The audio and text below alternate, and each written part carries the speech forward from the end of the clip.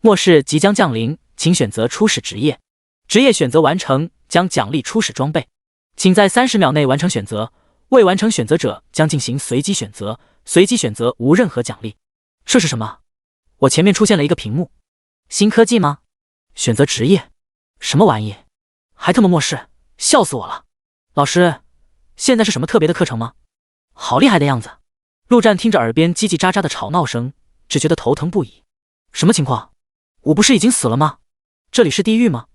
前一秒，陆战明明记得自己被那恐怖的魔狼王一爪子拍死，临死前，他甚至还看到了自己那血淋淋的肠子。卧槽，这是什么？却在这时，一声惊呼响起，只见一个魁梧男生的手中竟突然出现了一把闪烁着寒光的斧头。好家伙，刘猛，你上课还带斧头的吗？想干什么？不是，我刚刚根据界面上的提示选择了辅战士，然后这斧头就凭空出现在我手上了。刘猛赶紧解释道：真的假的？那我也试试。这绝不是现在的科技能做到的，这不会真有末世吧？宁可信其有，不可信其无，大家快选！听着一声声讨论，陆战终于回过神来，同时双眼之中露出一丝狂喜。重生！他竟然重生了！重生到末世开启的那一刻。没错，末世，职业选择，初始装备，这一切都是真实的。只是这重生特么的也太坑了吧！竟然刚好是职业选择那一刻都不给点准备时间。不敢犹豫，陆战赶紧看向眼前的职业选择面板，果然与前世一样的3个：力士、零件士、建筑师。上一世，陆战因为将信将疑，犹豫到了时间结束，直接给他随机了一个零件士。零件士其实算得上一个极为强大的职业，高工高敏，而且技能极强。可惜没有了初始武器，零件士便发挥不出任何威力。再加上那时的陆战胆小得很，完全不敢去跟那些魔物战斗，造成的结果便是开始落后于人，后面处处落后于人。在末世，他就一直是个混在底层的人物，靠着谨小慎微与一点点运气，勉强苟活了1年多。结果最终也是因为运气差，一位人类强者与一头领主大战，将他的躲藏之地直接给掀翻，他也毫无疑问的被秒杀。既然老天给了他一次重新来过的机会，那么他还会像以前那样苟活着吗？不，绝不可能。他要成为强者，成为在末世中能掌控自己命运的强者，甚至是人皇。上一世有8位人族绝强建立了8座庇护所，庇护人类，那8位便被称为人族8皇。陆战没有犹豫，直接便要选择零件士职业。有了武器，再加上他前世的战斗经验，至少在前期，陆战有信心甩开别人一大截。然而就在他要选择的瞬间，突然面板变化，显示出一行特别提示：第一，检测到玩家死而复生，触发隐藏职业亡灵法师，是否选择隐藏职业？陆战激动的直接站了起来，没想到自己的重生竟然还触发了隐藏职业。毫无疑问，隐藏职业比普通职业强大许多许多。8皇之中有6位都是隐藏职业的拥有者，但隐藏职业的触发条件极为苛刻，1万人之中可能也没有1个。选择。虽然上一世没听说过亡灵法师这个隐藏职业，但陆战还是没有任何犹豫的选择。第一，恭喜您成为亡灵法师，现发放初始装备亡灵之戒。随着系统面板的消失，陆战的手指上赫然出现了一个黑色的戒指。意念一动，陆战的面前便再次出现一个属性面板。没错，末世将这个世界变得跟游戏一样，有属性，有等级，有技能。陆战等级1级，职业亡灵法师，法力值50，力量4，体质4，智力8，敏捷5，精神7。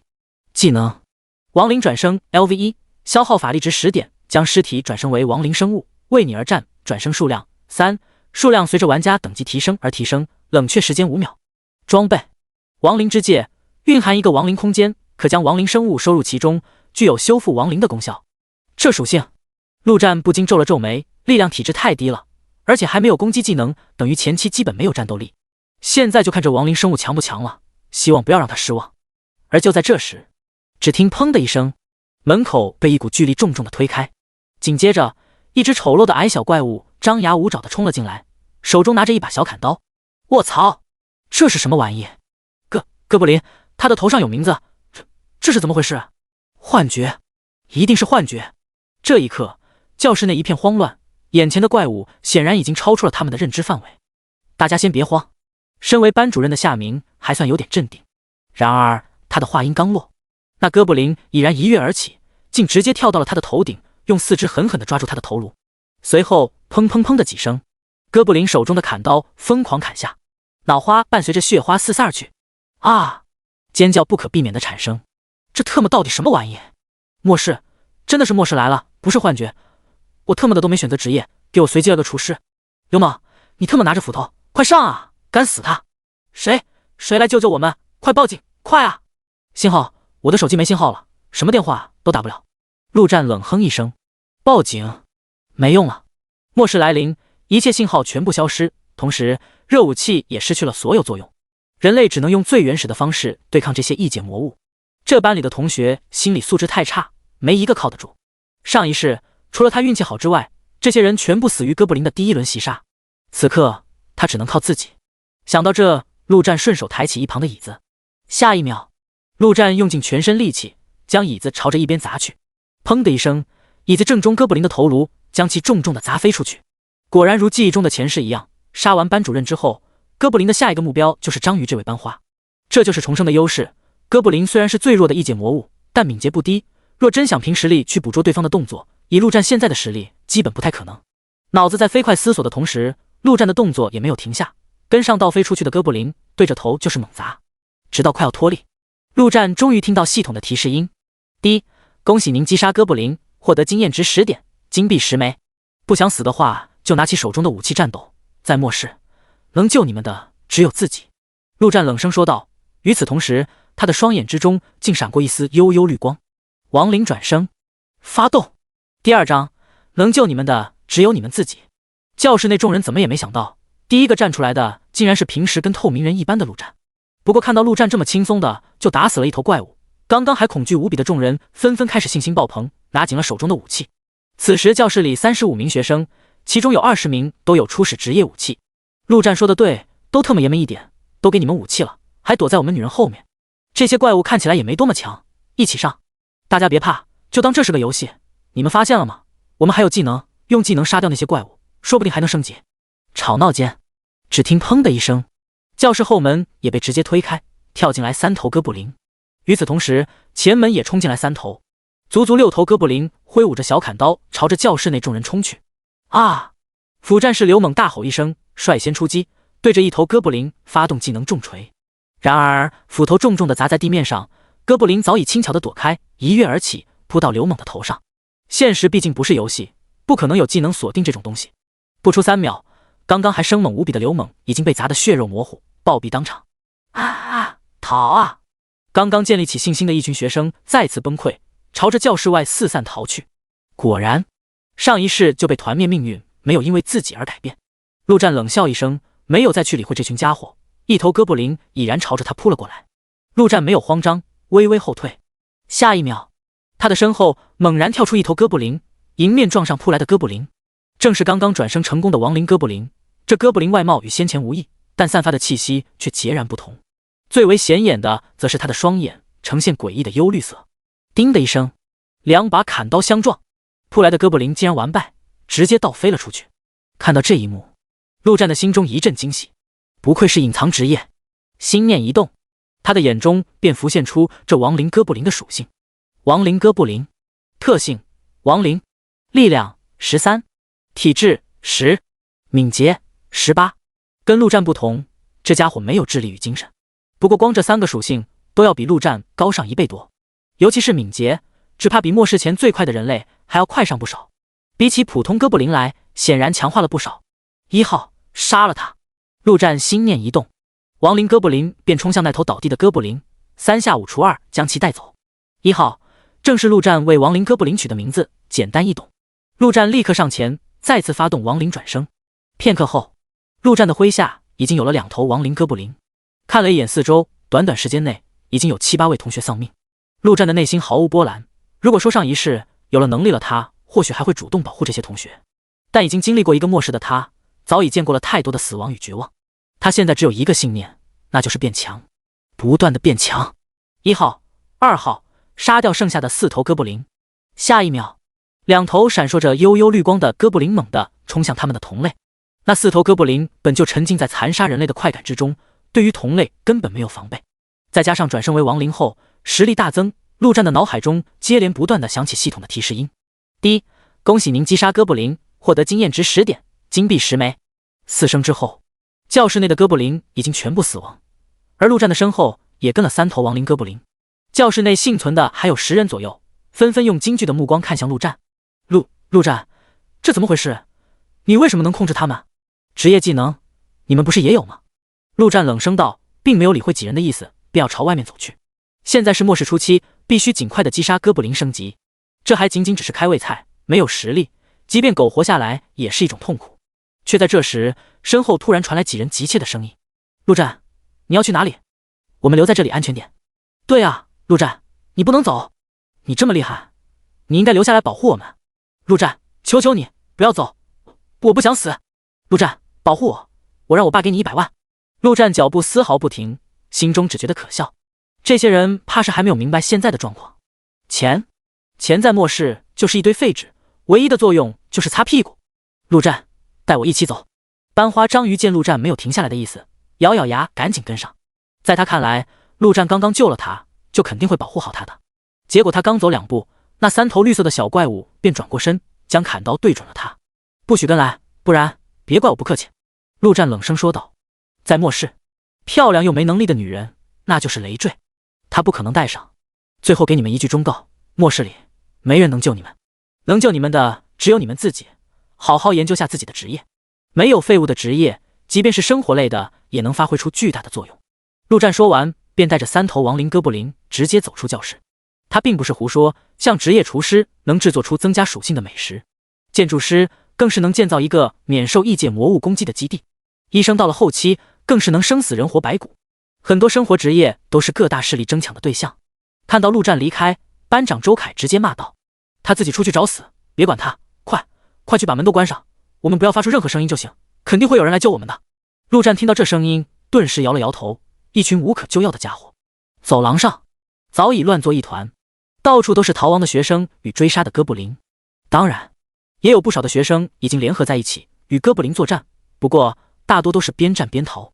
陆战没有理会任何人，直接在心中命令道：2号、3号去击杀哥布林，1号你保护我。现在的他毕竟还弱得可怜，必须小心一些。2号、3号的动作很快，再加上每次都是2打1，10几秒时间便能杀掉1头哥布林，效率快得离谱。陆战心中兴奋，这样下去自己绝对能走在所有人的前列。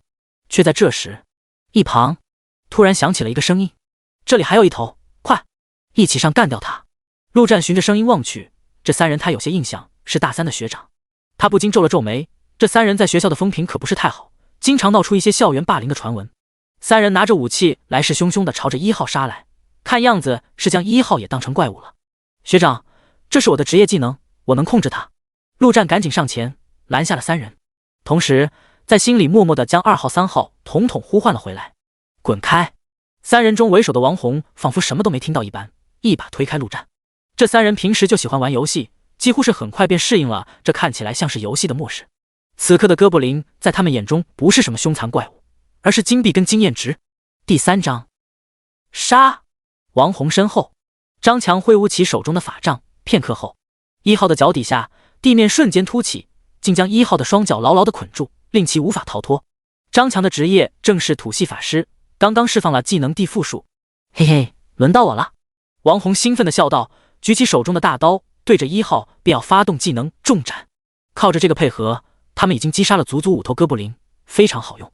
结果下一秒，一道绿色的身影猛然从一旁冲出，一刀狠狠地砍在他的手臂上，正是刚刚到场的2号。啊！王红痛得直接大叫，手中的大刀直接掉落在了地上。他的手臂虽然没断，但依然被砍出一个巨大的伤口，鲜血如同泉水般流出。与此同时，1号脚底下的地缚术控制时间也已经结束。我说过，他们是我控制的。陆战擦了擦嘴角的鲜血，看着3人冷冷地说道：刚刚那一推直接让他撞到了墙上，竟然流血了，这身体真特么弱。而在他的身前，3头亡灵哥布林举起小砍刀，对准了前面的3人。你给老子等着！王红捂着手臂，冷汗直流，放下一句狠话，便要带着2个小弟赶紧离开。结果下一秒，一把小砍刀已经狠狠地劈在他的头上。还想有下次？没机会了！陆战冷笑一声，说道：末世敌人不仅仅是魔物，还有其他人类。经历过一次末世，对于这种已经结仇的人，陆战不可能给他任何报复的机会。啊！王红一声惨叫，一颗头颅差点被劈成两半，直直的倒了下去，抽搐几下后便彻底没了呼吸。旁边的2个小弟已经彻底吓傻了，甚至都忘了逃跑。等他们反应过来，3把小砍刀已然劈向他们的头顶。杀戮继续！解决完3个垃圾，陆战深吸一口气，对着3头亡灵命令道：随着末世的持续，王红这样抢怪的人会越来越多，到时候说不定会陷入到僧多肉少的地步，他必须要抓紧时间了。3分钟后，当第10头哥布林被杀死，陆战的脑海中终于响起了升级的声音。第一，恭喜您等级提升至2级。陆战的脸上满是兴奋。上一世，他足足在末世爆发的2天后才升到2级，而现在仅仅过去半个小时。看向属性，升级后属性上并没有变化，只是给了3点自由属性点。最重要的是，亡灵转生的数量提升到了5个，这将大大提升他的整体实力。隐藏职业恐怖如斯。思索片刻，陆战便将3点属性全部加到体质上面。一般来说，法师最重要的属性是智力，直接影响其技能的伤害。但陆战不同，亡灵法师虽然也算法师，但他的主要战斗力在亡灵生物身上，而影响亡灵生物实力的尸体的强度跟智力毫无关系。那么还不如加体质，毕竟亡灵法师最大的缺点就是法师本身。3点体质1加，陆战便感觉到身体轻松了不少，刚刚被那一推造成的微痛也全部消失不见。兴奋之余，陆战便对着地上的2头哥布林尸体发出痴汉般的笑声。嘿嘿，起来吧，我的亡灵们！片刻后，带着5头亡灵哥布林，陆战感觉到前所未有的强大。这一刻，他突然发现末世似乎也并不是那么可怕。陆战所在的这一层共有6个教室，此时能跑的学生都已经跑掉，跑不掉的也死得差不多，整个走廊上也渐渐的安静了下来。却在这时，一股危险的气息猛然逼近，只见一道带着寒光的利剑从前方的楼梯口直射而来。刚刚完成亡灵转生的5号几乎还没有反应，便被这一支寒冰剑正中眉心。第一，您的亡灵已经回归永恒。陆战一惊，自己的亡灵哥布林竟然被直接秒杀，对方是谁？转过头，只见一个穿着白色连衣裙的女子手持一把蓝色弓箭，正准备射出第2支箭。等等，别攻击，这些是我的亡灵，被我控制。陆战出言制止对方的同时，未免再次碰到王红那样的家伙，赶紧躲到1号的身后。他的心头一阵狂跳，这女子他岂能不认识？那美艳至极的脸庞，标志性的精灵耳朵，神乎其神的剑法，未来的人类8皇之一，精灵女皇沈佳洛。她原本就是这座学校的校花，同时也是剑术部的部长，一手剑术出神入化。而她的职业据陆战所知，同样也是隐藏职业精灵射手。对沈佳洛来说，简直就是如虎添翼一般。沈佳洛皱了皱眉，他刚刚击杀了那头哥布林，确实没传来经验值跟金币的声音。抱歉。道歉之后，沈佳洛便毫不犹豫往下一层走去。在他看来，那位能控制哥布林的同学显然不弱，这一层既然有这人在，他也没必要留下来抢怪。这婢娘们，要不是老子打不过！见到对方消失，陆战才松了一口气，心中暗骂一声，不愧是未来的8皇之一，那把弓箭指向他的时刻犹如直面死亡。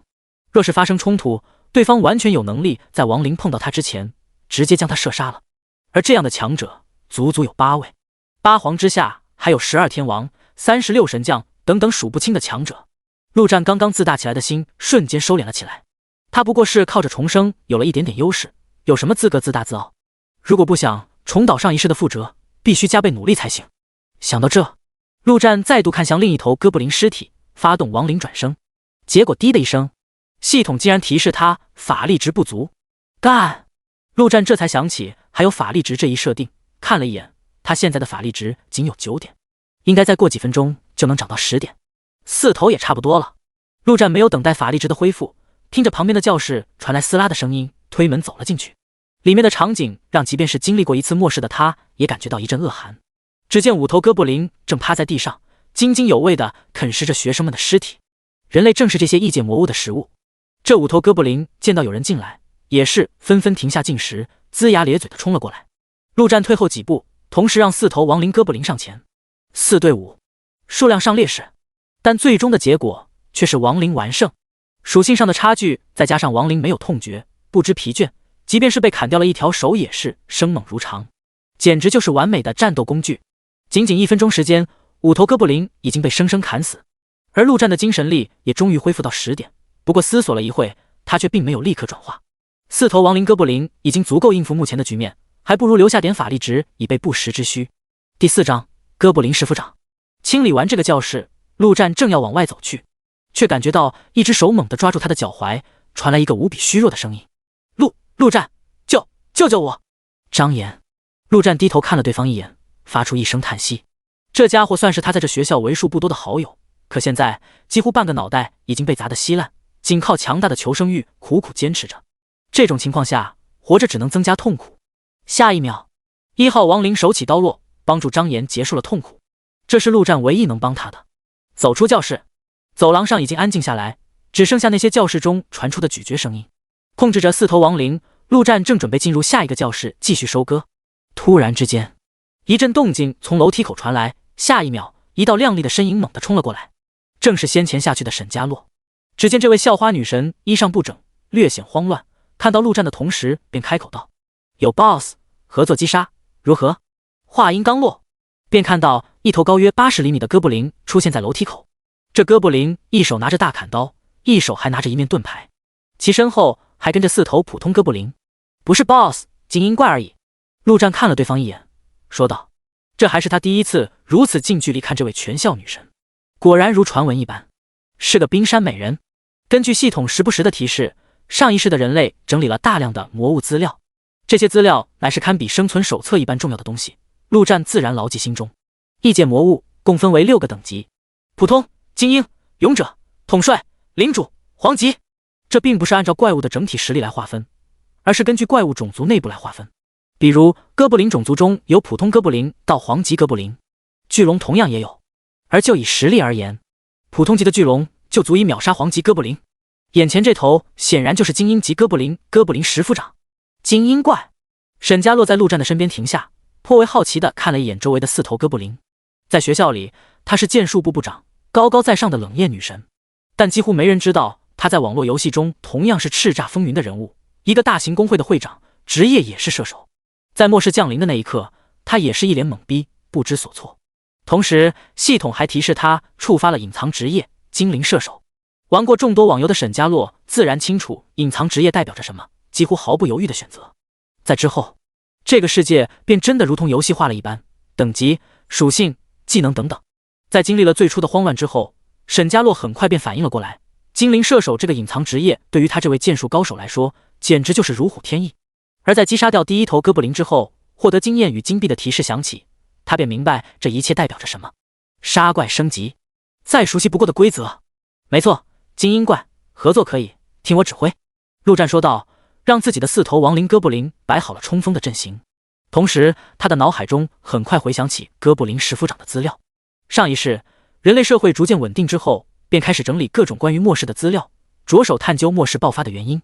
在这些资料当中，关于各种魔物的自然不少，而哥布林这种数量最为庞大的魔物，资料更是烂大街一般，随处可见。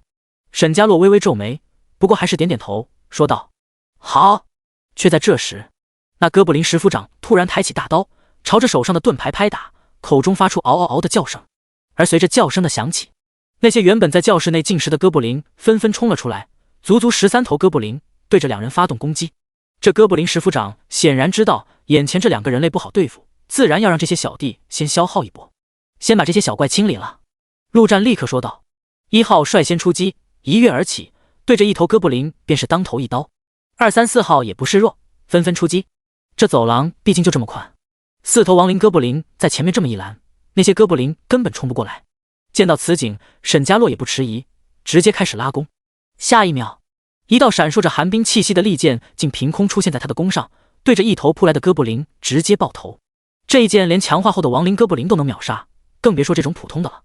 射手的特点本就是高攻击，而且精灵射手的第一个技能便是为弓箭附魔兵属性，伤害更是离谱，只要命中要害必定秒杀，即便命中其他地方也能让对方出现一定时间的减速。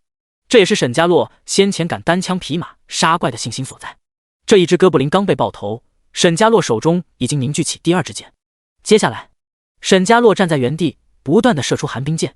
身为剑术高手，射击移动的目标本就是必修课，再加上这种没人打扰、距离又近的情况下，沈佳洛的箭堪称百发百中。好家伙，我这4头亡灵杀起来，竟然还没他一个人来得快。陆战看得心惊不已。当然，对方能这么轻松的击杀，最大的功劳还是在4头亡灵哥布林挡在前方。光以隐藏职业的强度而言，陆战自认为亡灵法师不会弱于精灵射手。仅仅3分钟，在沈家洛的强力输出之下，13头哥布林便已经被全部击杀。陆战却是略有不爽，这特么大部分经验都被对方这强力输出给分走了。沈家洛却没有停歇，再次射出一箭，朝着那边的哥布林石斧掌而去。那哥布林石斧掌却丝毫不慌，挥舞着大砍刀，竟准确无误地将那冰剑瞬间砍断。与此同时，他再次嗷嗷嗷地吼叫起来。下一秒，身边4头哥布林竟如同打了鸡血一般，身上纷纷亮起红光。这是哥布林石斧掌的狂热技能，可以提高附近哥布林的属性，持续1分钟。陆战一脸严肃地提醒道：“哥布林石斧掌本身的属性并没有多高，也就普通哥布林的3倍左右，但就是这一个狂热技能，很是麻烦。这也是他答应合作击杀的原因。要不然这精英哥布林，他当然要选择独吞。这样的吗？”沈家洛若有所思，他是个聪明人，自然不会去问陆战为何知道这些信息。嗷！哥布林石斧掌再次吼叫，带着4头强化后的小弟直接冲了上来，速度之快，竟是普通哥布林的2倍。第5章奖励魔盒。我的亡灵挡不住多久，你尽快击杀掉1头对方身边的普通哥布林就行，剩下的交给我。陆战快速地说道。与此同时，一道4号亡灵已经朝着重来的哥布林杀过去。强化后的哥布林属性上甚至比亡灵哥布林还要强上一丝，两队人马刚一接触，4头亡灵便有些招架不住。沈家洛没有说话，一直保持着开弓的姿势，却没有射出。那头哥布林石斧掌还没动，若是他直接射出，怕是又要被对方击落。他必须等待时机。就在这时，只听扑哧的一声，3号亡灵哥布林大半个身体竟都被对方砍掉大半，而那哥布林石斧掌则是看准时机，手起刀落，将3号头颅直接斩落。您的亡灵已经回归永恒。陆战的脑海中响起提示，来不及心疼，他便感觉到身边一股能量爆发而出。正是沈家洛趁着哥布林石斧掌挥刀的时候射出一箭，这一箭并没有射向哥布林石斧掌，而是他身边的1头普通哥布林。既然已经选择了听从陆战的指挥，那么他就不会有任何的犹豫。没有石斧掌的阻拦，这一箭自然是精准的命中了1头战斗中的哥布林头颅。然而强化过的哥布林竟然没有被这一箭秒杀。不过下一秒，1号亡灵已经一跃而起，一刀砍在其脖子上，精准无误的补刀。干得漂亮！听到系统提示的击杀声音，陆战毫不吝啬地夸奖了一番自己的小弟。也不知是不是错觉，这1号总感觉比起其他3头亡灵机灵了许多。随后他立马往前几步，等到距离足够，眼中直接亮起幽幽绿光。亡灵转生发动。刚刚死亡的哥布林甚至连身体都还没倒下，一股神秘的力量便注入到他的体内。眼中泛起绿光的同时，突然转身，挥刀砍向曾经的老大哥布林石斧掌。那石斧掌即便再聪明，也想不到前一秒的小弟，下一秒就转头来砍自己，被新的4号哥布林直接砍中了肚子，绿色的液体哗啦啦流了出来。果然可行，眼见得逞，陆战的心中也是兴奋。这正是他的计划，亡灵法师独特的偷袭方式。无需陆战提醒，看准时机的沈家洛已经再度射出一箭，刚刚被砍一刀的石斧掌自然没办法阻止。又一个小弟被命中头颅，等待时机的1号犹如人头雷达，再度出击，将其带走。起来吧，我的亡灵！陆战毫不犹豫，用仅剩的10点法力值施展亡灵转生。死亡的哥布林瞬间转生为5号，陆战却没有让他偷袭石斧掌，而是先帮助2号、3号解决掉剩下的2头哥布林。形势瞬间逆转，原本的4打5，直接变成了5头亡灵哥布林对战哥布林石斧掌。这就是亡灵法师的可怕之处。一场战斗下来，亡灵越打越多，足以让所有敌人绝望。一旁的沈家洛在震惊的同时，手上的动作也是不停，朝着那哥布林石斧掌射出一箭又一箭。石斧掌的狂热技能只能给小弟生效，没了小弟战斗力顿时减少大半，又被挂上了几箭减速，很快便被5头亡灵砍得节节败退。半分钟后，又是1号，看准时间，一跃而起，朝着石斧掌的脸一刀刺去，竟直接从其眼睛中刺进，贯穿了其头颅。攻击您击杀精英级哥布林，哥布林石斧掌获得经验值100点，金币40枚。恭喜您的等级提升至3级。连续2道声音响起，陆战的脸上抑制不住的喜悦。上一世的末世，他躲躲藏藏，活得无比苟且，而此刻竟然这么快便升到了3级。没有犹豫，他依旧将这3点属性加到了体质上。随后他便迫不及待地看向技能亡灵转生，果然最大数量变成了7。一旁，沈家洛的脸上也浮现出一丝笑容，他也升级了。不过很快，他便看到那头石夫长的尸体之上似乎出现了一些东西，便看了一眼陆战，说道：“好像爆装备了。”陆战自然看到了那些东西，点了点头，说道：“走，过去看看。末世让这个世界的很多东西都游戏化了，那么打怪爆装备自然是很正常的设定。”陆战让5头亡灵走在两人的中间，同时发布命令，一旦沈家洛有弯弓的动作，便要毫不犹豫地发动攻击。虽然两人刚刚并肩作战，但人心难测，若是沈家洛为了装备突然暴起，以其强大的杀伤力，怕是能直接将陆战秒杀。幸好直到走到那尸体的身旁，沈家洛都没有任何攻击的意图。石夫长的尸体上此刻正漂浮着2个圆球，一人一个吧，我要这个了。陆战几乎看了一眼，便毫不犹豫地拿起其中一个圆球，说道。他的心中一阵狂喜，这种时候他可不会因为对方是个美女就客气什么的，自然是哪个好就要哪个。沈家洛皱了皱眉，不过也没说什么，拿起另外一个圆球仔细看去，才看清这圆球里面是一双颇为精致的绿色鞋子，把这圆球用力捏破就行。说话的同时，陆战捏破手中的圆球，做出示范。砰的一声，圆球内飞出一股能量，直接没入陆战的身体之中。同时他的脑海中响起系统的声音：请选择奖励类型，属性点、经验值、技能、装备。果然是奖励魔盒，这可是好东西。这东西陆战上一世苟活了足足1年多时间，也才得到过一个。奖励魔盒顾名思义就是不确定的奖励，需要靠运气去抽取。比如选择属性点，哪个属性以及数值统统都是随机的。经验值同样是随机，陆战曾经便听说过有个极品幸运儿随机到了海量的经验值，直接升了足足50级。当然这种概率小的离谱，小到1/1000都没有。曾经有人做过统计，选择属性的 90% 的概率是5点以下， 9% 的概率是5至10点以上，只有 1% 的概率在10点以上。经验值也是差不多，所以除非是真正的气运之子，几乎没有人会选择这2样，大多都是选择技能以及装逼。第6章亡灵献祭。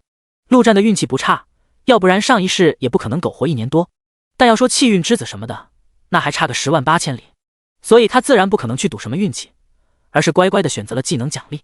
末世虽然给了所有人初始职业以及初始技能，但之后的技能却没办法靠升级来获得，而是需要靠技能书来学习。技能书的产出方式很多，但隐藏职业的却很少很少，这也是隐藏职业最大的弊端之一，技能难寻。而奖励魔盒便可以说是隐藏职业争相抢夺的宝物，因为选择技能随机的话，不管开出的是什么技能，都会是本职业相关的。第一，选择技能奖励，开始随机。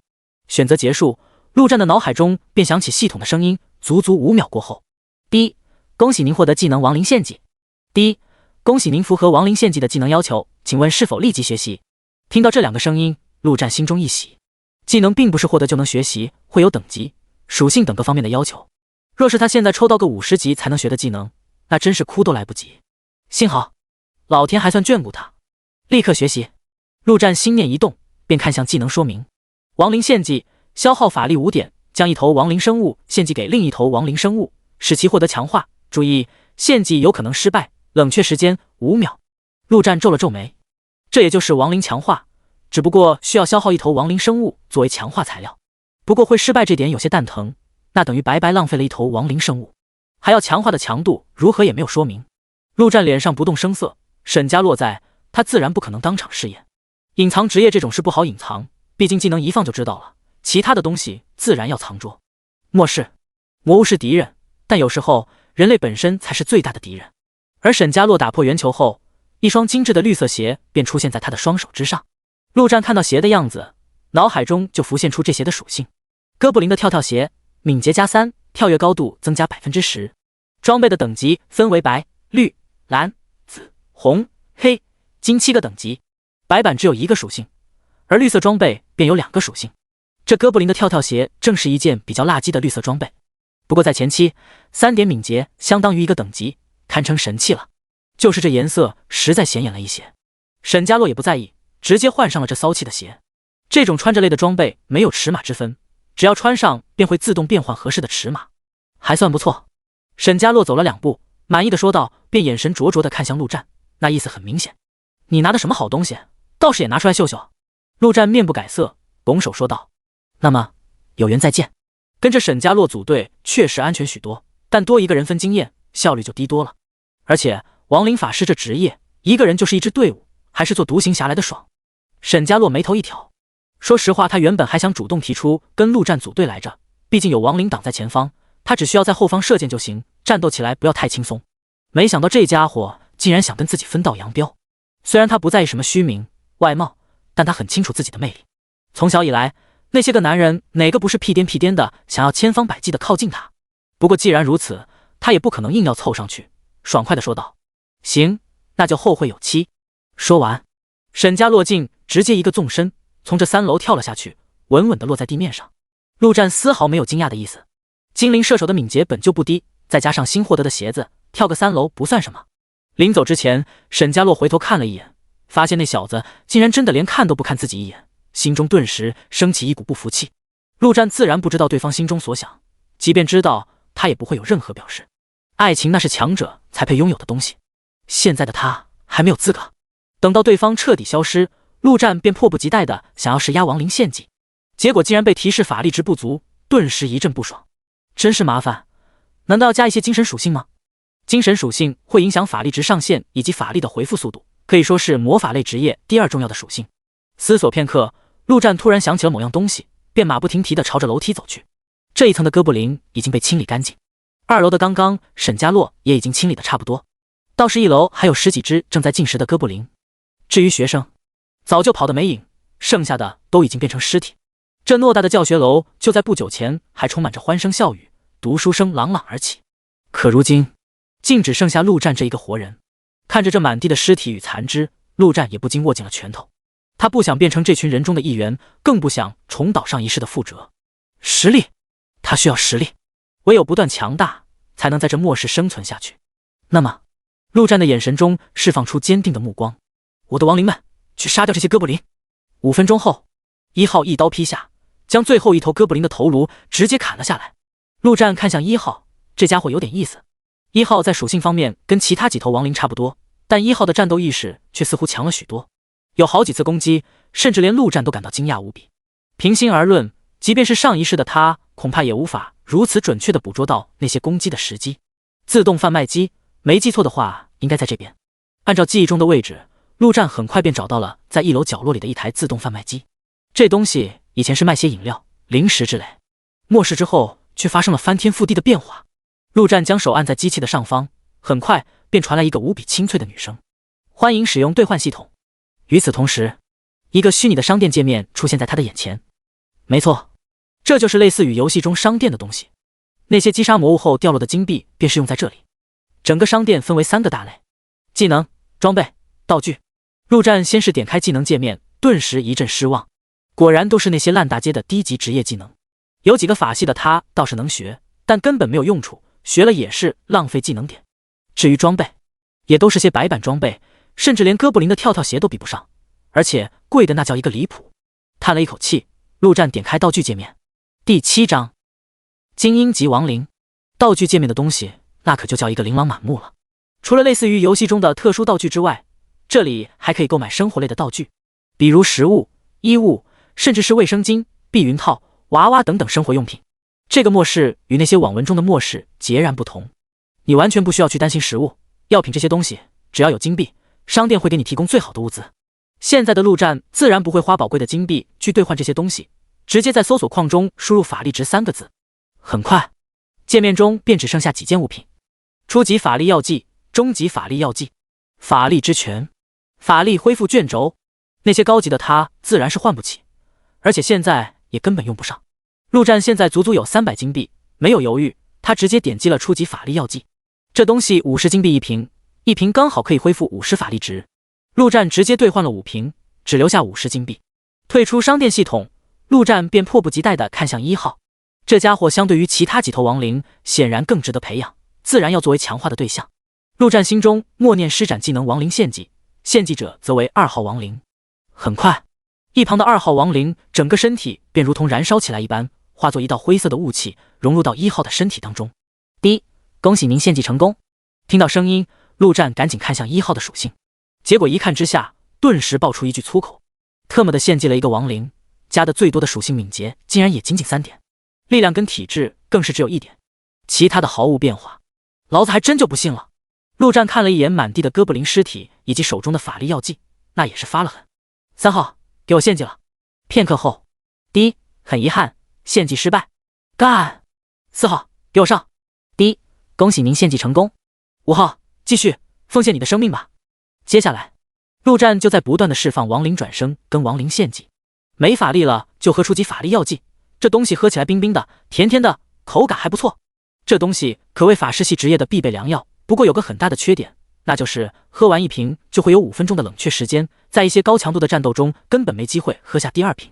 不过陆战自然不着急，5分钟时间等就等了。终于，在喝掉3瓶法力药剂，献祭了将近20头亡灵之后，系统接连响起了2道声音：第一，恭喜您献祭成功；第一，恭喜您的亡灵进化成功。进化了！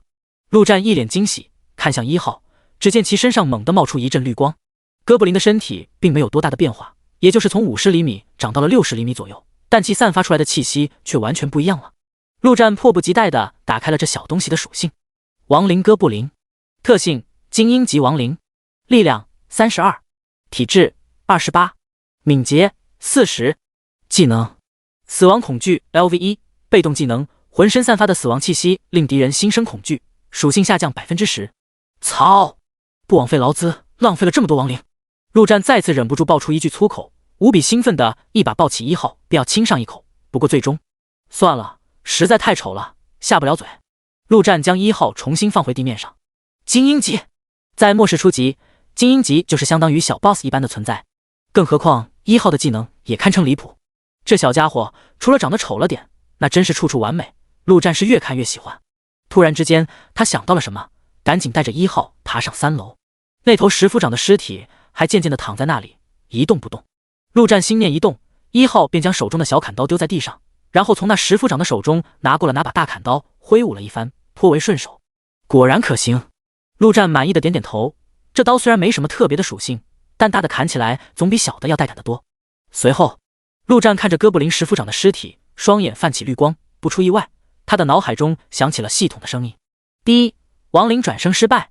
陆战也没失望，他早就想过这个结果，只不过是抱着侥幸的心理试一试罢了，就是白白浪费了10点法力值，有点可惜。随后，他再次转生了6头亡灵哥布林，加上1号，足足7头亡灵哥布林。亡灵法师的强大已经出现端倪。陆战心念一动，他手中的亡灵之戒闪过一丝绿光，6头亡灵哥布林便已经消失在原地，进入到亡灵空间之中。他的身边只剩下1号这头精英亡灵，带着7头哥布林太过招摇撞势。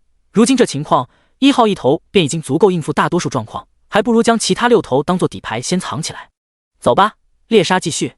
出了教学楼，陆战也没兴趣去寻找那些落单的哥布林杀，效率太慢了。记忆中，整个大学中有2处地方聚集了大量的哥布林，因为这2个地方正是学生们的躲藏之处。末世爆发的前几天，除了个别胆子大并且实力极强的敢主动猎杀魔物，其他的大部分人都还是以逃亡为主。毕竟大家先前都是普通学生，杀只鸡都要颤颤巍巍的，魔物那凶残的模样就足以吓退大多数人，更别说上前战斗了。2处地方，一处是宿舍楼，那里可以说是学生们的家，而且有大量的物资，足够躲藏很久。另一处则是食堂大楼。末世爆发，大多数人的想法都是物资，食堂大楼不仅有各种食物，1楼还有个大型超市，绝对是一个避难的绝佳地方。前世的陆战便是跟随众人躲藏在食堂大楼中，而根据陆战的记忆，现在的食堂大楼应该已经被大量的哥布林包围，少说也就200-300头。现在的他贸然前往，那就是找死。还是去宿舍楼那边杀怪比较安全。打定主意，陆战便带着1号朝着宿舍区而去。兰陵大学的宿舍区共有3栋宿舍楼，并排竖立，分别属于老师、男生与女生。此刻，3栋宿舍楼中时不时的传来阵阵惨叫声。躲在宿舍内的学生被那些哥布林一个一个找出，杀死，然后吃掉。甚至有几位已经承受不住这种恐惧，直接从楼上跳了下来，结束自己的生命。当然，也有勇敢的人在击杀哥布林。刘勇便是其中之一。他原本是这座大学的一名体育老师，末世爆发之时刚好在宿舍中休息。当初职业选择的时候，也是抱着宁有信其有，不可信其无的心态，主动选择了其中的一个职业——鬼剑士。随后他的手中便出现了一把双手大剑。第8章狂战士。很快，他便发现鬼剑士这职业似乎比其他职业强上不少，顺利的斩杀第一头哥布林后，便也反应过来，这已经变成一个游戏般的世界。不过鬼剑士的弊端也很大，那就是敏捷太低，他每次只能对付一头哥布林，一旦有2头以上，他就得跑路。所以一直以来，他都是小心翼翼的找落单的哥布林来杀。直到现在，他已经斩杀了近20头哥布林，升到2级。此刻，他正在女生宿舍2楼，刚刚斩杀掉一头哥布林，对着里面躲着的女生说道：“躲在里面，不要发出声音，我尽量将这一层的怪物杀掉。”宿舍内，2名女生躲在床底下，瑟瑟发抖的点了点头。刘勇关上门，走到另一个宿舍内，里面空无一人。正当要退出去之时，突然之间，一滴水滴到了他的头顶之上。刘勇抬起头一看，只见一头哥布林镜挂在屋顶的吊灯之上，对着他流出口水。下一秒，那哥布林怪叫一声，猛地扑了下来。操！刘勇吓了一大跳，赶紧抬起双手巨剑，却已经来不及，被那哥布林直接抱住了整张脸。叮的一声巨响，刘勇哪里还握得住巨剑，直接将其扔在了地上，同时双手一把抓住那哥布林，想要将其从脸上扯下来。然而那哥布林死死地抱住他的头颅，完全没有松手的意思。慌乱之间，刘勇的身体东倒西歪，不知不觉中竟直接走到了窗户边。在什么都看不到的情况下，刘勇一个发力，整个人直接从窗户翻了出去。那哥布林也是机智得很，直接在空中放开刘勇的头，同时利用敏捷的身体稳稳地落在地面上。刘勇就没这么好运了，一声巨响，直接重重地摔在地上，身体一阵剧痛。幸好选择职业后，他的身体似乎得到了特殊的强化，要不然这一摔不死也惨了。强忍疼痛，刘勇赶紧站了起来，却是暗道一声不好，他的双手巨剑拉在楼上了。然而不幸的还不止于此，由于摔下来的动静太大，已经引起了楼上不少哥布林的注意，纷纷从窗口跳了下来。不一会儿，加上先前的那头，足足7头哥布林朝着刘勇围了过来。看样子好运是到头了。刘勇苦笑一声，7头，即便有武器，他也不可能打得过。咿呀咿呀，7头哥布林已经怪叫着冲了上来，就这么一个人，跑慢了可就没得吃了。刘勇怒吼一声，同样冲了上去，即便是死，他也要站着死，而不是白白等死。然而就在这时，一道绿色的身影猛地从刘勇身后窜了出来，速度之快，竟形成了残影。噗呲一声，刘勇甚至还没反应过来，离他最近的哥布林头颅竟直接从他脖子上飞了起来，掉落在地上。绿色的液体瞬间喷了他一脸，还好这玩意没毒，要不然刘勇这还算英俊的脸可就毁了。接下来，刘勇只看到一个身影穿梭在剩下那6头哥布林之间，响起阵阵切肉一般的声音。不出30秒，7头哥布林竟已经全部身首异处，无一活口。而杀死他们的，竟也是一头哥布林。那哥布林手持一把大砍刀，体型也比其他哥布林稍大一些，转过身，双眼中竟冒出幽幽绿光。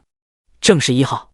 如今的1号不仅属性上强了这些哥布林一大截，更有强大的光环削弱敌人，此消彼长之下，杀如同哥布林就如砍瓜切菜一般简单。这一刻，刘勇只觉得毛骨悚然，丝毫没有被救下的庆幸。刘老师，你没事吧？突然之间，一道声音在刘勇的身后响起。刘勇吓了一跳，回头一看，才发现是他教的学生陆战。小心，你别过来！刘勇几乎是下意识地挡在陆战身前。你快跑，这家伙很厉害，我拖住他。陆战的心里不由得升起一股暖意。人性是复杂的，上一世陆战见识过太多人性的丑陋，但同样有美好的一面，虽然好的比例低得可怜。刘勇虽然是陆战的体育老师，但两人的交集并不多，只在课中说过几句话。而这一刻，刘勇竟能无畏地站出来，用生命保护自己的学生，当得起老师这个称呼。陆战没说什么，心念一动，1号便已经将砍刀收起，走了过来。直到那恐怖哥布林默默走到陆战的身后，刘勇才回过神来，不可思议的道：你刘老师，我的职业比较特殊，可以控制这些怪物。陆战笑着说道。卧槽，御兽师！刘勇忍不住爆出一句粗口。陆战自然是不置可否。陆战，你这东西好强，刚才就那么刷就把7头哥布林全杀了。劫后余生的刘勇话也是多了起来，他虽然是个老师，但也才32岁，还算年轻，运气好罢了。陆战也没时间跟他闲聊，直接说道：刘老师，我们合作吧。合作？怎么合作？刘勇一愣，在他看来，陆战的小弟这么强，根本用不上他。就像刚才那样，你把哥布林引下来，然后我来杀。陆战说道。这也是他刚刚产生的想法，与其上楼一个宿舍的找哥布林杀，还不如让那些哥布林主动出来。哥布林作为最低级的魔物，有一定的智商，但显然不会太高，也就比本能强那么一点点。如果刘勇在这里引怪，那些哥布林必然会冲下来抢食物，但也不会太多，不会超过10头。因为就这么一个人，来个10几头显然是不够分，这么点常识，那些哥布林还是有的。而只要不超过10头，对于1号来说就不会有危险。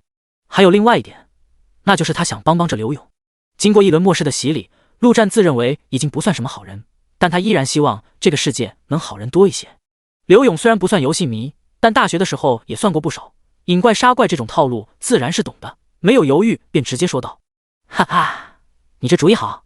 他的想法很简单，把那些魔物全部引下来，楼上躲着的学生自然就安全了。陆战笑了笑，随口问道：对了，刘老师，你的职业是什么？鬼剑士。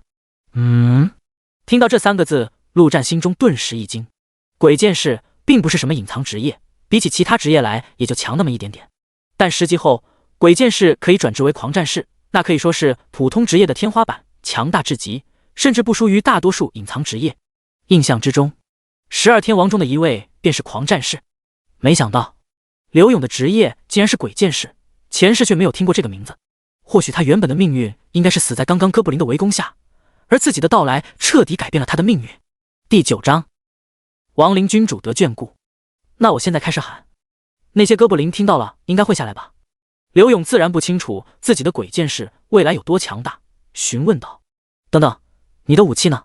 落在楼上了。那你先捡一把哥布林的砍刀，凑合一下吧。等下刘老师，你可以尽情输出，多混点经验。陆战笑着说道：行，那就谢谢陆战同学了。刘勇也不矫情，虽然以前他是老师，但如今这末世社会秩序都特么崩塌了，自然是谁实力强谁就是老大。刘勇还是看得开。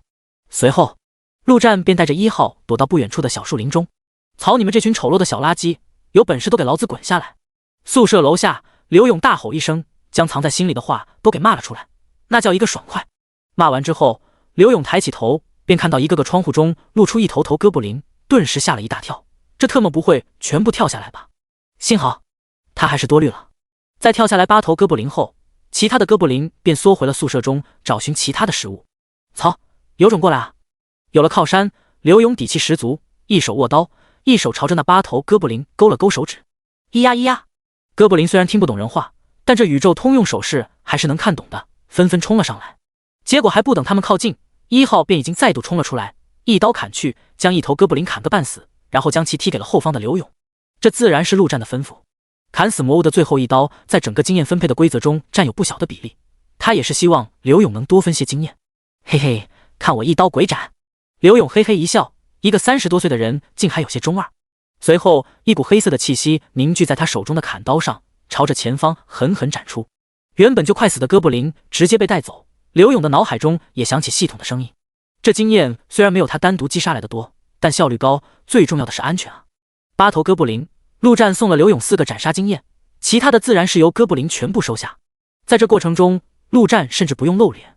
那我继续。刘勇兴奋的自言自语，就这么一会功夫，相当于他杀了2头哥布林，太爽了。陆战让哥布林点了点头，然后回到身边躲好。没用的小废物们，有本事继续来啊！哥布林的智商显然不太理解为什么刚刚跳下去的8个同伴都变成了尸体，只能遵从他们骨子里的本能，那就是吃人。于是乎，楼上再次跳下6头哥布林。1分钟后，当1号解决完第3头哥布林之时，陆战的脑海中除了经验值外，竟还响起了其他的声音。第一，恭喜您完成成就击杀100头魔物，获得称号百魔斩。第一，恭喜您是全球第96名完成此成就的玩家，属于前100名玩家，将获得特殊奖励职业天赋。是否进行天赋抽取？陆战心中一惊，眼中露出狂喜之色。百魔斩这个称呼他是知道的，甚至后面还有千魔斩、万魔斩，属于每个人都能获得的基础称号。至于称号属性，力量+1，属于可有可无。但前100奖励这事他还真不清楚。前世他就是个挣扎在底层的小人物，对很多高级的情报可以说一无所知。此刻的陆战心中只有庆幸，幸好自己选择了跟刘勇合作，及时斩杀了100头。若是一个宿舍一个宿舍的去寻找，只怕没有这么快。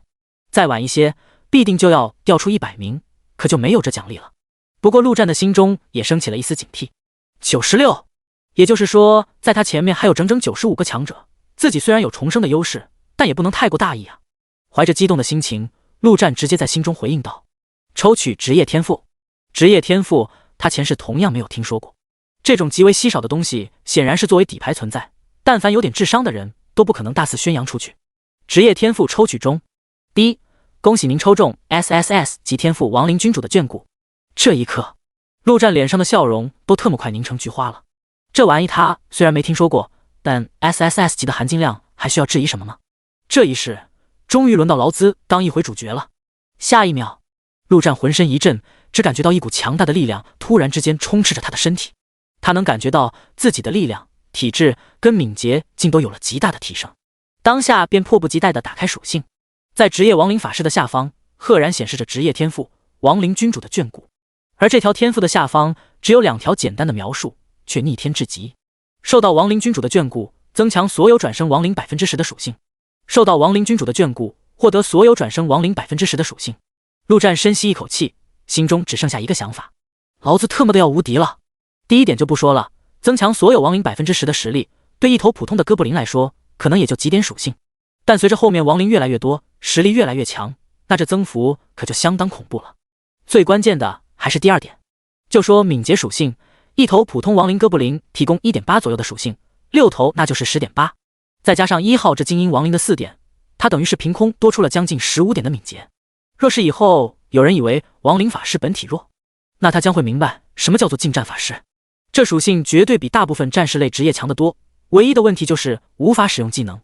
前方，刘勇已经开始了第3次拉仇恨，很快便有7头哥布林先后跳了下来。刘勇正觉得少之时，突然之间地面微微震动，一头加大版的哥布林重重的跳了下来，正是哥布林石夫长。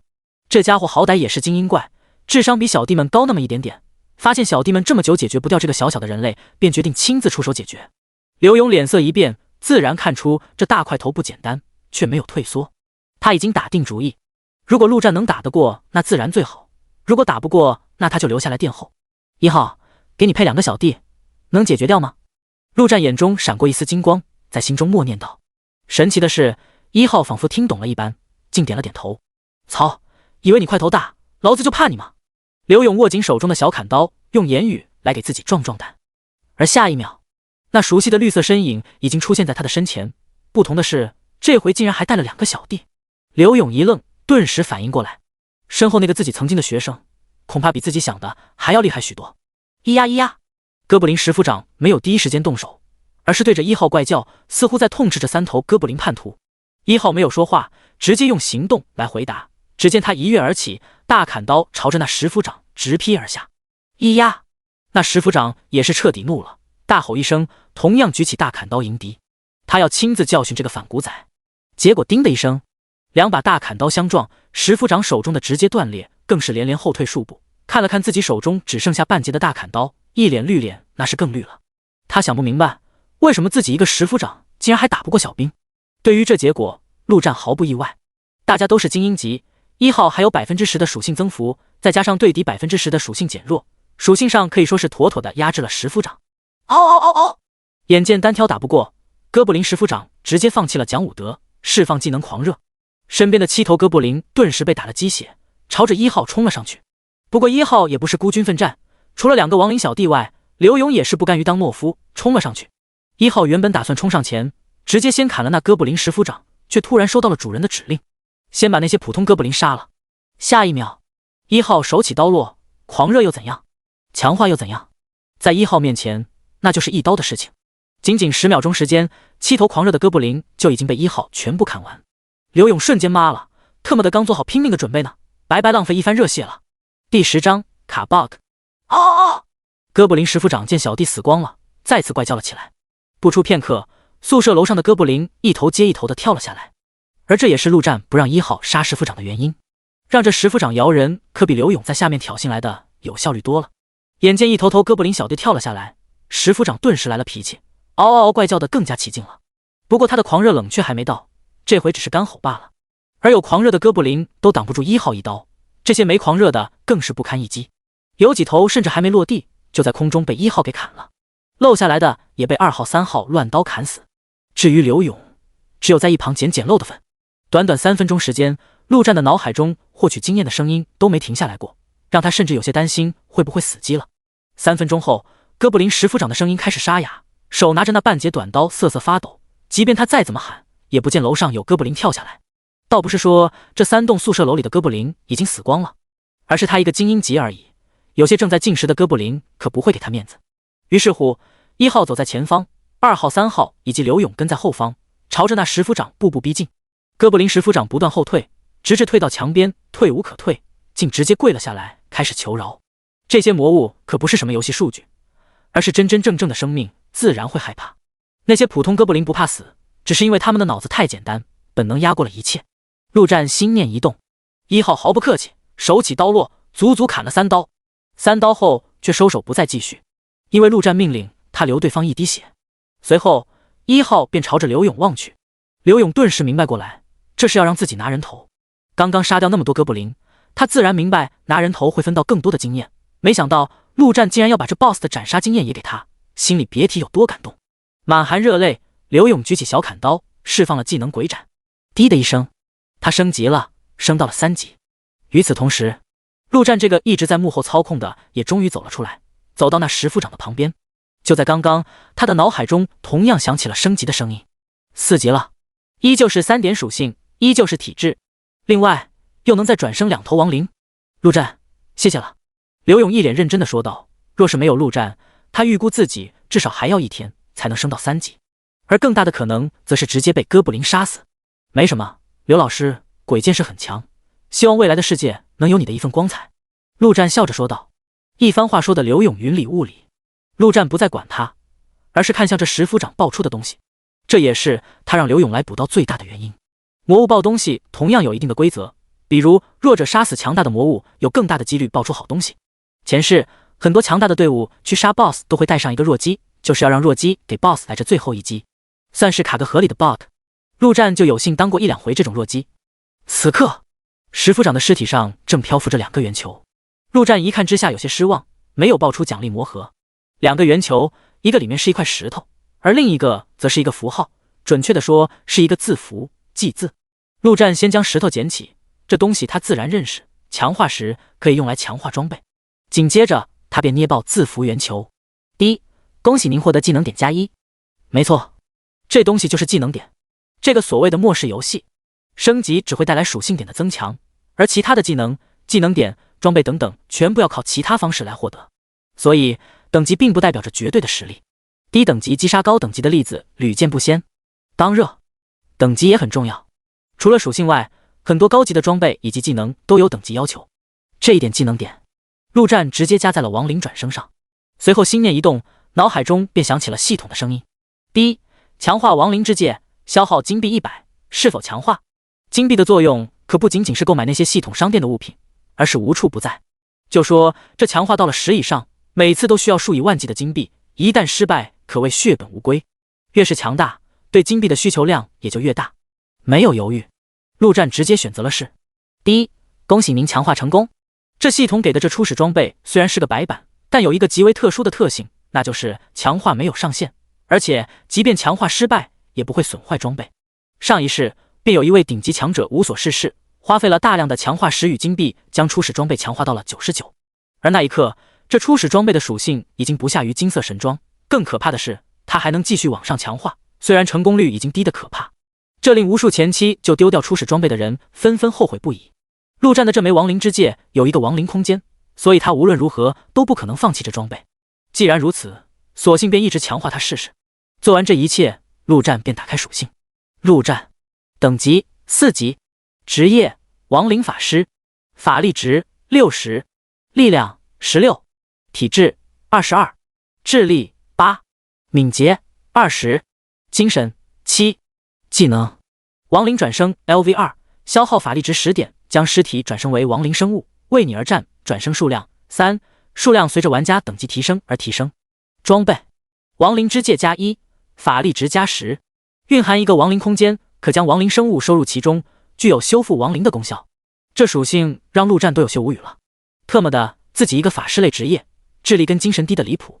至于亡灵之戒的强化出一个可有可无的法力+10。对了，陆战，还需要我继续引怪吗？这时一旁的刘勇开口问道。至于刚刚陆战拿走的2个球，他虽然好奇，但也不会去问，因为那就是陆战的东西。不需要了，刘老师，我要去别的地方了，你跟我一起吗？陆战摇摇头，难得的发出邀请。鬼剑士的战力很强，若有可能，将会是一个极强的队友。宿舍楼这边的哥布林已经杀了大半，剩下的一些没必要浪费时间。听到这话，刘勇却皱了皱眉，说道：“可这宿舍楼里面还有不少的哥布林，陆战，你这么强，为何不帮这些同学将哥布林杀光？”刘老师，你还不明白吗？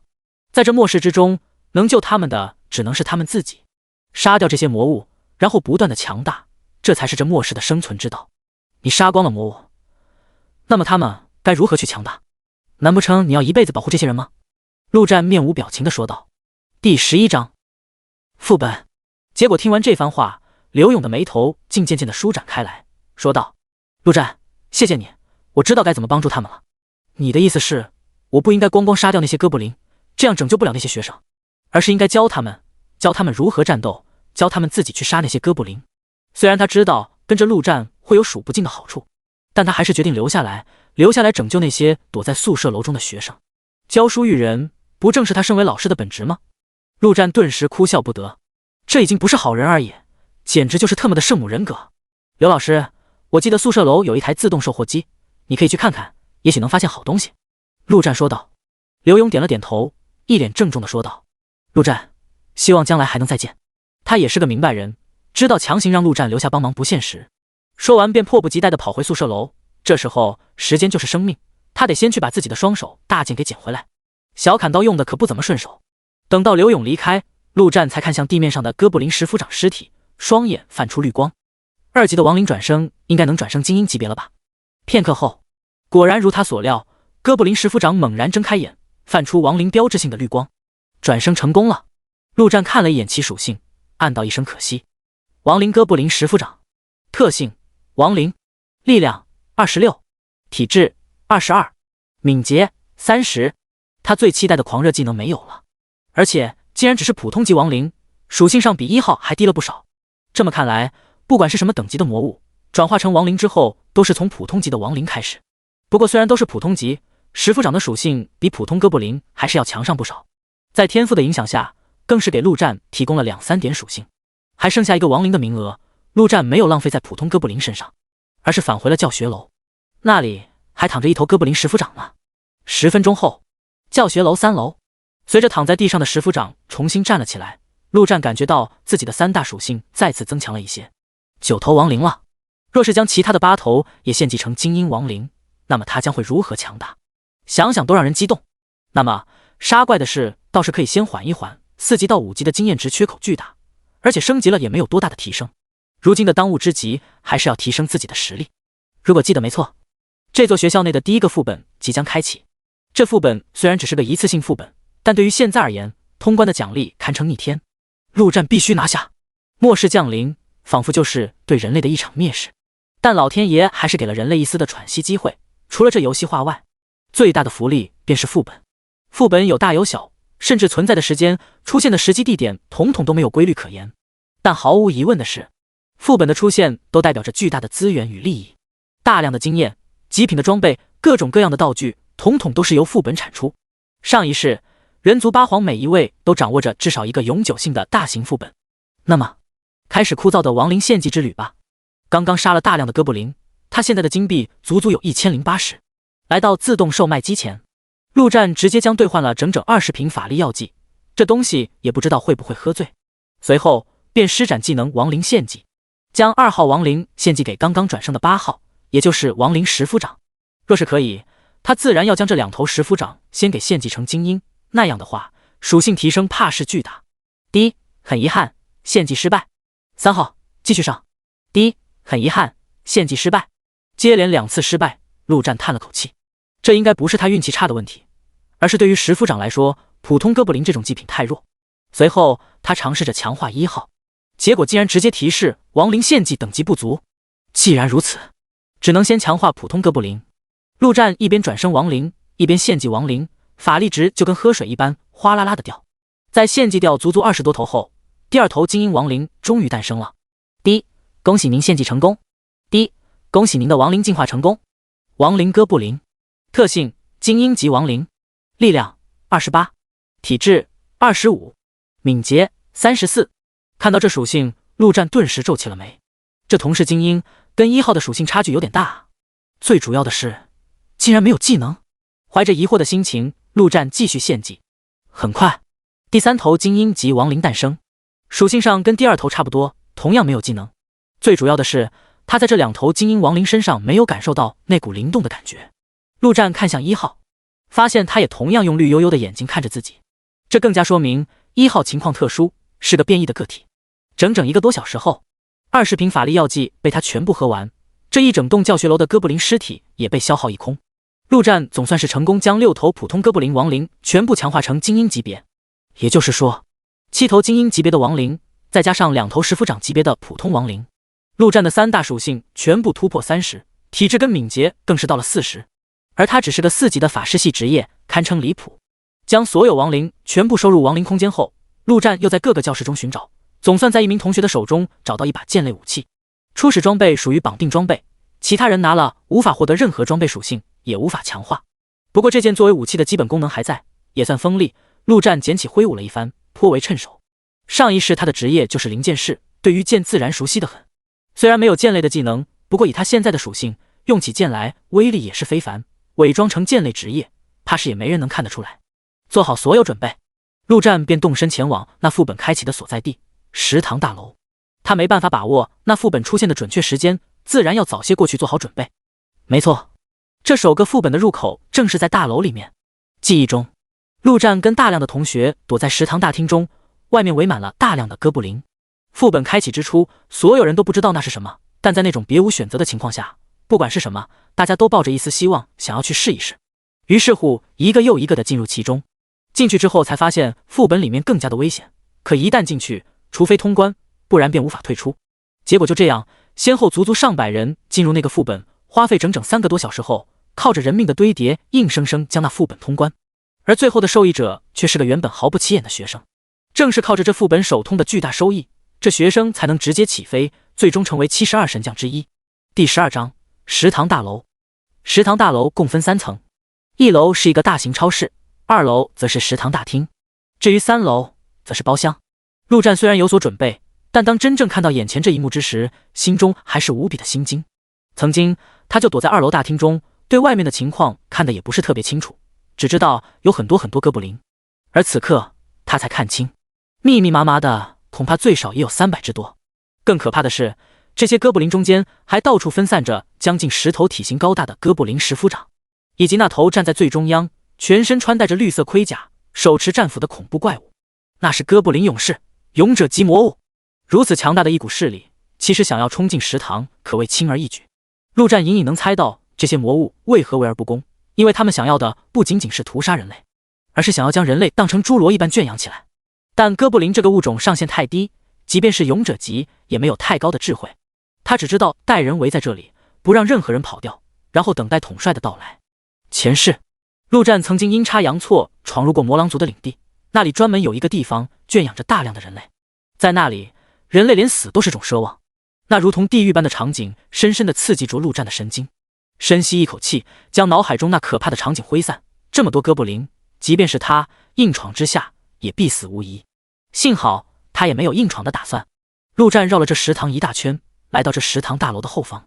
这里的哥布林少了很多，但硬闯的动静还是太大。他的目标是这边的一棵大树，这树枝繁叶茂，据说已经有上百年的历史，高达15米，比一整栋大楼都要高。大树边上，2头哥布林正在吃着不知道从哪里捡来的人类残肢。陆战慢慢靠近，等到距离足够，急速爆发，瞬间便到了那2头哥布林的身前。刷刷2剑下去，2头哥布林已然身首异处，这过程中只发出极其轻微的声音，完全没有引起那边哥布林大军的注意。随后陆战纵身一跃，便已经跳到2米多高的树干上。近40的敏捷足以用身轻如燕4个字来形容，用古时候的说法，那就是轻功。再次跳跃2次后，陆战已然到了这大树的10米高处，恰好能看到那食堂大楼的楼顶，距离将近10米，在无法助跑的情况下，正常人类根本可不能跳出去。不过现在他还算是正常人吗？陆战自嘲了一番，走到距离那楼顶最近的树干上，说实话，这距离他也没有把握，反正即便没跳过去，摔下去也摔不死，没什么好怕的。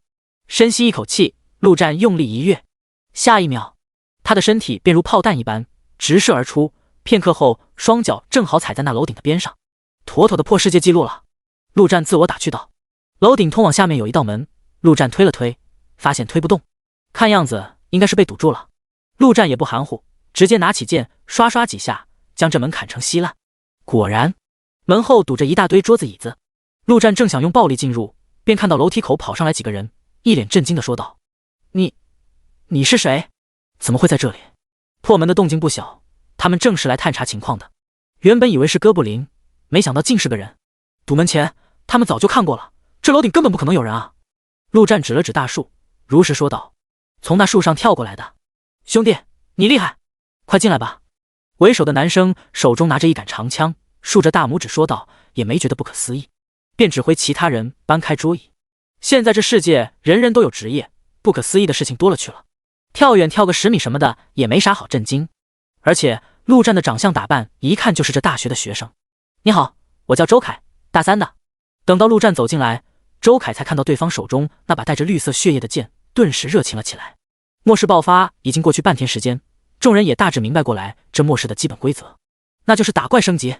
可明白归明白，真正有勇气的又有几个？眼前的陆战显然就是有勇气的一批，在末世怎么说也算个小腿了。就说他周凯，也是因为侥幸杀了3头哥布林，这才有这么几个小弟愿意跟着。我叫陆战，大2的。陆战同样伸出手说道：“末世初期，大部分人类还保持着本性，善良的一面还没彻底消失。而随着末世的进行，人类的道德将会受到极大的冲击，以至于有一段时间内道德彻底败坏，人类陷入到无比黑暗的时代。直到八皇横空出世，才建立起新的社会秩序。陆兄弟，杀了不少哥布林吧？”周凯一边让小弟们重新堵门，一边寒暄道：“侥幸杀了10几头吧？”“卧槽，厉害啊！10几头，升级了？”“升级了，2级，不过没什么用，就加了3点属性。”“那也很强了。陆兄弟，你是剑战士吗？”“不是，是灵剑士。”“灵剑士，牛逼啊！这名字一听就不一般，难怪能跳这么远。运气好罢了。”“嘿嘿，运气也是实力的一种啊，陆兄弟。若是有机会出去，带兄弟一起杀怪呗。”“对啊，陆哥，带上我一起，我的职业是医生，技能可以加血。”“陆哥，也带上我。”“还有我，陆哥。”一时间5、6个学生一同开口。“好说好说。”陆战笑着说道。他的心中颇为怪异，曾几何时，他曾无数次扮演过周凯这样的角色，没想到如今角色已经颠倒，自己成了被追捧的对象。说话间，几人已经走到了2楼的食堂大厅处，这里挤满了人，大部分人都是坐在地上，只有个别几个才有凳子坐。这些人的脸上布满了绝望与恐惧，看到周凯等人下来也没什么反应。嚣张的、强大的、有实力的都在3楼的包厢中享受，可不会跟这些人在这里挤。小小一个食堂大楼已经开始显露出社会的阶级，只是这阶级不是按照财富地位来分，而是实力。这大厅中甚至有不少富二代，可如今他们的钱都变成了数字或者纸。这些人虽然不知道外面怎么样了，但都过去这么久，依旧没人来救他们，就能猜到个大概。这一切都与前世没什么两样。来，陆哥，往这边走，我让他们让个座位出来。周凯的称呼已经在不知不觉中从陆兄弟变成陆哥。他虽然没资格上3楼包厢，但在这大厅中算是实力强劲的。不用了，我想先去吃点东西。陆战说道，便朝着楼下的超市走去。第13章，太弱了。周凯脸色微变，赶紧上前阻拦道：“陆哥，1楼的超市不能去。”陆战却仿佛没听到，脚步丝毫不停。1楼为什么不能去？他清楚得很。楼梯口躺着几具尸体，正是先前想要强行进入1层的下场。陆战视如无睹，跨过这几具尸体走了下去。周凯咬了咬牙，带着几个小弟也跟了下去。哟，还有人敢下来找死吗？不想死就滚回去。韩哥说了，等会送一批吃的上去，都特么老实等着。1楼楼梯口守着2个大汉，穿着保安服，手中各自拿着武器，武器上有些血红色的血迹，显然不是杀哥布林来的。然而他们话音刚落，便觉得眼前一花。下一秒，这2人在想说话之时，却发现自己已经无法发出声音，喉咙处鲜血喷涌而出。陆战退后几步，省得被鲜血溅到。霸占这1楼超市的正是曾经学校的几个保安，这些人是什么人，他再清楚不过。上一世在这食堂中不知道害了多少人，有一个算一个，全特么不是好东西。陆战动起手来，自然是毫不手软。而在杀了这2人之后，他的脑海中也响起了系统声音：第一，击杀玩家获得20金币；第一，击杀玩家获得30金币。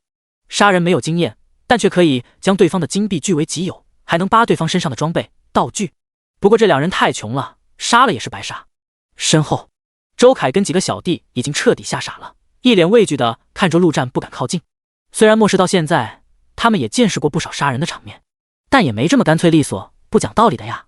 最主要是太快了，快到他们甚至都没看到陆战是怎么出手的。眼前这家伙真的只是个大二的学生吗？呵呵，带你们来一场零元购。陆战回过头，笑着说着：“陆哥，您先请。”周凯哆哆嗦嗦地说道，不知不觉中已经用上了您。那笑容在他眼中就是恶魔的微笑。陆战面无表情地走下楼，跨过那两具尸体。不远处，已经有几个人朝着这边冲了过来。几人中，为首的正是曾经的保安队长，名叫韩勇。不同于身边小弟个个刀剑棍棒，这家伙的手中却拿着一把枪，因为他选择的职业是枪手。末世爆发，现实中那些热武器统统失去作用，自然包括枪之类的。但这韩勇手中的枪却不一样，属于系统奖励的初始装备，非但能用，而且伤害不俗。最可怕的是无限子弹。枪手在末世初期简直就是 bug 一样的职业。草泥马，找死！韩勇看到地上已经死透的两个小弟，怒不可遏。结果他话音刚落，一道身影便已经急速朝他靠近。韩勇心中一惊，刚想抬手开枪，便感觉到好像有什么东西正往地上掉去。仔细一看，才发现那是自己拿着枪的手。啊！韩勇的脑海一片空白，足足5秒后才反应过来，发出惨叫。7步之内，果然是剑快。陆战颇为装逼地说道，随后再挥一剑，直接划破了对方的喉咙。第一，击杀玩家获得200金币。这家伙还挺有钱，杀的哥布林不少。你是谁？饶命！大哥饶命！四周的几个小弟彻底慌了，没想到被他们视为强者的保安队长就这么死了，哪里还有动手的勇气？饶命！饶了你们就是在杀其他人。陆战冷哼一声，下手毫不留情。这些人他记得清清楚楚，不仅杀了不少学生，更是将大厅中长得漂亮的学生拉下来肆意凌辱，罪大恶极。虽然这些罪这一事他们还没犯，但并不妨碍陆战对他们进行审判。1分钟后，陆战将剑擦拭着地上的尸体，将鲜血擦去，对着身后跟着的周凯等人说道：“好了，你们自己随意吧。”结果周凯竟扑通一声直接跪倒在地上，一脸热切地说道：“陆哥，以后您就是我大哥，我给您做牛做马。”到了现在，他哪里还不明白，眼前的哪里是什么小腿，明明就是超级大粗腿。他身后的小弟们也是纷纷效仿。陆战却仿佛什么都没听到一般，径直朝着超市饮料区走去，只留下5个字：“你们太弱了。”陆战有手有脚，又不是贵族大少爷，不需要什么小弟，即便找队友也会找沈家洛、刘勇那种级别的，自然不可能带上周凯等人。太弱了。周凯双眼无神，弱到连当小弟的资格都没有。先前所受的屈辱一幕幕的闪现在他的脑海中，他要一直那样吗？不，他不服，他要变强，要主宰自己的命运。这一刻，一股前所未有的决心充斥着他的内心。第一，恭喜您觉醒职业天赋，越战越勇。陆战自然不知道，因为自己的一句话会让周凯觉醒职业天赋。此时的他正喝着红虎功能饮料，吃着肉罐头，好一顿满足。虽然末世积分可以兑换食物，但像他这样的底层人获取积分不容易，自然要用来换提升实力的东西，哪里舍得花在吃喝上。这一世，至少不需要让自己的肚子受罪了。吃饱喝足，陆战便拍拍手，朝着2楼走去。而周凯等人还在拿着袋子准备多装点物资，看到陆战，感应迎上前去问道：“陆哥，需要我们守在楼梯口吗？守着干嘛？这要是被他们随便拿，怕是1-2天就要消耗光了。”呵呵，你还准备在这待1-2天？然后呢？等死吗？真想活命就出去杀怪升级，那才是真正的生存之道。说完，陆战便头也不回走上楼梯。2楼大厅，陆战刚上楼，便听到楼上传来一阵惨叫声，紧接着，一个衣衫褴褛的女生猛地从包厢内冲了出来，而后竟直接用手中的匕首刺向心脏。包厢内，几人走了出来，旁若无人地看着女生，真他妈晦气！女人这么多，老子又不是非玩你不可。嘿嘿，死了也不是不能玩。操！你他妈恶不恶心？快点扔到楼下去，去里面继续玩。说完，一人便将已经死去的女生抬起，直接从楼上扔了下来。大厅中的人面色死灰，什么都没说，只是让了地方出来。砰的一声，女生的尸体掉落在地面上，无人靠近。虽然末世才过去仅仅半天的时间，但对这些人来说，仿佛过了几年那么漫长。在这半天里，他们见识了太多的死亡，太多的恶，太多的人性。就说这食堂大楼中自相残杀而死的人就足足有几十人，那些人的尸体都被扔到了楼下，为了哥布林。现在的这些人已经有些麻木。第14章，你的仇自己报。陆战看了一眼那女生尸体的脸，心中却有些触动。那张脸他很熟悉，正是曾经的班花章鱼。当初自己拒绝了他的跟随，没想到却死在了这里。他望了一眼楼上的包厢，倒是有些有趣，那正是副本即将出现的地方。各种机缘巧合下，这难不成是冥冥之中章鱼想让自己为他报仇吗？不过既然是报仇，还是由你自己来吧。随后他便在心里默默说道：7号，委屈你了，献祭了吧。亡灵空间内，刚刚才强化成精英亡灵的7号身体开始消失，化作一道雾气进入到石府长亡灵的身体里面。恭喜您献祭成功。浪费了一头精英级亡灵，然而石府长亡灵的属性也就增加了2-3点，这买卖可真是不划算至极。不过陆战这么做也只是为了空出一个亡灵的位置罢了。陆战看向地上章鱼的尸体，双眼冒出幽幽绿光。说实话，这还是他第一次转生人类，也不知道能不能成功。卧槽！就在这时，2位正准备去搬尸体扔下楼的学生猛然尖叫出声。只见那尸体竟慢慢的站了起来，胸口处还插着那把匕首。这场景谁见了不慌？死而复生，慌个屁啊！这都变成游戏世界了，诈尸有什么好稀奇的？难不成他是什么隐藏职业？你们看他的眼睛都变成绿色了，会不会变成僵尸了？章鱼，你还认识我吗？如此诡异的场景总算是让这沉寂的气氛起了一丝波澜。一大群人围着复生的章鱼，却无人敢靠近。下一秒，章鱼终于迈开了脚步，众人顿时被吓得后退。然而他却仿佛没有看到任何人一般，径直朝着楼梯走去。一时间，所有人的心底都冒出了一个答案：章鱼复生就是为了复仇。陆战旁若无人，跟在章鱼的身后走上了楼梯。章鱼一个刚刚转生的亡灵，战斗力比那个哥布林还要低下，独自去报仇只有被杀第2次的份。在所有人的目光之中，章鱼终于走到了那包厢的门口，抬起手敲了敲门。草泥马谁啊？包厢内瞬间响起一个叫骂声，随后门打开。下一秒，章鱼直接举起手中的匕首，狠狠刺去。开门之人哪里会想到这种变故，没有丝毫防备，被直接刺中胸口。幸好不是心脏部位，没有被直接秒杀。臭婊子，草泥马！那人也算硬气，竟没有惨叫，而是捂着胸口，恶狠狠的一脚踢向章鱼。结果还不等他的脚碰到章鱼，一道剑光闪过，那只脚竟直愣愣的掉落在地上，他整只脚竟被直接砍断。啊！这回惨叫声终于响了起来，而章鱼则再次抬起匕首，1下、2下、3下，匕首不断的插在那人的身上，直到对方已经死亡，章鱼也没有停下。此时包厢内共有9人，5男4女，这4女个个身材曼妙，脸庞动人，可都是被众人追捧的班花。可如今为了活命，只能沦落为玩物。一群人一脸惊异的看着这诡异的场景。操！什么情况？他刚刚不是死了吗？有鬼！鬼尼玛个头！即便是鬼，老子也能给他砍了。张红作为这群人的头，不仅实力强大，胆气那也是非凡，提起一旁的大刀便冲了上来，扑哧一声，直接砍在章鱼的肩膀之上。结果章鱼竟吭都不吭一声，抬起一只手抓住陷入肩膀的刀，另一只手直直的刺向张红，脸上还带着若有若无的诡异笑容，再加上那双绿油油的眼睛，怎能不让人毛骨悚然？啊！包厢内顿时响起几个女生的尖叫。卧槽！就连张红都有些心里发毛，不过好歹也是杀了不少哥布林的高手，反应力还在，直接松开大刀，朝着后面退去的同时大吼：快，一起上，砍死这玩意！还可！章鱼直接将大刀从自己肩膀上抽了出来，他的身体已经被鲜血染红，犹如一个血人，一步一步靠近几人。几名女生的叫声更加惊恐了。草泥马，叫个屁！张红一巴掌拍在一个女生脸上，同时拿起放在地上的一把斧头，恶狠狠地劈向章鱼的脖子。他就不信了，把头劈了这家伙还能动。然而下一秒，只听叮的一声，一把剑就那么挡在那斧头前，竟令其无法动弹分毫。是你！张红眼中闪过愤怒之色，差点把他手臂砍下来的家伙，他怎么可能忘记？但怒后心中却猛然一惊，因为他发现自己刚刚都没看到对方是如何出手的。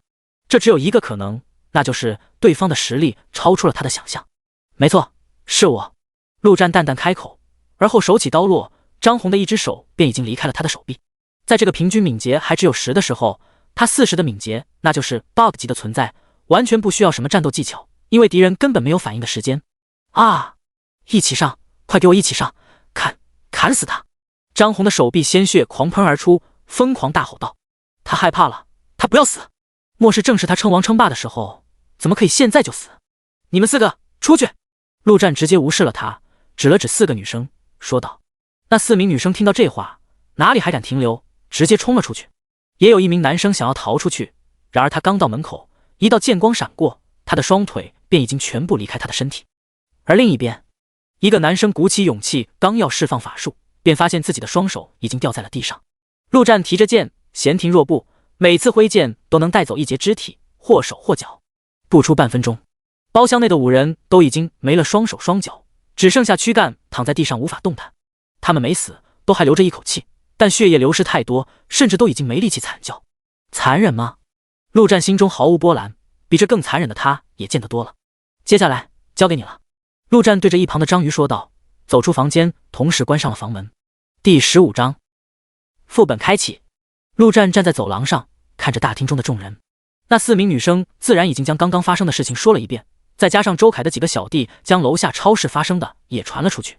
此刻这些人看向陆战的眼神中满是恐惧。相比于王红与保安等人，陆战更像是一个杀人不眨眼的恶魔。因为王红等人要的只是别人服从与敬畏，只要你顺着他们，他们并不会无缘无故的杀人。而陆战则不同了，在他们听来那就是不讲道理的杀人，虽然目前来说杀的好像都不是好人，陆战自然不会在意这些人的想法。恶魔也好，圣母也罢，经历过一世的他早就不会去在意别人的眼光，强大是他唯一的信念与目标。足足3分钟后，身后的门再次打开，陆战看了一眼下方，直接说道：任何人不得靠近这个包厢，否则死。如果记得没错，这副本应该是个5人小副本，也就是说他进去后还能有4人进入，他可不想在副本里面出现什么意外。说完他便转身走回包厢内，只见里面如同地狱，那5具尸体的身上几乎没有一处是完整的，陆战甚至看到了很多被啃食撕咬的痕迹，很难不让人怀疑这章鱼是不是还有意识，多少带点个人恩怨。这仇也帮你报了，安心去吧。陆战看了一眼站在原地一动不动的章鱼，说道。他可不打算控制人类当做亡灵，毕竟他也是人，做人嘛，总要留点底线。于是乎，他便将章鱼的亡灵直接献祭给了1号。没办法，亡灵可没办法逆转，他也不能直接杀了章鱼，想来想去只有这个办法，结果当然是献祭失败。随后陆战也不嫌弃这满屋子的鲜血，走到一旁的沙发上坐下。接下来就是静等副本入口的出现了。时间就这么一点一点的过去，楼下的大厅中无比吵闹。当他们发现超市中已经无人看守之时，混乱不可避免的发生，就连其他包厢内的人也冲了出来，去抢夺各种物资。只有陆战所在的房间无人敢打扰，甚至是不敢靠近。足足半个小时后，正在闭目养神的陆战终于睁开双眼，在房间的一个角落里，一个竖立的黑色漩涡竟凭空慢慢出现，诡异莫名。陆战兴奋地站起身，如他所愿，副本终于出现了。握紧手中的剑，陆战靠近那漩涡，一脚迈了进去。一瞬间，陆战的身影便消失在房间中，同时他的脑海中出现了这副本的信息。副本：哥布林营地，一次性，类型：剿灭副本，等级：普通，人数限制1-4人。下一秒，陆战的眼前闪过一道亮光，他周围的景色迅速的变化，最终他出现在一片草地当中。而在草地的不远处，正有一个小型哥布林营地。副本的类型各异，而剿灭类是最多的一种，顾名思义，就是将这副本内的所有魔物全部杀光，便算通关。等级也分为6个等级：普通、冒险、勇者、王者、地狱、深渊。副本没有退出的机会，一旦踏入，要么死要么通关。而在进入之前，副本不会显示任何的信息，所以副本代表着机遇的同时，也代表着死亡。在前世，甚至有很多强者因为踏入一些新副本而陨落。而这种一次性副本也没什么攻略，毕竟通关就消失了。所以陆战对着哥布林营地的强度到底如何，还真没有什么概念。当初那位捡漏通关出来的学生也不可能大肆宣扬这种事情。思索着，陆战先是召唤出1号。营地门口站着2个持枪的哥布林，显然还没发现陆战的存在，以最快的速度杀了他们。陆战心中一动，1号便已经朝着营地的方向冲出。当持枪哥布林发现1号身影的同时，1号已然到了他们身前，一跃而起，对着一头持枪哥布林一刀斩下。咿呀！那持枪哥布林怪叫一声，举起枪便要迎战，然而却已经晚了。1号的大刀已经直接砍在他的脖子上，结果1号这一刀竟然没能秒杀掉对方，直到砍下第2刀，陆战的脑海中才响起经验获取的声音。如此看来，这看门哥布林的强度介于外面的普通哥布林与精英之间。就在1号朝着另一头持枪哥布林砍去的同时，那家伙已经不断的怪叫起来。很快，整个营地都响起了咿呀咿呀的怪叫声，同时大量的哥布林冲了出来。粗略望去，最少也有50-60头，而且这些哥布林与外面的不同，手中的武器也是各种各样，甚至还有拿着法杖的。哥布林是一个无比庞大的种族，外面那些拿砍刀的都是最低级最普遍的哥布林。不过这些哥布林的强度应该跟那2头看门的差不多，要不然的话，上一世即便全食堂的人都死光了，也不可能通关这个副本。既然如此，那就直接正面干吧。陆战也不再客气，低声道：“出来吧，我的亡灵们！”眼中一道绿光闪过，剩下的7头亡灵全部出现在身前，朝着前方冲锋而去。陆战则握紧手中的剑，一步一步走去。毕竟是死过一回的人，他可是惜命的很，要是太过莽撞，阴沟里翻了船，那可真就操蛋了。前方8头亡灵与哥布林大军的战斗瞬间爆发。亡灵的属性比这些普通哥布林高出一截，刚一接触便已经砍死几头哥布林。而1号更是在陆战的命令下，穿梭在哥布林群中寻找那些拿着法杖的哥布林。法师系的特点便是伤害高，哥布林自然也不例外。陆战的首要目标自然便是他们。然而哥布林的数量实在太多，很快一头精英亡灵便被直接砍掉了头颅，回归了永恒。陆战双眼闪过绿光，地面上2头已经死去的哥布林再次站了起来。只要有足够的尸体以及法力，亡灵法师永远不怕对方人多。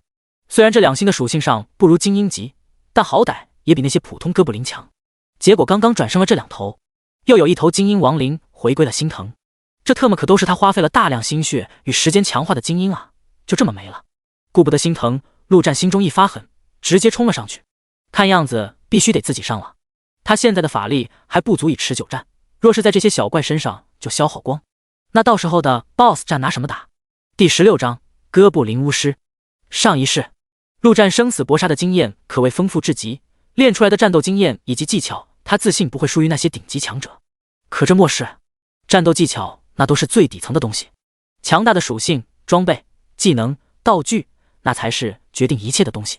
任你战斗技巧再强，也干不过一个你都无法看清对方动作的敌人，更何况对方随手的一个技能就能直接将你秒杀。但现在末世刚刚爆发，装备、技能什么的都还没出现，那么战斗技巧才是决定一切的关键。冲入哥布林群中的陆战犹如一尊杀神，在不断躲避攻击的同时，每一剑都朝着这些哥布林的要害而去。然而哥布林实在是多，依旧有不少的攻击落在陆战的身上。若是按照灵剑士的正常身板，早就跪了。可惜在亡灵君主的庇护下，他的3大属性都是不低，妥妥的三角形战士。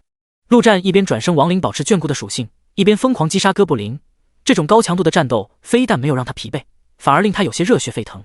以前那个唯唯诺诺、到处躲藏的他已经死去，这一世他要战至巅峰。仅仅5分钟，数十头哥布林已经被屠戮一空，而陆战的亡灵除了1号外，只有1头亡灵石府长还健在，其他的全部换了个遍。这可都是他辛苦大半天强化的精英，通关奖励若是不丰厚点，他能原地哭死。咿呀咿呀咿呀！就在这时，营地最中间的帐篷内走出了5头哥布林。BOSS 战了！陆战深吸一口气，打起精神，看向对方。这5头哥布林显然都不一般，周围的4头身形高达1米左右，穿着绿色的软甲，手中拿着大刀，看上去就比哥布林石府长要强一些。至于中间的那头哥布林，矮小的身体佝偻着，手中则拄着一根法杖。但最奇特的是，他才是这5头哥布林中的老大，这个营地的王。陆战的脑海中很快浮现出这东西的资料：哥布林巫师。至于其他4头高大的哥布林，乃是哥布林侍卫。5头全是精英级哥布林，这是场硬战。很快，除了1号之外，其他8头亡灵朝着那5头哥布林冲去。这哥布林巫师自身的战斗力并不强，但却很是恶心，乃是个超级辅助加强力奶妈。在实力差距不大的情况下，强行硬碰硬胜算几乎没有。因为在这巫师的加持下，那4头哥布林侍卫堪称不死战士，比亡灵还要恶心。这哥布林巫师也很是狡猾，永远让自己处于4头侍卫的保护之下。而打这种1奶4战最好的办法就是消耗，不是消耗血量，而是消耗那头哥布林巫师的蓝量。人类都有法力值这一设定，魔物自然也有。而消耗这种活嘛，对亡灵法师来说不要太擅长。陆战快速制定好战术，下一秒， 8头亡灵已经朝着那边冲杀而去，至于1号，则依旧在他身边。这小家伙如今可是他的心头肉，可不能就这么拿去消耗。咿呀咿呀，那矮小哥布林挥舞着法杖，一阵怪叫，身边的4头哥布林顿时打了鸡血一般，肉眼可见的强大起来。这技能类似石夫长的狂热，可效果比那猛多了，堪称超级狂热。双方刚一接触，2头亡灵便已经被生生砍得稀烂。陆战没有犹豫，接连转生了2头，继续上去迎战。时间就这么一点一点过去，陆战的法力值刚刚已经见底，眼下已经喝下了一瓶低级法力药剂。但前方哥布林巫师依旧在不停地释放技能，给4头侍卫恢复伤势跟状态。打了半天，这4头哥布林侍卫还是那么生龙活虎，甚至身上一点伤都没有。除非以强大的攻击直接秒杀掉1头侍卫，要不然不管多重的伤，哥布林巫师都能很快将其拉到满血状态。这让陆战感觉到不对劲。这巫师再强，也就一个精英怪而已，不可能有这么多的法力值释放技能，除非对方身上带有回蓝的装备，而且品级不低。这样一来，对方这组合堪称永动机，只怕他的法力值要先被耗光。到时候等到亡灵也耗尽，可就是对面5个打他1个人。不能再等下去了，陆战瞬间改变战术，优先击杀哥布林巫师吗？恐怖不行。这小东西虽然是个巫师，但灵活得很，敏捷显然不低。在4头侍卫拼死保护的情况下，强行击杀不确定因素太多，危险系数太高。那么还是用老战术，1号一起上。陆战心中一动，提着剑直接冲上前去。一旁1号的动作也是不慢。前方战团中5头原本各自攻击的亡灵突然猛地朝同一头哥布林侍卫扑去，一个爆头，剩下的4个分别抱住双手双脚，死死限制住其活动。紧接着剩下的3头亡灵加上陆战跟1号同时攻向那哥布林，不顾一切是要将这哥布林侍卫全力秒杀。咿呀咿呀，哥布林巫师怪叫起来，显然也察觉到敌人的用意，疯狂地释放治疗技能。那被攻击的哥布林侍卫身体出现一瞬间的晃动，却没有倒下，怪叫一声，竟直接挣脱了束缚。陆战与1号则快速退去，仿佛逃离一般。但其他的亡灵就没这么快的反应了，被那3头哥布林侍卫直接抓住，瞬间砍成数段，回归永恒。111，哥布林巫师指着陆战，浑身颤抖个不停，似乎在嘲笑对方的不自量力。这一波，陆战的亡灵直接死了5头，包括那仅剩的石夫长亡灵都被砍了头。他辛辛苦苦组建的班底，除了1号外，彻底的全军覆没。反观哥布林巫师，4个侍卫毫发无损。结果下一秒，哥布林巫师还在嘲笑之时，突然之间，那先前被攻击的哥布林侍卫直接转身，一刀劈向他的巫师大人。他的双眼冒着绿光，显然已经被转生为亡灵。刚刚那一瞬间，陆战成功秒杀掉这家伙，然后马不停蹄便将其转生为亡灵。在巫师看来，就是什么都没发生一样。哥布林巫师哪里想到这种变故，这一刀直接砍中了他的脖子，差点将其直接砍断。哥布林巫师惨叫一声，赶紧后退，避开侍卫的下一刀，同时疯狂地给自己释放治疗技能。第17章圣杯之剑，继续上。陆战的法力值只剩下30，索性不再转生新的亡灵，与1号再度冲上前。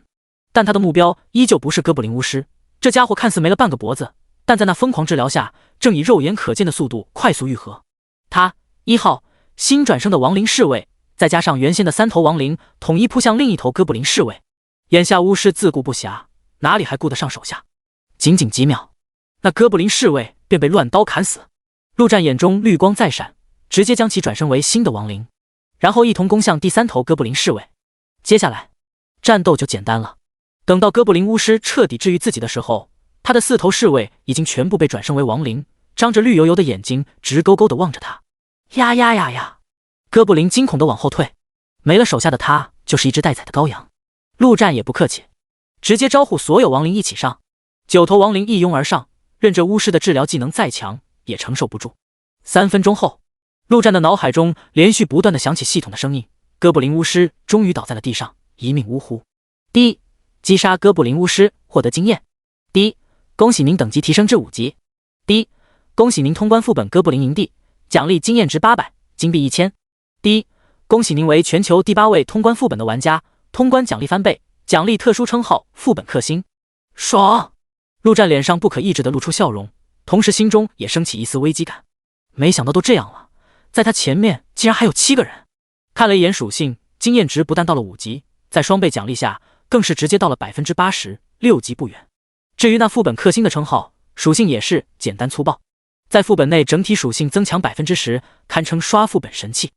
关闭属性后，陆战才看向那哥布林巫师的位置，那上面漂浮着好几个圆球，那里才是副本奖励的重头。陆战走上前，一眼便看到了最显眼的那个圆球，闪耀着紫色的光晕。紫色装备，他忍不住浑身颤抖。上一世他混了这么久，也没能混上一个紫色装备。陆战捡起这紫色圆球，郑重其事地将其捏破，心中说不出的激动。这是一个戒指，而戒指的形状却像是一个紫色的小杯子。圣杯之戒，品级紫色，装备条件等级5级，法力值加100，法力恢复每秒加10点，冷却时间-3秒，法师系技能效果正 10%，4条属性没有一条废的。这戒指即便在紫色装备中也堪称极品，而对于法师系职业来说那就是神器。陆战记得上一世通关这副本起飞的家伙就是一个法师系职业，难怪前期有这东西，猪也能起飞啊！陆战迫不及待地戴上了这圣杯之戒，一瞬间法力值便开始疯涨，仅5秒全部恢复。而且他看了一眼属性栏，亡灵转生的冷却时间已然变成了2。不过这技能效果正 10%， 不知道是如何呈现的。寻常的比如伤害正 10%， 范围正 10% 都很好理解，这所谓的效果正 10%， 他还是第一次遇到，到时候可以好好试验一番。平复了一下激动的心情，陆战再次看向那些战利品，一个技能点，2颗强化石，另外竟然还有一本技能书，治愈巫术，学习条件等级3级，职业属性治疗。陆战叹了口气，他一个亡灵法师，职业属性里肯定没有治疗这玩意。这技能的效果从刚刚哥布林巫师的释放效果中就能看得出来，不是一般的强大。不过即便不能学习，也能卖个不错的价钱。就在这时，系统的声音及时响起：第一，副本将在10秒后关闭，请做好准备。陆战赶紧看向那哥布林巫师，将其转生为亡灵，紧接着再转生几头普通哥布林，将11个亡灵的名额给占满再说。下一秒，四周的景色瞬间变换，他已然重新出现在包厢中。陆战赶紧看向刚刚转生的几头亡灵，那哥布林巫师令他有些失望，没想到这家伙变成亡灵后直接没了巫师的能力，变成了纯战士类亡灵，跟其他的没啥两样。亡灵没有灵魂，也就没有了精神、智力，自然就无法释放什么技能。不过看到另外一头时，却有点意外，随后便是惊喜，因为这头刚刚转生的亡灵哥布林属性明显要比先前的强上一些。这或许就是技能效果正 10% 的作用，让转生的亡灵属性增强 10%。对亡灵法师来说，简直就是 bug 级效果。亡灵的属性本就比魔物高上一些，叠加了天赋的 10%， 再加上这圣杯之戒的 10%， 而亡灵的属性又能直接作用于他的身上。这戒指的价值在他看来堪比金色神装了。此时的他满脑子就4个字：老子要无敌了。平复了一下心情，陆战将新得到的技能点加在亡灵献祭上，这样一来应该就可以继续强化1号了。至于那2颗强化石，他心中一动，脑海中很快传来系统的声音：第一，强化圣杯之戒需要10颗强化石，金币1万。第一，强化石不足，金币不足，强化失败。虽然早有准备，但陆战还是忍不住骂出了声：操，抢劫呀！无奈只能继续强化亡灵之戒了。第一，强化亡灵之戒消耗金币200，是否强化？强化。第一，恭喜您强化成功。第一，强化亡灵之戒消耗金币300，是否强化？强化。第一，恭喜您强化成功。还算给力，连续2次都成功了。不过这金币消耗的可真特么快啊，副本奖励的2000瞬间没了1/4。陆战一边吐槽，一边看向强化后的亡灵之戒。亡灵之戒加3，法力值加30，技能冷却-1秒，蕴含一个亡灵空间，可将亡灵生物收入其中，具有修复亡灵的功效。看到这属性，陆战心中的郁闷一扫而空，再次乐开了花。这特么幸运女神也太关照了吧！在众多属性当中，技能冷却可以说是最为难得的几样属性之一，结果自己在短时间内就得了2样，这运气称一声欧皇不过分吧。摸了摸手中的2枚戒指，陆战心情大好，打开门走了出去。大厅中人少了很多，看样子是为了争夺超市的资源，尽情的厮杀了一番。看到陆战出来，甚至有几人赶紧将东西藏在身后，生怕被抢走一般。陆战自然是懒得去管他们，直接从3楼走了下来，走向窗户旁。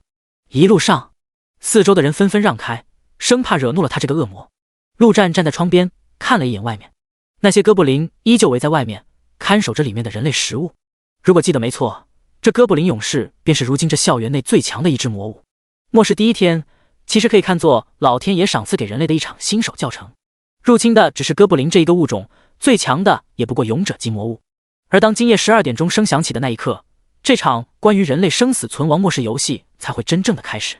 12点1到，如果没有意外，这群困在食堂大楼中的人无人能够幸免。即便是以陆战现在的实力，面对那头哥布林勇士，加上这么多哥布林，也是凶多吉少。当然，他若是想逃，随时可以逃，但他不准备逃。外面这么多哥布林，都是经验值、金币、亡灵，他怎么可能会放过？他在等待，等待一条狗的出现。第18章，那是一条狗。末世降临，人类可以选择职业进行升级强化，动物们也发生了极大的变化，它们没有职业，无法升级，但却发生了变异，进化成另一种强大的生物——异兽。异兽的能力各种各样，而它们强大的方式也是简单粗暴，那就是吃那些魔物，吃的越多就越厉害。在未来，这个世界没有被异界魔物彻底攻陷，可以说异兽起了很关键的作用。异兽虽然跟人类也不对付，但同为这个星球的原住民，自然是对异界魔物这入侵者更加的敌视。而在这座校园之中，就有一头强大的异兽，一条狗，一条流浪狗。上一世，很难想象到拯救了这一食堂学生的正是那一条狗。当然，那狗并不是特意来救他们，而是看到这一地的哥布林馋了，于是乎直接冲进哥布林群中一通乱杀。而食堂内的学生也是趁乱冲了出去，在那位通关了副本的幸运儿带领下，成功逃出这食堂大楼。不过那狗也是可惜，被食欲冲昏了头脑，直接冲进哥布林群中，被哥布林勇士给杀了。要不然成长下去，必定能成为一头恐怖至极的异兽。回到包厢中，陆战关上门，召唤出1号，让其守护在旁边。无论是谁，只要赶进来的，杀无赦。随后便坐在沙发上，闭上双眼。按照上一世的剧情，副本通关后那狗才会出现，而现在自己通关副本的时间比上一世足足快了2个多小时，他需要好好休息一下，以应付接下来的大战。末世爆发以来，他的神经一直处于紧绷的状态，虽然身体上的疲劳随着体质的增加会有所减缓，但在精神层面还是颇为疲惫，主要是他的精神也太低了。想到这，陆战直接将先前升级的3点属性全加在精神上。精神这一属性也极为重要，就他所知，就有隐藏职业跟技能是专门针对精神的攻击。若是精神低了，连死是怎么死的都不知道。至于智力，算了，当个弱智亡灵法师没什么不好的。你说会不会有人来救我们吗？会的，一定会的。军队有武器，有炸弹，有导弹，还有核弹，一定能杀光这些小怪物，放心吧。真是可笑，要救早就来救了，我们就安心等死吧。特么的早知道就不该躲在这里，现在出也出不去。外面那些怪物就是在玩我们，想让我们自相残杀。大厅中绝望的情绪不断蔓延。周凯现在窗户旁，对里面的议论充耳不闻。这种名叫哥布林的怪物越来越多了。他转身望了一眼陆战所在的房间，眼中闪过一丝战斗的欲望。陆战说的对，在这个末世，想要生存下去，不能靠别人，只能靠自己。而老天爷已经给了他们靠自己的资本，那就是职业。此刻的他同样在等待，等待着陆战的下一步行动。他知道陆战不可能一直就这么待下去，而等到对方行动的时候，他无论如何也要跟上去。不说吃肉喝汤，至少也要吃到一点渣。突然之间，周凯看到远处似乎闪过一道雷电，那是什么？正当他睁大眼睛想要看清之时，耳边突然传来一个声音，那是一条狗。原来不知道什么时候，陆战已经到了他的身边。陆哥。周凯有些拘谨，虽然身边之人的年纪比他还要小，以前看电视时总觉得什么气势逼人，什么霸气十足都特么是瞎扯的，但这一刻他竟真正的体会到了这种连站在身边都不自觉敬畏的感觉。机会来了，能不能把握住，就看你自己了。陆战说道，体质的提高带来的影响是方方面面的，包括视力。虽然外面已经是黑夜，但他依旧能看到远处那条狗的身影。一条大黑狗，高近1米，体长近1.5米，最特殊的是那双眼竟呈现金黄色，时不时的闪过一丝雷电。这家伙显然已经超出正常狗应该有的体型，不知道吃了多少哥布林才能进化到这种程度。大黑狗望着大量的哥布林，垂涎欲滴，身上猛然窜出一道雷电，大有以雷霆击碎黑暗之势。那头哥布林勇士自然也感应到了雷电的能量，吼叫一声，举起战斧直冲而去。时机到了，陆战脸上露出笑容，竟直接打破窗户，一跃而下，同时打开亡灵之戒，11头亡灵全部现身。他所忌惮的正是那哥布林勇士，如今那家伙已经被大黑狗引走。那么大开杀戒吧。1号率先落地，大刀横劈，便已经带走3头普通哥布林。其他亡灵也是不甘落后，尤其是那4头哥布林侍卫转生的亡灵，属性比普通哥布林足强出一大截，杀起来勇猛异常。不过很快便有3头亡灵被围殴致死，回归永恒。但那又如何？1秒的冷却时间，加上近乎无限的法力，倒下一个那就爬起来另一个。陆战双眼连续不断的闪过幽绿色，倒下的尸体一个又一个的站起来。在亡灵法师的世界里，不存在敌人太多这个概念，因为他能将所有的敌人都变成自己的亡灵。窗户边的周凯脸色一变，他没想到陆战竟直接跳入了哥布林群中，这在他看来简直就是羊入虎口。草泥马，生死有命，富贵在天！周凯大骂一声，脑袋一热，竟也直接跳了下去。不过马上他就惊慌失措了起来，这特么可是足有5米高，摔下去不死也惨了。关键时间，周凯直接在空中就用长枪对准了一头哥布林，技能突刺发动，他的身体不由控制的前冲而去，一枪直接捅爆了哥布林的头颅。而这技能的力量直接抵消了跳楼下坠的力量，让他稳稳地落在地上。好险！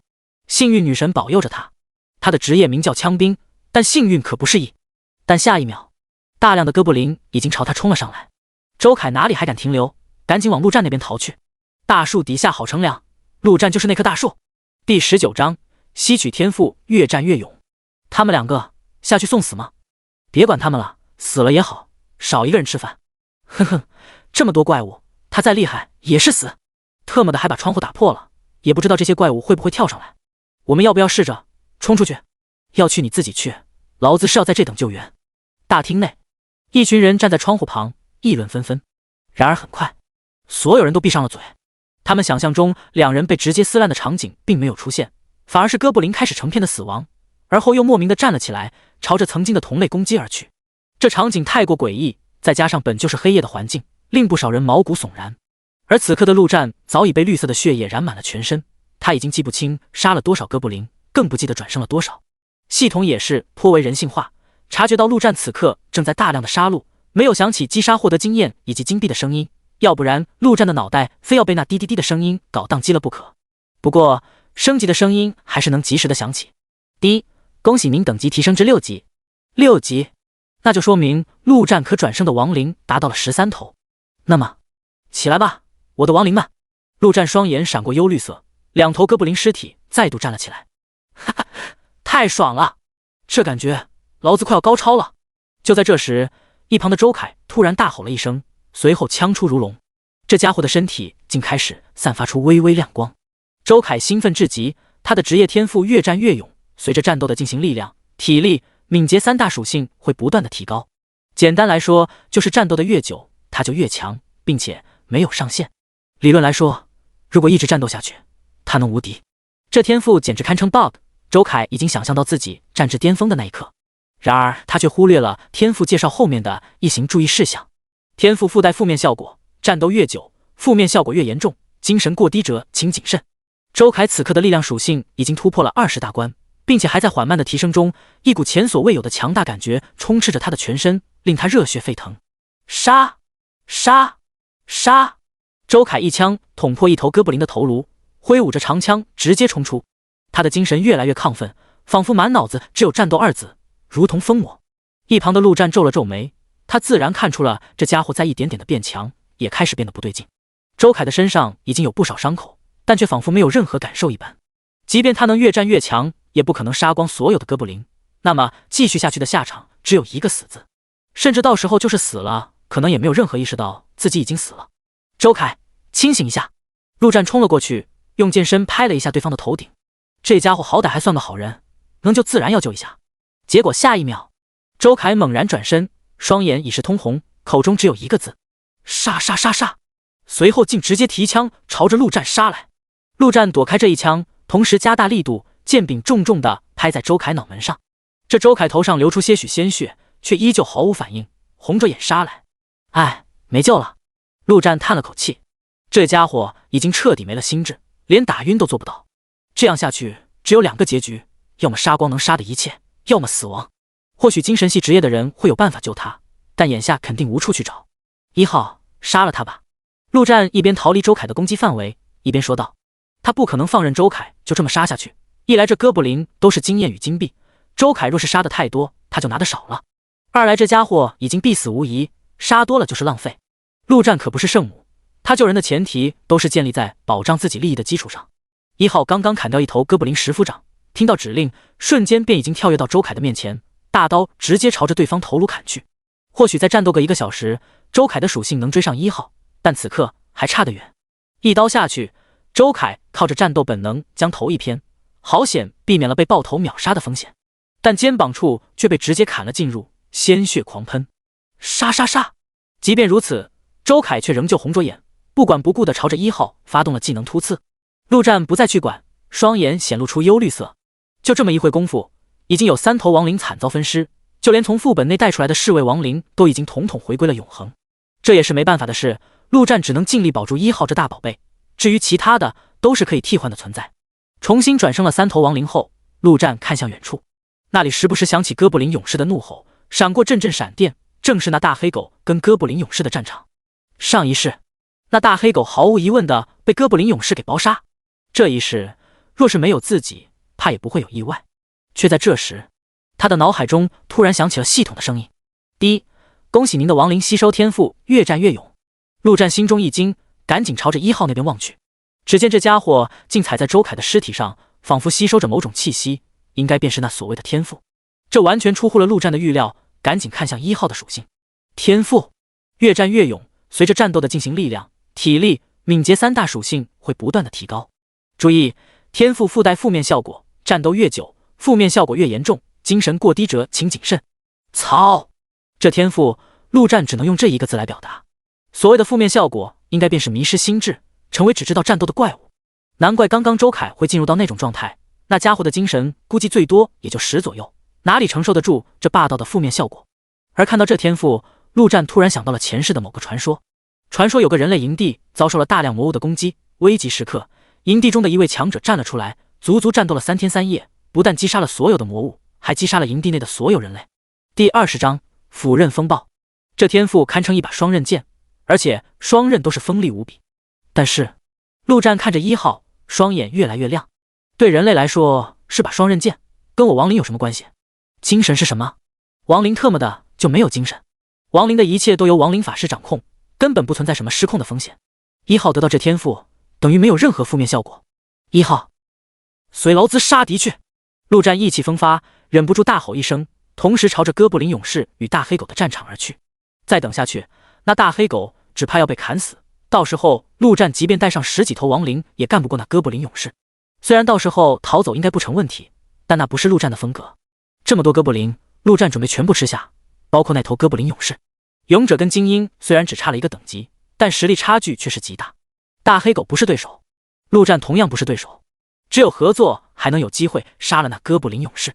1号在前，直接在哥布林群中杀出一条血路来，陆战则不断的转身控制其他亡灵断后。仅仅半分钟时间，便已经赶到了大黑狗所在的战场。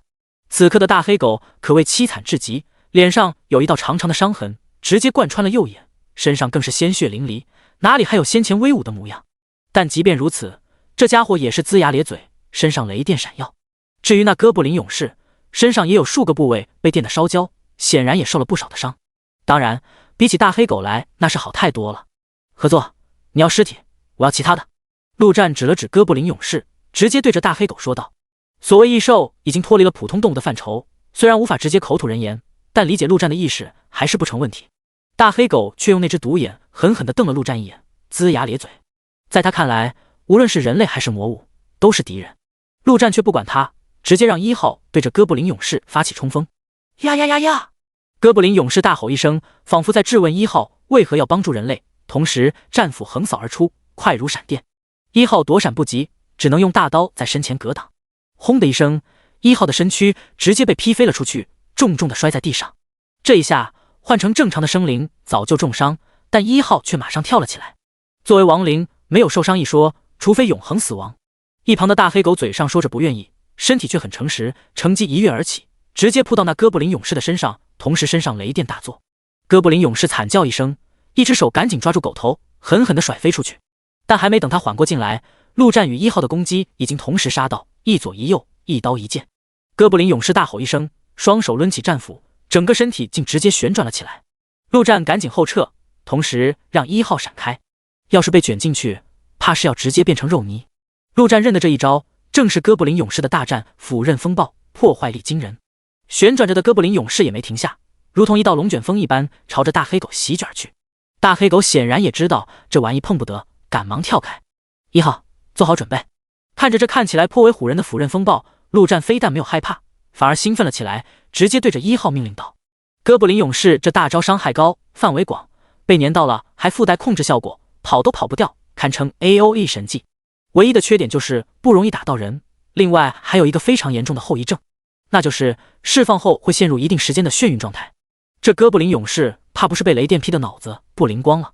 事实也确实如此，接连的电击虽然没造成什么致命伤害，但却麻痹了他的神经，脑子也是一片浆糊，此刻就想着将敌人统统砍成肉泥。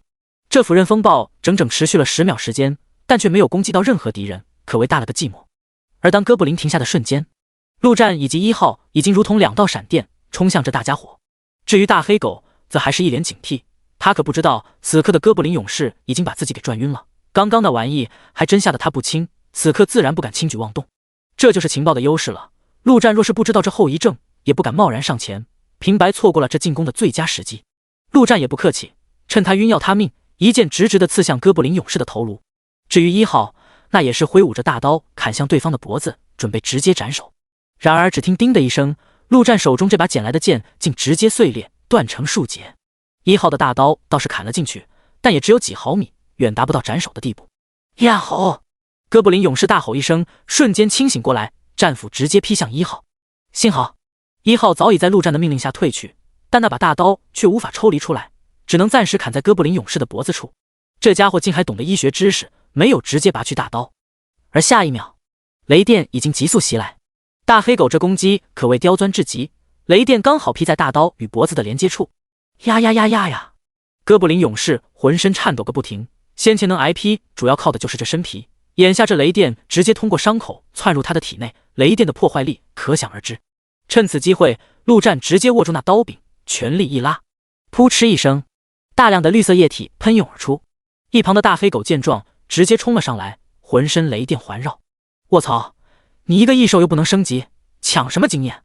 陆战怒骂一声，直接喊上其他10几头亡灵，加上1号跟他自己，全都一股脑冲向哥布林勇士。这要是最后一击的大量经验被这大黑狗拿去了，他非得哭死。一时间，一人一狗再加上10几头亡灵同时扑向了哥布林勇士。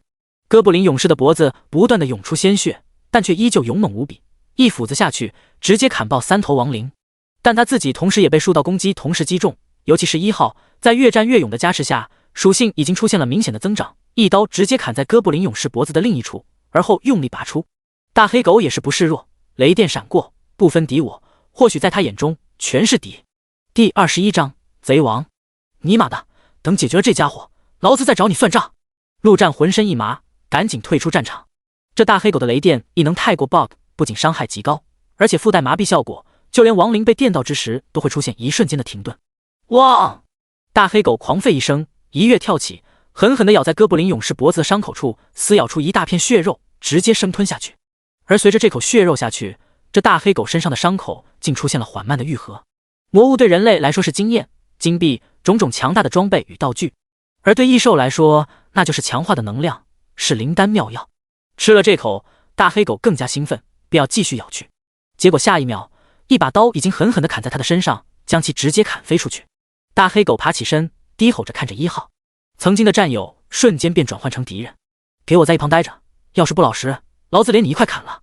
陆战看着大黑狗，毫不客气地说道。为了避免人头被这大黑狗抢了，陆战直接让1号将其赶出战场。反正这哥布林勇士已经只剩一滴血，他亲自上也能宰了。大黑狗岂能服气，身上雷电闪过，便冲向1号。1号丝毫不惧，此时他的敏捷属性已然快到了60，速度快得离谱，纵身一跃，竟直接骑到了那大黑狗的身上。大黑狗彻底发狂，狂奔着想要将1号给甩下去。陆战不再去管，正常状态下1号可能不是这大黑狗的对手，但现在天赋加持之下，1号的3大属性都已经快突破60，再加上大黑狗先前被哥布林勇士砍的伤还没恢复，1号吊打这大黑狗不成问题。这大黑狗若还不识趣，陆战并不介意1号直接将其宰了。至于陆战自己，则直接杀向那些冲上来的普通哥布林，同时不断的转生亡灵，让他们冲向那哥布林勇士。这家伙看起来快死了，但临死反扑的攻击依旧可怕。安全起见，不如直接让亡灵将其磨死。该冒险的时候不怕危险，该谨慎的时候也绝不冲动。一切都是为了更好的活下来。就这样，整整磨了10几分钟，陆战的亡灵都换了好几批，那哥布林勇士的身体终于轰然倒塌。第一，恭喜您击杀哥布林勇士，获得经验值600，金币800。第一，恭喜您等级提升至7级。7级，15头亡灵了。站起来吧，我的亡灵们！陆战看向地上的哥布林尸体，双眼接连的冒出绿光。整整14头亡灵哥布林立在他的身前，好不威风。去吧，将他们全部杀光。此时这偌大的广场上已经只剩下100多头哥布林。原本在食堂中看戏的不少学生都已经冲了下来，鼓足勇气杀向那些哥布林，想要在陆战后头喝上那么一点点汤。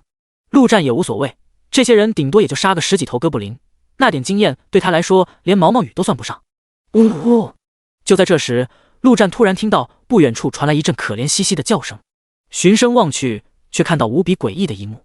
只见大黑狗全身瘫软趴在地上，而1号则骑在他的身上，仿佛在耀武扬威一般。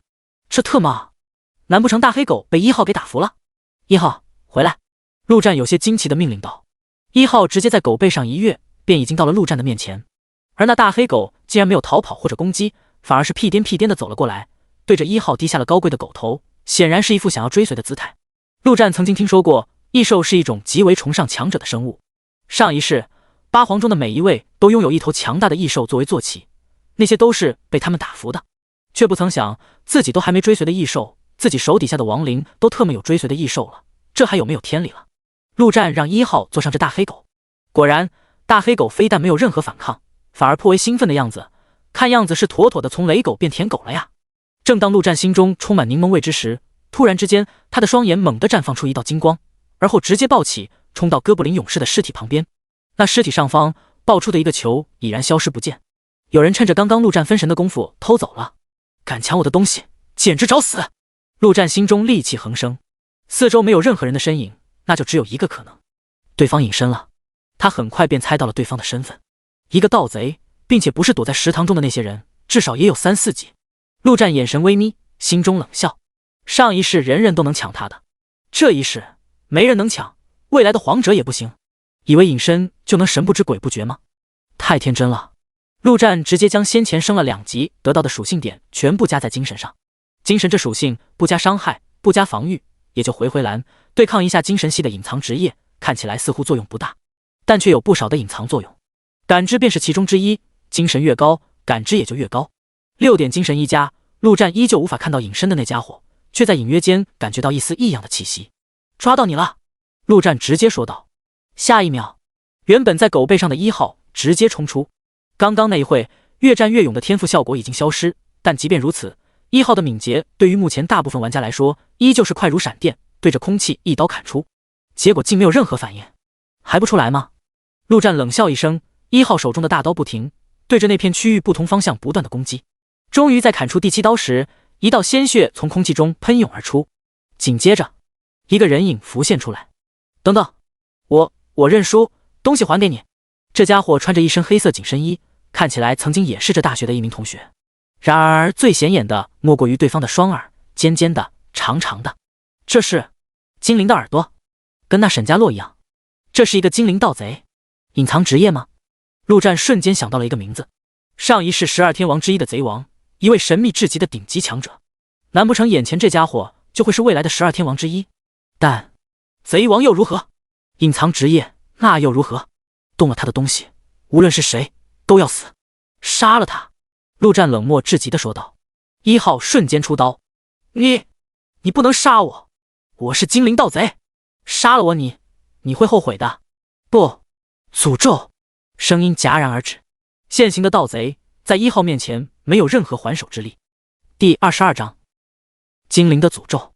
第一，击杀玩家获得金币500。第一，获得负面效果精灵的诅咒。陆战眉头一皱，他还从未听过这所谓的精灵诅咒，不过听起来就不是什么好东西。打开属性面板，果然在属性的后方有了一条血红色的信息：精灵的诅咒。你已经成为所有精灵共同的敌人，任何精灵系的职业者在靠近1公里范围内都将收到诅咒的信息，击杀诅咒者将获得诅咒者所有的经验值、技能点、金币、装备以及道具。特么的！陆战暗骂一声，这诅咒等于是将他变成了所有精灵系职业者眼中的大 boss。不说其他的，关经验值，他目前整整7级的经验值，哪个精灵系的职业者见了不心动？更重要的是，精灵系职业者都属于隐藏职业的范畴，实力可怕至极。比如那未来的精灵女皇沈嘉洛，干，怕你个鸟！谁敢来杀老子，老子就宰谁！陆战心中升起一股戾气，丝毫不后悔刚刚杀了那精灵盗贼。重活一世，如果还要过得那么憋屈，那还有什么意义？走到那盗贼的尸体旁边，陆战捡起对方手中的圆球，里面竟是一件绿色的贴身皮甲。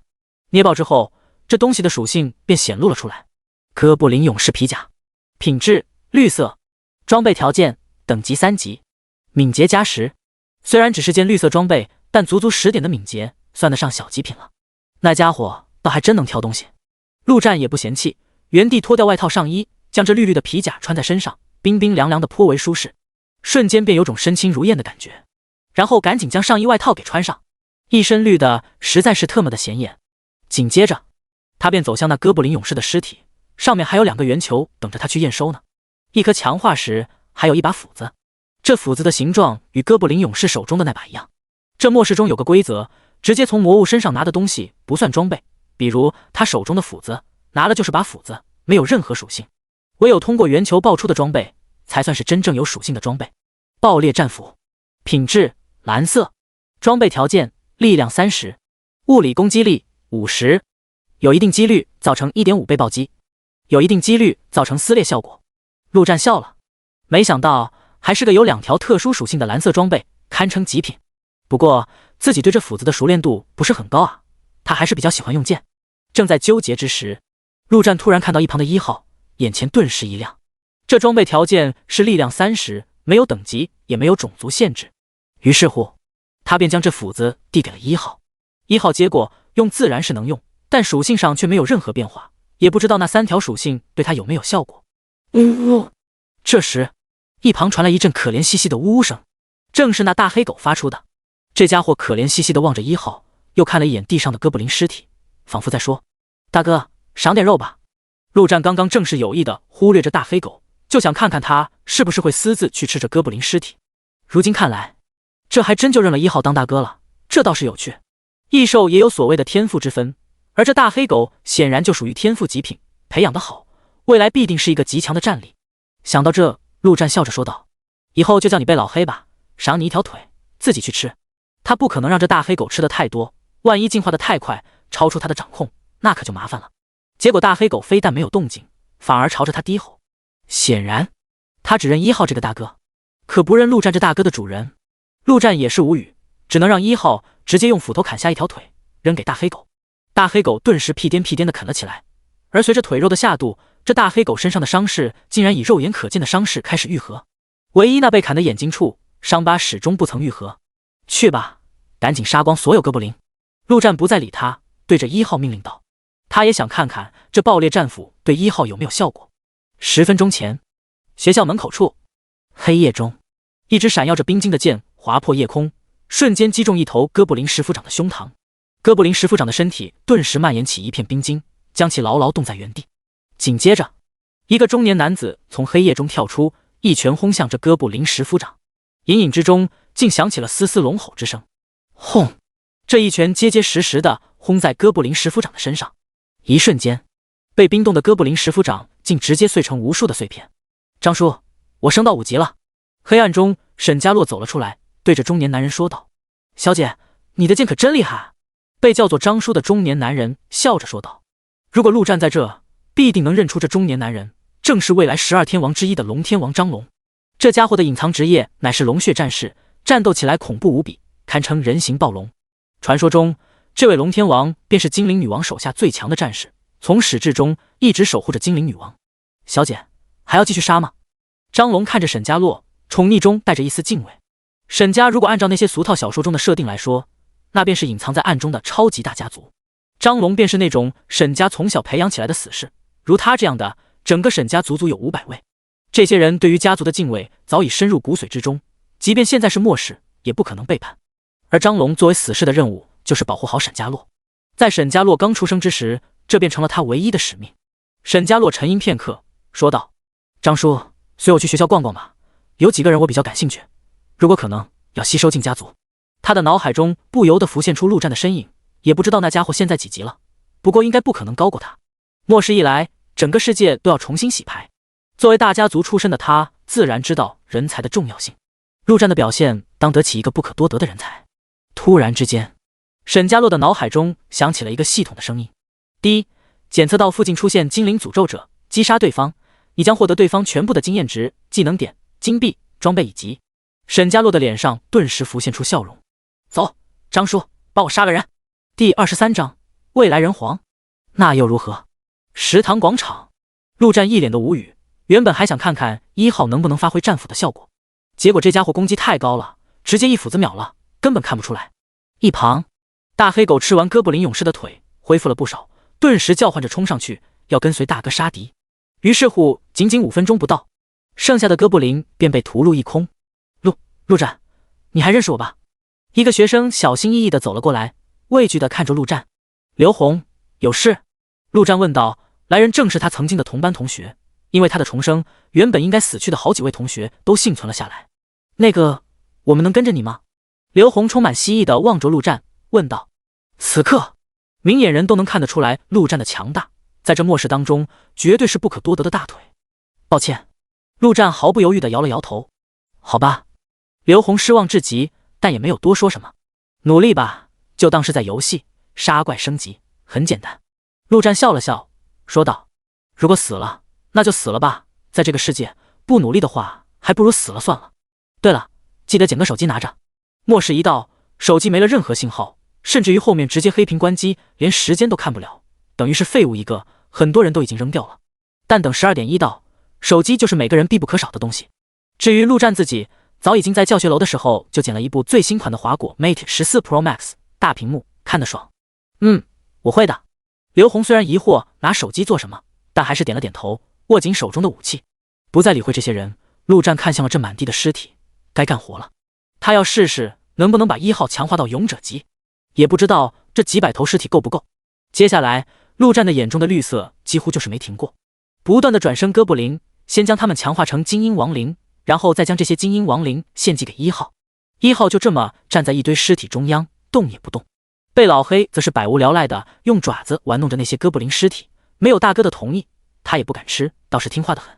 很快，那些学生便已经散去，要么回到食堂大楼中继续躲着，要么去往其他地方寻找哥布林击杀。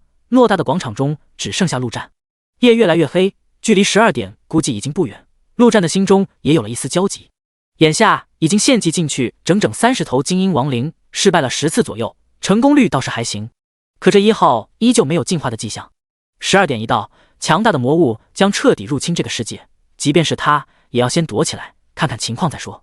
1号，你他妈倒是给点力啊！陆战又献祭了一头精英亡灵，成功倒是成功了，可只让1号的力量、体质、敏捷各增加了一点。唉，继续吧。陆战叹了一口气，双眼继续绽放绿光。突然之间，一股危险的气息猛然在他心头升起，陆战几乎是下意识般的将头歪向右边。刹那间，一道剑矢贴着他的脸庞穿过，消失在茫茫夜色中。他的脑海中直接出现了一个名字：精灵女皇沈家洛。作为未来8大人皇中人气最高的强者，关于他的传说也是最多的。传说中，他的剑矢千变万化，有极动的冰息之剑，有爆裂的火焰之剑，有必杀的神威之剑，还有无声无息的暗影之剑。那一剑直到他的头边了，都还没发现，正符合那无声无息的暗影之剑。幸亏家的6点精神起了一丝的警示作用。刚刚他可是将亡灵全部献祭给了1号，只有1号一头亡灵给他提供10%的体质。这一剑若是射中了，后果不堪设想。想要我的经验吗？那就看你有没有这个本事了。陆战心头升起一股戾气。精灵女皇，那又如何？下一秒，一头头亡灵从地上爬了起来，陆战的各项属性开始疯狂增长。而这还没完，他同时还在不断的献祭。圣杯之剑那10%的技能效果，对于献祭技能来说，就是增强献祭的效果。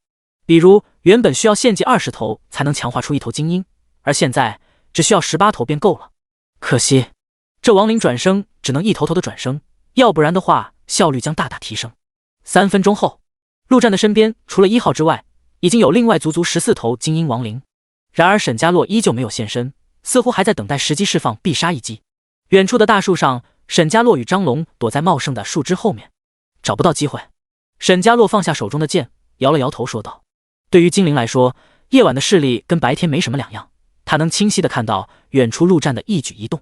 这家伙有点意思，不像个学生，倒像个身经百战的战士，是个高手。”张龙有些惊异地说道：“张叔，有把握杀了吗？”沈家洛眉头一挑，有些意外张龙给出的评价。一个学生而已，短短1天时间，怎么可能就成为身经百战的高手？即便是他自认为也做不到。而且这家伙的职业他虽然不知道，但明显就是召唤类的法师职业。按照正常逻辑来说，本人应该很弱的才对。这一刻，远处的陆战在他眼中充满了神秘感。说实话，沈家洛也没想到被精灵诅咒的人竟然会是陆战。原本在他的设想中，陆战是首位拉拢争取的对象。然而在见到的那一刻，错愕过后，在拉拢与击杀之间，他毫不犹豫地选择了击杀。没办法，系统给的太多了，击杀的奖励实在太过丰厚。他虽然不知道陆战的等级，但从那满地的哥布林尸体中就能看出，绝对不低，甚至比他还要高。如果能杀了，那经验值至少能让他连升2级，更别说对方身上或许还有很多好东西。嘿嘿，不知道，但我想试试。张龙脸上露出一丝兴奋，那是强者遇到对手的兴奋。那就去吧，张叔。沈家洛直接说道，同时搭好弓。作为一个射手，他自然不可能露头去打近战，远程偷袭才符合他的定位。行，娇姐，如果我陷入危险，直接逃。张龙说道，直接跳下树干，紧了紧手中的拳套。那是一件绿色装备，从系统商店内换的。张龙不喜欢用什么武器，他喜欢拳拳到肉的感觉。第24章，同归于尽。陆战看向前方，那里一个男人正一步步朝着这边走来。他听说过龙天王，也曾远远地见过龙天王的身影，但却不曾看到过对方的真正面目，所以自然不知道眼前的是未来的12天王之一。不过他能感觉到这男人来者不善。果然，下一秒，那男人已经朝着这边急速冲来，如同一个炮弹，身边竟形成了强大的气流。1号上。陆战后退一步，丝毫没有自己上的意思。而看着朝自己冲来的那小小哥布林，张龙丝毫没有放在心上。沈家洛曾说过，陆战复活的哥布林会比生前强那么一点，但再强又能强到哪里去？不过是一拳的事。张龙一拳轰出，打算将这小哥布林直接轰成碎片。刹那间响起一阵龙吼之声，陆战双眼一凝，瞬间明白了这男人的身份。龙血战士战斗之时会发出阵阵龙吼之声，这声音可不仅仅是壮声适用的，而是能乱人心智，影响敌人状态的声波攻击。这声音他曾经听到过，自然熟悉得很。是了，精灵女皇以及龙天王本就是形影不离。有趣，想要杀自己的竟然是未来的一皇一王。陆战非但没有害怕，反而热血沸腾。这说明什么？说明他陆战已经不再是个小人物。未来的龙天王，此刻的等级不可能比他高，就算他6级，属性上顶天也就40左右。而1号，刚刚那一番献祭虽然没能成功进化，但也让他的属性突破了50。更何况还有死亡恐惧的削弱效果，以及越战越勇的天赋效果。他可以确信1号稳压那龙天王。前方，张龙这一拳刚刚挥出，便看到那哥布林同样举起手中的斧头，狠狠地砸了下来。就在这一瞬间，张龙突然感觉到一阵极为不舒服的感觉传来，还来不及思考，浑身汗毛毫无征兆地立了起来，几乎全身每一个细胞都在释放出一个信号：危险！张龙没有丝毫犹豫，身体本能般的朝着一旁一个驴打滚，颇为狼狈的躲过那斧头的攻击。轰的一声，斧头重重的砸下，地面竟出现了丝丝裂缝。张龙满脸惊骇，这特么什么鬼？一个哥布林而已，怎么可能有这么强大的攻击力？而且他能感觉到自己的各方面属性都莫名其妙的有所下降。然而还在他震惊之时，1号已经再度提起战斧，直冲而来，速度之快，比他先前还要快上不少。退！张龙双腿往地上一蹬，身体直接倒飞出去，而那战斧已经砸在他先前的地方上。但凡晚上1秒，张龙便要被直接劈中。接下来那战斧不断落下，张龙只有不断躲避的份，只怕动作稍慢一些，便要挨上一斧。而这斧头的攻击，即便是龙血战士，恐怕也承受不住。至于攻击，别搞笑了。远处的树干上，沈家洛也满脸惊骇地看着远处的战场。那哥布林怎么可能这么强？而在陆战的旁边还有整整14头哥布林，如果每一头都这么强，沈家洛几乎是不敢再继续想下去。这一刻，他的内心竟升起了一股从未有过的情绪：害怕、畏惧。即便是末世爆发，也只是让他惊慌了片刻。但远处那个神秘的男人真的让他感觉到害怕了。不过很快他便反应过来，再这样下去，张龙必定要被劈死。强压下心中的恐惧，沈家洛的手中冰息之剑直射而出，目标正是那哥布林。他必须先解救出张龙。至于杀戮战，他已经失去了信心。叮！沈家洛的攻击几乎把握的几乎完美，就在1号攻击的瞬间，冰息之剑正中1号的身体，冰晶从剑矢中散发而出，让1号的动作停留在了原地。然而下一秒，1号浑身一震，所有的冰晶便已经散落一地。但这瞬间已经足够张龙逃出数米之远。现在的张龙就一个想法，那就是逃。什么遇到对手的兴奋，见鬼去吧！连人家的一个小弟都打不过，这丢脸快丢到家了。远处，陆战冷笑一声，沈家洛果然出手了。不过，只有你有外援吗？看了一眼旁边的大黑狗，果然被老黑的身体已经环绕着雷电，敢偷袭他大哥，那就让他尝尝雷电的滋味。轰的一声，一道粗壮的雷电从被老黑的身体直射而出。全力逃命中的张龙哪里想到还有这种变态玩意，等到身体发出危机信号之时，那雷电已经到了他的后背。雷电贯体，张龙浑身如同变成了一个光人，浑身抽搐了好一阵后，直直的倒在地上，一动不动。毕竟是龙血战士，倒是还有气，就是不多了而已。此刻的张龙连动根手指都困难，更别说爬起来了。没想到这末世才刚开始，自己就要记了。张龙苦笑一声，他倒不怕死，毕竟是从小当做死士培养的，只是担心沈家洛。小姐，以后的路要你自己走了。沈家洛，出来谈谈，如何？陆战看着远方，大声说道。与此同时，1号已经将那张龙一把抓了起来，斧头就放在其脖子上，稍微一用力就能将其击杀。他的双眼直直地盯着前方，只要一有动静，便会让1号毫不犹豫地出击。这位精灵女皇隐藏得太好，即便刚刚射出那一箭，她竟然还是无法发现对方的踪迹。既然如此，抓着龙血战士当个人质也无不可。从刚刚那一箭就可以看出，这位精灵女皇还是在意张龙的，要不然早就跑得没影了。然而陆战等了半天，竟没有得到任何的回应。难不成真走了？陆战皱了皱眉。既然如此，正当陆战要让1号动手之时，远处终于传来了沈家洛的声音。陆战，我这隐藏职业有个极为特殊的技能，名为同归于箭，射出之后，此箭会一直跟随在你身后，不死不休。当然，射出这一箭，我也会死，所以不到万不得已，我不会使用。放张叔走，不然我必会射出这一箭。话音刚落，陆战浑身一震，他的精神在警示他，正被一股极其危险的气息锁定。第25章排行榜，你觉得我会相信吗？陆战眼神微眯，淡淡的说道。上一世他从未听过这种东西，以他的层次，本来就接触不到精灵女皇的任何秘密。信不信你试试就知道了，你敢试吗？远处声音再次传来。下一秒，被老黑身上一道雷电朝着声音传来的方向急射而去，黑夜瞬间明亮，然而根本没有沈家洛的影子。这家伙躲的是真好。陆战，再有下次，我会毫不犹豫地射出这一箭，大家一起死。沈家洛满含怒意的声音传来。干！自己竟然被这女人给威胁上了。陆战心中怒骂，明明是你想杀劳资，还讲不讲道理了？说实话，他不想赌。如果真有这所谓的同归于箭，他一个人换一位精灵女皇加一位龙天王，那铁定是血亏啊。他陆战的命多金贵，但就这么放过对方，他陆战能受得了这委屈？一时间竟有些尬在了原地。这时一旁的张龙也是开口，小兄弟，沈家势力之大，不是你能想象的。如果此次放了我们，以后我沈家必定有重谢。陆战挑了挑眉，他还真不知道这沈家是什么大家族。如此看来，这沈家若能成为精灵女皇，其背后的家族起了很大的作用。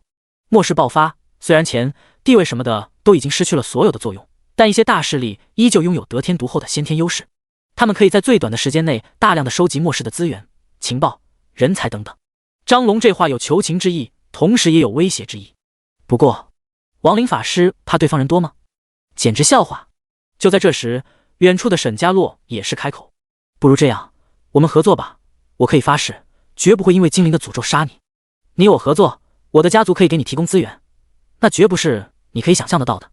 这末世到处是危险，你一个人怎么死都不知道，如何？还不如跟我合作，到时候你可以得到很多很多，甚至是我。好家伙，这又是威胁，又是美人计的。若是上一世，这种机会不知道多少人抢着要，但现在他跟沈家洛之间属于已经被老天爷给划分成了敌对阵营。跟对方合作无异于与虎谋皮，承诺什么的根本没有任何价值。这女人都能使用美人计了，在他看来已经属于有些不择手段了，这让他如何能相信？不行，还是得先把这女人骗出来才行。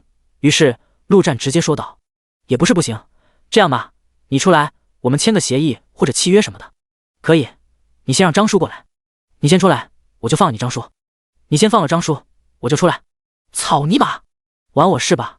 陆战直接破口大骂，这女人跟他在这玩极限拉扯呢。然而就在这时，一股无比恐怖的气息突然在旁边升起，紧接着一声龙吼响彻四周。陆战脸色一变，刚要让1号直接动手，便看到那张龙的身体竟直接发生了突破，无数的鳞片布满他的全身，四肢更是瞬间暴长数倍之粗，原本好好的人头也变了个样，如同怪物。这张龙竟变成了一个龙人，这正是龙血战士的天赋技能龙化。然而这技能有个极大的缺点，那就是需要整整3分钟的积蓄时间，而且后遗症极大。沈家洛自然知道他这个技能，刚刚的谈话都是在拖延时间罢了。变成龙人的张龙实力暴涨，竟直接一掌将1号拍飞数米之远，随后朝着陆战狠狠抓来。然而他低估了陆战的实力，在气息升起的一瞬间，陆战便已经反应过来，快速退去的同时，直接将所有的亡灵全部召唤了出来。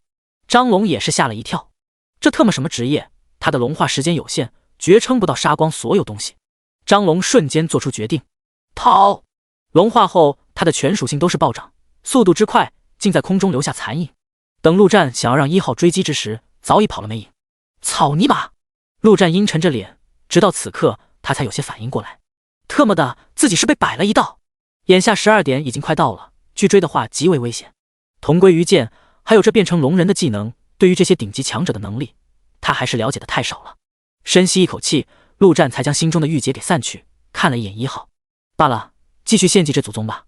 刚刚才强化成的14头精英亡灵，马上又化作养料进入1号的体内。结果整整14头精英亡灵下去，1号竟然还是没有进化，甚至与后面的5次全部献祭失败。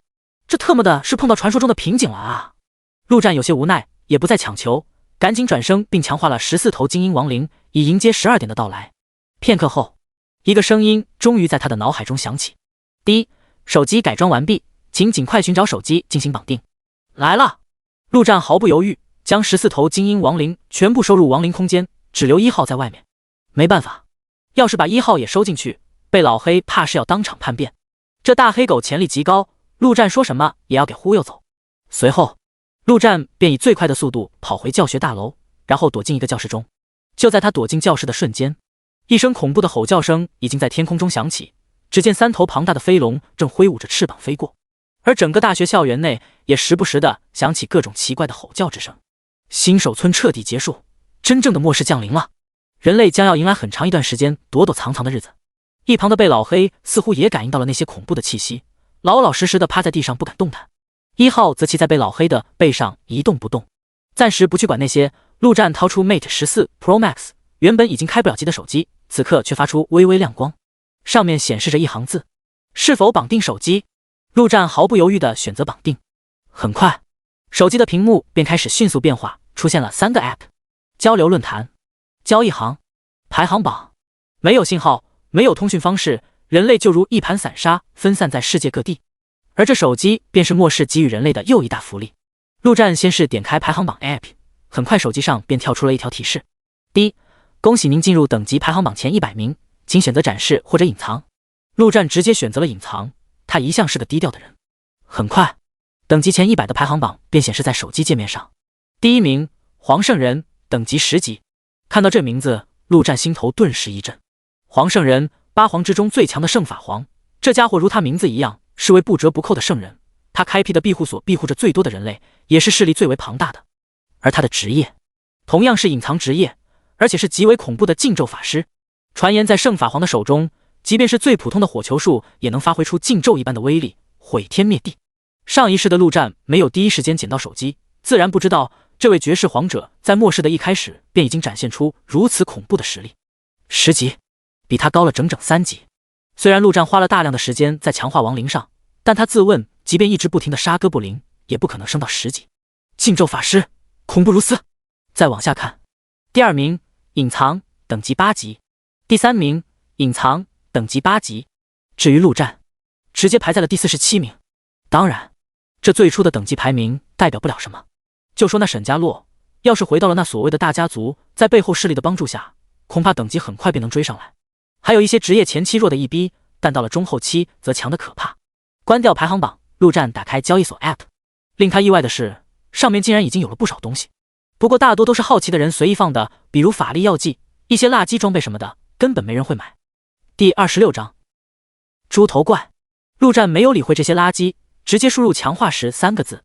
很快，屏幕上便显示出5条出售信息。末世初期，对于大部分人来说，强化装备带来的那点属性可有可无，远不如出售换成金币来的划算。至少有了金币，衣食住行就不用愁了。5个强化石价格也不贵，总共800。陆战毫不犹豫，直接扫光。随后输入剑字，想看看有没有带属性的剑类武器。不过结果让他失望，有是有，不过都是白板装备。但有总比没有好，当下还是先搞一把再说，反正他现在钱多。陆战直接选了一把攻击加30的剑，买了下来。下一秒，陆战的金币直接少了1000，而一把剑也出现在他的手上。最后，陆战才打开交流论坛 App， 短短时间内，这上面早已经显示了足足数万条信息，大部分都是求救信息，而有一条极为显眼。我是等级榜第1的黄圣人，目前在金海市初步建立了一个相对安全的地方，大家可前来寻求帮助。陆战记得这条信息足足在最热门的位置挂了足足1个月，跟帖量达到了恐怖的100万。未来黄圣人建立的庇护所是8皇之中最大的，庇护的人类也是最多的，而且要求很低，只要有一定的战斗力就可以前往寻求庇护。上一世陆战也想前往，可惜路途太远，以他的实力根本到不了。感叹了一番，陆战点击本地论坛，上面显示的便都是东海市的信息，他想看看有没有副本的消息。他前世因为实力所限，能得到的信息极少，自然不清楚这座城市都出现过哪些副本，又在哪些位置。然而看了一大圈也没发现什么有用的信息，只能暂时关闭手机，随后将那5颗强化石全部用于强化亡灵之戒。幸运之神再次眷顾了他，5次强化全部成功。亡灵之戒加8，法力值加100，精神加3，技能冷却负 1.3 秒，多出了一个精神属性，还算不错。看了一眼窗户外，一头强壮的牛魔战士正狂奔而过。陆战并不打算继续出去猎杀魔物，升级固然重要，但劳逸结合才是长远之道，他需要好好休息一番。明天将会有一场大战。陆战记得清清楚楚，末世爆发的第2天，东海市银茂大厦中将出现一个冒险级的永久性副本。永久性副本通关后，里面的一切都会重置，人类可以一直去通关，一直获得奖励，算得上末世给予人类的巨大宝藏。这种副本每次通关的奖励都不一样，全看运气。陆战上一世也跟着几位大哥通关了一次，运气爆发，通关奖励给了一件紫色装备，然后一出副本就被那几位大哥给抢走了，妥妥的韭菜一枚。但不管是什么副本，首刷的奖励都是最为丰厚的，而且是丰厚的多，所以这副本的首刷陆战必须拿下。他是个孤儿，没有父母，没有兄弟姐妹，在这个世上可以说没有任何的牵挂，实力是他唯一的追求，活着是他最大的目的。陆战的眼中闪过一丝坚定，对着一旁的1号吩咐道：“1号，看好四周，有任何动静就叫醒我。”随后便靠在被老黑那柔软的毛发上。这大黑狗还想反抗，陆战直接让1号瞪了他一眼，瞬间老实了下来。次日一大早，天还微亮，靠在被老黑身上的陆战猛然睁开眼，他能感觉到有东西在靠近。下一秒，一头直立行走的猪形生物便出现在教室的门口。这猪头怪刚刚为发现食物而感到惊喜之时，一把斧头已经朝着他当头劈下，正是1号。与此同时，陆战也快速冲出，哥布林勇士皮甲的加持下，他的敏捷已经突破了50，快如闪电。1号的斧头刚刚砸中猪头怪的头颅，陆战的剑也同时刺进了对方的喉咙。猪头怪的体质颇高，接连2道致命攻击竟然都没能将其瞬杀。不过砸完1斧的1号已经再度举起战斧，2度砸下。第一，恭喜您击杀猪头怪，获得经验值100点，金币100。陆战拔出剑，抚摸着那剑刃上的血液，这一切是那么的真实。他多么害怕昨天的一切都是一场梦，醒来后再度回到那弱鸡无比的状态。事实证明，这一切都不是梦。感慨了一番，陆战正准备将其转化为亡灵之时，突然听到一旁的贝老黑正对着猪头怪发出呜呜呜的声音，口水直流。这大黑狗的那只眼睛处伤口依旧没有愈合，看样子是当定独眼狗了。不过那长长的伤疤倒让他更多了几分凶狠，跟他这摇尾乞食的样子实在是不符啊。吃了一天的哥布林了，被老黑早特么吃腻了，如今看到这猪肉岂能不馋得很，要不是1号大哥没点头，早他妈饿虎扑食了。陆战一笑，说道：“看在你当了一晚上靠枕的份上，给你吧，反正这种等级的魔物外面多的是。”说完，便见1号举起这猪头怪的尸体，直接扔到了贝老黑的前面。贝老黑得到老大的授权，直接狼吞虎咽起来。趁着这功夫，陆战走出教室，看了看四周。虽然已经过去了一晚上，但还是能看到不少魔物在到处搜寻着人类。陆战大致看了一圈，如今在这座校园内的大致有3个魔物种族：哥布林、猪头怪、牛魔。所谓非我族类，其心必异。异界魔物也有无数的种族，像哥布林算得上魔物中最为弱小的种族。这些不同的种族之间常常为抢夺食物而发生战斗。上一世有人做出过分析，其实所谓的末世，更像是万族以地球为战场所进行的一场大战，是一场万族之战，远不是人类与魔物两方势力这么简单。仅仅3分钟时间，一头猪头怪便已经被贝老黑啃食得干干净净。只见贝老黑浑身环绕着丝丝雷电，看样子好好的充了一番电。走吧。陆战看着远处的一头落单的牛魔战士，说道：“自己的亡灵也该换一波了。”他的目标正是牛魔战士。此刻在校园内的3大种族中，牛魔战士无疑是最强的。那副本还未开启，而且就算开启了，短时间内也不可能有人能通关。陆战没必要去急那一时，完全可以做好所有准备再出发。校园小道上，一头牛魔战士扛着自己的斧头，一双牛眼瞪得如同铜铃一般。整整一晚上了，他竟然没有抓到一个人类食物。正当他要发狂之时，一道雷电猛地从天而降。滋吱吱的声音中，牛魔战士浑身颤抖，麻得动弹不得。下一瞬，一道剑光闪过，刺入他的喉咙之中，一把斧头则直直地砍入他的脑袋。恍惚间，牛魔战士只能看到一个人类食物站在他的面前，而后双眼泛出了绿光。第27章银帽大厦。小牛1号。陆战看着新转化的亡灵牛魔，随意地取了个名字，随后便看向他的属性：亡灵牛魔战士。特性：亡灵。力量40，体质35，敏捷33。好家伙，圣杯之戒增幅的10%加上天赋的10%，转化后的牛魔战士属性强的一逼，比那精英亡灵哥布林强太多了。要知道这还是普通亡灵，如果将其强化成精英的，那不得逆天。再反馈到他的身上，极限状态下14头精英级的亡灵牛魔，再加上1号的陆战的力量，怕是能直接破百，想想都令他激动不已。陆战将这亡灵牛魔收回亡灵空间，大手一挥：“走，杀牛去！”片刻后，陆战来到食堂大楼处，外面那大量的哥布林尸体已经所剩无几。那些猪头怪、牛魔什么的可不挑食，吃不到人的时候，吃点哥布林也能填填肚子。不远处，还有5头牛魔战士正在啃食尸体。5头牛魔战士自然不可能瞬杀，陆战也不客气，召唤出所有亡灵，秉承着亡灵法师一贯的战斗原则，人多打人少，分分钟将这几头牛魔战士给解决了。而他的牛魔亡灵也来到了6头。不过相对于哥布林，牛魔跟猪头的数量却少了很多，让陆战颇为不爽，无法体验到那种不断转生献祭的快感。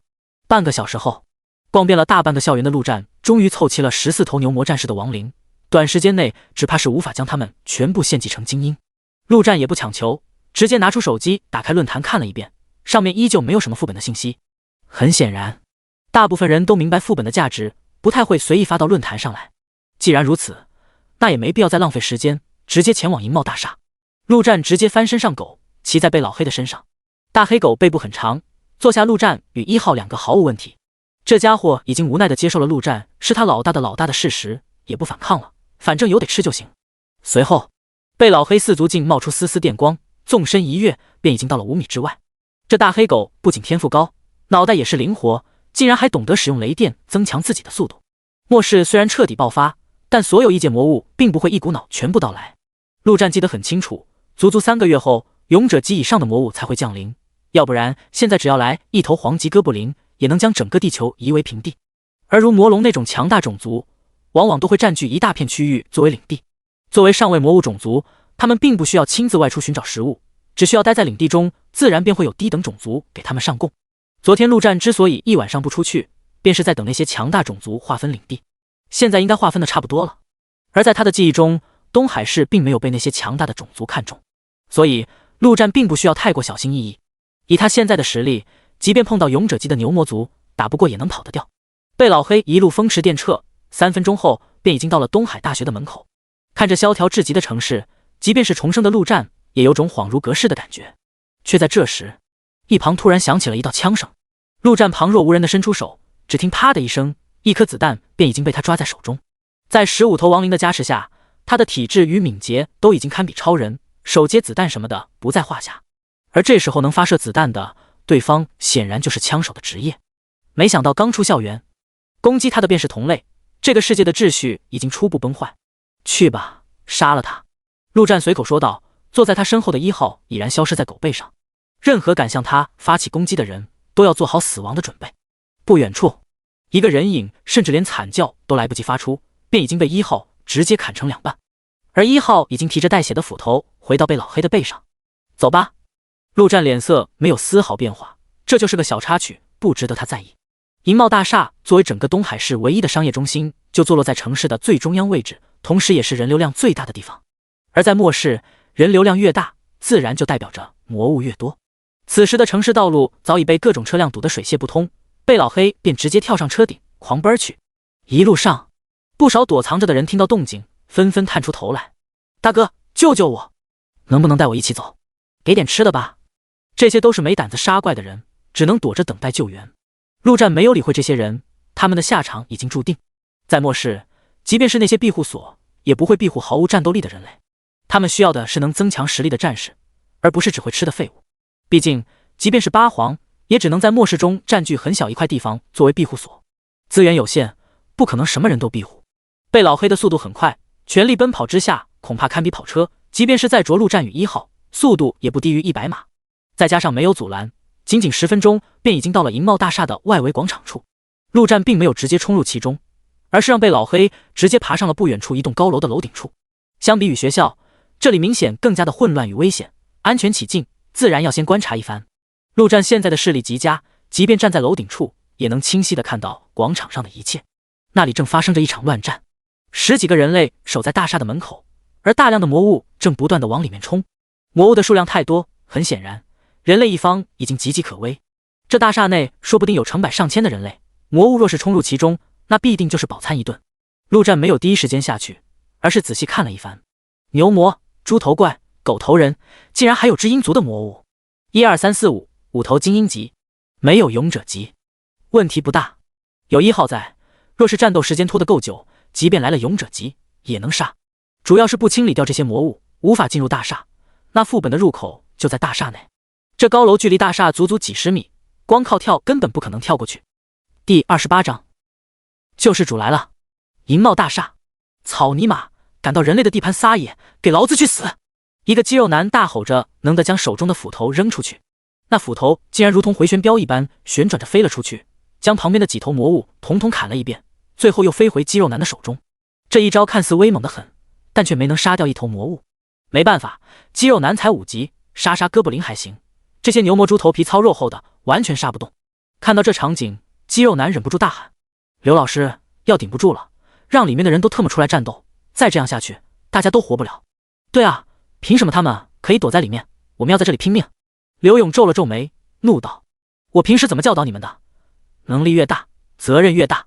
说话的同时，手中的巨剑直接斩向前方的一头知音怪。叽叽叽，知音怪惨叫一声，一命呜呼。此人正是东海大学的体育老师刘勇。当初受到陆战的点化之后，他便在整个宿舍内一边救学生，一边教学生杀哥布林，很快便将2栋宿舍楼的哥布林全部清理干净。倒也让他带出了几个实力不错的学生组成小队，一起保护那些没什么战斗力的学生。随后，抱着拯救更多人类的远大理想，刘勇便带上4名实力强劲的学生，一起组成末世拯救者小队。恰好当时手机更新成功，刘勇打开论坛，便看到一大堆求救信息，均来自银茂大厦。显然，这里躲了很多人。那还用想？休息了一晚上后，拯救者小队立刻出发，来到这银茂大厦。刚到之时，恰好有几头魔物想要冲入大厦内，二话不说，直接开打。一开始倒还能顶得住，可随着战斗的进行，魔物聚集的越来越多，以至于到了现在，他们只能勉强守住这门口。操，特么的当自己蜘蛛侠呢？还特么能力越大，责任越大，老子可不陪你们送死，先走一步。我也走了，几位，我虽然佩服你们的勇气，可还不想死。走吧走吧，里面的人就让他们自求多福吧，咱又不是什么救世主。刘勇一行也就6人，其他几位都是素不相识的路人，他们可没那么崇高的品格，在这里战斗纯粹就是为了杀怪升级罢了。眼下越来越危险，自然要先撤。反正以他们的实力，即便被魔物们冲进大厦中，活命的几率也大得很。而这几人一走，刘勇等人的压力陡增，眼看着便要守不住，刘勇也是大吼道：“先撤进大厦内！”他虽然圣母，但现在还没到奉献生命的时候，他还要留着有用之躯去救更多的人。就在这时，刘勇突然看到远处一只绿色的怪物正挥舞着巨大的斧头，将一头猪头怪一劈两半，心中顿时一震，随后便是狂喜之色。大家坚持住，救世主来了！那身影他岂能不认识？虽然换了武器，但那熟悉的绿色身体，那强大的实力，不是陆战的哥布林还能是什么？上次危机时刻陆战救了他，就等于救了宿舍内的所有人，而这次危机时刻陆战再次出现，等于救了这一整栋大厦内的人。这特么不就是救世主吗？救世主！几名同学听到刘勇的话，纷纷精神一振。刘老师虽然有点圣母的可怕，但也正因为如此，这种生死攸关的事情上，他绝不会瞎说开玩笑。他说救世主来了，那就是真的救世主来了。虽然他们也很好奇，谁特么能当救世主。而就在下一秒，不远处突然雷电闪烁，一头如狼一般的生物，仿佛雷神降世一般纵跃而来。所到之处，魔物尽皆被电得颤抖不已，浑身发麻，更是焦香四溢，好几头甚至被电熟了。汪！被老黑稳稳地落在刘勇几人的面前，朝着魔物群大吼一声，尽显霸气。也就是这发出的声音弱了点，毕竟只是狗叫。这就是救世主吗？一条狗？不对，是一条雷狗。草，这是什么玩意？还会发电，好恐怖！几名学生呆立当场。动物毕竟比人类弱小，能进化为异兽的更是少之又少，他们还是第一次见到异兽。就连刘勇都是有些摸不着头脑。陆战呢？不过对于这雷狗倒是不意外，陆战的新宠物吧，应该是。就是有点羡慕，太他妈威武霸气了。刘老师，你怎么会在这里？就在这时，雷狗的背上一个身影跳了下来，笑着说道。陆战还真没想到在这的会是刘勇，刚刚离得太远，再加上战斗中根本看不清脸，直到刚才他才看清对方竟然是刘勇。陆战，哈哈，我就知道是你！刘勇兴奋地说道。先将这些东西解决了再说。刘老师，跟我走，先去杀精英魔物。说话间，陆战再度召唤出14头亡灵牛魔战士，让他们顶住门口的位置。至于1号，在前面杀得正欢，他之所以让1号先出手，就是为了让他尽快进入越战越勇的状态之中。说完，陆战便再度跳上被老黑的背，提剑冲向最近的一头牛魔狂战士。好，刘勇也不客气，知道对方是要带他升级，赶紧跟上，留下几名学生面面相觑。他们前方10几头亡灵牛魔正对着曾经的同伴疯狂攻击，这一幕太过诡异。这特么，我们该攻击哪个？分不清啊，这都长得一模一样。看眼睛，我们队友的眼睛发绿光。神他妈队友，你管这些玩意叫队友？算了，我们休息一下吧，我法力都快耗完了。牛魔狂战士比普通牛魔多了一个狂，但战斗力却强了好几倍。但这魔物的弱点也很明显。陆战拍了拍下面的狗头，直接说道：被老黑电他！被老黑低吼一声，表达自己的不满。不过想到自己的大哥都只能乖乖打工的命，还是放出了雷电。吱吱吱，那牛魔狂战士被雷电洗礼了一番，倒是没受什么伤，不过成功被激怒，咆哮着朝着这边冲了过来。1号，回来！被老黑有雷电加持，速度比陆战还要高，躲避牛魔狂战士的攻击不在话下。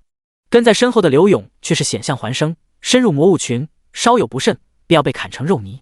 陆战既然带人家升级，总不能眼睁睁看着对方被砍死，索性将1号换了回来，就在刘勇身边战斗，也算保护他。至于1号，越战越勇已经初步起效，陆战完全不用担心他的安全，放养就行。第29章击杀精英。那牛魔狂战士举着斧头狂追不止，被老黑则在魔物群中左突右冲，时不时还回头给对方电一发，好不灵活。片刻后，牛魔狂战士仰天长啸，浑身犹如燃烧起一股无形的火焰一般，气势暴涨。陆战神情一震，狂化，这正是牛魔狂战士的特殊技能。刘老师，快闪开！陆战赶紧提醒还在1号身旁捡漏的刘勇。哞！狂化的牛魔如同一头疯牛一般，直接敌我不分，横冲直撞，似乎眼里只剩下电他的大黑狗，咆哮着冲了上来，速度比之先前快了足1倍多。被老黑，你不会跑不过这老牛吧？陆战拍了拍狗头，说道。汪！被老黑闻言狗叫一声，4足之上竟如同凝聚了雷云一般，风驰电掣般冲出。比速度，他雷狗怕过谁？操！真他妈刺激！坐在被老黑背上的陆战死死地抓住狗毛，稍有大意，只怕就要直接被甩出去。身后，狂化的牛魔斧头乱挥，眼中哪里还有同类，直接砍死了好几头牛魔战士。但以速度而言，他还真追不上雷云加身的贝老黑，跟在后面如同发狂的公牛一般，却怎么也日不到。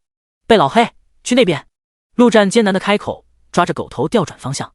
汪汪汪！贝老黑边跳跃边叫唤，仿佛在说他可不是自行车。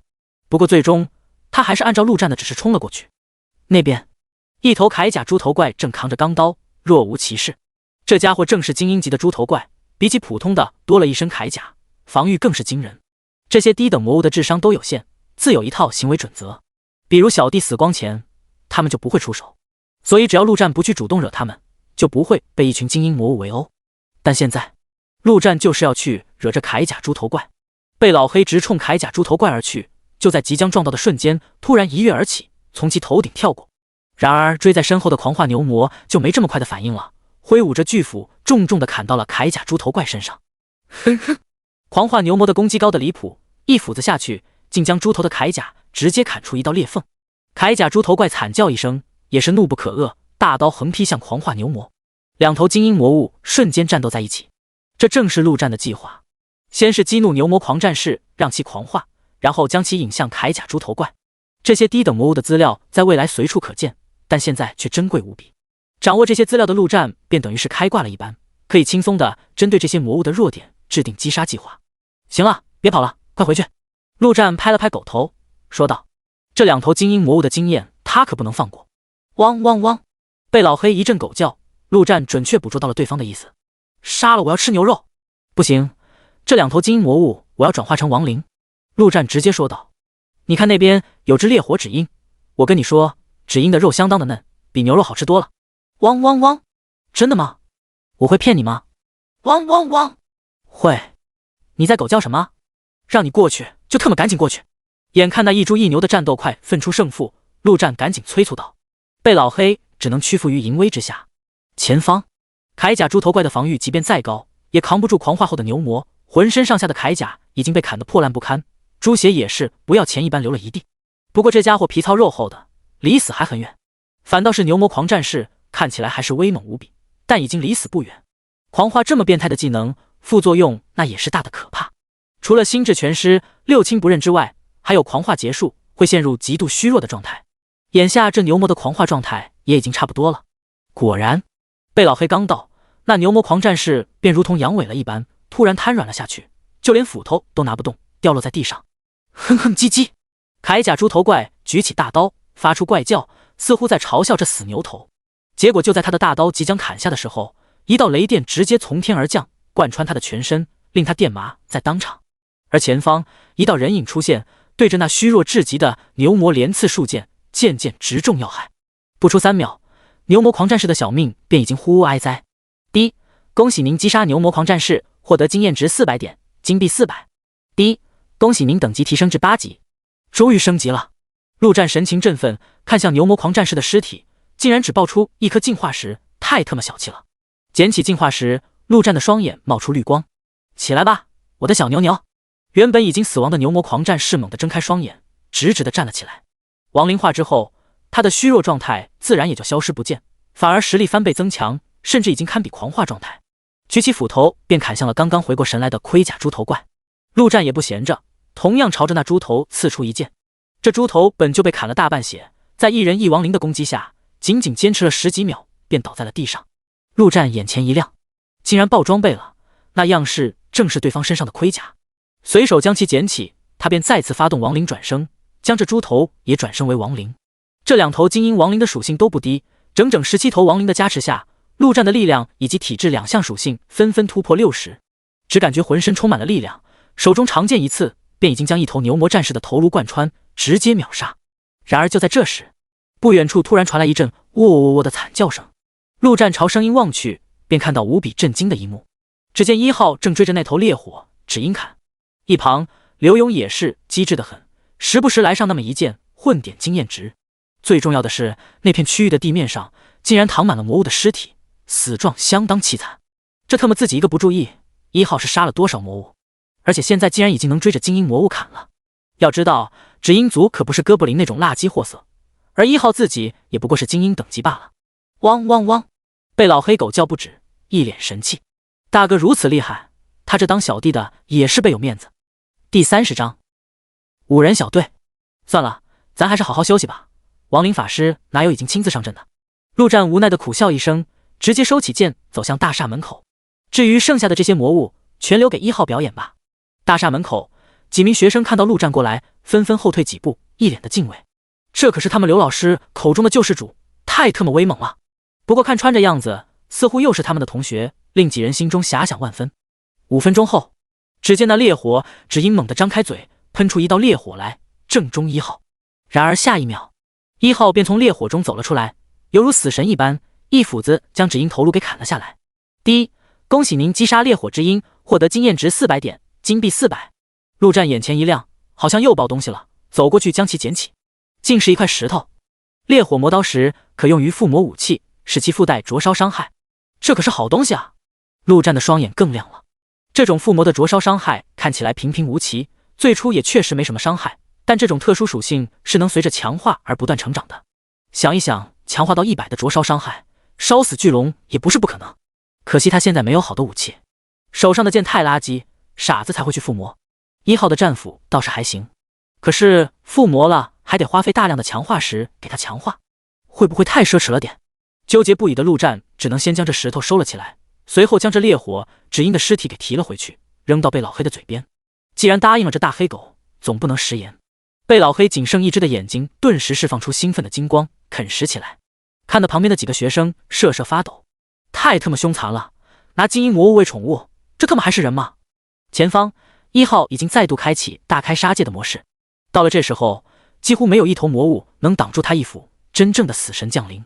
一旁的刘勇也是机智的很，反正这些魔物最终都要被1号杀死，他索性到处攻击，采取雨露均沾打法，只要有伤害到时候就能分到经验，虽然少了点，但胜在数量多啊。你们几个不去蹭点？陆战看了一眼旁边几人，说道。刚刚这几个家伙没有逃走，而是留下来陪刘勇一起战斗，还算不错。多谢，谢谢。几人早就看着心动的很，眼下陆战开口，立刻不要命般冲出去。1号杀得太快了，再不快点，可就啥都蹭不到了。就在这时，大厦内也是冲出一大群人，手拿武器，一脸勇猛的想要冲出去杀魔物。结果他们还没到门口，一头凶猛的大狗便已经站在门口处，浑身雷电附体。一群人自然是被吓了一大跳，不敢继续上前。想躲就好好躲着，别他妈滚出来！陆战站在贝老黑旁边，冷笑着说道：“危险的时候躲着，现在看安全了就出来蹭经验，哪里来的脸？你凭什么不让我们出去？快滚一边去！你算什么东西？我要告你，告你非法拘禁！我是律师，我现在严正警告你，你这是在犯法。劳资是刘正明的儿子，你敢拦我？朋友，给你1000万，把这狗卖给我怎么样？”陆战笑了。有些人末世都已经过去1天时间，却依旧搞不清楚状况，搞不清楚这个世界新的规则，强者为王。那么陆战不介意教教他们。于是乎，他拍了拍贝老黑的肩膀。下一秒，贝老黑身上一道雷电轰然劈出，站在最前方叫嚣的最狠的几人，甚至连反应都没，便已经被雷电劈中，惨叫连连后，直接变成了焦炭。这一下出乎了所有人的意料，纷纷面露惊恐之色。等老子把外面的魔物杀光了，你们爱去哪就去啊！现在都他妈滚回去！陆战也懒得跟这些人废话，直接说道。这群人中不乏曾经的顶级富豪，上位人士，何曾受过这等气？可看了看前面已经没了呼吸的几具焦炭，只能默默后退。陆战刚想转身，却突然之间朝着一旁刺出一剑。只听叮的一声，一道人影从空气中显现出来，手中的匕首正好抵住陆战的剑。他的脸上满是惊骇，不知道对方为何能发现他的存在。精灵盗贼，老子都杀了！你一个普通盗贼，还敢在我面前秀隐身？陆战冷笑一声，猛然发力，那盗贼直接倒飞了出去，喷出一口鲜血。人群中，一个女人抬起手中的法杖，随手一挥，便见一道光芒降临在那盗贼的头上。一瞬间，盗贼原本苍白的脸色直接红润了起来。随后，又是3个身影从人群中走了出来，与那盗贼站在一起。这银茂大厦内物资极为丰富，躲在里面的可不仅仅是一些没胆子的普通人，很多强者也在这里面休息或者寻找物资。显然，这就是一个5人小队，而且配置相当合理。盗贼、牧师、盾战士以及2名枪手，虽然没有隐藏职业，但在末世前期，2名枪手的组合就已经相当暴力。5人中，盗贼再次进入隐身，伺机而动；2名枪手则举起手中的枪，对准了陆战。至于盾战士，则举起手中的盾牌，似乎在防备大黑狗的突袭。牧师则躲在盾战士的身后，没说话。5人已经进入战斗状态，至于其他人，也是纷纷进入看戏状态，想看看这5人怎么干掉那头大狗。结果下一秒，一头牛魔战士从门外走了进来，紧接着是第2头、第3头。片刻后，整个门口处足足16头魔物站在陆战的面前，全部双眼冒着绿光，恐怖异常。陆战将全部的亡灵都叫了进来，至于外面留1号一个已经足够，而他自己则骑上被老黑的背部，似笑非笑地看向那神情戒备的5人，仿佛在问：你们确定要打吗？空气中，那盗贼再次现出身形，特么的这么多魔物围着，他根本没办法靠近，隐身又不能穿越物体，而且对方这阵容上去那就是纯纯的送人头行为，他已经打定主意，等下若是真打起来，直接撤。至于队友，管他呢。那盾战士显然就是几人中的头头，直接收起了盾牌，当场上演变脸魔术，一脸正气地说道：朋友，大家都是人类，不应该自相残杀，我们的敌人是外面那些魔物。同时他的内心快特么疯了，这特么什么怪物职业？开外挂的吗？破坏平衡，要是有举报功能，他非举报个成百上千次。第31章血之挽歌。可是我怎么觉得你们刚刚是想杀我呢？陆战抚摸着狗毛，淡淡的说道。这种装逼的场景他曾经无数次的体验过，然而以前每次他都只能是配角，甚至是路人，但这一次他是主角。不得不说，这感觉确实爽的一逼，难怪那些网文里的主角都喜欢装逼。误会，都是误会。盾战士陪笑着说道，没想到这大块头看起来敦厚老实，撒起谎来那也是面不红心不跳。既然兄弟这么说了，那我们就在里面再休息一会，等兄弟试了，我们再出去。说话间便要招呼几人撤，让你们走了吧。陆战却开口道，留下买命钱，看看够不够买你们一条命。我只给一次机会，要是拿出些垃圾来侮辱我，那就别怪我自己来取。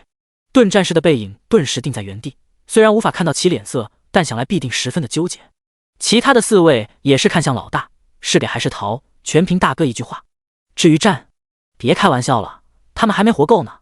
盾战士却是无比的纠结，他在计算逃跑有几成胜算，又该以怎样的方式逃，是不是需要牺牲掉团队里的某个人，或者说如果买命，他该拿出什么东西来买。不得不说，他先前运气好，通关过一个副本，还真有些好东西。纠结了足足1分钟后，最终还是活命的念头占据了主导地位。盾战士转过身，满脸笑容的从怀里掏出一件东西，说道：兄弟，您看这东西够不够买我们的命？陆战看了一眼，那是一张纸，很显然对方能拿出来的不可能真就是一张纸，大概率是张图纸。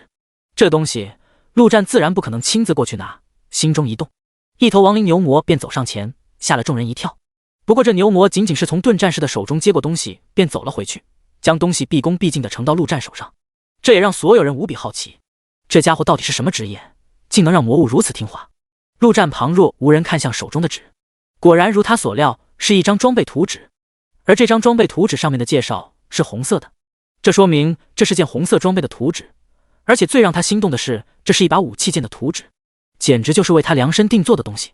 血之挽歌图纸，红色，材料金币10万，血腥之眼的精血1滴，太光之石500克，密银500克，天外之铁500克。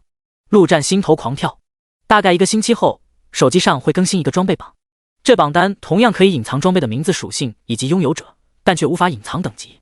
他记得很清楚，1年后在他死的那天，装备榜上也仅有3件金色装备，7件黑色装备，接下来便是83件红色装备，而第94名就已经到了紫色装备。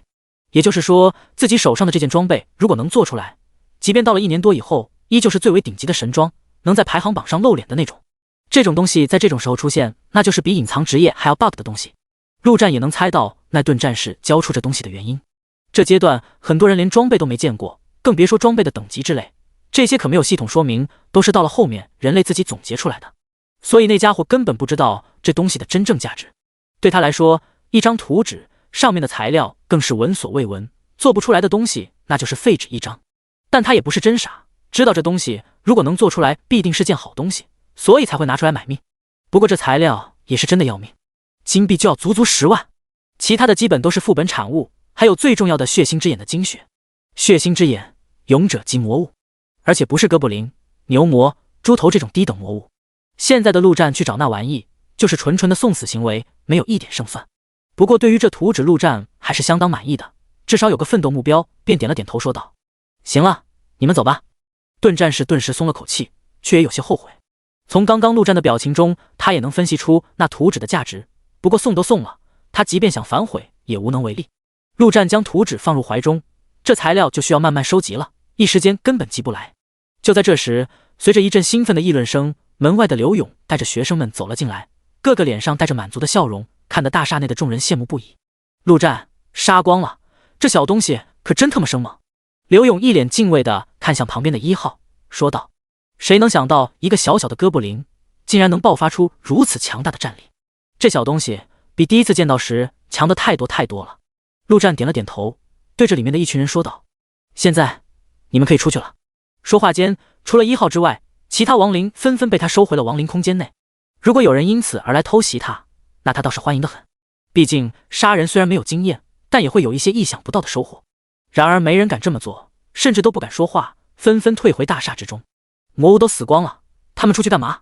躲在这大厦内至少还算安全，到了外面那可真是随时面对死亡。不过也不是所有人都这么怂，也有几人背着背包走了出去，看起来就是杀过魔物的人。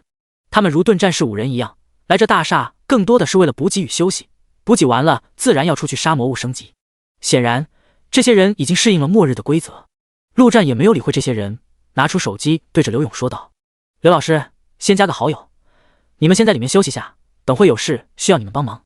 现在没有电话号码、VQ 什么的，不过这手机自带了加好友功能，就在论坛 APP 里面。”“行，正好我们也累了，就在里面，到时候你尽管吩咐。”刘勇爽快地说道。“对，陆哥，有啥事吩咐就行，上刀山下火海，在所不辞。”“没错，陆哥的事就是我的事。”刘勇身后那些学生也是纷纷开口，迫不及待地掏出手机。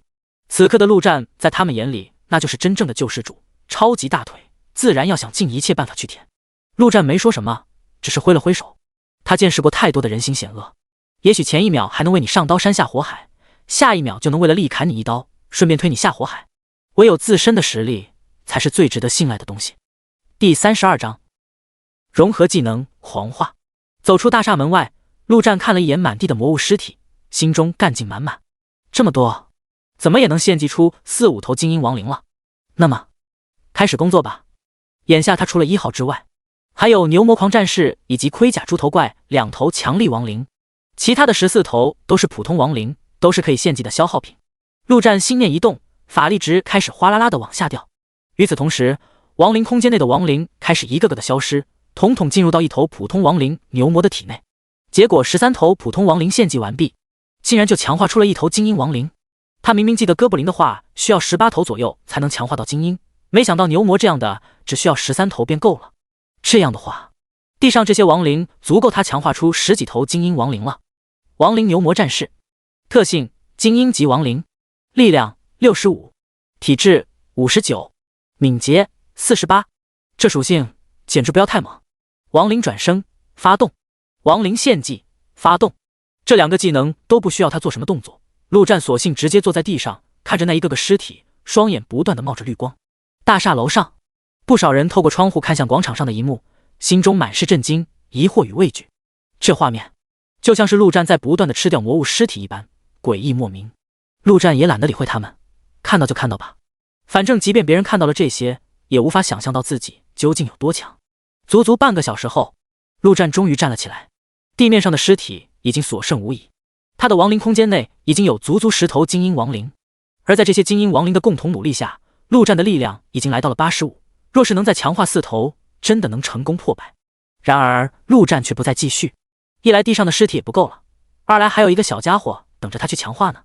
1号，剩下的尸体他准备全部用来强化1号。这小家伙他已经不可能放弃，必须一直强化下去。既然那些哥布林对他已经基本无效，那么就试试不同品种的亡灵。第一，很遗憾，献祭失败。第1头失败。第一，恭喜您献祭成功。第2头成功，然而只让1号的属性增加了1、2点。那么继续吧。第一，很遗憾，献祭失败。接连6声失败。D， 恭喜您献祭成功。再次成功，依旧只有1-2点属性。不出5分钟，剩下的10几头尸体便已经被全部消耗完毕，竟然只成功了3次，让1号的属性增加了5-6点。这买卖可谓是赔本到家了。陆战有些不甘心，看向了亡灵空间中新生的精英亡灵牛魔战士，用这些来强化特么的，会不会太奢侈了些？最终，陆战还是没能狠下心，他怕自己一旦开始就停不下来。这万一把10头精英全赔进去，1号还不进化的话，他真的要哭死。估计再过不久，那副本必要开启，他可没时间再去找大量的魔物杀。可就这么放弃，又有些不甘心。纠结中，他将目光投向了那2头精英魔物转化的亡灵。这2个家伙属性虽然比普通魔物转化的高了一些，但还是比不上精英亡灵，就算真浪费了心痛也能小一些。盔甲猪头怪，献祭。D， 很遗憾，献祭失败。干！陆战心中怒骂。牛魔狂战士，献祭。D， 恭喜您献祭成功。D， 恭喜您的亡灵成功融合技能狂化。果然，还是没有进化。看来想要让1号进化，估计得上勇者级魔物转生的亡灵了。那样的话，他还得先搞个技能点，将亡灵转生升级了，要不然即便杀了勇者级魔物，也无法转生。思索间，陆战突然愣了一下。等等，他是不是漏掉了什么？刚刚还有一个系统提示声音，技能狂化。陆战神情呆滞地看向1号的属性，随后便是狂喜，当场便抱起这小家伙，想要狠狠地亲上一口。不过刚到面前，便尴尬地将其放下，还是算了，这小东西长得太特么丑了。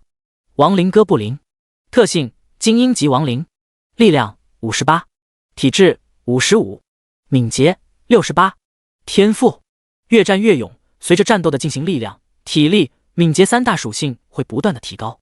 注意，天赋附带负面效果，战斗越久，负面效果越严重，精神过低者请谨慎。技能死亡恐惧 LV1， 被动技能浑身散发的死亡气息令敌人心生恐惧，属性下降 10%。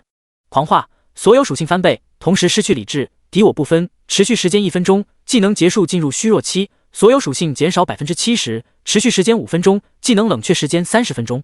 虽然没能进化，但这个狂化技能便足以让1号的实力发生质变。在牛魔狂战士身上，这仅仅是一个让属性短翻倍的技能，甚至是弊大于利，会成为被人利用的弱点。但1号不同，这技能完全可以跟天赋搭配使用。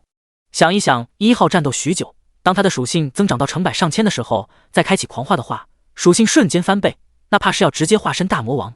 至于那什么失去理智，简直笑话。亡灵还有理智这东西吗？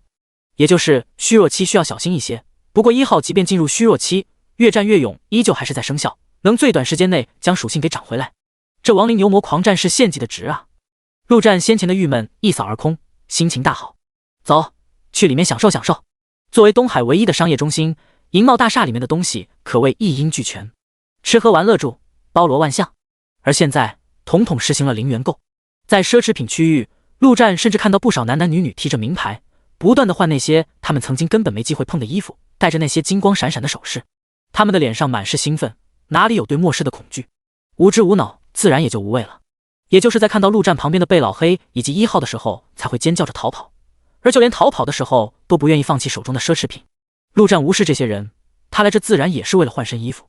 身上的在战斗中被撒上了各种液体，穿着难受，还特么臭的不行。第33章冒险级副本。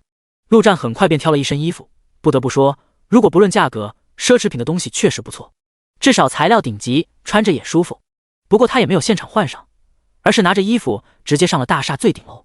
顶楼是一家酒店的总统套房，陆战两世为人，那也是第一次来这种地方。来到一间房间的门口，陆战示意了一下，1号直接一斧头将门劈个稀烂。贝老黑帅先冲了进去，直接跳到那柔软的床上，舒舒服服地躺在上面。这狗变异了之后也懂得享受了。陆战没有理他，直接走进浴室开打水龙头。幸好还有水。5分钟后，洗完澡穿好新衣服的陆战走了出来，站在镜子前。难怪俗话说人靠衣装马靠鞍，穿上一身奢侈品的陆战浑身上下还真就透露出一股贵公子的劲。尤其是那双经历过太多太多的眼睛，忧郁中带着狠辣与凶残，让人不寒而栗。汪汪汪！就在陆战陷入自我欣赏之时，一旁的被老黑叫唤了起来。怎么，你也要写？陆战有些无语地问道。虽然一个听不懂狗语，一个说不了人话，但交流起来还是能大致理解。汪汪汪！当然，我身上也臭臭的。那你自己去洗呗，里面有浴缸。汪汪汪，你帮我洗。滚！被老黑只能耸拉着耳朵走进了浴室。很快，浴室内便响起了欢快的狗叫声。陆战的脸上不由得露出笑容。这一刻，倒是难得的放松与愉快。不过现在远还没到松懈与享受的时刻。陆战掏出手机，打开论坛，给刘勇发去了消息：刘老师，过来顶楼888号房间，把你那几个学生叫上，顺便带点吃的。好，马上到。很快，手机上便传来了回复。仅仅10分钟后，刘勇便带着4名学生来到房间门口，手上提着一大堆已经做好的食物，鱼肉龙虾，啥都有。当然，这些都是先前冷冻着的，毕竟活的都特么变异了，谁也不敢乱吃。现在才末世第2天，这些冰冻的东西都还算新鲜。陆哥，几位学生一脸的拘谨与敬畏。换过一身衣服后的陆战没了那残忍与凶狠，但却让他们感觉到更加的害怕了，仿佛双方根本不是一个层次的人。刘老师，进来吧，一起吃。陆战招了招手，说道：行。刘勇倒是自然许多，在他的心中，陆战那可是救世主，纯纯的大好人。食物全部放好，满满的一桌。陆战吃了一口澳洲龙虾肉，还挺不错。这东西他也是第一次吃。刘勇也坐了下来，跟着一起吃。至于其他4位，则没有这个勇气了，只能在后面站着。正当吃得起劲之时，却见门口突然跑进来一个慌慌张张的黄毛少年，喘着粗气说道：韩哥，有情况。闭嘴，没看到陆哥在吃饭吗？被叫做韩哥的正是4名学生之一，赶紧解释道：陆哥，对不起，这是我新收的小弟，有点莽撞。陆战自然不会因为这生气，摆摆手说道：有情况？有什么情况？面对老大的老大，黄毛少年自然不敢怠慢，赶紧说道：1楼大厅中出现了一个黑洞，不知道什么玩意，听他们说好像是什么副本，我已经看到好几个人进去了。陆战拿筷子的手一顿：副本出现了？副本？还有副本这玩意？这世界真变成游戏了吗？刘勇一愣，有些不可思议地说道：副本这玩意毕竟少数，他还没碰到过。陆战，我们要不要去看看？不急，吃完再说。陆战笑着说道：这副本难度极高，他记得第1天根本没人能通关，还是有人发到了论坛上，引起大量强者的到来，直到第3天才将这副本首刷完成。现在副本才刚开启，根本不急。陆战这般说了，刘勇自然不会说啥，那就继续吃。足足10分钟后，感到满足的陆战才站了起来，说道：走吧，一起去看看。1楼大厅正中央，一个如同黑洞一般的漩涡凭空出现在半空中，四周围满了人，那盾战士的5人小队也在其中。他们通关过一次副本，自然知道这是什么。就在先前，盾战士上前触摸了这漩涡，他的脑海中就出现了这副本的信息：冒险级副本。就是这几个字让他退缩了。他原本的队友并不是现在的4人，而是另有4人，而且那几位队友可比现在的强多了，他在里面就是个小弟的角色。那队伍老大更是位强大的隐藏职业剑魂。然而如此强大的队伍，在那次副本中几乎全军覆没，只有他靠着那么一点点运气活了下来，并且通关。当然，他也靠着那副本得了大量好处，出来后靠着实力重新拉了一支队伍，并且自己当老大。那副本仅仅是普通而已，而面前的却是冒险级，贸然进去大概率直接团灭。老大，怎么样？我们进去吗？身后那盗贼无比兴奋地问道。他没进过副本，不过听盾战士讲过，副本那就是危险与宝物并存的地方，危险他自动给忽略了，就剩下宝物。从出现开始已经进去了15个人，而现在显示里面还有3人，那就说明已经死了12个。一旁的牧师作为女生，细心理智了许多，皱着眉说道：老大，看样子这里面很危险啊，要知道时间才过去10分钟而已，我们走吧，去别的地方杀魔物升级。最终盾战士深吸一口气，果断地说道：他可不认为自己还有第2次死里逃生的运气。可是老大，那盗贼却一脸的不甘心。2位枪手也是有些不满，显然是不想错过这机会。要去的话你们自己去吧，反正我不会进去。盾战士直接说道，反正是随便拉的队伍，感情也不深，这几个家伙要去找死他，自然不会拦着。说着便要朝外走去。然而就在这时，一阵狗叫声响起，只见楼梯口一只威猛霸气的大狗缓缓走了过来。盾战士离开的脚步顿时停了下来。第34章布蜡守护。陆战看向半空中那黑色漩涡，心中也是颇为激动。就是这没错了，毕竟曾经他可是通关过一次。这四周围观的人大部分都是先前看过陆战发飙的，见到这魔鬼出现，自然不敢停留，纷纷让开数米之远。汪汪汪！贝老黑抬着头狂吠一声，只觉得这些人是在畏惧他的存在，这让他倍有面儿。陆战也是无语，这年头连只狗都特么的这么虚荣了。走吧，别他妈摆 POS 了。陆战拍了拍狗头，说道。贝老黑不满地低吼了一声，不过还是听话的迈步上前，走到了那漩涡的旁边。陆战直接伸出手触摸着漩涡，很快副本的信息便已经出现在他的脑海中。副本：部落守护，永久，类型：守城副本，等级：冒险，人数限制1-10人，目前人数3人。这也是一次性副本跟永久副本的不同之处。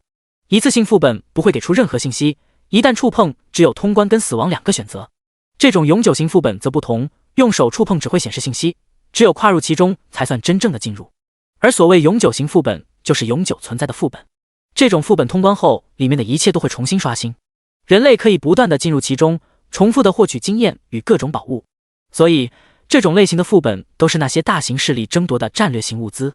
不过有一点是所有副本通用的规则，那就是在副本内死了就是死了，可没有重来这一说。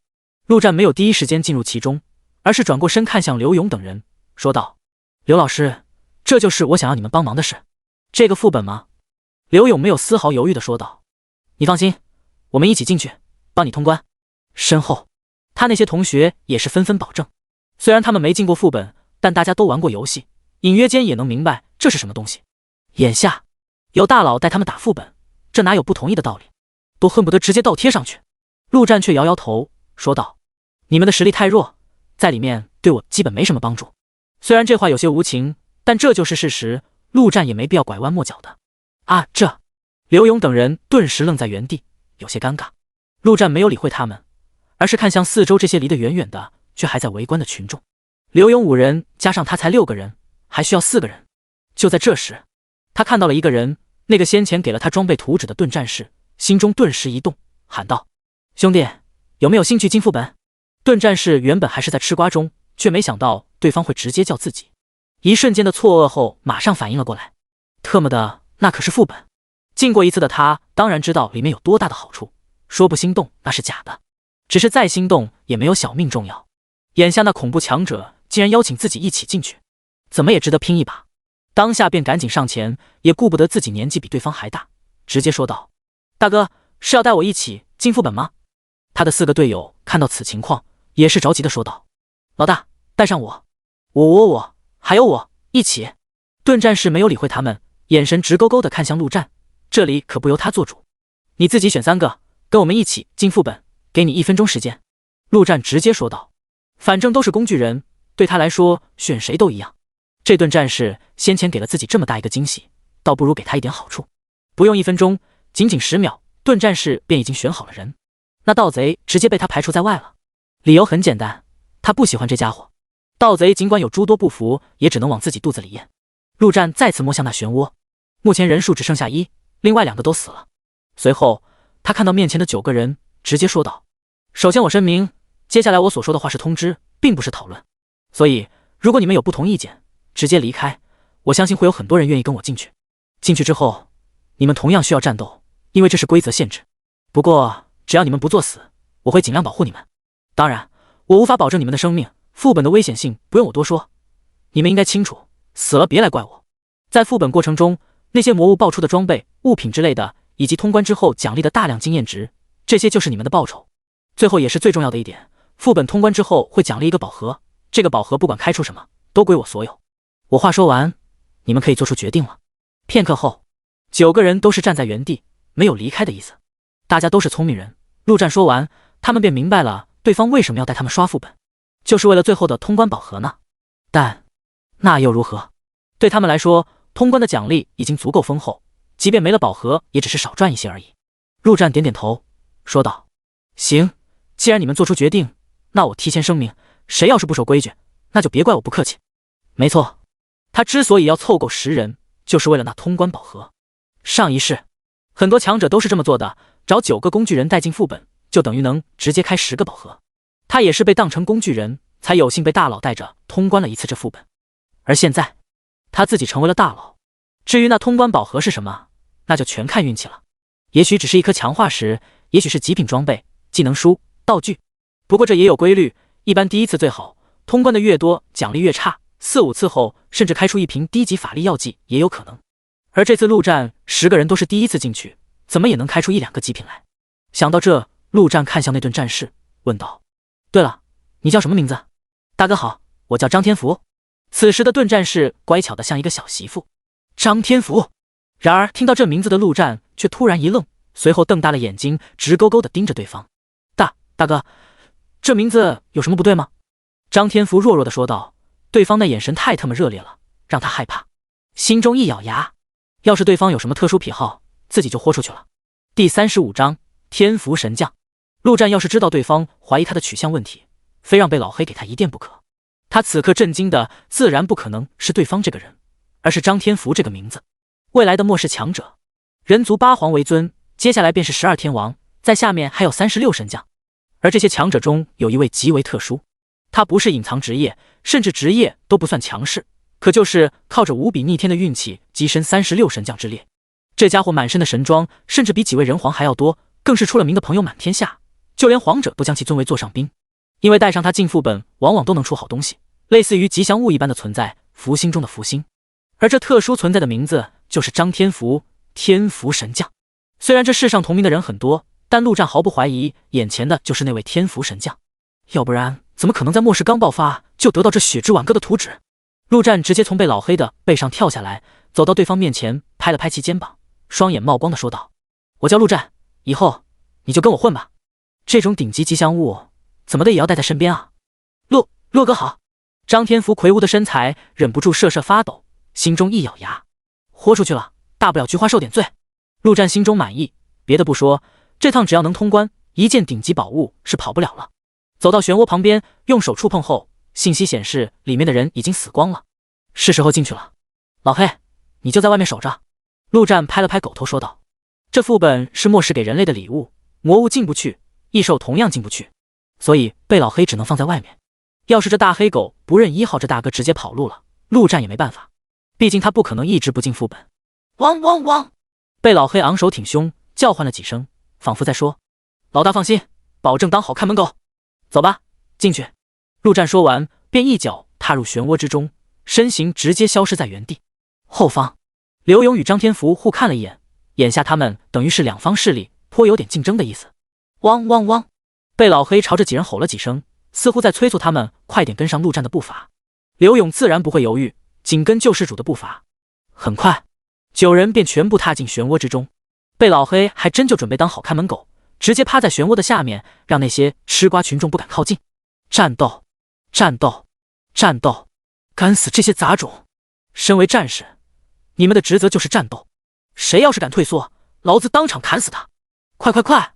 那边的杂种冲上来，快给老子去战斗！为了部落，战斗！陆战的视线还没恢复，耳边便响起无数嘈杂的声音，厮杀声、魔物的嘶吼声、人类的大吼声，震耳欲聋。但他毕竟曾经经历过一次，心中没有丝毫慌乱。下一秒，他的眼前开始出现光亮，四周的一切都开始清晰明了。现在的他在一片城墙之上，一眼望去，数不清的人类正在战斗、厮杀，这些就是所谓的副本 NPC， 而他们战斗的对象自然便是魔物。城墙之下，大量的魔物正对着这座城池发起冲锋，这便是所谓的守城副本，顶住魔物的攻击，守住这座城池。这是哪里？老大，我害怕！卧槽，好他妈刺激！快看下面，都是魔物！陆战，我们要怎么做？就在这时，刘勇等人的身影也纷纷出现，除了牧师一位女生，其他8位男生都显得有些兴奋。这种感觉就像是进入身临其境的游戏一般，如果没有死亡这一设定，那就更棒的。可惜现实没有如果。兴奋过后，几人都有些害怕了起来。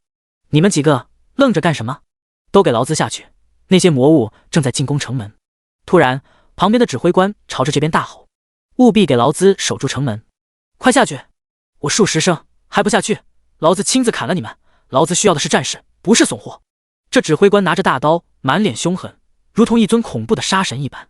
不想死就跟我跳下去！说话的同时，陆战已经从城墙上一跃而下。这指挥官可不是开玩笑的，如果进入副本的玩家避战，或者一直待在城墙上，会直接被他砍死。而且不管玩家多强，都不可能逃过这指挥官的屠刀。刘勇等人看了一眼城墙的高度，心中顿时打鼓。这高度正常人跳下去必死无疑。虽然如今大家都是职业者，身体素质异于常人，但谁也没跳过，心里自然没底。小姚，我先下去，在下面接着你，相信哥。张天福对着那牧师说道，便直接跳了下去。跳吧，那指挥官应该没有开玩笑，不跳的话真会砍死我们。刘勇看了一眼那直直盯着他们的指挥官，知道这就是副本的设定，没有别的选择，也跳了下去。几名学生点点头，咬咬牙，直接闭上眼睛，来了个信仰之跃。剩下的牧师小姚跟2名枪手看了一眼，这都已经进来了，还能怎么办？跳吧，反正也就眼睛一闭一睁的事情。然而他们想象中摔在地上的剧痛并没有传来，而是被什么东西接住了一般。睁开眼，一头恐怖的牛魔脸赫然近在咫尺，吓得几人差点窒息。幸好他们已经见识过陆战的亡灵牛魔，很快便反应过来，原来是大佬早就安排好了一切，心中不由得感动了起来。陆战既然想要他们的宝盒，自然不可能让他们白白摔死。此刻10人的身后就是城门，仅靠他们自然不可能守护住整座城池，他们的任务就是守住这城门就行。前方数十头魔物已经朝着这城门冲了过来，这些魔物大多都是普通，夹杂着几头精英，种族也是各异，但都不是哥布林那种垃圾货色。而这才是第一波，用脚想也知道后面还会越来越强。陆战身后几人的脸色已经是煞白，如果只有他们，只怕是连第1轮都撑不过去。陆战却是脸色如常，他既然敢进来，自然便是有把握的。第36章守城门。陆战心中一动，10几头亡灵便围成一个半圆，将大门以及10人围在里面。这样一来，等于是形成了一道亡灵防线，而且是由精英亡灵组成的防线，就前几波这些普通魔物根本不可能冲破。即便这道防线倒下了一头，陆战也可以马上转身补充上。理论上来说，这就是永不倒下的防线。1号跟他则是游走位，哪里需要就往哪里游走。1号的天赋还没发挥出来，现在断然不可能直接冲进魔物群中，而这种模式的副本对1号来说就是外挂般的存在。冲击的魔物会越来越强，但1号同样会越来越强。如果时间足够，即便最后的大 boss 是统帅级魔物，开启狂化状态下，1号也能斩了。这就是陆战对于单独通关这副本的信心所在。身后9人的战斗力，他从来没有计算在内，就是拿宝盒的工具人而已。能拿多少经验，就看你们自己了。陆战说了一句，便已经提着剑冲向左边。那里有一头精英魔物正在冲击，总要优先解决掉。各凭本事吧，陆哥早就为我们安排好了一切。张天福心中不由得升起一丝感动。这种情况下，只要前面那些的亡灵防线不倒，那他们只要不冲出去作死，就不会有危险。这样考虑周到的老大，怎么能不令他感动？刘勇则是露出果然如此的神情。他跟陆战已经合作过2次，每次都是有惊无险，这一次果然也不例外。不愧是救世主！一时间，几人纷纷各显神通，他们的目标只有一个，那就是尽可能的把输出给到那些魔物身上。就连牧师小姚都拿着法杖去敲魔物的头。当然，这也不是毫无危险，他们在攻击魔物的同时，也有被攻击的风险。不过前面有亡灵挡着，如果这点攻击都躲不掉，那也活该去见阎王了。这种情况下，最得意的还是2位枪手以及刘勇的一个学生，1名火系法师。他们只需要站在中间，尽情的释放远程输出就行。这种感觉太他妈爽了，每个人都感觉到了经验的飙升。陆战这边，他高达80的力量，堪称恐怖，不出10秒便已经将那精英魔物斩于剑下。随后，他的双眼便发出绿光，刚刚倒下的精英魔物直接又站了起来。这还没完，此刻周围已经有不少的魔物尸体，陆战索性现场转生献祭。他目前才10头精英亡灵，完全可以在战斗中将空缺的名额给填满。在众人的火力全开之下，第1轮几十头魔物仅仅10分钟不到便已经被全部斩杀完毕，而这些魔物也让陆战的精英亡灵多出3头。操，这太他妈爽了，我升到5级了。对啊，太快了。哈哈，还有多少魔物来多少杀多少。刘勇等人也是兴奋无比，而第2轮魔物也已经冲了上来。这一轮依旧是普通魔物为主，掺杂着几头精英魔物，然而种族却强了许多。魔狼族、猎虎族、金狮族。魔物刚刚出现，1号便已经冲出亡灵防线，主动出击。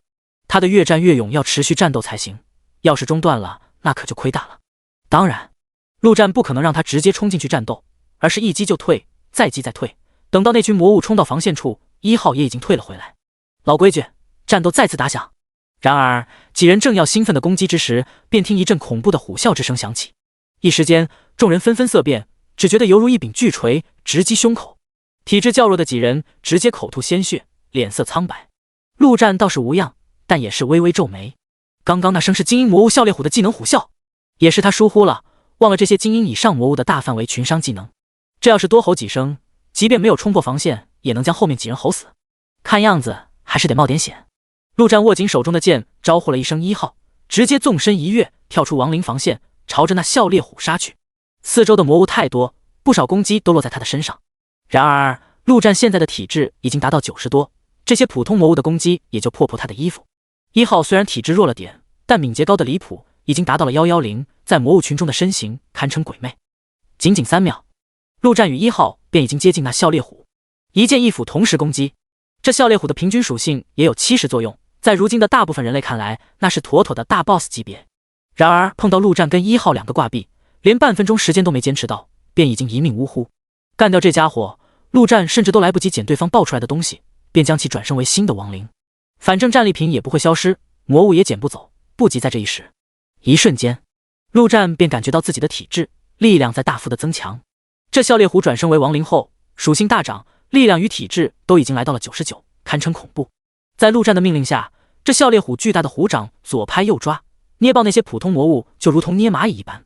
陆战为不管他，任由这亡灵猛虎在这厮杀，同时朝着另一头精英魔物冲去。随后如法炮制，将那精英魔物同样杀掉，转生为亡灵。这打法等于是直接策反了敌军的最强战力。一时间，大群魔物直接混乱了起来，原本指挥他们的大哥突然调转方向对他们出手。刘勇等人更是看得目瞪口呆，好他妈变态！陆哥到底是什么职业？召唤师、傀儡师、御兽师？可是按道理来说，这些职业的特点不应该是靠小弟战斗，本体很弱吗？为什么陆哥本身也能这么强？简直无敌了呀！没有任何弱点，他一个人就是一支军队，太强了！我感觉他一个人能打我们9个。自信点，他那个小弟就能打我们9个。杀掉3头精英魔物后，陆战便退回了防线内。虽然他还能战，但没必要。小弟能解决的战斗，自然不需要他这个老大再出手。至于1号，已经处于可以放养的状态，这家伙的3样属性都已经破百，在目前的魔物中基本已经属于无敌状态。更可怕的是，他还不知道疲惫，妥妥的战争机器。第37章巨魔狼人。刚退回城门旁，陆战的脑海中便响起了升级的声音。9级了，那就是19头亡灵。亡灵防线这边只需要10头精英亡灵便已经足够防守住，其他的亡灵包括1号在内，全部在外面厮杀。仅3分钟，第2波魔物便已经全部杀尽，而第3波也已经出现在眼前。足足10几头精英魔物，再加上近100普通魔物组成的大军，密密麻麻，如同乌云压阵一般。这群魔物如同训练有素的大军，远不是前2波可比。而他们的最前方正是大军的首领，一头恐怖的魔物。狼头人身，将近3米的身高，四肢极为粗壮，那爪子如同合金一般的，令人生寒。而他的身下还骑着一头精英魔物疾风魔狼。那是什么？张天福脸色苍白，离得这么远，他也能感受到那扑面而来的恐怖气息。勇者级魔物，巨魔狼人。陆战深吸一口气，说道：“这是他重生以来面对的第2头勇者级魔物，而这家伙可比那哥布林勇士强多了。上一世不知道多少人闯过前2关，却惨死在这狼人的爪下。最后一波了，你们自己注意点，我不可能顾得了太多。”陆战提醒了一句。话音刚落，1号已然朝着那冲了出去，一斧子砍向那带头的巨魔狼人。巨魔狼人丝毫不惧，竟伸出那合金爪，一把抓住了斧子。这还是第一次有魔物能硬刚1号的战斧，而且是在越战越勇的状态下。下一秒，1号便直接将战斧抽了出来，瞬间后撤。毕竟他可不是去找对方单挑的，而是为了保持越战越勇的状态。嗷呜！这一斧子虽然没能对巨魔狼人造成物理伤害，但精神伤害却是极大。什么时候，一个小小的哥布林竟然都敢挑战他了？一声狼吼，他身后的魔物大军身上纷纷亮起了红色微光，随后直接发起了冲锋。一来就开战争怒吼吗？陆战眼神微眯，如果记得没错，这技能的效果是增加团队全体属性10%，最为恐怖的是没有持续时间，只要巨魔狼人还活着，并且在战场中，这增效便会一直存在，堪称战场神技。或许可以让1号直接开狂化砍了那巨魔狼人，这样的话这 buff 就会消失。不行，即便1号能砍了巨魔狼人，但之后少了他这一大战力，解决掉其他100多头魔物难度太大，还是再等等。做出决定的瞬间，陆战旁边除了1号之外，18头亡灵全部冲了出去，与那魔物大军站在一起。这么多魔物一起冲来，还是加了 buff 的，仅靠10几头亡灵要守的话根本守不住。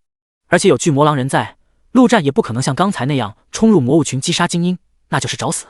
那么索性不守，直接乱战。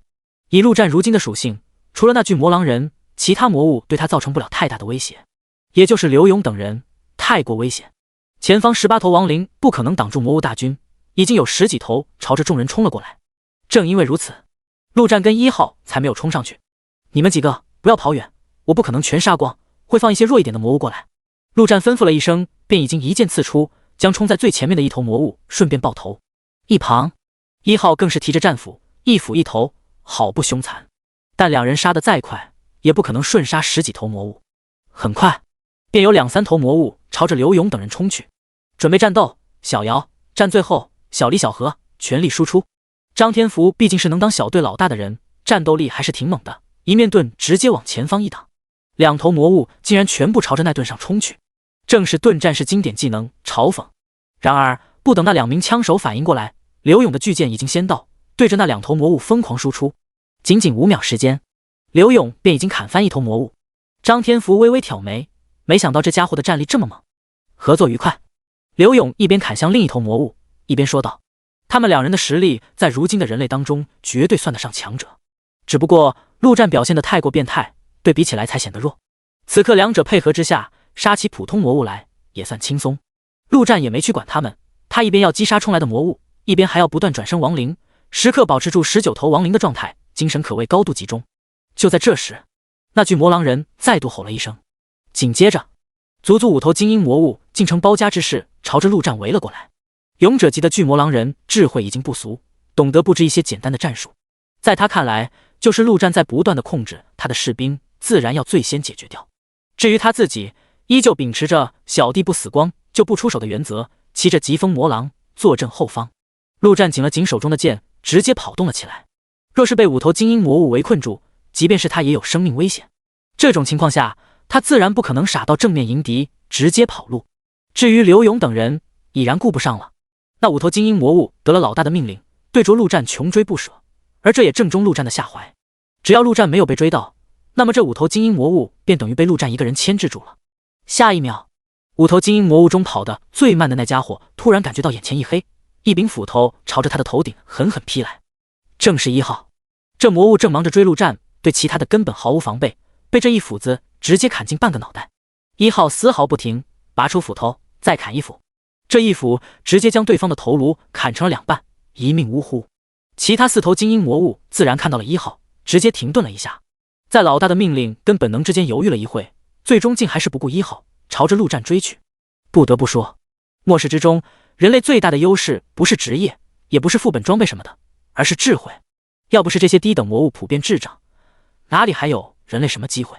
就这样，1号接连杀掉2头精英魔物，那位指挥官巨魔狼人终于看出了问题所在，再次发出一声狼吼。剩下的3头精英魔物赶忙停了下来，朝着1号扑去。陆战为不管他们，反正就凭这3，不可能对1号造成威胁。刚刚逃跑的功夫，他的亡灵已经被砍死了10几头，此刻急需补充。第38章10级。阿号！而就在这时，城门处响起刘勇痛苦的吼声。原来他的一个学生正被1头魔狼直接咬掉了半个身子，血肉模糊。另一旁，张天福带进来的人中，1名枪手也已经倒在地上一动不动。这也是没办法的事，以他们的实力，若是没有陆战，原本第一波就该团灭。不过此刻陆战腾出手来，自然不可能不管他们，直接带着5头亡灵过去帮忙，总算暂时解决了危机。不过丢了2个宝盒，已经让陆战极为心疼。看了一眼此刻场上的形势，1号那边已经再度斩杀2头精英魔物，只剩下1头，应该也差不多了。另外，他不断转生的那些亡灵，也将那些魔物消耗了大半。是时候了，陆战心中一动，1号竟直接舍弃了那头精英魔物，如同一道闪电朝着那巨魔狼人冲去。巨魔狼人自然也看到了这一幕，锋利的狼爪再次显现了出来，朝着空中狠狠划去。叮的一声，狼爪再次抓住了1号的战斧，但这一回，巨魔狼人震惊地发现自己的狼爪竟有断裂的趋势。面前这家伙的实力突然变强了。然而，下一秒，他身下的疾风魔狼张开嘴，一道锋刃瞬间飞出，朝着1号持斧的双手而去。疾风魔狼可不仅仅是坐骑而已，同时也是强大的精英魔物。1号纵身一跃，抽出斧头的同时向下一砍，直接将那锋刃砍散。巨魔狼人也不可能停着不动，爪子狠狠划出，但1号的身影早就跳到了空中，让这一爪子直接扑了空。结果还不等他反应过来，1号的斧子已经再度袭来，一斧子砍在他的肩膀上，然后毫不停留，抽出斧子跳跃到另一边。哥布林本就是以速度见长的敏捷型魔物，这一刻的1号直接将自己的速度发挥到了极致，在巨魔狼人的身边不断的旋转跳跃攻击。好！巨魔狼人愤怒的吼叫。这家伙还有一个称号，被称为不死狼人，就是因为有一个极为变态的被动技能超级愈合，造成的伤口都可以在短时间内快速愈合，速度之快堪称离谱。1号造成的伤害甚至还没他愈合来得快。最离谱的是，他的身上甚至没有所谓的弱点可言，就算砍下头颅，刺穿心脏，都可以直接恢复。这不死狼人在前世属于很多人类前期最不想面对的魔物之一，太他妈难杀了，往往你都累死了，这家伙还依旧毫发无伤的。而杀死他的唯一办法，那就是用远超他愈合速度的恐怖伤害强行灌死。但这谈何容易，毕竟巨魔狼人可不是活靶子，不可能乖乖站着让你打伤害。城门处，陆战一边转身亡灵，一边关注着1号那边的战场。1号打了半天，还真就没造成什么伤害。不过他是亡灵，不用担心累死的问题。陆战让他在那打了半天，也不是让他造成物理伤害的，而是造成精神伤害。这么一只蚊子在自己脑袋四周飞来飞去，左盯一下，右盯一下，那巨魔狼人的愤怒可想而知。而陆战就是在等那巨魔狼人失去理智，释放一个技能。就在半分钟后，那巨魔狼人终于承受不住，再次怒吼一声。一瞬间，他的身上竟泛起血红色的光芒，一双狼眼更是红得瘆人。下一秒，巨魔狼人一爪子拍出，速度竟快如闪电，直接拍到了1号身上，将其狠狠地拍飞出去。陆战眼前一亮，他等的就是这个巨魔狼人的技能巨魔之力，释放之后敏捷直接增加 50%， 但同时体质下降 50%。 看到这一幕，陆战直接对1号下达指令，就你特么会变身是吧？1号狂化。正常状态下的巨魔狼人，即便是狂化后的1号，只怕也没办法快速斩杀，但现在就不一样了。倒飞出去的1号甚至还在半空中便直接开启了技能狂化，3项属性瞬间翻倍。他的身体竟以无比诡异的姿势扭转过来，原本的倒飞变成了冲向巨魔狼人。好！施加巨魔之力的狼人狂吼一声，丝毫不惧。在他看来，眼前这小虫子就是速度快了一点，而现在的他丝毫不惧。结果他刚吼完，便感觉到眼前一花，那小虫子已经再次失去了身影。随后他便听到身下传来一声短促而又凄厉的惨叫声。低头一看，只见疾风魔狼的头颅竟直直地掉落到了地上，鲜血狂喷。到了巨魔狼人这种档次的魔物，已经有相当高的智慧，但这一刻他的脑海一片空白，完全不明白发生了什么。刹那间，他仿佛又看到了另一个头颅掉落了下来，那好像是他自己的头颅。巨魔狼人只能勉强捕捉到一个绿色的身影，提着斧头不断地砍在自己的身上，而没办法做出任何反击。对方的动作太快了，狂化后1号的敏捷已经突破了300，达到了前所未有的高度。而原本以巨魔狼人的防御，即便是狂化后的他也需要2-3斧才能砍掉对方一个身体部位，但这家伙如今等于防御减半，1号一斧下去就能砍掉对方一个部位，顺畅至极，没有丝毫的停顿。城门处陆战甚至都没办法看清1号的身影，只能看到一道道血光乍现，巨魔狼人的身体开始分崩离析。愈合根本来不及，仅仅10秒时间，巨大的疾风魔狼竟已经成了一堆碎肉，在地上不断的蠕动，似乎还在愈合。不得不说，这家伙的生存力是真特么强。1号再次对着地上的碎肉砍了足足5秒，陆战的脑海中终于响起了系统的声音：第恭喜您击杀巨魔狼人，获得经验值3000点，金币3000。听到这声音，陆战也是松了口气，这副本稳了。杀完巨魔狼人，1号的狂化还剩下半分钟时间，当然不能浪费了，直接化作杀神冲入剩下的魔物群中，就像是满级大佬闯进了新手村，一顿乱砍。即便是精英魔物也没办法扛住1号哪怕1秒。狂化结束，战场上已经没有能站着的魔物，而陆战的脑海中也再次响起了升级的声音：终于10级了。第恭喜您达到10级，触发职业进阶任务。第39章通关宝盒。太强了！刘勇等人目瞪口呆，在他们眼中如同死神一般的魔物，在1号面前就跟稻草一样被一茬茬的收割，这场面简直无比魔幻。老大，这游戏还能开挂的吗？牧师小姚呆呆地说道。怎么，你还想去举报？张天福双眼冒光，管他开不开挂，他只知道这大哥他认定了，耶稣来了也拦不住。陆战走向战场，此刻只剩下一头魔物被3头亡灵按在地上动弹不得，这是陆战特意留着的活口，要是全杀光，那就是通关副本，上面那指挥官可就要赶人了。这地上还有好多魔物爆出的东西没捡，这要是被赶出去，可就亏大发了。城门处，剩下的那名枪手看着满地漂浮的圆圈，眼中闪过一丝贪婪，脚步不自觉的便往前了一步。什么该拿，什么不该拿，心里要有数。张天福瞪了对方一眼，冷冷的说道：老大，这我当然知道。枪手笑着说道。陆战将地上的圆球一个接一个的捡起，没什么好东西，基本上都是强化石，还有几件绿装，也是垃圾属性。以他如今的等级，杀精英魔物也不可能爆出什么好东西。最主要的还是那头巨魔狼人。走到对方的尸体前，旁边1号手持战斧，弱小的身躯却散发出骇人的气势。虽然现在的他已经没了越战越勇的加成，更是进入虚弱状态，全属性下降了 80%， 但那又如何？陆战拍了拍这名爱将的肩膀，随后便看向地上巨魔狼人的残肢，一眼便看到了一个好东西。技能点，这玩意陆战可是期盼许久了，就是想将亡灵转生提升到3级，那样的话就可以转生勇者级亡灵。可惜眼前这头巨魔狼人的尸体已经成了一堆烂泥，估计无法转生了，要不然这一头亡灵恐怕就能给他提供10几点属性。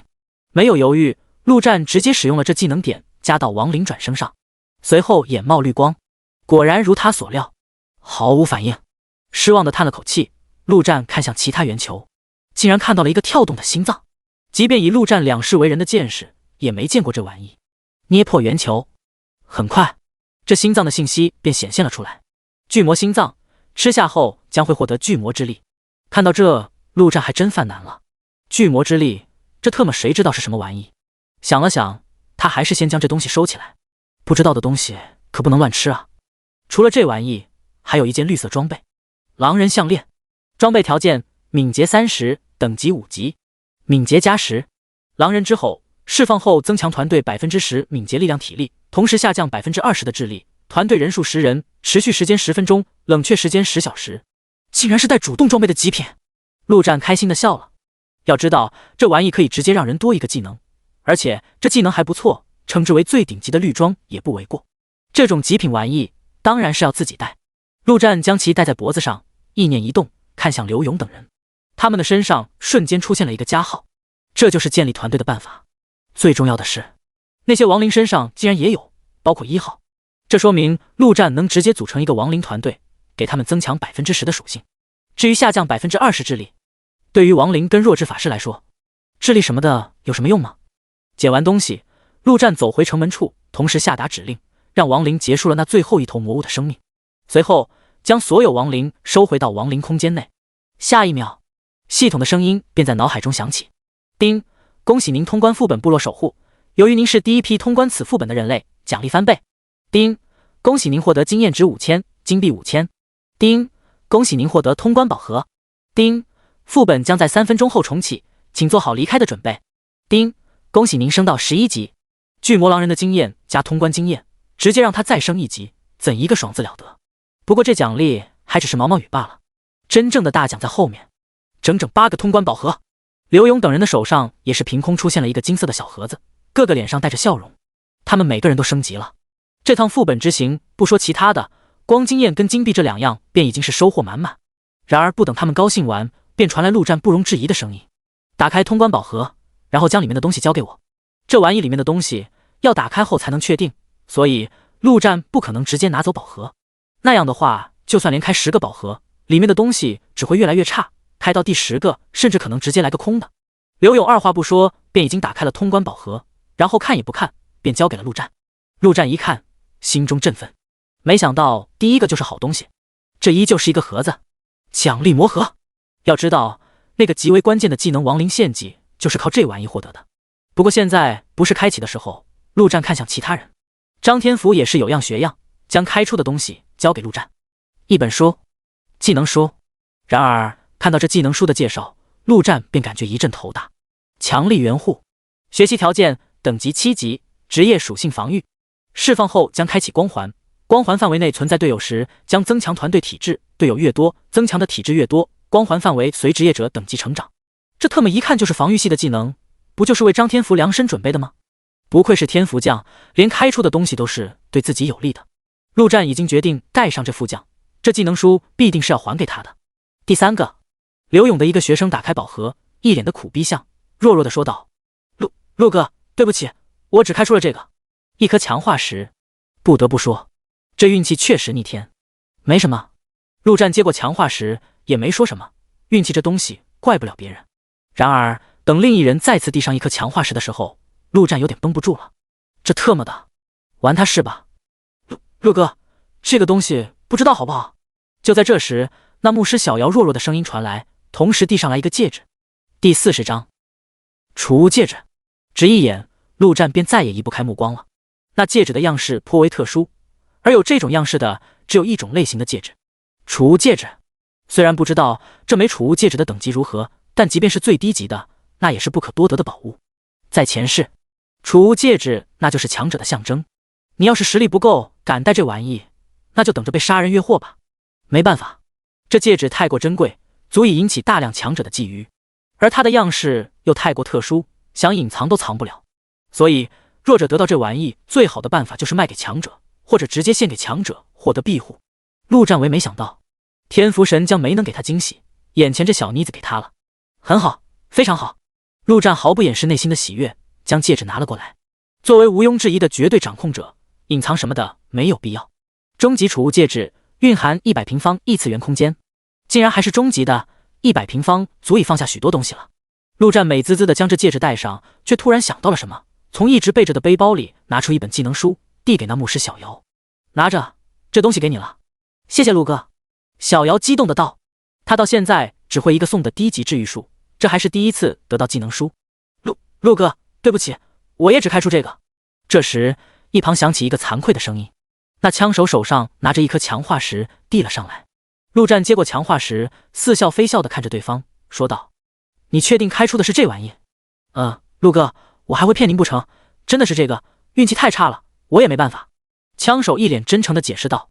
结果下一秒，一道剑光闪过，枪手怒目圆睁，死死地捂住自己的喉咙，鲜血不断地从双手中涌出，直直地倒在地上一动不动。我最讨厌有人骗我。陆战擦去剑上的血迹，淡淡地说道。随后他便弯下腰，从那枪手的怀里掏出一件东西，一本技能书。华丽左轮，一看就是枪手的技能，难怪这家伙想要私吞。这东西陆战就算没用，也能卖个好价钱。在这个过程中，旁边无人敢说话，就算是枪手的老大张天福也只是叹了口气。他已经警告过那家伙，那么还剩下最后一个，也是刘勇带出来的学生。这家伙之所以留到最后一个，心里当然是有些想法的。然而在经历了枪手的前车之鉴后，那丝想法彻底烟消云散，乖乖地将东西奉上。竟是一张面具，伪装面具。戴上面具后可以进行伪装，最大存储3个外形模板。这东西倒是不错，简单来说就是可以变脸，至于身形什么应该无法改变。不过以后干点见不得人的事倒是方便。那么7个宝盒都已经拿到手，至于陆战自己的倒是不急，以后再说。就在这时，陆战突然想到了什么，跑回战场中，捡起巨魔狼人的那一堆烂肉扔到储物戒指内。储物空间内没有时间流速，不管是尸体还是食物，放在里面都不会腐坏。先前他也没想到，有了这储物戒指，心中才反应过来，外面还有个小小弟呢。这好歹也是强大的勇者级魔物，虽然不能转生为亡灵，但可以带回去给大黑狗加点硬菜。刚刚收拾完毕，他便感觉到眼前一黑，副本彻底关闭。半个小时前，陆战等人还在副本中大战之时，银茂大厦中却迎来了一个不速之客。准确地说，是一头。东海市有一座国家5A 级景区——东海野生动物园，算得上东海最为出名的旅游胜地。大王便是这动物园内的一头东北虎，而且算得上是明星动物。作为动物园内最大的老虎，它的体重达到了280公斤，体长更是有足足2.8米，谁见了不得说一声威武雄壮。以前的大王脑子里一片江湖，每天吃吃睡睡，顺便给那些游客表演表演吃肉什么的。他也不知道什么叫做开心或者烦恼，反正就那么过呗。直到那一天，数不清的绿色小宝宝冲进来动物园。没错，那些哥布林在他眼中就是小宝宝。最可恶的是，那些小宝宝竟然拿着刀想砍他。大王当场就拍死了一头，刚好饿了，直接不客气吃了起来。结果就在那一瞬间，一股奇特的能量进入他的身体内，他的脑袋里犹如照进了一束阳光，驱散了那些江湖。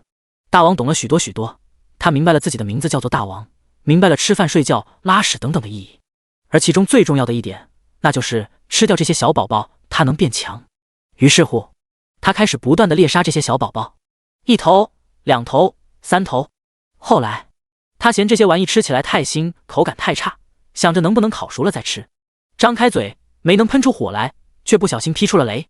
虽然效果差了一点，但雷也能劈熟了，大王也不嫌弃，总比吃生的好。结果吃着吃着，他发现竟然有别的动物在跟他抢吃的。东边的狮子，右边的狗熊，西边的熊猫。这还得了？谁敢抢，那特么的就劈谁。劈着劈着，那些个竞争者都求饶要给他当小弟。那能怎么办？收小弟就收小弟呗，当个老大挺好的，不用自己去找吃的，就有小弟把食物送到嘴边来。就这样，他就成为了动物园的老大。然后再过了一天，衣来伸手饭来张口的日子后，大王突然感觉这种日子不对，这他妈是猪过的日子，他可是百兽之王，怎么能这么堕落下去？于是乎，大王走出了动物园。按照人类的话来说，这叫做御驾亲征。他不仅仅要当这动物园之王，而是要当世界之王。那么就先从征服这座城市开始吧。一路上，大王发现了很多新的食材，牛、猪、狼，这可把他给高兴坏了。一路走一路吃，可惜的就是没能碰到中意的小弟。那些动物都太弱了，他可看不上。至于人类，他就更加看不上了，甚至吃了几只。不得不说，太他妈难吃了。不知不觉中，大王就逛到了银茂大厦附近，没想到这里竟然没有食物。正当他要离去之时，却突然感应到了一丝特殊的能量，雷电的能量。他自己就是雷电之王，自然无比好奇，便大咧咧地走进大门。那是什么？卧槽，快跑！快上！你们还等什么？杀了他爆装备啊！一起上！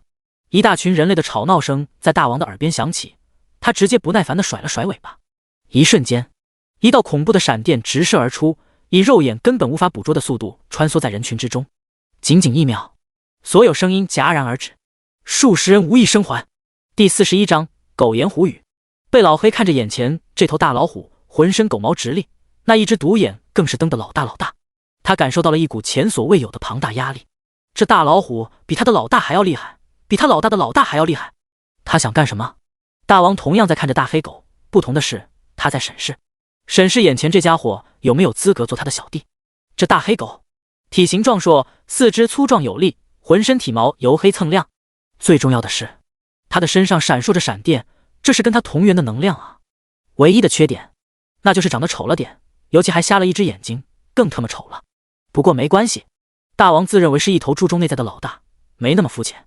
于是乎，大王直接大吼一声：吼吼吼！大黑狗，当我小弟，吃香的喝辣的。被老黑稍稍松了口气，不是要杀他的就好。汪汪汪！我已经有老大了。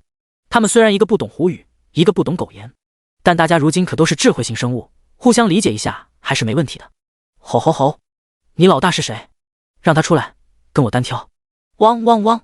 我老大很厉害的，你快走吧。吼吼吼！你敢小看我，那我更要杀了他。汪汪汪！我老大现在不在。吼吼吼！你是不是在忽悠我？汪汪汪！还不赶走，我老大要回来了。吼！大王没耐心了，大吼一声，一道雷电劈出，直接劈在被老黑的面前，地面竟被炸出一个大洞。吼吼吼！不要给脸不要脸！被老黑直接不再发声，浑身泛起雷电。他是一头有骨气的狗，一生只认一个老大。大王彻底怒了，雷电再次射出，这次不再是射向地面，而是大黑狗的身体。被老黑丝毫不惧，同样射出雷电，两雷电在空中相撞，高下立判。被老黑的雷电直接被大王的雷电吞噬。轰的一声，这一刻，被老黑终于体会到被雷劈是什么滋味，那酸爽无法言喻。好，跟不跟我走？大王纵身一跃，直接跳到大黑狗的旁边。汪汪汪！我有老大！被老黑艰难地站了起来。啪的一声，话音刚落，又是一道雷电劈在被老黑身上，让其再次倒了下去，血肉模糊。好，我再问一遍，跟不跟我走？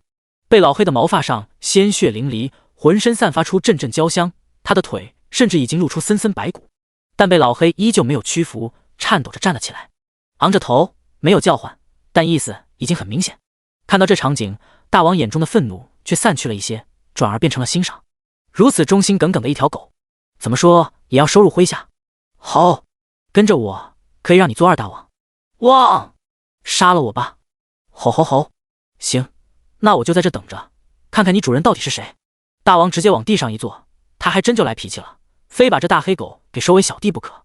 被老黑也是没了办法，心中暗暗着急。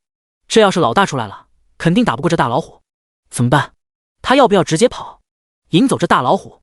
不行，以他的速度，只怕还没跑出这大楼就被劈成灰了。可恶，这大老虎怎么会这么强？都怪主人的主人那个沙比，那个沙比要是多给我点吃的，我也能这么强，还怕这大老虎干什么？那个沙比，大沙比！就在被老黑不断的诅咒某人之时，一旁的副本入口突然闪出一阵亮光，一瞬间，被老黑心中一紧，他自然知道这是老大他们要出来了，这搞不好要直接团灭啊！怎么办？至于大王却是丝毫不慌，慢悠悠的站了起来，吼了一声：“吼吼吼！你老大要出来了吧？”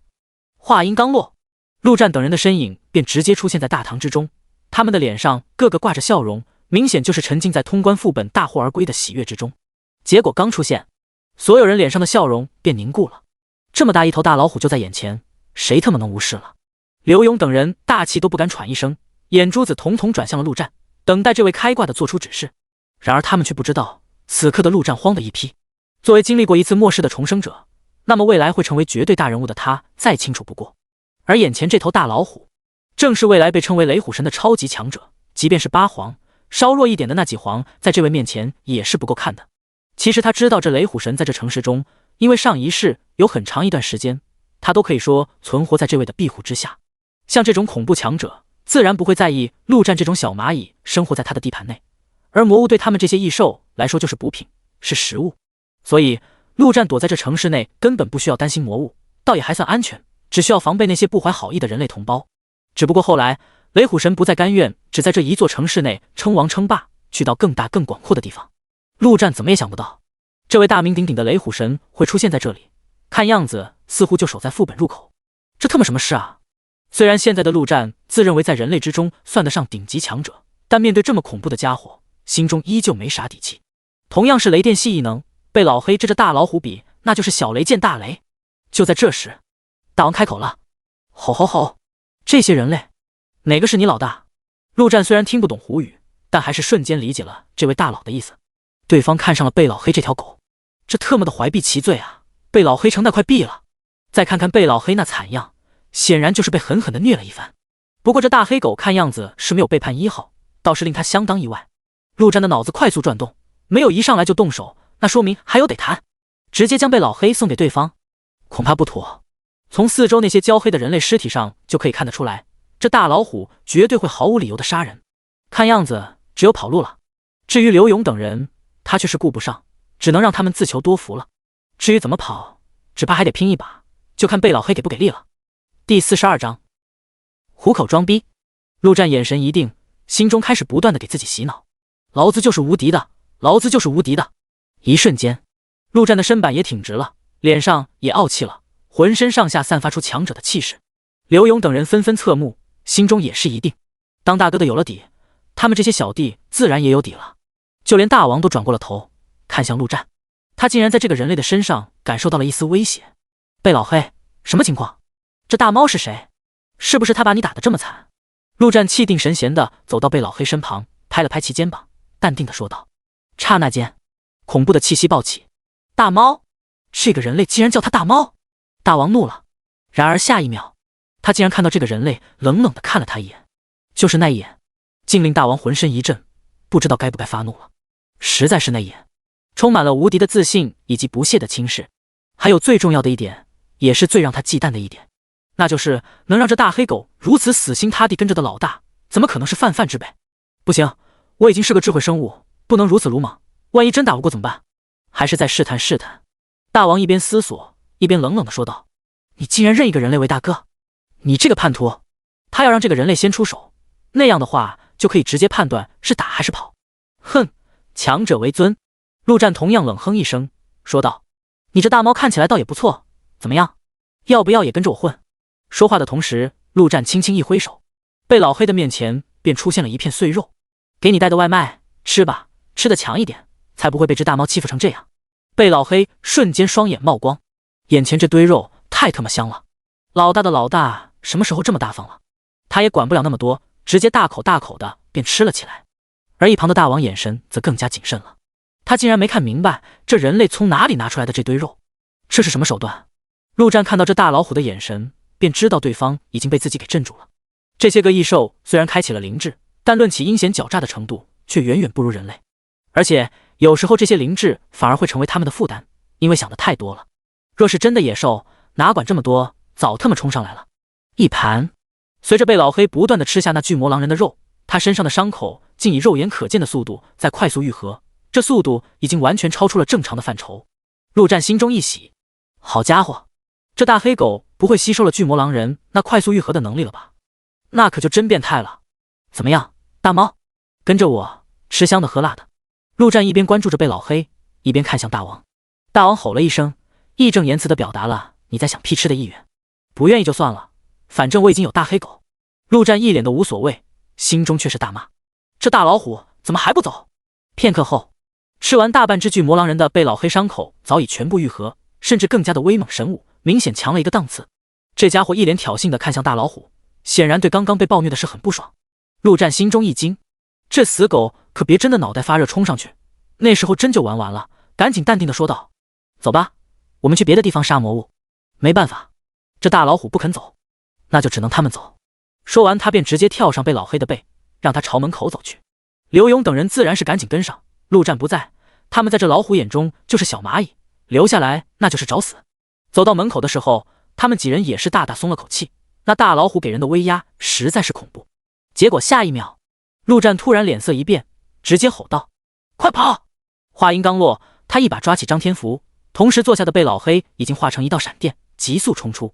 刘勇等人也是反应极快，用尽最快的速度朝旁边跑去。而他们所站的地方，一道闪电直接劈下。原来是那大老虎看到陆战等人走远了，自认为就算不敌，跑路也是没问题。于是乎，终究是没忍住，想要发电试探一波。幸亏陆战没有放松警惕，时刻关注着后面的大老虎，一有不对劲便立刻跑路。好，看到这一幕的大王岂能不知道自己被忽悠了，顿时怒不可遏，浑身雷电附体，朝着被老黑便追去。大门口，刘勇等人一阵颤抖，他们虽然没有被劈中，但这周围的空气中似乎都充满了雷电，电得他们发麻。幸好随着大老虎离去，空气也平静了下来。刘老师，好恐怖！一名学生看着远去的两单闪电，瑟瑟发抖。刘勇的眼中也满是敬畏，但更多的却是战意与责任。想要实现世界和平的愿望，他肩上的担子更重了。另一边，牧师小瑶更是一脸懵逼，他老大被抓走了，那他可怎么办？跟我们走吧，正好我们缺一个牧师。刘勇准确捕捉到了这个小妹妹的迷茫，一本正经地说道。这一刻，牧师小瑶仿佛看到眼前这个男人散发着光，圣光。汪汪汪汪！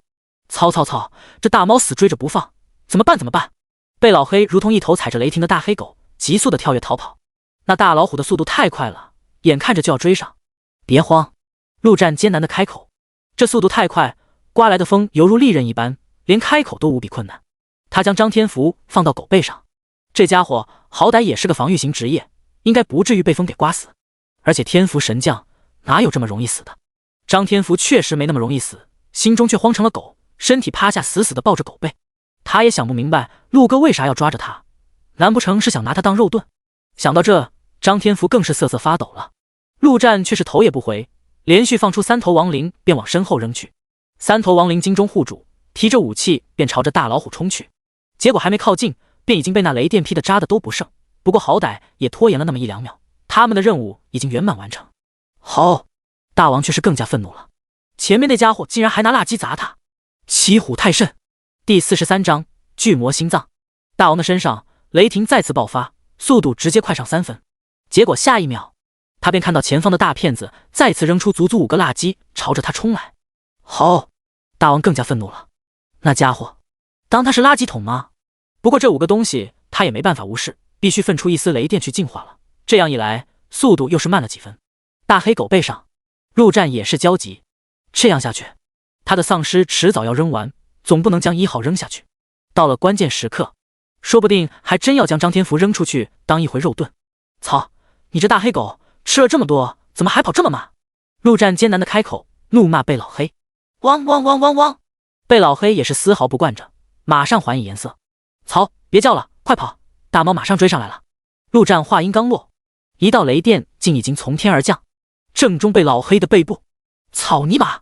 陆战直接用身体护住张天福，承受了这次雷击。这福将不到万不得已，他不会放弃。一瞬间，强烈的剧痛伴随着麻痹传遍了他的身躯，血肉绽开，如同一个血人一般。强忍着剧痛，陆战索性将除1号外的亡灵全部放出。贝老黑也是惨叫一声，皮开肉绽。不过很快便开始愈合，看样子是真的吸收了那巨魔狼人的超级再生能力。想到巨魔狼人，陆战突然想到了什么，从储物戒指内拿出一件东西，正是那巨魔心脏。这东西按照说明吞下后可以获得巨魔之力。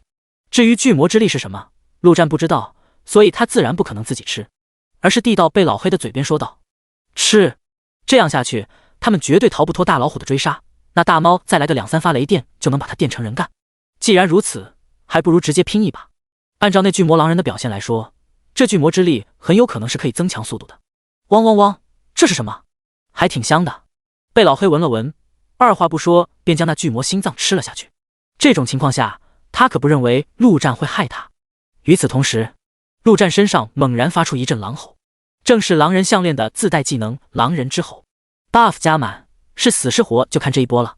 后方，大王已经将那些亡灵全部解决完毕，虎眼一亮，一道恐怖的雷电直接在那大黑狗头上形成，瞬间往下劈去。这正是他的技能。然而就在雷电即将打中的那一刻，那大黑狗的速度竟突然快了1倍不止，直接消失在原地，雷电不可避免地劈了个空。大王额头的王字顿时皱了起来，仅仅这么一瞬，那大黑狗竟已经没了身影。什么情况？汪汪汪汪汪汪汪！此刻的贝老黑感觉到体内犹如一颗巨大的核弹即将爆炸一般，强大的能量让他无处发泄，只能一边狂奔一边狂吠，如同一头发情的公狗。干！这特么什么玩意？陆战心中也是暗暗叫苦，他没想到这玩意的火力会这么猛，只能死死地抱住贝老黑的背，同时按住张天福的身体，不让其被甩下去。这般狂奔之下，那大老虎倒是被甩掉了，但这样继续下去，陆战也迟早要顶不住。最重要的是，这么快的速度之下，就连强行跳车都不可能。陆战只能寄希望于这药力不要持续的太久。不知道过了多久，贝老黑1跃3米之高，直接跳出了这座城市，在公路上狂奔去。就这样持续了足足将近10分钟，贝老黑似乎终于平静了下来，直接趴在了公路上。而陆战与张天福也从其背上滚落了下来。此刻的两人几乎都已经变成了血人，浑身都是被狂风割出的伤口。陆战没了那些亡灵的加持，体质跌落到了谷底，此番也被搞了个半死。片刻后，陆战才无比费力地坐了起来，从空间戒指内取出2瓶终极生命药剂，一口喝掉其中1瓶。现在的伤势，低级已经有些不够看了，幸好他备了几瓶终极的。这玩意可不便宜，1000金币1瓶，即便是陆战财大气粗，喝起来也是心疼得很。草泥马的，老子总有一天要扒了你的虎皮，吃了你的虎肉，用你的虎鞭泡酒。陆战骂骂咧咧地发泄心中的怒气，同时给旁边的张天福也灌了1瓶终极生命药剂。在这神奇药剂的作用下，两人身上的血液终于停止了流失，伤口也开始慢慢的愈合，总算是捡回了一条小命。不过1瓶终极生命药剂的药力也不可能让他们直接痊愈，而这玩意还有 CD， 短时间内又没办法喝2瓶，剩下的痛苦只能他们自己慢慢承受了。陆哥，您要是想杀我，直说啊！张天福平躺在地上，欲哭无泪。这特么都是什么事？陆哥为啥偏偏谁都不抓，就抓他啊？小张同志，这是我对你的考验啊！陆战语重心长地说道。恭喜你，成功通过了我的考验，现在你是我的1号小弟。他总不能说我看中你的运气，所以要抓走你吧？1号小弟，张天福也不知道是该觉得荣幸还是不幸，不过事已至此，他也没有选择的余地，只能认命。至少陆战作为人类来说，是真的强。他原本就打算死抱这条大腿的，就是这过程稍微粗鲁狂暴了些。那陆哥，我们接下来该怎么办？虽然张天福不管是年龄、体型还是尺寸都比陆战大不少，但这声陆哥喊起来那也是相当的理所当然。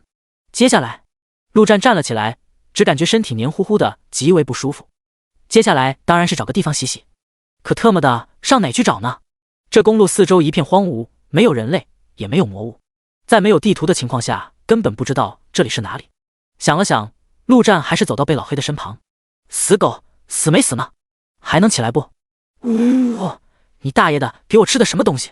贝老黑瘫软在地上，连续不断的发出虚弱的哀嚎。陆战琢磨了半天，也总算是理解了这大黑狗的意思。刚刚那恐怖的能量直接将他的身体完全摧毁，现在的他别说起来了，就连动弹一下都难。而神奇的是，此刻有另一股奇特的能量在他的体内不断的滋养，重建他的身体。简单来说，贝老黑的身体就像是一栋房子，而那巨魔心脏就像是野蛮的装修工，直接闯入了这栋房子，不由分说便将里面的装修全部暴力摧毁，只剩下一个毛坯房。然后那装修工又开始将这毛坯房重新装修，至于能装修成什么样，目前来说无人知晓。第44章进阶任务。陆战看了看躺在地上的一人一狗，彻底无奈了，索性也是一屁股坐在地上。他能怎么办？总不能扛着一人一狗走吧？让1号那小身板扛，怕不是要被举报虐待员工了？还是等药剂 CD 吧，估计再喝个2瓶，他跟张天福就能痊愈了。到时候2个人扛只狗倒也差不多，正好他也可以好好休整一下。1号，出来吧。坐下后，陆战直接将1号召唤了出来，让其在附近转转，看能不能找到些魔物。现在的他急需补充亡灵。随后，陆战拿出自己的副本通关宝盒，打开，一瞬间宝盒消失，而他的手上却出现了一个灰黑色的碎片，死亡之翼的碎片，凑齐10枚碎片可合成翅膀，死亡之翼。看到这玩意，陆战也不知道是该喜还是该悲。翅膀这东西就算是最普通的只带飞行属性的那种，也是所有玩家梦寐以求的东西，毕竟谁不渴望一手飞翔？更何况死亡之翼这名字一听就不是普通货色，可以说是为他这位亡灵法师量身定做的。然而他偏偏来一手碎片，还特么要10个碎片，这就让人很头疼了。这让他上哪去找其他9个？全靠开宝盒拼运气吗？那得开到猴年马月去。叹了口气，陆战也只能认命，将这东西丢入储物戒指内。接着他打开属性面板，上面除了属性外多了一个任务：亡灵法师职业进阶任务，击杀精英魔物50头050，击杀勇者魔物10头010，转生亡灵100头0100，击杀一名神圣属性职业者。这任务也不禁让陆战眉头一皱，他倒是听说过隐藏职业的进阶任务会比普通的难很多，但没想到会难这么多。他记得上一世的灵剑士转职时，也不过击杀1头勇者10头精英罢了，这亡灵法师的几乎是数倍的增长。魔物倒还好说，也就多花点时间罢了，但那神圣属性职业者就有点难为人了。陆战目前能联想到的职业也就圣骑士、圣光法师，无一例外都是隐藏职业，实力强大不说，光找人就不好找啊。不过相应的，这么难得进阶任务，可以想象到亡灵法师进阶后会有多强。罢了，这任务也只能走一步看一步了。还有那红色装备血之挽歌的材料，目前也是毫无头绪。一时之间，陆战竟有些不知下一步该去做什么。主要是上一世的他实在太弱，能获得的信息自然也就少得很。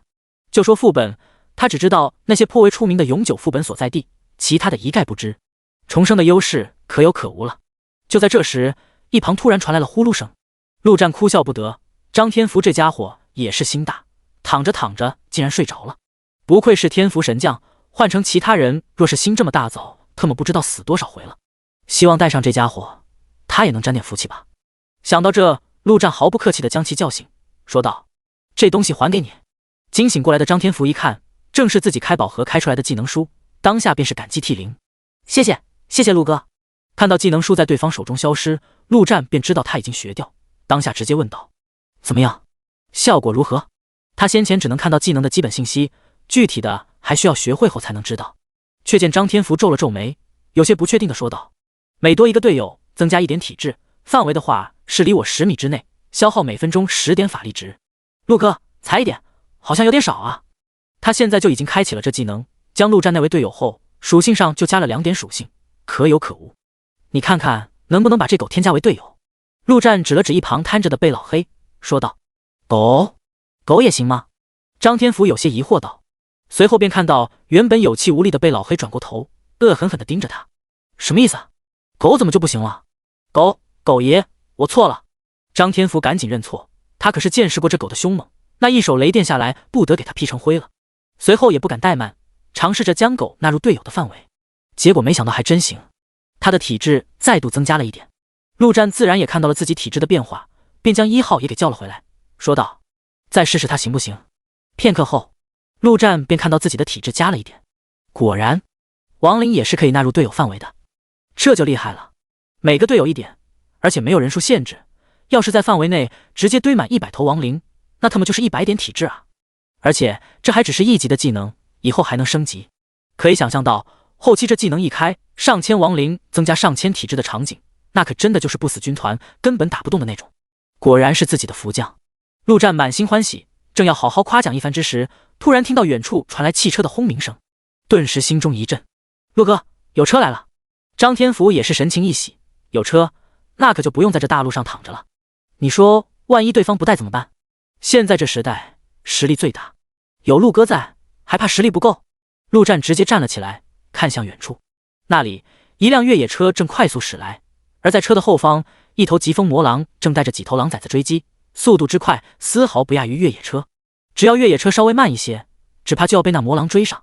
车上的人似乎也看到了拦路的陆战几人，疯狂地按响喇叭提醒：“爸，前面有人，快停车！”越野车副驾驶位上，一位美丽的少女脸色发白，抓着驾驶位上的男人手臂喊道。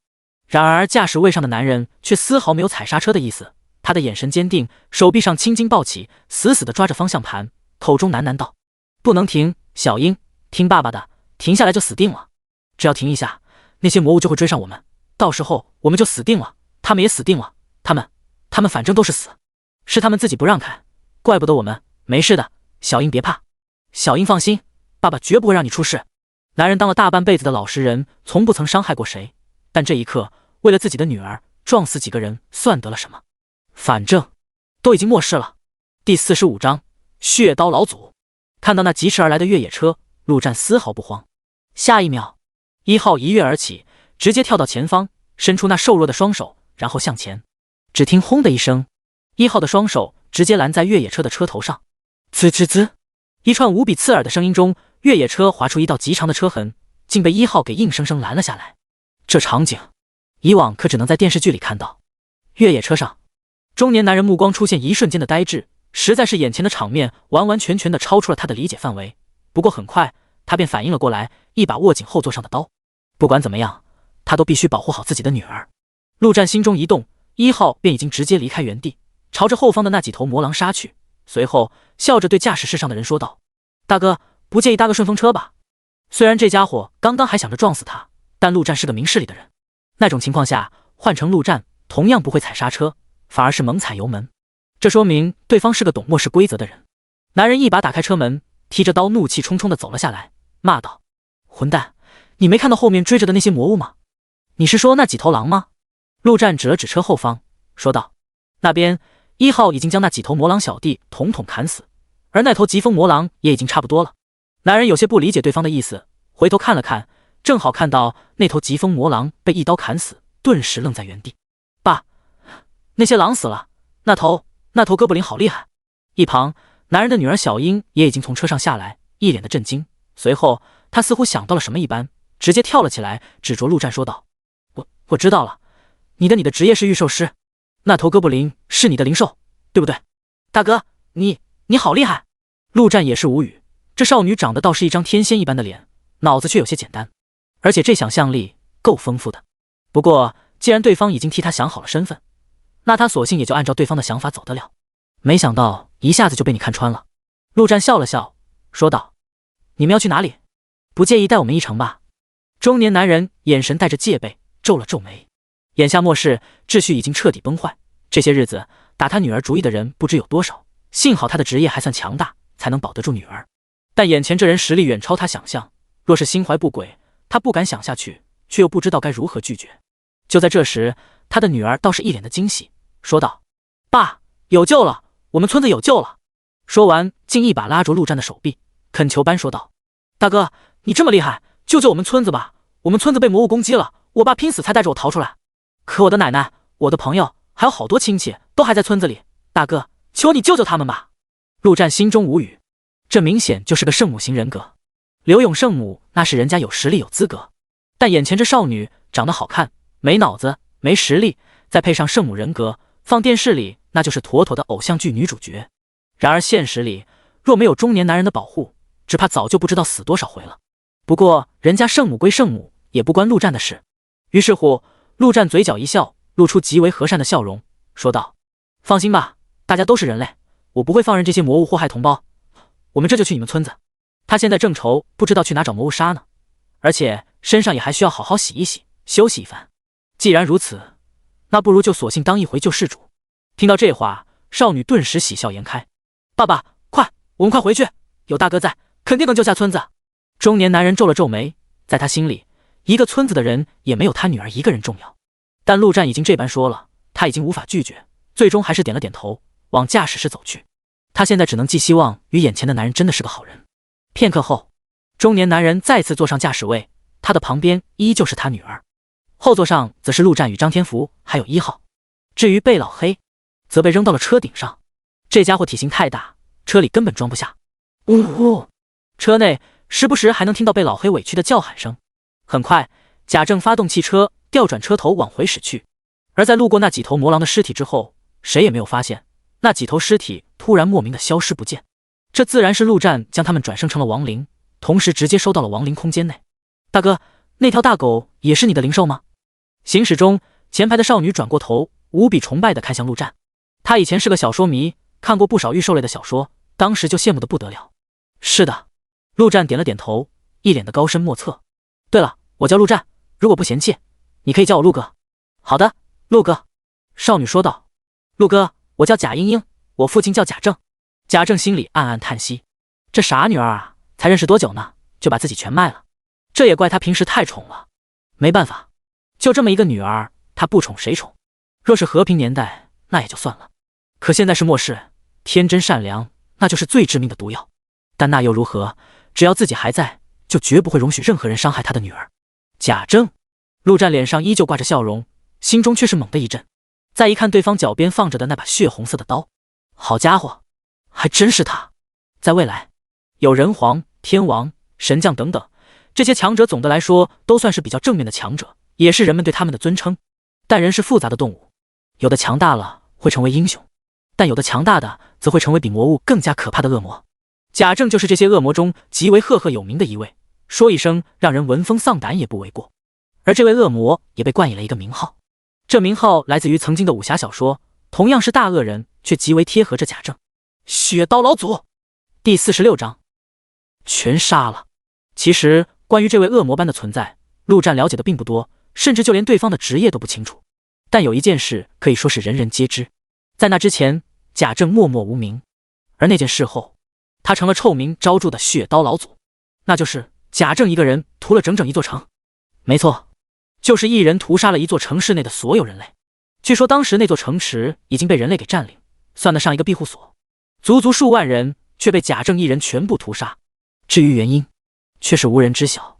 陆战没想到自己竟然会在这里碰到这位恐怖的存在，这可是未来丝毫都不逊色于人皇的超级大魔头，是不是要趁其还弱小，直接斩了为民除害？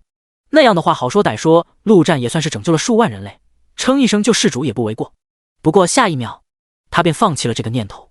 罢了，管他什么血刀老祖、黑剑老祖，只要不惹到他，那又与他何干？而看到副驾驶上的贾英英，陆战脑海中突然蹦出一个猜想，这贾政的屠城会不会跟他这位圣母女儿有关？可能性很大呀。陆战将思绪拉了回来，笑着问道：英英，你的职业是什么呢？嗨。开着车的贾政突然咳嗽了几声，显然是在提醒自己的女儿不要把底全给卖了。可现在的贾英英看陆战的眼神中满是崇拜，哪里听得出父亲的意思，迫不及待地便说道：陆哥，我的职业是演奏家，上面还显示是隐藏职业呢，厉不厉害？说完便从旁边拿起一个小提琴，兴奋地继续道：看，这就是我的初始武器，不过我现在只有一个技能，还是个加血技能，没什么战斗力。不过我爸可厉害了，我爸的职业是血刀使者，也是隐藏职业，很强大。要不是那群狼中有一头精英怪，我爸一刀一个早把他们全砍死了。贾英英开始喋喋不休地讲述末世爆发以来自己父亲的英勇事迹。陆战一边听一边心中也是感叹，一个演奏家，一个血刀使者，这对父女竟然都是隐藏职业，真是上天眷顾。贾政也已经彻底放弃了挣扎，没办法，谁让是自己女儿呢？卖自己能怪谁？汽车行驶十几分钟后，远处突然传来阵阵惨叫声。贾英英也是赶紧停下了讲述，着急地说道：“陆哥，前面就是我们村子了，希望没有死太多人。爸，快，再开快点！小兄弟，坐稳了。”贾政也是握紧方向盘，油门直接踩到底。车顶上的贝老黑赶紧用爪子抓住车身，不让自己被甩下去。现在的他终于有了一丝动弹的力气。阿福，喝了。陆战拿出一瓶终极生命药剂，递给张天福，同时自己也喝下一瓶。这药剂的冷却终于到了。喝下这生命药剂后，两人的伤势总算恢复的差不多，眼前也已经了一个小村庄的影子，看起来已经完全失守。大群的魔狼直接冲进了村子里面，大肆猎杀。贾英英看得眼泪直流，恨不得当场冲下去。下一秒，一道身影竟直接从车窗上跳了下去，朝着前方直射而去。贾政心中狂震，这速度太快了！先前这哥布林模样的东西杀那些魔狼的时候，他并没有看到，但他已经将这小东西的实力放在极高的位置。但现在看来，还是低估了。御兽师这么强大的吗？让我的灵兽先去杀魔物，这样也能尽量多救一些人。陆战一副悲天悯人的神情说道：“陆哥，你真是个好人。”贾英英一脸的感激加崇拜。片刻后，贾政一踩刹车，越野车停在了村子外面。他不可能让自己的女儿直接冲进魔物群中，那就是找死。眼前的村子早就没有了往日的模样，到处都是鲜血与混乱。见到从小生活的地方变成如此模样，贾政也不免有些感伤，问道：“陆战，你准备怎么做？这村子里的魔狼只怕有近100头，更何况还有好几头精英级别的疾风魔狼。以他的实力，反正是不知道该怎么办。在这等着就行，我的灵兽会将魔狼全部杀光。”陆战丝毫没有下车的意思，悠闲地说道：“你知道的，我一个御兽师没什么战斗力，我就不下去了。你要是想赚点经验什么的，可以下去杀几头魔狼。放心，茵茵在车上很安全，这位是我的管家兼保镖阿福，有他在，不会有危险。既然已经决定扮演一名御兽师，自然要演得像一点。不过就近100头魔狼而已，不出意外的话，1号能在20分钟内解决了。”张天福听到这话，也是颇为配合的展示了一番手中的配合，表现出自己很强的样子。这……贾政皱了皱眉，有些无语。虽然那哥布林模样的东西确实挺强的，单凭他一个能杀了全部的狼人。最终贾政叹了口气，脚放在油门上，随时做好逃跑的准备。这人或许就是个狂妄自大的白痴。至于下车杀魔狼，他可不放心将自己的女儿交给2个刚刚认识的人。一旁的贾英英也是一脸的忧心忡忡，想说些什么却又不知道说什么。陆战也懒得理会他们，听到脑海中响起获取经验值的声音，他便知道1号已经开始大开杀戒，索性自顾自地拿出手机，先是打开论坛，选择本地，看看上面有没有副本的消息。然而刷来刷去，几乎99%都是求救的信息。关闭论坛后，他便打开交易所 App， 先是尝试性的输入血之挽歌的材料，没想到还真有意外惊喜。太光之石300克，价格300金币，这简直就是白捡，放上这东西的家伙明显不知道这东西的价值。那还有啥好说的？陆战毫不犹豫地将其全部买下。其他的材料却是没有，这东西也急不来，毕竟是红色装备，陆战也不奢求短时间内就能将其制作出来。随后陆战照例输入强化石，只要价格不是太离谱的，统统拿下。一番操作下来，储物戒指内多出整整15颗强化石。无需多言，这些强化石自然是全部用来强化亡灵之戒。不过这回运气倒是不太行，5颗强化石竟然才成功了2次。而亡灵之戒也终于强化到了10，多出了一条新的属性。亡灵之戒加10，法力值加200，精神加5，技能冷却负 1.5 秒，麾下亡灵全体属性增加 1%。 陆战心中一喜，又是增强属性，看来自己这是要在强化亡灵这条路上走到黑了呀。1%虽然少了点，但这是会随着亡灵之戒的强化而不断增加的。还有10颗强化石，那就继续强化吧。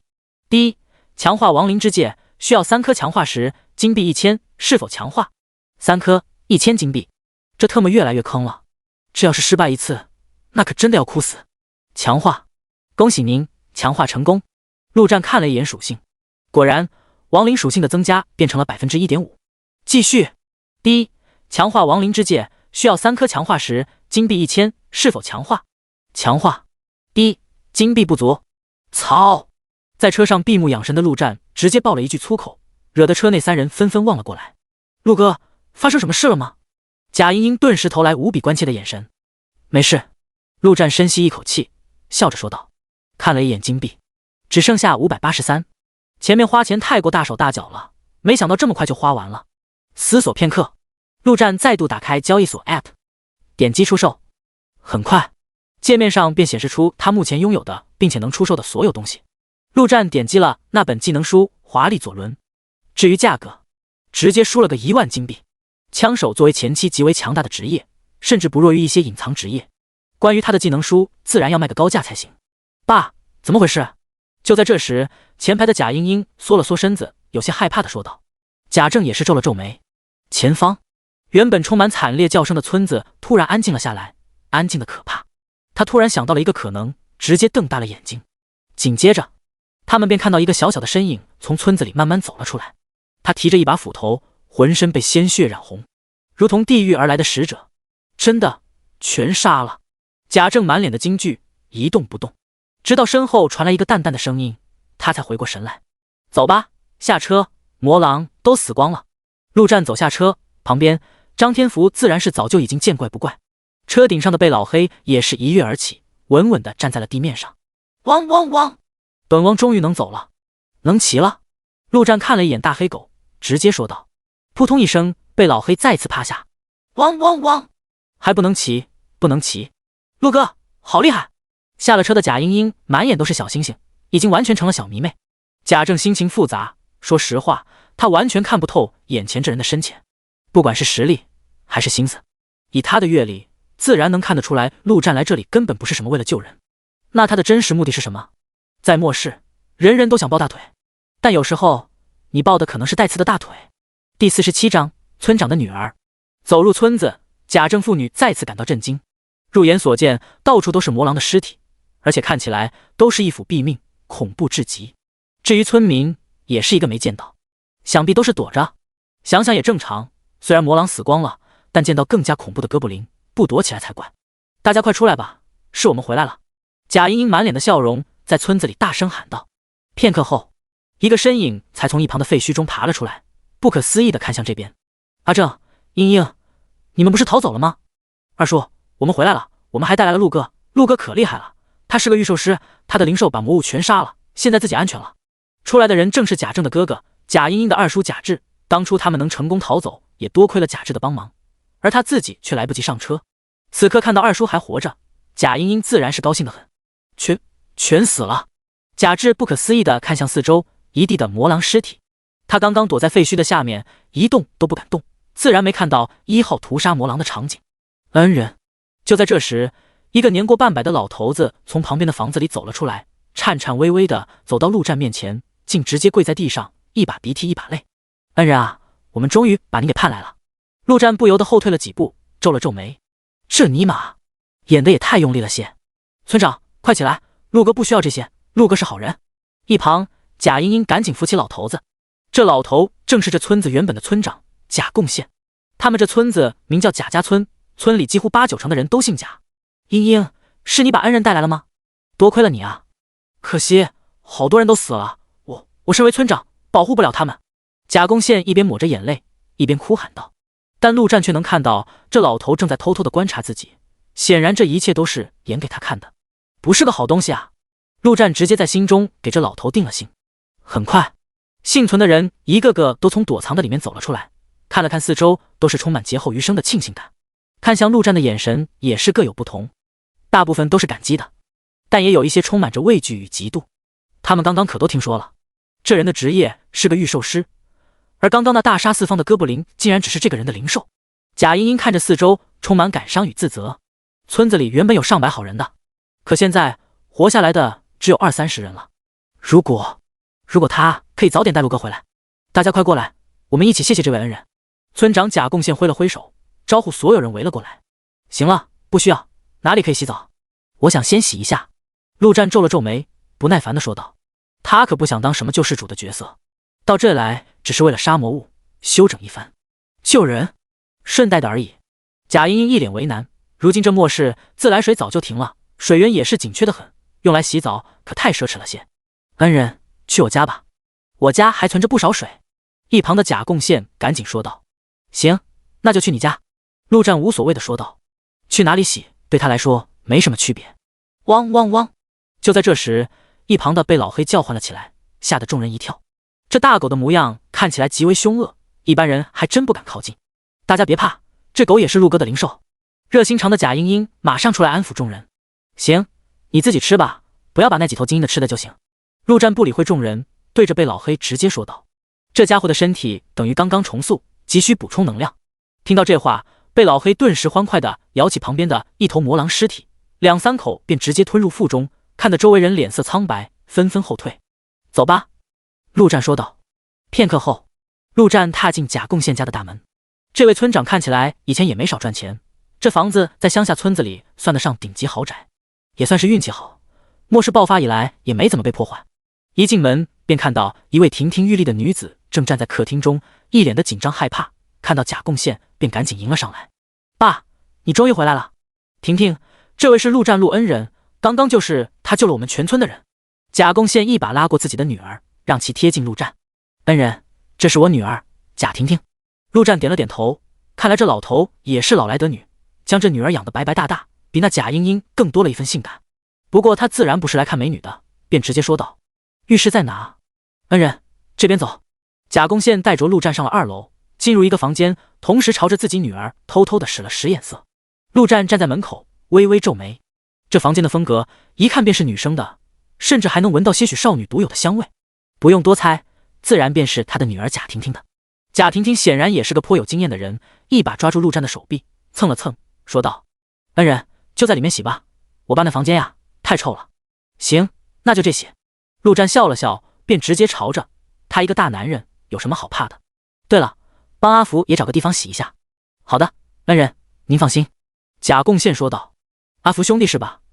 来，这边走。”同时给了自己女儿一个眼神，那意思很是明显。好女儿，搞定他。这女儿被他养得花容月貌，肤白貌美，可不是用来看的。从小以来，贾英英便被他当作取悦男人的工具来培养，甚至还送去参加过那方面的专业培训。正所谓养兵千日，用兵一时。就在1个月前，贾贡献终于让自己的女儿第一次上了战场，战绩也是相当斐然。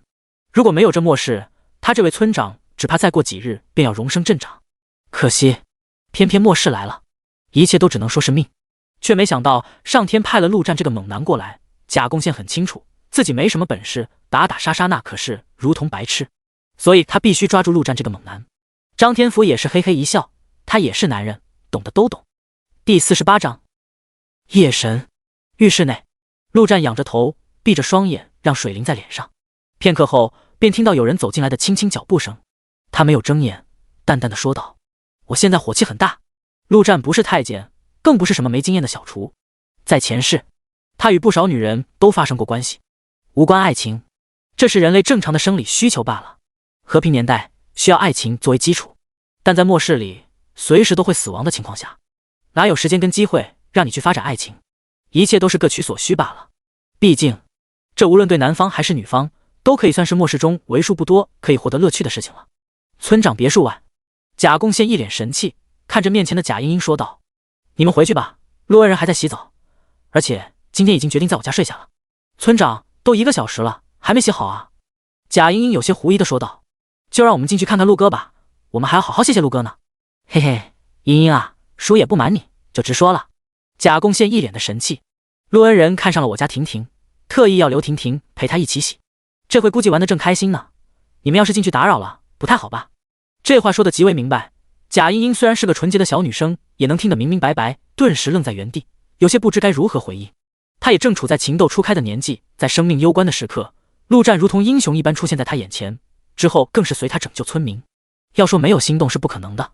如今听到这种消息，心中犹如直接被雷劈中了一般。不会的，陆哥不是那种人。在他看来，陆战即便真的看上了贾婷婷，那也不可能直接就做出那种事。这才第一次见面呢，怎么可能？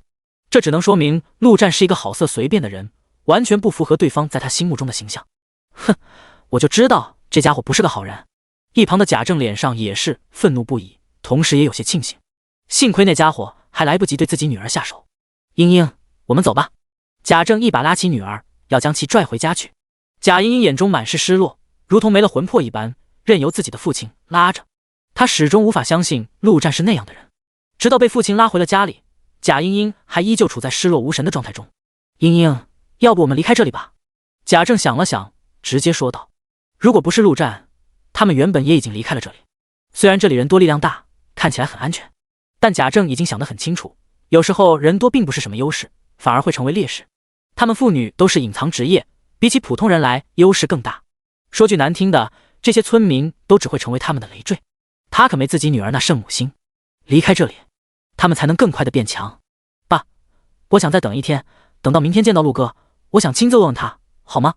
贾英英近乎哀求的说道。哎，行吧，那我们明天再走。贾政叹了口气，也不再勉强自己的女儿。深夜11点，整个周家村都已经陷入寂静中，只有3、4人在村子附近巡逻。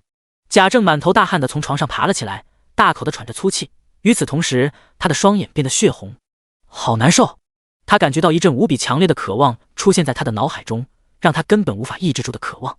那是一种嗜血的渴望，这种渴望贾政并不陌生。就在末世爆发的那一晚，也是他选择成为血刀使者的那一晚，同样产生过这种渴望。而那一晚，他偷偷吸光了村里一个人的全身血液。贾政看向靠在床边的那把刀，在月色下散发着无比诡异的血色光芒。准确的说，要吸血的并不是他，而是这把刀。血刀使者，血刀才是主体，而他只是使者。贾政紧紧地抓住床头，想要遏制住这种冲动，但不出5秒，他便败下阵了。那是一种万蚁穿心的感觉，根本无法忍受。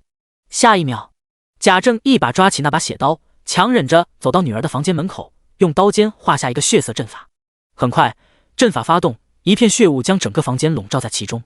这正是他的技能，守护血阵。不管是谁，只要闯入其中，便会受到血阵的攻击。这点攻击对于陆战那种强者自然不算什么，但收拾村里的其他人是绰绰有余。做完这一切，贾政的身影便消失在原地，他已经迫不及待了。村子外，刘涵感觉到一阵冷风吹来，不禁紧了紧身上的衣服。原本这时候他应该搂着媳妇在被窝里睡觉的，都怪这该死的末世。一想到媳妇被那哥布林活活砍死的场景，他的心中便充满愤怒。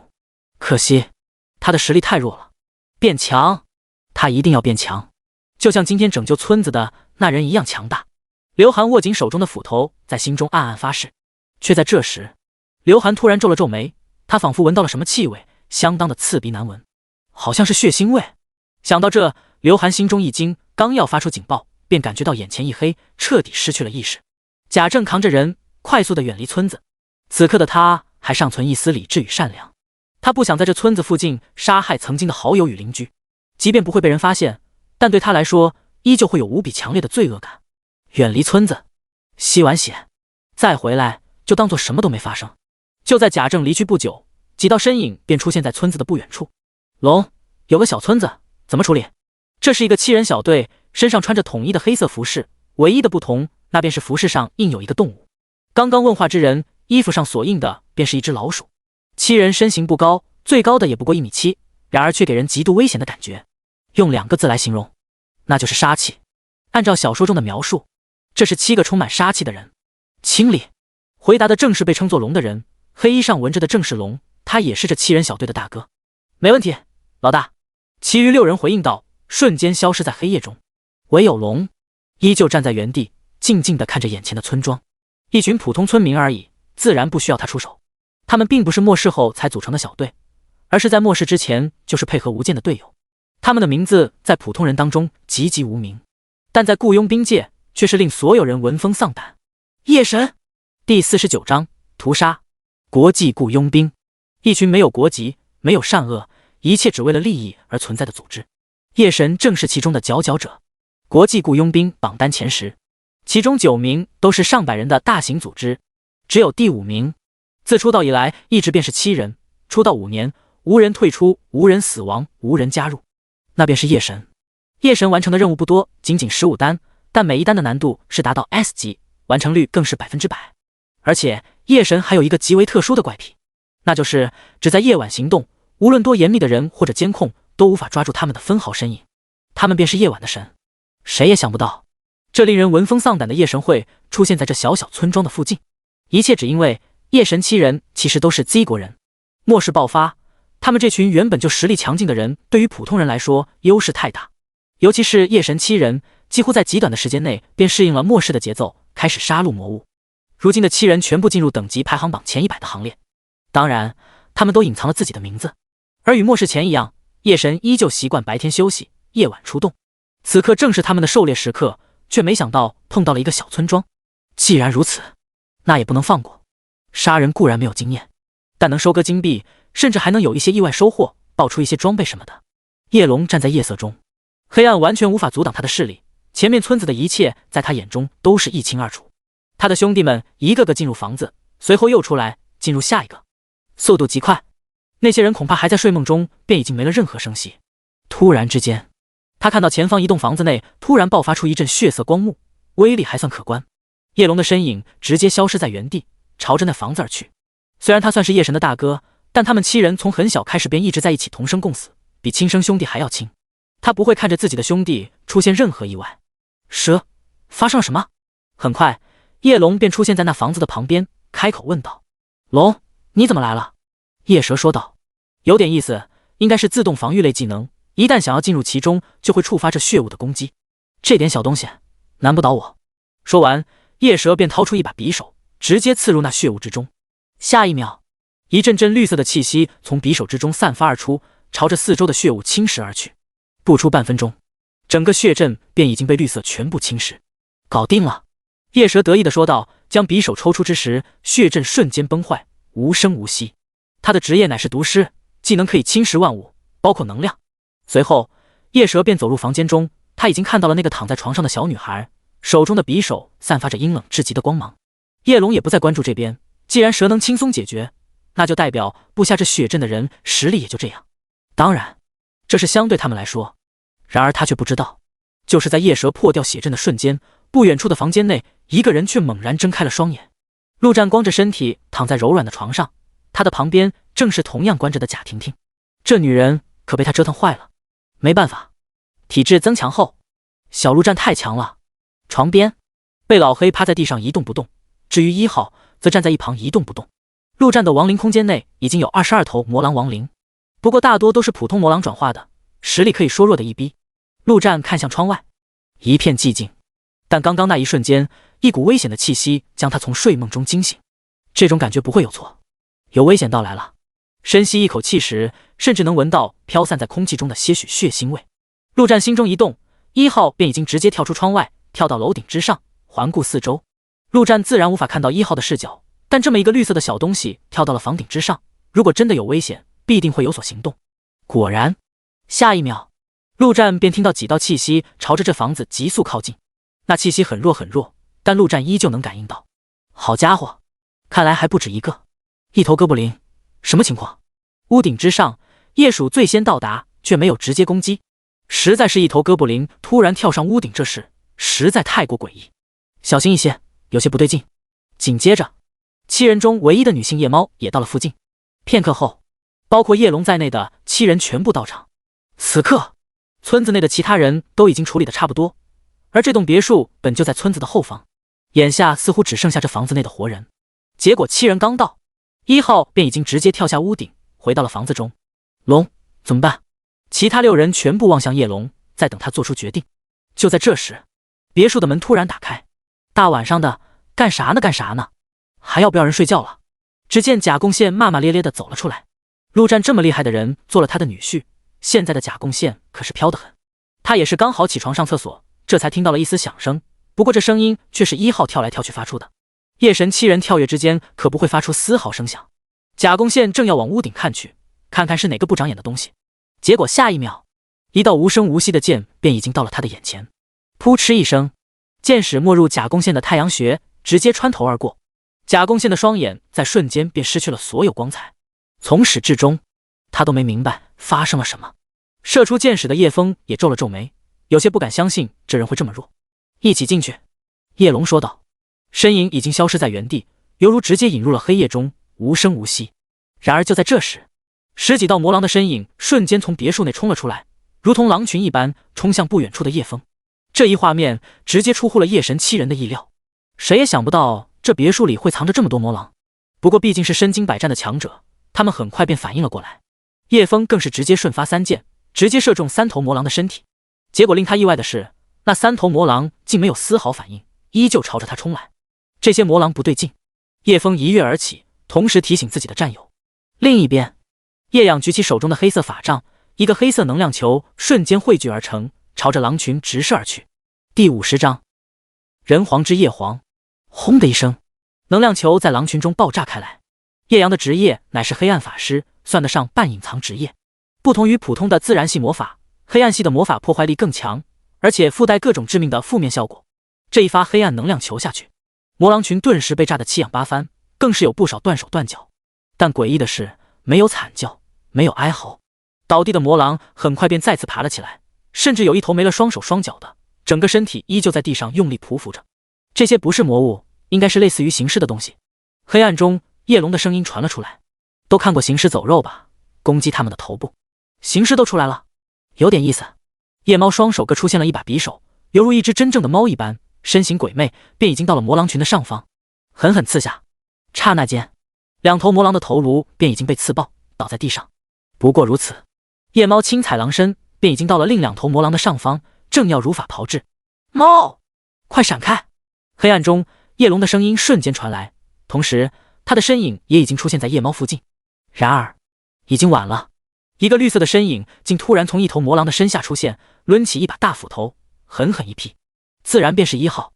他的身体本就矮小，可以完美的藏身于精英级魔狼的身下，也就是斧头显眼了一些。但在魔狼群中，这显眼也就变得不显眼了起来。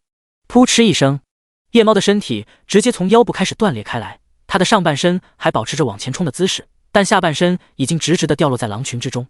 猫！其余6人看到这一幕，肝胆欲裂。夜猫是7人之中最小的一个，而且还是女生，得到的宠爱自然也是最多的，这对他们来说无异于晴天霹雳。找死！叶龙更是直接咆哮一声，身体竟直接化作一道黑雾，穿越在那魔狼群中。所到之处，魔狼的头颅纷纷爆炸开来。他的职业乃是隐藏职业夜魔，黑夜中堪称无敌一般的存在。与此同时，其他5人也已经到了现场，对着剩下的魔狼一阵屠杀。仅仅几秒，10几头魔狼便已经被全部爆头。然而没有，罪魁祸首的哥布林早就没了身影。猫！叶龙抱起夜猫，只剩下半截的身体，脸上挂满泪水。为什么？为什么会这样？结果下一秒，他手中的夜猫突然睁开眼，同时2把匕首朝着他的身体直刺而来。正沉浸在悲伤中的叶龙根本来不及躲避，便被2把匕首直接刺中。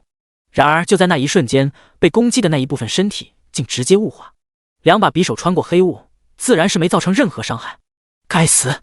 看到这一幕，几人的脸色只剩下愤怒与悲伤。暗中的人不仅杀了猫，竟然还要亵渎他的尸体。猫，安心去吧。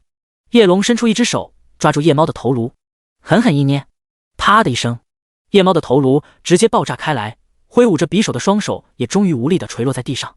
叶龙将其轻轻地放在地上，站起身时，整个人只剩下杀气与冰冷，朝着别墅一步一步走了进去。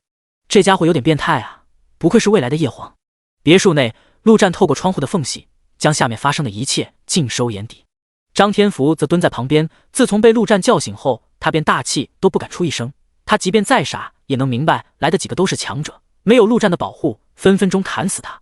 至于贝老黑，这死狗还在睡呢。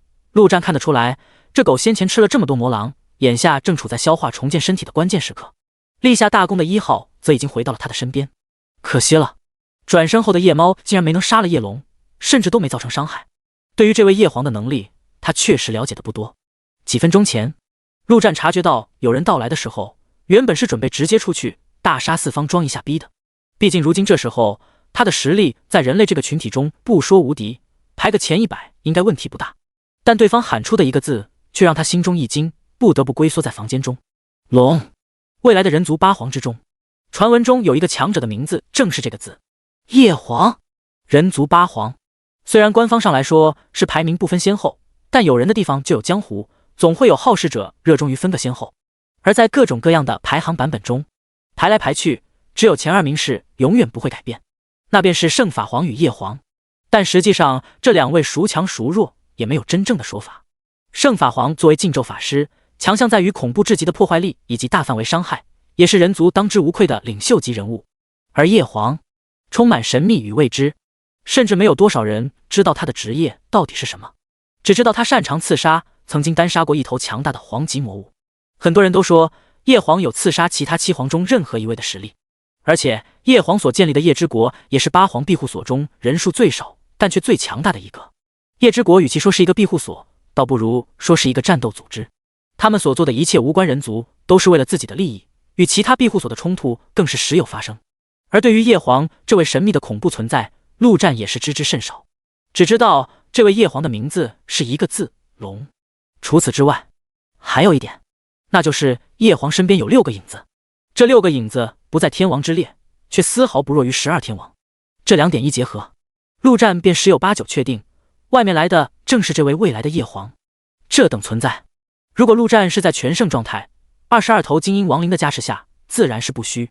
但现在的陆战仅有1号1头精英亡灵，亡灵空间中都是普通亡灵，甚至大半还是普通魔狼转生的普通亡灵，自然不可能直接冲出去硬刚，于是才出此计谋，让自己的亡灵出去先试探一番。至于1号，也算是一个奇招，能奏效最好，不奏效也没有损失，却没想到还真偷袭杀掉了一人，算是意外之喜。不过这几个家伙还真特么可怕，要是刚才冲出去硬刚，还真有可能翻车。眼下看到叶皇直接进屋来抓他，陆战心中一动，他身边的1号再度跳出窗外。第51章再杀一人。进入别墅的只有叶龙一人，其余5人依旧守在别墅外，颇有不放一只苍蝇出去的架势。刚刚那一场杀戮表演，陆战也基本掌握了这剩下6人的大致能力。只要那位最强的龙不在，1号下去并不会有什么致命危险。毕竟1号不求杀掉对方，只要边战边跑，以他的速度坚持个一段时间不成问题。而只要坚持的越久，那1号就能越强。拖到一定的时候，狂化一开，什么狗屁叶皇那都不算事。精灵女皇他都干了，再干一个皇那也不算什么。至于其他亡灵，陆战要留着给自己增幅属性，自然不可能再放出去送死。一踏入别墅，叶龙直接闭上双眼，一瞬间他的身体便如同一个雷达一般，收集了这别墅内的所有气息。1个、2个、3个、4个，这别墅内共有4个生命体，一个弱得如同蚂蚁，呼吸沉稳，熟睡之中；一个的气息时强时弱，但不出意外的话，同样在睡眠之中。另外2个则都是活动的气息，一个极强，一个一般。那么不出意外，极强的那个便是那位能操控变转化形式的人，也是杀掉夜猫的凶手。锁定了目标，叶龙的身影直接消失在原地，悄无声息地朝着目标而去。他敢一个人进来，便是有无敌的自信。在黑夜中，他就是无敌的存在。对方再强又如何？只要在黑夜中，便没有人能逃过他的刺杀。你还敢出来？屋外的夜鼠见到1号，双眼中几乎快要喷出火来。然而1号不仅赶出来，还直接朝着夜鼠发动了攻击，快如闪电。夜鼠的身影直接消失在原地，他的职业是阴影盗贼，比普通盗贼多了一个阴影特性。他们夜神7人原本就是黑夜中的顶级雇佣兵，擅长这些暗杀类的。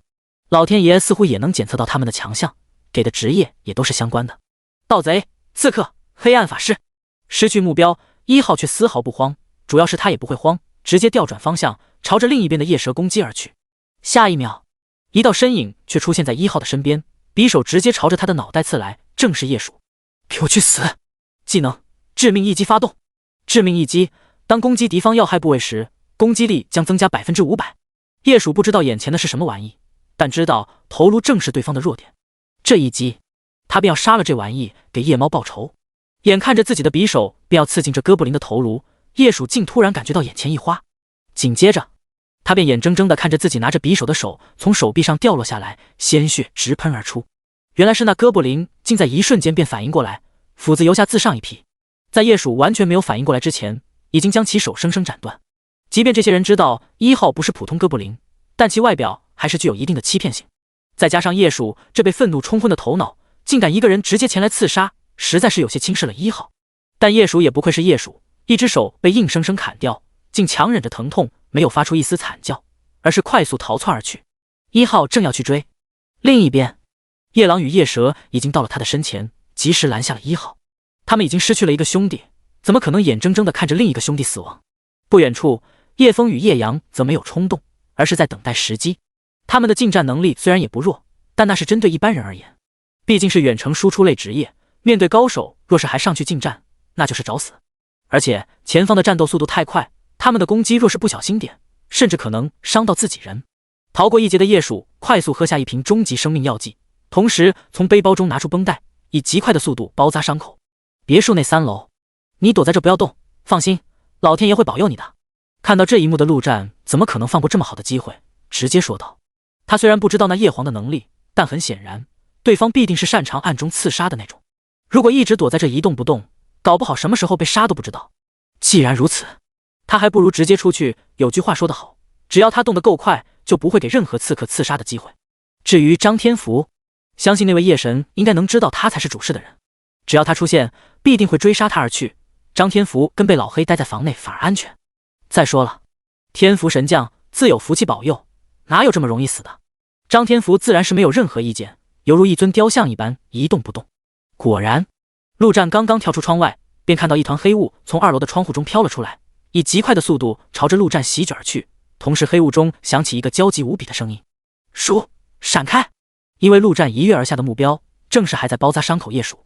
不远处一直全神戒备的风杨两人动作极快，几乎是在陆战跳出窗外的瞬间便已经发出攻击。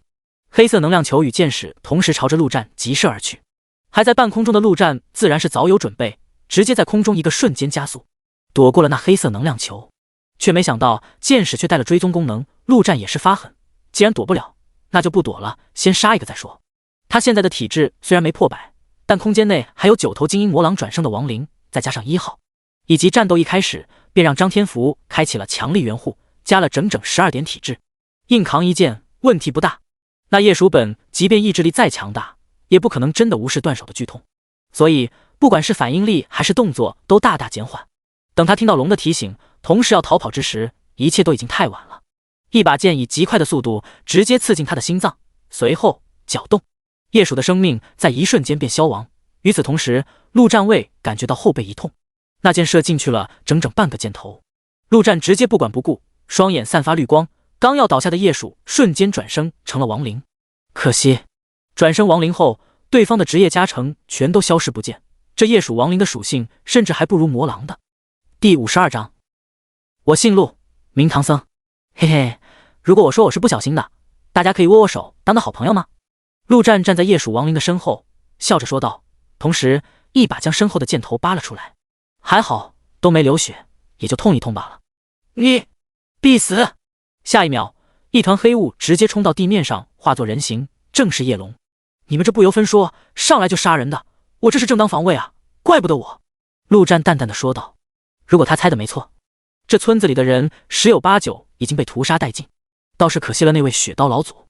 如果不是他，贾政估计已经带着自己女儿逃离了此处，却没想到因为他，未来的超级恶人直接被未来的叶皇给暗杀了。这波4舍5入一下，也算是他在为民除害，拯救了1城的人。虽然叶皇这些人并没有来得及暗杀他，但可以想象，若是陆战没有被惊醒，怕是早就不知道怎么死的了。你要杀我，我就杀你，这就是末世的规则，可没有什么防卫过当这一说。要不这样，我把这位兄弟还给你们，咱都走个的。你看他还能跳，还能走，跟活的也没什么两样。哎，就是可惜了，你把那小妹妹的头给捏爆了，要不然我能让她也活过来，一家人整整齐齐的，多好。陆战说话间，还让叶鼠亡灵动动手，动动脚。然而这番话在夜神剩余的5人来说，简直就是杀人诛心，恨不得将陆战千刀万剐。怒到极致的叶龙却突然冷静了下来，强忍着杀意说道：可以，你解开对鼠的控制，一切还可以商量。刚刚亲手捏爆夜猫的头，已经让他痛苦万分。叶鼠已经死了，如果可能，他想至少保住对方的尸体。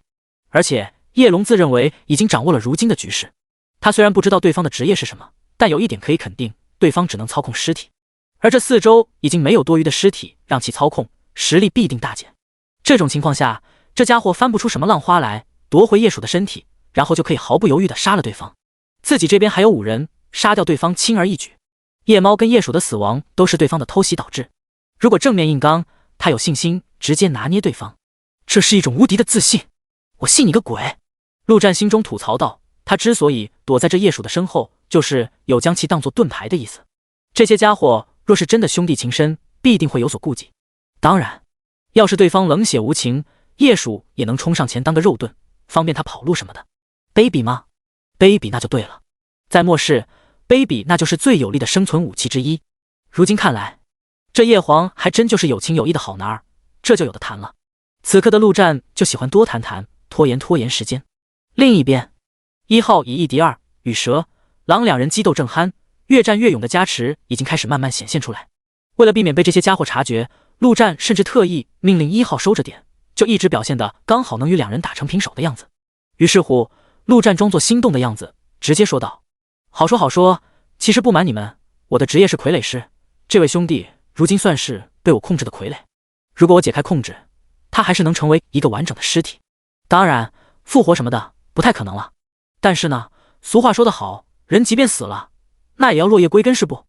你们肯定也希望自己的兄弟能留个全尸，回到故乡，将他好好安葬。我呢，也是个乐于助人的人，肯定会成全你们。对了，再问一遍，你们想要这兄弟的尸体吗？想要的话你们就说啊，你们不说我怎么知道你们想要？你们要是想要的话，我肯定是会还给你们的，毕竟我留着这玩意也没用。说到底，你们到底想不想要呢？”就在陆战还在喋喋不休之时，突然之间，一道箭矢从远处直射而来。陆战一动不动，直接让叶鼠往旁边一挡。噗嗤一声，箭矢直接没入叶鼠的身体之中。对不起，我实在忍不住了。一瞬间，所有的目光都聚集到不远处的叶枫身上。叶枫则面色抽搐地说道：“没事，我理解你，我也快忍不了了。”一旁的叶阳拍了拍对方的肩膀。就在刚刚，他的法杖已经抬了起来。这人特么的唐僧转世吗？把他还给我们，提出你的条件。叶龙作为老大，自然是冷静得多，面无表情地说道。不过即便如此，也能看到他脸上抽搐的肌肉。行，既然如此，我就直说了，我要1件金色装备。陆战一本正经地说道。叶龙还真就仔细回想了一番，才摇摇头说道：“对不起，我没听过金色装备。行吧，那我也不为难你们，就要1亿金币吧。金币你们总见过吧？你在耍我们？”叶龙终于是忍不住了，他只是想尽力保住叶鼠的身体，如果没可能，那就亲手毁了。眼看对方就要动手，陆战赶紧说道：“等等，开个玩笑，别介意。我的要求很简单，你离开我100米远，我就把这家伙还给你们，怎么样？”“好。”叶龙思索片刻，便毫不犹豫地点了点头。说完，叶龙几个跳跃便已经到了100米开外。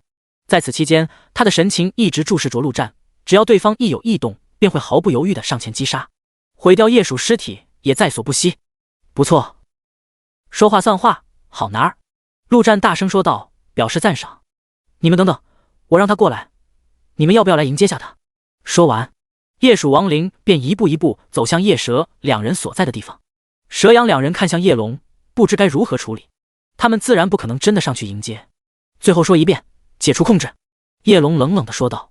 真不好意思，如果能解除我就给你们解除了，可惜啊，老子不会。陆战笑着说道。这话一出，叶龙哪还不知道对方一直在耍他，杀意瞬间爆发，直接便冲向了陆战。叶蛇也是深吸一口气，一箭射出，目标正是曾经兄弟的头颅。第53章离开。1号，杀掉那2个。看到冲来的叶龙，陆战丝毫不慌，大声说道。原本还在跟对手五五开的1号瞬间火力全开，速度直接快了1倍，一斧子横扫而出。蛇狼两人大惊失色，脱口而出：“救！”说实话，刚刚他们也在配合自己的老大，想要回叶鼠的身体，所以留有余地，故意跟着哥布林僵持，却没想到这小哥布林竟然也留了余地。不对，这哪里是余地，这特么是直接留了大海啊！这种实力，只怕要不了5秒就能砍死他们1人。叶龙自然也发现了这突然状况，哪里还顾得上击杀陆战，直接调转方向前去援救自己的兄弟。等的就是你！陆战冷笑一声，就在叶龙靠近的一瞬间，直接命令1号开启狂化，全力灭杀这位未来的叶皇。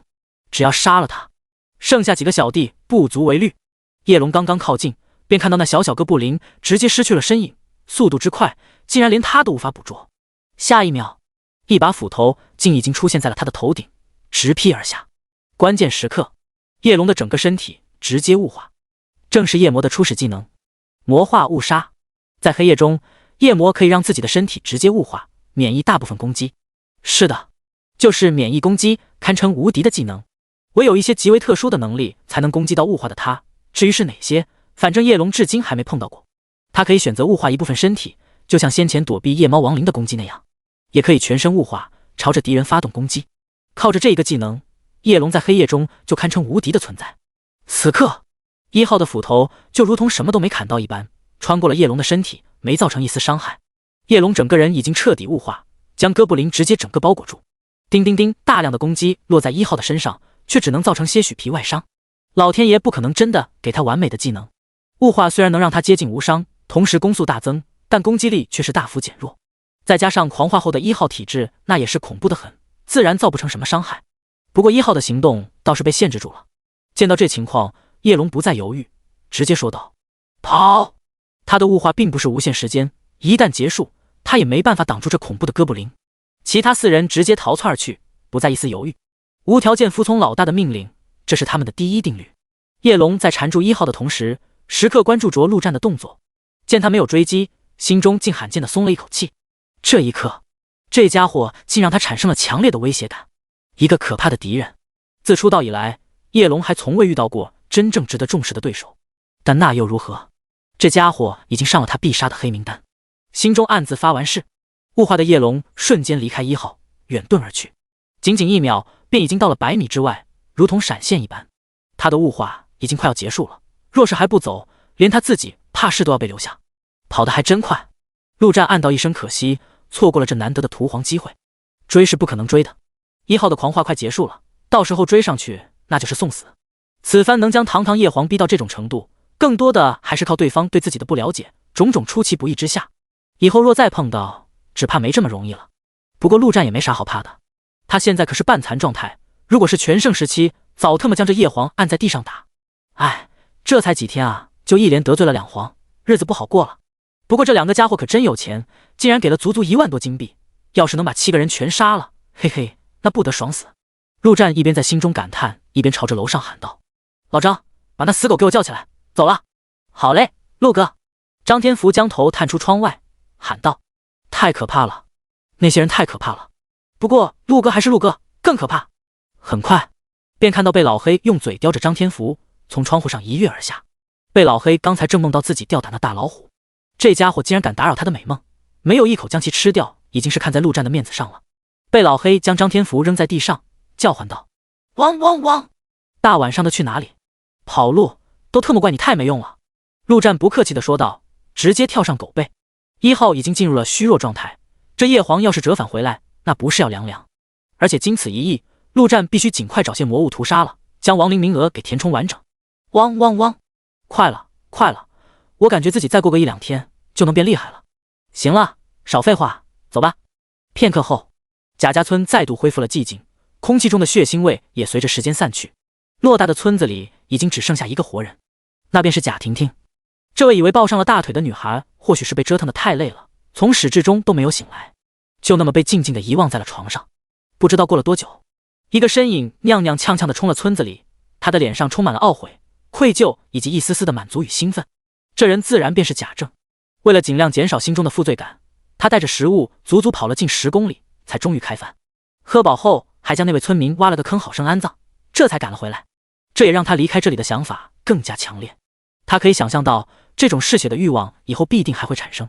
既然如此，索性就去陌生的地方，喝陌生人的血，总比喝熟人的血来的心安理得一些。明天一早，等茵茵醒来，马上就走，不肯走也要强行拖走。怀着这种想法，贾政回到家中，却在开门的一瞬间，脸色大变。守护血阵没了。贾政用最快的速度冲到女儿的房门口，随后心口一阵剧痛传来，如同没了所有力气一般瘫软在地上。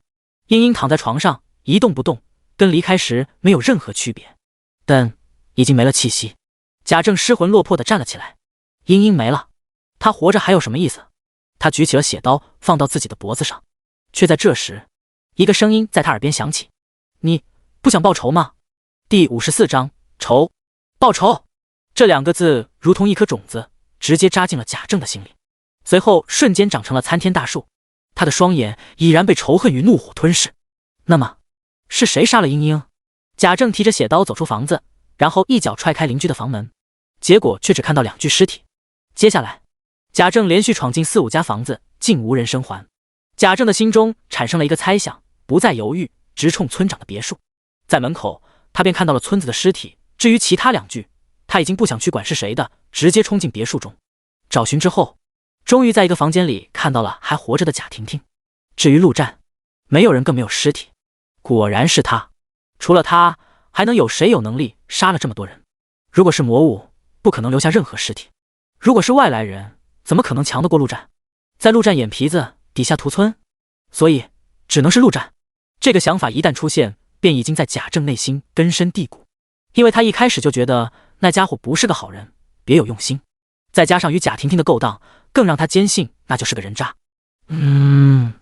就在这时，贾婷婷终于是醒了过来，下面还传来阵阵痛楚。那男人真的太猛了，她缓缓睁开眼，却看到一个中年男人站在床边，死死地盯着她。啊！贾婷婷刚张开口，准备尖叫出声，一道血光瞬间闪过，她的双眼便已经失去了所有光彩。我女儿都死了，你凭什么还活着？贾政死死地盯着这赤果的女人，拔出血刀，随后直接插入其胸膛。刹那间，血刀犹如一个抽血泵一般，直接开始抽取贾婷婷的鲜血。陆战，不杀你，我枉为人父。黑夜中，湖泊处，夜神剩下的5人脸上满是悲伤，他们甚至连猫跟鼠的尸体都没能抢回来。记下他的样貌，终有一天我会摘下他的头颅，祭奠猫鼠。叶龙的声音很是平淡，但谁能都听得出其中的决心与愤怒。老张，你说我会不会是什么人神共愤体质？怎么走到哪都能引起别人的追杀？陆战直接躺在狗背上，望着天空，有些感慨地问道。精灵女皇叶皇，若是他知道血刀老祖没死，而且还将杀女之仇也算到了他的头上，非仰天长啸，直问青天不可。老天爷，你为何要这么对我？那可是3位未来的顶级大佬，站在整个世界之巅的那种。陆哥，这说明您优秀啊，光芒万丈。张天福在一旁边走边说道。没办法，这死狗不让他骑了。幸好陆战好像也没什么目的地，慢慢走着，要是跑起来非特么累死他不可。不错，你说的有道理。陆战点点头说道。不遭人妒是庸才吗？此时他们正行走在一片草地上，没有地图，没有导航，身为路痴的陆战真特么就两眼一抹黑，不知该往哪里走。至于张天福，这位天福神将表示他也是路痴没辙。不过天福，即便不认识路，走着走着应该就能碰到福气的吧。陆战只能保持着这种乐观的心态了。咦，陆哥，前面好像有个镇子。就在这时，张天福有些疑惑地说道。镇子？听到这话的陆战立马坐了起来。果然，前方大约3-4千米处，模模糊糊中能看到一个建筑，看规模是个镇子没错了。有镇子就说明有人，有人的地方那必然就有魔物，果然是天福神将。好，老张，你干得不错。陆战兴奋地说道。张天福一脸懵逼，关他什么事呢？被老黑，走，上镇子。陆战大手一挥，直接说道。不过他也没那么莽撞，在距离还有几百米的地方，便让被老黑停了下来。这里有一棵大树，正好方便他们隐藏下身形。这里面什么情况都不知道，贸然冲进去，很容易翻车。不过看情况，应该是被魔物占据了。如果还是人类占据着，肯定会布置一些防御措施，最差也要安排点人巡逻。既然被魔物占据，那就说明有大量的魔物，这对陆战来说更是个好消息。按照他前世的经验，那些强大的种族要么占据一些大型城市，要么占据一些风水宝地，这种小镇子一般是看不上眼。但即便如此，也不能大意的直接冲进去，首先还是要探查敌情再说。陆战心中一动，一头魔狼亡灵便已经出现在旁边，直接朝着前方的小镇冲了过来。敢死队侦察兵，只此一家。魔狼亡灵动作极快，几秒之间便已经冲到了那镇子的周边，狠狠撞向一栋房子，为的就是宣告劳资来了。果然，很快便有10几头魔物冲了出来，将那亡灵团团围住。陆战定睛一看，竟是暴躁猿猴。看到这，即便是陆战也不禁感到有些头疼。这些家伙可不好惹，这些普通等级的暴躁猿猴还好说，甚至是精英级的爆裂魔猿，以他现在的实力解决也不成问题。怕就怕在勇者级的狂暴大猩猩，那可真是相当棘手的家伙。这一种族的魔物，听名字就可以知道，都带一个暴字，妥妥的战斗种族。这些家伙甚至不用武器，打架就靠拳头锤。陆战还在思索间，前方那10几头暴躁猿猴便已经将魔狼亡灵给活生生撕成了碎片，那叫一个凄惨。撕完敌人，暴躁猿猴们便拍打着胸脯回到了镇子里。陆哥，这玩意好像有点厉害，要不我们走？张天福有些哆嗦地说道。那些东西太特么可怕了，强壮的胸膛，乌黑的毛发，而且那撕狼的场面看得他简直头皮发麻。闭嘴！陆战直接瞪了对方一眼。这猩猩一族确实可怕，但这也说明对方是极佳的亡灵材料，他怎么可能放过？硬冲肯定不明智。还是得一点一点蚕食才行。那先从这些暴躁猿猴们杀起，10几头一起来的话，动静太大，到时候肯定要引起镇子里其他魔物的注意。思索片刻后，陆战便已经有了对策。随后便再次放出一头魔狼亡灵，让其朝着镇子再度进发，跟他的前任一样，同样一头撞在房子上。果然又是10几头爆裂魔猿冲了出来，却在看到还是只有一头魔狼时，4、5头魔猿直接骂骂咧咧地走了回去，浪费他们时间。第55章，一哥好帅。第2头魔狼亡灵不出意外再次壮烈牺牲，陆战也不歇着，直接放出第3头。他的命运跟2位老大哥也没区别，但这回果然如他所料，镇子里只出来7、8头暴躁猿猴，还是有点多。这第3头亡灵同样英勇就义，陆战继续放出第4头。一旁的张天福也是个聪明人，马上明白了陆战在干什么。这些低等魔物的智商有多低，他是深有体会。第一次出来10几头，第2次10几头回去了几头，第3次只出来7、8头，等到了后面，甚至可能魔狼亡灵去挑衅的时候，只出来1头暴躁猿猴。因为陆战在循序渐进的给这些魔物洗脑，来犯的只是1头魔狼，根本不需要这么多兄弟出去。果然，当第4头魔狼亡灵去挑衅的时候，镇子里只出来4头暴躁猿猴。这回差不多了，陆战直接让魔狼亡灵赶紧往回跑。那4头暴躁猿猴哪里能让挑衅他们的家伙跑了，咆哮着便追了过来。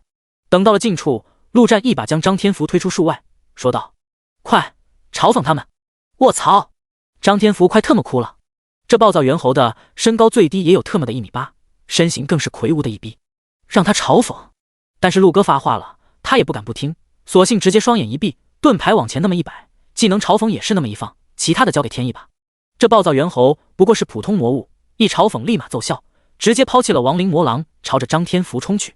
见此情景，陆战也不敢怠慢，手中瞬间出现一把剑，同时让1号一起冲出去，对着4头猿猴便是一阵输出，仅仅几秒便已经将猿猴全部砍倒在地。其实砍头还能更快，但砍了头可就不好转化亡灵。行了，别这么哆嗦了，再多下去就拉裤子。陆战一脚踢在张天福的屁股上，不客气地说道：嘿嘿，陆哥，我就知道你不会让我受一点点伤的。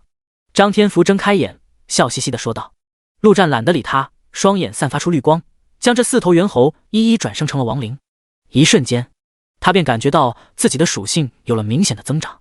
打开这猿猴亡灵的属性，陆战更是赞叹不已。亡灵暴躁猿猴，特性：亡灵，力量53，体质52，敏捷44。转化亡灵增强了一波属性，天赋增强了一波属性，圣杯之戒增强了一波属性，亡灵之戒又增强了一波，虽然只有 1.5%， 几番加成下来，转化成亡灵后的暴躁猿猴，这属性竟然都特么快赶上1号了。当然，属性归属性，真打起来1号分分钟掉锤这玩意。不过1号是个变态，不能用寻常亡灵来比较。这爆裂猿猴要是能强化成精英级，属性估计要上天，以后自己越来越强，转生的魔物也越来越强，获得的增幅也将越来越大，简直离谱。欣赏了一会，陆战便将这些亡灵全都收回空间内，随后便迫不及待的便让亡灵魔狼继续前去勾引。片刻后，亡灵魔狼便屁颠屁颠的跑了回来，身后跟着3头暴躁猿猴。老规矩，甚至不用吩咐，张天福已经主动上前释放技能嘲讽。这回陆战自己就不用上了，派出新收的4个亡灵小弟上前分分钟锤死曾经的同伴。这套流程已经相当的熟练了。继续，10分钟后，陆战的面前站着足足18头亡灵暴躁猿猴。此刻他的体质力量已经双双破百，若再碰到那叶皇，正面硬刚也是不虚。那家伙变成烟的能力确实变态，堪称无敌，不过必定有时间限制，只要撑过那段时间，什么叶皇分分钟锤死。陆哥还要继续吗？张天福兴奋地说道。虽然他没打什么输出，但嘲讽了呀，而且在系统的判定中，作为肉盾嘲讽到了魔物，作用那是相当大。而且开启强力援护属于团队增益技能，也有一定的经验判定。杀1头暴躁猿猴，他分到的经验可是不少，就那么一会他就已经升了1级，已经8级了，再努力特么的都能上等级排行榜了。继续，陆战直接说道，现在他能转生23头亡灵还没满呢，更何况还要强化到精英。陆战甚至怀疑屠光这一小阵子的魔物都还不够自己用的。这回陆战底气也足了，直接放出3头魔狼亡灵冲向阵子。片刻后，一头更大更壮更恐怖的猿猴从镇子里冲了出来，身后还带着8头暴躁猿猴。爆裂魔猿！陆战的眼前一亮，钓了这么久，终于钓出来一头精英魔物了。结果下一秒，那爆裂魔猿一个大笔兜下去，瞬间将3头魔狼亡灵直接拍得脑壳爆裂，根本不给跑路的机会。解决完麻烦，爆裂魔猿便要带着小弟们回镇。陆战哪能让煮熟的鸭子飞了，直接让1号捡起一块石头，往前跑个几百米，然后朝着那魔猿丢了过去。以1号如今的力量与体力，石头准确无误地扔到了魔猿的后脑勺上。爆裂魔猿立刻转身，想看看是哪个不要命的，结果便看到一头哥布林正笔直地站立着，伸出一根手指头向上勾了勾，虽然没发出声音，但意思很明显。你过来啊！嗷嗷嗷！堂堂爆裂魔猿哪里受得了这等挑衅，二话不说便冲了上来。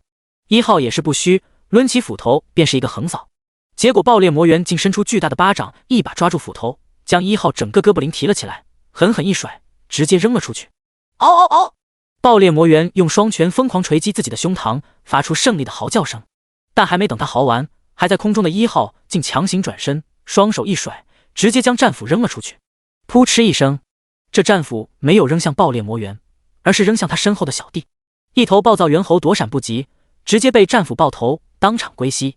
与此同时，1号在战斧飞出的瞬间便已经同时追了过来。等那暴躁猿猴倒地的同时，1号也已经到了他的身旁，一把抓住斧柄，朝着另一头暴躁猿猴砍去。整套动作行云流水，张天福看得目瞪口呆，不由得脱口而出：“一哥好帅啊！”第56章全面开战。陆战也是双眼放光，颇为惊喜。这小家伙最近的属性可以说基本没啥增长，但战斗力却是在不断的提升，做出来的一些动作技巧，甚至连陆战都没办法完成。感叹了一声，陆战直接取出剑，说道：“阿福，跟上！陆哥，终于要亲自动手了吗？”张天福举起盾牌，兴奋地说道：“经验，经验，那可都是经验啊！他现在满脑子的都是经验。什么精英魔物？不过就是头大一点的猴子罢了。有陆哥在，分分钟把他干掉。”陆战点点头，虽然1号单独解决掉那爆裂魔猿跟他的小弟问题不大，但太慢了，拖时间。现在他的属性已经积累的差不多，已经没必要太过小心翼翼。汪汪汪！我不行，我感觉身体好热。汪汪汪！动都动不了，我还要再休息一下。一旁的被老黑赶紧叫了起来。陆战看了一眼，这老狗还真就全身颤抖，全身红温，黑狗快特么变成红狗了。看样子应该是到了进化的关键时刻。行，那你先在树后面躲着吧。陆战说道。这场大战他本来就没算上被老黑的战力。说完便提剑冲了上去，张天福则赶紧跟上。前方1号已经足足砍了3头暴躁猿猴，那爆裂魔猿气得疯狂跳脚，然而那小东西太特么灵活了，上蹿下跳的，他根本抓不到，整一个在那无能狂怒。陆战也不客气，到了现场直接放出18头亡灵猿猴，一窝蜂便冲向那爆裂魔猿。强化后的亡灵猿猴属性也就比他们曾经的大哥魔猿低个10几点，18对1简直就是玩虐对方。那爆裂魔猿仅仅抗了半分钟，便被锤的只剩一口气。陆战没有让亡灵们继续锤，而是让4头亡灵将魔猿按倒在地上，省得他反抗。随后对张天福说道：“你去杀了他。”同时让3头亡灵冲到镇子边缘，开始疯狂的打砸破坏。是时候全面开战了。虽然还没看到过，但这镇子内大概率有那头勇者级魔物狂暴大猩猩，那家伙可不好对付，到时候还得靠1号。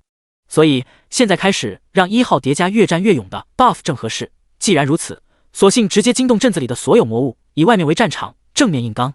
我来吗？张天福愣在当场，要知道这最后一击的经验可是不少，陆哥竟然让给了他。呜！张天福差点感动的哭了。少废话，快杀！那边大部队要来了。陆战直接催促道。带了这天福神将这么久，还是第一次让他杀怪爆东西，看看效果到底怎么样，有没有传说中的那么神。好，谢谢陆哥。张天福不再客气，举起盾牌，疯狂锤击倒在地上的爆裂魔猿。爆裂魔猿堂堂精英怪，何曾受过这等屈辱？偏偏双手双脚都被曾经的小弟按着，动都动不了，只能嘴里发出可怜的呜呜声。终于在挨了10几下后，一命呜呼，也不知道是被锤死的还是气死的。一瞬间，陆战便看到爆裂魔猿的身上直接跳出4个小圆球，直接双眼放光。好家伙，不愧是天福神将，这波换成其他人来，最多也就爆个1、2个东西。张天福自然很是识时务，看到东西丝毫没有去碰的意思。陆战看了一眼，好家伙，一个技能点，另外竟然是整整3件装备。陆战震惊了，即便两世为人，他也从未见过杀一头精英魔物能爆出3件装备的，这特么就是天福神将吗？简直恐怖！不过大战一触即发，他也没细看这3件装备，便直接丢入空间戒指内，而后他的双眼便开始闪烁着绿光，对着地上的爆裂魔猿说道：“站起来！”刹那间，爆裂魔猿那紧闭的双眼猛然睁开，绿色的火焰代替了原本的眼珠子，他就那么直挺挺地站了起来，一动不动。亡灵暴躁猿猴，特性：亡灵，力量67，体质65，敏捷56，强的一。前方镇子处已经开始有猿猴不断的涌现出来，一眼望去最少也有20-30头，而且还在源源不断的冲出来。这些猿猴倒没有马上发起攻击，因为他们看到闹事的竟然是他们的同伴，一时间还有些转不过弯来。陆战直接让那3头亡灵发起攻击，3打1直接打死1头暴躁猿猴，这回总算是惹火了对方。大群的猿猴一拥而上，瞬间撕裂了3头亡灵。嗷嗷嗷！一头爆裂魔猿很快发现了陆战等人的存在，嚎叫着发起冲锋号角。1号这边，8头暴躁猿猴已经被砍的只剩下1只，越战越勇的 buff 已经开始初步显现出来。这最后1头甚至都不用斧子砍，小小的拳头下去，竟直接贯穿了对方的胸口。而陆战的脑海中也终于再次响起久违的升级声音：12级了，25头亡灵。陆战的双眼不断的闪烁绿光，死去的暴躁猿猴一个接一个的爬了起来。很快，亡灵便已经全部补足。1号，再加上1头爆裂魔猿以及整整23头暴躁猿猴的亡灵，陆战的力量跟体质都已经突破了130。张天福开启强力援护，2人加上25头亡灵，那就是足足27点体质。陆战的体质直接突破150大关，叫一声人形暴龙也不为过。你自己悠着点，我会让3头亡灵在你旁边保护你，你只要保持在强力援护的范围内就行。陆战拍了拍张天福的肩膀，说道。感受到体内流淌的强大力量，他已经忍不住跃跃欲试了。陆哥，您放心，我会照顾好自己的。张天福用力的点了点头，他不仅要照顾好自己，还要多蹭点经验才行。他心里清楚，陆战不可能一直带着一个累赘，虽然不知道为什么会带上他，但无论如何，他也要努力跟上脚步才行，不然迟早要被扔下，难不成一直当个吉祥物不成？他却不知道，陆战还真就把他拿吉祥物来着。命令3头亡灵守在张天福身边后，陆战挽了一个剑花，纵身一跃，哈哈，御剑乘风来，除魔天地间。陆战大笑一声，尽显豪情畅快，就差痛饮一壶酒了。前一世他唯唯诺诺，躲躲藏藏，可谓憋屈至极。这一战，他便要将这些憋屈统统驱散。从今以后，他就是无敌的战斗亡灵法师。第57章，狂暴大猩猩，快，狠，准！陆战自然不会什么剑法，更没有什么技能，但有什么关系？以他现在的属性，只要做到这3个字就够了。至于1号，那更不用多说，在猿猴群中上蹿下跳，比这些猿猴更像一只猴子。再加上另外21头亡灵，这场战斗完全就是一场屠杀。陆战这位亡灵法师对猿猴单方面的屠杀，后方的张天福看得目瞪口呆，太他妈懵了。原本他还做好大干一场的准备，这尼玛干个屁呀，一点经验都混不到。当下也管不了那么多了，直接朝着不远处的2头暴躁猿猴发动了嘲讽。说实话，在看到2个大家伙冲过来的时候，张天福还是有些慌的。不过很快，他便发现自己的担心是多余的，因为陆战给他安排的3个保镖强的一批，那2头猿猴甚至连摸都没摸到他，就已经被当场锤死。既然如此，张天福也放开了手脚，只要嘲讽冷却一好，便引魔物过来让保镖击杀，顺便补刀。当然，他也不鲁莽，一次也就嘲讽个2-3头。这肉是吃不到了，喝点汤也是好的。陆战在战斗的同时，也时刻注意着这边，主要就是如果亡灵倒下，及时补充就行。这吉祥物塔还是要保住的。就在这时，不远处响起阵阵嚎叫声，陆战定睛一看，竟然是5头爆裂魔猿一起朝着他包夹而来。好家伙，竟然还知道擒贼先擒王！陆战虚吗？当然虚了，他能轻松灭杀暴躁猿猴，但这爆裂魔猿好歹是精英魔物，皮糙肉厚，比普通的强的不止一星半点。但虚归虚，跑是不可能跑的，毕竟他可不是一个人在战斗。而且对方这扎堆过来正合他心意，省得一个一个去找了。心念一动，陆战的身边立刻聚集过来10几头亡灵猿猴，冲过去挡住5头魔猿大哥。啊！魔猿大哥愤怒嚎叫，怒斥小弟们的背叛，以他们的智商还无法理解亡灵是什么东西。嚎叫间，魔猿的双拳齐出，快速挥动，几乎形成了残影之势。这便是这精英魔物的技能——魔动极速拳。这技能伤害极高，而且附带一定的控制效果，只要中了第一拳，那就会被当场眩晕，必须承受全套锤击。以陆战如今的体质，硬抗这玩意也要出事。当然，这技能局限性也高，那就是单体技能只能打一个，这也是陆战虚的最大原因。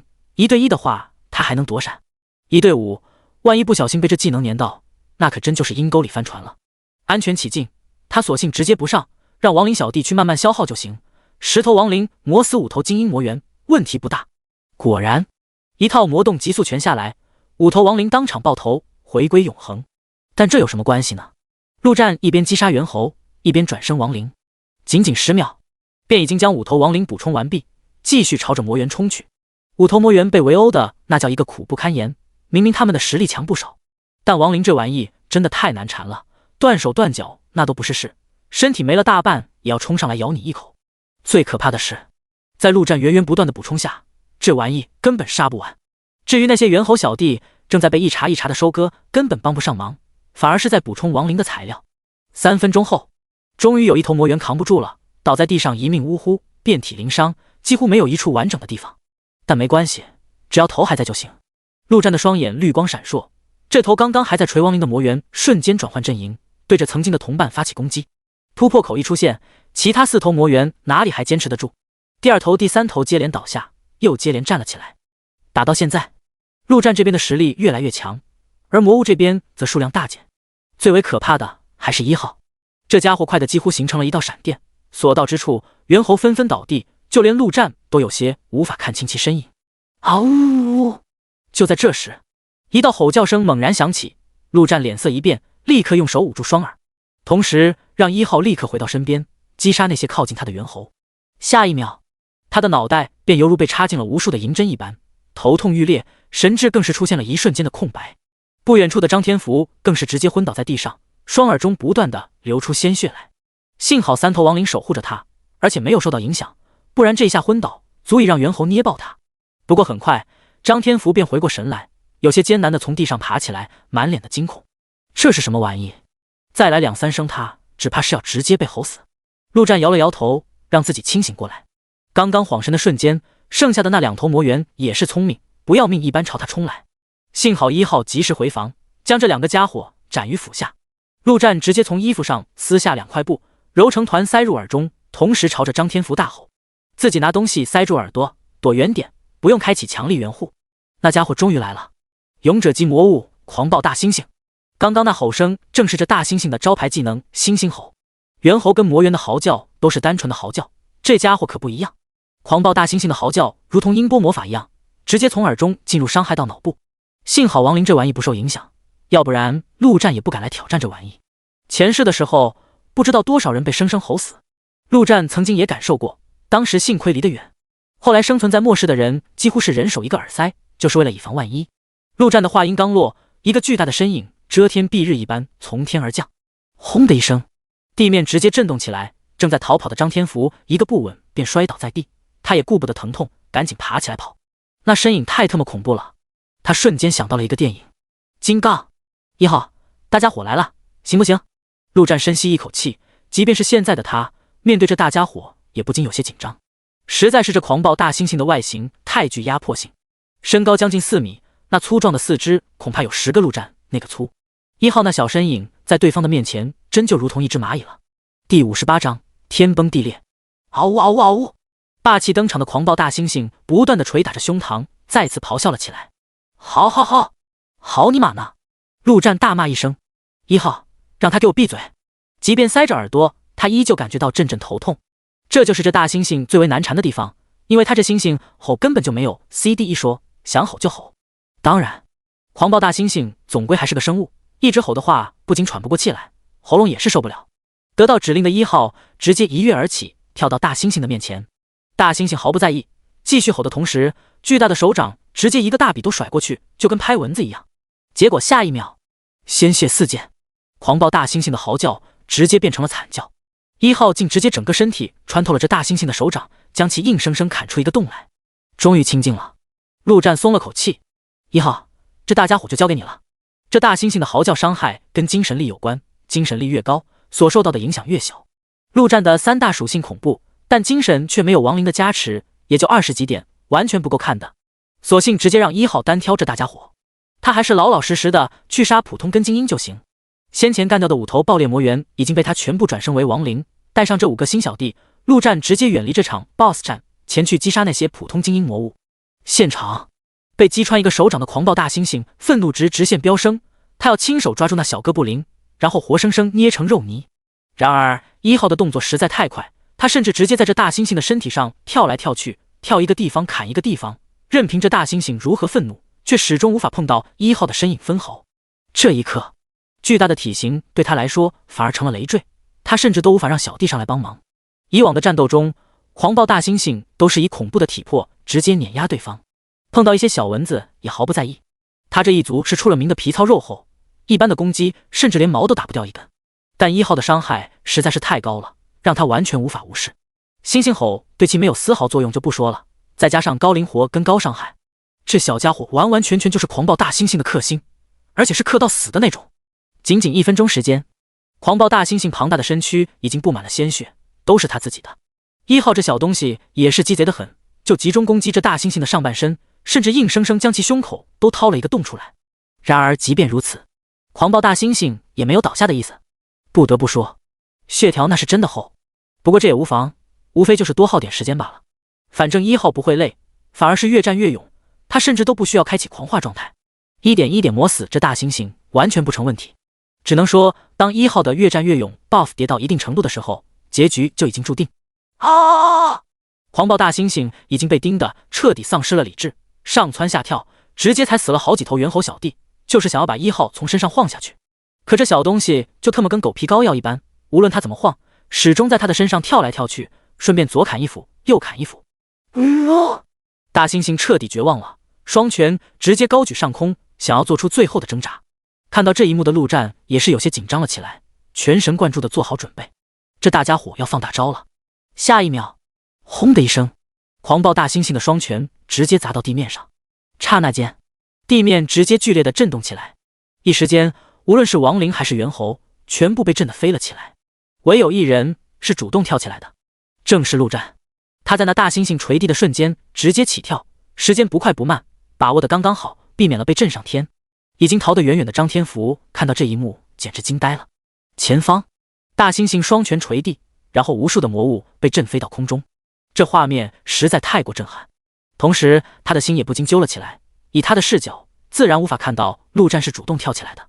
然而这还没完，只见那大猩猩双拳再次举起，然后用力垂下，而随着他的双拳，那些被震飞到空中的也全部急速下坠。在大猩猩拳头砸地的同时，那些魔物跟亡灵也全部砸在地面上，紧接着再次震飞。陆战则第2次把握时机，成功起跳躲过。不过陆战也不敢大意，这还有最后一次。很快，第3次落下，陆战再次躲过，总算是松了口气。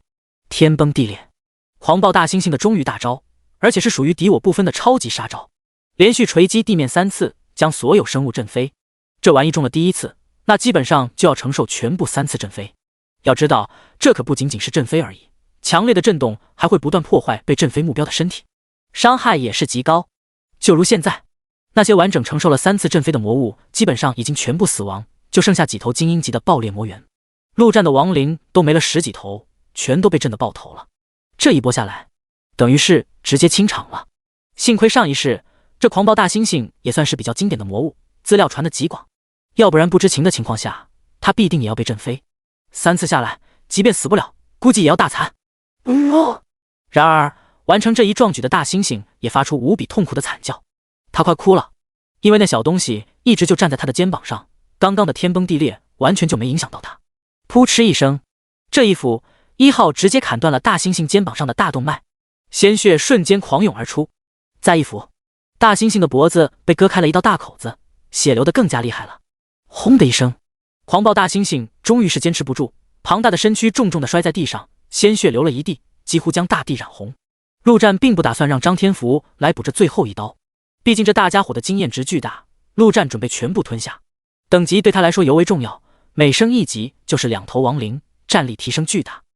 第59章爆裂套装。陆战走上前，以一剑插入这大猩猩的咽喉处。很快，他的脑海中便响起了系统的提示音：第一，恭喜您升级。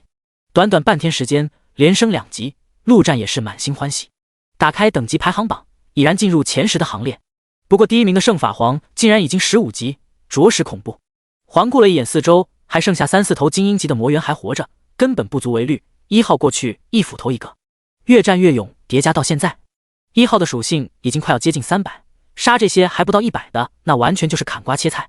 等到1号将那几头魔猿杀死，这一阵子的魔物总算是被陆战屠光，少说也有200头。那么是时候收拾战利品了。首先陆战看向了那狂暴大猩猩爆出的东西，一共有5样，技能点1点，强化石10颗，1件装备，1本技能书以及1块令牌。技能书跟强化石自不必多说，先丢入储物戒指内。随后陆战先是捡起技能书，看到名字便是心中一喜，天崩地裂，竟然把这大猩猩的终极大招给爆出来了。这玩意陆战自然无法学习，不过必定能卖个好价钱。至于那件装备，陆战是悲喜交加。猩猩战甲，品级蓝色，装备条件等级8级，职业属性防御，体力加15，物理攻击抵御 10%， 受到近身攻击时反弹 20% 伤害。这装备的属性毫无疑问堪称极品，甚至陆战自己用也是非常的合适。可是这装备条件竟然要求防御，这尼玛不就是为张天福准备的吗？他自己都没有这么好的战甲，小弟倒先穿上了。陆战暗骂一声，最后捡起那块令牌，上面写着一个勇字，介绍也很简单，勇者凭证，进入勇者及秘境的凭证。竟然是这玩意！陆战的眼中绽放出摄人的光芒。秘境，这是比副本更加高层次的宝地，里面的宝物更多，危险也更多。上一世陆战大大小小进过的副本少说也有10几个，却从未进过秘境，甚至连进入的资格都没有，也就是这令牌凭证。对于秘境，陆战了解的并不多，只听过一些零星的传闻。秘境不限制人数，而且不是随机出现的，没人知道它的具体位置。在末世爆发后，每隔30天会开启一次秘境，不管你在哪里，只要携带了这令牌凭证，就会被传送到秘境内。重生以来，陆战倒是想过到时候必定要搞一块，就算抢也要抢一块来，却没想到自己这么快就爆出来了。平复了一下心情，陆战将令牌丢入储物戒指内。30天，那就是还有20多天，时间还早呢。接下来还有那几头精英魔猿爆出的东西，不过也就是一些强化石，还有一些中等皮革之类的装备合成材料，没啥好东西。陆哥，这玩意还真大。这时张天福的声音在一旁响起，这家伙在看到大猩猩倒地的时候就跑了过来，对于陆战的敬畏已经到了无以复加的地步。一直以来他都已经将陆哥放在很高的位置上，但每次陆哥都能做出让他极为震惊的壮举。他现在好歹也是等级排行前100的人了，但在陆哥面前却感觉自己渺小如蚂蚁。看到张天福，陆战倒是想起先前那头魔猿爆出的东西，足足3件装备呢，当下便全部拿了出来。爆裂头盔、爆裂盔甲、爆裂战靴，3件都只是绿色装备，甚至属性也就一般般，都是加力量跟体质，数值也都是10点不到。就在陆战怀疑这天福神将的威力是不是不行时，他看到了这3件装备后面同样的一行提示：爆裂套装1/3，这特么竟然是套装！陆战恨不得给自己一巴掌，竟然敢怀疑天福神将的威力。杀一头精英魔物，爆出一整套套装可还行？套装的爆率本来就很低，要凑齐一整套那更是难上加难。陆战上一世混了这么久，甚至都没能凑齐一套绿色的套装。陆战迫不及待地看向这套装凑齐后的属性，只有一条，全属性增加 8%。 好家伙，这玩意单件是绿色装备，组成套装后价值直逼紫色装备了，而且属性越强增幅就越多，这套装完全就可以一直用。再看了一眼装备条件，力量50，体质50，还好，这条件对一般人来说不算什么，但对陆战来说却不算什么。陆战正准备穿上，突然看到一旁的1号。他虽然也经常充满战斗法师，亲自上场战斗，但更多的来说主力还是1号。最重要的是，1号有越战越勇的天赋，属性可以不断提升，那样一来，这套装属性增幅的属性也会越来越高。这套装1号穿才能发挥出最大的效果，应该可行吧？毕竟装备条件没有等级，也没有种族限制，而且那斧头1号都用得上，这套装应该也不成问题。想到这，陆战直接将这3件装备全丢给1号，命令他穿上。1号立刻无条件执行。装备这种东西自然没有尺码这一说，会随着穿戴者的身形而自动调整尺码。1号穿上后无比合身，更是多了一份霸气与诡异。尤其是那头盔，将1号丑陋的头颅直接包裹在其中，只露出一双幽绿色的双眼。一哥真是帅！张天福由衷的感叹道：“尼玛，陆哥就是陆哥啊，给亡灵都穿这么好的装备。”跟了陆战这么久，他自然已经知道陆战的职业是亡灵法师，而1号这些都是亡灵。这件装备给你。陆战也没再废话，直接拿出那件星星战甲递给张天福。这家伙给了自己一套，自己奖励对方一件装备，这样一来，心里可就平衡多了。给我的吗？张天福顿时受宠若惊，有些不敢置信。但他也知道陆哥说一不二，说什么就是什么，当下也没有犹豫，赶紧接过装备。等看到这装备的属性时，张天福更是无比震惊。极品啊！这战甲虽然陆哥自己没法穿，但放交易行上绝对能卖出一个极高的价格，就这么给他了。他真的，我哭死！张天福心中默默感动。第60章施救。战利品收拾完毕，陆战再次环顾四周，深深的吸了一口气。接下来，那就是大工程了。200多头猿猴尸体，即便有一些被那狂暴大猩猩震爆了脑袋，但也还有100多头。把这些尸体全部转生献祭，这工程量可不是一般的大。陆战首先将目光放在面前的大家伙身上，这家伙将是陆战的第一个勇者及魔物转生的亡灵，那是相当的期待。首先自然是将一点技能点先加到亡灵转生上，这样应该可以了吧？怀着激动的心情，陆战的双眼散发出绿光，用低沉的声音说道：“站起来吧，我的亡灵！”轰隆一声，狂暴大猩猩庞大的身影直直地站立起来，一动不动，没有嚎叫，没有捶打胸膛，但给人的压迫感却更加强大。张天福更是忍不住后退了几步，生怕这大家伙给他来上一拳。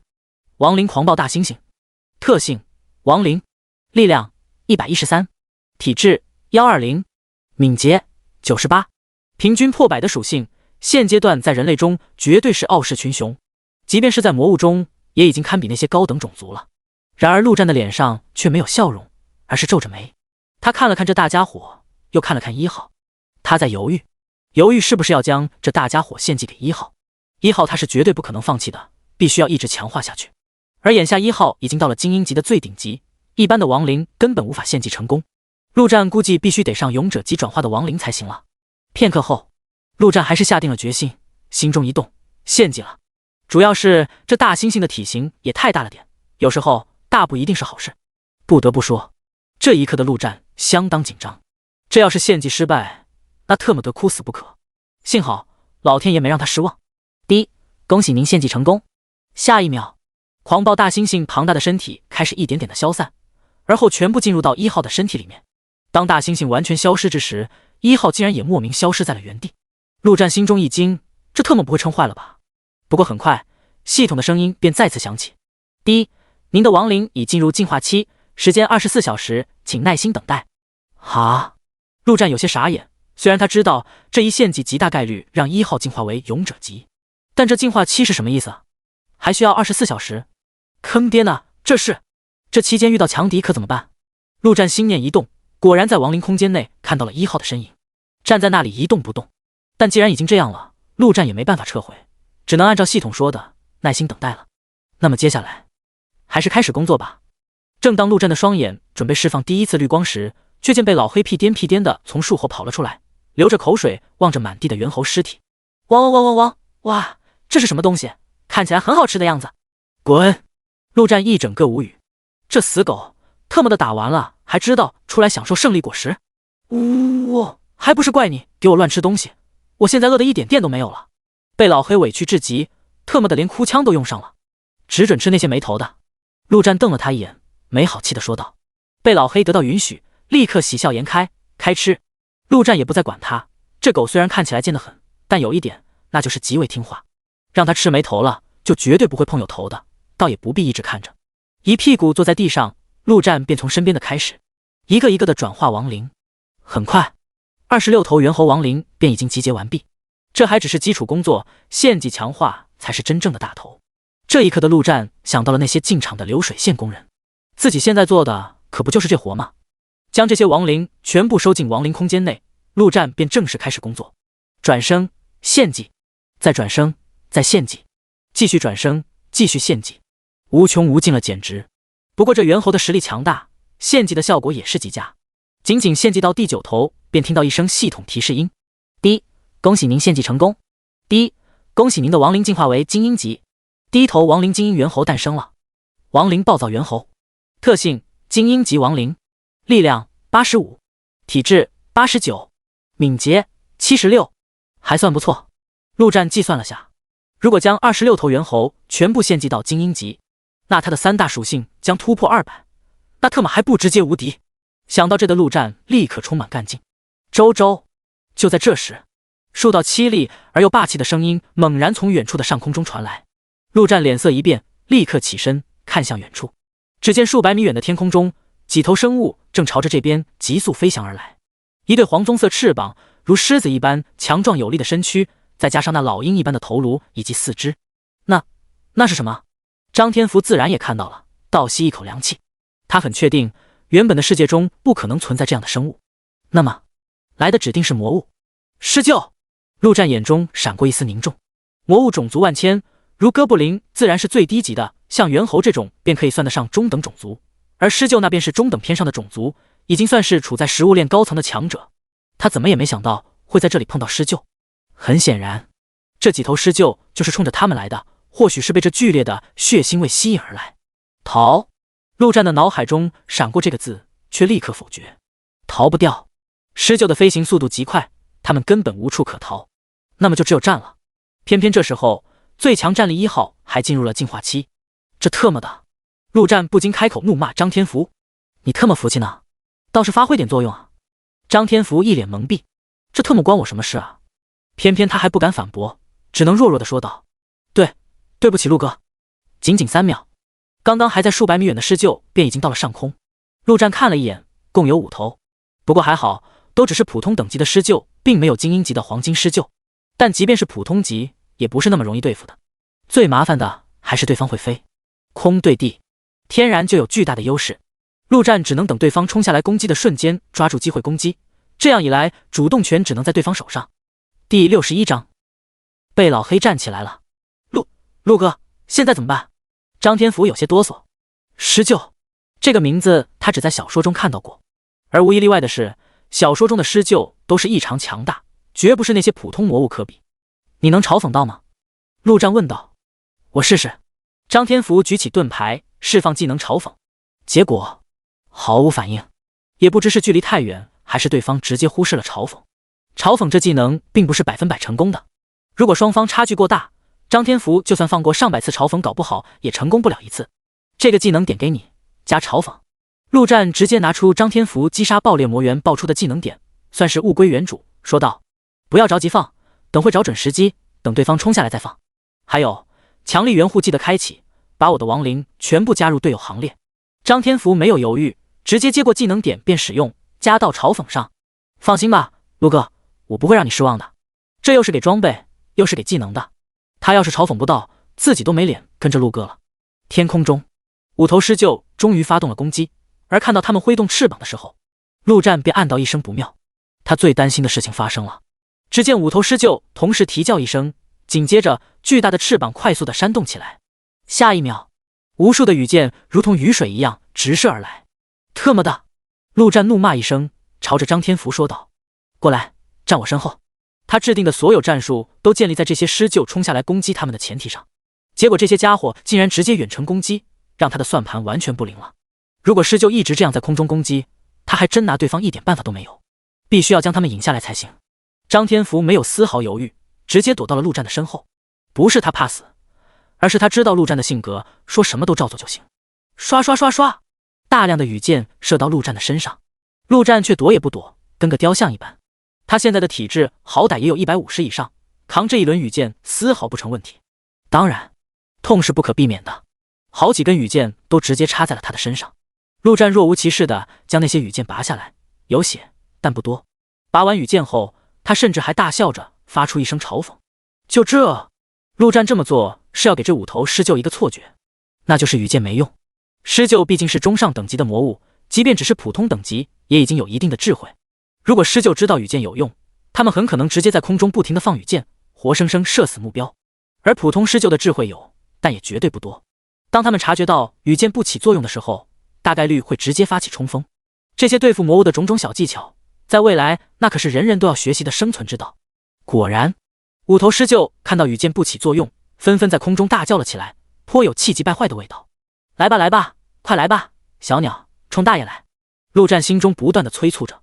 这狮鹫也真特么墨迹，光在那叫，也不下来干他。要是劳兹有翅膀就好了。不过劳兹这法师也真废，连个远程攻击的技能也没有。干！眼看着五头狮鹫已经有朝着地面发起冲锋的准备，突然之间，一个霸气十足的吼叫声响彻天地。吼！特么的吵什么吵？吵到劳兹吃东西了！这声音熟悉而又陌生，陆战立刻循声望去，只见一头大黑狗全身雷电闪烁，昂着头死死地看着空中那几头狮鹫。最可怕的是，这家伙的身体竟然在不断的变大，以肉眼可见的速度从原先的体型长大到了足足2倍多，比陆战还要高出一个头，体长更是到了将近5米。这体型比起先前那狂暴大猩猩来，那也是不虚。嘿，黑哥变异了！张天福不可思议地说道。在这个团队中，他的地位无疑是最低的。陆战叫陆哥，1号叫一哥，被老黑自然也要叫黑哥。巨魔之心，特么的给这老狗是不是浪费了啊？陆战有些酸酸地说道。很明显，经历了这么久，贝老黑终于被那巨魔之心改造完成了。他虽然不知道巨魔是什么，但带一个巨字倒是很符合贝老黑此刻的状态。要是自己吃了的话，是不是也能变大了？随意的变大变小，这可是男人最喜欢的能力之一。不过他也不一定能承受得住这改造过程。汪汪汪汪汪，就这几只小鸟吗？打扰我吃东西。这几声狗叫实在是有违贝老黑这霸气十足的外表。空中五头狮鹫似乎也感应到敌人的强大，扇动翅膀便要逃跑。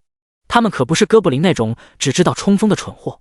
但下一秒，一道粗壮无比的闪电便从贝老黑的身上直射而出，同时还伴随着贝老黑的叫嚣：汪汪汪！我让你们走了吗？轰的一声，狮鹫飞得再快也不可能快得过闪电，直接被闪电轰中，而且是5头狮鹫全部被这一道闪电轰中。恐怖的气息瞬间在空中爆发开来，5头狮就坚持了不到3秒，便直挺挺地从空中掉落下来，摔在地上，散发出阵阵焦香味。不仅死了，还特么熟了，就连陆战都震惊了，直接1秒5，还是5头狮鹫，这特么的，贝老黑牛逼了呀！不枉费他养这么久。汪汪汪汪汪，好香好香，好像很好吃的样子。来完这一发的贝老黑身体快速变小，很快便恢复到原本的样子，屁颠屁颠便跑过去，想要品尝狮鹫的滋味。等等，先别吃！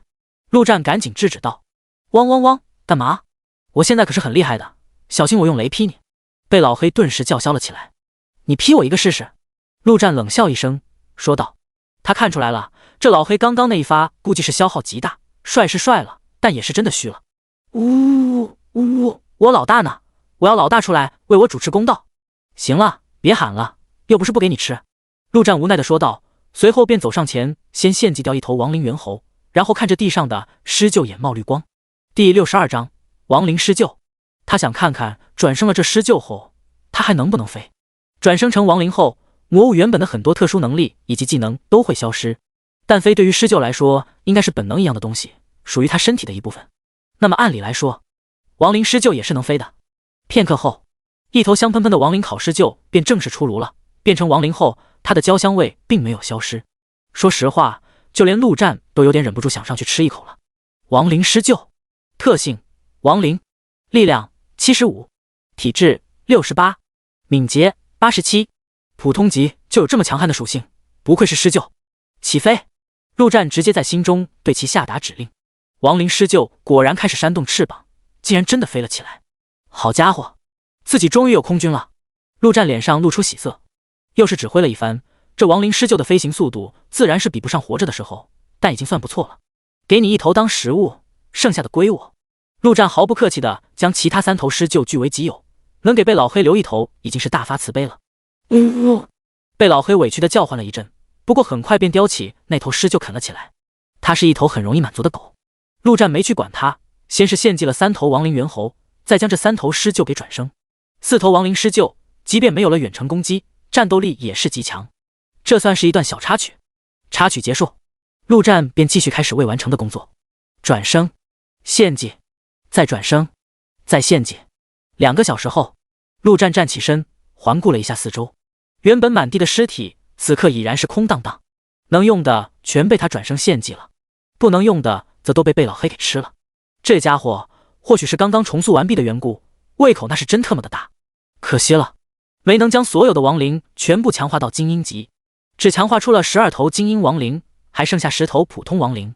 不过即便如此，陆战的力量与体力属性也已经双双接近200大关，敏捷也有将近180，简直离谱。此刻的他前所未有的强大，看到被老黑直接挑衅道：“老黑，你不是想劈我吗？来打一架！汪汪汪！我刚吃饱，还需要消化消化，才不跟你打。”被老黑可不是个傻狗，怎么会上当？陆战也无所谓，直接翻身上狗，说道：“走，进阵！”一进阵子，张天福便被眼前的场景惊呆了。原本一栋栋的房子都已经消失不见，取而代之的是一棵棵树木。这些树不是很高，也不知是什么品种，看起来像是那些猿猴刚刚种下。整个镇子只有外围一圈还是原本的房子，或许是那头狂暴大猩猩特地如此，为的就是伪装成正常人类小镇的模样，以此引诱人自投罗网。陆战自然是见怪不怪，人类的房子本来就不适合那些魔物居住，魔物们占领了这地方，肯定要改造一番。如果没有他的到来，再过一段时间，这里或许会彻底变成一片原始森林的模样。是天神的人来救我们了吗？是的，一定是的，那些畜生都不见了，肯定是被杀光了。哈，得救了，我们终于得救了。我就知道会有人来救我们。可怜我的女儿没能坚持到。就在这时，大量哭天喊地的声音在前方响了起来。有人，陆哥，前面有人。张天福有些惊喜地说道。他虽然不是什么圣人，但正常的三观还是有的。力所能及的时候，能救人的话，他还是很愿意伸出援手。当然，张天福也没有贸然上前，而是在等陆战的决定。如果陆战说不救，那他必定也不会多管闲事。在末世，自私点才能活得久。走吧，去看看。陆战淡淡的说道。他自然不会感到意外，这镇子里若是没人，那狂暴大猩猩也不会选择在这里建立基地。而且他可以想象到这些人目前的状态，毕竟曾经他也经历过。1分钟后，一道如地狱般的场景呈现在张天福的面前，让他忍不住浑身颤抖。那些猿猴在地上挖出了一个巨大的坑洞，上面盖着厚厚的铁链，如同一个地下牢笼，而里面关着的就是猿猴们的食物——人类。一眼望去，至少500-600人全都挤在一起。这坑内没有任何生活措施，即便在上面，陆战都能闻到那浓浓的气味。那狂暴大猩猩虽然知道存食物，但却不知道怎么存。这样下去，这些人不是被吃掉，也是被活活饿死、病死。坑内的人一眼看到被老黑那凶恶的狗样，纷纷吓得后退，挤到一起，眼中更是绝望。这走了猿猴，来了饿狼，对他们来说也不是什么好事。不过很快，当看到陆战跟张天福2个人类时，他们的脸色又出现了希望与激动。请问是天神的人吗？你们是来救我们的吗？英雄，救救我们，让我们出去！快点，快救劳资出去！劳资是星号的儿子，救我出去，给你1000万！吵死了！陆战皱眉。下一秒，被老黑大吼一声，雷电直射而出，在上方的铁链上一阵闪烁。底下的人顿时脸露惊恐，不敢再发出任何声音。把这些人都拉上来，然后找一个机灵懂事的过来见我。陆战转过头，对着张天福吩咐道：“对了，那个自称劳资的别管，让他待在下面，谁敢拉就一起待下面。”说完，陆战便一拍狗头，骑着被老黑朝那几栋仅剩的房子走去。他不是猴子，可不喜欢住树上。好的，陆哥。张天福笑着说道。如果陆战直接让他不管，他也一定会照做，但心里难免会产生一些愧疚感。如今陆哥说救人，那自然是最好的。等到陆战离开，张天福便一把将那些铁链拉开，然后将一头放到坑里面，自己爬出来照顾下孩子女人。那家伙就刚刚自称劳资的，你待着别动，动一下劳资就宰了你。刚刚被老黑那一电可不仅仅是为了震慑，还把这些铁链上的锁统统电掉了。陆哥做事就是那么的周到。第63章摸金校尉。虽然已经没有猿猴的威胁，但这场救援还是进行了足足1个多小时，所有人才终于脱离了那深坑，当然那位劳资除外。这种生死攸关的时刻，没人会去在意那么一个人。该死该死该死，等我出去了，我叫我爹把你们全杀了，你们这些垃圾废物！劳资不断的叫嚣，气急败坏。突然间，一块大石头不知道从何处来，直直的砸中了他的头部，瞬间安静了下来。没人知道石头是谁扔的，也没人会去追究。这些天，他们自己经历过太多死亡，多死一个不算什么。只要自己还活着，那就行了。你叫什么？房间里，陆战坐在椅子上，问道。在他的前方，一个人直接跪在地上，一脸的敬畏。这不是陆战要求的，而是他自发的，俗称跪舔。英雄，我叫王爷，您叫我小王就行。此人正是张天福带来的。据说之前被关的时候，正是这家伙一直在想办法逃离，人也很机灵。叫陆哥，陆战说道。英雄这2个字太沉重，他可承受不起。好的，陆哥。听说是你联系到的那天神组织？陆战问道。他叫这人来最主要的目的就是因为这所谓的天神组织，上一世他竟然从未听说过，要么就极为神秘，要么就是很早就被覆灭，根本没掀起任何波澜。但这个名字总让陆战有种无法忽视的感觉，不得不重视一下。当然，如果是多想，那是最好的。陆哥，是我，您不是天神组织的人吗？王爷先是一愣，随后便是马上反应过来，直接说道。陆哥，这是我的手机，好不容易藏起来的。我当初就在论坛上发布了求救的信息，然后天神组织就联系到了我，跟我要具体位置。他们说很快就会上门来营救我们。您看，这是我们的聊天记录。陆战拿过手机看了一眼，确实有一段聊天记录，对方的名字叫做天神24号，内容与王爷所说的一样。天神24号，也就是说这个组织里最少也有24人。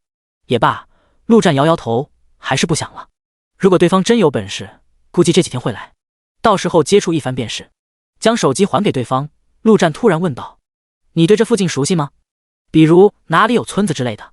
熟悉，陆哥，我从小就在这里长大，附近大大小小的村子、镇子都熟得很，闭着眼都能走到。王爷赶紧说道。陆战点点头说道。行了，那你下去吧。对了，找一个职业是厨师的人过来。王爷接过手机，没有丝毫的犹豫，便直接说道。好的，陆哥，我马上就去。王爷明显是一个机灵的人，他深知这些大佬喜欢什么，厌恶什么。如果你死缠烂打，只会让大佬觉得厌烦。你要做的就是无条件的服从大佬的任何命令。等到人走后，陆战便站起身，走到窗户边。下方，一大群人正围着一个年轻人，目光充满好奇与殷切。年轻人的面前摆放着一大堆树木，正是刚刚砍下来的。随后，便看到这年轻人双手挥舞，仿佛在施展魔法一般。紧接着，那些树木便被这魔法控制，慢慢的变成了一间小木屋，住2个人刚刚好。卧槽，这也太他妈神奇了吧！好厉害！对啊，早知道我就不选这什么战士了，当个建筑师多好。以前我要有这能力，早他妈成为土木大王了。小王，快帮叔也造一间。一群刚刚死里逃生的人啧啧称奇，眼前发生的一切完全就跟魔幻一般。这个世界已经彻底不一样了。陆战自然是毫不意外，这本就是建筑师最基础的技能。上一世，他甚至看到过一位60多级的建筑师挥手间将大量的材料直接建成一座辉煌的宫殿。当然，像这种生活职业自身的生存能力太差，必须要有强者养着才行。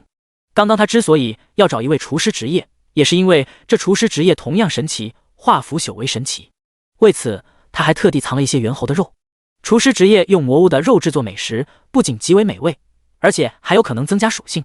现在1号还在进化期，安全起见，他决定在这镇子里休养个1天，也算是末世后难得的一次享受。趁着等待期间，陆战打开交易所，那本华丽左轮已经被人买走，1万金币到账，再加上击杀这么多猿猴的金币，现在的他足足有5万多金币，称一句富豪毫不为过。照例还是看了一眼血之挽歌所需要的材料，果然有所发现。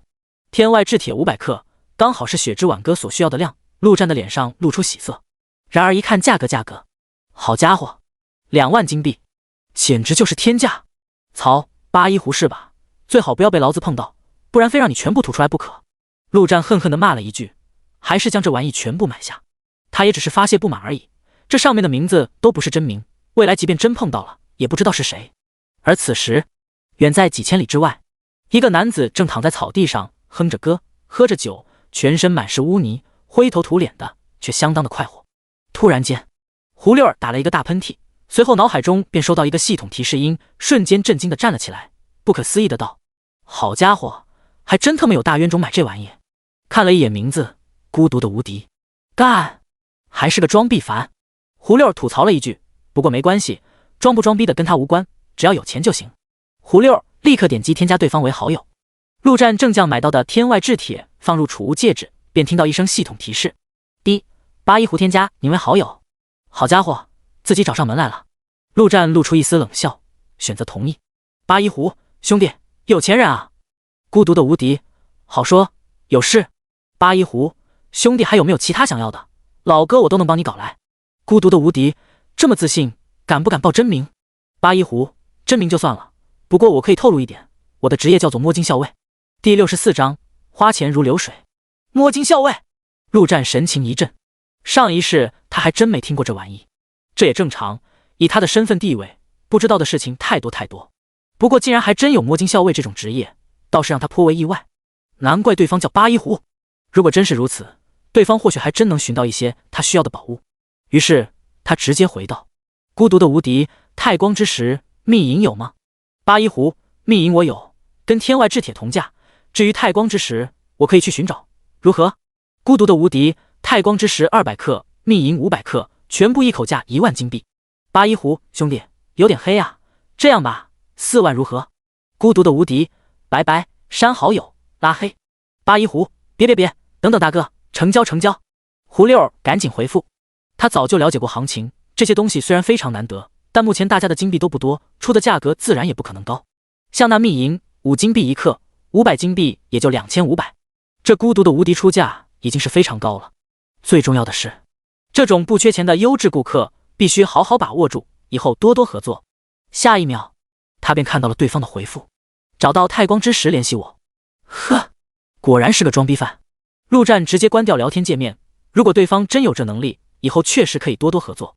将这事放到一边，陆战在搜索栏输入强化石，只要价格不是太离谱的，统统扫光。36块强化石到手，又是1万多金币没了，5万多金币，眼看着就没了3万多，真他妈花钱如流水。第一，强化亡灵之戒需要3颗强化石，金币1000，是否强化？强化。10分钟后，强化石全部消耗完毕，金币也到了1万以下。陆战叹了口气，这钱啊，永远不会有够的时候。幸好砸了这么多下去，效果还是有点的。亡灵之戒加20，法力值加1000，精神加20，技能冷却负2秒，麾下亡灵全体属性增加 8%。亡灵禁锢，可将目标吸入亡灵空间内，数量1，持续时间1分钟，冷却时间24小时，8%的属性增强，效果已经相当明显，对得起这么多付出。最让他惊喜的还是竟然强化出了一个技能。亡灵禁锢，按照字面意思理解，等于是将敌人抓进自己的地盘，关门打狗。这技能看起来限制不少，有点废。对于弱者根本没必要，对于强者的话，更像是开门把敌人放进家里。陆战能想到的用法就是把亡灵全部放出来，然后将目标关入亡灵空间，限制1分钟。拖时间就硬拖。陆战自嘲一声，这技能目前看起来鸡肋，但这只是开始，随着强化的进行，必定会越来越强。他甚至开始幻想以后会出现的种种特性，比如亡灵空间会降低敌人出现，或者持续时间增加。1分钟干不了什么，但如果是1小时，那可以干的时间可就多了。陆哥，您还在吗？陆战还在幻想种种之时，门口响起了敲门声，正是张天福。进来。片刻后，张天福领着一个女人走了进来。陆哥，这位的职业就是厨师，不过才1级，要不我先带他去升个几级？没事。陆战摆摆手，拿出猿猴肉，直接说道：帮我做个菜吧。好的，大哥。女人也是懂事，甚至还自带了一个盘子，接过肉后便放在盘子里。厨师的初始技能叫做基础料理，他在刚刚转职的时候就尝试过好几次，当初还幻想着靠这个能当上大厨，没想到就被那些猿猴给抓了起来。只见女人的双手挥舞，原本的生肉开始慢慢散发出香味，不出10秒，一道美味佳肴便已经做成。基础猿猴肉，初次食用可随机增加体质1至5点。女人脸上一愣，显然她也是第一次用魔物的肉做食物，想不到竟然还有这种变化，干得不错。血之挽歌的材料问题有了着落，再加上亡灵之戒强化的成效，陆战的心情很是不错，直接说道：你叫什么名字？赵灵。女人受宠若惊。陆战吃了一口猿猴肉，香气扑鼻，脑海中更是直接响起系统的声音：第一，恭喜您的体质增加5点。直接最高点，陆战的心情更好了，颇为大方的说道：你想要什么？我可以跟着你吗？赵灵眼中释放着希望的光芒。不行，换一个。陆战果断拒绝。虽然随身带着一个厨师可以满足口欲，听起来相当不错，但现在的陆战还远不到享受的时候，不可能带着一个毫无战斗力的累赘。那你能一直留在这保护我们吗？我们可以给你做牛做马，做什么都行。赵灵说道。留在这当一个土皇帝，甚至可以以此为根据地，不断的扩张，最终形成如八皇那样的大型帝国，成为第9皇。听起来也不错，但可惜，陆战志不在此。或许未来某一天，当他足够强大，而且厌倦了独自游荡，会有这种想法，但至少不是现在。最后给你一次机会，如果还是不切实际，那奖励作废。陆战淡淡的说道。这不是在谈条件，说句不好听的，这只是一种施舍。赵灵眼中流露出失望，有些艰难的开口：我有老公，还有一个儿子，如果可以，你能不能带他们升级，升到6级就行？这女人倒是有点意思。陆战心中冷笑，在这跟他玩心机呢。不过这也没什么，末世里没点心机怎么活得下去？可以。陆战点了点头。行了，你走吧，到时候我会让人去找你。他原本的计划就是要在这待个几天。作为一个路痴，但野外胡乱寻找魔物显然不太明智，这也是他先前问王爷的原因。有人的地方就有魔物，找那些村镇自然不会有错。这几天先将这附近的村镇先扫荡一遍再说，看看能不能将晋级任务给完成了，然后再出发寻找血腥之眼，将血之挽歌给制作出来。到时候他的实力将达到一个无比恐怖的状态，天大地大，哪里去不得。既然如此，带上2个人升级不过是顺手的事情，就是麻烦了点。不过谁让他心情好呢？陆战也不介意当一回好人。第65章死亡叹息。次日中午时分，陆战在房间中走来走去，神情满是紧张，这模样活脱脱一个等待妻子出生的丈夫。实际情况也差不多。1号虽然不是他儿子，但胜似儿子。亡灵空间内，1号依旧一动不动，此时距离进化完成还剩下1分钟时间，陆战没办法不紧张。过去24小时，他一直待在这镇子里没出去。没办法，最强战力1号不在，出去乱逛总感觉心里没底。这不是怕，而是稳重。10、9、8，陆战的心中开始默数。当数到1的时候，脑海中准确地响起了系统的声音：第一，您的亡灵进化完成。终于完成了。陆战脸上如释重负，随后便迫不及待地将1号召唤了出来。下一秒，一个黑甲战士猛地出现在他的面前，身高至少1.7米，看上去与陆战竟已经差不了多少。一身黑色的爆裂套装让其显得更加的肃杀与霸气，仿佛一个冷血无情的杀手之王。这模样，只怕谁都看不出里面装的会是一头哥布林。特么的，比老子都还帅了。陆战酸酸地说了一句，便看向1号的属性：亡灵哥布林。特性：勇者级亡灵。力量178，体质165，敏捷199。天赋：越战越勇，随着战斗的进行，力量、体力、敏捷3大属性会不断的提高。注意，天赋附带负面效果，战斗越久，负面效果越严重，精神过低者请谨慎。技能：死亡恐惧 LV2， 被动技能：浑身散发的死亡气息令敌人心生恐惧，属性下降 15%。狂化：所有属性翻倍，同时失去理智，敌我不分，持续时间1分钟，技能结束进入虚弱期，所有属性减少 70%， 持续时间5分钟，技能冷却时间30分钟。死亡叹息：发出死亡的叹息，令敌人进入恐惧状态。这种属性陆战只能用2个字来形容：无敌。陆战直接抱住1号，恨不得狠狠亲上一口，但一想到盔甲里面的丑陋模样，还是算了。随后陆战意气风发，直接朝着门外大吼一声：张天福，出征！憋了这么久，总算可以出去好好杀戮一番。溧阳镇，海洋省的一座极为出名的小镇，同时也是国家级旅游古镇。所有的建筑都是古色古香，而这里也是陆战一行人的第一站。那些小村子里，即便有魔物，估计也是低级货色，陆战已经看不上，便直接让王爷带着来附近最大的镇子。距离溧阳镇1000米远的地方，陆战与1号坐在被老黑的背上，身边则跟着4人。作为吉祥物的张天福，作为向导的王爷，以及赵灵的老公与儿子王明、王阳。这2个家伙不愧是父子，特么的竟然连职业都是一样的，猎人。这职业相当强大，输出高，擅长伪装，可以布置陷阱，生存能力也高，而且还能驯服与控制魔物，堪称无比全面的职业。当然，猎人能控制的魔物最多也就3头，远远比不上亡灵法师，但他控制的魔物能释放原本的能力，也是相当 bug。这对父子若是在末世爆发的初期能好好发育下，说不定也能成为一方强者。可惜，直接就被猿猴抓起来关到现在，根本不给任何施展的机会。陆哥，什么战术？一旁张天福问道。前面的镇子没有任何人类的迹象，不出意外，应该已经被魔物占领。战术？陆战冷笑一声：你跟我说战术？看不起我一哥？有一哥在，还需要战书？说完，他便直接召唤出一头猿猴亡灵，让他冲向镇子里。陆战口气是狂妄了一些，但也就是嘴硬而已，该有的谨慎还是不能丢。虽然这种镇子一般不可能有魔龙、火凤这种顶级种族，但万一呢？稳妥起见，至少要先搞清楚这镇子里面的是什么魔物。片刻后，几人便看到一头火红的猛虎模样魔物冲了出来，与亡灵猿猴站在一起。他的全身仿佛燃烧着火焰，张口之时更是能吐出火球来，将亡灵猿猴烧得浑身焦黑。王爷三人看得脸色发白，仿佛看到了自己被活活烧死的样子，浑身都开始幻痛。他们完全无法想象要怎么跟这种恐怖的怪物战斗。烈焰虎，陆战微微挑眉，这种带特殊属性的魔物往往比那些普通魔物要强大得多。这烈焰虎光论体魄比不上暴躁猿猴，但真打起来大概率还是烈焰虎更胜一筹。不过陆战的亡灵猿猴经过多轮强化，属性上可比普通猿猴强上许多。此刻虽然被烧得看似凄惨，实际上受到的伤害并不高，反而将那烈焰虎打得四处逃窜，不断怒吼呼唤伙伴。很快，镇子里又是冲出3头烈焰虎。曹，敢以多欺少，我的小弟不讲武德，老黑上去干他们！陆战一拍狗屁股，开始叫嚣：汪汪汪，放开你的脏手！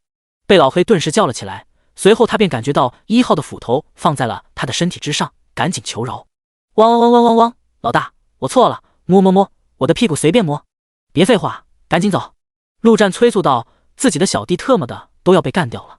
到了现场，陆战心念一动，1号的身影便已经消失在狗背上，一道黑色影子如同闪电一般在空中闪过，刷刷刷几下，4头烈焰虎直接倒在地上，一动不动，直接秒杀！汪汪汪汪汪，老大威武，老大霸气，老大威武又霸气！被老黑昂起头，耀武扬威。身为1号的小弟，老大厉害，他也倍有面子。王爷三人更是瞪大了眼睛，脑子仿佛宕机了一般。先前陆战屠杀猿猴的时候，他们没看到，此刻看到了，才真正明白了什么叫做恐怖，什么叫做强者。走，进阵！陆战说道。1号一马当先，踏入到溧阳镇。然而几人刚刚踏入其中，便看到街道上一头头烈焰虎从四周跳了出来。仅仅片刻，他们的面前便已经聚集了足足上百头烈焰虎，其中更是有10几头精英级的爆焰虎。最后，一个响彻镇子的呼啸声响起，一个火红的身影从天而降，轰隆一声站在众虎面前。第66章1分钟清场。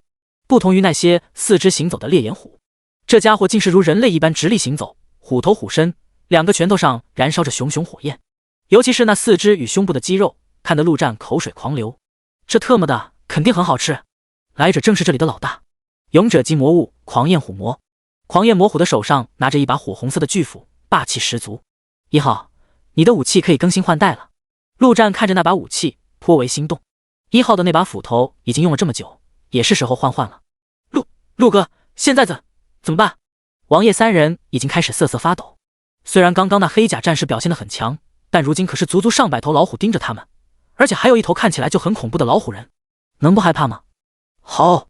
就在这时，狂焰虎魔一声呼啸，恐怖的气浪朝着陆战等人迎面而来。陆战甚至能感受到那翻滚的热量，想要灼烧一切。尼玛好大的口气！陆战晃了晃头，特么的他感觉自己的头发都快烧起来了。然而下一秒，上百头魔虎镜同时张开嘴，吐出火球。刹那间，漫天的火球朝着陆战等人直射而来，如同一阵火球雨。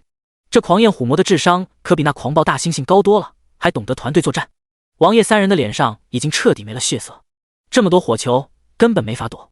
到时候即便陆战或许能顶住，不会死，但他们肯定死定了，随便一颗砸到就能直接烧死他们。出来吧，我的亡灵们！陆战毫无躲避的意思，低声说道。这漫天的火球在他眼中就是毛毛雨罢了。一瞬间，除了亡灵施救外，其他的猿猴亡灵全部出现在陆战的身前。亡灵施救这玩意极为难得，陆战也不忍心就这么浪费了。后方，张天福不用吩咐，已经开启了强力援护，瞬间增加了30多点体质。轰轰轰轰，22头亡灵猿猴形成了一道猴墙，直接用身体将那些火球全部拦了下来。陆战在后面稳如泰山。自己这亡灵猿猴的体质，精英级的统统破百，普通的也有90多，就这小小火球，怕是一头都杀不死。然而让陆战失望了，一轮上百个火球消失之后，还是死了一头普通亡灵猿猴。没办法，这货太倒霉了，头部直接被20几颗火球砸中。现在轮到我了，陆战心中一动，1号已经高高跳起，而后直冲而下，如同一道火箭，直直的冲入烈焰虎群中。杀戮瞬间开启，1号几乎是以1秒1头的速度收割这些魔虎的生命。吼！眼看着自己的小弟成片倒下，狂焰虎魔哪里看得下去，大吼一声便要冲过去阻止。结果下一秒，他便感觉到自己眼前一黑，随后出现在一片充满死寂的荒芜之地。哦！狂焰虎魔虎脸蒙蔽，发生了什么？行了，开始清场吧。外面，陆战大手一挥，所有的亡灵四散而去。空中，4头亡灵狮鹫也被他放了出来，发动空袭。他自己则没有动，这种小场面没必要亲自动手，该爽的在杀猿猴的时候已经爽过了。至于贝老黑，这家伙杀的不算他惊艳，那铁定不能让他出雷。那狂焰虎魔自然是被他释放亡灵禁锢，关入了亡灵空间内。1分钟的时候，说长不长，说短也不短，至少够时间让1号杀掉这里大半的魔物，再加上其他20几头亡灵。陆战估摸着，等到那狂焰虎魔出来，差不多可以当个杠杆司令了。你们3个慌什么？张天福拍了拍王爷的肩膀，说道：福哥，陆哥一直这么猛的吗？王爷擦了擦头上汗，这特么跟过山车一样，一会震惊，一会怕得要死，一会又目瞪口呆，简直太他妈刺激了。这都是小场面。张天福一脸淡然地说道，仿佛没有任何波澜。实际上他心中也是震惊无比。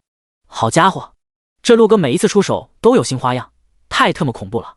尤其是一个，不仅长高长帅了，这实力增强的也太多了。就在这时，一个巨大的身影突然从天而降，直直地掉落在王爷等人的面前，吓了他们一跳。你们2个杀了他！陆战看了一眼王明、王阳父子，说道：这是一头精英级魔物爆焰虎，被1号直接砍断了4肢，只剩下一口气丢了过来。这自然是陆战的命令，一来是完成对赵灵那女人的承诺，二来这父子2人的等级低，杀精英魔物的话爆率更高，一举两得。谢谢陆哥。王明作为父亲，老成了多，就差直接跪下磕头了。他们出来之前，赵灵就吩咐了许多，让他们什么都别管，陆哥说什么就做什么。阿阳，快，你杀！看到这么一头恐怖的老虎，虽然已经一动不动，但王阳还是有点虚，不敢靠近，只能拿出弓箭射击，足足射了10几箭，终于将这爆焰虎给终结了。爸，直接升到3级了！王阳的脸上露出喜色，随后看到那爆焰虎上出现的东西，更是惊喜。爸，快看，好像爆出东西了！说完便要伸手去拿，王明赶紧一把将其拉住，喝道：不能拿！陆战从狗背上跳了下来。刚刚那一瞬，这王明还真救了自己儿子一命。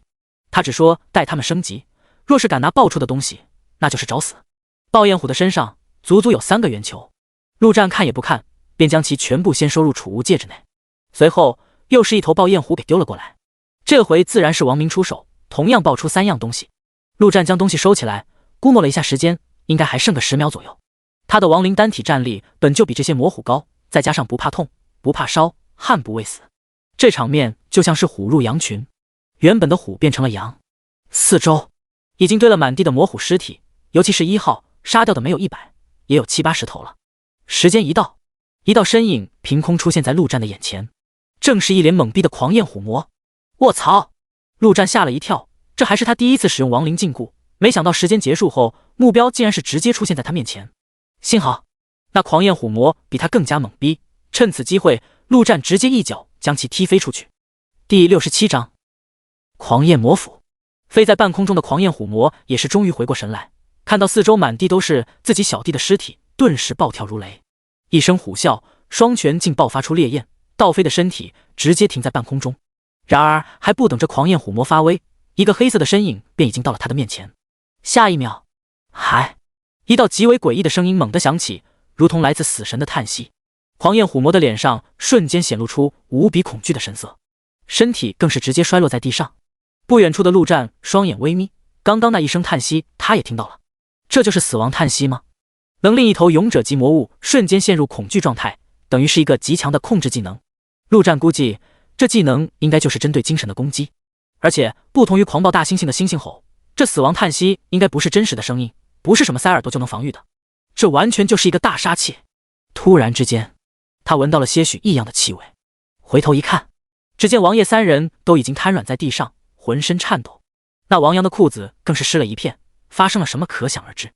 很显然，他们也受到了死亡叹息的影响。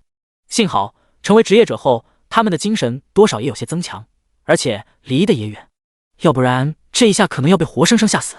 不过这死亡叹息对陆战来说却没什么影响，也不知是因为1号是他的召唤物，还是因为他是亡灵法师。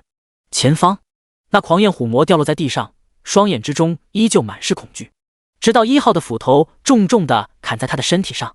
好，剧烈的疼痛终于让狂焰虎魔清醒了过来，挣扎着想要站起来，然而都已经晚了。这狂焰虎魔的属性原本就在死亡恐惧的影响下降低了 15%， 再加上1号的攻击太快，快到他根本看不清，更别说反抗了。仅仅5秒，勇者级魔物狂焰虎魔竟活生生被砍死，毫无反抗之力。叮，恭喜您升级！听到系统提升的升级声，就连陆战都有些震惊了。太强了，竟然连勇者级魔物都能直接秒了。尤其是这一套小连招打的，简直完美，让敌人根本没办法反抗。老子真特喵无敌了！陆战深吸一口气，有些落寞地说道。果然，无敌都是寂寞的。2分钟不到时间，屠光一个镇子的魔物。特么的还有谁？汪汪汪！全靠我大哥！你臭屁什么呢？被老黑直接叫唤道。还想不想吃虎肉了？陆战瞥了他一眼，淡淡的说道。汪汪汪！老大的老大威武霸气，老大的老大无敌了！被老黑立刻变脸，自己挑石头吃了，精英的不能吃。陆战说了一句，懒得理他，直接走向那狂焰虎魔的尸体。干！结果刚走近，陆战便忍不住怒骂了一声。这么一头勇者级魔物，竟然只爆出了一个东西，特么的也太抠了点！难不成是因为1号杀得太快了？不过幸好，看这圆球里的模样，应该就是那把斧头。陆战直接将其捡起捏开，果然一把霸气十足的火红色斧头顿时出现在他的手上。狂焰魔斧，品质蓝色，装备条件力量80，体质100，力量加50，火属性攻击附带灼烧效果，每次攻击有 30% 的几率触发爆炸效果，爆炸伤害由力量决定。魔气，每次击杀将积累魔气，达到一定数量之时将进行升级。好家伙，这装备条件就不一定，体质100，现阶段能达到的人恐怕都不多。想想也是，体质低一点的，别说拿这玩意砍人，只怕自己就先被烧死了。当然，对1号来说，这点体质不算什么，属性也是相当的极品，光这50点力量就已经相当恐怖。火属性很好理解，很强，而且这种属性效果是能随着武器的强化而不断增强的。那爆炸效果也是，力量越高，伤害越高。还有那条魔气，虽然是没头没脑，魔气是什么，一定数量是多少，升级怎么升，什么都没介绍。陆战倒不是怀疑这玩意的威力，毕竟带个魔字，若那是不可能的。他担心的也正是这魔字，这玩意可不是什么好字，就怕会产生什么不好的。不过很快，陆战将这担忧抛之脑后，无论什么狗屁魔，在死亡面前，那也得跪下。自己担心个什么？总结下来，这斧头除了力量之外，其他3条属性都是能随着实力不断增强的，妥妥的成长型武器啊！这实际价值完全不弱于紫色装备了。这么好的东西，陆战都想自己用了，给一头亡灵是不是太浪费了点？想到这，陆战挥舞了一番，还是将其扔给了1号。1号，你的新家伙实在是不顺手，还是耍剑比较帅，符合他帅气的外表。1号抬起手，将其稳稳地接住。至于先前的那把斧头，陆战直接将其扔在一旁。这玩意已经绑定，除非击杀1号将其爆出来，或者说是击杀陆战，不然别人无法使用。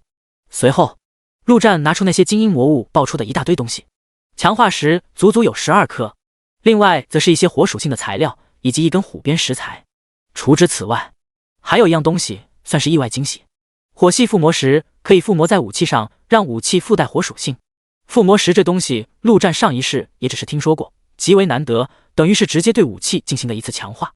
而且这火属性的效果跟那狂焰魔斧上的一样，也是能随着强化都不断增强。搞定了战利品，陆战便开始流水线工程，转生献祭。刚刚一场大战，他的猿猴死了4头，再加上升了1级，也就是需要补充6头魔虎的亡灵。第一个名额自然是给狂焰虎魔这勇者级的，然后再加5头精英级爆焰虎，至于剩下的全部用来献祭。这一波至少要将亡灵全部献祭成精英级。一旁张天福很是自觉，找个墙角便坐在地上，闭上眼睛休息休息。他知道陆哥一忙就要忙不少时间，王爷3人则是面面相觑，不敢坐也不敢走，只能站在原地一动不动。这大哥没发话，他们也不知道该怎么办啊。第68章可杀。就在陆战忙着流水线工作之时，小王镇外，一个5人小队出现在1000米之外。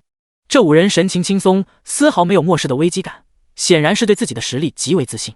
老大应该就是前面，按照那人说的，里面应该是一种猿猴模样的魔物。老大是一头很大的大猩猩，如果不出意外，是勇者级的。说话的正是与王爷有所联系的天神24号，名叫梁浩。他的全身穿着黑色盔甲，头上戴着头盔，手上戴着好几个戒指，脖子上甚至还挂着项链，就连耳朵都戴着一串耳环。左手拿刀，右手拿盾，显然都是装备。先不说属性如何，那是真正的从头武装到了脚。他的职业极为特殊，名叫增幅战士。其他的都跟普通战士无异，唯有一点，每穿一件装备都能额外增强力体敏3大属性。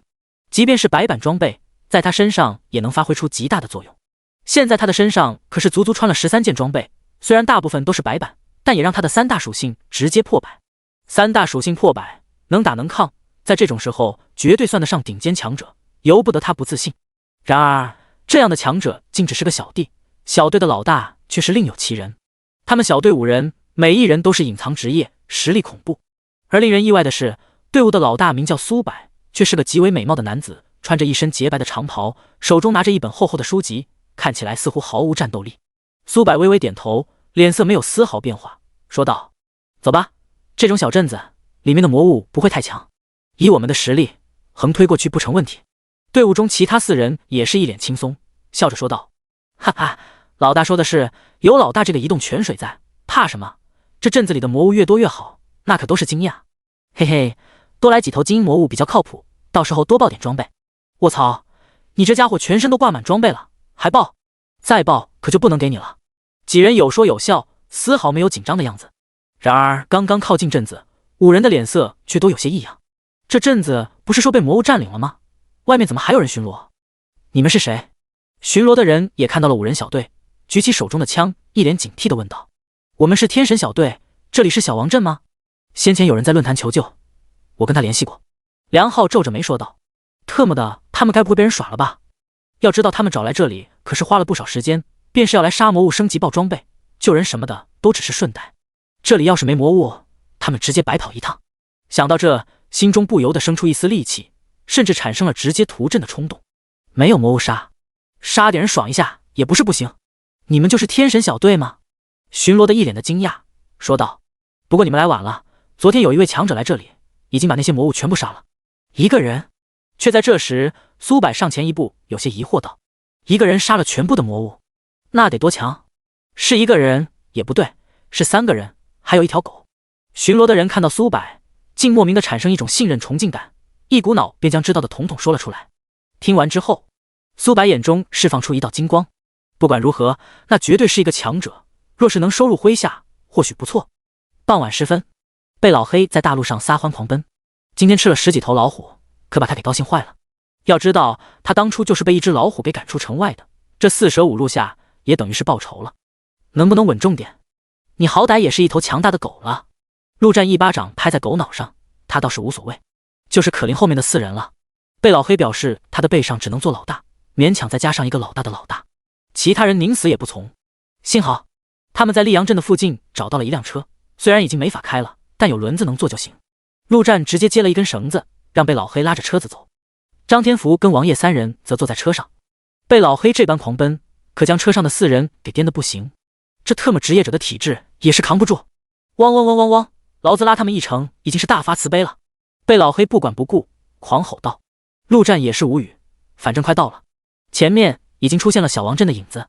小王镇一栋房子的楼上，天神5人站在窗口，望着远处的尘土飞扬。老大，应该就是他们了吧？那条狗看起来确实挺强的，什么来头？魔物吗？还是变异兽？梁浩随意地说道。在他看来，对方再强也不可能强得过他们5人，没必要太过重视。变异兽？苏柏想也不想便说道。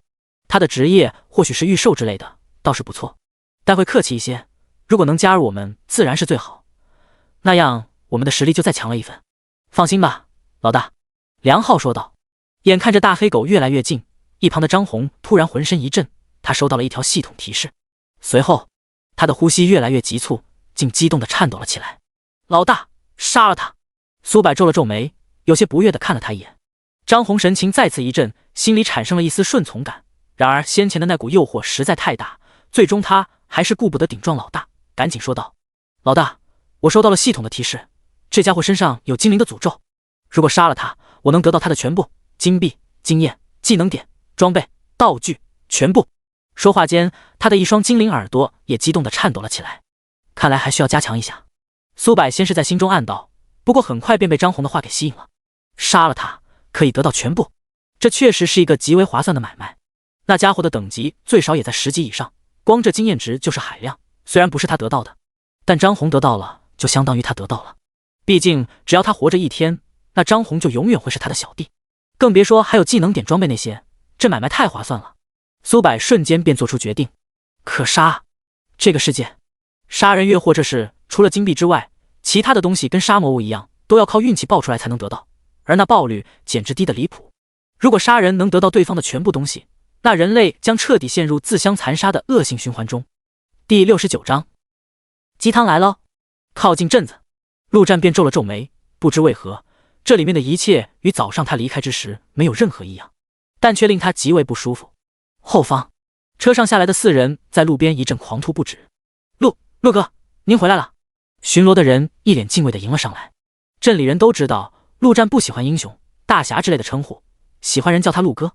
虽然洗干净了，陆战的样貌看起来就是个大学生模样，但谁让人家实力强呢？谁强谁就是哥。今天有发生什么事吗？陆战点点头，问道。没有呢，陆哥，什么都没发生。巡逻之人说道。陆战没说什么，直接拍了拍狗头，进镇。此刻他的亡灵空间内足足有27头精英亡灵，还有一头那狂焰虎魔转生的，强化起来太费劲，就连那4头施救都被他献祭到了精英级，更别说还有1号这超强战力。这种实力还有必要怕东怕西？管他什么妖魔鬼怪，敢在他面前作妖的，统统砍死。进入镇子，那股不舒服的感觉更甚。那些原本在忙着忙那的人纷纷转过身来，看向陆战，同时一脸敬畏地围了上来。陆哥，您回来了。陆哥，昨天还没来得及，谢谢您救了我们。陆哥，要不晚上去我家坐坐，我让女儿伺候您。吵闹的人群中，赵玲走了过来，手中端着一碗汤，散发着浓郁的香气。陆哥，这是我为你熬的止阴汤，新鲜的，您累一天了，喝一口吧。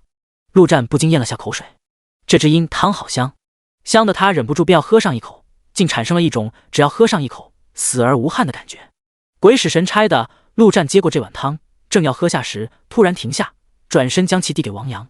你们也辛苦了，你妈熬的汤，你先喝吧。好好的，谢谢陆哥。王阳狂咽口水，迫不及待地将其接过，便要大口喝起来。结果下一秒，赵玲一把上前，将碗拍在地上，直接一巴掌扇在自己儿子的脸上。王阳，你在干什么？这是给陆哥的，你喝个屁喝！说完便要将自己的儿子拉走教训一番。然而陆战却一把抓住他的手，冷冷地说道：让他喝，趴在地上喝，给我舔干净。在闻到那汤的时候，他便知道这玩意有问题。以他的定力，什么汤能让他产生那种离谱的感觉？上一世他听说过，一些特殊的材料经过厨师职业的加工后，会产生一种特殊魔力。至于什么魔力，则全看材料是什么，有可能会让人极度愉悦，有可能是剧毒。不远处的阴影处，苏白眼中闪过一丝惊讶，淡淡的道：这家伙的精神恐怕不低，竟然能挡住迷魂木的香气。这迷魂木是有次他们击杀了一头精英级魔物迷魂妖爆出来的一种特殊材料。现阶段无论是战士、法师、牧师，还是肉盾类职业，甚至是大部分隐藏职业，都不会主加精神，有些职业甚至直接一点都不加。因为精神这属性对于战斗力的提升可以说基本没有，大部分职业者的精神力都挺低的，所以他才会如此意外。老大，暗的不行，那就直接来明的。梁浩直接说道。他看上黑甲人那一身黑甲了，可比自己身上的帅太多了。还有那把火红色的斧头，一看就不是普通货色。一旁的张红更是已经迫不及待了，其他的他都不要，光想想那庞大的经验值就已经忍不住浑身颤抖，哪怕是能直接让他升到等级榜第1，超过黄圣人。不急，这家伙有点意思，怕是不好对付，先消耗一波。苏柏双眼中闪过一丝奇异的光，他倒想看看这家伙会如何处理接下来的场面。前方，赵灵僵在原地，脸色无比的难看。王阳却直接趴在地上，迫不及待的便想要舔地上的汤水，却见赵灵一脚将自己的儿子踢开，脸色变得无比愤怒，指着陆战骂道：异端，你这个异端，我早就看出来了，竟然跟魔物勾结在一起。这话一出，四周的人脸色竟纷纷突变，群情激愤地对着陆战狂喷起来。没错，人类的叛徒，这种人应该受到净化。神啊，请您降下神罚，净化这罪恶之人。我主慈悲，这世界还有太多的邪恶需要我主的光辉。杀了他，杀了他，杀了他！跪下！你这一端，快给神跪下！草泥马，你们这群忘恩负义的家伙，要不是陆哥，你们特么的早就被那些猿猴吃了。后方，张天福实在听不下去，站起来为陆哥抱不平。他实在想不通，这些人变脸怎么这么快？明明先前还是一副敬畏的模样，特么的跟着魔了一样。陆战冷笑了一声，拍了拍张天福的肩膀，示意他安静。这群人确实不对劲，就像是被人控制了。不对，更准确的说，是被洗脑了。应该他们是发自内心的认为陆战是邪恶的一端。精神类的技能吗？看样子这背后有高人啊。陆战思索间，便听一人突然大吼道：“去死吧！”同时抬起手中的弓箭，直接朝着陆战射出一箭。此箭一出，这群人瞬间狂热了起来，竟全部拿起了武器，冲上来想要亲手杀了陆战。就连那些生活职业的都冲了上来。陆战冷笑一声，如果只是骂骂那也就算了，毕竟这群人也是被控制，情有可原。但既然敢动手，那就怪不得他了。陆战拍了拍狗脑袋，给他们来点电，让他们的脑子清醒清醒。被老黑瞬间领会，汪汪一笑。电人这种事，他最擅长了。下一秒，一道雷电直射而出，在冲上来的人群中不断穿梭而过。刹那间，人群如同多股诺排排一般不断的倒下。仅仅3秒，现场除了陆战几人外，已经没有能站着的人。以被老黑如今的实力，这些人在他眼中跟蚂蚁无异，根本不用出啥力，估计也就放了1%的电力罢了。毕竟陆战说的是让他们清醒清醒，而不是全电成焦炭。在这一点上，被老黑还是很听话的。但即便如此，也死了不少人。毕竟被老黑没办法一个一个控制，死了只能怪运气不好了。那些没死了，也都没电晕了过去。第70章，跪下，唱征服。够狠！苏白眼中有些凝重。这种人是最可怕的，实力强，同时不受道德的约束，够狠够强。却在这时，突然之间，一阵恐怖的能量在他身边爆发。只见身旁的张红朝着天空举起了法杖，仿佛在召唤雷电。3秒之后，一道雷云在前方那大狗的头顶形成。技能落雷。精灵系隐藏职业的特性很是简单粗暴，对任何技能都有极大的增幅。这技能若是普通雷系法师来放，估计就是在对方的头顶降下一道雷。然而在张红这位精灵系雷法的手上，却能直接召唤雷云，恐怖如斯。陆战这边，当雷云出现的时候，还真吓了他一跳，特么的甚至怀疑是不是自己最近太嚣张，降下天罚来了。刚想有所动作，一道粗壮的雷便已经劈了下来，眼看着就要劈中众人。汪汪汪！被老黑直接抬起头颅，张开巨嘴，竟一口将那雷电给吞了下去。在他这位雷电狗王面前耍雷电，无异于关公面前耍大刀。汪汪汪！难吃难吃，太难吃了！吞下雷电后，被老黑不满地叫唤道。雷云中，第2道雷电已经再次劈下。看着前方的场景，苏柏的脸色猛然变得无比威严，看了张红一眼，同时心中也闪过一丝不满。这张红竟然没通过他的同意擅自出手，看样子控制的还不够。那奖励的诱惑实在太大，大到超出了他的控制。对不起，老大，错了。那张红被苏柏这么一瞪，竟直接跪了下来，满脸的悔过之意。起来吧，没有下次。苏柏淡淡的说道。既然已经出手，那就不能再留手。对于自己小队的实力，苏柏还是相当有自信的。那狗看起来确实挺强，竟然能直接吞噬张红的落雷。不过他自有办法对付这只狗，甚至有可能直接不费吹灰之力便能直接将其拿下。走吧，出去会会他。他的职业应该就是御兽师，那条狗就是对方的灵兽。如果开战，我会直接将其放逐，到时候你们全力杀他。注意那个黑甲战士梁浩，你缠住他，其他的不值一提，明白了吗？苏柏的声音中竟带着一丝威严。5秒劈完5道雷后，陆战头顶的雷云终于消失不见，而这5道雷自然是全被老黑给吞噬了。虽然没能亲身感受一番，但陆战能感受到这雷的威力相当强大，已经接近被老黑1/3的威力。这点雷劈在陆战身上自然是连防都破不了，不过若是被劈得灰头土脸，那也有损英俊的形象，所以陆战拍了拍被老黑的脑袋，表扬了一句：干得不错。看来是暗中的人忍不住想要自己出手了。陆战环顾了一眼四周，竟然没能发现对方的身影。盗贼吗？还是说刺客？可这雷云又是怎么回事？还有那蛊惑人心的手法，这么看来，最少有3人。思索间，便看到前方5个人身影竟凭空出现，群体隐身，有点意思了。陆战的嘴角一歪，随后他便看到其中1人的耳朵，标准的精灵耳朵。精灵啊，那可就更有意思了。你好，我们是天神集团的救世小队，有兴趣加入我们吗？苏柏将书放在双手上，一脸虔诚地说道。天神？陆战微微一愣，还真没想到那所谓的天神竟然真的来了，看起来实力确实不错。这5人在他的感应中实力都不错，尤其是那一手群体隐身，竟然连他都没能发现。是的，我们天神集团在神的带领下，致力于拯救这个陷入混沌的末世。来吧，加入我们，让我们携手一起完成这伟大的使命，让神的光辉照耀这个世界。苏柏颇有激情地说道。虽然对方的精神不低，但他依旧想尝试下，如果能蛊惑成功，那杀起来自然就更加轻松。陆战皱眉，这家伙的声音充满磁性，而又无比厚重，让人不由自主的便要去相信，这很有可能就是针对精神的特殊能力。陆战的亡灵虽然无法给他提供精神的增幅，但他升级的属性点可都是加在精神上的，再加上一些装备的加持，绝对比大部分人都高许多。对方这语言的魔力自然就少了许多。最重要的是，他却在对方的身上闻到了不舒服的气味，甚至是厌恶。你们天神集团有多少人？陆战装作心动的感觉问道。这么强大的势力，上一世他竟然没听说过，这不太可能啊！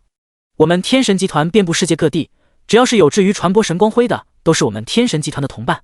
苏柏伸出双手，做出拥抱的模样，很是虔诚。想要拯救世界，没点实力可不行。你们什么实力？陆战露出思索的神色。特么的，这家伙屁话真多。苏柏心中暗骂一句，就他这几个队友，都是2、3句话就被他忽悠来了。这正是他的职业天赋能力，名为圣域，通俗点讲便是蛊惑人心。当他施展这能力说话之时，声音便会带上特殊的能力，犹如在对方的心里种下种子。像四周躺着的这些人，直接就是一句话的事。眼前这人的精神不低，对圣域的抵御自然就要强一些。不过只要对方愿意聊，苏柏就巴不得一直聊下去。这就像是个持续性输出，只要他一直说，总能攻破对方的心理。于是乎，苏柏再次慈祥地说道，如果我猜的没错，你应该也是隐藏职业吧？我们5人都是隐藏职业，这样的实力，你觉得如何？陆战脸上露出震惊的神色，实际上心中也是颇为惊讶。好家伙，5个隐藏职业，还真有点东西。震惊过后，陆战的脸上便露出向往的神色，说道，没错，我的职业是御兽师，确实是隐藏职业。看，这就是我的灵兽雷狗。我能问问你们是什么职业吗？苏柏的脸上更加自信，看样子对方已经快要沦陷了，那就加把劲。这位叫梁浩，增幅战士；这位是张红，精灵雷法师；还有这位张强，守护者；还有他关岩，影杀者。至于我，是为了传播神的光辉而存在，我的职业是圣使。卧槽，圣使！陆战直接在狗背上站了起来，满脸的激动，直接大笑起来。你是圣使？哈哈，你的职业带神圣属性的吧？哈哈，难怪劳子这么讨厌你，原来你的职业是圣使。这些人应该就是被你控制了吧？还把劳子当什么一端？你还想控制我？特么的笑死我了！哈哈，劳子正想着去哪里找你呢，没想到你自己送上门来了。张天福，你他妈真是劳子的福星啊！听着对方的狂笑，苏柏的脸色从错愕到羞辱，再到愤怒。原来对方从一开始就是在耍他，跟他说这么多，完全就是在套话。杀了他！苏柏几乎是咬牙切齿般说道，同时翻开手中书籍的一页，这可不是普通的书，而是他的初始装备圣典。圣使的技能不需要另外去寻找，全都藏在这本圣典之中，随着等级的提升而不断的解锁，每一页都是一个技能。而这一页正是技能狂热，他身边的4个队友身上全部泛出红光，神情也变得狂热亢奋。这还没完，苏柏再次翻开一页，技能放逐。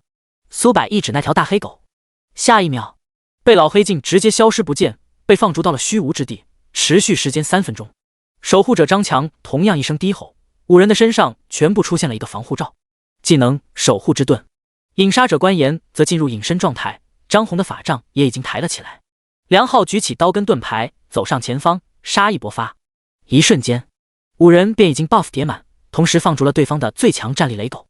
看着一脸惊呆的陆战，苏柏充满霸气地说道：“跪下，唱征服。”第71章，我的灵兽多了一点。陆战还真有点懵逼。上一世因为实力地位的关系，他基本上接触不到隐藏职业，这一世也就接触过2个精灵系，至于雪刀老祖都没动手。看到眼前的场面，不得不感叹一句：真特么不愧是隐藏职业，花样那是真的多啊！那傻逼玩意还让自己跪下唱征服，特么的小说看多了吧，当自己是主角呢。不过被老黑消失这事还是让他颇为震惊的，于是便直接问道：你把我的狗弄去哪了？他还能不能回来？他要是回不来，你让我骑啥去？骑你妈！可是我要杀了你啊！难办了。这苏柏在末世之前差不多就是一个社会人物，莫名其妙转职成了神圣的圣使，只能说神也会瞎了狗眼。不过成为圣使后，苏柏整个人确实在不知不觉中变了许多，甚至都没说过一句脏话。然而这一刻，苏柏彻底被破防了。特么的，老子叫你跪下，你竟然要骑劳兹！草尼玛，给老子干死他！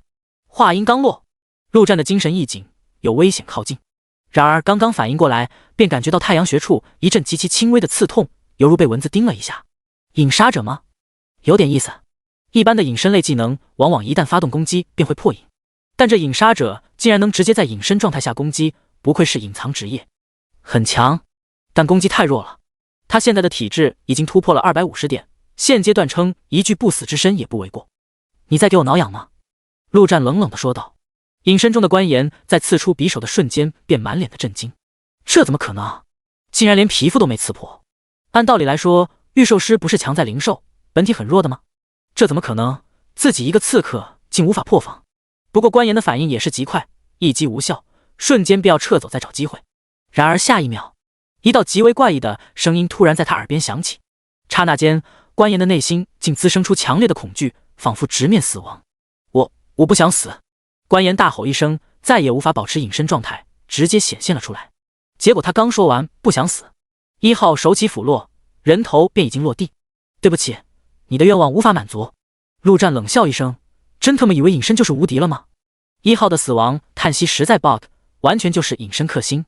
这不可能！前方的苏柏看到这一幕，彻底失去了理智。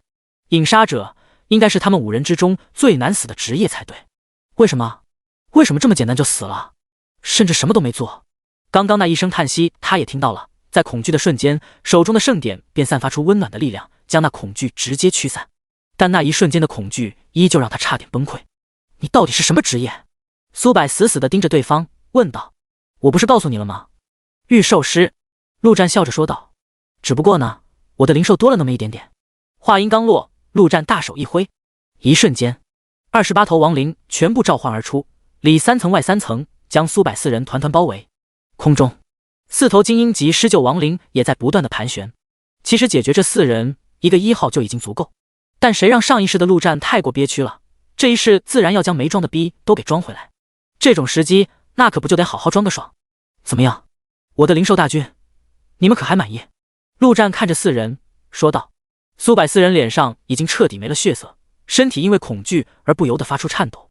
战斗？这特么还怎么战斗？四周亡灵大军一动不动，就用那双绿油油的眼睛静静地看着他们。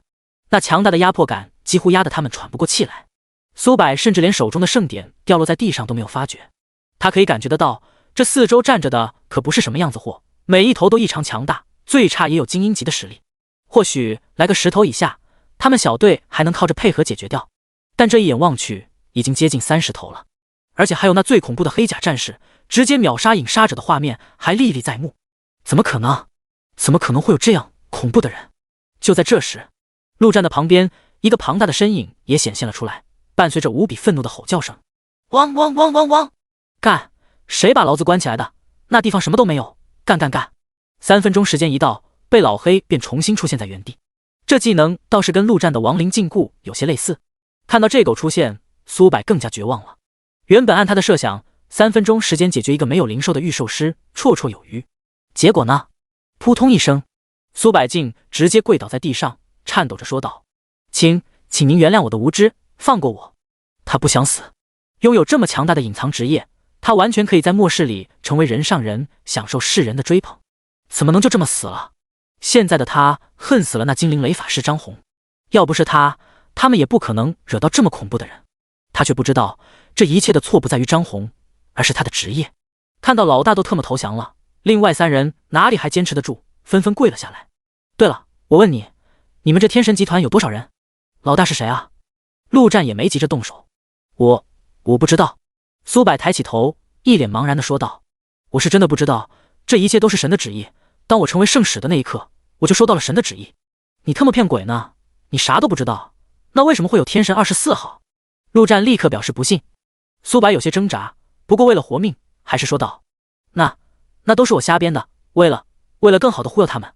这番话由他说出来，等于是直接将种在小弟心里的种子挖了出来。果然，梁浩3人的神情一阵恍惚，仿佛从某种状态中脱离了出来，而后无比愤怒地看向苏柏。直到此刻，他们才意识到，他们竟是被这苏柏给控制了。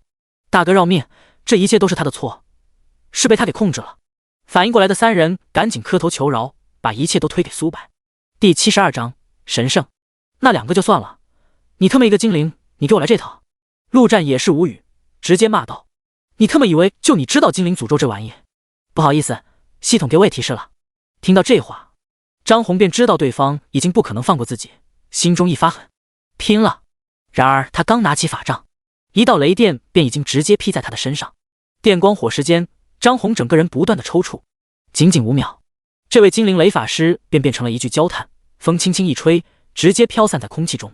汪汪汪汪，在老子面前玩雷，让你看看什么是真正的雷！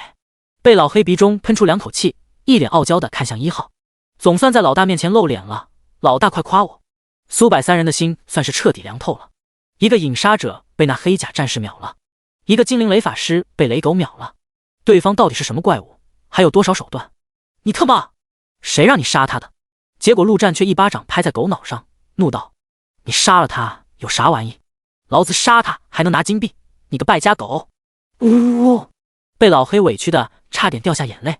陆战深吸一口气，总算将怒气给压了下来，看了一眼3人，顿时也没了兴趣，淡淡的说道：杀了吧。话音刚落，3人刚要不顾一切的反抗，便见那黑甲战士已然到了他们身边。随后，一道仿佛来自地狱的声音响起，梁浩与张强当场便顶不住，瞬间瘫软在地上，仿佛被吓得没了魂一般。苏柏的精神力强得多，倒是好一些，但也忍不住颤抖起来。这恐惧或许还有1秒的时间，但对1号来说已经够了。狂焰魔斧3斧子下去，砍梁浩的那斧直接爆发了爆炸伤害，当场秒杀。张强与苏柏的这2斧虽然没能秒杀，但也砍了个半死，而且在灼烧状态下更惨，相当于被活生生烧死，还不如被秒呢。陆战打开职业进阶任务，击杀1名神圣属性职业者，那条果然显示已完成。这最难的搞定了，下面就剩杀魔物了。随后，陆战将拉出来装逼的亡灵大军收回空间内，看向地上的尸体，想看看有没有人品爆发，爆出个啥来。突然之间，却看到掉落在地上的那本书籍竟散发出一道圣光，直接照耀在陆战的身上。操！刹那间，陆战的内心猛然生出一股极度的厌恶与戾气，心中一动，1号的斧头便直接砍向那书籍。然而这一斧子下去，那书竟没有任何被破坏或者烧起来的意思。片刻后，圣光消失，书也已经消失不见。而陆战的脑海中则再次响起了系统的声音：第一，请注意，获得负面效果神圣诅咒。干你！陆战强行将脏话给吞回肚子里，这特么的有毒吧？一个精灵诅咒还不够，还要给他个神圣诅咒？特么的，他的隐藏天赋是吸诅咒是不？不用看，陆战便知道这诅咒的内容，果然跟精灵的一模一样。总结起来就是一句话：精灵以及神圣相关的职业见面必杀他。最令他气愤的是，为什么别人杀他就能得到他的全部，他杀别人除了金币屁都没有？这不公平啊！好歹也来个死亡诅咒啊！算了，陆战深吸一口气，反正按照这末世的设定，神圣跟死亡应该原本就是水火不容的敌对关系，要不然他的进阶任务也不可能是杀神圣职业者。唯一的一点坏处，那便是有了这诅咒，他没办法隐藏。不过这天神集团有点东西，难道还真的存在神这种东西不成？有神的话，为何还会有末世？还有那本书又是怎么回事？还能自己消失的？想到这，陆战突然想到了自己的天赋，死亡君主的庇护。如果有的话，那这死亡君主应该就是他这死亡系的神了吧？也不知道他老人家是不是真的存在。陆战摇了摇头，这些东西离他太远了，想这些那就是自寻烦恼。再次看向地面，那个什么增幅战士的尸体上倒是爆出了一件装备，拿起之后发现是个耳环，战士耳环，品级绿色，装备条件等级3级，职业属性战士，力量+5，暴击率正 0.5%。 看到这，陆战的心情更差了，一个隐藏职业竟然带这么垃圾的玩意，简直就是丢隐藏职业的脸，直接丢到交易行100金币。不过这一趟完成了进阶任务最难的一环，已经是最大的收获。想到这，陆战的心情也是好了起来。陆哥，求您放过我妈她是被人控制的。却在这时，那王阳连滚带爬的爬了过来，对着陆战不断磕头。刚刚他看到躺在地上的赵灵动了一下，显然是没有被老黑电死，惊喜之下赶紧过来求情。对，陆哥，我爱人她不是出自本心，求您放了她。王明也是跪了下来。刚刚那种层次的战斗，他们父子跟那王爷都是躲在后面瑟瑟发抖，大气都不敢喘一声。此刻的陆战在他们眼中已经与神明无异。四周那些运气好没被电死的人也纷纷醒了过来。苏柏一死，种在他们心里的种子纷纷消失，但记忆却不会消失。一想到刚刚竟然对着救命恩人要打要杀，脸上纷纷露出羞愧的神情。对不起，陆哥，我是被鬼迷心窍了。陆哥，对不起。陆战倒是无所谓，这就像走在路上被蚂蚁咬了一口，不痛不痒的，确实没啥好计较的。陆战将那虎鞭食材从储物戒指中拿了出来，丢给已经苏醒过来的赵灵，说道：做好吃点，不要浪费了。说完便直接转身离开，累了一天了，也该休息休息。赵灵捡起那根又长又粗的东西，虽然不知道是什么，但必定很是贵重。下一秒，他狠狠地扇了自己一巴掌。这全镇的人，陆战对他算是最好的，不仅是救了他全家，还带着他的儿子老公升级。而他刚刚竟然想毒死恩人，简直就是猪狗不如。妈，别这样，陆哥不会怪你的，陆哥是好人。王阳抓住赵灵的手，哭着说道。走在前方的陆战听到这不禁一笑，他是好人吗？第73章突飞猛进。当晚，赵灵端着盘子走进了房间，盘子里装的正是用陆战给他的食材做的料理。陆哥，我做好了。赵灵将盘子放在桌子上，小心翼翼地说道。需要我先帮您尝一口吗？不用了。陆战从床上坐了起来，淡淡的说道。桌子上的东西发出的香气无比诱人，这诱人与白天那只鹰汤不同，是纯粹激发食欲的香味。干炒虎鞭，初次食用后可增加体质10点，力量5点，竟然是固定数值，也就是必定会增加这么多属性的好东西。这虎鞭食材好是一方面，赵灵的手艺也是一方面。陆战听说过，厨师做出的食物效果如何并不是固定的，有运气成分，也有技术成分。不错，带一点回去给你儿子跟老公尝尝吧。陆战说道。谢谢陆哥。赵灵赶紧道谢。这东西的价值，他在制作出来的那一刻就清楚得很。要知道升一级也就加个3点属性，而这加了整整15点，意味着什么可想而知。他拿起筷子，用盘子里夹出2小块，直接放在手中，捧着回家。这东西反正也不管吃多少，吃了就能加属性。等到这女人离开，陆战便朝着门外喊道：阿福，你也进来吃点吧。好嘞，陆哥。张天福无比兴奋地走了进来，他也不敢多吃，吃了1-2块，加完属性后便赶紧退了出去。剩下的一大盘自然是陆战统统解决掉。结果吃完之后，却突然感觉到身体一阵燥热，充血。特么的，忘了吃的是虎鞭，补的有点过了呀。阿福，帮我找3-4个妹子，记住要自愿的，不能强迫。陆战可没有什么特殊的癖好，他喜欢享受与配合。次日，陆战走出门外，那些尸体都已经被处理干净。这小镇子俨然已经有了一些末世前的影子，社会秩序正在慢慢恢复。听说这镇子重新选出了一个镇长，正是那赵灵。一方面是因为赵灵跟陆战走得近，另一方面自然是因为这女人也颇有手段。王明父子昨天杀魔物也得了不少金币，赵灵直接在售卖机换了一些食物与物资。在这末世，有资源的就有话语权，用宝贵的金币去收买人心，这是不好说值不值。不过这跟陆战也毫无关系，他只是个过客罢了。阿福，叫上人，我们出发。陆哥，这就是我们镇附近最后一个村了，其他的都太远了。王爷指了指前方，笑着说道。经过这几天的相处，对于陆哥的脾气，他也熟悉了很多，没那么多规矩，也不需要太过小心翼翼，只需要记住一点便是，那就是无条件执行陆战的任何指示。这几天他也得了不少好处，就连等级都升到了7级，金币更是得了不少，在镇里俨然已经是个小富豪。辛苦了。坐在贝老黑背上的陆战点了点头。眼下距离击杀那位圣使已经过去3天时间，这3天时间，他们接连清洗了5个村镇，击杀的魔物没有个1000，也有个700-800。陆战此时的等级已然是15级，随着升级所需要的经验变得越发庞大，升级自然也就越来越难。就连那位黄圣人也不过16级罢了。15级，陆战所能拥有的亡灵也达到了33头，除了1号是勇者级外，其他32头全都是精英级。就连那头狂焰虎魔转化的亡灵都被他给献祭到了精英级，3大属性全部破百，属于1号之下第2号大将。除此之外，陆战也尝试着继续献祭1号，为此他甚至将献祭技能升级到了4级。然而献祭的失败率还是接近 99%， 纯的就是浪费祭品。没办法，这些祭品对1号来说太垃圾了。这倒是便宜了贝老黑，献祭用不上，自然都便宜了他。这大黑狗这几天可算是吃得肥肥的，实力也越发可怕。陆哥，直接冲吗？旁边张天福一脸兴奋地说道。这3天他的收获最大，不仅等级升到了13级，更是完成了职业进阶任务。盾战士的进阶方向有2个，一个是朝着能打能抗的战盾，一个是完全放弃输出的纯肉盾。已经决定跟紧陆哥步伐的张天福毫不犹豫地选择了第2个。反正他跟在陆哥身边，他唯一的作用就是嘲讽当肉盾，根本没有打输出的机会。纯肉盾的进阶职业名叫钢铁之躯，进阶后不仅体力大幅上升，更是解锁了2个进阶技能。被动技能钢铁意志可大幅减弱痛觉，让意志变得更加坚定。主动技能钢铁身躯直接将身体钢铁化，大幅提升防御力。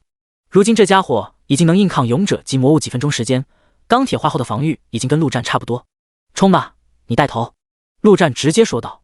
这种小村子不可能有什么强大的魔物，搞不好连头勇者级都没有。这也是他头疼的地方，这进阶任务其他都完成了，就这10头勇者级，如今才杀了6头，还有4头不知道上哪整去。好嘞，陆哥！张天福拿着盾牌大大咧咧地走到村口，直接大吼一声：狗日的魔物，向我开炮！一瞬间，数十头魔物直接冲了出来。黑皮犬，一种纯黑色的狗形魔物，浑身上下没有一丝毛发，就是一张光秃秃的黑皮。这种魔物的特点就是滑溜，那层光滑的皮具有闪避攻击的特殊效果。比如一剑砍上去，剑并不会砍进狗的身体里，而是会顺着它的皮滑下去。这种玩意若是实力不够，打起来会非常麻烦。不过以1号的恐怖实力，杀起来那是轻轻松松，根本不费劲。陆战略微看了一眼，也就4-5头精英级的利齿黑皮犬，其他的都是普通级。果然没有勇者级。看到这，顿时没了兴致。前方，张天福直接开启嘲讽。进阶后，嘲讽的范围跟力度都是大大加强。这一嘲讽，数十头黑皮犬全部朝着他扑了上去。张天福的身体瞬间散发出钢铁的光泽，叮叮叮叮，那些黑皮犬咬在其身体上，甚至被崩掉了不少牙。速战速决吧，陆战淡淡的说道。身后，1号提着狂焰魔斧一跃而起。第74章，你滴寒王。1分钟不到，1号便已经回到了陆战的身后。前方，所有的魔物全部死亡，数十头魔物只让陆战的经验值涨了 10%， 其他的一无所得，连块强化石都不给爆，真特么抠的可以。去吧，全给你吃了。陆战从狗背上跳了下来，对着贝老黑说道。汪汪汪汪，我下不了口。贝老黑狂摇头拒绝。虽然大家不是一个品种，但样子差不多呀，他怎么下得去口？当然，最重要的原因是这些黑皮狗太特么辣鸡了，不好吃。要是一群勇者级的，就算长得跟他一模一样，也能大口吃。行吧，不吃就走吧。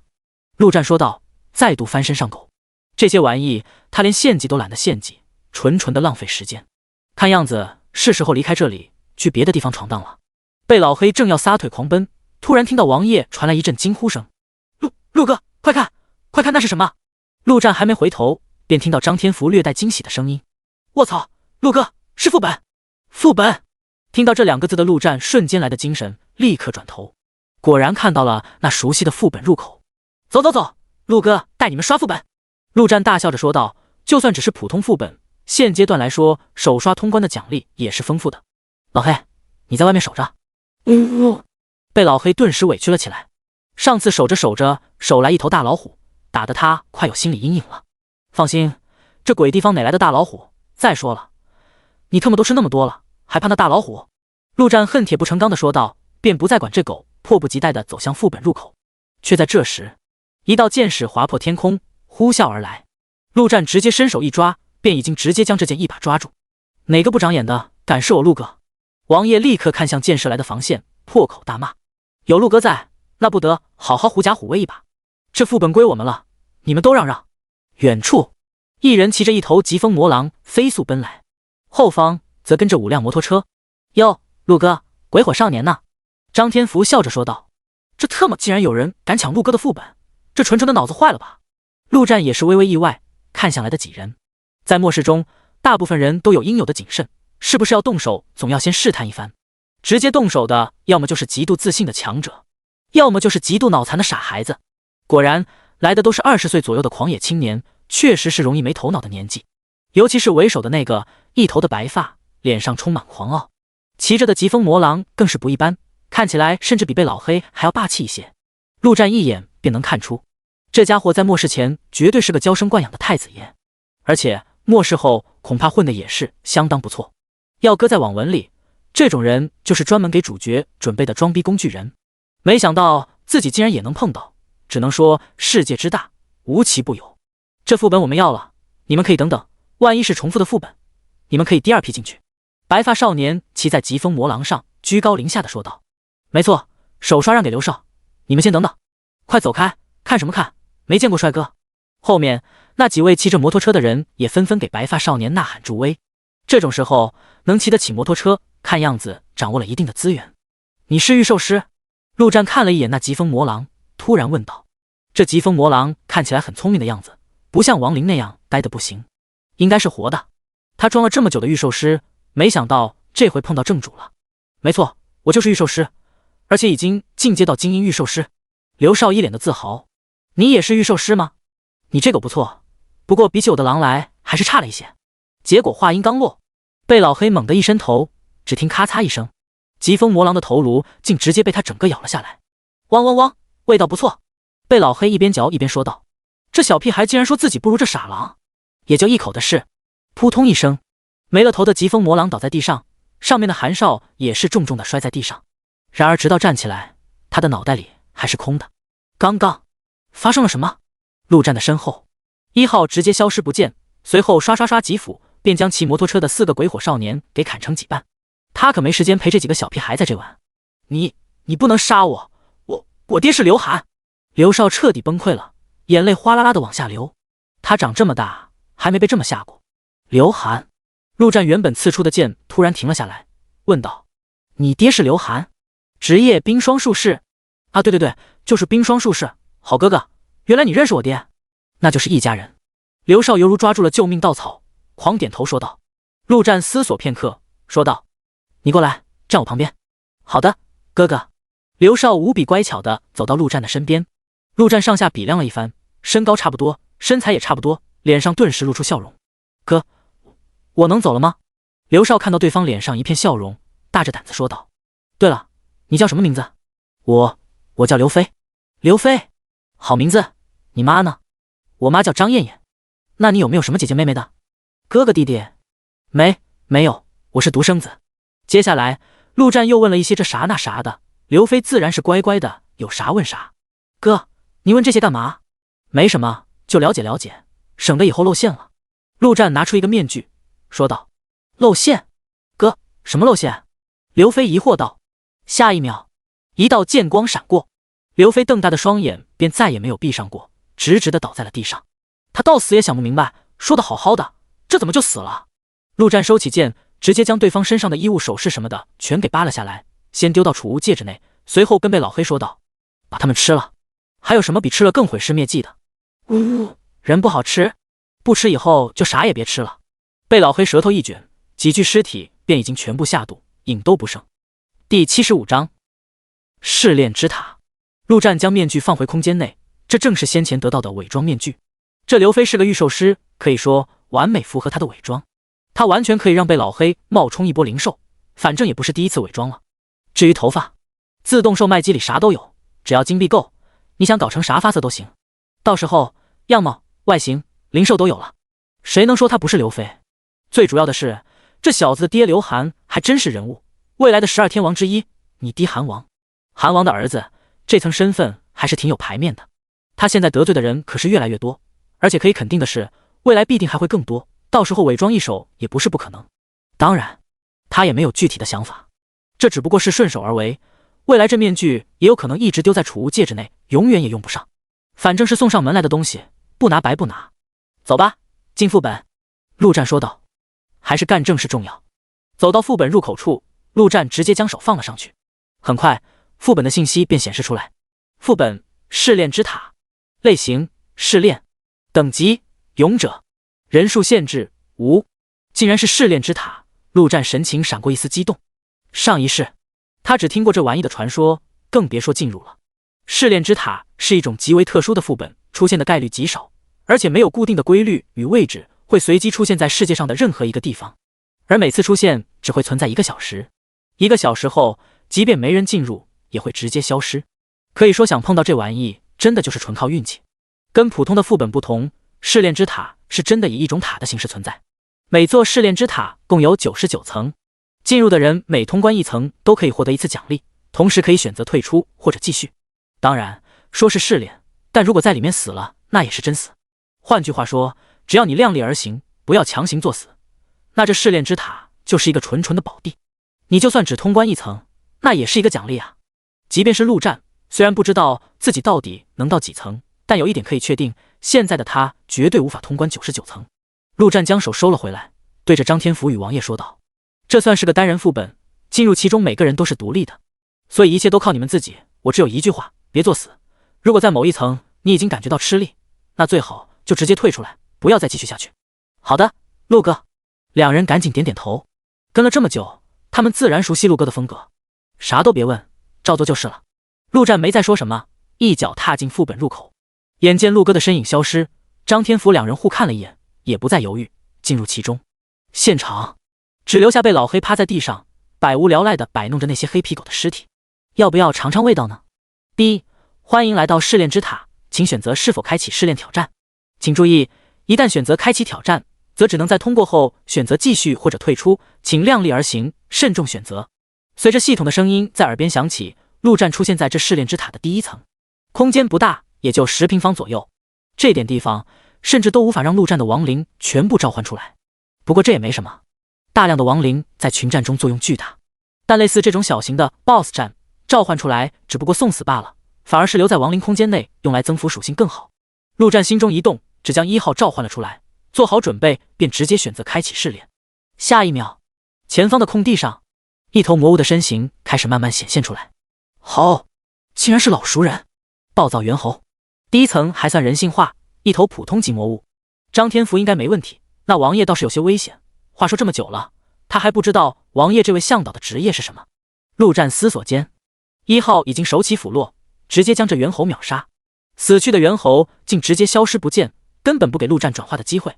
挑战成功，奖励强化石1颗，请问是否继续？1颗强化石真特么抠门，不过才第1层，倒也正常。继续。轰隆一声，只见房间旁边一扇石门开启，露出后面的楼梯。陆战没有犹豫，直接走了上去。没想到还有这么一个步骤，间隔的时间太久，1号的越战越勇，天赋无法保持，这却是个麻烦。要不然一直叠加下去，陆战还真有挑战99层的想法。当陆战踏入第2层，3道身影在他的面前显现出来，竟然是跳跳兔。这玩意也是普通魔物，别看其名字挺可爱的，但实力却不一般，一双大白兔腿，杀伤力惊人。当然，这是相对而言，在1号面前，那就是一斧一个，干净利落。挑战成功，奖励强化石3颗，请问是否继续？3颗，还算不错。继续。通往第3层的门再次开启。第3层出现的却是3头黑色修长的猫，诡异莫名。阴影猫，精英级魔物，而且一来就是3头，总算有那么一点点难度了。3头阴影猫速度极快，而且身形犹如影子一般，难以捉摸，就连1号都没办法将3只都快速解决。其中一头竟直接伸出利爪，狠狠地抓在陆战的脸上，然后他的爪子就断了。他低估了陆战脸皮的厚度，唰的一声，陆战手中的剑在空中划过，便已经将这断爪的阴影猫切成2半。挑战成功，奖励蓝色装备阴影戒指，请问是否继续？阴影戒指，品级蓝色，佩戴条件等级10，职业属性阴影，敏捷加15，暴击率正 1%， 阴影系技能伤害正 10%， 还不错，算个小极品，能卖个好价钱。陆战将其放入储物戒指，随后选择继续。第4层难度再次增加，这回是足足5头精英魔物，没啥好说的，这种级别的精英魔物来的再多对陆战也没用，根本无法破他的防，更别说杀他了。仅仅15秒，系统的声音便再次响起：挑战成功，奖励金币1万，请问是否继续？奖励还真是五花八门，竟然还有金币。陆战有些意外，也不知道这玩意是随机还是固定的。要是看运气的话，张天福那边应该能拿点好东西吧。第76章人马战士，第5层，只有一头魔物，勇者级魔物暗影螳螂。看到这玩意，陆战的脸上顿时露出了笑容。对他来说，这试炼之塔的意义不仅仅是通关的奖励，还有便是这勇者级魔物。眼下他的进阶任务就差4头勇者级魔物，到外面寻找的话，怕是不知道要多久。而在这塔里面，很有希望直接完成。陆战正笑着，便看到眼前的暗影螳螂已经没了身影。随后，叮的一声，暗影螳螂的镰刀匕首直接斩在陆战的脖子上。很显然，还是没能破防。陆战此刻的体质已经快要突破300，很难想象他的职业是一个法师。轰！下一秒，1号的斧头劈下，却劈了个空。暗影螳螂的反应极快，几乎是在攻击的瞬间便已经后退。不管有没有击杀，一击便走，这是一个合格的刺客型选手该有的素养。然而，暗影螳螂刚退，1号的斧头便已经直追而上，以迅雷不及掩耳之势砍在其身上。要知道，哥布林也是以敏捷见长的选手。噗的一声，绿色的血液飞溅，暗影螳螂直接一命呼呜。挑战成功，奖励道具暗影披风，请问是否继续？暗影披风穿上后可进入隐身状态，期间攻击或者被攻击都将破除隐身状态。好东西！陆战眼前一亮。虽然他一向喜欢正面刚，但免不了有时候还是需要偷偷摸摸一下的。继续，不愧是传说中的试炼之塔，这才第5层就已经给这种好东西。若是到了99层，那不得上金色神装。到了第6层，却是突然画风一变，眼前出现的不再是先前空房间的模样，而是一个破坏的战场。战场中央，一个极为怪异的身影缓缓出现。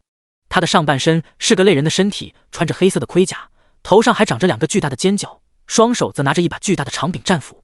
然而其下方却是个马的身体。人马战士！陆战心中一惊，这只是普通级魔物，却比上一层的勇者及暗影螳螂强多了。人马族在魔物中已经摸到了上层种族的门槛。当然，这一只陆战还不放在眼里，他只是没想到这才第6层，竟然就已经出现了这种魔族。难不成后面还有龙族不成？哦！人马战士举起战斧，一阵嚎叫。刹那间4蹄狂奔，人马战士直接发起冲锋，速度快如闪电。陆战纵身一跃，躲过这冲撞。虽然他体质高，但也没必要硬抗。另一旁，1号已经高高跃起，朝着那人马战士当头劈下。人马战士丝毫不惧，战斧一劈，2把斧头在空中相撞，火星四射。这人马战士的力量竟然与1号不相上下，但他的敏捷还是差了不少。砍完这一斧的1号直接落到地上，朝着马腿再次砍去。人马战士完全跟不上，只能眼睁睁看着自己的一条马腿被生生砍断。接着就是第2条、第3条、第4条，人马战士直接掉在地上，无比愤怒地挥舞着战斧。没了腿了，他就像是没了轮子的车，动都动不了。下一秒，1号一斧子砍在其脖子上，轰的一声，这一斧还触发了爆炸伤害，直接秒杀了人马战士。挑战成功，奖励技能书战吼，请问是否继续？战吼，学习条件精神100，释放后增加全体队友属性 10%， 持续时间10分钟，冷却时间30分钟。竟然没有职业限制的技能，但这100的精神也离谱，现阶段一般人恐怕根本达不到，就连陆战都不行。不过这技能对于陆战来说相当不错，可以先留着以后再学。他这所谓的亡灵法师可以说没有一个主动攻击型技能，全特么是辅助 buff 类技能。既然如此，索性在强化亡灵这条路上直接走到黑，到时候想想那场面。亡灵一出，各种 buff 一叠加，所到之处寸草不生，尽归死亡。陆战一边畅想未来，一边朝着下一层走去。结果刚刚踏上这第7层，一股危险的气息便直接传来。只见空中一头巨大的身影朝着他直扑而下，强大的劲风几乎要将他吹倒。陆战想也不想，一个驴打滚便朝着一旁滚去。紧接着，一个熟悉的身影便映入他的眼前，一头巨大的狮鹫。没想到会是这玩意，陆战的亡灵空间内还有4头呢。不同的是，眼前这头狮鹫浑身金黄色，精英级魔物黄金狮鹫。而场景也是再度发生变化，入眼之处一片青绿色。好家伙，这是一片广阔的大草原，哪里还有塔的样子？看样子，这试炼之塔每一层的空间都相当于一个异空间，不仅出现的魔物随机，就连场景都是随机的。陆战心中一动，1号已经纵身一跃，乘此机会直接跳到那黄金狮鹫的背上。这种场地下可不能让他飞到高处去，不然打都不好打。黄金狮鹫不断扑腾翅膀，想要把1号从背上甩下去。然而他的各方面属性都不如1号，简直就是痴心妄想。1号一只手直接抓住对方的脖子，另一只手则拿着斧头锋砍。一瞬间，那黄金狮鹫的身体便被挂满了灼烧伤害，被活生生烧死。这玩意一开始就偷袭陆战，固然是个好战术，但也给了陆战机会，要不然一直飞在空中还真不好办。挑战成功，奖励道具黄金翅膀，请问是否继续？翅膀。听到这2个字的陆战瞬间激动了起来。果然，一对金黄色的翅膀出现在他的眼前。黄金翅膀穿戴后可进行飞行，需要消耗金币充能。虽然只是个道具类翅膀，远不如装备类翅膀来的实用强大，而且还特么要用金币当燃料，预计这个消耗不会低。但至少它能飞了，光这一点就价值非凡。继续，如果不出意外，下一层应该是勇者级魔物，而且不会弱。先前的几层对于陆战来说基本没有压力，相当于纯纯的走过场拿奖励。那么第8层开始，真正的试炼或许就要开始了。有上一层的经验，陆战知道后面的魔物会提前出现等着他，为免被偷袭，他直接召唤出一头猿猴亡灵，让其先行进入。果然，猿猴一进去便听到里面传来一声极其震撼的嚎叫声。第77章战争猛犸。当陆战踏入其中，场景再度变成了战场的模样，而自己的亡灵猿猴正被一条长长的东西卷起，快速离去。不远处，一个庞大的身影赫然显现，那长长的东西竟是他的鼻子。勇者级魔物战争猛犸，这玩意如同一个庞然大物，陆战在其面前跟蚂蚁差不多。干！陆战暗骂了一声，他倒不是怕这玩意，而是这战争猛犸出了名的皮糙肉厚，难杀得很。但都到了这里，再难杀也要杀。陆战心中一动，1号便已经出击，一斧头狠狠地砍在那鼻子上。好！猛犸像吃痛之下，只能将亡灵猿猴放下。随后，这亡灵猿猴便在陆战的控制下赶紧跑了回来，陆战便将其收回亡灵空间。一头亡灵那就是差不多10点属性，可不能让它白白牺牲了。结果下一秒，战争猛犸再次一声大吼，一股极大的吸力瞬间传来。只见战争猛犸长长的鼻子立在半空中，似乎要将四周的一切全部吸进去。陆战跟1号这小小的身躯几乎没有任何抵抗力，身体直接飞了起来，眼看着就要被吸入那鼻子内。1号用力一甩手，狂焰魔斧旋转飞出，狠狠地砍在那鼻孔边缘。轰的一声，爆炸伤害触发，那鼻子竟被炸掉一大段。掉落在地上的陆战没有丝毫犹豫，从储物戒指内拿出剑，一个闪身便已经来到那战争猛犸的侧身，快速刺去。扑哧一声，剑插入那厚厚的皮。然而这对战争猛犸来说就像是一个牙签插入，他甚至都感觉不到痛。但这还没完，陆战双手握住剑柄，猛然发力，直接用剑划开那厚实表皮，鲜血瞬间喷涌而出。操，量这么大！陆战大骂一声，赶紧闪开，避免被血给淹了。另一旁，1号甩出斧头后便在空中发力，身体直射而出，而后稳稳地落到那长鼻子上，将狂焰魔斧给拔了出来。随后沿着长鼻快速狂奔，仅仅3秒便已经到了战争猛犸的面前，一斧子砍向去。轰的一声，爆炸伤害再次出发，而1号砍的不是别的地方，正是战争猛犸的右眼。好！战争猛犸终于发出惨叫声，同时将2只前足高高抬起，然后狠狠踩向地面。见到这一幕，陆战赶紧手脚并用，爬到战争猛犸的身上，然后死死抱住。技能战争践踏，大范围的控制以及杀伤技能。而且不同于狂暴大猩猩的天崩地裂，这战争践踏不仅仅是针对地面，而是对整个范围内空间的践踏，即便跳起来也没办法躲过。躲避的唯一方法就是跳到这战争猛犸的身上。轰隆隆，猛犸像踩下的一瞬间，整个空间都震动了起来。这个过程整整持续了3秒时间，在猛犸像背上的陆战虽然没被技能命中，但也晃得整个人头昏眼花。摇了摇头，清醒过来后，陆战再次举起剑，狠狠地刺下去。结果咔嚓一声，剑竟然直接断了。干！陆战怒骂一声，还好这种蜡鸡货色的剑他在空间里备了好几把，当场便再拿一把出来继续刺。1号也没闲着，这家伙直接站在战争猛犸的脸上，对着其头部一阵猛烈输出，时不时的便触发爆炸伤害。战争猛犸疯狂挣扎，又是跑又是跳，然而那2个家伙就跟狗皮膏药一般，死死的粘在他的身上。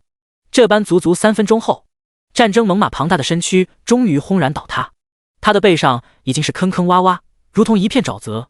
这是陆战足足费了5把剑的成果，而其脑袋那是凄惨无比，直接没了大半，散发出阵阵焦香。终于死了。陆战一屁股坐在战争猛犸的背上，杀这玩意太特么累了。挑战成功，奖励技能书厚实表皮，请问是否继续？竟然又是技能书，而且听这名字，该不会是给张天福准备的吧？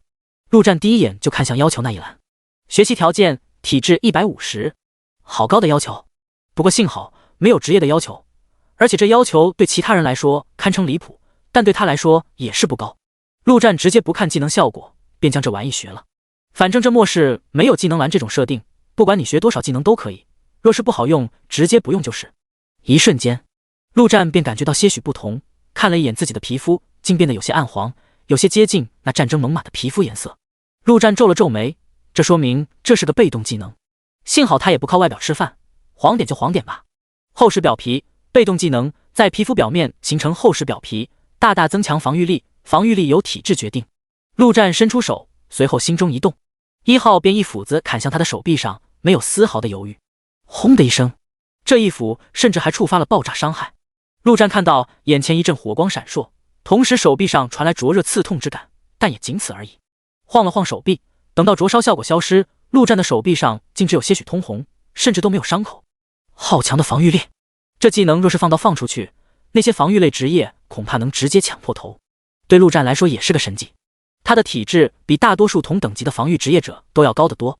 到此为止，陆战已经得到了2本技能书，2件特殊效果的实用道具，1件装备，另外还杀了2头勇者级魔物，离职业进阶更进一步。不愧是试炼之塔，上一世就曾听说过，这玩意是真正的宝地，但凡进去过的人都能满载而归，但也是真的难遇到。听说就连8皇那个等级的强者，也有几位从未进过试炼之塔。自己这波说不得就是蹭了天福神将的光。收拾了一番，陆战站起身，选择继续试炼。下一层，第9层，陆战照例让一头亡灵猿猴先行进去，结果竟无声无息，没有任何反应。正疑惑之时，便收到亡灵回归永恒的信息。刺客类魔物吧？陆战双眼微眯，这种类型的魔物可以说好杀又不好杀。好杀是因为这种魔物的防御一般都不会太高，只需要攻击到往往就能重创。难杀自然便是因为这种玩意往往神秘莫测，极难捕捉到他们行动的轨迹，更别说攻击到了。第78章亡灵支配者。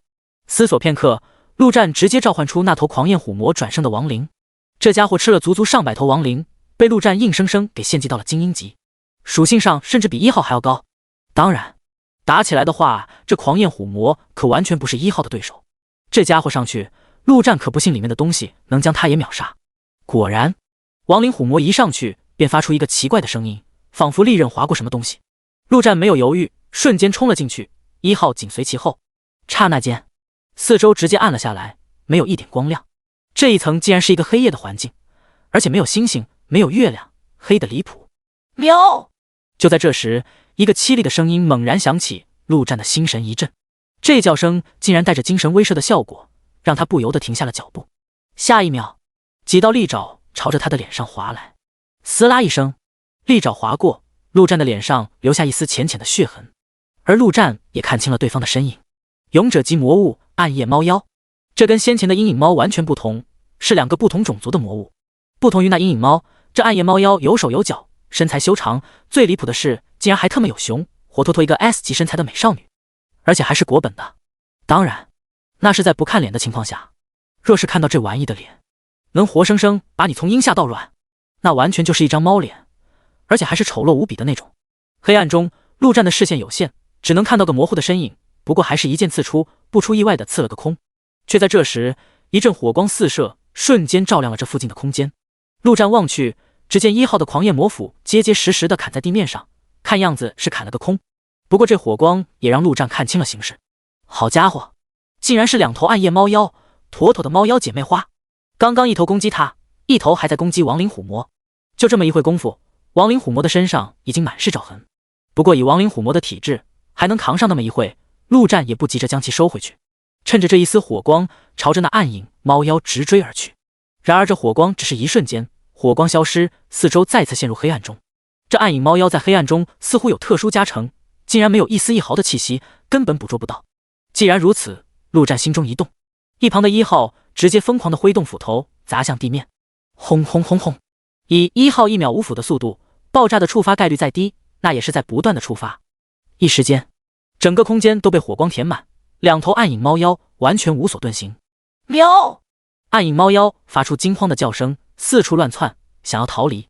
但就在这时，一阵诡异的声音猛然响起，在砸地的1号还有时间发出死亡叹息。这2头原本就有些惊慌的暗影猫妖，直接陷入巨大的恐惧之中，傻在原地。陆战一步上前，一剑刺穿1头猫妖的身体，而后疯狂搅动。另一边，亡灵虎魔也是终于抓住机会，双手一抱，将那猫妖紧紧地抱在怀里，然后朝着那猫头就是一口咬下去。大大的虎头直接将那猫头整个吞了下去，然后咔嚓一声，仅仅1秒，形势便直接逆转。刚刚还处在攻击一方的2头暗影猫妖便瞬间双双香消玉殒。刺客型选手就是这样，一旦露出破绽，那死的就是极快。随着这2头暗夜猫妖尸体的消失，系统的声音也及时的响了起来。挑战成功，奖励装备洛萨之风，请问是否继续？来装备了，陆战心中一动，看向手中，只见一把匕首赫然出现，顿时心中一突，特么的，不会又是刺客类职业的装备吧？洛萨之风，品级紫色，装备条件敏捷150，敏捷加20，物理攻击力加100，暴击率正10%。疾风步，主动进入隐形状态，提升20%的移动速度，破影一击将造成200%的暴击伤害，持续时间20秒，冷却时间60秒。卧槽！即便是陆战这种看多了好东西的，看到这也忍不住直接骂出声。紫色装备，竟然出了件紫色装备！要知道，直到现在他也有一件紫色装备，就是那个圣杯之戒。他现在能走到这一步，这圣杯之戒可以说发挥了巨大的作用。没想到现在竟然又出了一件紫色装备。可惜的是，这洛萨之风虽然没有职业属性的要求，但明显适合刺客类职业。他虽然也能用，但却有些浪费了。这种武器类装备并不是戴在身上就能生效，而是必须拿在手上。他总不能一手拿匕首，一手拿剑吧？给1号，他应该也能使用。这亡灵虽然无法学习技能，但装备附带的技能应该还是能施展的，毕竟这玩意也没法立职的要求。但那样的话，就等于让1号强行从辅战士转职为刺客了。最终，陆战还是先将这洛萨之风丢入储物戒指内。如果有人能出个天价什么的，卖掉也不是不行，或者直接去换其他装备。随后，陆战将亡灵虎魔收回亡灵空间，怀着激动的心情打开属性面板。这一趟试炼之塔得到的技能、装备、道具什么的都只是次要的，职业进阶任务才是真正的收获。刚刚杀了那2头暗夜猫妖之后，终于全部完成了。果然，职业进阶任务面板中4条任务的数量都已经达到，而在下方出现了一个进阶的按钮。陆战深吸一口气，选择了进阶。下一秒，陆战的眼前出现了一个选择面板，就跟末世刚开始的职业选择一样，请选择您的职业进阶方向：1. 亡灵支配者， 2. 亡灵大法师。陆战有些意外，没想到这亡灵法师竟然也有不同的进阶防线。这2个选择很明显，第一个偏向操控亡灵，而第二个则是更偏向于法师，靠魔法去造成伤害。亡灵系的魔法想必威力不会太差，但主要问题是陆战的智力太特么低了，而魔法的伤害往往都是与智力挂钩，这选择对他来说根本就没得选，只能一条路走到黑了。陆战没有犹豫，选择亡灵支配者。第79章亡灵召唤。1. 恭喜您转职成功，职业进阶为亡灵支配者。系统声音在陆战的脑海中响起，而他无比震惊地发现，他竟然动不了了，全身上下只有一张嘴还能动，这特么什么情况？下一秒，原本就黑暗无比的第9层突然刮起一阵阴风，紧接着空气中竟滋生出漫天的死亡气息，而这些死亡气息统统涌入到陆战的体内。卧槽！陆战也没想到会有这种变化，他明明记得那张天符进阶的时候一瞬间就完成了，什么都没发生。随着那些死亡气息的进入，陆战的身体开始变得冰冷，心跳开始变得缓慢，呼吸也正在慢慢减弱。我要死了吗？陆战的内心一慌，他想挣扎，想反抗，但根本没用，动不了，还是动不了。为什么？为什么会这样？说好的职业进阶呢？我不要死！一瞬间，陆战的内心被强烈的恐惧占据，而随着他越恐惧，他的心跳越慢，呼吸越弱。就在即将彻底停止之时，陆战突然大吼一声：“草尼玛，老子都死过一次的人，怕你个鸟！特么的玩劳资是吧？草泥马，狗日的玩意！随着一声声的怒骂，陆战内心的恐惧开始慢慢散去，他的心跳再次开始跳动，呼吸也开始恢复。当所有的死亡气息全部进入体内之时，陆战的咒骂终于停止下来，而他也恢复了行动能力。陆战不禁有些后怕，如果他真的一直害怕下去，可能真的会死掉。这特么一个进阶任务而已，竟然会是他离死亡最近的一次。原来这才是真正的进阶任务。身为一名亡灵法师，可以说是死亡的小弟，怎么可以怕死？直到这一刻，他的进阶任务才真正的完成。而就在他成为亡灵支配者的瞬间，一旁的1号以及亡灵空间内的所有亡灵竟统统不由自主地跪了下去，仿佛迎接君王的降临，还挺有排面的。陆战自嘲了一声，便打开个人属性面板，他倒要看看这让他差地死亡的进阶职业有没有什么说法。职业一栏赫然已经变成了亡灵支配者。属性上，立体敏智4大属性都没什么变化，唯有精神足足增加了30点。他现在的精神已经有足足有70点，怕是比很多精神类的隐藏职业还要强。这一次进阶主要的增强是在技能上，首先是亡灵转生，直接变成了群体亡灵转生，而且数量上也一次性增加了10头，达到了43头亡灵。群体转生，也就是说他以后不用再一个一个的转生，而是可以直接大量的同时转生，这在大规模战争中绝对是一个质变。想一想，挥手间大量死去的尸体从地上爬了起来，那场面绝对的震撼。亡灵献祭也是同样如此。陆战有些泪目，以后终于不用一个一个的干流水线工程了。除此之外，最大的变化就是他多了2个技能。亡灵召唤 LV1， 消耗法力值100，从亡灵界域中随机召唤一头亡灵，与之签订契约，为你而战，冷却时间1分钟，亡灵等级上限普通，数量精神2。亡灵之眼，施展后获得指定亡灵的视角。2个技能又是跟主动攻击毫无相关的，不愧是亡灵支配者，可以说对职业者本身没有任何加强。然而光是亡灵召唤这一个技能便已经让陆战颇为激动，因为有天赋的存在，亡灵对他来说不仅仅是亡灵，更是属性上的增幅。如果这召唤出来的亡灵对天赋也能生效，以他现在70点精神，那就是足足35头亡灵的增幅，对他来说就是质变。怀着激动而又忐忑的心情，陆战直接施展了这召唤技能。到时候等他全部准备好，再踏入第10层也不急。片刻后，一阵死亡气息闪过，一头骷髅模样的小东西出现在他的眼前，手中拿着一把白色的骷髅刀，那颤颤巍巍的模样看得陆战一阵无语，这特么不会吹阵风都能将其吹倒吧？不过好歹也有点亡灵的样子。骷髅小兵，特性亡灵，力量6，体质6，敏捷5。卧槽，这属性陆战简直无语，都特么跟末世刚开始的他差不多了。这玩意真的有战斗力吗？而且这属性太低，陆战甚至都没看出到底有没有增幅。看样子这随机有点坑啊。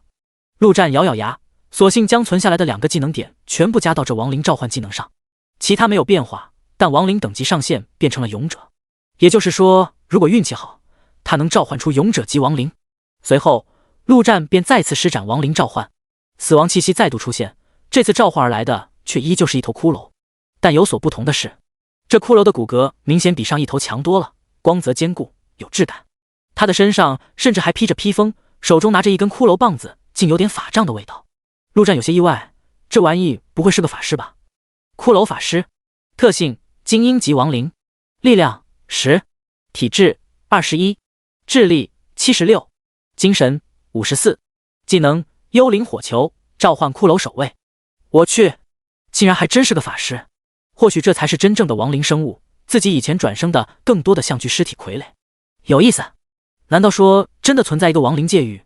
亡灵跟那些魔物一样，也是一个庞大的种族？那自己召唤亡灵过来，会不会是帮助亡灵入侵这个世界？这个想法让陆战吓了一跳，不过随后便摇摇头。或许亡灵是人类的盟友，帮助人类抵御魔物的入侵也说不定。算了算了，还是别想太多了，他就一小人物。随后陆战打开属性面板，惊喜地发现自己的智力明显的上升了，足足7点。也就是说，召唤而来的亡灵也能得到天赋的增幅，这样一来，精神也能增幅，而精神又能决定召唤亡灵的数量。这特么不是无限套娃？亡灵君主的庇护，这天赋到底有多么的 bug？ 陆战甚至怀疑自己是不是亡灵君主的私生子。第80章死亡刺客。陆战心念一动，眼前的骷髅法师便开始挥舞那个骷髅法杖。片刻后，又是一道身影出现，依旧是骷髅，身上还覆盖着些许盔甲，左手拿刀，右手拿盾，这就是骷髅法师召唤出来的骷髅守卫。可惜陆战无法看到其属性，自然也就无法得到增幅。要不然的话，不过这玩意明显比自己召唤出来的骷髅小兵是要强上一些的。那么继续吧，多的不说，先将这35头亡灵给召唤满了再说。第3头精英亡灵幽灵骑士，第4头普通亡灵食尸者，第5头普通亡灵骷髅弓箭手，第6头普通亡灵幽魂。足足召唤了20头，竟然一头勇者的都没有，而且召唤出精英级的概率也不高，加上那头骷髅法师也只有7头。陆战有些要骂娘了，这特么的他一开始甚至还幻想着凑齐35头勇者级亡灵，到那时特么的龙来了也给他屠了。如今看来，确实是他太天真了，这简直就是天方夜谭。陆战深吸一口气，无比虔诚地祈祷了一番：亡灵君主大人，你特么倒是庇护下我啊！随后再次发动亡灵召唤术，下一秒，一道浓郁至极的死亡气息蔓延开来，陆战的眼前顿时一亮。没想到祈祷真的有效，终于来大货了。这出场一看就不是普通货色。片刻后，一个身影出现在陆战面前，这是一个人形的生物，然而却极为怪异，仿佛是一块黑色的泥强行捏成人一样，有手有脚有头，却没有五官。总之就是除了黑色之外，没有任何其他的色彩。陆战甚至差点看不到对方的存在。这东西的手中拿着一把同样黑色的匕首，看起来像是刺客类的亡灵。事实也确实如此，死亡刺客。特性：勇者级亡灵，力量148，体质103，敏捷203，技能致命一击，背刺突袭，死亡侵蚀。好强！陆战不禁发出一声惊叹。足200多的敏捷，比1号还要高出一截，就是体质稍微低了一些。不过这玩意走的刺客路线倒也正常，以后你就是2号了。陆战露出满意的笑容，拍了拍这死亡刺客的肩膀。这家伙不错，他准备好好培养一番。如果表现得好，把洛萨之风交给他也不是不可以。到时候1号主攻手，2号主刺客，一明一暗，简直完美。却在这时，那死亡刺客竟发出一声奇怪的声音，同时单膝下跪。咦？陆战有些意外，这家伙难不成还有意识？他刚刚尝试过跟那头骷髅法师交流，发现对方跟那些转生的亡灵一样，只会无条件执行他的命令。也就是说，勇者级以上的亡灵会有意识？这特么不会是主吧？陆战心中一动，2号的匕首直接刺向了自己，没有丝毫犹豫。停下！那匕首便直接停在2号的头顶处。目前看来，还是值得信赖的。随后，陆战再次开始祈祷：亡灵君主大人，你特么倒是庇护下我啊！亡灵召唤发动，一头骷髅小兵在陆战无比期待的眼神中赫然显现。我去你的亡灵君主！狗日的玩意！陆战直接怒骂。10分钟后，陆战召唤出第35头亡灵，一头精英级的骷髅骑士。这玩意看起来倒是挺有范，骑着匹骷髅马，手中还拿着一把骷髅大刀。35头亡灵，只有死亡刺客1头勇者级，另外10头精英级，还有24头普通级。其实他的精神在亡灵的增幅下已经到了100多，可以多召唤几头。但这种开盲盒一样的召唤，太他妈折磨人了。陆战是真的受不了。35头召唤的亡灵加上转生的33头，足足68头亡灵的增幅下，他的立体敏3大属性都已经接近400大关，就连智力都到了100，终于不再是个弱智法师，堪称德智体美劳全面发展，真正的6边形战士。这种实力已经足够在目前的阶段横行。至于其他的，后面可以慢慢召唤。终有一天，他要将麾下的亡灵全部换成勇者级的，到那时直接无敌。对未来充满期待的陆战直接大吼一声：试炼继续！轰隆隆，通往试炼之塔第10层的门终于打开。陆战依旧召唤出那头亡灵虎魔，随后心中一动，技能亡灵之眼发动。一瞬间，他的意识便仿佛附着在那亡灵虎魔的身上。这种感觉有些奇怪，就像是陆战在控制自己跟亡灵虎魔2个身体一样，颇为不习惯。不过多练练也就好了，以后熟悉了，甚至可以尝试获得多个亡灵的视角，比如那4头施救。这等于是他开了全图外挂，侦查什么的简直无敌。亡灵虎魔一步步走上楼梯，随后踏出门口。陆战的眼前直接出现了一片沙漠，而沙漠中央，一头庞大的怪物正盘踞其中。这家伙如同一头巨大的蝎子，身体布满了鳞片，然而他的头颅竟是霸王龙那般的头颅。陆战的脑海中瞬间出现这玩意的名字。沙漠龙蝎，据说这玩意有龙族的血统，可以称之为亚龙。最重要的是，这玩意还只是普通魔物而已，给陆战的压迫力却比10头勇者魔物还要来得大。陆战曾经听说过试炼之塔的每10层会有一个 BOSS 级的魔物坐镇，没想到竟然会是真的。如果他在进阶为亡灵支配者之前进来，说不定还真要交代在这。深吸一口气，陆战收回亡灵之眼，亲自走进这片沙漠。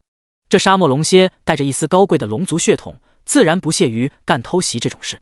等到陆战出现，这家伙猛地发出一声怒吼，刹那间，这吼声竟直接形成了猛烈的沙尘暴，朝着陆战席卷而来。好家伙，一来便是大杀招，那就来吧，大干一场！陆战直接将包括1号在内的亡灵全部收回亡灵空间，随后拿出剑，径直朝着沙尘暴而去。躲个屁！男人就应该迎难而上。一瞬间，陆战便已经冲进沙尘暴之中，狂暴的沙子如同无数利刃刮在他的身体之上，但却根本造不成伤害。下一秒，陆战便已经直接穿过了那沙尘暴，冲向沙漠龙蝎。第81章，不堪受辱。陆战的速度快得离谱，眨眼间便已经到了那沙漠龙蝎的前方，而后一剑斩出，结果咔嚓一声，剑直接断了。而那沙漠龙蝎的蝎尾已经朝着他狠狠扎来，这玩意可是带着剧毒，即便是陆战的体质，若是被扎一下，怕是也不好受。陆战直接将断掉的剑扔掉，而后纵身一跃，跳上那沙漠龙蝎的背部，而后一拳轰在其背上。好！沙漠龙蝎浑身一阵颤抖，同时蝎尾再次朝着陆战攻击而来。陆战刚刚跳起，躲过这一尾，一旁一只巨钳便已经到了他的身前。没办法，陆战只能再度闪躲，结果另一只钳子又已经袭来，两只巨钳再加一根蝎尾，对着陆战疯狂地发动攻击，速度之快，竟在空中形成了残影。但他快，陆战更快。陆战直接在其背上左闪右躲，这沙漠龙蝎根本碰不到他分毫。5秒之后，沙漠龙蝎率先不耐烦，浑身一抖，怒吼一声下，四周的沙漠中竟爬出来数百头小蝎子。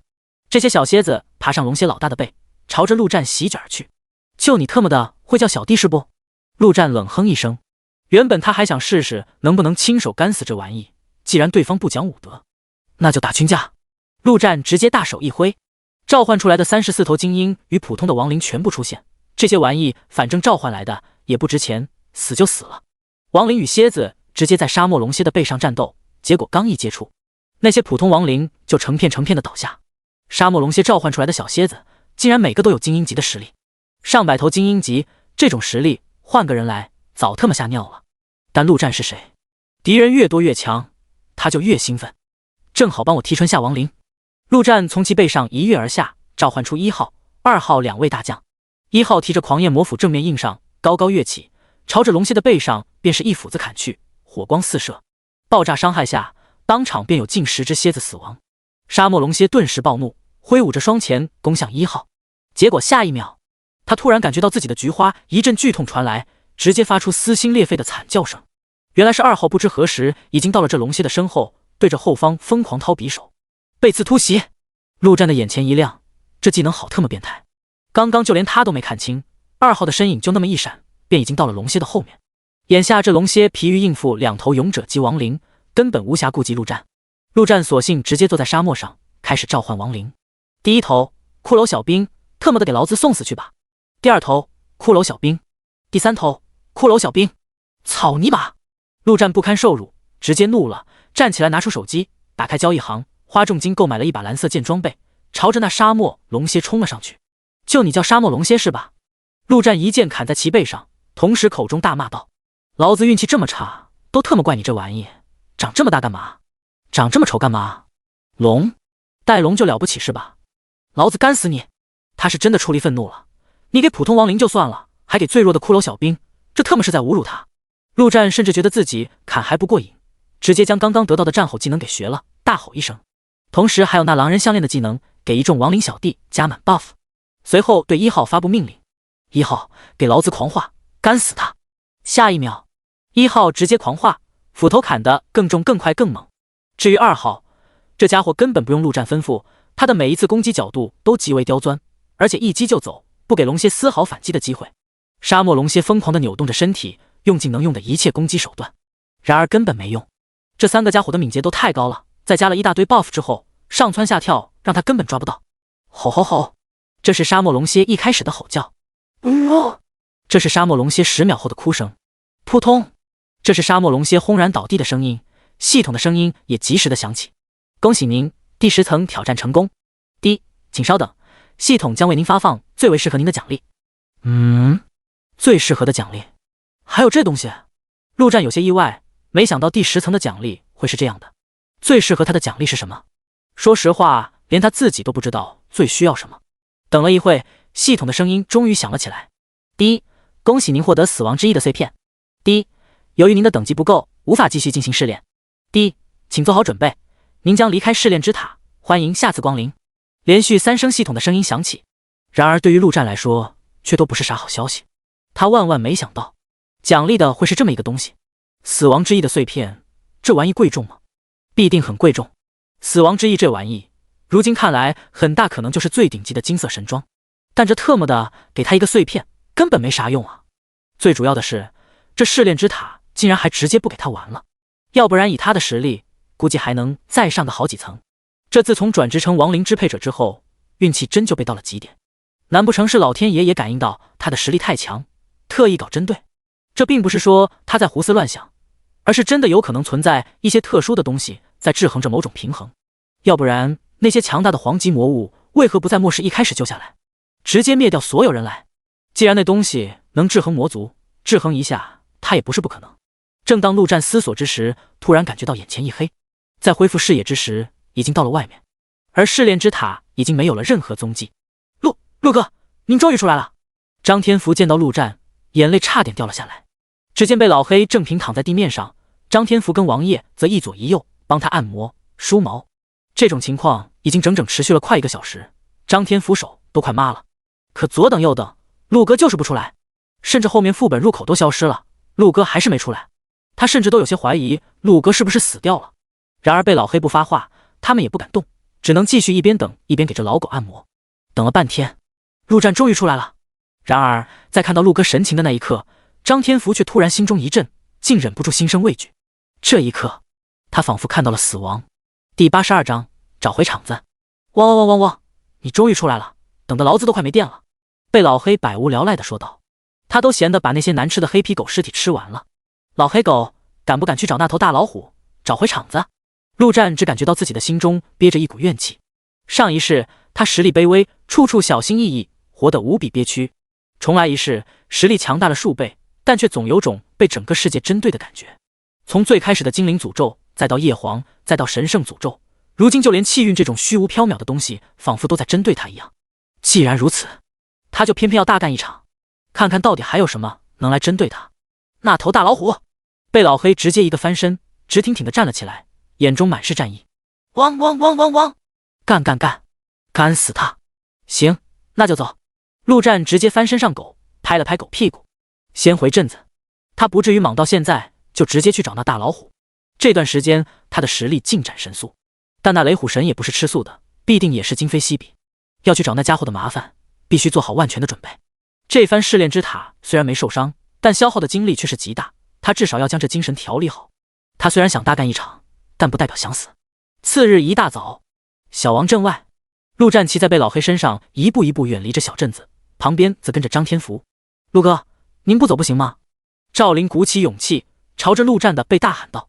他的身旁，王明两父子相比起当初，已经隐约有了一丝强者的气质，而他赵灵更是成为了这镇子里当之无愧的老大，威望一时无两。这一切都是陆战给他的。他的身后站着镇子里幸存的所有人，他们一方面感激陆战，另一方面也希望陆战能留下来。这些日子虽然陆战经常神出鬼没，很多时候还是要靠他们自己守护着村子，但有这么一个强者在，总会让人感觉到安心。更何况跟着陆战的王爷还时不时会带回一些好东西，那些东西都是沙漠物报的，对陆战来说就是垃圾，索性让王爷带了回来。拼命吧，各位，末世没人能靠得住，只有自己，只有实力才是生存的根本。陆战没有回头，直接说道：江湖路远，有幸相识，有缘再见。说完直接让被老黑叼起张天福狂奔去。以他现在的霉运，更不能放过这位天福神将了。虽然不知道有没有效果，但好歹也能中和一下。东海市，如今的东海相比于末世之初已经有了极大的变化，甚至有些恢复末世前的人类秩序。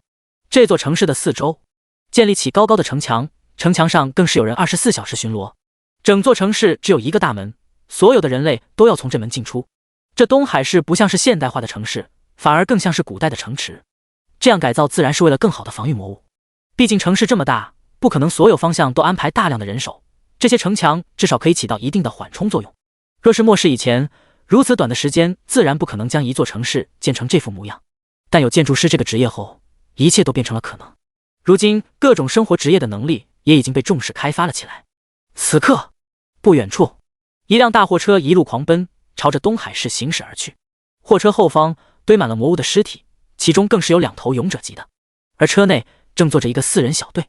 刘老师，这2个大货够兄弟们1星期的保护费了吧？驾驶位上一个年轻人兴奋地说道。虽然末世已经过去一段时间，但他还是习惯称呼老大为刘老师。差不多，这几天好好休息下，大家都辛苦了。后排座位上，刘勇点点头说道。此刻的他比起跟陆战分开之前，整个人的气质已然大变，稳重成熟了许多，实力自然也是今非昔比，早已成功进阶为狂战士。旁边，曾经的牧师小瑶依偎在他的肩膀上，一脸的幸福甜蜜。没错，刘勇不仅忽悠这位小女生成为队里的专职血包，更是骗到了人家的贞操。当然，刘勇的人品值得信赖，他是真的爱小瑶。刘哥，我们生个孩子吧。突然间，小瑶望着刘勇，一脸憧憬地说道。自从爱上这个男人，他就想跟他体验所有的一切。刘勇却摇了摇头，在这末世，随时都会死亡，我们哪有资格去要孩子？正因为随时会死，所以才要趁还活着的时候生一个不好吗？这样才不会有遗憾。小瑶，这样太自私了，你有没有替未来的孩子想过，让他出生在这种末世，他会幸福吗？这时，前排的2个学生也纷纷劝道。刘老师，要一个吧，以你的实力，还保护不了他吗？再说了，还有我们呢。对啊，孩子代表着新生，多好的寓意，说不定这末世很快就结束了，这个世界也将迎来新生。刘勇却皱了皱眉，厉声道。不要再说了。此刻的他已经有了领导者的气质，说话重了，其他人自然也不敢多说。却在这时，突然有人叹息了一声，也不知道陆哥怎么样了。这话一出，车上顿时沉默了下来。他们有现在的实力，可以说80%都是陆战给的。陆哥是谁？他现在肯定过得比我们都好。刘勇笑着说道。可话虽如此，眼中却止不住的担忧。陆战是强，可那头大老虎的实力太过恐怖了。即便是现在的刘勇，每次见到那大老虎都忍不住心生畏惧。然而这种事情担心也没用，刘勇只能转移话题。行了，快进城了，等会我去交保护费。你们带2头精英级的尸体回去，让厨师做一下，看能不能做出点好东西。结果话音刚落，大货车突然强行刹车，靠在刘勇旁边的小瑶差点直接飞了出去，幸好被刘勇抱住。小周，你在干什么？不是，刘老师，你看那个人。司机小周指着前方，仿佛见鬼了一般。第83章互助社。城门口，陆哥，没想到这才几日，变化就这么大。张天福望着高耸的城墙，一脸的不可思议。这玩意用科学根本无法解释。陆战没有说话，一时间也有些感慨。一切好像都与前世一样，甚至有一段时间，他还当过这城门的守卫。真正的强者自然是出去杀魔物赚金币，但像他那样的弱者，只能做保安这种工作，赚点微弱的生活费。末世改变了很多，但也有很多没有改变，比如人类的社会阶级。别看如今的陆战赚点金币非常简单，动不动就上万，但大部分的人连赚一个金币都十分困难。汪汪汪，为什么要让我变得这么小？老子不服！陆战的身边一只小狗叫了好几声，正是贝老黑。自从吃了巨魔心脏之后，他便拥有了随意变大变小的能力。当然，贝老黑喜欢变大，可不喜欢变小。但此刻陆战偏偏要他变小，自然是极为不满。小小的不是挺可爱？陆战直接没理他，朝着城门走去。张天福自然是赶紧跟上。这番回到东海，他不仅仅是要找那头大老虎找回场子，还有一些仇想要报一下。上一世欺负过他的人可是有好几个，虽然这一世那些人或许连他陆战是谁都不知道，但管他呢，上一世的仇，这一世来报，有什么问题吗？有了如今的实力，陆战已经不满足于仅仅只是活着而已，还要活得畅快，活得随心所欲。站住！进城请出示身份证。却在这时，城门的2名守卫拦住了他们。没有身份，陆战淡淡的说道。没有身份进城需要缴纳100金币保护费，还有进城后请尽快去办理身份证。守卫眼中闪过一丝贪婪，说道：“100金币，不是50吗？”陆战皱了皱眉，他曾经也站过这个位置，如果记得没错，进城的保护费一直都是50金币，这是由城内的几大势力共同指定的，没有变过。少废话，我说100就是100，没金币就滚蛋！守卫毫不客气，直接出言不逊。结果下一秒，一道血光闪过，这名守卫便已经永远的闭上了嘴。如果对方老老实实收50金币，陆战自然不会为难他们，交了也就交了，却没想到这家伙竟然想着敲诈他，简直就是找死。张天福脸色毫无变化，对于陆哥的脾气，他自然是清楚的很，杀个人而已，不算什么。另一名守卫见到这一幕，整个人都吓傻了。最关键的是，他都无法看清是怎么动手的，也就是说，对方的实力远超他的想象。你也要100金币吗？陆战看向他，淡淡的问道。不用了，您请进。那守卫哆哆嗦嗦的说道，他想大喊，想通知城里的兄弟们，可他不敢，以对方刚才的速度，等他叫完人，早他妈去下面见他兄弟了。陆哥，真的是你？就在这时，不远处响起一个无比惊喜的声音。陆战眉头轻挑，光听声音，他便已经知道是谁。一回头，果然是他，不禁也露出笑容。刘勇，最近怎么样了？在这末世，他可以说没有任何朋友，张天福更多的只是个吉祥物的角色。如果硬要说的话，刘勇确实可以算得上一个。车上，刘勇5人全部跳了下来，神情无比激动地跑了过来。老大，小姚满脸通红，看到张天福总有种当了叛徒的感觉，而且还是把自己身体都卖了的那种。小姚混得不错呀。张天福也是过来人，一眼便看出小姚跟刘勇之间的微妙关系。陆哥，您回来了。刘勇站在陆战面前，满脸通红，竟激动得有些不能自己。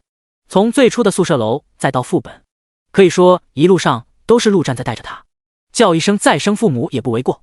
刘老大，我错了，这一切都是张涵的主意，我什么都没做。一旁的守卫突然直接跪了下来，不断的磕头求饶。刘勇皱了皱眉，这才看到一旁躺在地上的尸体，很快便反应了过来，很显然是这守卫得罪了陆战。嘿嘿，这家伙说进城要收100金币。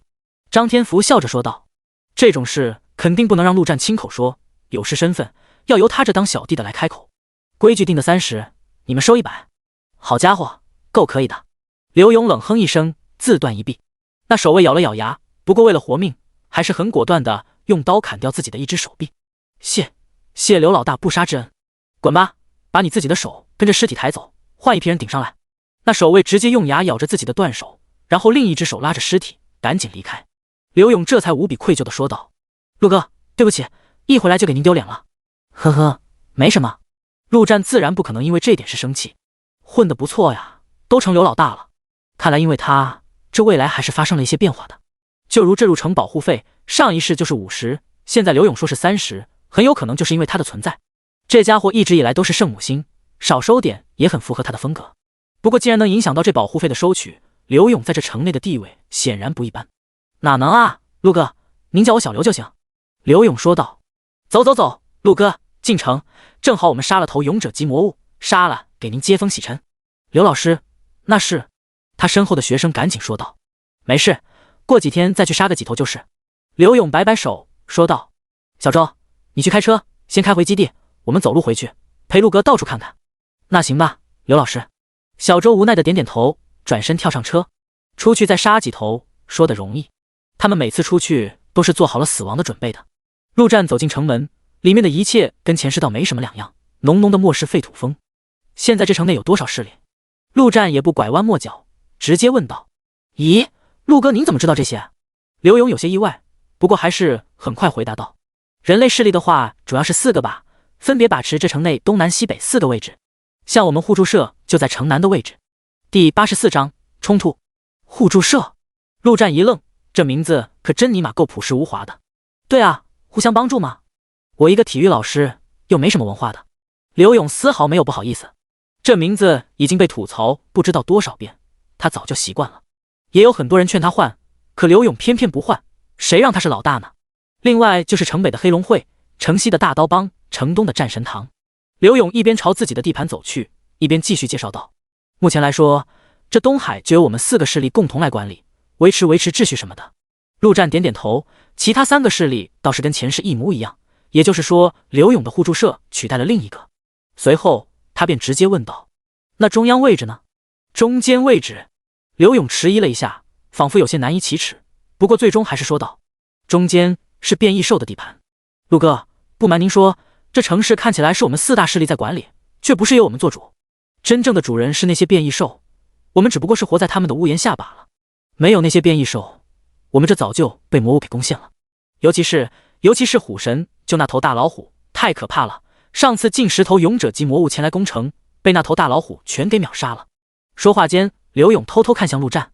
陆战之所以离开这里，不就是被那大老虎赶跑的？听完这些，陆战有些沉默。一切都跟上一世一样，雷虎神才是这座城市的主人。他之所以允许人类生存在这座城市下，单纯只是因为人类不好吃罢了。而且这头大老虎还立下了规矩，比如人类未经允许不得踏入城市的中央区域，比如人类必须每周给他提供大量的魔物食物，比如他闲得无聊了也会抓几个人类玩玩，比如他会时不时的放下电，至于会不会有倒霉鬼被电死就不管了。曾几何时，那些动物都是被关在动物园内供人类观赏的玩意，可如今人类却要在这些动物的底下摇尾乞怜，那种落差感可想而知。但没办法，这城市里至少是个相对安全的地方。说起来竟有些像古时候的朝代，只不过那皇帝是头老虎，而且是有些残暴的暴君。当然，陆战只是感慨一番，他可没有什么推翻暴君的兴趣，找那老虎纯粹是因为私仇罢了。你们刚刚拖回来的那些，便是要进贡给那头大老虎的吧？没错，陆哥，那大老虎规定了，每个势力每周必须要有2头勇者级魔物的尸体。行，到时候我还你1头。陆战若无其事地说道。1头勇者级在他眼中完全不值一提。刘老大，好大的威风！却在这时，一个极为嚣张的声音从远处传来。只见前方一大群人正朝着这边走来，个个手中拿着武器，显然是来者不善。为首的更是5大3粗，光着上身，露出无比坚实的肌肉。他的手中提着一个人，便如提着只小鸡一般，而被他提着的人浑身是血，瘫软着一动不动，也不知是死是活。小江！刘勇旁边，小姚一脸紧张的惊呼道：“当初刘勇带出来的学生，经过那次守城副本后，活下来3个，都是互助社的核心分子。刘勇每次出去都会留一个在城里，算是主持大局的角色。而那浑身是血的，正是其中之一，江城。”刘勇双手握拳，死死地看着对方，一字一句地说道：“韩江，你想怎么样？”来人正是城北黑龙会的老大，名叫韩江。一直以来，这家伙就跟刘勇极不对付。没办法，韩江这人可以说就是个暴发户，末世运气好，搞了个隐藏职业，一步一步走到现在，就想着作威作福，可以说制定了一系列堪称离谱的管理措施。比如说，20岁以下的女孩进城必须经过他的亲身检查；比如城里的每个人除了交进城保护费之外，还必须每天上缴10金币，没钱就赶出城。可以说，他跟那大老虎唯一的区别就是他太弱了。但刘勇是谁？终极圣母型人格，怎么可能让这种措施在城里实行？再加上他的实力强大，直接压制住了韩江。这种情况下，韩江怎么可能不恨？这次正是要借机铲除刘勇。当下，他直接将江城扔在地上，一脸愤怒地说道：“哼，刘老大，你怎么管小弟的？这家伙好大的胆子，竟然敢跑到劳资的地盘来，调戏我的马子！”当场便被我抓了个正着。刘老大，要怎么处理？你给个章程吧。地上听到这话的江城挣扎了一下，张开嘴却不能发出任何声音。仔细看去，才能发现他的舌头已经被整根割掉。看到这一幕的刘勇更是肝胆欲裂，他这位圣母第一次如此强烈的想杀一个人。你特么放屁！一旁许强怒道，他也是那3个学生之一，江城是什么样的人清楚得很，他怎么可能去调戏女人，还是敌对势力的老大马子？说实话，这污蔑的手法之拙劣，就连陆战都有些看不下去了。刘勇的脸色如霜，在一瞬间他便想通了很多，大声说道：“徐东、邓明亮，你们2个还不出来吗？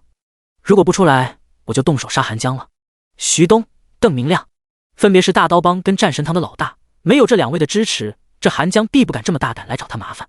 哈哈，刘老大、韩老大喊：“我们来主持公道！”不远处又有2队人马从暗中走了出来。原本他们是想等到打起来再冲出来给刘勇打个措手不及，但现在刘勇既然都喊破了，那再躲就有些不要脸了。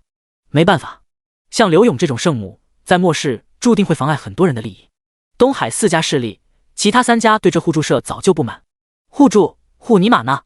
末世社会，强者就应该享受更多，弱者乖乖的无条件服从就行了。这互助社竟然还推广什么人人平等，简直就是蠢到极点。三位老大不知道找过这刘勇多少次，可这家伙就是一条筋，非要当这狗屁圣母。既然如此，那就索性将他踢出局。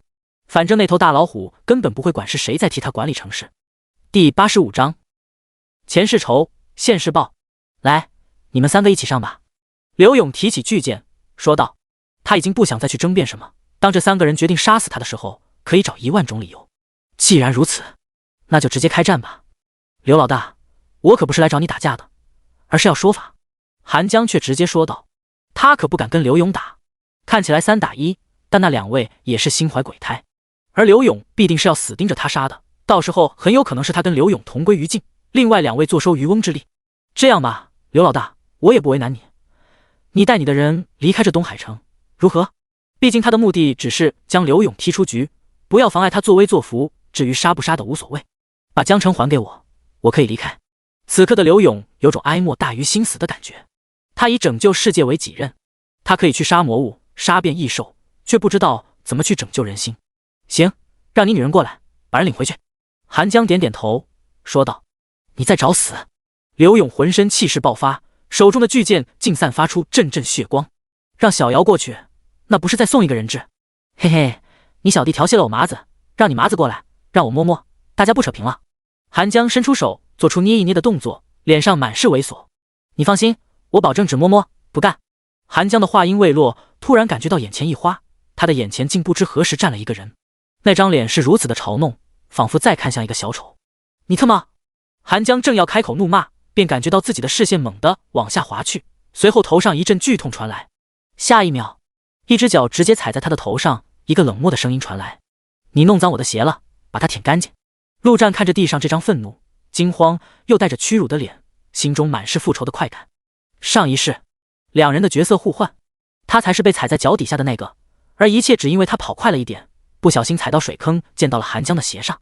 那种屈辱的感觉，直到此刻他还记得清清楚楚。这张脸他也永远不会忘记。不得不说，将这张脸踩在脚底下确实挺爽的。这一幕完全出乎了所有人的意料，以至于全部愣在原地，不知道该作何反应。韩江的脸更是由红变白，他想反抗，却发现那只脚似乎有万斤重一般，他根本动不了。直到此刻，他才反应过来，这只脚的主人实力远超他的想象，哆哆嗦嗦的道：你大哥，您不放开我怎么舔？为了活命，他能彻底放下尊严。然而他刚说完，陆战便已经直接发力，啪的一声，脚底下的脑袋直接整个爆开，脑浆血液四溅。陆战微微挑眉，就在刚刚，他竟然收到系统的提示，获得了10万金币。一时间，他对于报仇的兴趣更大了。他可是有好几个仇人，那一张张脸，记得那叫一个清清楚楚。这现场便有好几个来着。韩江的小弟们已经彻底吓傻了，发生了什么？他们的老大就这么死了？刘勇则赶紧跑过来，将江城抱了起来，同时无比感激地对陆战说道：谢谢陆哥。他自然不知道陆战杀韩江只是为了报仇啊！终于有人反应了过来，直接开始大叫。韩江的小弟们更是四处乱跑，根本没有给老大报仇的心思。徐东、邓明亮这2位老大哪里还有留下来分一杯羹的心思，也是赶紧招呼小弟跑路。陆战表现出来的实力太恐怖了，恐怖到他们根本没有任何动手的心思。陆战没有说话，而是将1号、2号给召唤了出来。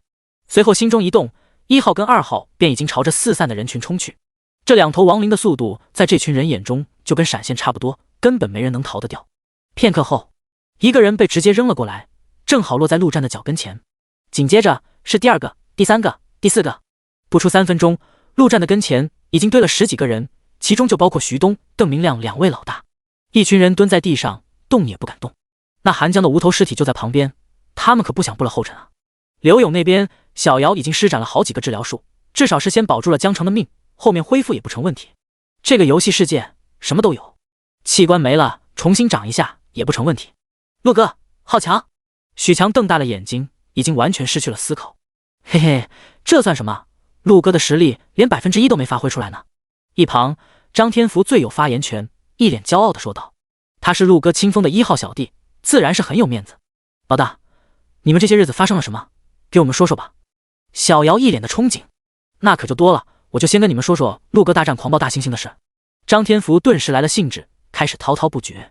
陆战这边等到1号2号回来，他终于对着地上的人群说道：全他妈给我跪好，跪成一排。地上的人看了一眼左边全身乌黑的2号，又看了一眼右边全身盔甲的1号，最后看了一眼脚底下还有脑浆的陆战，赶紧行动了起来，跪下排成一列，刚好15人。你们认识我吗？陆战如同帝王巡视一般，直接问道。15人面面相觑，发现对陆战这张脸根本没有任何印象，更别说认识了，心中顿时委屈至极。那么多人，为什么偏偏就抓他们15个？你们不认识我没关系，我认识你们就行。你胡伟曾经抢了我一件绿色装备。陆战看着这一张张曾经恨得牙痒痒的脸，开始如数家珍般给他们一一定罪。陆战可是个讲道理的人，不会滥杀无辜，这要杀人，那也得让人知道杀他的理由。这其中有抢过他东西的，有侮辱过他人格的，也有伤害过他的，骗过他的，他可是记得清清楚楚。没办法，他就是这么记仇。15人听着陆战的话，心中更是不明所以，但对方的实力太强，又不敢反驳，一时间竟有种有冤无处伸的感觉。第86章，你就是唯一的老大。陆战说了整整3分钟，终于将这些人欺负过他的事说完。这其中也就那位战神堂老大邓明亮跟他好像没什么瓜葛，但这家伙要杀身为圣母的刘勇，必定也不是个好东西。陆战不介意顺便将他也给料理了。大哥，我根本没做您说的事啊。有人终于鼓起勇气想要为自己申冤，结果他话刚说完，便发现自己的头颅从脖子上掉了下来。特么的，敢质疑老子！陆战擦去剑上的血，冷冷地说道。这一番更是将剩下的14人吓得脸色苍白，完全不敢再发出任何声音。结果陆战又是一剑下去，再有一人人头落地。特么的，竟然没人反驳，看不起老子是不是？终于，这些人发现无论他们怎么做都会死，既然如此，还不如拼了。草泥马！邓明亮直接大吼一声，身上的衣服竟全部爆开来，乌黑的毛快速从皮肤表面生长。他的职业乃是隐藏职业德鲁伊，技能兽化战熊可以让自己变成人形暴熊，就不信没有一战之力。结果下一秒，一把斧头朝着他当头砍去，轰的一声，还未变身完成的邓明亮直接整个人爆炸开来，溅得旁边2人全身都是，竟直接一翻白眼，吓晕了过去。真没意思。陆战一挥手，剩下的10几人瞬间陷入1号2号的屠杀之中。爽也爽过了，没必要在这些垃圾身上浪费太多时间。还在眉飞色舞演绎的张天福看到陆战走回来，赶紧闭嘴，以后这东海你就是唯一的老大了。陆战没有理会张天福，直接拍了拍刘勇的肩膀说道。刘勇有些犹豫，他圣母归圣母，但并不无脑圣。刚刚陆战的残暴行为虽然令他有些不适，但更多的还是感激。在他看来，陆战这么做完全是因为要替他扫清障碍。可经历了这件事后，刘勇突然觉得自己或许根本不适合当什么老大。他想直接带着小姚跟几个兄弟直接离开这里，到处游荡，杀魔物，救人，也不会有这么多乱七八糟的事。换句话说，他觉得自己更适合当一名圣母侠客，而不是什么圣母城主。陆战看出了对方的犹豫，也不勉强，直接说道：你自己好好想想吧。刘老师，作为学生，忠告你一句，乱世之中，人并不能拯救世界。说完，他便带着1号2号离开这里，朝着城市的中央区域走去。他的旁边，被老黑的身体正在不断的变大。张天福则赶紧跟上，看到陆战前往的方向，刘勇瞬间从沉思中惊醒过来，焦急地喊道：陆哥，那里不能去，那里是大老虎的地盘。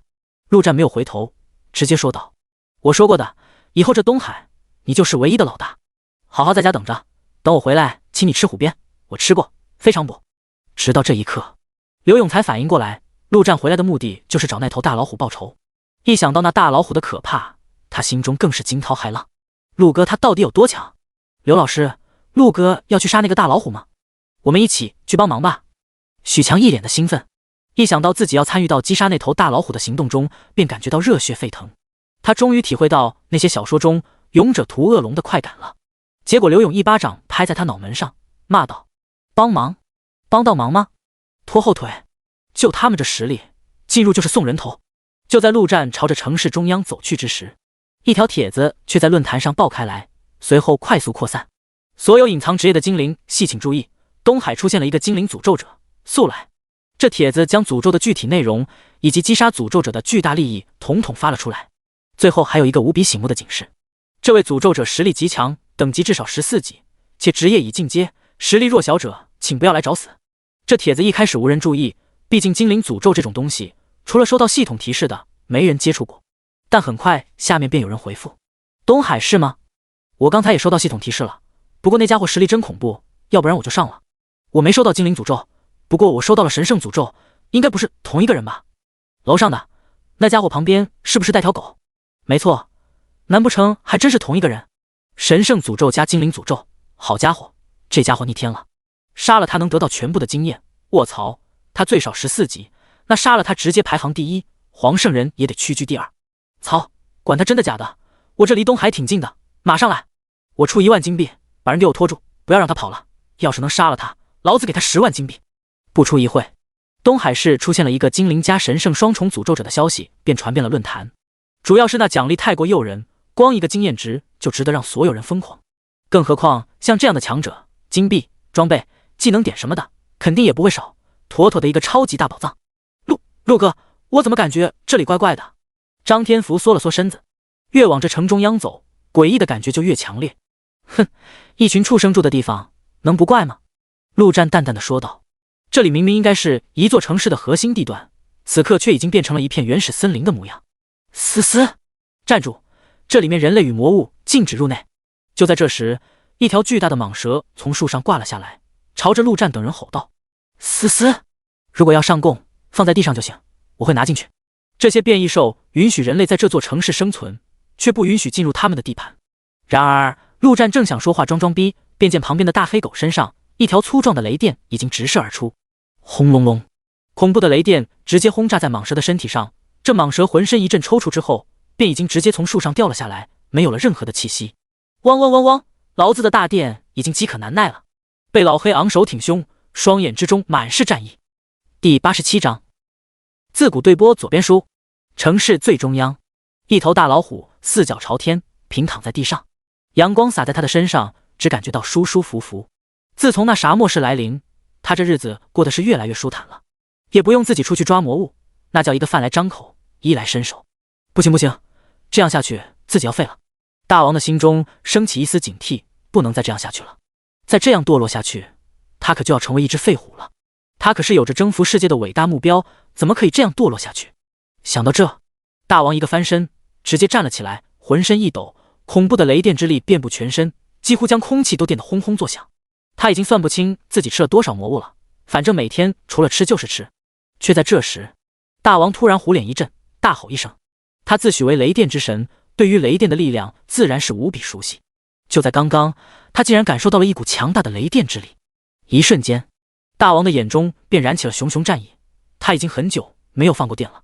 下一秒，大王的身体直接化作一道雷电，冲向前方。大树下，陆战正感觉到无比的头疼，特么的太吵了！汪汪汪汪，吼吼吼吼吼，嘎嘎嘎嘎，哞哞哞哞哞，叽叽叽叽，一大群动物在这里乱叫个不停。自从被老黑电了那大蟒蛇，可以说惊动了这里的所有的变异兽，纷纷赶了过来。这些家伙变异后有了智慧，看到大蟒蛇的尸体就知道来人不好对付，也不敢直接出手，自然就在那打嘴仗，等待老大的到来。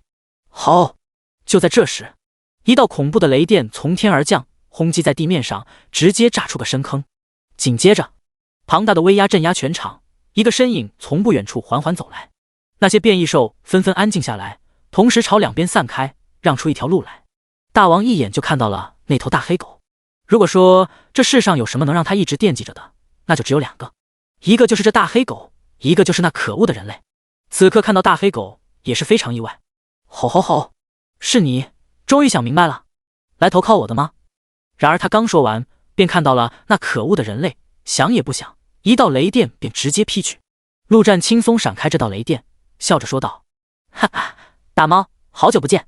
好，你还敢来这？大王虎目圆瞪，眼中却有些警惕。这个家伙几日不见便强了好多。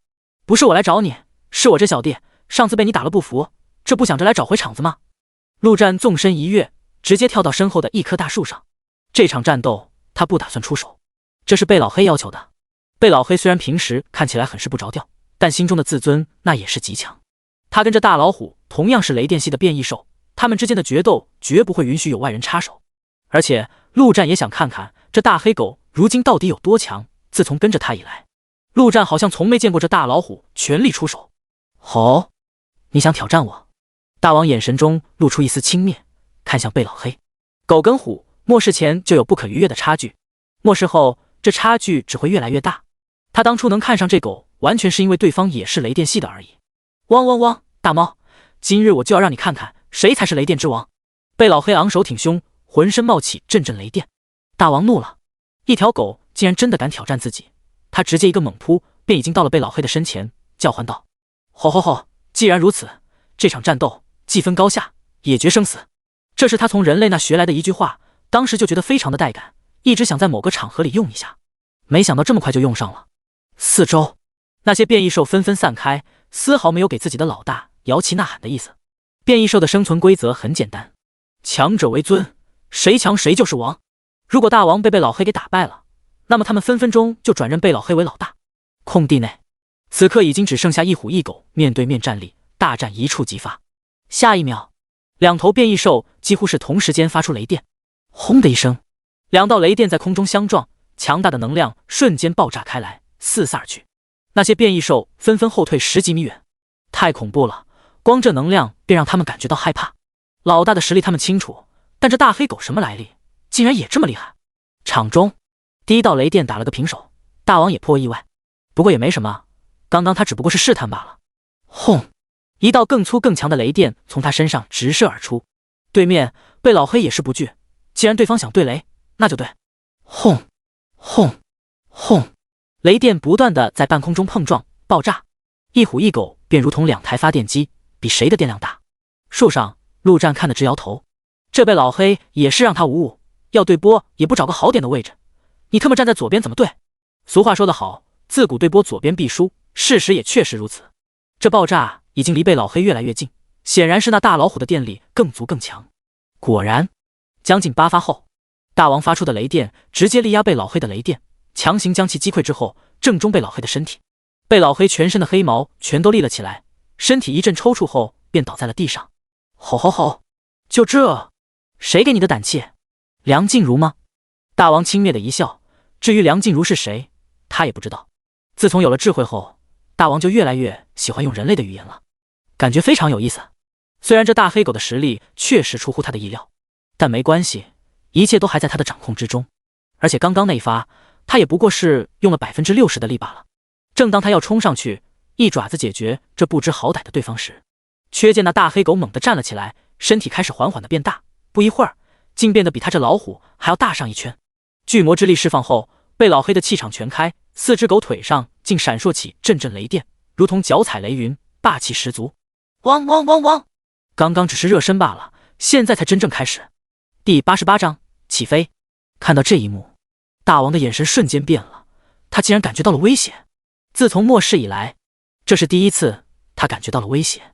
不管是魔物、变异兽还是人类，他遇到过很多，杀过很多，也吃过很多，从未有一刻让他的身体本能的发出信号，直接紧绷。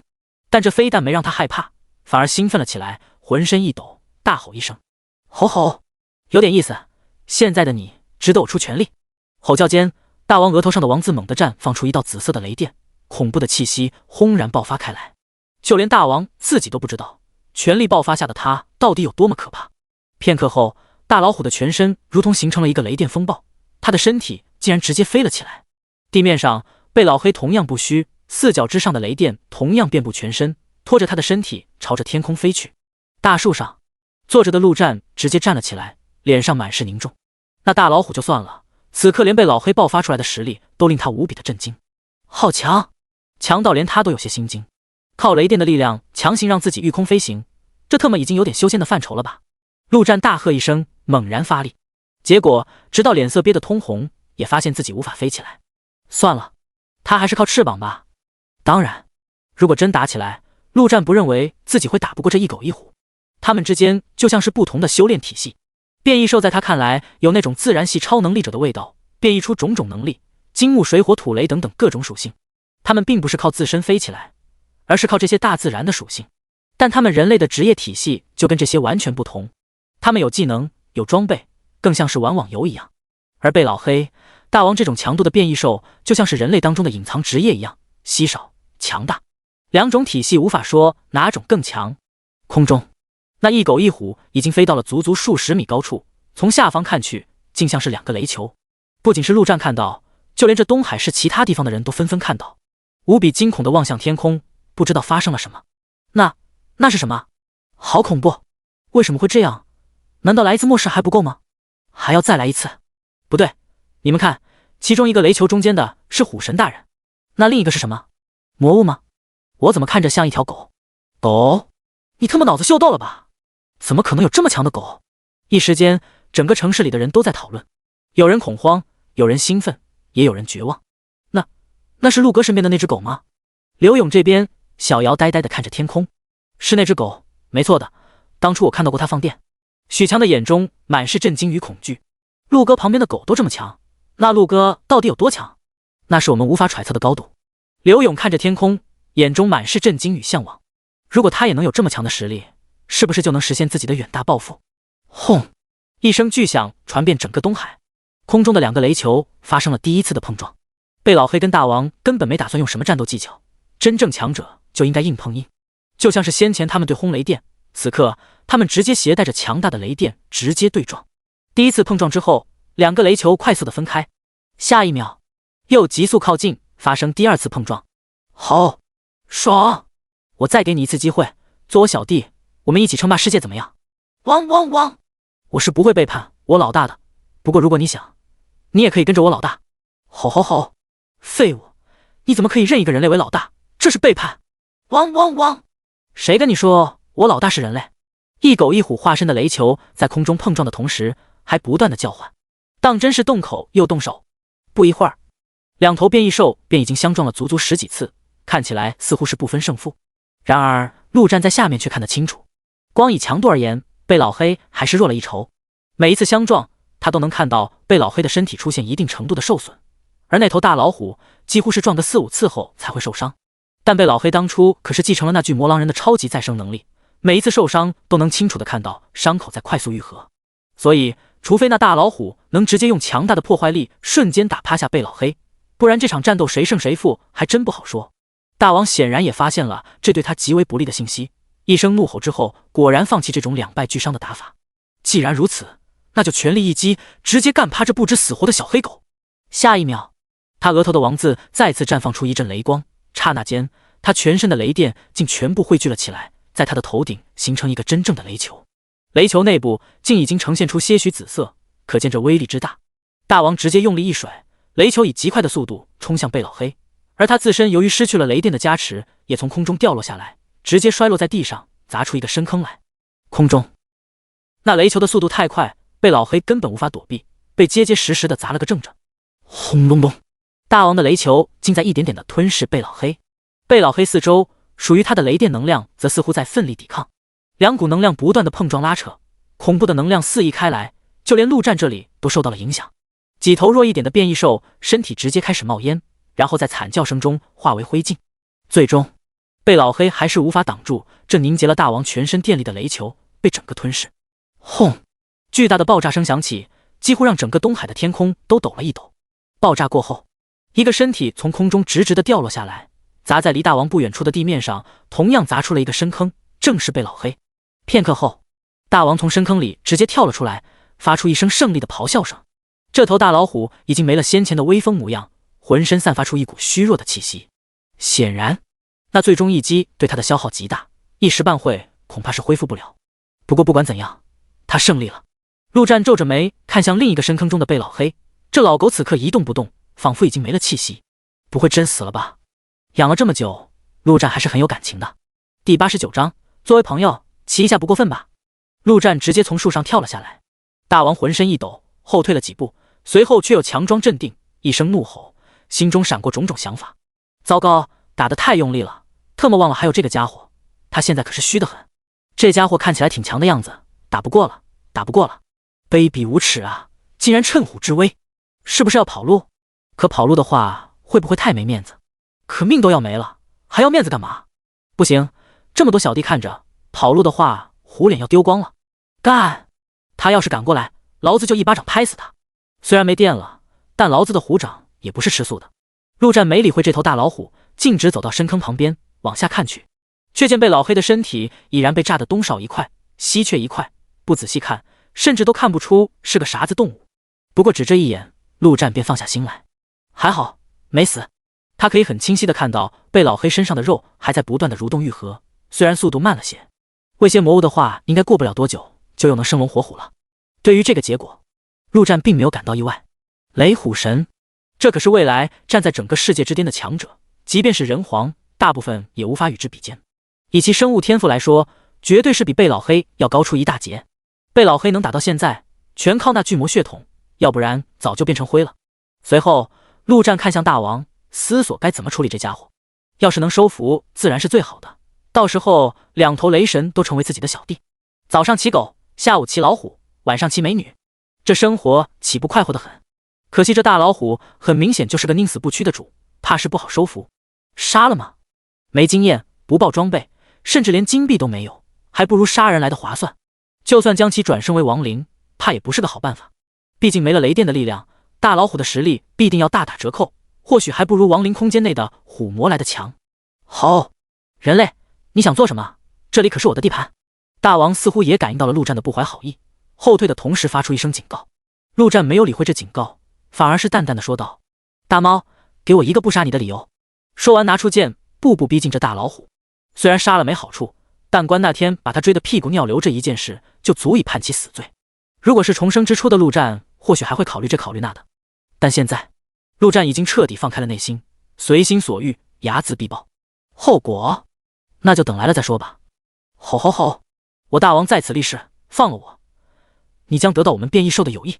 大王有些惊慌，如果是全盛之期，他怕个鸟，但现在的他雷电之力枯竭，光靠肉身肯定打不过这家伙。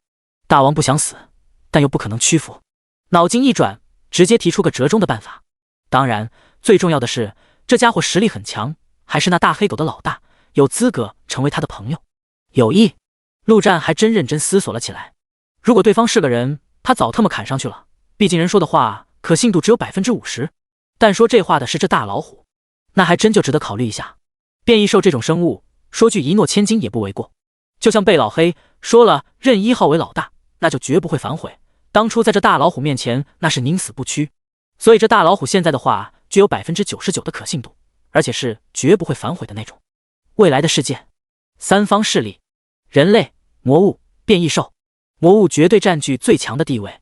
有人猜测过，这些魔物之所以没有将人类全部灭绝，是因为不同种族的魔物之间也存在敌对牵制的关系。那些强大的顶级种族之间关系极为微妙，互相之间甚至常常发生大战。也正是这，让人类跟变异兽有了苟延残喘的机会。至于人类跟变异兽，单以个体实力而言，变异兽的实力要强出人类，但人类胜在数量多，倒是勉强可以算个五五开。这一路走来的种种，已经让陆战有种与整个世界为敌的感觉。这并不是他的本意，但冥冥之中就好像有那么一双手推着他一般。这种情况下，如果能收获变异兽的友谊，对他来说无疑是极大的助力。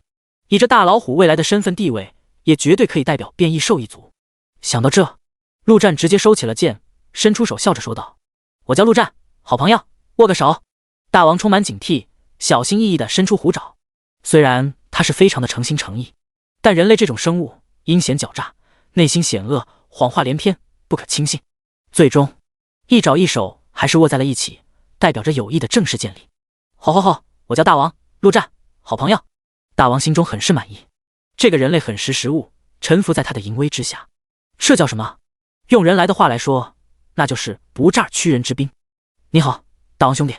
陆战回应道，这还是他第一次知道这位雷虎神的名字，听起来应该就是以前的动物园饲养员取的。随后陆战的脸上突然露出一丝笑意，说道：大王兄弟，我站得有点累了，作为朋友，我看你的背好像挺柔软舒服的，能不能让我坐一下？那个作为好朋友的你应该不会介意吧？听到这话，大王额头上的王字顿时往上一挺，即刻便要发怒。操！老子就知道这人类不安好心，竟然想气老子，直接翻脸！不行不行，老子都已经答应跟他做朋友了，怎么能说翻脸就翻脸？老子是一头有信誉的虎，而且翻脸了打不过呀，被打死了怎么办？其实他说的也没错，大家都是朋友，我作为主人，请他坐坐也没什么问题。毕竟是朋友吗？朋友之间就应该不分彼此，互相帮助。不就是背吗？让他做一下，我又不会损失什么，反而会加深我们之间的友谊。经过一番激烈的心理挣扎后，大王最终吼道：好，好朋友，你这是什么话？我的就是你的，你想做就做。吼完，大王也是干脆的很，直接趴了下来。第90章，小弟的小弟。陆战心中直接乐开了花，原本他只是这么一说，这大老虎要是真不同意，他也不会杀了对方。没想到这大老虎竟然真的同意了，哈哈，骑老虎可比骑狗爽多了呀！深坑里，被老黑突然抖动了一下，似乎感觉到自己被当面 NTR 了。陆战伸出手摸了摸虎头，在对方发飙的边缘疯狂试探，随后翻身上虎，那感觉只能用一个字来形容：爽！不仅是身体上的，更多的是心理上的。骑雷虎神，不管是前世还是现在，他绝对都是唯一的一人，即便是八皇，即便是那些绝顶的魔物种族，都不可能做到。陆战一边抚摸着虎毛，一边说道：大王兄弟，你这里应该还有魔物的尸体吧？我的狗伤成这样子，作为朋友，你不会坐视不理吧？好，陆战兄弟你放心，反正骑都已经被骑了，大王已经彻底放开了自我，说道：好，你的小弟那就是我的小弟。说完，大老虎对着后方还在围观的小弟们大吼一声，片刻后，便有几头魔物的尸体被送了上来，其中更是有3头勇者级的。大王正要吃上几头，毕竟他雷电耗尽，也急需吃魔物补充，却被陆战直接制止，说道：大王兄，不介意让我的小弟先吃吧？他快要死了。虽然他很相信这位雷虎神的人品，但防虎之心不可无，万一这家伙翻脸不认人，还是先将被老黑先救起来再说，到时候2打1妥妥的将这大老虎按倒在地上。好，没问题的好兄弟，先将小弟给救起来。大王没有丝毫犹豫，直接将3头勇者级魔物的尸体扔下深坑，他自己则吃起那些精英级的。看到这一幕，陆战都要感动的哭了，特么的自己这是以小人之心夺虎君子之腹啊！深坑中，被老黑的身体似乎存在本能，竟直接将尸体给扒拉到嘴边，然后一口咬下去。一瞬间，被老黑便感觉自己活过来了，首先便是足儿以极快的速度长了出来，紧接着是左腿、尾巴。他原本就有快速愈合的能力，吃了勇者级魔物的尸体之后，更是将愈合超级加速。上边，大王仅几秒便已经将那些魔物尸体全部吃完，不过这些尸体都太低级了，全吃完也不过恢复了个1/10，远远达不到全盛状态。好，陆兄弟，你休息的怎么样？可以下来了吗？虽然大王的内心已经接受了被人骑这种设定，但这么多小弟看着呢，总有些丢忽脸。大王兄弟，让我们的友谊天长地久。陆战也不含糊，直接从虎背上跳了下来。这种事不能一次性做得太过，要慢慢来。反正已经有了第1次，就会有第2次、第3次，总有一天，这大老虎会接受自己作为陆战坐骑的设定。好，友谊天长地。大王对于陆战的行为很是满意，吼道。就在这时，一道身影从坑中跳了出来，正是贝老黑。这大黑狗已然恢复了往日的风采，看着大老虎满脸的战意，汪，我狗汉三又回来了！汪，大老虎，来吧，再战！虽然他也就恢复了个大半，但这就够了。他能感觉到这头大老虎的实力大不如前，正是痛打落水虎的时候。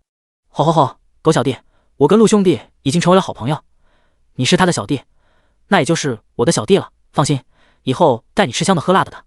结果大王直接用一只爪子勾搭上陆战的肩膀，一副很是亲密的样子。陆战也是如此，将手放在虎头上摸了摸，说道：没错，老黑，以后都是自己人了，没必要喊打喊杀。被老黑直接瞪大了眼睛，脑子里一片空白，只有疑问：我是谁？我在哪？刚刚发生了什么？足足半分钟后，回过神来的被老黑才有些恼羞成怒般的吼道：汪，谁是你小弟？他这声不是朝着大王吼的，而是朝着陆战吼的。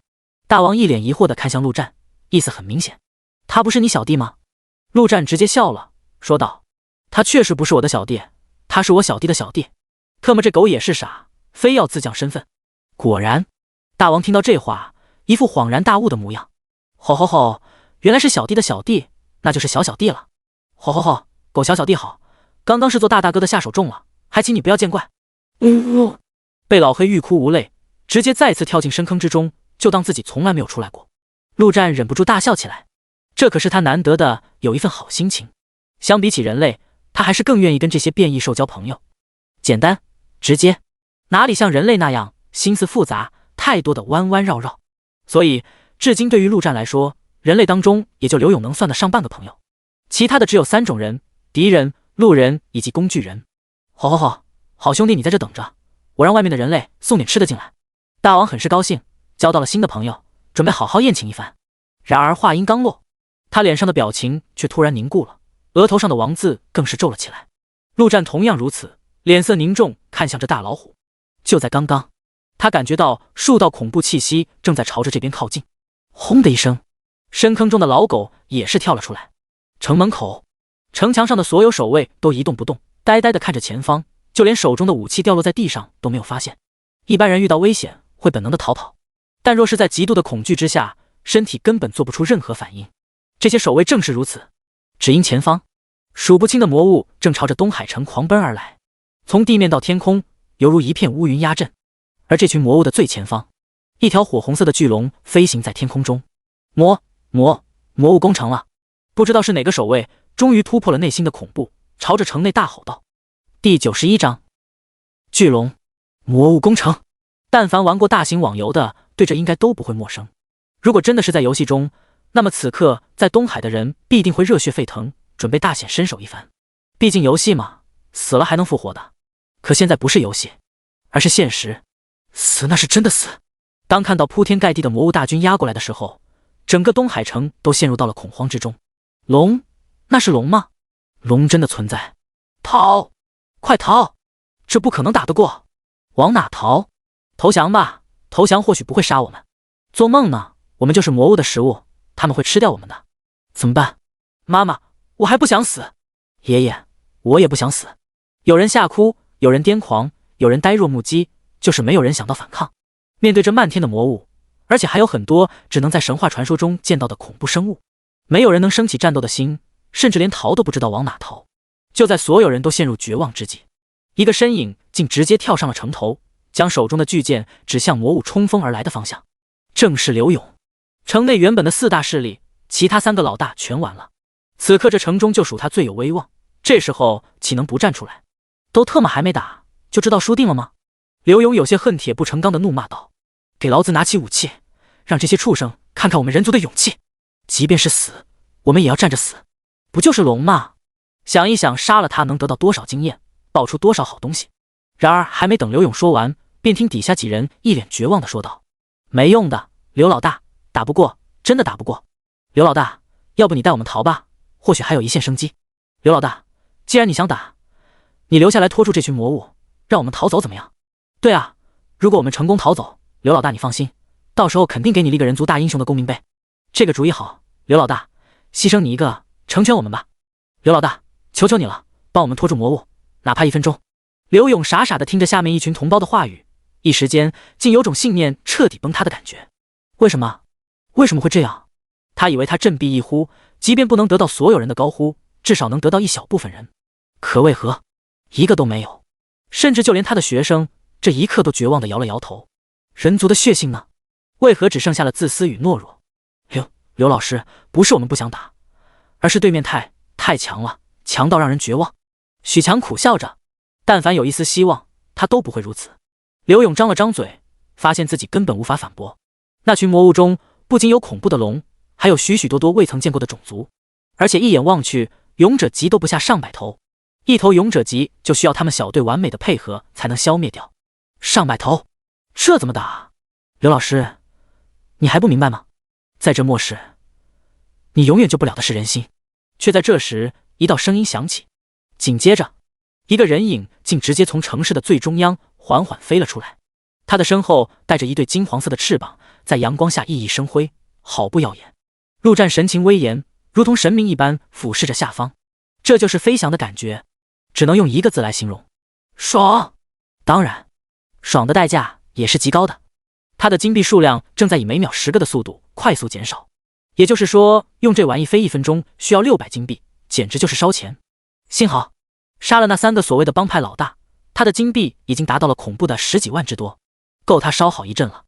他搞这么一出，不为其他，就为装逼。不得不说，陆战是一个相当虚荣的人。看看下面那些人，一个个都用震惊的眼神看着他，他的虚荣心得到了极大的满足。如果重生之初他的唯一目的就是活下去，那么现在陆战已经想要去追求更多的东西。而随着陆战飞出来，地面上随着轰隆隆的响声，大量的变异兽也从城市中央冲了出来，跟在陆战的下方，带头的正是大王跟贝老黑。原本他们也想飞的，可惜雷电不足，飞不起来，只能跑了。在路过人群之时，大量的变异兽甚至发出不屑鄙视的声音。人类不敢打，那就由他们变异兽来打。很快，陆战便已经到了城墙处，收起翅膀，缓缓落在刘勇的身旁。陆哥，我……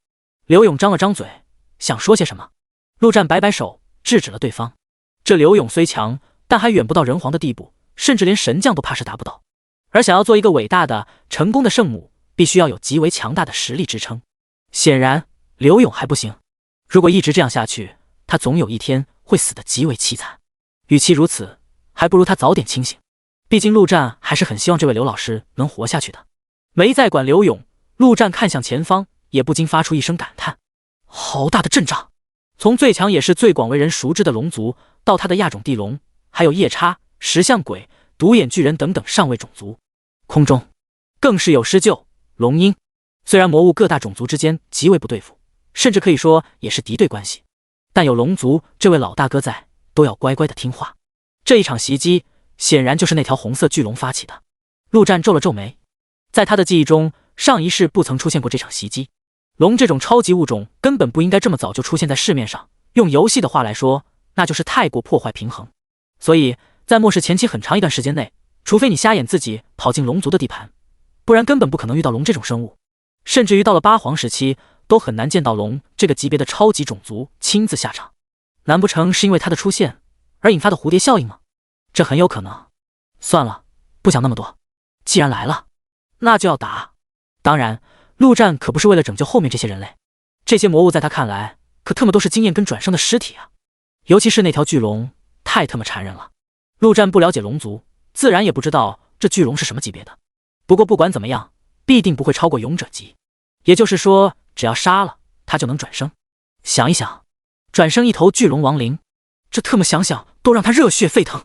第92章生与死。吼，那条大虫子看起来很好吃的样子，陆兄弟，我想吃。大王轻轻一跃，便已经跳到了陆战的身旁，看着那巨龙口水直流。他那些变异兽小弟也已经纷纷到了城门口，做好战斗的准备。魔物对他们来说，那就是强大的能源与养料。虽然面前的食物多了一些，强了一点，但管他呢。变异兽的头脑相当简单，没那么多弯弯绕绕。至于人类，都特么滚回头躲着去吧。汪，那是我的。被老黑处处与大老虎做针对。少废话，这龙是我的。陆战大手一挥，已经开始分配战利品。看到那头大地龙没有？那头给好兄弟大王。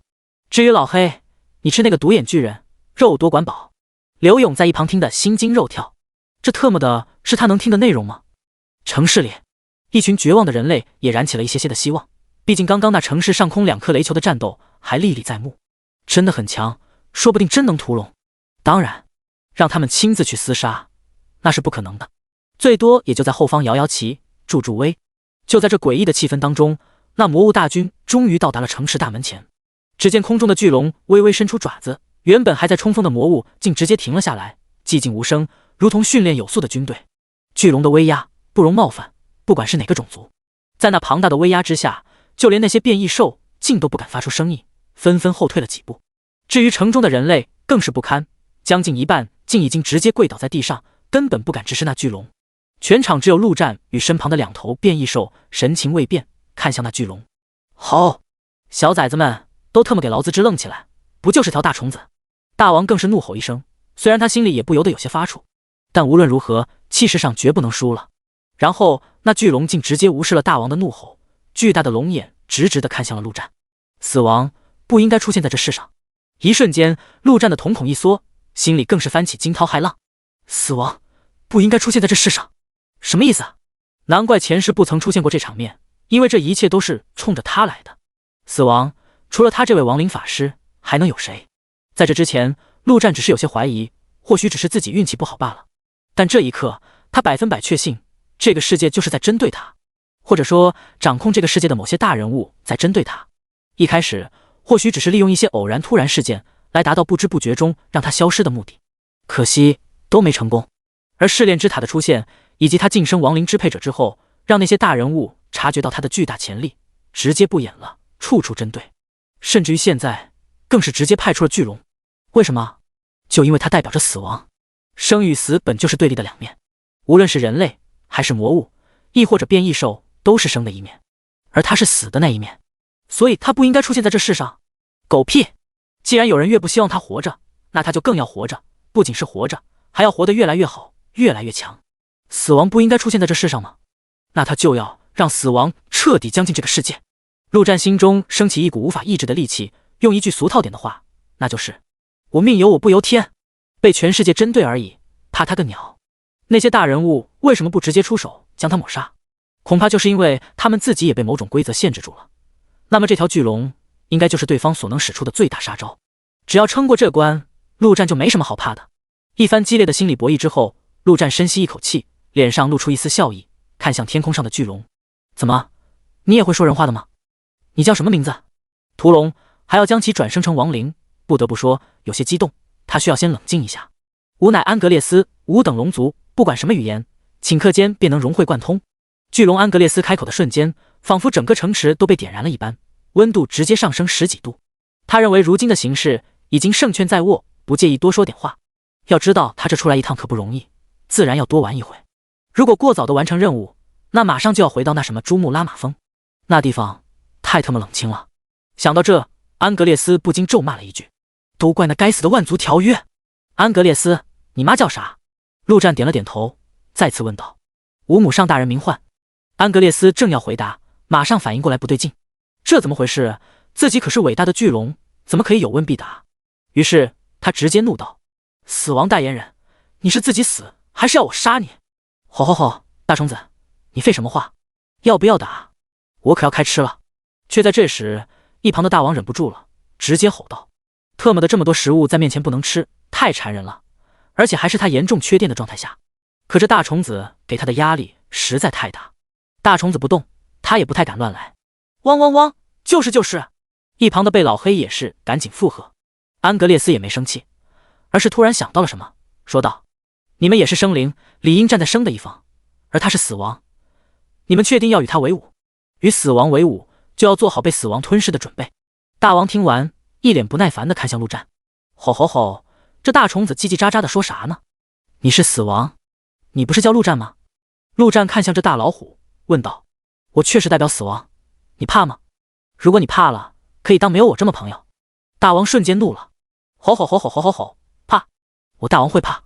我大王说话算话，你是我的好朋友，那一辈子都是好朋友。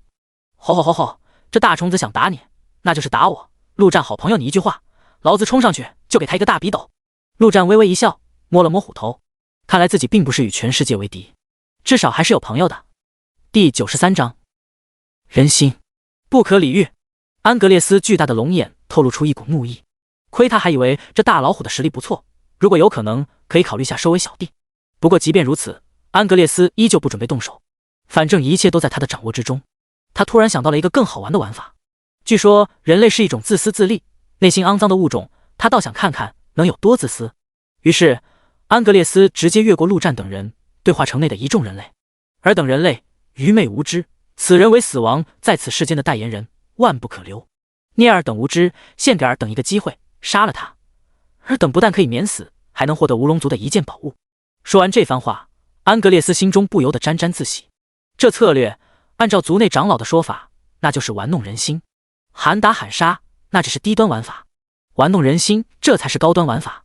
城内一群人听完这番话之后，脸色各异，无比的精彩，但无一例外，统统看向了城墙上的陆战。他们的脑海中只有一句话：杀了这个人，不仅可以得救，而且还能获得巨大的利益。要不是刚才陆战出场的时候装的逼太唬人，而且旁边还有一狗一老虎，他们早就蜂拥而上，想要抢下这个人头了。片刻后，突然有人开口：刘老大，杀了他，快杀了他，我们就得救了。有了第一个，自然便有了第二个、第三个。对啊，刘老大，巨龙说了，他是死亡代言人，不应该出现在我们活人的地盘，杀了他。大家一起上，把他杀了。刘老大，你带头，我们把这人头让给你。刘老大，你说过要救我们的，现在就看你的了。听着这些声音，陆战脸色如常，内心毫无波动。这种小场面，他再上一世就见得多了。怎么样，刘老师，你要动手吗？陆战看向刘勇，淡淡的问道。刘勇此刻的内心仿佛受到了极大的刺激，脸上满是信念崩塌的表情，听到问话才有些回过神来。陆哥，我怎么可能对你出手？他直接看向底下的众人，仿佛在做最后的挣扎。各位，魔物的话不可信，他是在分化我们。大家一起战斗，在陆哥的带领下，我们未必不能战胜这些魔物。结果话音刚落，空中的巨龙突然打了一个喷嚏，2道火焰竟直接从其鼻孔中直射而出。下一秒，一股恐怖至极的灼热感直接笼罩在整座城市的上空，一群人顿时瑟瑟发抖，光一个喷嚏就能要了他们的命了。打个屁啊！就在这时，一人竟趁人不备，直接抓住了还在底下的小瑶，手中的剑放在其喉咙之上，恶狠狠地说道：“刘老大，别怪我，如果你不杀了他，那就等着给你女人收尸吧。真他妈搞上瘾了是吧？”陆战直接怒了，直接将2号给召唤出来。2号的身影几乎没在陆战身边停留，便已经到了那人的身后，无声无息间已经用匕首抹了对方的脖子。而这还没完，陆战心中一动，2号的身影快速地穿梭在人群之中。那几个刚刚叫嚣的最厉害的，统统倒地死去，没有任何的反抗机会。你们是以为只有魔物能杀得了你们吗？陆战看着下面众人，冷冷地说道：“这大虫子说的没错，我就是死亡代言人。那我问你们，你们是怕这大虫子，还是怕死亡？”没人有敢说话。那黑色的身影已经回到了陆战的身边，手中的匕首已经染成了血红色，不知道沾了多少鲜血。震慑住这些愚蠢的人类，陆战直接取出剑，同时大手一挥，转生的、召唤的，所有的亡灵统统出现在他的面前。陆战剑指巨龙，充满霸气地说道：“大虫子，少他妈废话，老子今天就要让你也成为死亡的一员。”安格列斯没有说话，仅仅是挥动了一下爪子。下一秒，那些原地待命的魔物再度发起了冲锋。确实，时间也差不多了，再不回去，族里的那些老家伙可要发火了。轰的一声，那独眼巨人一拳轰击在城墙之上，刹那间，那城墙便应声倒塌。这用来防御魔物的第一道防线，连1秒都无法撑住。大战终于打响，汪汪汪汪汪！这大块头是我的，我要开吃了！被老黑一跃而起，直接朝着那独眼巨人扑去。吼吼吼吼吼！小弟们，给老子开吃，使劲吃！吼吼吼吼吼！我先吃点补补，那头地龙给老子留着。大王也是不甘示弱，直接冲入魔物群中。这家伙也是聪明的很，目标直指那些精英级的魔物，那是真正的虎入羊群，一口便是一头，吞的那叫一个爽。他带来的变异兽也是紧跟老大的步伐，与大量的魔物正面开战。这些变异兽足足有上百头，实力也是个个不弱，至少打那些普通的精英级魔物是丝毫不成问题。强的几头更是能直接单挑勇者级。陆战的亡灵更是悍不畏死，经过几轮的增幅，他那些转生的亡灵在属性上已经不弱于那些勇者级魔物，也就是没有技能这一弱点。但亡灵胜在悍不畏死，不知疲倦，完美的战争机器。你就靠这些吗？空中，安格列斯没有出手，其实杀个人而已，即便再强，他一头龙来就已经能轻松完成。之所以带上这么多魔物小弟，不就是为了牌面2字？身为老大，自然没有一开始就下场的道理，或许根本就不用他下场。所有变异兽加上亡灵，也就不到400-500头，而他带来的魔物足足3000，将近10倍的数量差距，怎么会打不过？然而他话刚说完，便发现了下面战场中的些许不对劲。那些变异兽跟亡灵怎么会这么硬？除了勇者级魔物外，其他的魔物攻击落在他们身上，竟产生不了伤害。如果说1-2头强大的也就算了，但所有的变异兽跟亡灵都这么硬，这怎么可能？陆战嘴角一歪，用余光看向躲藏在角落里的一个人影。他之所以敢出来迎战，自然是有把握的，要不然早就跑路了。第94章2点。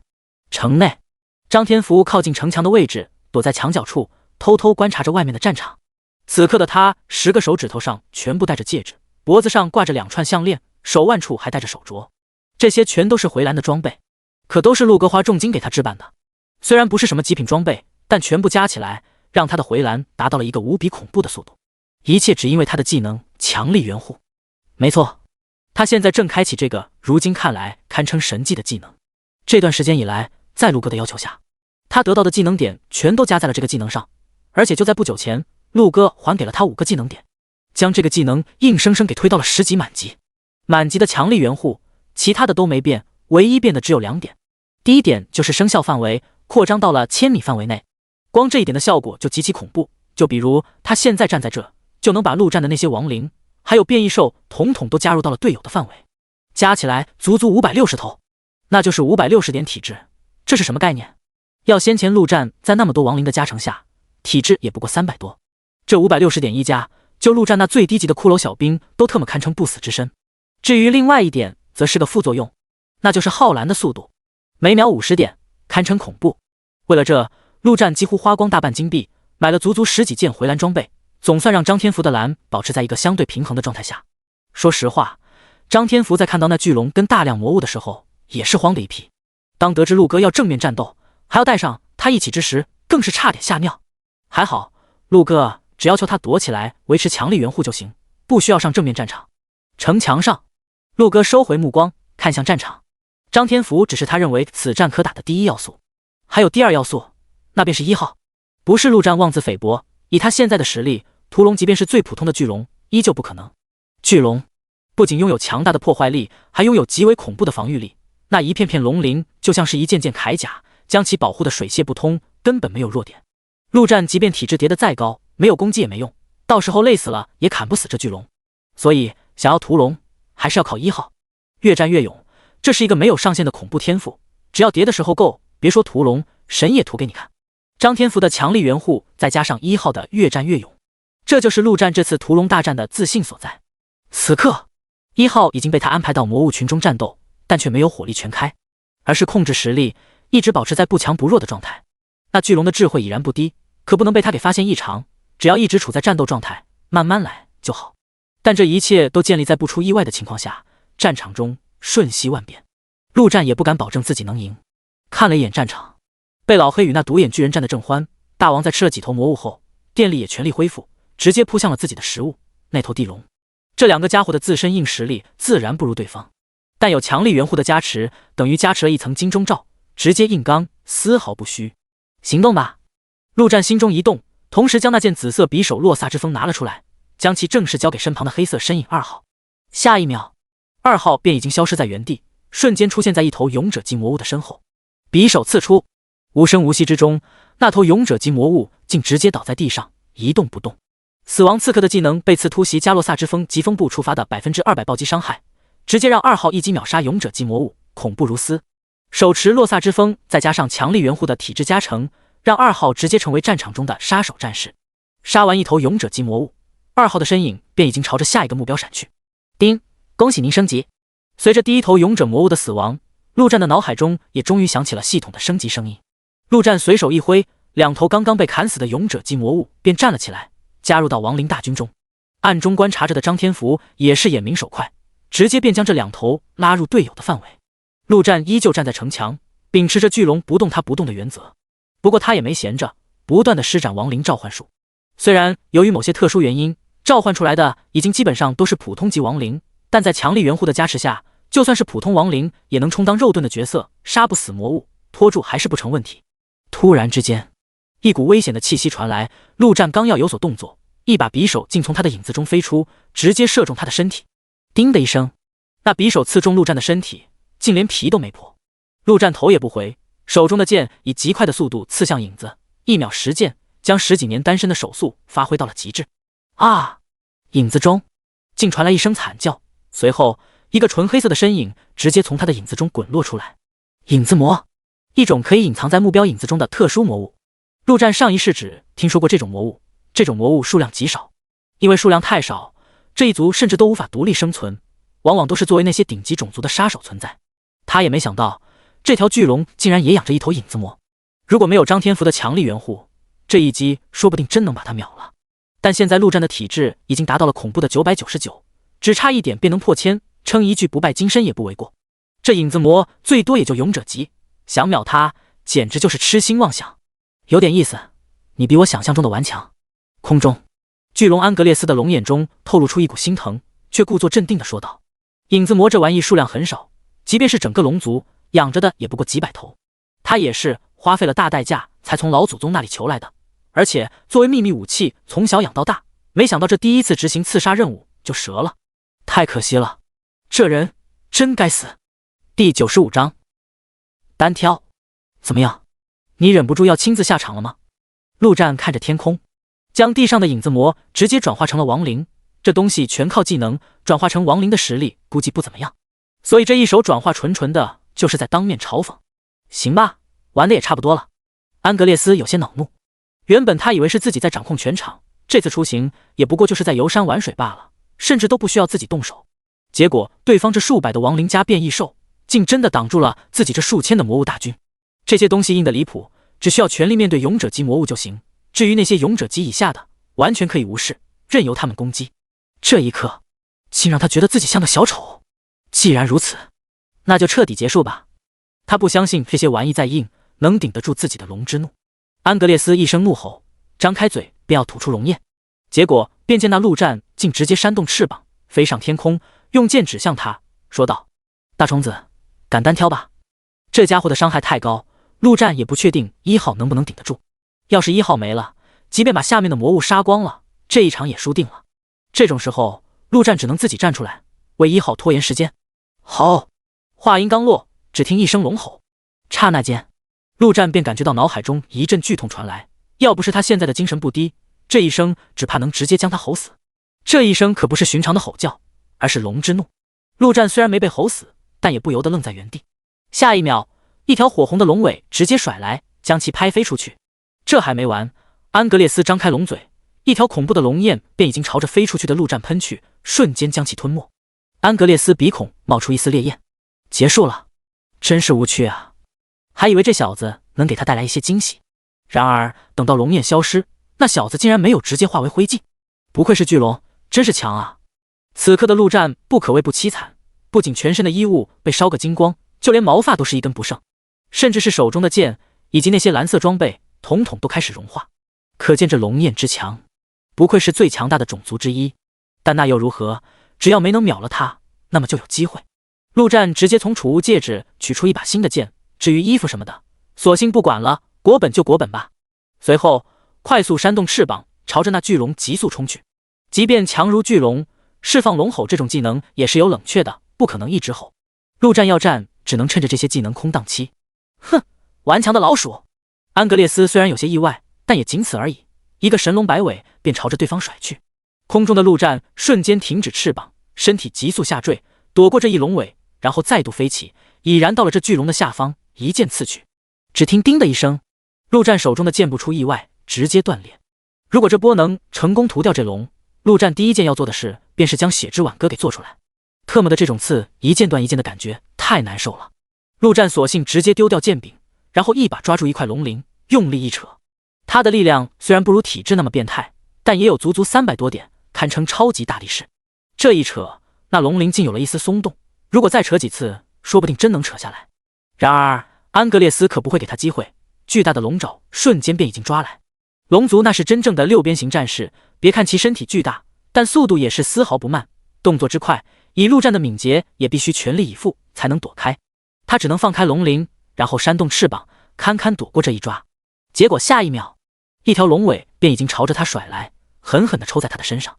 这要是被甩飞出去，迎接他的只怕又是一道龙焰。关键时刻，陆战强忍剧痛，张开双手，竟一把抓住那龙尾。安格列斯自然也感受到自己的尾巴被抓住，疯狂地甩动，想要将人给甩下去。但陆战岂能让他如意，双手犹如大铁钳，死死抓住，就是不放手。安格列斯甩了一会，见甩不下去，直接朝着地面飞去。等到距离足够，尾巴猛地抽向地面。干！陆战脸色一变，这一下若是砸实了，怕是要将他砸成肉饼不可。但他也没放手，而是身体一扭，直接翻身上了龙尾，然后在龙身上朝着龙头狂奔。一边狂奔的同时，一边心中苦笑，自己怎么说也是一个亡灵法师，怎么会沦落到肉搏巨龙的地步？好！安格列斯彻底怒了，这家伙竟然敢踩在他的身上，而且还妄想爬上龙头。龙族的高傲绝不允许任何生物凌驾于他们之上。火龙奥义技能豪龙火之术发动，一瞬间，安格列斯整具身体竟如同燃烧起来了一般，恐怖的热量将空气都瞬间蒸发，化作了一条真正意义上的火龙。干！陆战也没想到这家伙还能有这种变化，这火焰的温度高的离谱，刚一接触，他的身体便有燃烧起来的迹象。当下不敢有丝毫犹豫，心中一动，刹那间，庞大的火龙竟直接消失在空中，只留下恐怖的热量还在空气中传播。正是亡灵戒指的技能亡灵禁锢，这技能正是他准备的杀手锏之一，原本是准备等到关键时刻再用，没想到这么快就用上了。就算是巨龙，也逃不过这亡灵禁锢。这巨龙确实强得离谱，再加上他对巨龙没有任何信息，种种手段都出乎了他的意料。看样子不行啊，他一个人根本顶不住这头恐怖的巨龙。趁此机会，陆战看了一眼下方的战场，瞬间做出判断，扇动翅膀朝着那头地龙冲去。1分钟时间，他必须做点什么，要不然等那巨龙出来，1号的 buff 叠的恐怕还不够。既然如此，那就先把那地龙跟独眼巨人杀了，将大王跟贝老黑解放出来。三鹰站着龙吕布就不信拖不住他。亡灵空间内，安格列斯的火龙状态已经彻底解除，此刻的他竟趴在地上不敢动弹。作为顶级种族，他知道的自然比一般的人或者魔物多得多，一般的禁锢或者空间类技能根本不可能困得住他。而刚刚他竟然没有任何反应，便被放逐到这片空间里，这浓郁至极的死亡气息竟让他害怕至极。难不成是死亡君主亲自出手了吗？第96章撞他。城内，一群人看着战场，彻底傻眼。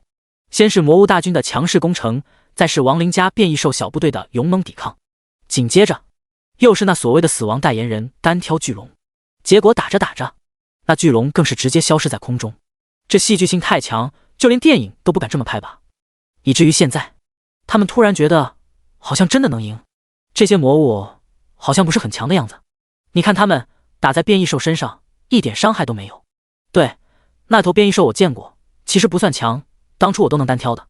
这特么一群纸老虎啊，难怪那家伙这么狂，原来他早就看透了。这么看来，那巨龙也不过如此。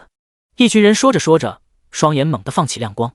对他们来说，魔物不仅仅代表着危险，更是经验、金币、装备与宝物。当发现危险不是那么高的时候，这么多魔物，那该是多么诱人。各位，这是我们人族的地盘，岂容这些魔物破坏？说的没错，大家拿起武器，将这些家伙赶出我们的家园。为了人族，冲啊！为了人族！一时间，大量的人喊着口号冲出城市，杀向魔物，想要守护人族。不对，是想要分一杯羹。结果刚一接触，一个正在喊口号的人便迎来一头精英级魔物的大比兜，当场被拍成了血舞。紧接着，一个又一个，越来越多的人被魔物轻松杀死。他们终于发现，魔物没有变弱，反而比他们想象中的强得多。大群人惨叫着想要逃跑，然而出来难，想再躲回去可就没那么容易了。这一切自然被陆战看在眼里，心中冷笑。他们可没有强力援护的 buff 加持，如果这些人在战斗一开始就冲出来战斗，那陆战或许还会让张天福给他们加上 buff。现在才出来，想捡漏，痴心妄想。陆战宁愿不要这几百点的体质加成，反正光亡灵跟变异兽的数量加成已经足够应付。小瑶，小心！一旁战斗中的刘勇发现小瑶也冲了过来，吓得他赶紧冲过去保护。他的身上自然有强力援护的 buff， 在魔物群中也算是如入无人之境，很快便赶到了小瑶的身边。你来做什么？勇哥，我来帮你。小瑶满脸坚毅，他要跟爱人并肩作战，而不是在后面当一只呆呆鸟。陆哥！刘勇没有强行劝他，而是赶紧朝着陆战喊道。他可不傻，自然知道自己之所以这么硬，都是因为陆哥。陆战没有犹豫，点了点头。对于这小牧师，他的印象也是不错，他的储物戒指都是从对方手上拿的。一直暗中观察的张天福心领神会，瞬间便将那小牧师拉入队友的范围。吼吼吼！干死你个小垃圾！却在这时，大王怒吼一声，一口咬在那地龙的脖子上，随后用力一扯，竟直接扯下一大块肉来。轰！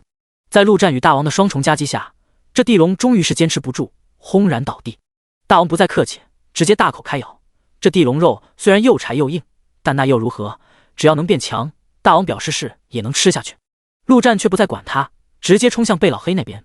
结果下一秒，空中那股恐怖的威压便再次降临。1分钟时间到了，大王跟我上，干那大虫子！陆战二话不说，扇动翅膀便再度起飞，朝着刚刚出现的巨龙安格列斯杀去。吼吼吼！等我再吃一口，马上就来！大王一边吃一边吼：“快特么来！再不来就给你的好朋友收尸吧！”陆战怒道：“这龙实在是猛，他一个人还真顶不住。”话音刚落，一瞬间，一道雷电直接从他身边划过，冲向巨龙。轰的一声，安格列斯刚刚还沉浸在逃离的庆幸之中，便感觉到龙肚一痛。大王也是头铁的离谱，竟直直的撞了上去。小虫子，你在找死！安格列斯一眼便看到被雷球包裹着的大王，怒不可遏。结果下一秒，大王竟直接一口咬在他的肚子上。吼吼吼！卧槽，你这什么玩意，这么硬！大王一声惨叫，特么的这一口，他的牙都快崩掉了。他刚叫完，一条龙尾已经朝他扫来。轰的一声，雷球直接被拍飞了出去。然而趁此机会，陆战已经再度爬上巨龙的身体，他就不信这家伙这么快还能再次变成火龙。啊！小虫子，我要吃了你！安格列斯已经彻底出离愤怒了，他现在也是反应过来，刚刚他被驱逐到那个死亡空间，就是这家伙的手笔，这让他恼羞成怒，他竟然害怕了，简直就是巨龙的耻辱！吼吼吼！大虫子，老子才要吃了你！倒飞出去的雷球直接在半空中停住，然后瞬间返回，再次冲向巨龙。轰的一声，安格列斯正准备抓住背上的小虫子，结果龙肚又是一痛，那雷球特么又撞了他一下。哦！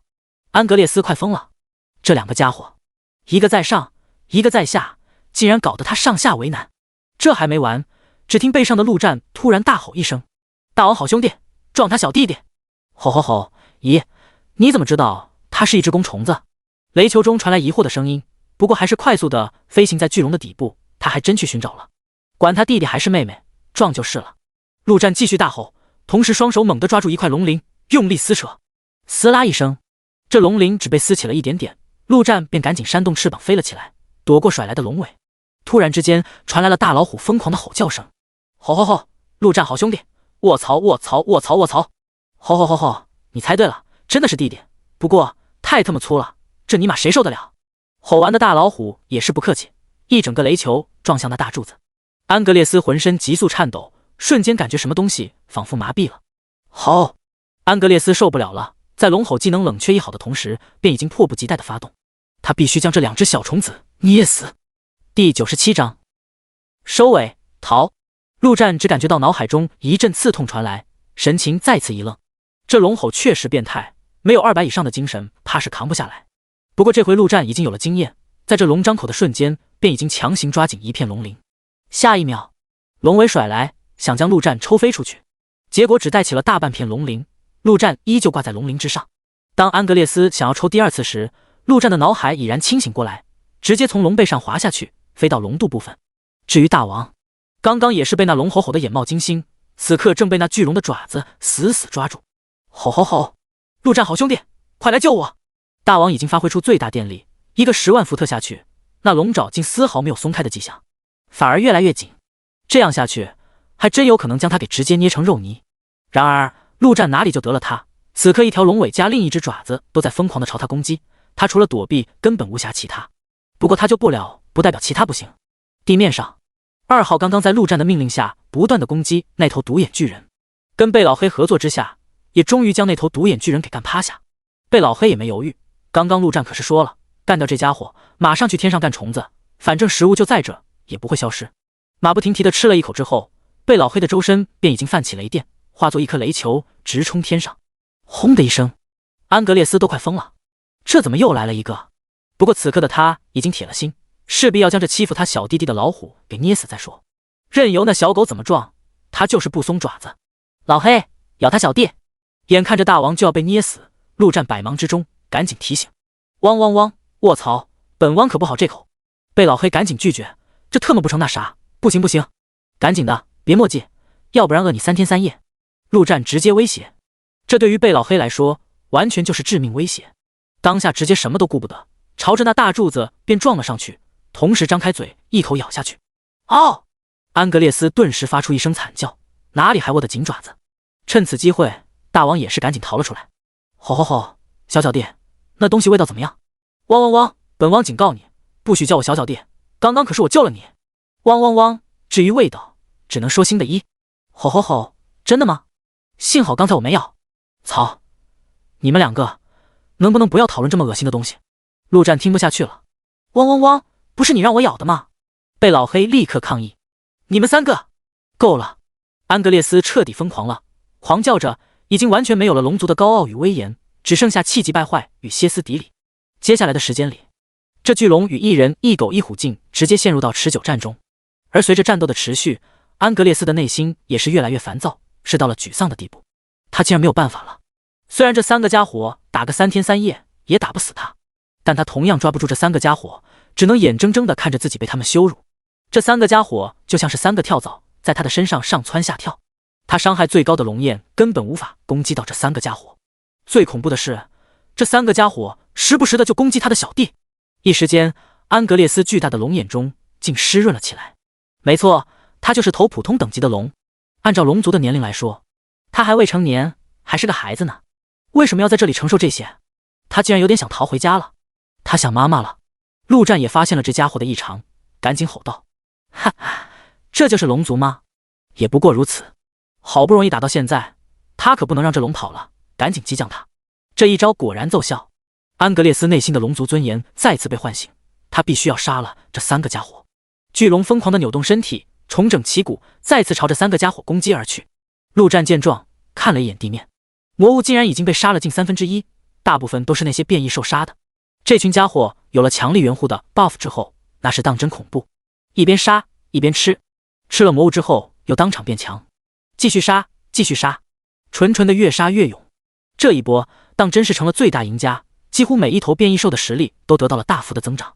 当然，他们的变强也是有上限的，吃的再多也不可能赶得上大王，这是天赋基因锁定。陆战的亡灵这边其实更多的是在充当肉盾的角色，伤害并不算高，主要输出就集中在2号以及几头勇者级魔物转生的亡灵身上，所以即便死了这么多魔物，陆战也还没有升级。陆战再看了一眼1号的状态，应该也差不多了，可以收尾。他的心中一动，下一秒，地面上原本一直在划水的1号竟突然暴起，一斧头下去，爆炸伤害下当场砍死10几头魔物。紧接着1号化作一头恐怖死神，竟直接开始收割这战场上的所有魔物。这是真正的收割，不管是那些强大的种族魔物，还是什么勇者魔物，没有一头能扛住他的一斧。越战越勇的 buff 已经叠到了从未有过的高度。仅仅1分钟，陆战的脑海中便响起了升级的声音。17级了，短时间内连升2级，现在的他不用看也知道自己妥妥的是排行榜第1名。而这还不是结束，地面上还有近千的魔物，最重要的是还有这么大一条龙，全杀了，至少还能再升1级。空中，安格列斯也终于发现了不对劲。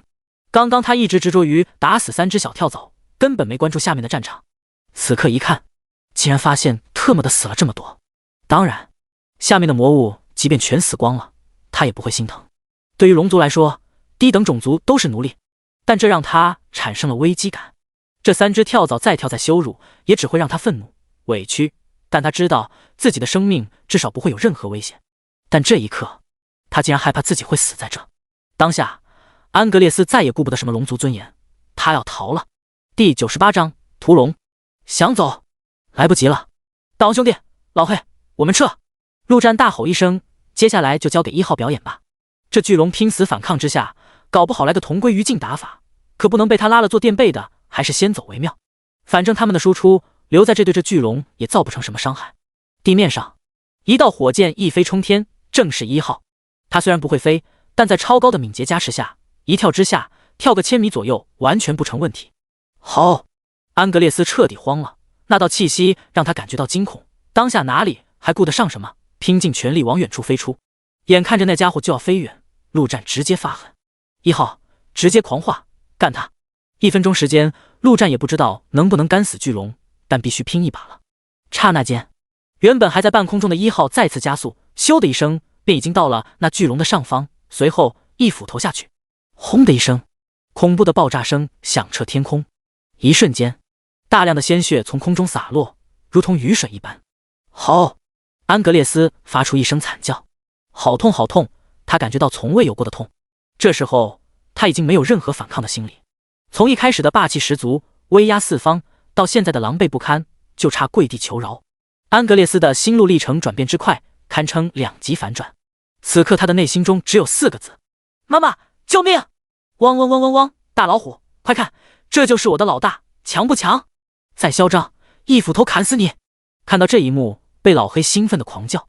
大王也有些傻眼，那东西真的好猛，不会真是这傻狗的老大吧？以后说话是不是要小声一点了？卧槽，你们2个还愣在这干什么？快去喝啊，这可是龙血！陆战看这2个家伙还在这讨论，赶紧提醒旁边的大王跟被老黑，这玩意对于变异兽来说，那可是大补之物，到时候这龙自己是必定要转生的，只能给他们喝点血了。好，这东西能喝？大王有些犹豫，结果便看到被老黑的雷球已经冲了过去。跟了陆战这么久，被老黑还是很相信老大的。见着大黑狗的行动，大王哪里还敢犹豫，再晚一点可就没了。这两个家伙直接飞到巨龙的下方，张开嘴便是硬接，结果刚接到第一口血，便嗷嗷嗷狂叫起来，同时周身的雷电瞬间变强变大，龙血太特么好喝了。天空中，1号已然抽出斧头，随后直接跳到巨龙的身上，疯狂地挥舞着斧头，直接出现了残影，越来越多的鲜血在天空中疯狂洒下。大王跟被老黑在下面疯狂的接，直接就接不过来了。吼吼吼吼，你们还在那干嘛？快来这里接血喝！大王快急疯了，浪费啊，太他妈浪费了！尤其是看到他那些小弟还在那杀辣鸡魔物，更是急得不行，直接吼道：辣鸡魔物有什么好吃啊？必须来吃这龙血啊！安格列斯已经彻底绝望了，他感觉到自己的生命在快速的流失。作为巨龙，他的血厚的一逼，但再厚也顶不住那家伙这么疯狂的砍，输出太高了。怎么办？吾要死了！妈妈，不，吾乃龙族，天地至强，怎么可以被杀死？妈妈说过，我们龙族即便是死，也不能被这般砍死。任务，对，他这次出来是执行任务的，灭杀那位死亡代言人。那么，就用他自己的生命来完成这次任务吧，维护龙族最后的尊严。想到这，安格列斯的心瞬间平静了下来，龙族的尊严再次回到他的身上。他缓缓看向那边还扇动着翅膀的陆战。自爆！龙族的自爆威力有多大，连他自己都不敢想象，但绝对可以爆死那个家伙。不过为了安全起见，还是再朝那家伙稍微靠近一点。远处，陆战看1号的屠龙表演看得正起劲，突然心中一突，瞬间有种不好的预感。再看到那巨龙看过来的眼神，以及朝着这边飞过来的决绝，心中顿时大叫一声不好。当下不再犹豫，直接对1号下达命令：死亡叹息，快！安格列斯正觉得距离已经差不多，便要将全身的能量都灌注到龙心之中，发动自爆。下一秒，一声极为怪异的声音便在他的耳边响起：妈妈，小厮好怕怕！一瞬间，庞大的恐惧再次笼罩在安格列斯的心头，刚刚汇聚的能量直接消散。你们两个别接了，一起上，干死他！陆战朝着还在接血的大王跟被老黑大吼一声，同时自己也冲了上去。这种时候一点输出也是输出，打不死这龙，一切就彻底玩完了。两头变异兽自然听得出陆战声音中的急切，没有丝毫犹豫，2颗雷球便朝着那龙头撞去。轰轰轰！巨龙的身上不断的响起爆炸声。1号已经将自己的速度发挥到了极致，爆炸的伤害也在不断的触发之中。2颗雷球直接电力加到最大，不断的撞击这龙头。至于陆战，那更是拳打脚踢，没有好的剑，还不如直接用蛮力伤害来得高。啊！统统给我去死！片刻后，安格列斯终于回过神来，愤怒、绝望、悔恨、害怕，种种情绪交织下，再次开始汇聚能量。草泥马，都给我加把劲！陆战大吼。然而不用他说，大王与被老黑也已经感应到了那毁天灭地般的能量，那真是使出了吃奶的劲，身上雷电之力狂奔。哦，去死！安格列斯的声音突然戛然而止，随后庞大的身体直直的掉落下去。他巨大的龙眼之中满是不甘，却再也合不上了。轰！一声巨响后，掀起漫天尘土。汪汪汪！吓死本汪了！这家伙死了吧？被老黑叫道。死了。陆战深吸一口气，缓缓地说道。就在刚刚，他的脑海中连续不断地响起系统的声音：第一，恭喜您等级提升2级；第一，恭喜您获得金币50万；第一，恭喜您第1位击杀巨龙，获得称号屠龙勇士；第一，您获得龙之诅咒，将受到龙族无穷无尽的追杀，同时龙属性的隐藏职业者击杀您时，将获得您的全部。第99章，要有光。不愧是巨龙，光这经验值便直接让陆战升了2级。不用看就知道，现在的论坛必定已经吵成一团。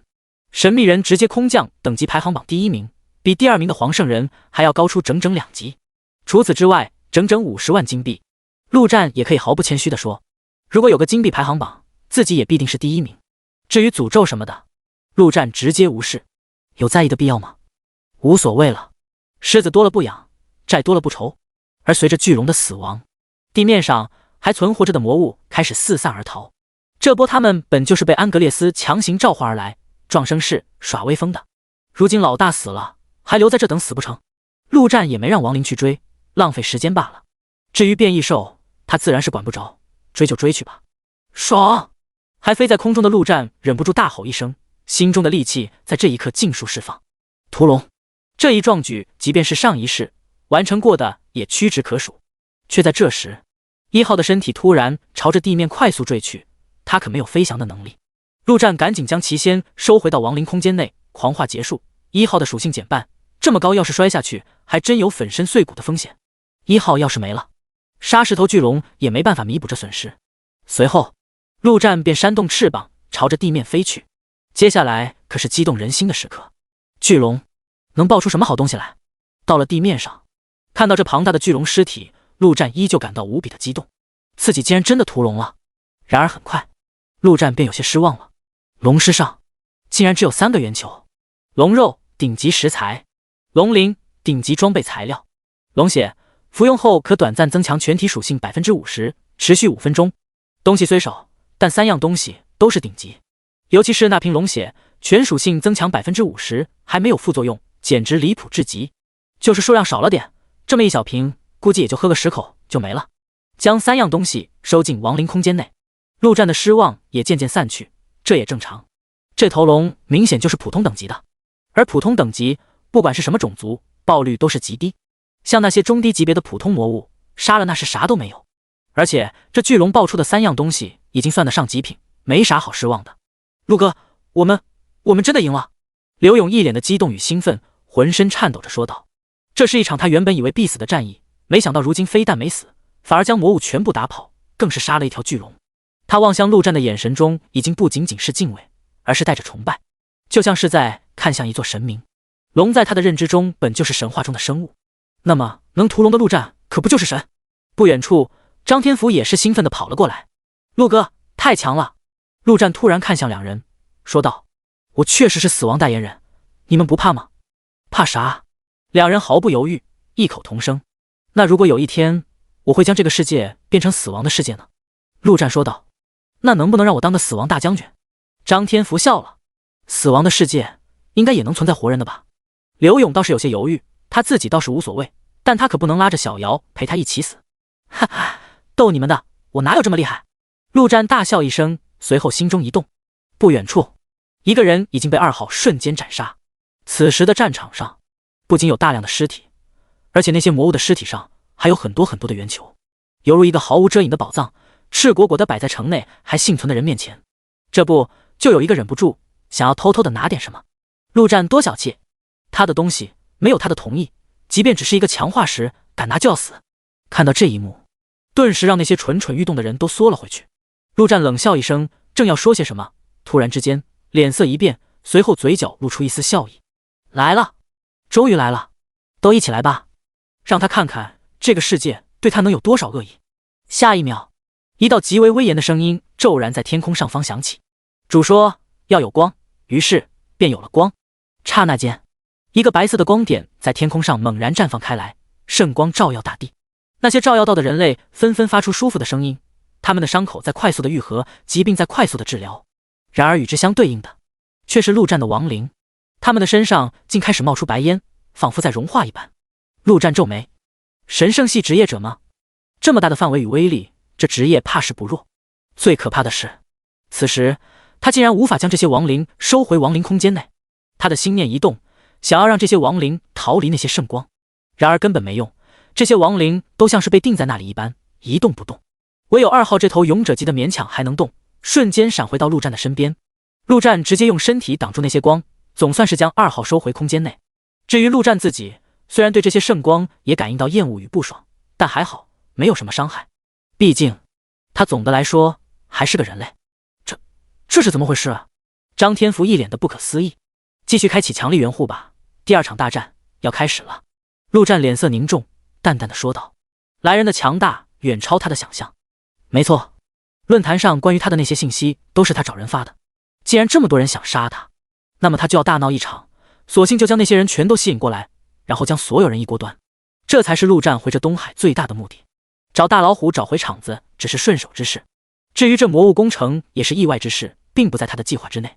原本在他的预料中，来人之中最强大的也不过是精灵女王以及夜皇这2位未来的人皇，因为在记忆中，上一世并没有出现什么神圣系相关的隐藏职业强者。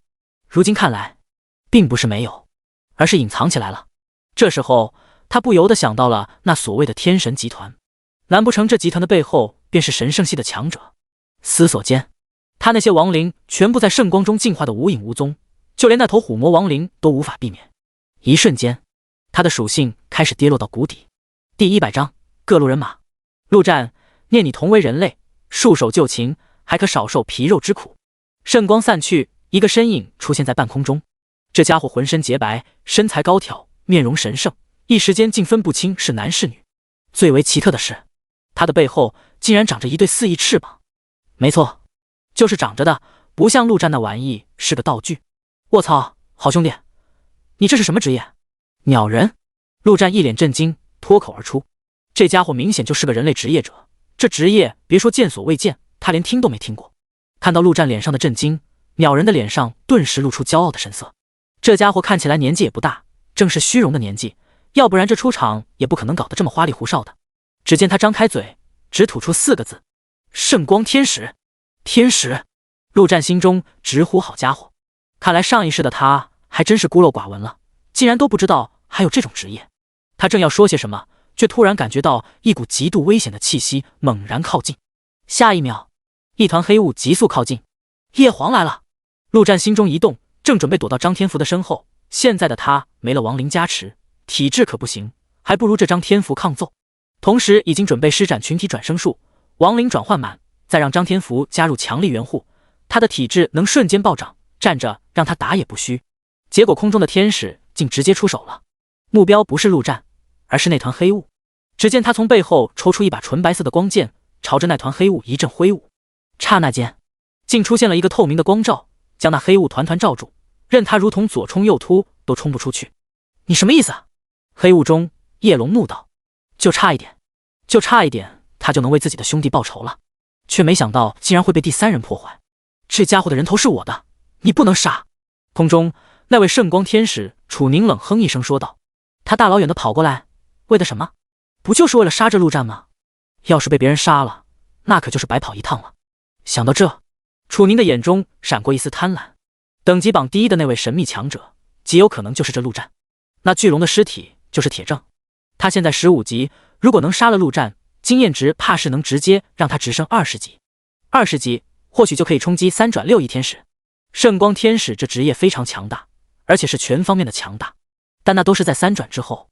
3转之前，圣光天使这职业还是更偏向于辅助与控制类，比如他刚刚施展的大招圣光照耀，其实就是一个强大的辅助技能。之所以能净化亡灵，只因为神圣本就是亡灵的克星，辅助类技能作用在亡灵身上，那就是大杀技。而3转成为6翼天使之后，便会有许多强大的攻击技能，这些都是天神集团内部的资料。没错，他在成为圣光天使的那一刻，就莫名其妙地收到了天神集团的邀请。你觉得你一个人能杀了他？光照内，黑雾已经散去，显现出叶龙的身形。他用无比仇恨的眼神看向陆战，随后冷冷地看向空中的天使，怒道：这光照简直硬得离谱，一时间他竟然没办法打破。为什么不能？一个没了亡灵的亡灵法师还能有什么用？楚宁自信说道。说后便手持光剑，挥动翅膀朝着陆战杀去。3转之前，他的进攻手段就是近战，结果下一秒，一道箭矢竟从远处直射而来，目标同样不是陆战，而是他楚宁。楚宁在瞬间便判断出这箭不一般，哪里还敢继续攻击，赶紧用翅膀一遮，叮的一声，箭矢射在翅膀上，让楚宁一阵眩晕，差点从空中掉下来。还好稳住了，没出丑。是谁？楚宁面露愤怒，看向箭矢飞来的方向。只见不远处的半空中，一个冷艳至极的女子，面色如霜，手持弓箭，她的背后同样扇动着一副绿色的翅膀。陆战心中有些腻味，怎么特么的现在是人均翅膀了吗？他还以为就他一个人能飞呢。来的自然是老熟人，未来的精灵女皇沈佳洛。她的人头是我的，你不能拿。沈佳洛将弓对准楚宁，冷冷地说道：好家伙，又来一个抢人头的，自己这是纯纯的香饽饽呀。陆战索性直接坐在地上，大声说道：还有谁要来？都出来吧，要不然你们先打一架，谁赢了谁来杀我。地面上困住叶龙的光墙已经消失不见，他整个人直接消失在原地。现在这情况，想强杀已经不可能，只能再寻时机。而且等会他的兄弟们到了，更有机会。哼，你是什么东西？空中楚宁看向那持弓的女方，怒道：“虽然她没什么攻击手段，但防御却是一流，四只翅膀堪称刀枪不入，所以没什么好怕的。她是精灵女皇，你个鸟人什么东西，还不给我跪下！”却在这时，一道恐怖的气息由远及近，瞬息而至。他的全身肌肉爆炸，说话间竟有阵阵龙吼之声，正是龙天王张龙。然而当了现场的张龙却突然神情一愣，有些不可思议地看向陆战：“你这家伙怎么又变成龙系诅咒者了？”空中听到这话的沈家洛也是微微皱眉：“张叔，什么意思啊？”“小姐，我刚刚收到系统提示了，龙系诅咒跟你那精灵诅咒差不多。”张龙有些疑惑道：“这么说来，那头龙就是他杀的？”沈家洛很快便看到了那头巨龙尸体，一脸的恍然。这家伙有意思，又是精灵，又是龙，那个鸟人估计也是冲他来的，又是什么诅咒？张龙有些震惊地说道：“这是要与世界为敌啊！不过既然能屠龙，实力确实恐怖。”“哈哈，精灵女皇，就这臭女人，特么的笑死我了！”楚宁直接大笑，陆战也有些无语，没想到这沈家洛这么早就打出精灵女皇的名号了，有点中二啊，有点热闹啊！各位不介意我来凑下热闹吗？就在这时，又是一道声音响起，紧接着一阵尘土飞扬，一人一骑狂奔而来。最引人注目的是，他骑的不是马，而是独角兽。第101章英雄。韩凯，没想到你也来了。楚宁看着来人，眼神微眯，浮现出一丝危机感。他虽然是天神集团的人，但对于这个集团了解的却不多，甚至连这个集团内有多少人都不知道。但来的这个人他却有过交集，神圣骑士韩凯。楚宁，怎么的？想吃独食？韩凯背后绑着一把银白色的双手巨剑，浑身一整套的纯白铠甲，一看就不是普通货色。一到场，韩凯便看到了那头巨龙尸体，眼中顿时一亮。好家伙，你屠龙了？那么刚刚晋升等级榜第一的就是你，18级，哈哈，杀了你，我最少也能升到20级，这一趟来的太值了，哈哈。嘿嘿，你觉得你吃定了？看到那边没？叫什么精灵女皇，怕不怕？楚宁用眼神示意了一番远处的沈家洛，说道：“合作吧，韩凯，好歹我们也算是半个一伙的。”精灵女皇，就这小妮子？韩凯一脸的调戏神色，笑着说道：“不如跟我回家暖床吧。”话音刚落，沈家洛手中的剑直射而出，速度之快，几乎是眨眼之间便已经到了韩凯的脸前。韩凯脸色微变，根本无法躲避，关键时刻只能用手臂挡在脸前。当的一声，箭矢射在他手臂的盔甲上，韩凯只觉得一股巨力传来，幸好他的盔甲防御力极高，要不然这一箭极有可能直接射穿他的手臂，正中他的脸。有意思，确实强。韩凯甩了甩手臂，还真特么疼。不过他也不虚，射手职业嘛，本来就是远程职业。他有自信，只要靠近，他能打得这女人妈都不认。再有下次，不死不休。沈家洛冷冷地说道。好多人，哇，那位诅咒者呢？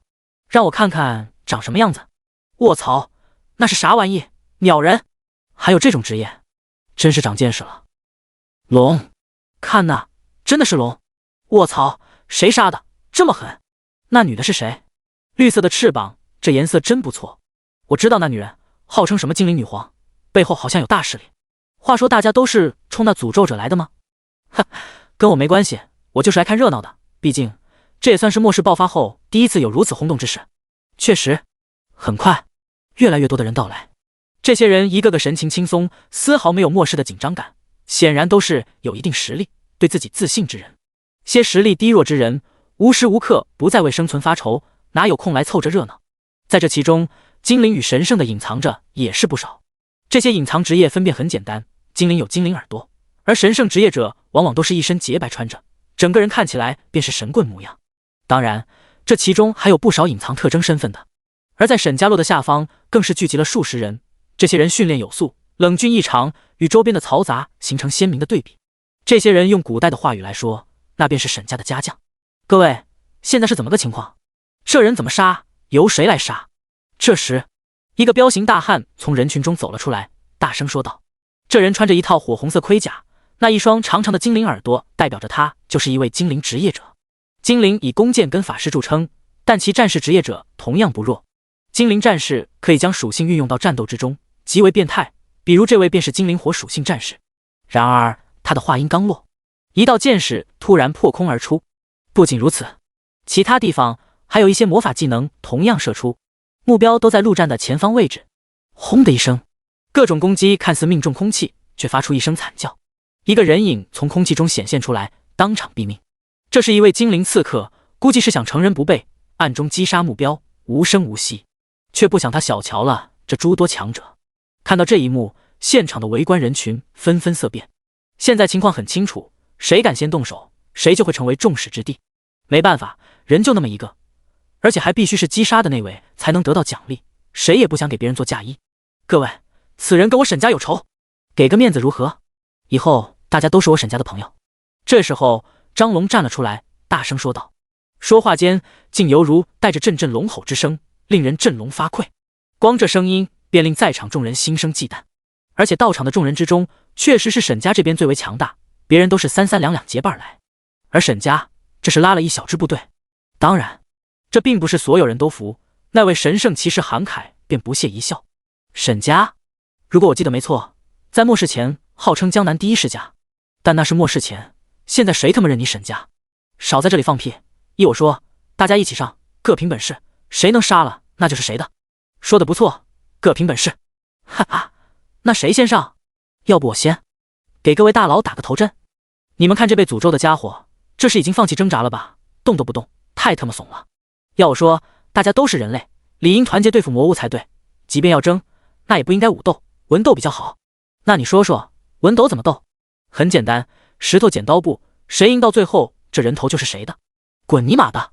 一群人原本已经被沈家镇住，可有了韩凯带头，顿时又热闹了起来。而在众人的最中央，陆战坐在地上，托着腮，听得那叫一个津津有味。原来沈家洛背后的家族这么刁，江南第一家族。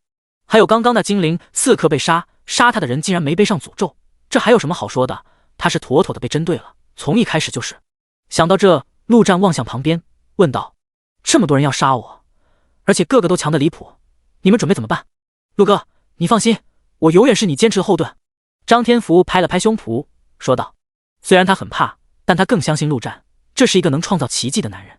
至于刘勇，则是皱了皱眉，突然大声说道：各位，陆哥刚刚击杀了大量的魔物，拯救了1城的人，乃是人类英雄，你们为什么要杀他？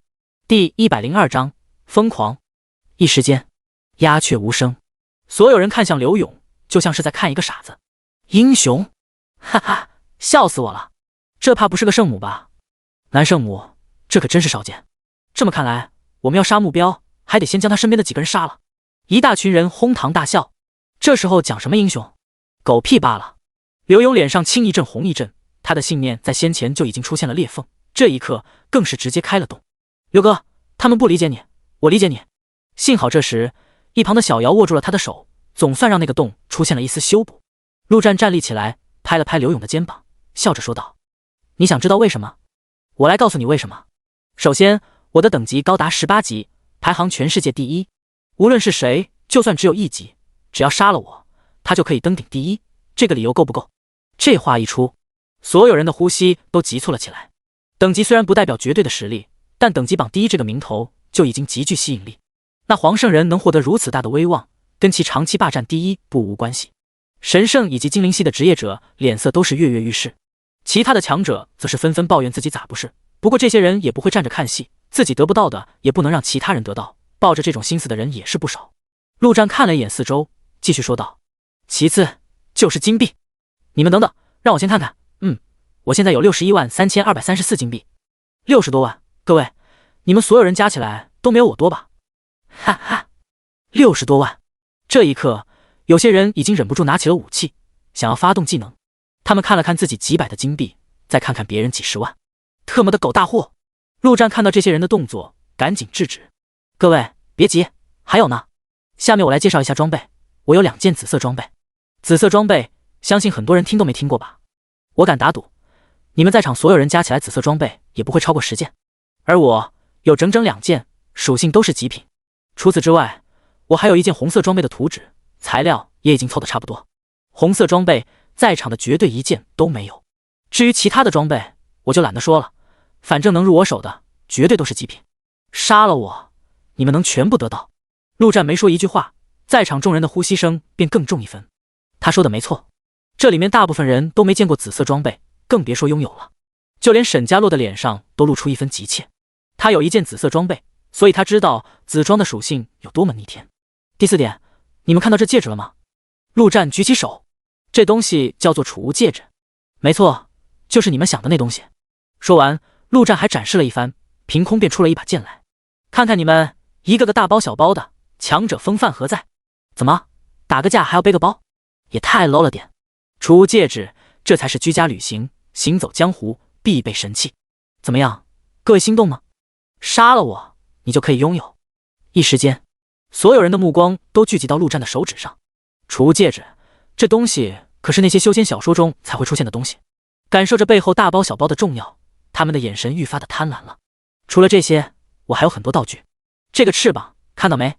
你看这2个鸟人这么装逼，杀了我，你也可以得到翅膀，也可以装逼。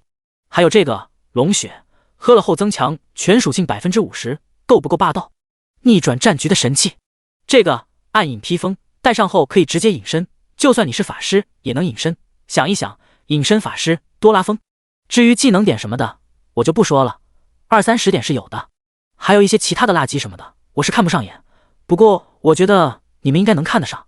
综上所述，杀了我能得到这么多好处。哈哈，刘勇，所以你明白他们为什么要杀我了吗？不过就这些垃圾，能杀得了我吗？陆战狂笑着，嚣张霸气，无视一切。俗话说得好，欲想使其灭亡，必先使其疯狂。他说这些就是要让这些人陷入疯狂。来吧，让他看看这个世界对他的恶意能到什么程度。可惜了，这时候传送阵这玩意还没有被人造出来，来这的都只是在这城市周边的人，太远的那些根本没时间赶过来。对于陆战来说，这点人确实有些不够带感。要是全世界的强者全部因他聚集而来，那才是真正的一人单挑全世界。够狂，老子喜欢，我都有些不忍心杀你了。韩凯双眼之中满是贪婪与杀意，毫不掩饰。陆战说的那些，每一样都让他无比渴望。不远处，沈家洛淡淡的说道：“张叔，让人清场吧。既然这些人不识抬举，要跟他抢，那么全杀了又如何？陆战的人头，他势在必得，不仅仅是为了诅咒的奖励，更是为了清洗上次的耻辱。”好的，小姐。张龙说道，便要指挥部下发动袭击。然而下一秒，几道吼叫声猛然从外围响起。汪汪汪汪！哈，大猫子，老子吃了15头，怎么样，厉不厉害？好好好，小弟，不错。不过我吃了16头，哈哈，比你多1头。汪汪汪汪汪汪！滚！老子不信！咦，怎么这么多人？吼吼吼！陆战好兄弟呢？这些都是什么玩意？随着吼叫的响起，几道恐怖的气息由远及近，正是大王与贝老黑，还有一大群变异兽小弟。他们刚刚正是追着那些逃亡的魔物而去，对变异兽来说，那可是能量与养料，可不能让他们跑了。哈哈，大王好兄弟，终于等到你来了。陆战大笑着开口，好兄弟帮我在外面看好了，谁敢跑就杀谁，一个都别放过。他之所以拖着不动手，就是在等这些变异兽回来，倒不是要他们帮忙战斗，而是要他们看住场子。今日他便要代表一次死亡，赶来这里的人，他要全杀了，一个都不放过。说话间，陆战大手一挥，地面上35头魔物的尸体缓缓站了起来，双眼之中尽是幽幽绿光。第103章，战！好好好，好兄弟你放心，有我大王在，没一个人跑得掉。远处，大王大吼一声，紧接着便指挥着一众小弟将附近团团包围。杀人虽然没什么好处，而且还无聊，但这是好兄弟的请求，他当然要满足。这是什么职业？那些死去的魔物为什么还能站起来？僵尸吗？不愧是身怀这么多诅咒的人，有点变态啊。还有那些变异兽怎么回事？跟这人一伙的吗？那头大老虎还有大黑狗很强很危险，这些死尸有些不对劲啊，这绿色的眼睛怪吓人的。亡灵法师吗？有点像那些小说中写的亡灵法师，应该也是隐藏职业吧。嘿嘿，估计是丧尸吧，怕什么？这些东西一看就弱得很，电视都看过吧？打头就是了。一时间，刚刚还贪婪无比的众人议论纷纷，脸上的神情瞬间变化得无比的精彩，害怕、愤怒、不屑。就在刚刚，他们还在争抢着由谁去拿那大宝藏，结果一瞬间形势便逆转了。哼，真是有趣，究竟谁是猎物，谁是猎人？韩凯脸上露出一丝嘲弄，却没有多少害怕。他自认为就算杀不掉陆战，逃跑应该是不成问题。随后他看向空中的天使，说道：楚宁，来个大招照一下呗，把这些讨厌的东西全照死。楚宁冷哼一声，却没有任何动作。他现在有些后悔，刚刚明明他是第一个来的，如果不装逼下手快点，说不定能直接拿了这超级大宝藏。尤其是刚刚陆战说出他拥有的那些东西之后，更是悔得心跳都快停了。现在人这么多，他虽然是什么天使，但却不占什么优势。他能对付亡灵，可陆战不是亡灵，他杀再多的亡灵有什么用？纯纯的给别人做嫁衣。而且那个大招圣光照耀不仅冷却高达15分钟，耗蓝也极高，他也不能随便放。思索间，突然2头亡灵龙鹰竟朝着他直冲而来。楚宁冷哼一声，他不去找这些亡灵麻烦就算了，对方竟然主动来找他，简直就是送死。只见他举起圣剑，轻声吟唱。片刻后，2道光束竟在2头龙鹰上方直射而下。圣光术虽然范围跟效果都比圣光照耀差远了，但对付亡灵还是很有效的。结果那2头龙鹰竟然只在圣光中停顿了几秒，便冲出圣光，再次朝他扑来。怎么回事？这亡灵比他想象中还要强。地面上，陆战站在巨龙尸体上，负手而立。刚刚转身而来的亡灵已经朝着四周直扑而去。这一个个来的确实都是强者，他在其中甚至发现了几位上一世有名的强者。但强者跟强者之间也是有区别的。如果这些人的层次在神将之间，那么他已经到达人皇之上。这些人中对他威胁最大的反而是空中那位天使。这家伙那个大战确实够变态，竟然能直接净化勇者以下的亡灵。这也是他暂时不转生巨龙的原因。这要是被净化，那可就亏大了。不过这也没什么，那种强度的技能必定不可能经常释放，而自己可以无限转生亡灵。这地上数不尽的魔物尸体，至少可以让自己转生10几轮。大战直接爆发，那些远道而来的强者一接触便发现，这些亡灵的强度远超他们想象。安格列斯是什么玩意？骄傲的、高贵的、威压的巨龙，以他这种身份地位出征带领的魔物，那也是有一定要求的。那些低等魔物就算来充当敢死队，那也是没有资格。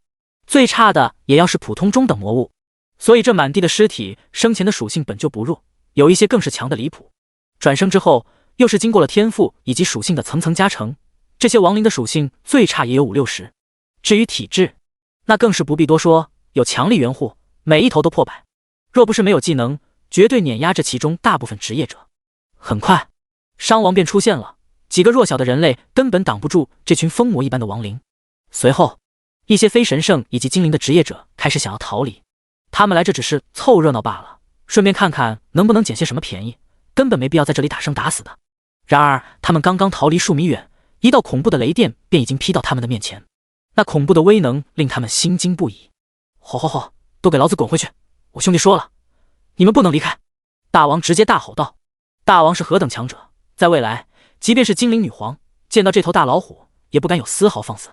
那位夜皇或许可以趁着夜晚跟大王打个平分秋色，更何况现在的大王在喝完龙血吃完大量的魔物肉之后，其发育速度已经往往超出上一世。这一刻的大王若是真的加入到这场战斗中，那绝对是一场屠杀。一群人面面相觑，这当真是前有虎后有亡灵，根本不知道该怎么跑。张叔，事情的发展好像远远超出了我们的想象。另一旁沈家洛眉头紧皱，说道：没错，这家伙的实力进步得太快了，有些难办。张龙也是深吸一口气，原本他们以为敌人会是那些竞争的人，现在看来，杀戮战这件事本身才是最危险的事。这些亡灵不算什么，但身后的那些变异兽却让他这位龙血战士都有些发怵。那头大黑狗就算了，他还认识，但那头大老虎又是怎么回事？陆战明明只是个亡灵法师，难不成还兼职驯兽师不成？先将这些亡灵清理了吧，后面的看情况再说。张龙说道。张叔你带队吧，我试试能不能直接射了他。沈家洛说话间将箭矢放在弓上，然而下一秒，这箭矢竟然直接消失不见。精灵一族天生便对各种元素属性无比亲和，但一般来说，一个精灵系的隐藏职业只会亲和一个属性。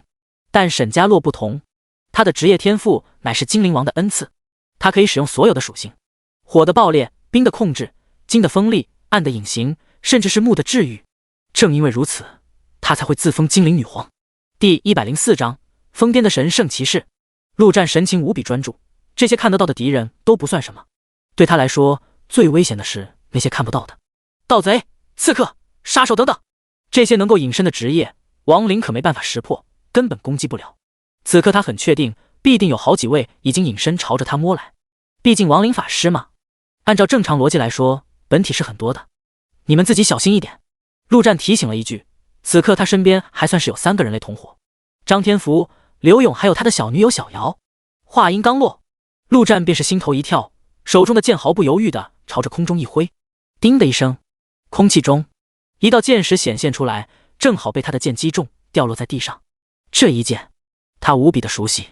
陆战看向不远处的沈家洛，用剑指向对方，毫不掩饰的杀意。今天，他不仅屠了龙，还要屠黄。结果陆战刚摆完装逼的 POS， 一把匕首便已经刺中他的胸膛。叮的一声，匕首刺在胸膛上，竟无法进入半分。陆战伸手一抓，便感觉到抓到了一只手臂。下一秒，一个人影在他面前显现出来，正是一个隐身的刺客。一时间，这刺客满脸的紧张与不解，用力抽了抽手，却发现根本抽不出去。你没吃饭吗？陆战淡淡的说道。随后，手起剑落，人头便已经落地。这家伙之所以能近他的身，便是因为对他毫无威胁力，所以陆战毫不在意。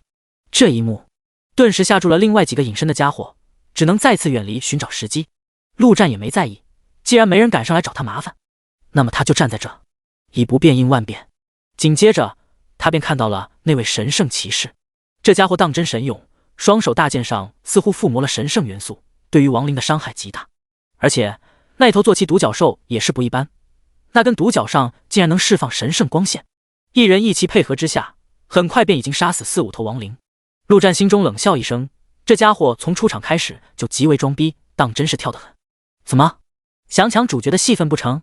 既然如此，那就先从你杀起。陆战心中一动，2位大将1号跟2号已经同时出现在他的身边。1号照例先让他出去随便划划水，叠加越战越勇的 buff。至于2号，已然施展了洛萨之风的技能疾风步，身形原地消失不见。神圣确实是亡灵的克星，但只是对亡灵有特殊的伤害加成，光以防御来说，神圣的对亡灵可没有什么防御加成。下一秒，2号的黑色身影直接出现在那独角兽上，朝着韩凯的后背一匕首刺出。技能背刺突袭，只要距离足够，不管对方在哪里，都能让2号直接闪现到敌方的身后。神圣守护，韩凯作为神圣系强者，精神也是不低，瞬间感应到危险的逼近，毫无犹豫地释放了防御技能。刹那间，他的身边便出现一个光罩，结果匕首在接触到光罩的瞬间，那光罩便已经破碎。不过这一下至少也争取到了几秒的时间。韩凯赶紧从独角兽上滚落了下来，那叫一个狼狈不堪。独角兽也是反应极快，光束瞬间朝着自己背上射去。然而2号的身影已经消失不见。韩凯惊出一声冷汗，怎么可能？怎么可能有这么可怕的亡灵？他立刻翻身而起，双手握着巨剑，全身戒备，神情无比紧张。那家伙在哪？他找不到。下一次，神圣守护的技能 CD 长达3分钟，他不一定能坚持到。想到这，韩凯直接朝着空中大吼：“楚宁，你还在等什么？”作为一名骑士，他的技能都是偏单体伤害，打不到亡灵屁用都没有。空中，楚宁已经用圣光术硬生生的进化了一头亡灵龙鹰，所以情况不算危急。听到声音，不禁冷笑一声，说道：“哼，自己废物就赶紧逃。”对他个人来说，这时候释放圣光照耀没有任何好处。行，你给我等着！韩凯怒道，他将自己的背紧靠在独角兽的身体上，双手握着大剑，严阵以待。他就不信，这样了，对方那家伙还能偷他的臂骨。结果下一秒，他身后的独角兽突然发出一声无比凄厉的惨叫声，后方鲜血爆射而出。2号可不是傻瓜，而是有灵智的亡灵。既然暂时杀不了目标，先杀目标的坐骑也是个很好的选择。轰的一声，作为神圣之兽的独角兽直接倒在地上，一命呼呜。草泥马！韩凯彻底红了眼。作为一名骑士，这独角兽就是他的初始装备，可没有地方去找第2头。他骑在独角兽上之时，不仅可以增加 30% 的全属性，而且一路走来，他跟独角兽之间已经发展出了超越物种的感情。而现在，他的独角兽死了，韩凯直接暴走，一声大吼，整个人身上竟直接散发出无比神圣的光芒。神圣骑士天赋技能神之光，这一刻，他的全属性直接增加 100%， 同时全身附加神圣之光，不仅可以让自己的所有伤势快速愈合，同时还能治愈队友。但对于亡灵来说，这光就是致命的，这种状态下，那亡灵根本不可能靠近他。变身之后的韩凯没有理会2号，而是直接冲向了陆战。虽然现在的他已经被愤怒的情绪充斥，但还剩下一丝丝理智。他知道罪魁祸首是陆战，更重要的是，只要杀了陆战，那庞大的奖励让失去独角兽也不是不能接受了。陆战自然看到了冲上来的光团，想单挑是吗？偏偏不让你如愿。下一秒，陆战直接穿上了翅膀，然后扇动了几下，飞上了天空。还在冲锋中的韩凯直接傻眼了，愣在原地。这特么的，他可不会飞啊！这赤果果的嘲讽啊！啊！韩凯怒吼一声，这特么的拳丸有力无处使，竟直接被气得喷出一大口鲜血。失去目标的韩凯彻底丧失了理智。你杀我独角兽，那我就杀你亡灵！韩凯直接朝着那些亡灵直冲而去。这家伙也真是猛得不行，光靠近便让那些亡灵开始进化。仅仅3分钟时间，20几头亡灵竟被他屠戮一空。不过他的变身时间也结束了。草尼玛，没了亡灵，老子看你怎么办！韩凯也是不管不顾，直接朝着陆战大吼。结果下一秒，空中的陆战大手一挥，地面上30几头魔物再次站了起来。第105章防御神器。扑通一声，韩凯直接倒在地上，双眼无神，他彻底的崩溃了。刚刚站起来的亡灵中，甚至还有那头他心爱的独角兽，却在这时，扑哧一声，一把剑直接刺中了他的心脏。原来是他旁边的人趁其不备，要了其性命。别的不说，杀人至少有金币啊！像韩凯这种强者，金币怎么可能会少？果然，出手之人听到系统的声音，脸上顿时乐开了花。曾经意气风发的韩凯，怎么也想不到自己竟会死得如此憋屈。顷刻间，新转生的亡灵再次朝着人群杀去。刚刚经历过一场战斗的众人面色苍白，这特么还有完没完了？空中，陆战自然无所谓，反正不管谁杀的，最后都会落到自己手上。另一旁，楚宁也看到了这一幕，心中不由得产生了一丝愤怒与恐惧。他会不会也落得这个下场？想到这，楚宁直接萌生了逃跑的想法。诅咒的奖励虽然无比诱人，但也没有性命来的重要。而且若是这陆战没死，等他晋升为6翼天使时再来取也不迟。圣光天使妥妥的后期职业，越往后越强大。然而他刚想要逃离，便见那陆战竟直接挥动着翅膀朝他冲来，大有单挑之意。见到这一幕，楚宁顿时兴奋了起来，没想到对方竟然直接来送死。4翼天使攻击性不强，是指没有攻击类的技能，但他的体质跟力量属性可不低，双破百。楚宁手持圣剑，朝着来人便是一剑斩去。结果下一秒，他的眼前一花，陆战的身影便已经消失不见。楚宁几乎是下意识的用翅膀将自己的全身包裹住。只听叮的一声，陆战的蜡击剑竟直接断裂开来，虽然没能刺进去，但里面的楚宁还是感觉到一阵巨力传来，忍不住吐出一口鲜血。哟，你这翅膀不错，挺硬的。陆战忍不住赞叹了一声，便将剑扔了，准备上手直接硬掰。然而他刚要有所动作，一只散发着爆焰气息的剑矢已经到了身前。那沈家洛可真是不放过任何一个攻击的机会。陆战也没准备躲，而是直接抱起被翅膀包裹住的天使挡在身前。轰的一声，爆焰之箭射在翅膀上，恐怖的伤害之下，竟然依旧没能破了这翅膀的防御，当真离谱。但里面的楚宁却又吐出一口鲜血。这一剑虽然没能让陆战受伤，却让下面的众人反应过来。对啊，飞在空中的陆战就是个活靶子，他们完全没必要攻击这亡灵，而是攻击罪魁祸首陆战。一时间，大量的攻击竟然同时朝着空中的陆战直射而来。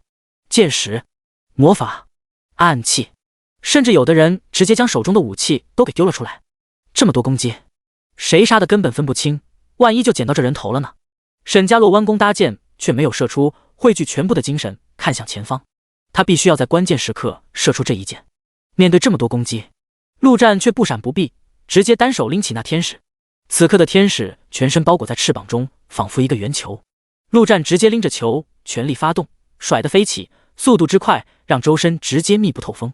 叮叮叮，轰轰轰，各种攻击纷纷被那天使圆球挡下，根本没有一个能打到陆战的身上。卧槽，这玩意防御神器啊！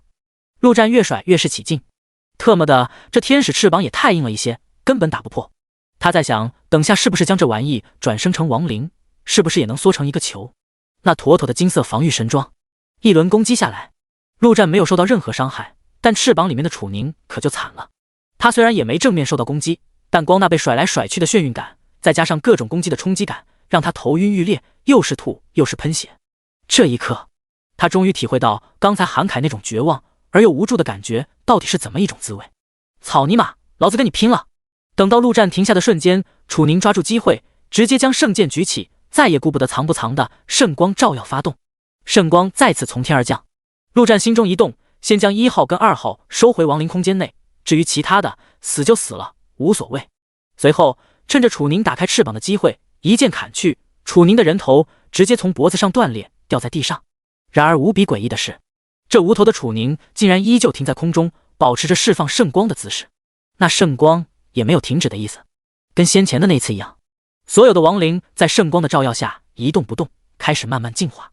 而那些刚刚已经站得有些疲惫的职业者，纷纷在圣光下恢复，不管是精神还是身体。快，趁着现在，一起上，砍了这家伙！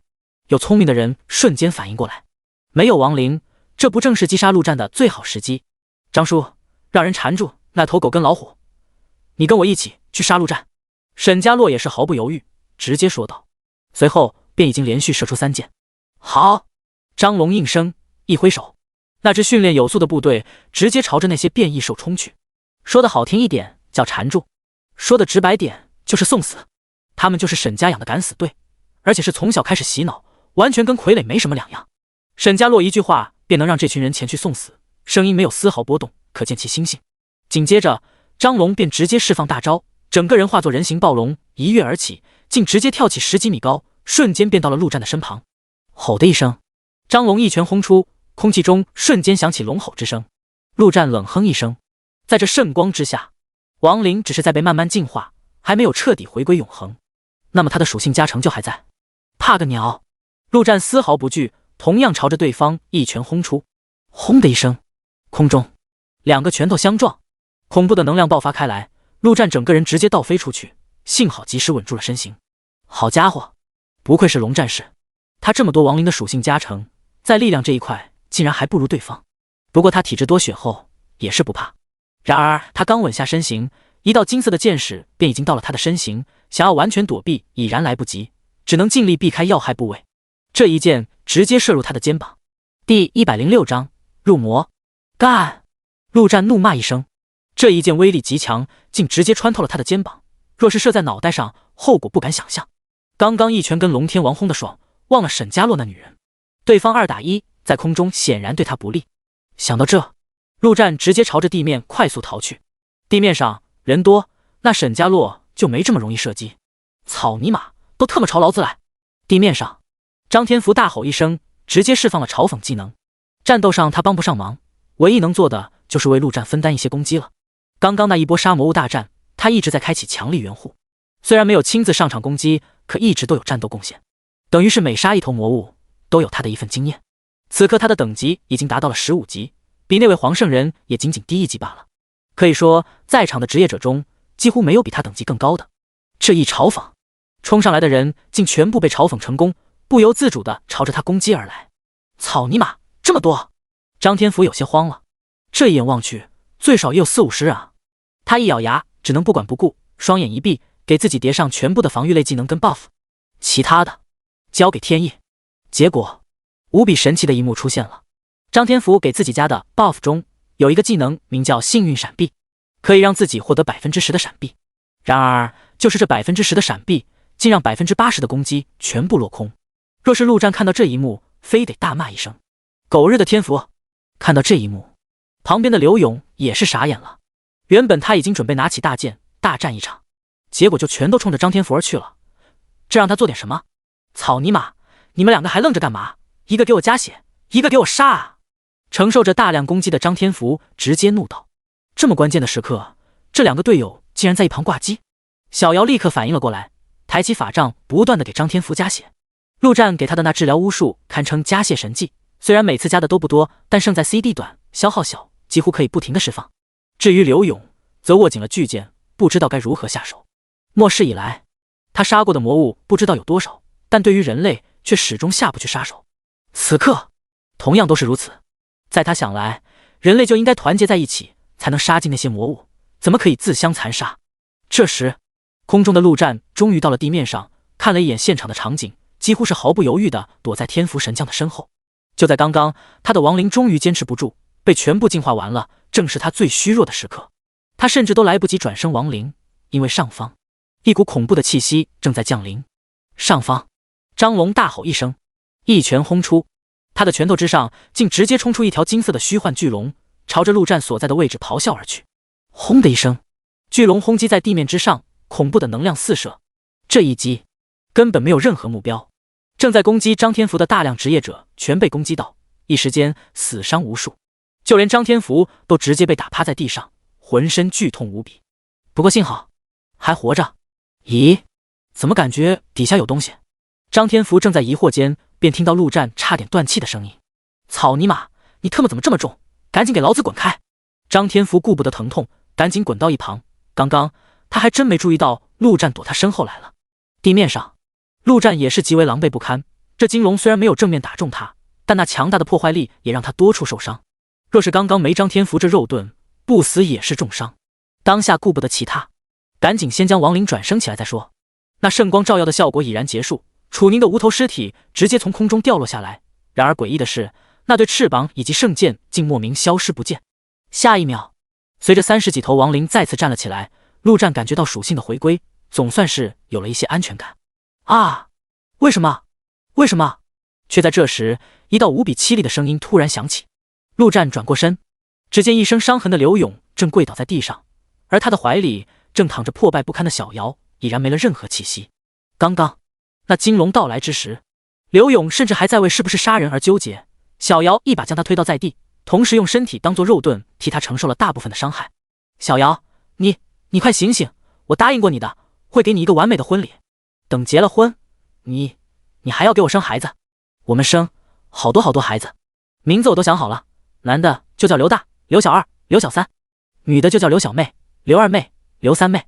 是不是很傻？我也知道很傻。你快醒来，醒来骂我蠢，骂我傻。刘勇轻声细语地说着，眼泪不断地涌出，挂满了脸，滴落到小瑶的身上。哎，刘老师，节哀吧。这一刻，陆战的心里也有些难受，不知道该说些什么。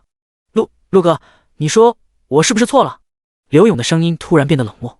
也不能说你错了，只能说不适合这个时代。陆战叹了一口气，说道。他正要再安慰几句，便感觉到空中那恐怖的气息已经快速靠近。草泥马，还敢来！陆战心中怒不可遏，他对于这小瑶印象一直很好，而且还是刘勇的爱人，这波因他而死，心中若说没点愧疚是不可能的。当下恨不得直接手撕了这所谓的龙天王。陆哥，让我来吧。陆战正要出手，便见刘勇拿着巨剑缓缓站了起来。这一刻，他的身体竟散发出阵阵血色气息，双眼更是如同燃烧着火焰一般通红。就在刚刚，他的脑海中响起了系统的声音：第一，检测到您的内心符合入魔标准。激动隐藏天赋技能入魔。天赋技能入魔开启后，力量、体质、敏捷3大属性增强300%，所有技能威力增强50%，冷却减少80%，浩然为0。注意，请注意控制时间，入魔时间过长将彻底魔化，变成没有任何理智的魔人。第107章，该死！下一秒，刘勇整个人竟如同炮弹一般朝着空中直射而去。轰的一声，他竟不管不顾，直接与从天而降的张龙相撞在一起，纯粹的暴力与凶残。但即便是获得300%增幅，刘勇的力量竟依旧不如融化的张龙。这一撞让刘勇整个人直接倒飞了出去，重重的砸在地面上。不过张龙的攻势被阻，空中也已经无力可见，无奈之下也只能落到地面上。有点意思，你是谁？张龙平复了一番翻腾的气息，眼中释放出一道金光。刘勇站了起来，擦去嘴角的血液，没有说话，双眼之中竟是疯狂与杀戮。刹那间，他的身体便已经消失在原地，到了张龙的面前，巨剑竟直接狠狠地插入地面之中。张龙脸色微变，瞬间一拳轰出。然而已经晚了，地面上两人所在的位置，一片血红色的血气竟冲天起，将张龙整个人直接冲上了空中。正是狂战士的标志性技能血气爆发。血气中，刘勇已经拔出巨剑，朝着空中狠狠挥舞巨剑，一道血红色的十字剑气从巨剑之中直射而出。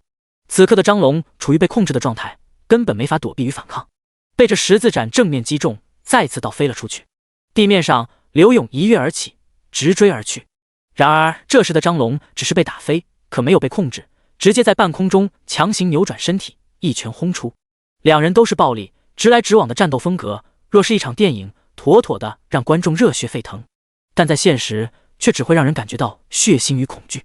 陆战闭上双眼，再次睁开时，已然满是杀意与愤怒。你们真是该死啊！把一个好好的圣母逼到现在这样。说话间，地面开始震动，原本躺在地上的巨龙尸体睁开了双眼，释放出幽幽绿光，缓缓站了起来。而这还没完，陆战一挥手，直接群体献祭。刚刚转生的30几头亡灵瞬间被强化成7头精英级亡灵。那位天使死亡，陆战终于可以放开手脚。随后，群体转生，群体献祭，仅仅10几秒，他的面前站着的已经是31头精英级的亡灵，1头巨龙亡灵，另外还有亡灵空间内的1号跟2号。亡灵红龙，特性普通亡灵，力量598，体质680，敏捷489。这属性特么的简直离谱，可惜没有火属性的加持。而且陆战发现了这巨龙亡灵最大的一个特点，那就是特么的不会飞。飞行应该是巨龙的特殊属性，而不是身体自带的，毕竟它没有翅膀。这不会飞，瞬间让巨龙下降了足足5个档次，在地上爬吗？那特么不成蛇了。但这家伙就放在原地，给陆战加持属性，那也是极为恐怖的。在这些亡灵的加持下，陆战的3大属性已经统统突破了500，体质在强力元护的加持下已经到了700多，而这还不是极限。他的亡灵还能强化到勇者级，他还能召唤亡灵。如果全部算上，他的属性甚至能直接破1000。在目前的阶段，某一项属性突破100便能称为强者。杀！陆战一声冷哼，所有的亡灵便朝着剩下的人四散而去。普通的亡灵就已经打得这些人苦不堪言，这番变成精英级，场面呈现了单方面的碾压。精英级亡灵在这些职业者面前，完成可以称得上一句刀枪不入。这打个屁！一时间，大量的人再也顾不得什么变异兽，四散而逃。反正留下来也是死，逃的说不定还能活过去。空中，原本还在与刘勇大战的张龙脸色微变，一拳轰开刘勇之后，整个人便如同炮弹一般冲向沈家洛那边。此时的刘勇早已被愤怒冲昏了头脑，正要追上去，却被人一把拉住。刘勇头也不回，便是一剑斩出。轰的一声，巨剑斩在陆战的身体上，强大的气血之力四散。然而陆战却纹丝不动，身上更是没有出现任何伤口。这就是700多体质的恐怖效果。刘老师，是时候清醒一下了，没必要搭上自己。陆战一拳轰在刘勇的脸上，只用了3分力，但即便如此，也让刘勇的脸如同炸开一般，鲜血直流。刘勇现在的状态很不对劲，跟先前那位周凯有些像。陆战猜测应该也是那种时间越久越会失去理智的那种，他可不希望到时候亲手杀了对方。这一拳的剧痛让刘勇的愤怒稍微消退了一些，总算是控制住了自己的。天赋说明里写得清清楚楚，如果时间过长，他会变成只知道杀戮的魔人。他宁愿死也不想变成那样的东西。结束入魔之后，刘勇的脸上满是痛苦。对不起，陆哥，放心，我会把人带回来，让你亲自杀。陆战拍了拍对方的肩膀，说道。却在这时，一支箭矢竟突然出现在他的后脑勺上，速度之快，令陆战几乎没有任何反应的时间。但陆战也根本无需反应，这箭矢就如同射在钢板上，叮的一声，竟直接断裂，连头皮都没有擦破一丝。有些人真以为自己是女人，老子就不会杀他了吗？陆战淡淡的说道。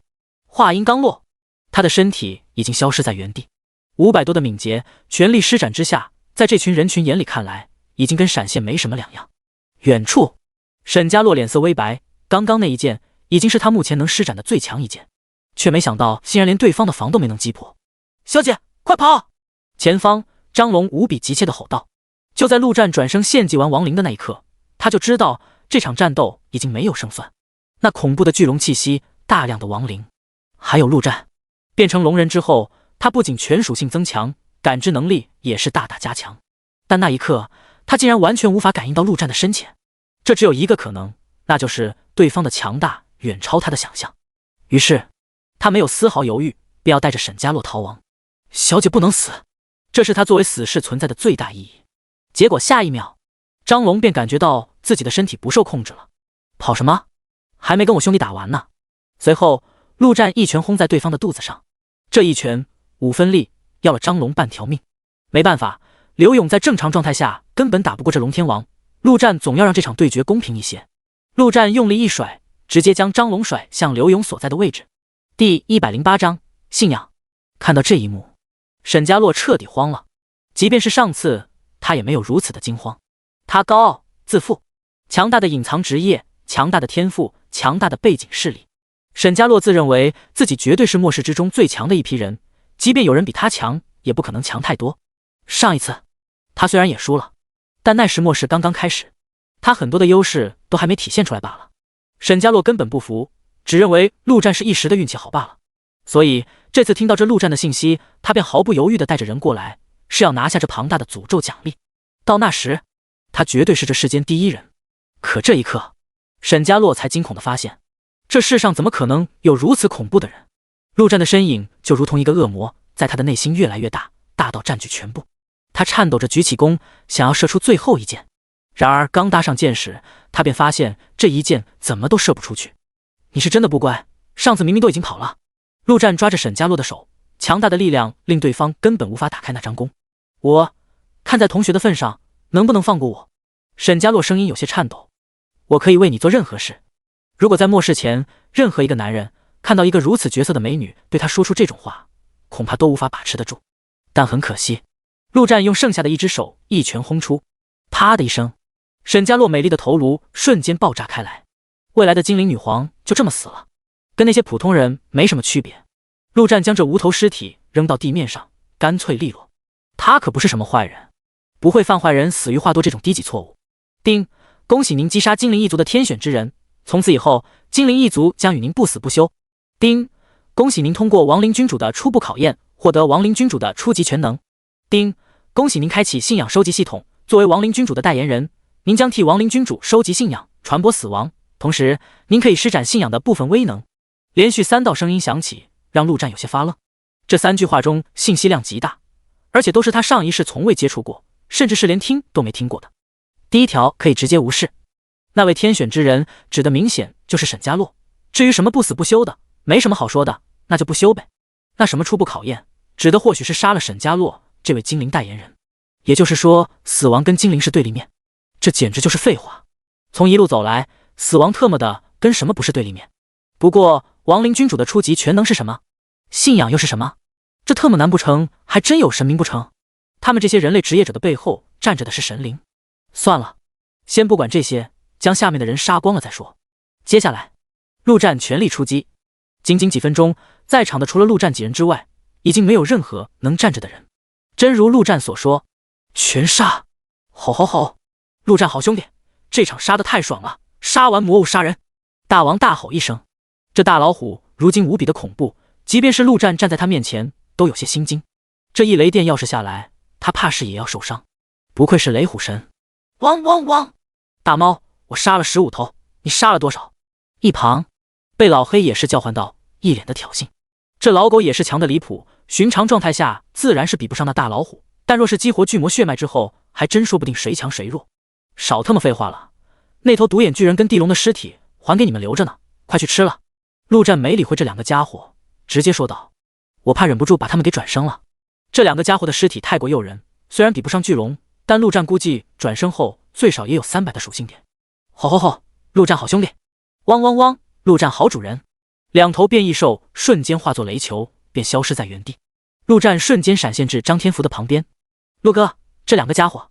看到陆战回来，张天福一脸的无语。不远处，张龙跟刘勇2人还在打，打得浑身是血，精疲力尽，甚至已经用上了小混混打架的各种招数。刘勇为报亡妻之仇，张龙也看到了沈家洛的死亡。作为一名死士，他已经必死无疑，那么死也要拉一个垫背的。陆战没管他们，这2人是不死不休的局，他没办法插手。即便刘勇死在这里，那也是他自己的选择。此刻，陆战更加在意的是，就在刚刚，他靠近张天福的时候，脑海中竟然响起了系统的声音。叮，检测到可以传播信仰的对象。传播信仰吗？该怎么传播呢？陆战双眼直勾勾地看向张天福。张天福浑身一震，感觉到菊花隐隐作痛。他想起了最初遇到陆哥时候的那种感觉。原来，最终还是逃不过这一劫吗？索性豁出去了。来吧，陆哥，您想主动还是被动？陆战皱了皱眉，不知道这家伙脑海中在想些什么玩意，直接问道：你信仰死亡吗？啥？信仰死亡？什么玩意？张天福一头雾水，脱口出道。陆战想了想，再次问道：如果说我代表死亡，那你会信仰我吗？陆哥，我肯定相信你啊。不是相信，是信仰。那啥是信仰？干，你就说你信不信仰我。陆战怒了。信，陆哥，我信仰您。张天福弱弱地说道。陆战再次皱眉，这特么没有任何反应啊。难不成是这张天福不够诚心？那你信仰死亡吗？张天福赶紧点点头，说道：我信仰死亡。此话一出，陆战的脑海中终于有了一些反应。叮，恭喜您成功为亡灵之主收获一名信徒。陆战打开属性面板，果然在最下方出了一个信仰的界面。点开这界面，正显示着唯一的一名信徒张天福，初级信徒，第109章，信仰得力量。为什么？陆战深深地叹了口气，满脸的不甘与委屈。他只想凭借自己的努力与奋斗去慢慢变强。为什么要给他开这么多外挂？这种感觉真特么的太爽了。陆战仔细看了一眼自己的属性，果然有了很明显的增长，尤其是体质这一栏，足足多了20多点。也就是说，张天福的体质高达200多，这是不算强力元护增幅的，而是他本身的体质。除了陆战这个变态外，200多的体质已经相当离谱了。另外，陆战心念一动，果然便看见信徒张天福的下方出现了他所有的主动类技能，包括嘲讽跟强力元护。也就是说，以后不用张天福在场，他自己也可以开启这变态的体质增幅。如果以后信徒多了，那特么的他不是变成全职业，什么法师、牧师、战士、剑士统统可以施展，甚至若是能忽悠个神圣系的叛变，他这位亡灵法师还能变成光，光想想都觉得变态。这么看来，所谓的传播死亡或许就是让他招收信徒。如果真的存在所谓的神明，那么亡灵君主应该掌控死亡的世界，而生者的世界或许存在着其他的神明，亡灵君主让他来生者的世界传播死亡，招收信徒，那不妥妥的抢人抢地盘，不被针对才怪。至于生者世界的神明为何不直接出手灭杀他，这只能说神也不是无所不能的，或许是有更高等的存在，或许是有某种规则限制，这就不是陆战所能去揣测的。陆哥，我好像有点不一样了。就在这时，张天福有些不可思议地说道。陆战眉头一挑，问道：哪里不一样？就在刚刚，我的体质突然增加了50点，然后多了一条奇怪的属性，痛觉减弱40%，还有那个嘲讽技能也变了，变成了死亡嘲讽，嘲讽成功时将对敌方叠加死亡侵蚀的 buff。 张天福越说双眼越亮。陆战听完也是心中震惊。50属性就不说了，已经相当变态。痛觉减弱对于肉盾来说妥妥的神级属性，就刚刚那么多人打他，那可真是全身上下痛的死去活来，身体能顶住，精神上都快崩溃了。而变成死亡嘲讽后，也就是原本的控制技能直接变成了大范围杀伤性控制技能，增强了不知道多少倍。这样也对，信仰的好处本来就是双方的，要是信徒没好处，那还信仰神明干嘛？对了，陆哥，那团黑雾呢？好像没有看到。这时张天福有些疑惑地说道。陆战自然知道他的意思是在提醒自己小心那位叶皇，他暗道一声可惜，那家伙太聪明，跑了，没抓到。这位叶皇从一开始出现了一会之后就彻底没了声音，甚至连陆战都不知道对方是什么时候走的。那家伙估计在看到陆战展现出来的恐怖实力后，便毫不犹豫地跑了，连面都不露一下。陆战冷笑一声，也没太放在心上。信仰开启后，叶皇跟他的差距只会越来越大。什么叶皇，狗屁不如。随后陆战直接飞回东海市范围内。此刻这城中还有不少的幸存者，这些人已经彻底麻了，瑟瑟发抖。先是巨龙带着魔物攻城，好不容易被打退了，又来了一群强者在城外大战，那场面完全就已经超出了他们能理解的范围。眼下终于平静了下来，那位恐怖屠龙大杀四方的大魔头竟然来到了他们的上方，意志不坚定的直接跪下来磕头，只求饶命。陆战面无表情，飞到地面上，走到一人的面前，直接问道：你信仰死亡吗？扑通一声，这人直接跪下：大哥别杀我！干，谁要杀你了？我问你信不信仰死亡？那大哥，我是该信还是不该信？这要问你自己。那我不信死亡。信，我信仰死亡。听到这一句，陆战却皱了皱眉，没有任何反应，打开属性面板，信仰上也没有任何变化。接下来他接连问了好几个人，果然每一个成功的。陆战倒没有失望，心中早有准备，说一句信仰就能真信仰了？做梦呢！招收信徒怎么可能这么简单？陆战虽然没当过神明，但也看过不少网文小说之类的。按照通俗点的理解，神明对于信徒来说，更多的是一种精神寄托，他们敬畏神明，崇拜神明，更信神明，绝不可能用暴力让别人畏惧就能使其成为信徒。张天福虽然不知道死亡代表什么，但他至少敬畏陆战，也信陆战，所以能成为信徒，这就有点麻烦了呀。原本按照陆战的想法，他就想当一个独行侠，自由自在，无拘无束，等实力强了，天下之大，哪里去不得。可如果要传播信仰，肯定不能光靠说的，最基本的要求总要保护信徒，难不成他也要建立个什么大型庇护所，当个人皇什么的？突然之前，陆战产生了一个猜测，前世那些八皇之所以建立庇护所，是不是就是为了传播信仰？比如说精灵女皇，她传播的必然就是精灵的信仰。思索间，陆战再次飞了起来，飞回到张天福的身边。陆哥，那边的2位打完了。张天福指了指旁边，说道。陆战望去，只见刘勇跪在地上，前方是小瑶的尸体，而他的手上则拿着张龙的人头。堂堂龙天王落到如此地步，只能说末世之中没有谁能永远不败，即便是陆战，也不敢说天下无敌。他能杀得了普通巨龙，但若是来一头精英级甚至勇者级巨龙，怕是能把他吊起来打。陆战走了过去，拍了拍刘勇的肩膀，说道：刘老师，你信仰死亡吗？死亡？刘勇张开嘴，声音有些沙哑。我信仰死亡。他最爱的人死了，他的心也死了，那么为何不信仰死亡？丁，恭喜您成功为亡灵之主收获1名信徒。果然不出所料，刘勇有成为死亡信徒的资格。陆战打开面板，却无比惊讶地发现，刘勇竟然不是初级信徒，而是终极信徒。第110章献祭。终极信徒提供的属性加成竟然是 20%， 而且使用对方的技能之时，效果提升 10%。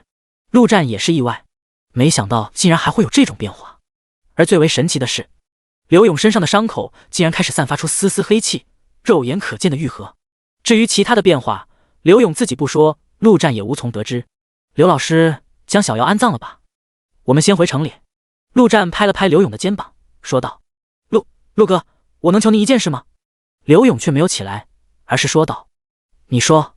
陆战点点头，我知道您能把死了的东西变成亡灵。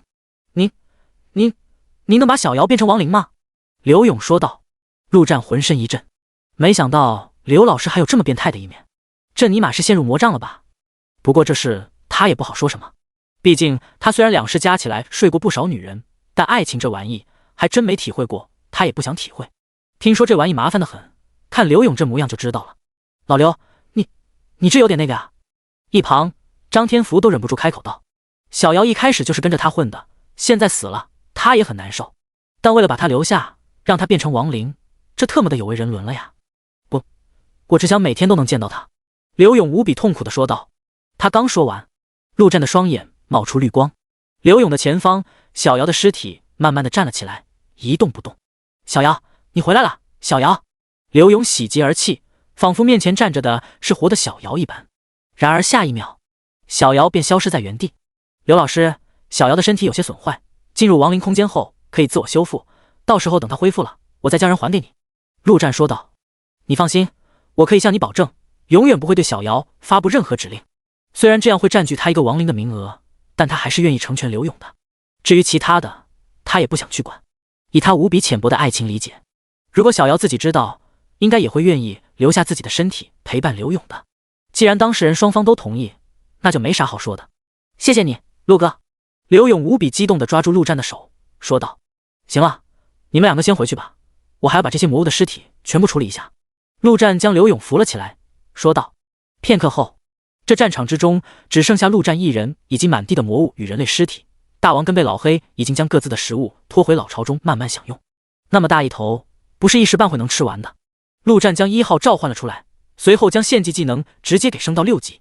1号的实力在如今的人类阶段绝对算得上最顶级强者，但陆战可以说完全领先了其他人不知道多少个版本，而且他已经明确是被整个世界针对的，以后面对的敌人绝对会超出想象。面对那些家伙，1号的初始属性有些低了，真打起来不等越战越勇的 buff 叠起来，说不定就要被锤爆。但1号的这些技能都太特么 bug， 再加上他恐怖的战斗本能，陆战不可能弃之不用。别看那巨龙亡灵的属性是1号的好几倍，但真实战力绝对是1号更强。不会飞的巨龙太特么带了，所以强化1号已经迫在眉睫。随后，陆战将30几头精英级亡灵全部召唤了出来，然后心中一狠，30几头亡灵全部开始散发黑雾，进入到1号的体内。既然已经决定了，那就直接来狠的。30几头精英级全部献祭给1号。3分钟后，献祭完成。陆战看了一下系统通知，竟然只成功了一半。1号的3大属性都增加了30-40点，其他的毫无变化。至于进化，那更是没有一丝迹象。这一波血亏，但既然已经开始了，那就没有回头路。有了群体转生与献祭之后，仅仅10秒，陆战的面前已经再度站了30几头精英亡灵。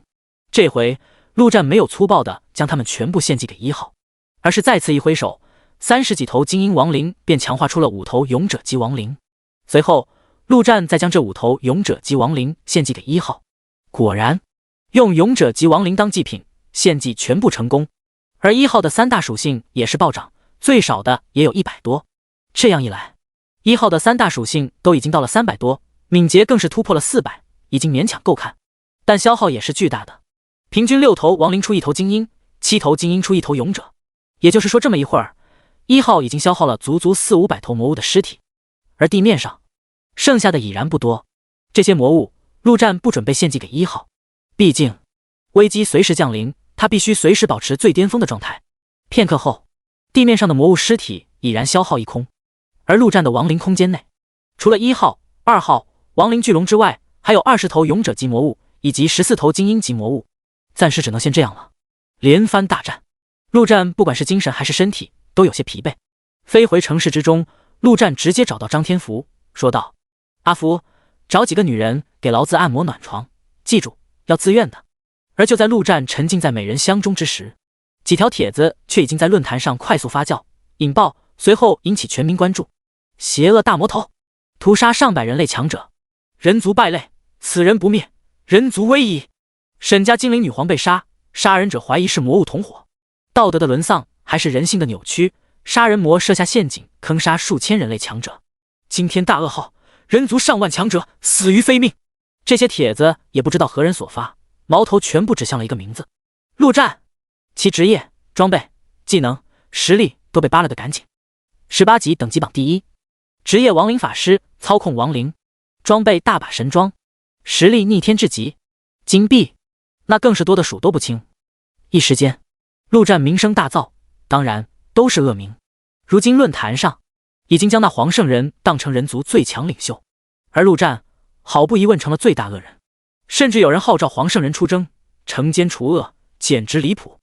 第111章恶灵骑士。次日一大早，陆战打开窗户，只感觉神清气爽。昨天一番大战总算让他压抑已久的情绪爆发了一波，整个人无比的轻松，丝毫没有末世的紧张感。如今这个阶段，他自认为在人类当中绝对是最强者，无需谦虚。魔物之中，只要不是勇者级别的顶级魔物，那也是不怕，已经可以说横着走都没问题了。什么人皇、天王、神将，如今他才是人族最强。这种状态下，怎么可能不轻松？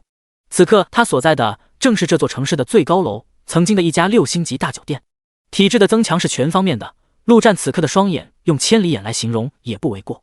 眺望四周，整座城市尽收眼底。首先，他一眼便看到了最中央，雷电闪烁，响起阵阵爆炸之声。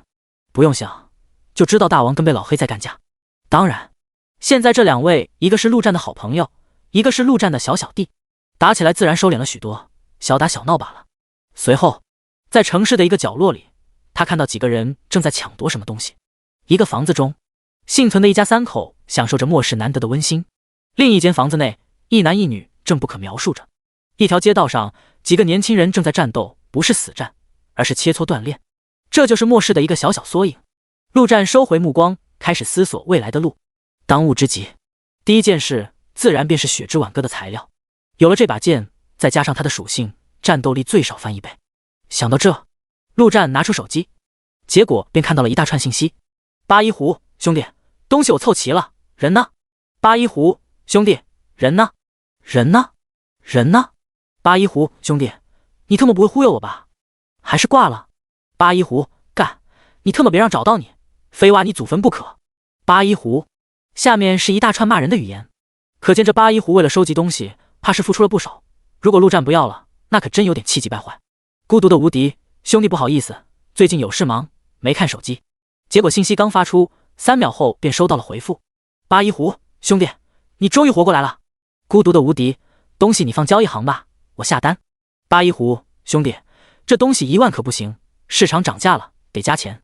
这倒不是忽悠，随着职业者越来越强，各种图纸、材料的作用就会显现出来，涨价是必然的。陆战也没说什么，直接回复。孤独的无敌，一口价3万。陆战看了一眼自己的金币，1328171，3万，毛毛雨罢了。片刻后便已经收到八一狐的回复。八一狐，兄弟，已经好了。陆战也没废话，打开交易行便将东西买了下来。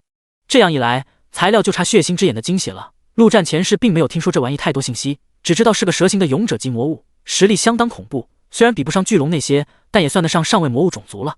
想了想，陆战直接发送信息。孤独的无敌，兄弟，你有听过血腥之眼吗？这摸金校尉一听就是到处逛的职业，走南闯北的，见识说不定比他这位重生者还要多。八一狐，血腥之眼，没听过，不过我可以帮你打听打听，就是这个价钱。孤独的无敌，位置信息1万金币，如果你能直接帮我搞到血腥之眼的精血，10万金币。八一狐，兄弟你放心，3天，最多给我3天时间，这血腥之眼就算在天上，老子也帮兄弟你找出来。世界的某处，胡六看着手机，双眼冒光，特么的这家伙什么人？该不会开了什么刷钱外挂吧？10万金币，眼睛都不眨一下。随后他便赶紧打开一个群聊，发送消息：重金100金币，求购血腥之眼的信息。陆战收起手机，如果能直接得到精血，那自然是更好。这事还算简单，最令他头疼的还是传播死亡这件事。这事他不可能什么都不做。现在情况很明显，亡灵君主给了他这么多实力，又是庇护又是全能的，很明显就是要让他传播死亡。要是不做，那就是妥妥的得罪亡灵君主。眼下他等于是得罪了这个世界所有的神明，要是最后连亡灵君主都得罪，那可真就完了。那么该怎么传播呢？简单来说，就是当个神棍呗。杀人陆战在行，忽悠人那可真是不行啊。没有丝毫头绪，陆战叹了口气，坐到了椅子上，先将这放到一边，还是先将亡灵召唤满再说。即便召唤的都是普通级的，那全加起来也是不少的属性，更何况还有精神之类的。于是乎，陆战一挥手，亡灵召唤术便已经施展。结果下一秒，一道死亡的气息猛然散发出来。陆战眼前一亮，这气息跟死亡刺客出现的时候差不多了，有搞头啊！果然，这是一头骑着骷髅马的黑甲战士，手中拿着一柄长枪。最为惹眼的是，那头骷髅马浑身燃烧着幽绿色的火焰。恶灵骑士，特性：勇者，统领，力量220，体质187，敏捷168，精神105，技能：死亡冲锋，恶灵咆哮，全军出击。陆战直接站了起来。好家伙，这怎么回事？难不成自己获得亡灵君主的部分全能之后，这个世界对自己的针对直接无效了？竟然低头就出了勇者级，而且不是一般的勇者级，统领特性的勇者级亡灵，那就是相当于一个将军。难不成还能指挥亡灵打仗不成？一直以来，陆战对于亡灵的战斗都是放养状态，随便他们怎么打。没办法，亡灵太多，根本操控不过来，也就命令1号。如果这恶灵骑士真的能指挥亡灵作战，那亡灵大军的实力最少也能提升5层，那是伞兵跟军队的差别。陆战心念一动，便将这恶灵骑士给收回到亡灵空间内，而后他将意识放在空间里面。果然，在恶灵骑士出现的瞬间，那些原本无比散漫、到处游荡的亡灵竟然全部汇合了起来，排成几列站在了恶灵骑士的面前。就连2号都是如此，只有1号独立在不远处一动不动。如此看来，这应该就是亡灵的本能，就像是士兵见到了长官一样。第112章亡灵祭祀。陆战心中一阵惊喜，如果能召唤出40-50头勇者级亡灵，他的属性绝对全部破千，那特么的勇者级巨龙来了，他也赶上去碰一碰。于是陆战迫不及待地再次施展亡灵召唤，不是勇者级，而是精英级的亡灵法师。不过这已经是个好的开始，只要不是普通级就行。那么继续吧。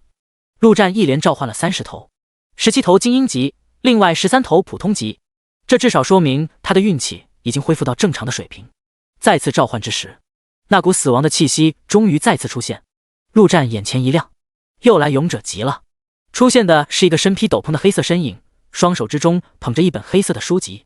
亡灵祭祀，特性：勇者，祭祀，力量50，体质217，敏捷50，智力328，精神512，技能死亡弥撒，高达512的精神。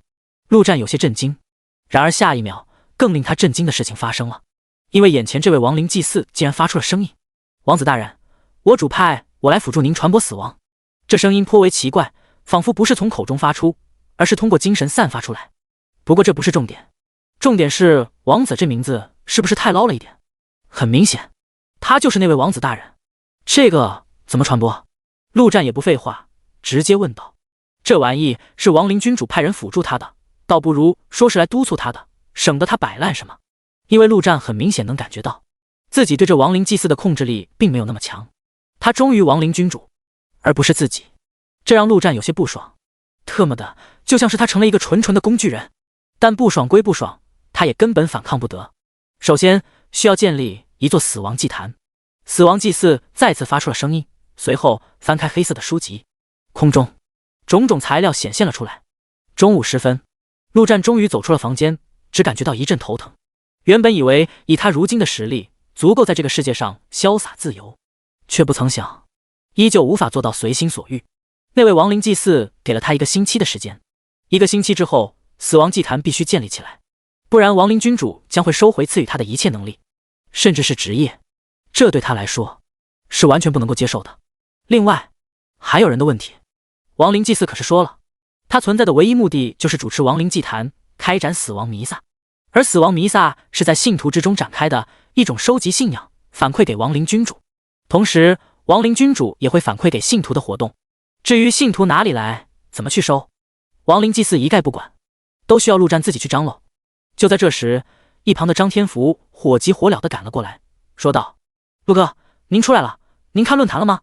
上面全是关于您的讨论。”陆战微微挑眉，掏出手机看了几眼，那一个个显目的标题让他心中不断冷笑。讨伐大军、正义联盟、除魔大队，他倒是很欢迎这些人来，正好让他发泄发泄。于是陆战直接点击发帖：“本人陆战，等级榜第一杀人魔，现在正式宣布，原东海市周边10公里范围之内，全是我亡灵国度的领地范围，未经允许踏入半步，杀无赦。”发完信息，陆战便直接说道：“阿福，将刘老师请过来。”片刻后，刘勇来到陆战的面前，脸上又是期待又是害怕。陆战自然知道这家伙在想些什么，直接将小瑶亡灵给召唤了出来。经过1天的修复，此刻的小瑶跟生前几乎已经没什么两样，就是一双眼睛从黑色变成了绿色，有些瘆人。但刘勇却是丝毫不介意，一把便抱住了小瑶，一脸的幸福。这特么的彻底病态了。陆战也没管这些乱七八糟的，直接说道：“刘老师，我想建立一个亡灵国度，庇护人类，你觉得怎么样？”刘勇一愣，如果是在这之前，陆战说出这话来，他保证举双手赞成，甚至不遗余力地帮助对方。因为一直以来，他都认为陆战是那位拯救世界的救世主。可经历过这么多之后，他那颗圣母的心已经差不多凉了一半。现在的他只想好好陪着小瑶生活。刘老师，我知道你被伤得很深，但人类本就是复杂的，有好人有坏人。陆战一本正经地说道：“你不能因为遇到了一些坏人，就否定所有的人类。人类之中还有很多需要我们去拯救。别的不说，就说那些孩子是无辜的。”这番说辞等于是将好不容易爬出圣母坑的刘勇给重新推入坑中。没办法，陆战思来想去，还是觉得忽悠人这事得交给刘勇来办。因为不论是陆战还是张天福，据说救人、帮助人类什么的都像是在做戏，有点假。唯有刘勇，那是真心实意的，发自内心的。这样的人会让人不由自主的便去相信。听完陆战的话，刘勇的脸上浮现出深思的神色。现在小瑶也已经复活了，他的怨气确实消了大半，但一时半会也不可能真的恢复到圣母形态中。陆哥，您需要我做什么，您就说吧。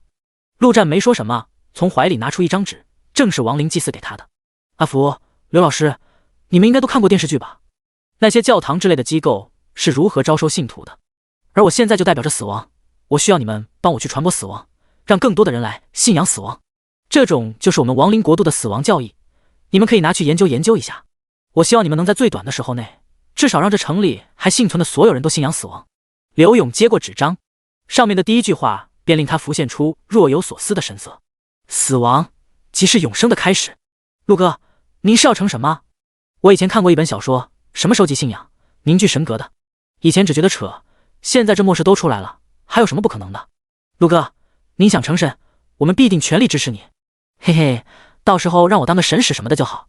一旁的张天福也是想象力丰富，一脸兴奋地说道。第113章，血腥之眼。陆战也没否认，他总不能说他就是个打工的，太他妈掉分了。而且未来的某一天，他说不定真要成个神试试。有句话说的没错，人的欲望是无限的，陆战也不能免俗。最初，陆战的目的就只是活着，后来变成了好好活着。而随着实力越来越强，他的野心也在不可避免的一步步扩张。现在的目的已经不仅仅是好好活着，而是要不受任何人摆弄的活着。即便是亡灵君主也不行，他甚至已经做好了到时候正面刚亡灵君主的准备。当然，这些都只限于无意义的想象罢了，毕竟他现在的一切都是亡灵君主给的。现在的他绝对无条件服从亡灵君主的任何命令，乖乖的当好自己这个工具人，说不定表现好了，那位亡灵君主直接放他自由也说不定。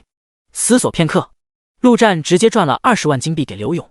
刘老师，这让人信仰，光说肯定不行，这些金币你拿去看着花，不用给我省，我要的只是结果，明白吗？陆哥，您放心。刘勇重重的点了点头。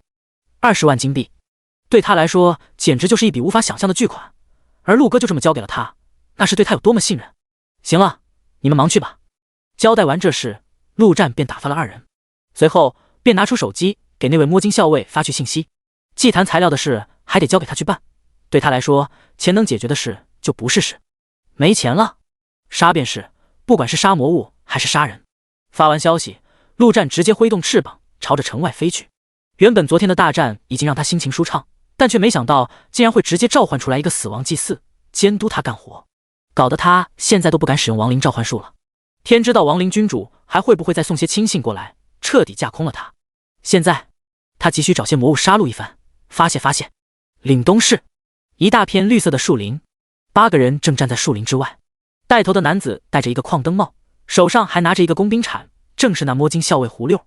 勇者级魔物，血腥之眼，怎么样，能搞定吗？胡六一边吃着东西，一边说道，一副吊儿郎当的模样。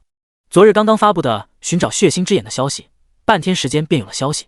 100金币对那位神秘大佬不是事，但对于普通人来说，绝对是一笔巨款。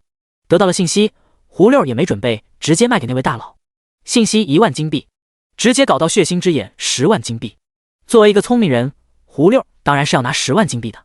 身后7人正是他找来的，这7人乃是一个小队，7人都是10几级通过晋级任务的，而且队伍配置合理，队里面有足足4人是隐藏职业，其他3人也是强者。这种实力在目前的人类当中绝对是数1数2的，也是胡六能找来的最强队伍了。而击杀血腥之眼，胡六开出的赏金是1万金币，他直接空手套白狼9万金币，爽歪歪。放心，六哥，哥几个杀的勇者级魔物没有上百，也有几十头了。小队队长朱留奇在一头巨大的狗熊背上，赤果的上身只穿了一件皮甲。他的职业不是御兽师，而是德鲁伊。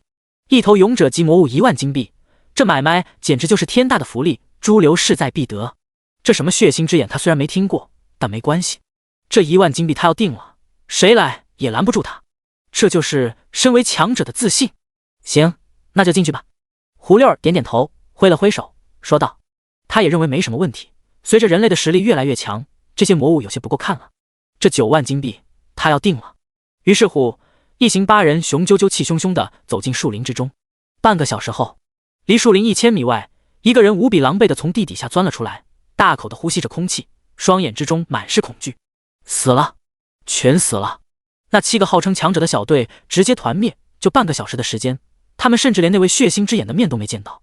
这树林里面太可怕了，如果不是他上次得到了一枚回春神丹，吃下之后只要没死就可以满血复活，这一波他也已经成为了一具尸体。胡六没有犹豫，直接拿出手机准备发送消息。10万金币虽然诱人，但也没有性命重要，他还是稳稳的拿那1万金币吧。至于那位大哥有没有本事从这树林里面走出来，就不关他的事了。就是有些可惜，要是死了，以后可没这么大气的冤大头了。想到这，胡六直接收起了手机。这样的话，那他可得先把那位大哥发来的材料收集齐了，把这扇大生意先做成再说。反正这血腥之眼就在这，不可能跑掉。一大早，当陆战打开窗户之时，便看到城市的大广场上，所有人都被召集在了一起，而刘永正站在平台高处一动不动。等到现场安静下来之时，他才缓缓开口道：“死亡是永生的开始，这人不错，可以重点培养。”陆战旁边，死亡祭司的身影突然出现，淡淡的开口道。陆战没有说话，眼中闪过一丝不悦，这家伙竟然能不经过他的同意，自由地出入他的亡灵空间，这对他来说简直就是打脸。好好帮君主人人做事，君主大人不会亏待任何一个有功之人。死亡祭司似乎也察觉到了陆战的怒气，说道：“你可以放心，我只是君主大人的一条狗，而你是君主的代言人。等到未来君主大人君临世界，你的地位远远在我之上，想如何对待我都可以。”君临世界，陆战准确地捕捉到这4个字，直接问道：“这末世是怎么回事？”“我不知道。”死亡祭司摇摇头，“我只是君主大人创造出来，存在的唯一目的就是协助你，其他的一概不知。那君主大人有多强，这不是你能揣测的。既然这么强，为什么不直接降临这个世界？这不是你能揣测的。是不是还存在其他的神明，跟君主大人对着干？这不是你能揣测的。若是可以，陆战恨不得直接将这家伙献祭给1号。第114章出远门。你无需去想这些，只需要按照君主大人的指示一步一步来便是。这方世界注定是属于我们死亡的。死亡祭司淡淡的说道。材料准备的如何？还有3天时间。放心，陆战不耐烦的说道。那便好。死亡祭司点点头，便已经消失在原地，回到亡灵空间当中。却在这时，陆战感觉到手机一阵震动，拿出一看，正是那八一湖的消息。八一湖大哥，材料已凑齐，另外血腥之眼的消息也有了，不过要麻烦您亲自跑一趟，那东西太强，我搞不定。这么快？陆战微微意外，这家伙还真有些本事，不愧是摸金校尉。孤独的无敌，定位发我。3秒后，一个位置的信息便已经出现在陆战的手机上。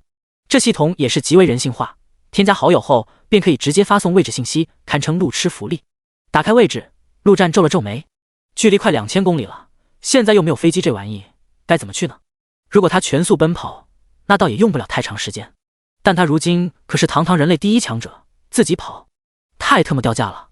想了想，陆战直接大吼一声：“老黑，给劳资过来！”汪汪汪汪！劳资正在忙，没空。城市中央顿时响起一阵狗叫之声。被老黑跟大王这一狗一虎不打不相识，从最初的见面必干架到如今的勾肩搭背。至于这2个家伙现在在干什么，陆战也有所耳闻，好像是关于配种的优化。陆战眼神微眯，淡淡的说道：“我数3声，1。”一字声音刚落，一道雷电便已经从城市中央直飞而出，落在陆战的窗前。汪汪汪！干什么？被老黑不满归不满，但听话还是很听话的。不仅仅是因为陆战是他老大的老大，更因为如今的陆战实力已经到了令他跟大王都无比心惊的地步。这短短几天时间，陆战没事就出去杀魔物，不仅将等级提升到了19级，更是将除巨龙之外的所有亡灵全部提升到了勇者级，足足55头勇者级魔物，而且是陆战经过精挑细选的那种，每一头在目前阶段来说都算个小 boss 级别。如今他的3大属性都已经近千，堪称恐怖。不过最让他头疼的却是那头巨龙亡灵，这玩意不会飞，直接削弱了80%，庞大的体型只能在地上爬，简直捞的一笔。虽然他的敏捷也很高，但敏捷这玩意是相对于体型来说的。巨龙的敏捷放在他庞大的身躯身上，总结起来就是4个字：臃肿迟缓，战斗起来只能当个肉盾。陆战最初还想将其也给强化到勇者级，不过很快便发现根本献祭不动，几10头亡灵下去一点水花都没有，纯纯的浪费。有那么一刻，陆战甚至想将其献祭给1号了，说不定能让1号直接突破勇者级的瓶颈。跟我出趟远门。陆战直接跳出窗外，稳稳地落在被老黑的背上。汪汪汪！远门？不去不去不去！被老黑赶紧摇头。有好吃的。陆战淡淡的说道。汪汪汪！走走走！指方向！快快快！被老黑赶紧狂吼。配种这事哪有吃来的重要？陆战一指方向，便听咻的一声，一颗雷球直接消失在原地。被老黑周身雷电环绕，全速飞行之下，速度极快，完全不下于末世前的飞机。背上，陆战直接站了起来，张开双手，狂风迎面而来。与此同时，被老黑身上的雷电也在不断的轰击着他。这番风雨电的双重打击，陆战身上的衣服早已被没了，浑身赤果。即便是以他的体质，也感觉到阵阵刺痛。不过这种感觉真特么爽，有时候痛也是一种享受。树林之外，胡六坐在一条凳子上，旁边放着一把伞，正是他的初始武器金刚伞。虽然已经过了几天时间，但到了这地方，他的脑海中还是不由得想起那悲惨经历。他已经打定主意，等会那位大哥到了，铁定不会进去。不过可惜了，那大哥要是死了，可没这么好的冤大头。就刚刚那一批材料，他的利润最少也有3万金币，太他妈爽了。就在这时，一道恐怖的气息突然以极快的速度由远及近，胡六赶紧站了起来，一脸的惊恐，只怕下一秒便要遁地跑路。血腥四脚蛇，末世虽然才过去没多久，但陆战的内心与气质都已经发生了翻天覆地的变化。这是实力与杀戮带来的，就连贝老黑这种存在都不由得有些畏惧于陆战，更何况是这胡六，他再强也不可能强到哪去。血腥之眼在里面，陆战也没废话，直接说道：是的，大哥，这树林就是血腥之眼的老巢。胡六二赶紧说道。原本他还想见面就要钱，但现在竟有些不敢开口了。走吧，带路，拿到东西给钱。陆战说道。啊！胡六顿时傻眼了。大哥，我能不能不进去？不行，必须进去。陆战摇摇头。哥，我跟您说实话吧，不是我不想进去，实在是里面很危险。就前几天我召集人马进去过，太他妈惨了，全军覆没，就我自己跑了出来。最可怕的是，连那血腥之眼的影子都没见到。哥，我觉得你要么多找些人，重赏之下必有勇夫，找他个几百上千人，直接将这树给砍光。按照胡六的理解，想要拿下这血腥之眼，只有一个办法，那就是靠人命去堆，将这树林给硬生生推平。反正这大老板有的是钱，在这种末世，人命是最不值钱的，没必要，就我们2个进去。陆战摇摇头说道。血腥之眼这种魔物他前世听说过，确实很强，但再强也就那么回事。如今的陆战，只要不是龙凤那种超级大族，那就没啥好怕的。哥呀，您是我亲哥，我可不敢进去送死。胡六快哭了。老黑，叼着他走。陆战直接翻身上背。胡六心中一凉，便要直接钻入地下。结果下一秒，他的身体便已经不受控制，抬起手正好看到那一嘴犀利的牙齿。胡六浑身一麻，手脚便已经麻木，再也动弹不得。被老黑叼着胡六直接迈入前方的树林之中。一进入，陆战便闻到了浓浓的血腥味。大哥，小心！被老黑叼着的胡六一声尖叫。他现在还记得清清楚楚，当初他们一进来就受到了10几头魔物的攻击。果然，四面八方大量的魔物朝着这边直射而来。这些魔物全体血红色，呈现巨蛇的形状，每一条都有碗口那么粗，但却并不长，最长的也不过1米。最为奇特的是，它们的身下竟长着4足长足的蛇，看起来就极为恐怖。这玩意正是血腥之眼的普通形态，血腥四脚蛇。胡六闭上了眼睛，已经彻底绝望了，这波死定了。这玩意毒性极大，只要被咬上一口，那就会出血不止。先前那7人小队可都是活生生的流血而死，那叫一个凄惨。结果刹那间，胡六便感觉到一股恐怖的能量在周围爆发开来，紧接着浓浓的焦香味飘散在空气中。发生了什么？伴随着这个疑惑，胡六睁开眼，便看到满地的血腥四脚蛇尸体，身上还伴随着死死雷电。汪汪汪！老子最讨厌蛇这种东西，太他妈恶心了！被老黑一口将胡六吐在地上，不满地狂吠道。胡六浑身一震，他还能看到这大黑狗身上那恐怖的雷电之意，顿时露出满眼的不可思议。也就是说，这些蛇全都是被这大黑狗电死的，直接秒杀。身为坐骑都这么强了，那大哥会有多强？想到这，胡六赶紧上前，对着狗背上的陆战说道：大哥，走，我给您带路。作为一个独行侠，他深知一个人在这末世是多么危险，多少次他孤立无援，靠着一手运气逃出升天，但运气不可能一直光顾着他，所以他也想过去找条大腿抱抱。但说实话，胡六的心气极高，就连那黄圣人都入不了他的眼。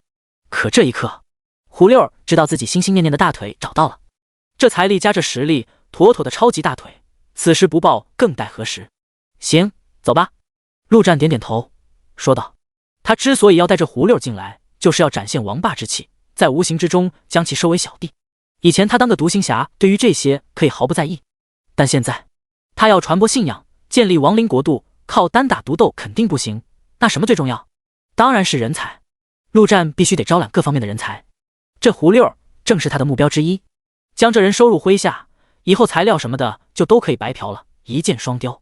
胡六儿小心翼翼地走在前方，被老黑在着陆战跟在身后，一步一步朝着树林深处走去。一路上，不断的有血腥四脚蛇从四处跳出来。一开始，胡六儿还吓得不行，但每一次身后的黑狗都能准确无误地将那些蛇给全部击落，无一例外。渐渐的，胡六儿的胆子也是大了，甚至开始聊起了天。大哥，我真名胡六儿，您怎么称呼？陆战，陆也好，叫陆哥。好的，陆哥，陆哥，您也是隐藏职业吗？我是御兽师，你看不出来吗？看出来了，陆哥，您的灵兽好强。汪汪汪汪，谁是他的灵兽？你才是，你全家都是。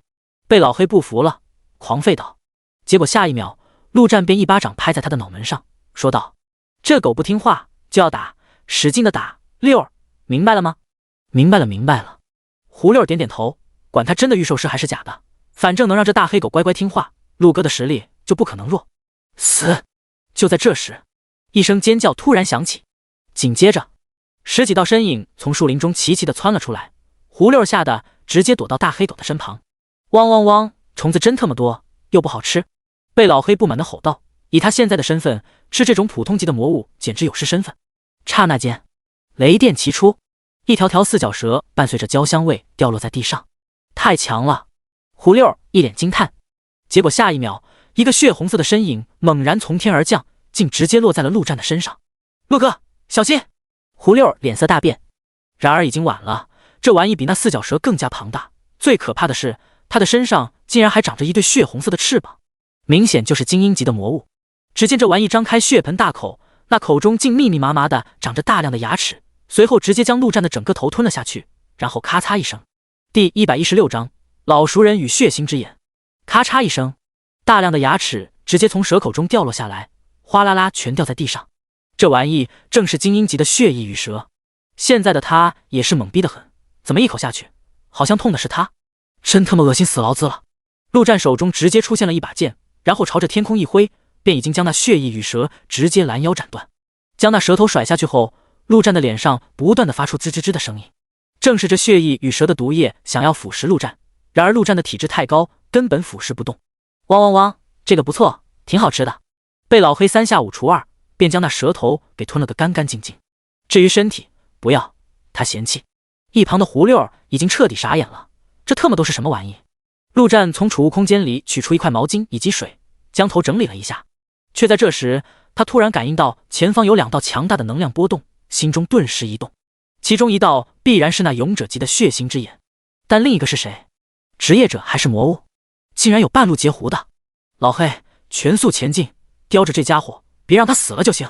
陆战跳上被老黑的背，直接说道。原本他是打着顺便散散心的心态来的，所以选择慢慢走。但这树林颇大，慢慢走怕是要个半个小时左右。那血腥之眼若是被杀，那可就白跑一趟了。被老黑也不废话，在胡六反应过来之前，直接将其叼了起来。随后，浑身雷电形成一个雷球，将周身全部包裹。下一秒，雷球以极快的速度直飞而出，一路上不管是树木还是魔物，统统被毁灭，畅通无阻。胡六的魂都快没了，闭着眼睛一路上惨叫个不停，这太他妈刺激的，他的小心脏根本承受不住。被老黑的雷电控制力极强，将这胡六用雷电包裹住，却又不伤到他分毫。结果1分钟后，四周的景色突然变成了一片血红色，仿佛进入到某个结界之中。停下！陆战眉头一皱，说道。刹那间，被老黑四周的雷球便已经散去，稳稳地站在地上，随后直接将那胡六吐到地上。应该快到了，小心一点。陆战说道，他已经能感应到那2股强大的能量就在不远处。最重要的是，这血色正是那血腥之眼的一个技能，名为血腥领域。在这领域之内，血腥之眼以及它的同族全体属性增强 10%， 而其他的进入其中，全属性降低 20%。陆战打开属性，便已经看到自己的属性全方面下降了。于是他直接将1号、2号给召唤了出来，左右护法。这种情况下，即便是陆战也不能太过大意，毕竟阴沟里翻船的概率虽然小，但还是有的。汪汪汪，这里面真难受。被老黑也是抖了抖身子，显得很不自在。那胡六更是脸色苍白，甚至感觉到连呼吸都有些困难。不过在看到陆战身旁出现的2个黑色身影后，还是一脸震惊，脑中疯狂猜测这大哥是什么职业。走吧，过去看看。做好准备，陆战拍了拍狗头，说道。被老黑也是谨慎的很，踱步朝前走去。片刻后，一片空地出现在面前，而空地上正进行着一场大战。只见战场中央，一个中年男人手持一把血色大刀，赤裸着上身，他的四周数不清的蛇形生物朝着他围攻而去。一眼望去，至少也有30-40头精英级的血翼羽蛇，至于普通的血腥四脚蛇，那更是数都数不清。然而这么多魔物，竟然被那中年男人杀得七零八落。那中年男人浑身上下已经到处是伤口，然后最为可怕的是，那些伤口上竟犹如有吸力一般，不断的从四周吸取鲜血进入体内。这些血液犹如兴奋剂，男人吸得越多，杀的就越凶。很难想象，在血腥之眼的血腥领域内，竟然有人类能大杀四方，仿佛这男人才是这领域的主人。但不远处，一头恐怖的魔物正漂浮在空中。这魔物身躯比那血翼羽蛇还要大上一圈，没了那对羽翼，但头上却是长着一只血红色的眼睛，散发着浓郁的血腥气息。这血腥领域正是由这只眼睛在维持。这魔物正是这座树林的绝对王者，陆战此行的目标血腥之眼。然而陆战却没有将注意力放在这血腥之眼身上，而是一脸惊疑地望着那中年男人。这男人他竟然认识血刀老祖贾正，这家伙不是死在贾家村了吗？难怪血刀老祖就是玩血的祖宗，在这血腥领域里等于是如鱼得水。看样子这家伙的目标也是血腥之眼。既然有了疑问，陆战便直接开口大声问道：贾正，你怎么在这里？说话间，1号2号两头亡灵已经朝着那血腥之眼冲去。勇者级的血腥之眼而已，交给1号2号问题不大。然而战场中央，那中年男人正是贾正，听到声音直接浑身一震，转头便看到了狗背上的陆战。刹那间，贾正浑身血气再次爆发，散发着无比恐怖的气息，犹如血腥恶魔一般，死死地盯着陆战，大吼一声：陆战，还我女儿命来！吼完之后，竟直接不管不顾，化作一道血线朝着陆战直射而来。这些日子，他几乎每时每刻都在想着杀死陆战，这已经成了他唯一的生存目标。可是那陆战太强，就这么找去，完全就是找死。于是在手中这把充满魔性的血刀指引下，他的实力进步堪称飞速。这一切都是鲜血的作用，这血刀让他到处吸收鲜血，人的、魔物的、变异兽的，全都吸。而这血腥之眼的精血正是他的最大目标。按照血刀所说，只要能吞了这血腥之眼的精血，他的实力将暴涨。到那时，他就有信心去找那陆战为女儿报仇。但这一刻，看到陆战的瞬间，他仅存的理智便已经被仇恨完全充满，哪里还管的上实力够不够，直接便冲了上来，不顾一切的要杀掉陆战。第117章，陆战是谁？陆战眉头一皱，有些搞不清楚状况。特么的，什么叫还你女儿命来？不过眨眼间，那贾正便已经到了眼前，血刀自上而下，狠狠劈开，恐怖的血气之力几乎将陆战整个人淹没。找死！陆战冷哼一声，即便你是前世人类最顶级的战力之一，在我面前，那也得跪下。陆战不闪不避，直接对着那血刀便是一拳轰出。这种级别的战斗，那些垃圾剑根本用不上，还不如用拳头直来直往来的干脆利落。轰的一声，拳刀在空中相撞，陆战感觉到一阵血气翻涌，那血刀中竟传来一股奇特的魔力，想将他的气血给吸收进去。下一秒，他直接浑身一震，翻腾的气血便已经冷静了下来。想吸血？做梦呢！陆战猛然发力，那持刀的贾正便已经直接倒飞出去。他的力量近千，这贾正再强，力量最多也就500，即便加上那诡异的血刀，也不可能干得过陆战。老黑，把这些小蛇清理了，大蛇别动，交给1号2号。至于这家伙，我亲自跟他玩玩。陆战直接从狗背上一跃而起，朝着倒飞出去的贾正追去。既然你想打，那就陪你玩玩。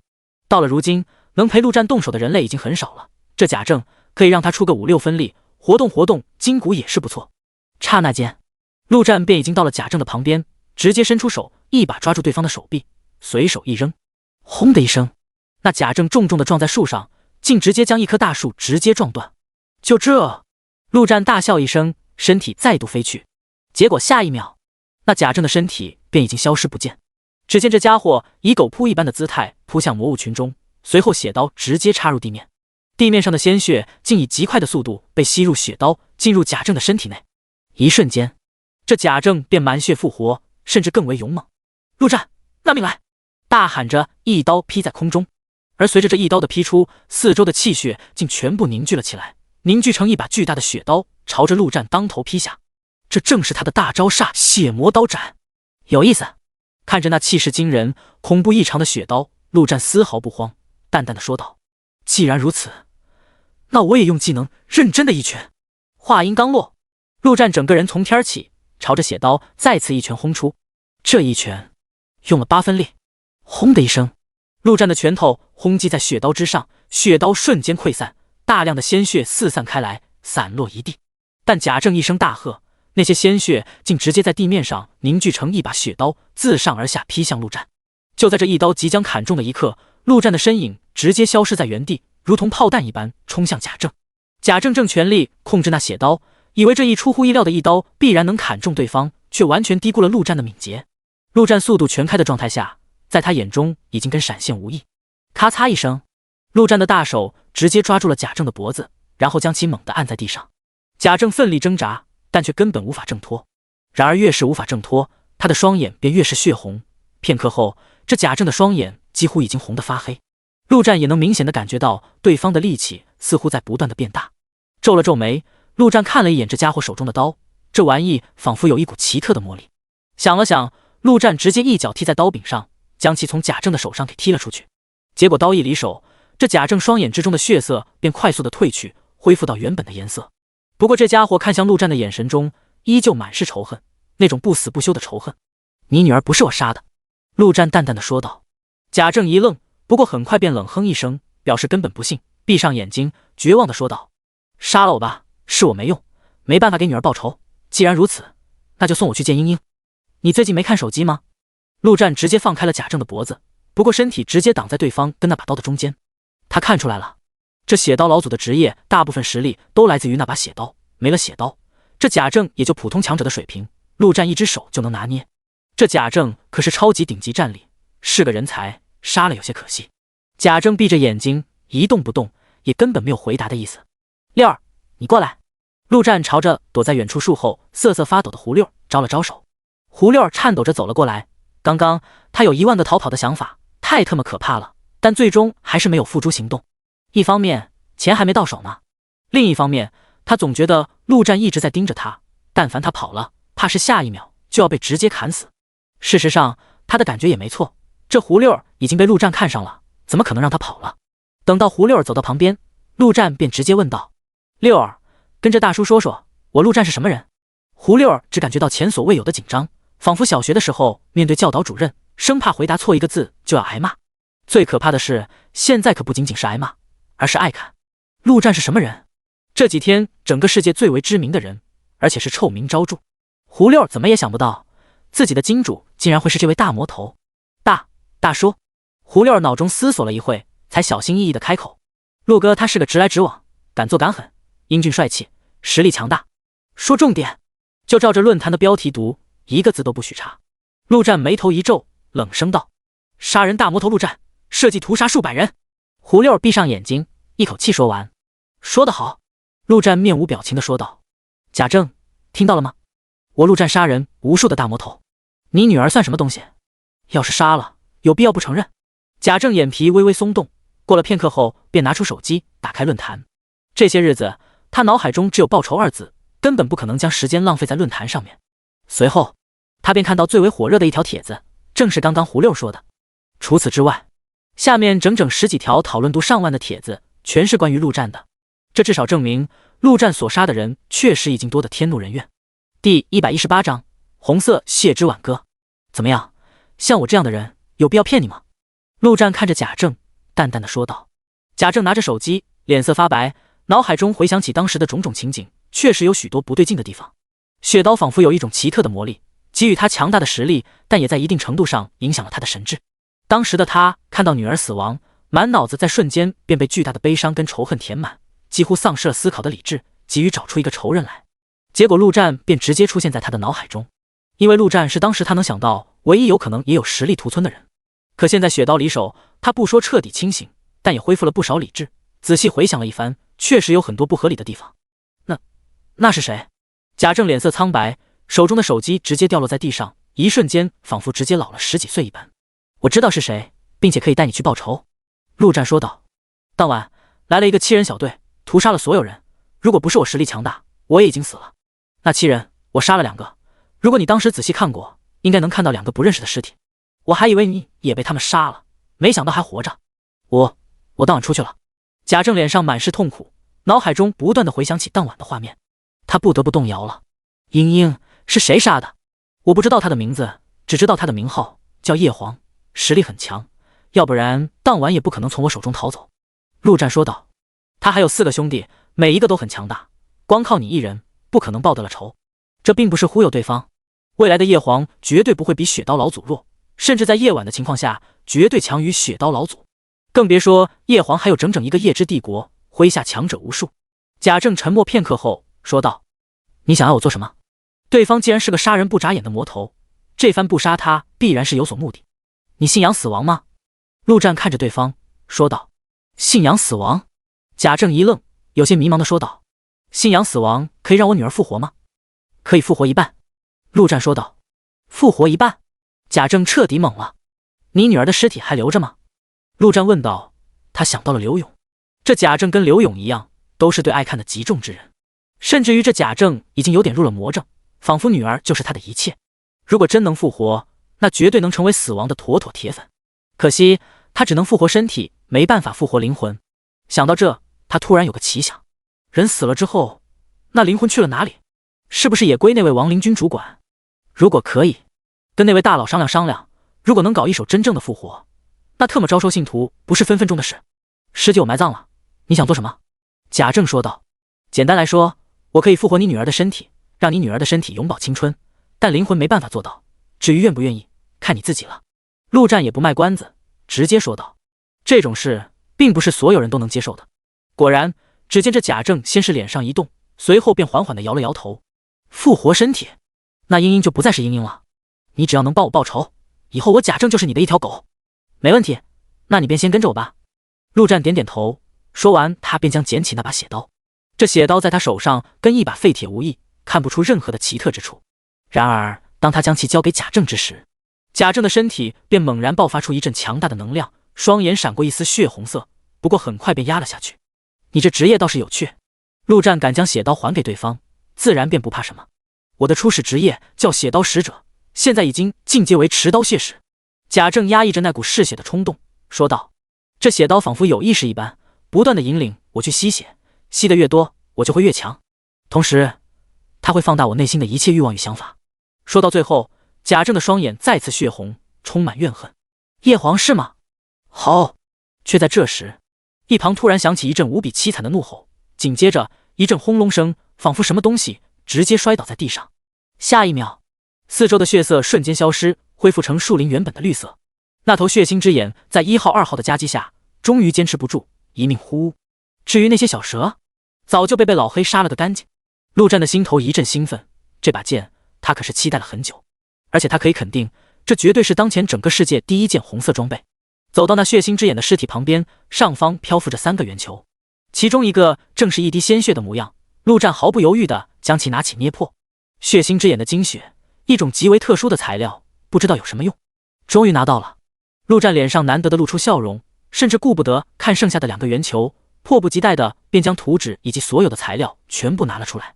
随后意念一动，脑海中便传来系统的声音：第一，检测到图纸血之挽歌材料集齐，请问是否合成？合成。陆战心中说道。下一秒，所有的材料便全部化作光，进入到图纸当中。随后那图纸上一把血红色的剑慢慢的浮现出来，整个过程持续了足足3分钟，这把剑才完整的显现出来。陆战握住剑柄，第一感觉便是轻盈，不同于刘勇的那把巨剑，这是一把细剑，正符合陆战的心意。陆战上一世的职业是灵剑士，用的正是这种轻盈的细剑。怀着忐忑的心情，陆战看向了其属性：血之挽歌，品级红色，装备条件等级15级，力量300，敏捷500，力量加300，敏捷加400，命中敌人有一定几率触发流血效果，伤害由力量而定。技能血爆，释放后将直接引爆敌人体内的鲜血，伤害由双方敏捷差距而定，差距越大，伤害越高。技能狂血，开启技能后，血之挽歌将不断的吸取持有者的鲜血，同时反馈持有者全属性加持，吸取的鲜血越多，属性加持越高。第119章死亡之翼的碎片。好剑，以后请叫我血剑客。陆战大笑一声，一剑刺出，摆出一个相当帅的 pose， 看向胡六两人，说道：“怎么样，帅不帅？”不得不说，陆战还是个很有虚荣心的人，毕竟是个年轻人。帅帅帅，雪剑客帅呆了。胡六赶紧送上一波马屁。至于贾政，则脸色微微变化，他手中的血刀竟微微颤抖，散发出一丝敌意。与此同时，陆战也感觉到手中的血之挽歌散发出无比犀利的气息，神气有灵。贾政手上的血刀能影响主人的灵智，明显就极为邪性，自然有一定的灵气。而血之挽歌，红色武器，虽然不至于生出剑灵那种离谱的东西，但也有自身的气息。再加上两者都是血系武器，碰到了自然要针锋相对。哼！陆战冷哼一声，手中的血之挽歌瞬间便安静了下来。至于贾政，却没那么容易，双眼时不时的闪现红色。陆战甚至怀疑上一世这家伙之所以屠城，是被血刀控制了。血刀是主，听起来好像很离谱，但这种时代没什么不可能的。给我！陆战直接从贾政手中将那血刀拿了过来，随后扔在地上，一脚踩上去。身为武器，做什么妖？血刀在陆战的脚底下不断挣扎，甚至爆发出阵阵血气。然而陆战巍然不动，甚至重重一踩，地面瞬间塌陷，将那血刀踩入地下。这一回，这血刀总算老实了，一动不动。你如果连自己的武器都没办法掌控住，拿什么报仇？陆战一脚将血刀踢向贾政，说道。贾政接住刀，一瞬间，这血刀便有了再次震动的迹象，他的心里也不由得升起强烈的恨意。顿时想到陆战所想，确实，这一路来他所做的任何事，仿佛都在受到这把血刀的指引。深吸一口气，强压下心中的恨意后，直接冷哼一声：“你是主人，还是我是主人？如果再作妖，我宁愿直接将你埋入土里，永远不再使用。”这话说完，血刀果然平静了下来。而贾政的心中虽然那股仇恨还在，但脑中却多了一丝清明。看到这一幕，陆战心中也是感叹一番。看来这隐藏职业也不是那么好当的，虽然强大无比，但却有诸多弊端。东海回来带着胡六二与贾政两人，自然无法让被老黑全速前进。不过两人都是强者，速度也不慢，一行人花了只大半天时间。回到城里，陆战便让张天福给两人安排住处。咦，怎么是你？你还活着？见到贾政的那一刻，张天福也是颇为意外。那天晚上你躲哪里去了？老子都差点没命，那几个家伙是真的强，幸亏陆哥更强。张天福这么一说，贾政心中的最后一丝疑虑也打消了。陆战跟他相遇本就是意外，自然不可能早就跟张天福串通想法。等到几人离去，陆战便回到房中。如今张天福、刘勇以及这胡六二、贾政，算得上自己麾下的4员大将。4人中，贾政战力比肩人皇，刘勇开启狂暴状态下，硬刚天王不在话下。至于张天福与胡六二，虽然不是战斗型选手，但也作用极大。这亡灵国服也算出成规模。思索了一会，陆战便将那亡灵祭祀给召唤了出来。随后，祭坛所需要的一大堆材料出现在房间之中。做得不错。亡灵祭祀满意的点点头，伸出法杖挥舞了一下，随后直接跪了下来，无比虔诚。下一秒，空中就出现了一个极小的裂缝，无比浓郁的死亡气息从中散发出来。这一刻，一旁的陆战脸色瞬间发白，整个人忍不住颤抖，竟产生了跪拜的冲动。幸好这裂缝出现了一瞬间便消失不见，而从中3块灰黑色的东西掉落了出来。这东西陆战极为熟悉，他的储物戒指内就有2块死亡之翼的碎片。亡灵祭祀从地上站了起来，将碎片捡了起来，说道：“见到君主大人，务必下跪，这是第一次，不罚你，没有下次。此为君主大人给你的奖赏。”说完便将3块碎片交给陆战。陆战接过碎片，心中也没啥好激动的，还差5块，还早呢，这还不如给他几件红色装备。与此同时，他的脑海快速转动，刚刚那丝气息确实恐怖至极，但也就一个气息而已，这让他不得不生出点心思来，或许那么一丝裂缝就是亡灵君主的极限了。这并不是他胡乱猜想，首先很明确的一点，那就是那些所谓的神明并不能对这个世界为所欲为，甚至于限制极大，要不然他早就死不知道多少回了。也就是说，那么亡灵君主在目前来说或许并不能拿他怎么样。至于这亡灵祭祀再强也不过勇者级亡灵，他分分钟就能灭了。当然这只是他的猜测，他也不可能现在就跳起来把这亡灵祭祀给灭了。再说了，这可是薅羊毛的好机会，他完全可以将那亡灵君主当做一位任务发布人，完成任务获得奖励，怎么的也得将这死亡之翼给搞到手再说。想到这，陆战一脸笑意地望向亡灵祭祀，说道：“你能联系到君王大人吗？”“那是自然，我本就是君王大人身上的一根毛发所化。”亡灵祭祀一脸的骄傲，仿佛能成为一根毛是多么光荣的事情。陆战也是一脸震惊，好家伙，特么的随便一根毛就能变成一头勇者级，不愧是神明。那我还有什么能为君王大人做的吗？陆战一脸真诚地问道。帮助君主大人多多招收信徒即可，其他的君主大人自由吩咐。亡灵祭祀淡淡的说道。特么的，一根毛而已，拽个屁啊！陆战心中怒骂，脸上却是笑容满满。等会我便会在这广场前方建造祭坛，你让几人职业为建筑师的人配合我便是。亡灵祭祀说道。等待祭坛建造完成，便可进行死亡弥撒。你找的这人不错，这城中已经有不少预备信徒，只要进行一次弥撒，应该就能转变为信徒。第120章海天城。陆战自然知道这家伙指的是刘勇。确实，刘勇原本就拥有极为高尚的信念，皈依死亡后，那是真的将死亡当作拯救世界的唯一手段。在他想来，死亡并不是真的死亡，而是一种信念，一种信仰。所以他无比虔诚地在跟城内的所有人说，死亡就是永生的开始。死亡弥撒能直接让他们信仰死亡吗？想了想，陆战问道。那也太可怕了。自然不行。亡灵祭祀摇了摇头。弥撒只是养分，让信仰的种子生根发芽，长成参天大树。至于种子，那是一种无比珍贵的东西，而你所需要做的就是种子那枚种子。陆战点了点头。也就是说，刘勇这几天在做的就是播种。行了，抓紧时间建造祭坛吧。亡灵祭祀说道。次日一大早，陆战起床，打开窗户，便看到广场上一大群人已经开始不断的聚集。正前方，一座黑色的祭坛已然建造完成，正是死亡祭坛。这祭坛造型奇特，透露出一股诡异的气息。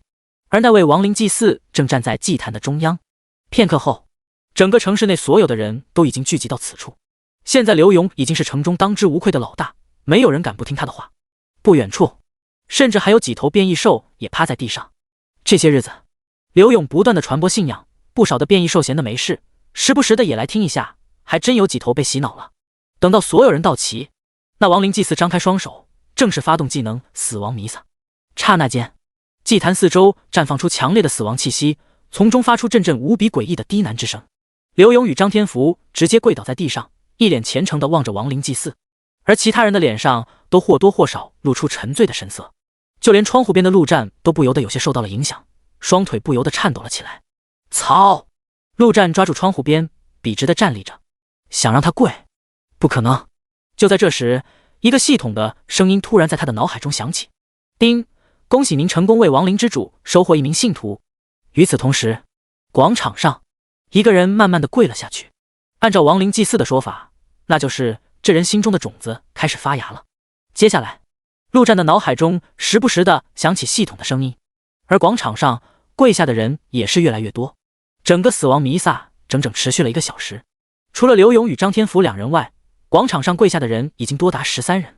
陆战的属性明显涨了不少，即便这13人并不算强者，但每人10%的加持，最少也有个50-60点，就连智力与精神都增长了不少。最重要的是，这些人的职业各式各样，而陆战能在1天内使用1次他们的技能。随着信徒的数量与职业不断扩大，他能使用的技能也就越多。到时候，陆战完全可以当作是一名全职业者，法师、战士、牧师、射手，不管是什么职业的技能，统统可以施展，并且威力极大。因为到时候他的全属性都会被增幅到极为变态的程度。这信仰之力太他妈变态了，简直比开挂还要开挂。很快，死亡弥撒结束，广场上的众人还迟迟没有离去，仿佛在回味、沉思。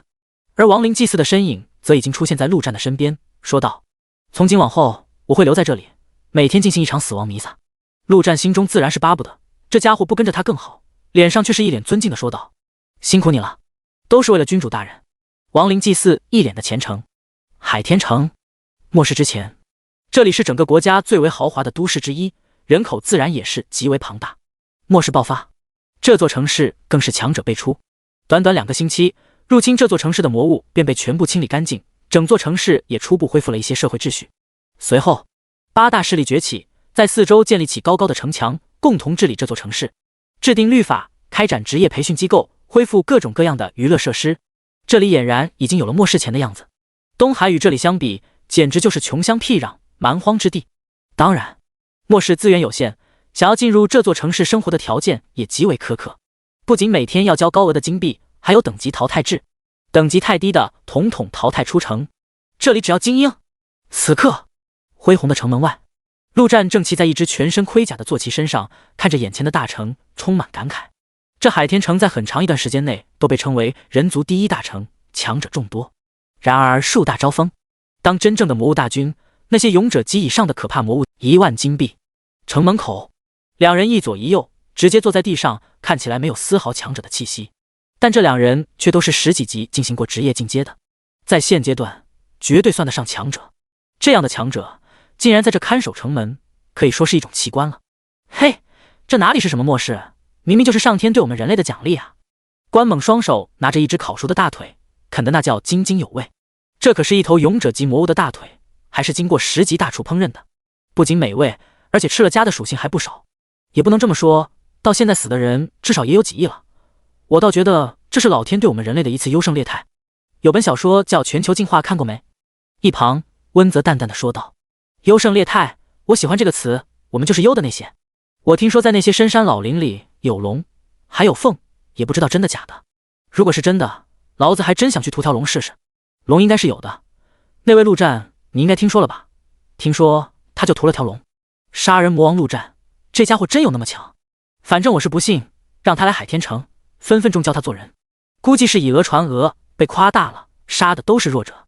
两人谈话间突然对视了一眼，然后站了起来，看向不远处，那里有一股恐怖的气息正朝着他们靠近。一人坐在一头奇特的怪物身后，旁边则跟着两人。他们感应到的恐怖气息正是来自左边那人，手持血红色的大刀，脸色冰冷。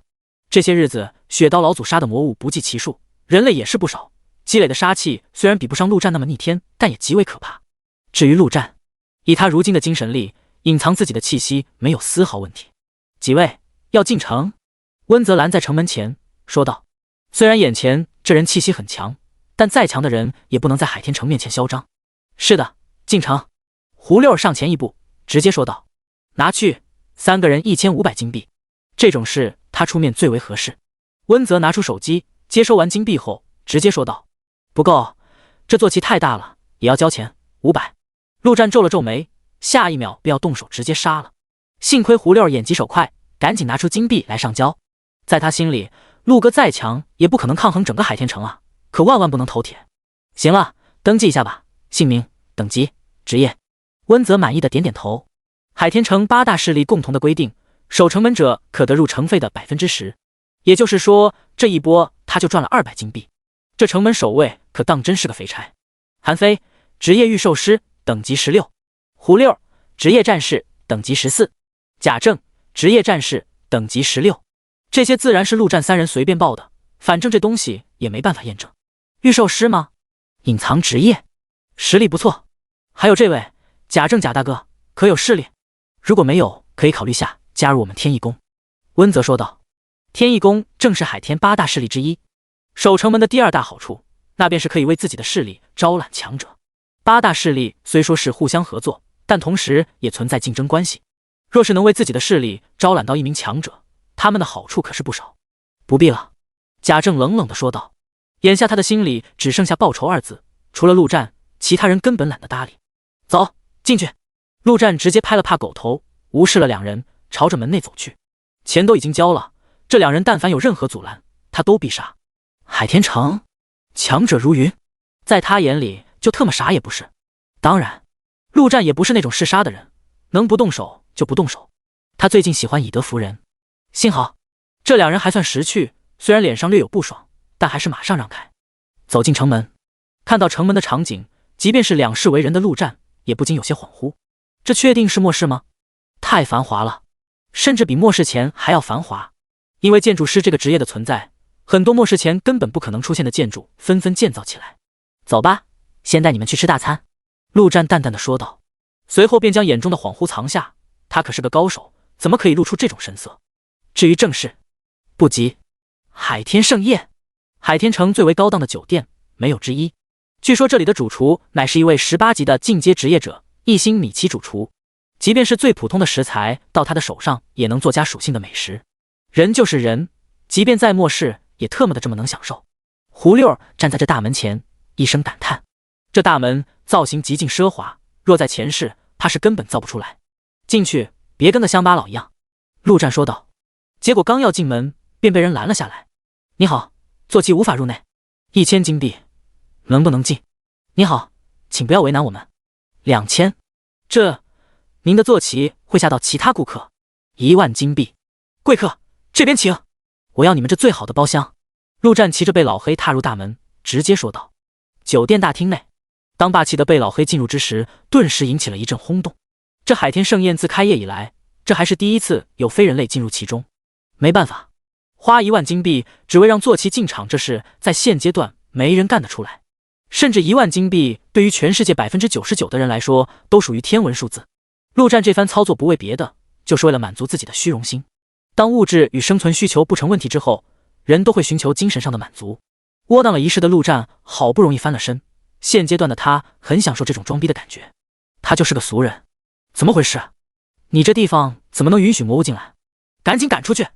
嘿嘿嘿，这怕不是个食材吧？活的，现杀现做现吃有意思。要不来一顿刺身？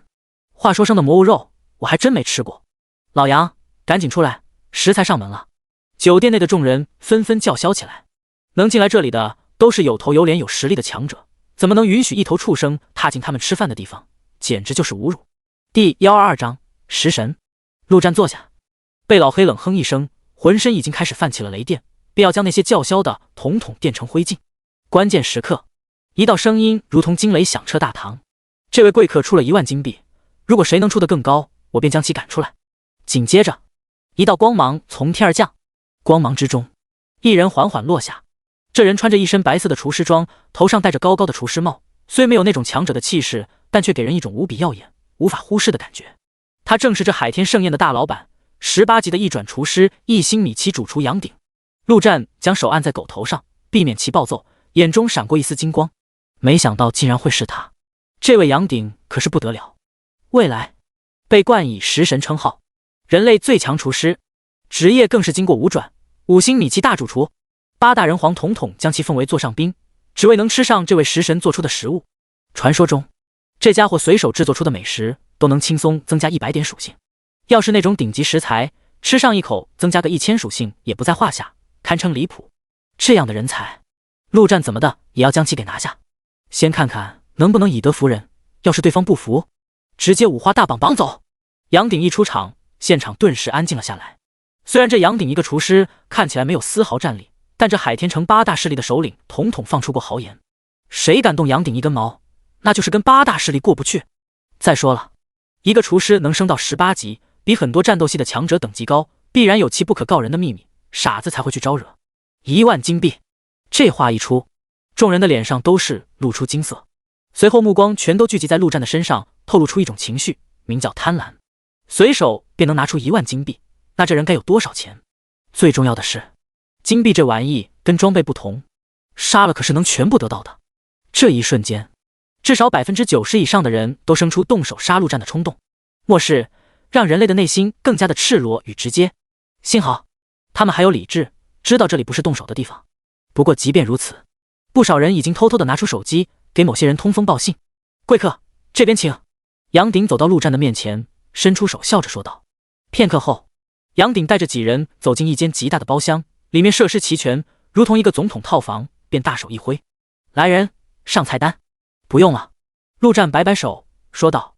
10万金币，你看着做吧。杨鼎微微挑眉，这种级别的大怨种，即便是他也从没见过。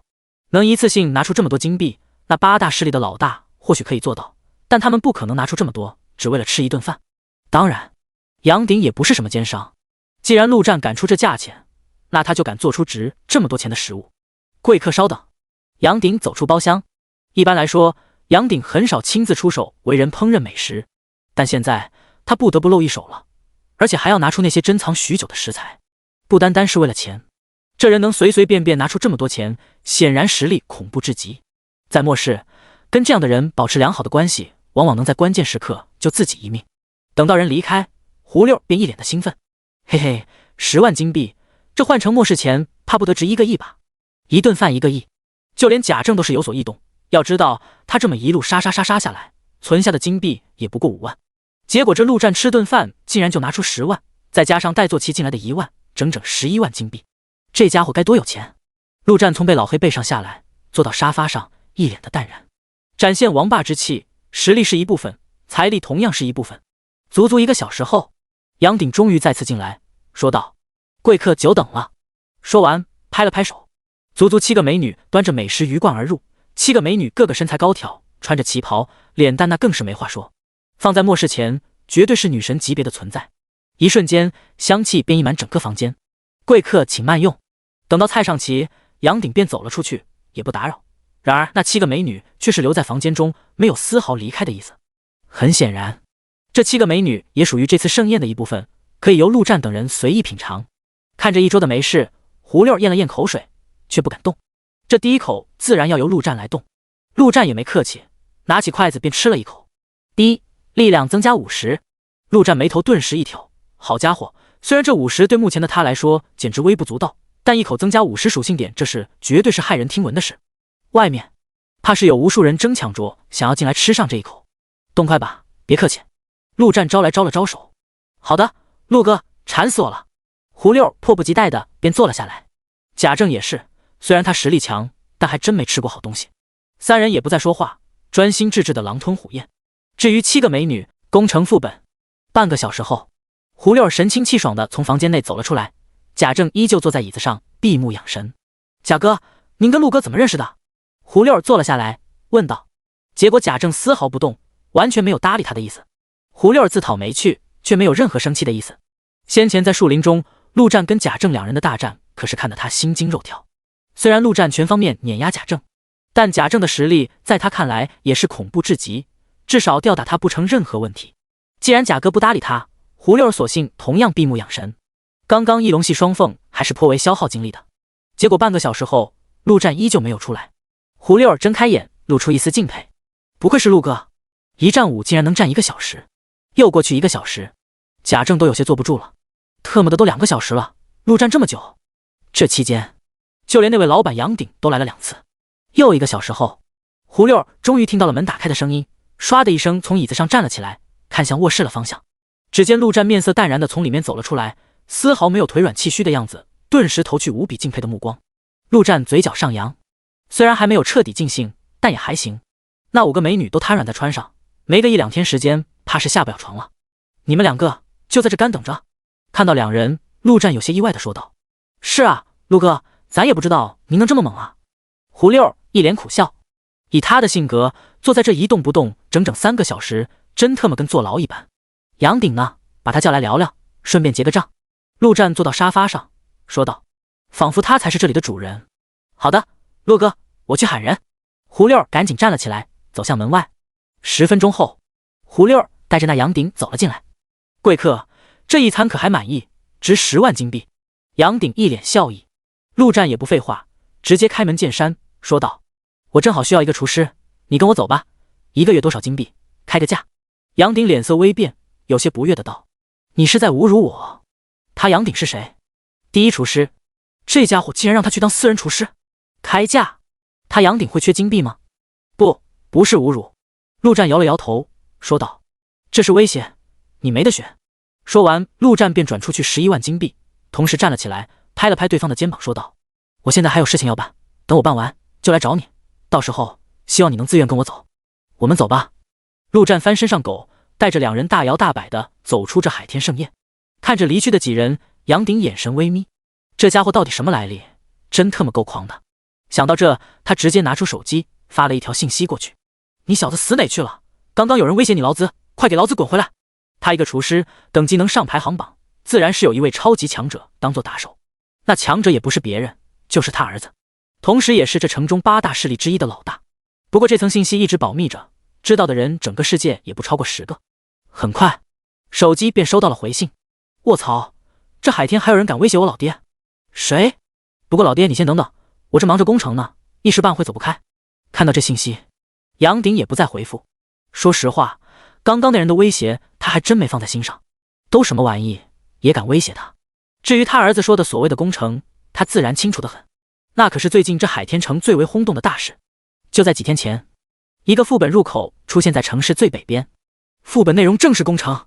这副本不同以往，进去以后还可以出来。这些日子八大势力的人进进出出，整整数日，折进去不知道多少人，却始终无法将那副本内的城池拿下，甚至可以说没什么进度。大街上，酒足饭饱的陆战骑在贝老黑身上，朝着这城市的最北边去。他此行的目的不是别的，正是那副本。那副本难度极大，可以说以目前人类的实力根本不可能通关。即便是如今陆战的实力已经远远超出人类上限太多，恐怖也不敢妄言将其拿下。但这副本对于他来说却有个可以利用的 bug， 而这副本产出的东西也可以说极为关键，甚至是改变了整个世界的格局，那就是建城令。如今人类建立的种种城池，简单来说都是以前城市的变种，简单来说就是个聚集地，防护什么的全靠人类自己。但建城令建立的城池可就不同了，这是由系统认证的正规城池，不仅仅有各种各样的福利建筑设施，还能提供一个超级防护罩，将整个城池笼罩。可以说人类能抵御住魔物的攻击，这种城池发挥出了无比巨大的作用。别看陆战现在风光无限，好似天下无敌，整一个嚣张跋扈，为所欲为，但实际上他已经被架在火山烤，稍有不慎，那就是被烤熟吃掉的下场。末世1个月，魔物大军正式降临的时候，必定会在第一时间将他赶尽杀绝，下场就像是上一世这海天城一样，甚至是有过之而无不及，因为他陆战代表的是死亡。现在情况已经很明显，在这个世界，亡灵君主在那些神级别的存在面前就是过街老鼠一般，神神喊打。到时候魔物大军压境，分分钟推翻他那所谓的亡灵国度。他陆战再能打，也不可能打得过领主级甚至皇级的巨龙。至于那什么亡灵君主，再挺他也不可能亲自下场，到时候一切还需要靠他自己。所以这段时候陆战必须竭尽所能，做好能做的所有准备，将能用得上的手段统统网罗，务必撑过那魔物大军的第一波攻势。只要能撑过第一波，那他陆战才算正式在这末世站稳了脚跟。像建城令这种守城的极品，他怎么可能会放过？到时候光那超级防护罩就够魔物大军喝一壶了，更别说还能建造很多的战略级守城武器，虽然那些都贵了离谱，但金币这玩意都不算事。没了，杀便是。第124章无形装逼。特娘的，这真是勇者级副本，逗老子玩呢！杀声震天的战场之中，一名年轻男子双手分别持一把开山大砍刀，两刀砍翻2头魔物的同时大骂道。只见战场最前方，一座宏伟的城池屹立在那，巍然不动，四周被一层光幕笼罩，源源不断的魔物从光幕中冲出来。这些魔物身材矮小，面容极为丑陋，却长着双手双脚，如同人形，倒是与内哥布林有些相像。不同的是，这些魔物更丑更壮，同时也不是绿色，而是漆黑。矮魔士兵正是这些魔物的名字，而正在与这些魔物战斗的正是大量的人类职业强者，法师、射手、战士、肉盾、牧师，种种职业应有尽有。杨老大，这不行啊，先撤吧，兄弟们已经又折了10几个。一个大汉满身是血冲到年轻男子旁边大喊道。双手持刀的男子正是8大势力之一的老大，同时也是大厨杨鼎的儿子杨战。撤！你们都特么的先撤，撤出副本，我断后，快！杨战双砍刀在手，犹如战神，杀的那叫一个勇猛，但根本没用。这些日子他杀的魔物已经不知道有多少，但那城里依旧源源不断的冲出魔物。副本通关的条件是攻占城池，可现在他们连城池的一块砖都摸不到。随着杨战一大堆人撤离，其他方向所有战斗的人类全都撤离出副本。仅仅片刻，副本内已经只剩下一堆的魔物。出了副本，杨战便挥挥手，对着旁边的副手说道：“安排兄弟们先休息吧，明天再来。”好的，老大。副手挥挥手，便开始安排那些战后的兄弟。杨战将双砍刀收起，望着那副本入口，紧皱眉头。这副本到底该怎么破？就在这时，其他方面，7个气势强大的人朝着杨战走了过来。这7人正是海天另外7大势力的老大。这么一个大型副本放在城市里，自然不可能由杨战一个势力掌控，而是8大势力共同攻克。当然，结果也很明显，8大势力接连努力了几天，只能说毫不进展。杨老大，怎么办？这副本怕是啃不下呀。对啊，特么的这几天，老子快折进去50个兄弟了，才50个，我兄弟都死了7、80了。尼玛的！哎，明天我就不来了，这副本根本没法打，你们爱打自己打去吧。你说，要是那些矮魔士兵的经验高一点也行，就当刷怪升级了，结果特么的经验还低得离谱，就是还特么不爆东西，跟答辩一样。7人一来便喋喋不休地吐槽个不停。8大势力虽说是共同管理，平起平坐，但论个人战力，杨战是当之无愧的第一，这是另外7位老大都一致认可的事情。这时候自然有隐隐以杨战为首之势，都特么别吵了。杨战本就心烦意乱，直接不耐烦地大吼一声，问他能有什么办法？放弃吗？可眼睁睁看着这副本攻不下，无异于一座金山放在眼前挖不走，那得多难受。这副本难度这么高，若是通关，那奖励得有多丰厚。等到所有人静下来，杨战思索片刻，说道：很明显，那些魔物杀不完。那么，我有一个想法，那就是不管他们，我们7人直接冲进去，敢不敢？此话一出，7人纷纷色变。那些矮魔士兵确实不强，也就有点强的普通魔物水平，以他们7人的实力，冲进去确实不成问题。可之后呢？他们现在连城市里面什么情况都不知道，直接冲进去，那特么不跟找死无异。再说了，那么大一个光照摆在那，总不可能是样子货。他们让远程职业攻击那光照过，只能说犹如石沉大海，没掀起一点水花。行吧，既然你们不敢，大家直接散了得了，围在这干嘛？杨战看到7人的脸色，顿时不满道。结果话音刚落，他的脸色突然微变，其他7人也是如此，因为他们同时感应到一股强大的气息正在缓慢的靠近。不只是他们7个，此刻就连其他人都是不由自主的转过头，看向同一个方向。那里，一头身穿铠甲的生物正在缓缓走来。这不是重点，重点是生物背上的人，仪态优雅，神情自然，嘴角微微上扬，挂着似有似无的笑容，玩世不恭。然而此人浑身上下却散发着让人无法忽略的气势，那么的耀眼，那么的光彩夺目。所有人的脑海中都不由得浮现出一个疑问：此人是谁？哎，在陆哥旁边，我们都被忽视了。胡六感受到众人聚集在陆战身上的目光，略带醋意地说道。想他胡六虽然为人低调，但被这般完全无视，那也心里不得劲。至于贾政，对这些自然是毫不在意。果然在这，陆战看着不远处的副本入口，心中微动，同时拍了拍狗头，说道：走吧，直接进去。老黑，辛苦你在外面多等一会，这副本怕是要点时间。汪汪汪，又让我等！被老黑不满地吼道，不过还是朝那入口走去。一路上，陆战直朝副本入口，旁若无人，仿佛周围这8大势力在他眼中完全不存在一般。装逼于无形之中，这就是陆战如今追求的境界。一旁，那8大势力的老大感受到自己被无视，自然是极为不爽。这家伙再强，还能在他们8人面前撒野？而看着对方直朝副本入口而去，目的也已经很明显。一人终于忍耐不住，冷哼一声道：兄弟，这里是我们海天的地盘，这副本也是我们海天的，你什么意思？听到这声音，陆战微微斜视，冷冷的道：你们的副本？确定？杨战心中顿时一突，好强烈的杀气，赶紧上前一步，说道：兄弟，我叫杨战，正是这海天城杨家帮的老大，敢问兄弟大名？你叫杨战？听到这名字，陆战却是微微一愣，看向对方，那样子果然与记忆中有些模糊的样子有些相像。杨战，战皇，未来的8大人皇之一，而且他的职业极为普通，就是烂大街的战士，能成为人皇，堪称逆天行，主角之姿。第125章魔法秀。能以战士之职成就皇者，必然有其特殊之处，或许有惊人的职业天赋，又或什么系统加深。如果真是啥都没有的普通战士，陆战可不信这家伙能成皇者。当然，陆战也只是微微意外而已。皇者？他都杀了一个了，皇者算什么？这位战皇在他眼中也就大一点的蚂蚁罢了。看了一眼四周，陆战淡淡的开口：怎么？你们要拦我？杨战心中一突，心里顿时升起一股寒意，只觉得当初面对10几头勇者级魔物也没有这般害怕过，只能强笑着说道：哪里，我只是想提醒下兄弟，这副本难度很高很危险，不如我们一起合作，怎么样？没必要。陆战直接摇摇头，说完便从狗背上站了起来，身后翅膀显现，直接飞入副本之中。下方，胡六与贾政也是跟着进入。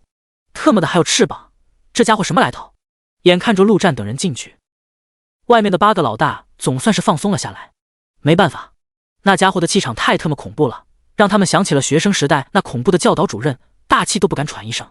要知道，他们可是这海天城中的最强8人组，实力不说天下无敌，怎么的也是人类之中的佼佼者。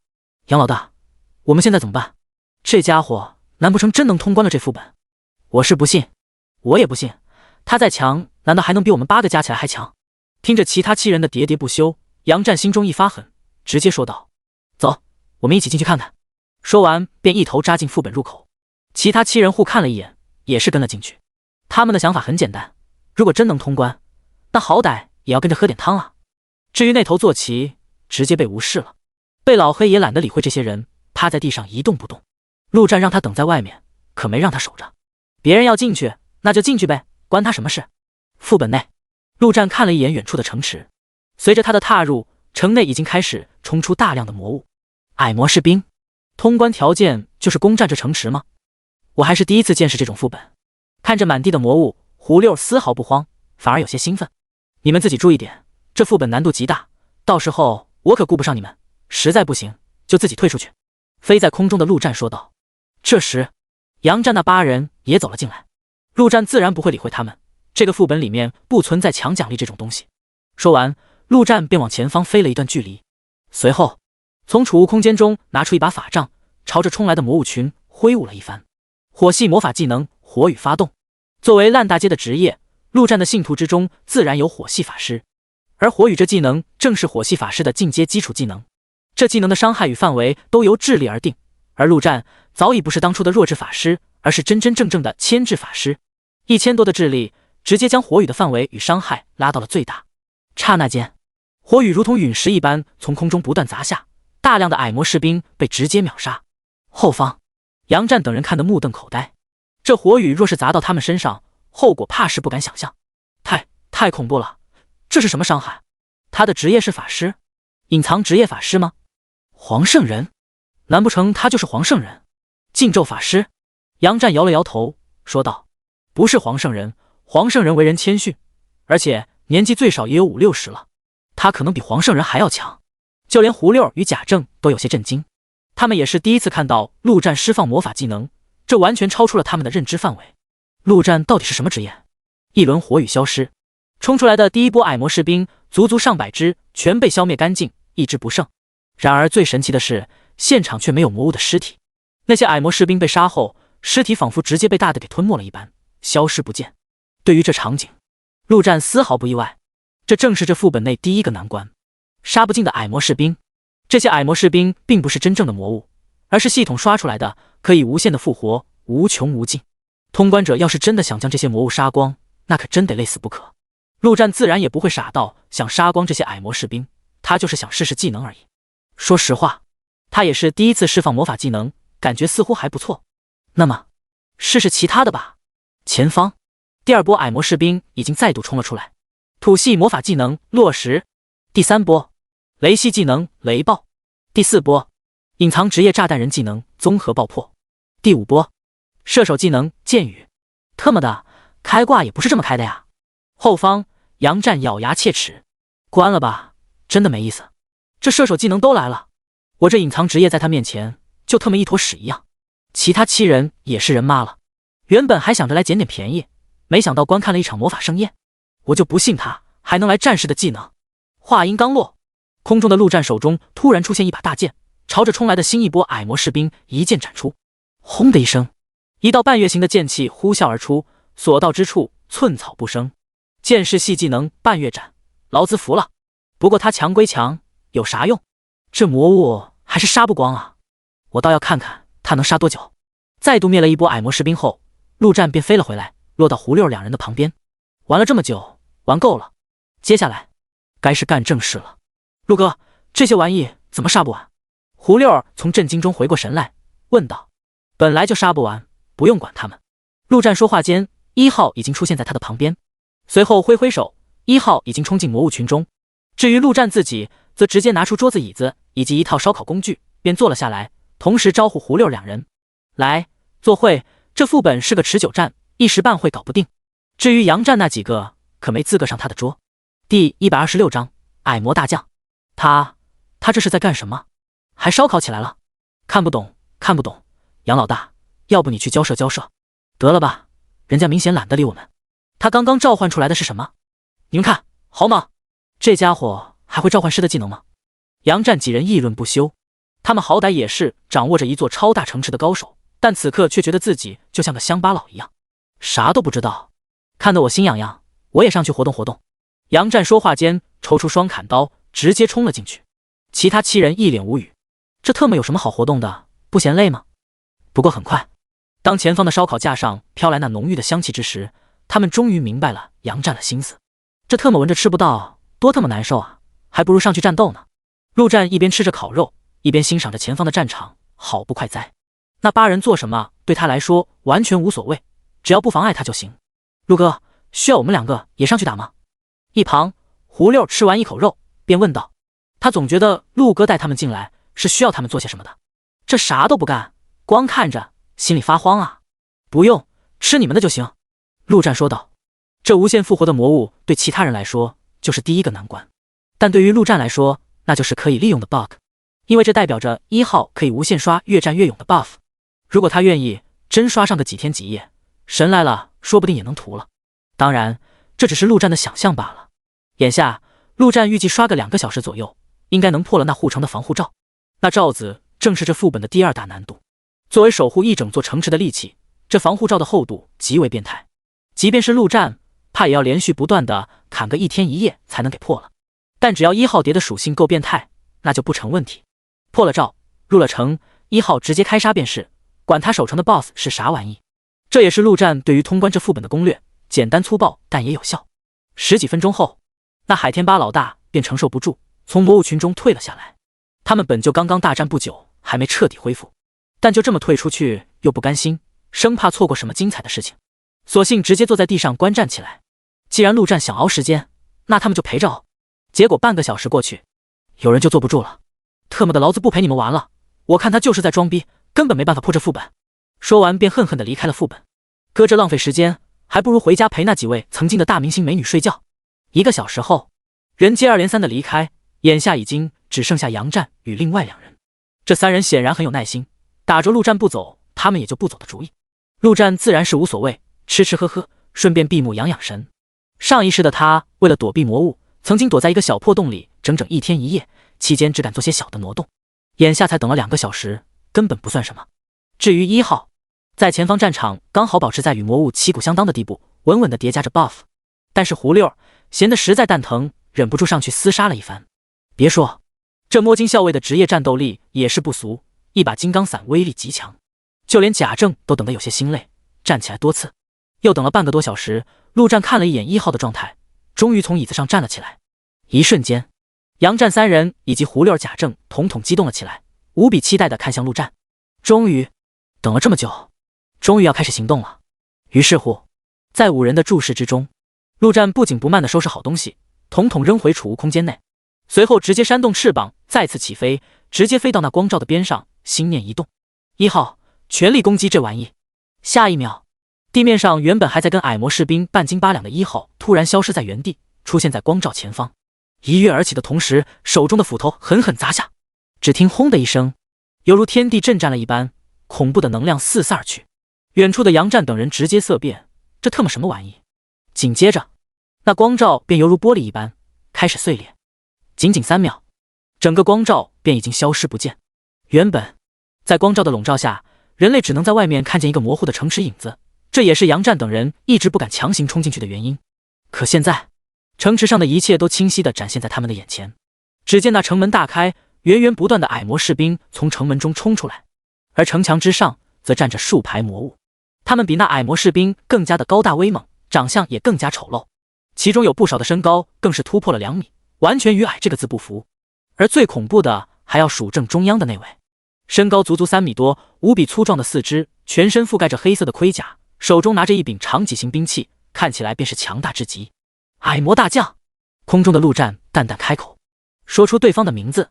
如今不可能出现勇者级以上的魔物，这家伙当然也不例外，只是个勇者级 BOSS， 但无比强大。能让现在的陆战用强大来形容，足以说明这矮魔大将的实力。陆战不知道这矮魔是什么种族，不过因为这副本的特殊性，产出第1枚建成令，所以这副本内的种种的流传的很是广泛。传言中，这矮魔大将的实力不弱于巨龙族的勇者级，其实力可见一斑。而这还不是最让人绝望的，最让人绝望的是，这玩意还是能复活的。没错，这里面的所有魔物，包括这头矮魔大将，都是可以无限复活的，这也是这个副本最大的难点。想想你好不容易干掉一头堪比勇者级巨龙的超级 BOSS， 结果人家复活了，这特么谁能承受的了？不过这矮魔大将复活的没这么快，这里面实力越强的魔物复活的时间越久，也算是给通关者的喘息之机。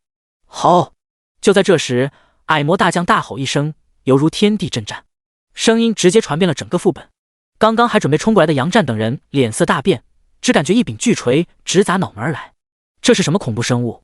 几人赶紧往后退去，只差退出副本了。都到了这时候，他们自然是不甘心真的退出去，只能强忍着。第127章，直接干爆，很好，吼得很有气势。空中，陆战大笑道，同时心中一动，地面上的1号已经急速冲出，眨眼间便到了那矮魔大将的面前。下一秒，巨斧狠狠劈向那矮魔大将的反应也是极快，手中的长戟直接横天上，想要挡住那巨斧。结果突然间，死亡叹息发动，一道极为诡异的声音在矮魔大将的耳边突然响起，令他浑身一震，心中猛然诞生出一股从未有过的惧怕之意。这惧怕仅仅1秒时间，但就是这1秒，令他已然来不及阻挡1号的斧头。轰的一声，斧头直接劈向他的魔头，差点将其劈成2半。好，矮魔大将总算回过神来，但1号的斧头已经第2次劈下。矮魔大将慌忙的举起长戟，却还是来不及阻挡，这一斧劈在了他的肩膀上。接下来，失去先机的矮魔大将彻底没了反抗的能力，只能被动的强行挨劈。仅仅10秒不到，当1号的第20斧劈下之时，矮魔大将的身体已经没有一处完好的地方，轰然倒塌，失去生命。这可是媲美勇者级巨龙的恐怖魔物，在1号的面前竟没有丝毫反抗之力。没办法，谁让1号叠了整整3个小时的越战越勇 buff？ 换个说法，1号用3个多小时击杀了一头勇者巨龙等级的魔物，似乎就不是那么难接受了。陆战心中一动，正要将那矮魔大将转生，结果那尸体直接消失不见，完全不给他转生的机会。果然，这 bug 他没法利用。远处，杨战3人彻底麻了，呆呆地看着城池的方向。刚刚发生了什么？那一声大吼，就差点要了他们命的恐怖怪物，就这么被强行斩杀了。这尼玛什么情况？难不成那东西只会吼？杨老大，怎么办？一人弱弱地问道。生死由命，富贵在天。杨战一咬牙，抽出双砍刀，直冲向城池的方向。他不甘心就这么当一个看客。城池中，矮魔大将被杀，剩下的矮魔却丝毫没有退缩，反而更加疯狂，朝着1号扑杀而去。除了那数不尽的矮魔士兵外，还有近1000头精英级的矮魔狂战士。1号毫无波动，在魔物群中一把战斧挥得如入无人之境，每一斧都能带走大量的矮魔，根本没有任何一合之敌。陆战不再管他，扇动翅膀朝着城内飞去。这种时候的1号已经可以说彻底无敌，不可能有威胁到他的存在。如果他记得没错，这副本的通关条件可不是杀光所有魔物，那就是一个不可能完成的任务，而是攻占城池。至于如同攻占也很简单，那就是击碎这座城池的城池魔方。城池魔方就是用建成令建成后会产生了一个城池控制中心，不管是城池护盾还是种种城池设施，都由这魔方所控制。而随着陆战飞入城中，城内城外所有的矮魔全部疯狂了，抛下一切冲入城中。很显然，他们也知道什么是最重要的。一时间，成千上万的魔物全都朝着陆战扑去，那场面看得城外的杨战等人心惊肉跳，原本准备冲进去的身体也不得不停了下来。这要是冲进去，怕是要被直接淹没，连个骨头渣子都不剩了。城内，飞在空中的陆战看了一眼四周，那城池魔方在哪里？这么大，怕是不好找啊。思索片刻，陆战直接召唤出15头带翅膀的亡灵生物。经过这些日子的筹备，他的亡灵空间里已经有各种各样的亡灵生物，天上飞的，地上跑了，海里游的，而且这15头带翅膀的可都是勇者级，实力强得很。接下来，这15头亡灵生物四散而去，飞行在整座城池之间。亡灵视角，陆战心中一动，脑海中直接出现了足足15个画面，正是那些亡灵生物的视角。随后，他强大的精神力直接运转了起来，所有的画面细节一个都不放过，仔仔细细将整座城池扫荡过去。这要是换个精神力低一点，怕是要直接脑容量爆炸，当场疯掉。好，而就在这时，地面上几头精英级的矮魔狂战士已然跑到高处，一跃而起，足足跳起数米之高，朝着陆战挥舞着武器而来。陆战丝毫不为所动，脑海中依旧在看着那15个画面，而血之挽歌已然出现在他的手上。刷刷刷刷刷，陆战随手斩出几剑，然而每一剑下去都有一个矮魔的头颅掉落，随后整具身体消失在空中。那矮魔大将的实力堪比勇者巨龙，但这些矮魔狂战士却远远比不上精英级的巨龙，杀起来极为轻松。仅仅几秒，跳上来的几头矮魔已经被全部杀光，但依旧有源源不断的矮魔在狂奔跳跃，想要阻止陆战破坏城池魔方。而在地面上，1号已经越杀越狠，整一个杀戮机器，它的属性还在叠加，永无上限。就在3分钟后，陆战终于在一个画面中发现了些许异样，那是城池的最后方竟有一座巨大的池，里面不是水，而是沸腾着的黑色液体。源源不断的矮魔从这黑色池子中爬出来，而在最中央，一头巨大的矮魔正在缓缓成型，正是那矮魔大将。这里便是这些玩意的复活池。复活池的上空中漂浮着一个正方形物体，散发着诡异的光芒。如果猜的没错，那应该就是魔方了。发现目标，陆战心中一动，15头飞行的亡灵生物全部回到亡灵空间，随后全速飞行，朝着那复活池而去。地面上，1号一边快速击杀，一边同样朝着魔方的方向冲去。片刻后，空中的陆战已然率先到了那黑池的上空，而黑色液体中央，那矮魔大将已然成型，猛地大吼一声，整个身体一跃而起，瞬间变到了陆战的下方，长戟直接上挑。陆战一剑斩出，2件武器正面碰撞，陆战只感觉到一股巨力传来，整个人不受控制的倒飞出去。勇者级巨龙的实力，恐怖如斯。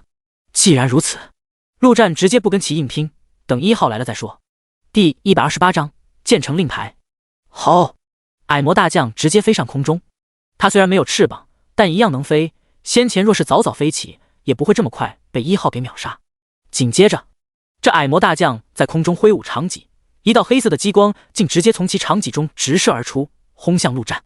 有意思，还能远程攻击。陆战直接撤去翅膀，这翅膀品级太低，飞得不快。那黑色射线的速度极快，靠翅膀根本躲不掉，还不如靠双腿。轰的一声，在黑色射线射中的同时，陆战及时的后跳一步，直接躲开。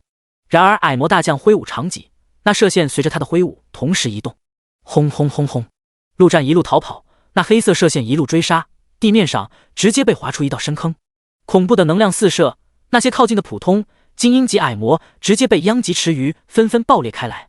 反正他们死了也能复活，矮魔大将根本不顾是不是轰中小弟。什么玩意？你他妈射不完的吗？陆战一边跑一边大骂，根本停不下来。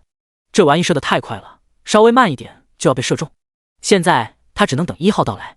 幸好1号一路横冲直撞，速度极快，仅仅10秒不到，陆战已然看到了1号的身影，心中顿时一动。刚到的1号直接如同一道炮弹射向空中的矮魔大将，瞬间变到了对方的上方，一斧子砍下去。轰的一声，此刻的1号比先前又强了几分，那矮魔大将根本躲不了。矮魔大将的身体直接坠落下来，重重地砸在地面上。让你嚣张！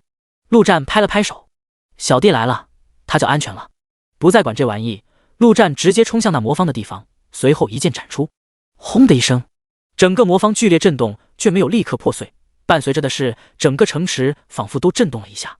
而就在这一瞬间，所有的矮魔全都疯狂了，不顾一切地冲了上来，想要阻止陆战，就包括那头矮魔大将。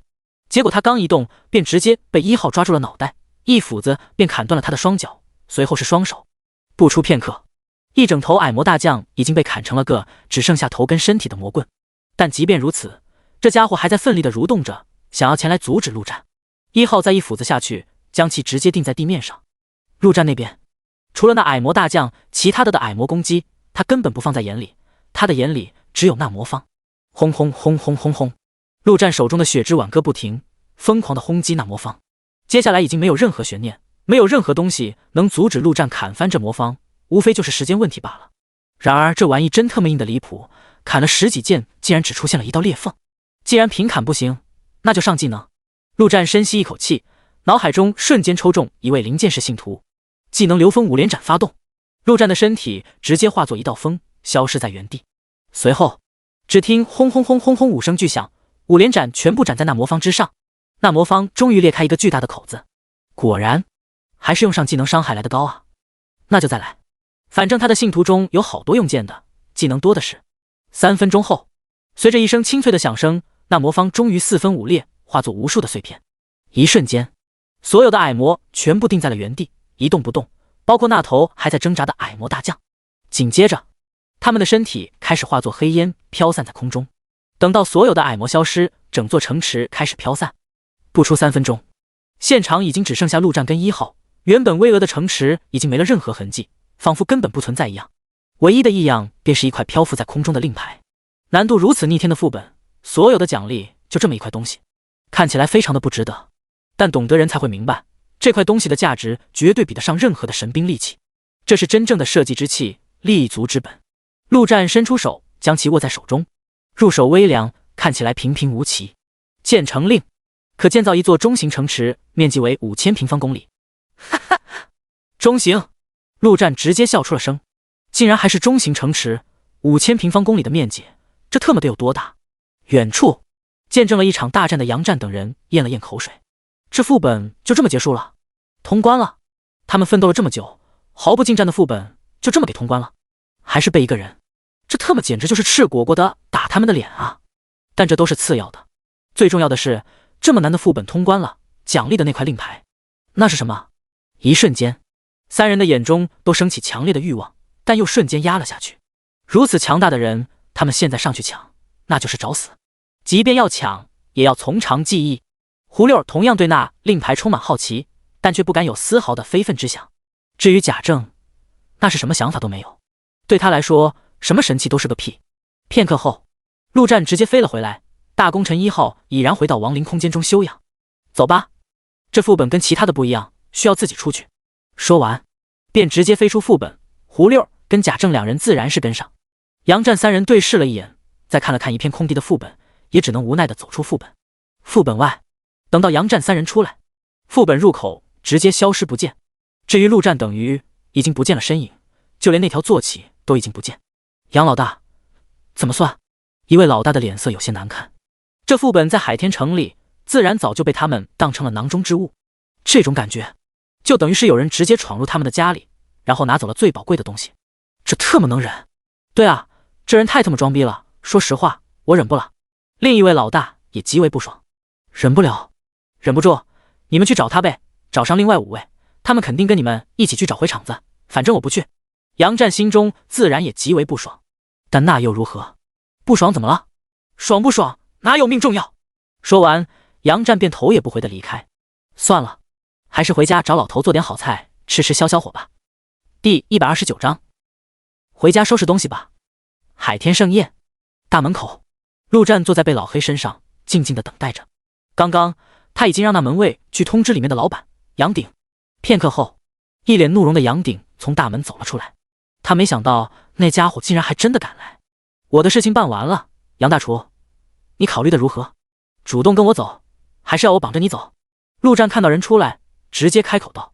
他一向说到做到，说了要带人走，那自然便要带人走。你可知道我是谁？杨鼎眼神微眯，冷哼一声。就在出来前，他已经给自己的儿子发了信息。原本他跟杨战的关系并不打算公开，这算是一种平衡。海天8大势力，杨战最强，但也就强出那么一点点，并不多。但如果让其他势力知道杨鼎是杨战老爹，那很有可能引发其他7大势力的危机感，从而联合起来对付杨战。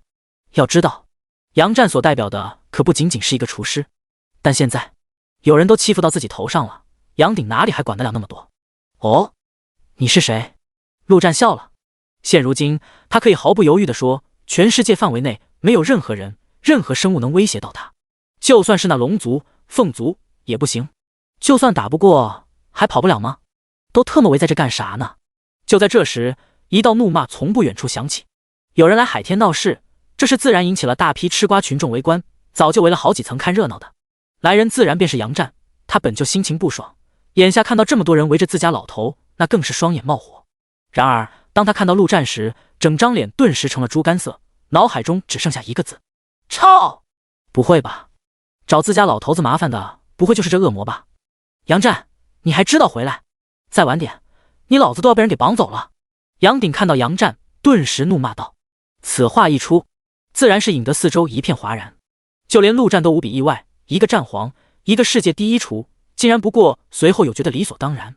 难怪有一位皇者当儿子，杨鼎的等级、资源等等根本不用担心。而杨战能以普通战士职业成为一位皇者，其背后必定也有杨鼎这位大厨的支持。要知道，厨师这职业到了后期，那可是极为逆天，甚至有些东西能直接媲美红色神装，即便是对皇者来说，那也是无比珍贵的东西。这两位算是相辅相成，双双走到了巅峰的高度。陆战看向杨战，淡淡的说道：“我想请你老子当我的私人厨师，你觉得怎么样？”杨战的面色变化数次，最终看向了杨鼎，说道：“老头子，快回家去收拾东西吧。”啊！杨鼎瞬间愣在原地，足足1分钟后才反应过来，回了一个字：“哦。”说完便转身回到酒店中。自家儿子的性格，他还能不知道？要是能打，早他妈动手了。现在非但不动手，反而让他收拾东西，那还能说什么？打不过，而且双方差距极大，根本没法打。大哥，我爹去了，我也能跟着去吗？杨战看向陆战，一脸真诚地问道。他不可能真的不管自己老爹，既然留不下，那就直接跟着去，就算死，他也得死在老爹的前面。行，那你也回去收拾收拾吧。陆战点点头，说道。说起来，他手底下好像还没人黄呢，白送上门的自然是要。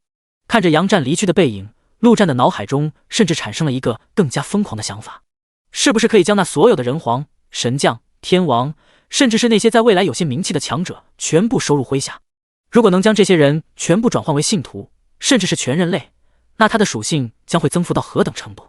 想到这，陆战的心中升起万丈豪情。以前的他只想着自己活，自己潇洒，但现在不同了，他已经被绑上了烤架，下面全是熊熊烈火。既然如此，那他就要用尽一切办法来抵住那烈火，即便绑架了全人类也在所不惜。从今往后，这世界只能有一个人皇，那就是他陆战。当然，这不是能一蹴而就的事情，需要回去从长计议。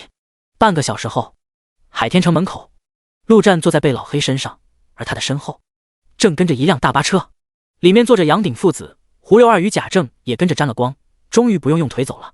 身为一方老大，杨战搞辆大巴车，搞点汽油还是轻而易举的。至于为什么要开大巴车，这个问题问得好，因为杨鼎父子还各自带上了好几个美女，父子俩加起来足足10几个。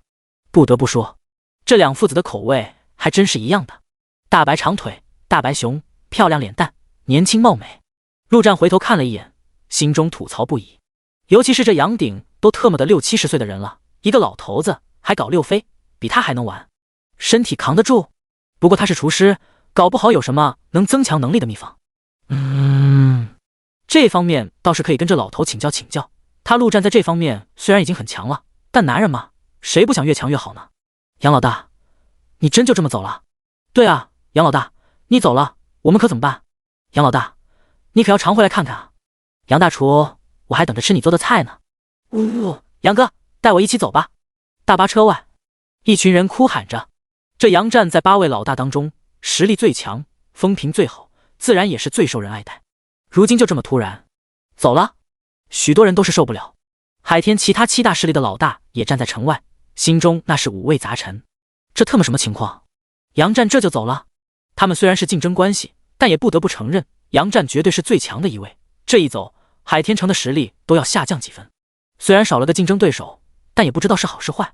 唉，杨战也说不了什么，只能叹息一声。他也不想走，但更不想死。行了，马上就能见到，伤感个屁！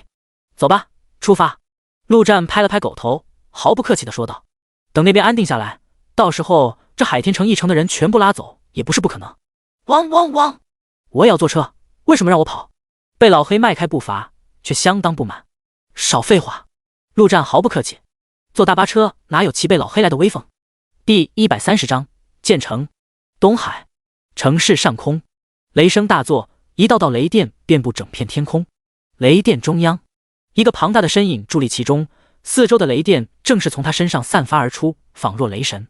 远处，大巴车上的杨鼎、杨战呆呆地看着前方，这是什么情况？那空中的又是什么玩意？准备战斗！杨战很快便反应过来，提着双砍刀从车上走了下来，走到被老黑的旁边，说道：“陆哥，我刚刚看到这城里有不少人，我们不能坐视不管。”那头发电的不知道是什么东西，那恐怖的波动让杨战感觉到心惊。但他杨战是人族强者，责任感那不是一般的强，不可能坐视这么多人族被屠杀，要不然他也不可能成为海天城最有威望的老大。你还挺有正义感，怎么想当英雄？陆战笑着说道。上一世他听到过不少关于人皇的种种传言，而在这其中，关于这位战皇最多的那便是仗义、豪爽、英雄、见义勇为、德高望重。如今看来，这些传言不虚啊！未来人类能在万族中占据一席之地，便是因为有这种英雄的存在。英雄算不上，只是我们有了能力，自然要帮助其他弱小之人。陆哥，我们人族跟那些魔物相比，最大的优势便是团结。杨战义正言辞地说道。他在说服陆战，放电的那家伙太恐怖，但陆战同样恐怖。如果陆战能出手，应该可以救下那一城的人。结果杨战话音刚落，便看到那雷电竟瞬间朝着这边冲来，如同一柄雷霆利刃。轰的一声，强大的气息瞬间停在了陆战的面前。杨战浑身紧绷，如临大敌。他没想到对方会直接冲着他们而来，这他妈什么情况？而直到此刻，他才看清这雷神的真面目，竟是一头猛虎，浑身雷电环绕，恐怖异常。但下一秒，令他更为震惊的事情发生了。只见陆战纵身一跃，竟稳稳地落在了那大老虎的背上，而那大老虎竟没有丝毫反抗的意思。这什么情况？就连大巴车上的杨鼎都是目瞪口呆，这么恐怖的大老虎也是那家伙的坐骑吗？难怪自己的儿子连打都不敢打。走吧，这里就是我的国度。陆战转过头看向杨战，拍了拍大王的虎头，说道：这位是我的护国神兽。汪汪汪，他是护国神兽，那我是什么？被老黑顿时不满了。好，你是护国神兽的小弟。大王一脸自豪，护国神兽这个身份他相当满意。吼完，大王便朝着城池一步一步走去。他刚刚之所以闹出这么大的动静，自然是陆战要求的，这叫做排场，也叫做下马威，给这位战皇的下马威。没看到此刻的杨战看向陆战的眼神已经变了，畏惧、震撼、敬佩以及向往。而随着一步步靠近城池，无数的声音突然响起：恭迎陆皇回城，恭迎陆皇回城，恭迎陆皇回城。声音响彻天地，直冲云霄。大巴车上，杨鼎与杨战对视了一眼，都从对方的眼中看到了那无比的震惊。他杨战也当过一城老大，但哪有这般的轰动？陆皇，好他妈霸气的名字！就连一旁的胡六与贾政都是满脸的震惊。他们在这城里也没待几天，虽然知道陆战实力很强，但陆皇的名号那还是第一次听。城门口，刘勇与张天福正站在前方，迎接着陆战的到来。就在不久前，陆战特意联系了刘勇，让他安排好这一切。总体来说，只有一个要求，那就是越风光越震撼越好。而陆皇的名字也是陆战第一次提出来，要求也只有一个，那就是让陆皇这两个字响彻整个世界。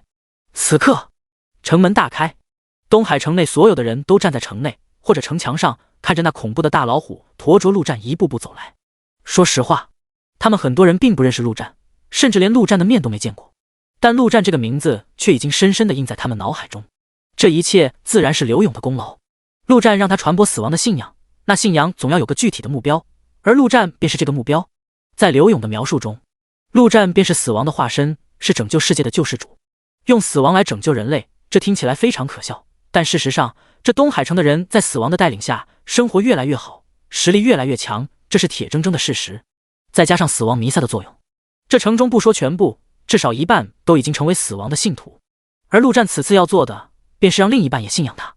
到了城门前方，陆战便让大王停了下来，随后带上翅膀，整个人飞到天空之中，拿出那枚建成令，淡淡的说道：从今天开始，亡灵国度正式建立，入我亡灵国度者，再无需担心魔物。我为人皇，亦为亡灵国主，将守护所有子民的安全。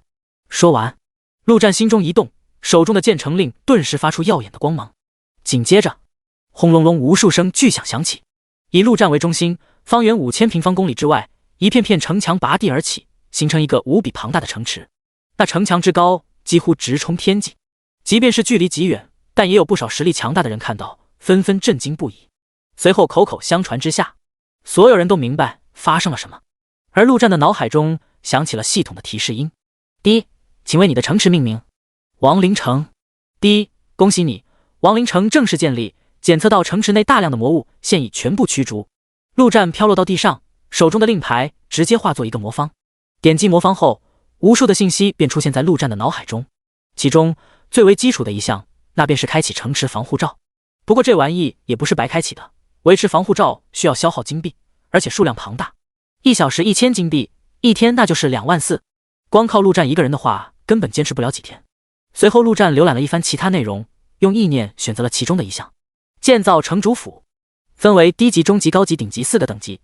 陆战看了一眼自己的金币，发现竟然只能建造个中级的，咬咬牙，陆战直接选择建立，地点就在他的脚下。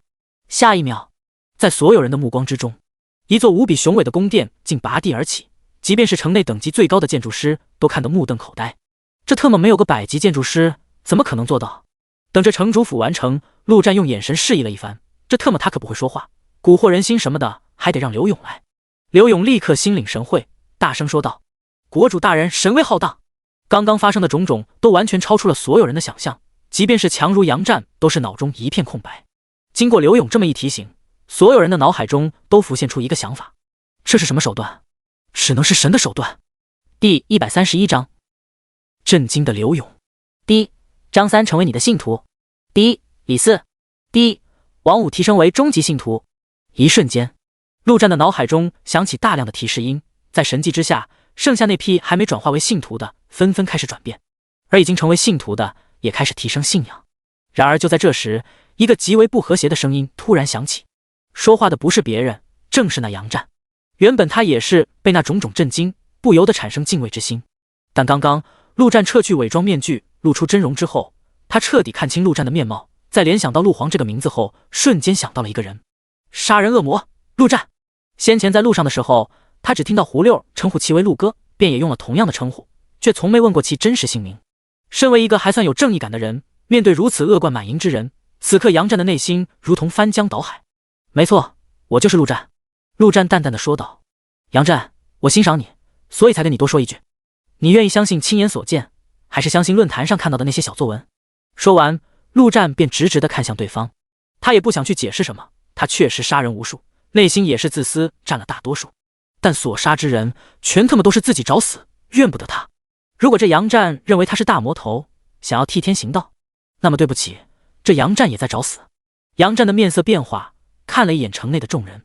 说实话，这城池跟海天城无论是规模还是设施都没法比，但这里的人与海天城的相比，看起来却更加的幸福。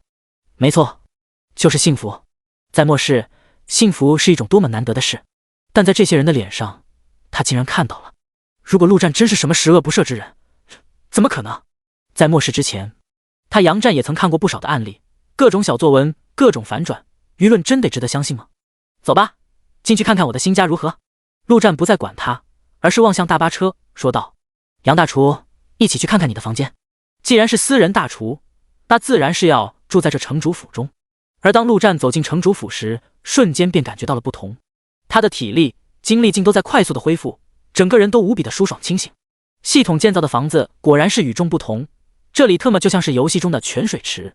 而他的脑海中也响起了系统的声音：第一，监测到有外人进入，请开放权限。陆战回头看了一眼，只见跟来的杨鼎、刘勇等人全都在大门外，一脸的懵逼。明明大门开着，却仿佛有一堵无形的墙将他们阻隔了。这玩意估计跟那防护罩一样，不可能真得无敌，但必须要有一定的强度才能打破，就是不知道防御力如何了。陆战心中一动，脑海中便出现了外人的权限等级：永久、长期、一次性。按照心意分配好权限之后，那些人前方的墙便瞬间消失不见，几人一脸震惊地走进大门。最后方那杨战也是跟了进来，显然心中已经做出判断。这好舒服啊！我的天，我感觉浑身充满精力。你们快看，我先前受伤的伤口竟然开始愈合了。这城主府竟然还有这种神奇的功效吗？太逆天了！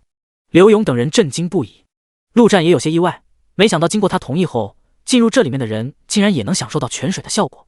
接下来，众人参观了一番整座城主府，足足花了近半个小时，自然是一阵惊叹。最终，杨鼎以及刘勇、张天福三人获得在城主府居住的权利。杨鼎是作为私人厨师留下，而刘勇、张天福两人作为陆战最为信赖的人，自然要有些区别对待。一间房间内，这里算是城主府的偏卧，正是刘勇所选择的房间。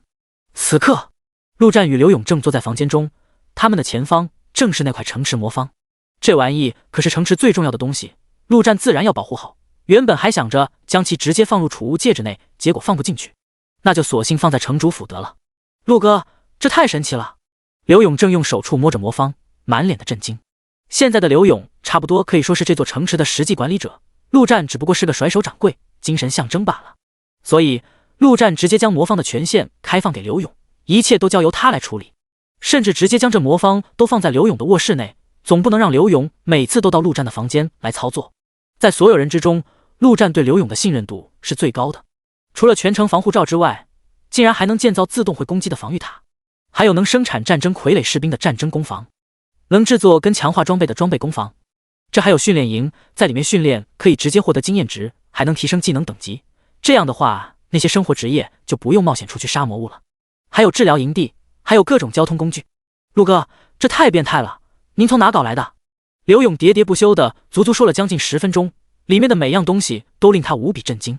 陆战脸上露出微笑，这就是建成令的 bug 之处，也可以说是系统赋予人类最强大的生存工具了。你看着岛吧，看看哪些是需要尽快建造的。对于陆战的信任，刘勇自然是无比感动，不过随后却是皱了皱眉。陆哥，想要建造这些，花费怕是不少啊。我看一座防御塔就要10万金币，这一个国家想要长久的发展下去，不可能靠我们几个人，必须是所有人共同的努力。陆战淡淡的说道。税收财政这些我不懂，但这么多人，总有几个懂的，让他们帮忙指定一些合理的政策。如果有人有意见，没必要太过仁慈。刘老师，以后你管理的人会越来越多，仁慈固然能收获人心，但铁血也是必不可少的，尤其是现在这种非常时刻。刘勇这人什么都好，就是有点圣母。即便是经历大变之后，他的性格转变了许多，但那股子圣母劲还是藏在他的系。第132章众神契约。我明白了，陆哥。刘勇点了点头，说道。行了，不要让我失望。陆战拍了拍对方的肩膀，便走出了房间，回到这城主府的主卧。作为主人的房间，这主卧自然是最大的，而且装修极为奢华，比之那些7星级酒店也是有过之而无不及。陆战脱下外套，先是好好洗了个澡，放松了一下，随后躺在床上思索后面的路。此刻，在他的脑海中，一个可怕而又庞大的计划正在慢慢成型。说起来也是简单，那就是只有一点。第一步，统一人族，不说全部，至少将那些强者全部收入麾下，不求将他们全部转化为信徒，毕竟时间已经不多了。反正到时候魔物大举进攻，即便不是死亡的信徒，必定也会与魔物大战。第二步，则是消灭目前在这个世界上的全部魔物。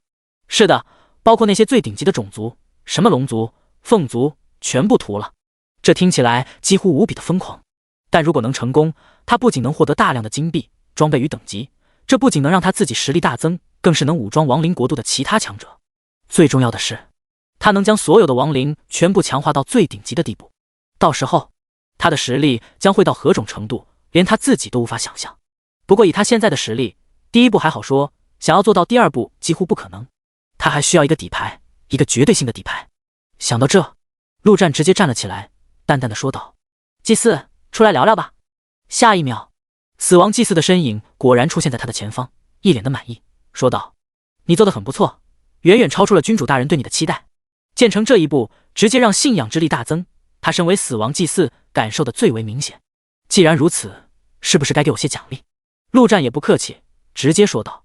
然而这话一出，死亡祭司却显得有些不悦，说道：君主大人可不喜欢邀功之人，如果有功，君主大人自会有赏。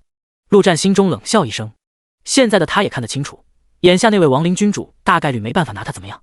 虽然他就是个给对方打工的，但谁叫那位老板手底下就他一个打工的，老板不可能炒他鱿鱼。既然如此，也没必要太过害怕，该争取的权益还是要争取的。于是乎，陆战直接叹息一声，说道：哎，没有赏，我可没有什么动力啊。原本我还打算建了城就要多去收拢一些人类，可这没了动力，罢了罢了，那就这样吧。说完，陆战直接瘫倒在床上，一副摆烂的姿态。你且说说要什么奖励，我或许可以帮你去君主大人请求一番。死亡祭司眼中绿光闪烁的厉害，沉默了良久，才说道。听到这话，陆战立刻站了起来，随后将1号给召唤了出来。很简单，我想知道怎样才能将他强化到统帅级。现如今在这世界上，可以说根本不存在统帅级这种级别的生物。如果1号能进化为统帅级，加上其恐怖的天赋，横扫全世界绝对不在话下。然而死亡祭司想也不想，便直接回绝道：不可能，第2阶段还未开放，这个世界无法出现勇者级以上的生物，这是众神契约所定，神也无法打破。第2阶段，众神契约，陆战准确抓住了这2个词。这么说来，现在处于第1阶段，而那所谓的众神契约限制了第1阶段的实力上限，不可能超出勇者级。第2阶段，指的应该就是魔物大举进攻这个世界。众神，真的存在众神？那么除了死亡君主外，还有哪些神存在？那位光明之主应该算一位，其他的精灵一族是不是也存在神级别的强者？精灵王、龙族呢？龙神？这些所谓的神搞末世这一出又是为了什么？纯粹是为了好玩吗？神都这么无聊，而他的重生又是怎么回事？是意外，还是说就是那位亡灵君主的谋划？陆战的脑海中直接展开疯狂的想象，天马行空。想了一会，陆战索性直接问道：众神契约还有什么内容？这不是你能揣测的。死亡祭祀面无表情的回道。陆战也料到了这个回答，倒也没有失望。紧接着陆战看了一眼1号，心中开始盘算着，所谓契约简单来说就是一纸合同，并不是什么规则或者设定，那么也就不是绝对不能，唯一要考虑的就是违背这契约所需要承受的代价罢了。而这不是他要考虑的问题，是那位亡灵君主需要考虑的。那么那位亡灵君主有没有可能为他承受这种代价呢？想到这，陆战的胆子也大了起来，直接说道：想必君主大人也清楚，死亡不应该出现在生者世界。我在这个世界可以说处处被针对，步步艰难，好不容易终于闯出了这一番天地，也算是没有辜负君主大人的厚望。然而这一切都不过是空中楼阁罢了。如果我猜的不错，第2阶段应该很快便要开启了吧？到时候我不知道那些神会不会联合起来，先将君主大人您的代言人我灭掉。如果会，那到时候我该如何去反抗？我根本没办法反抗。哎，到时候只怕一切都要功亏一篑，成为泡影。既然如此，那我如此辛苦还有何意义？还不如乘着还有些时日，多多享受。君主大人，不是我不想为您效劳，实在是有心无力啊。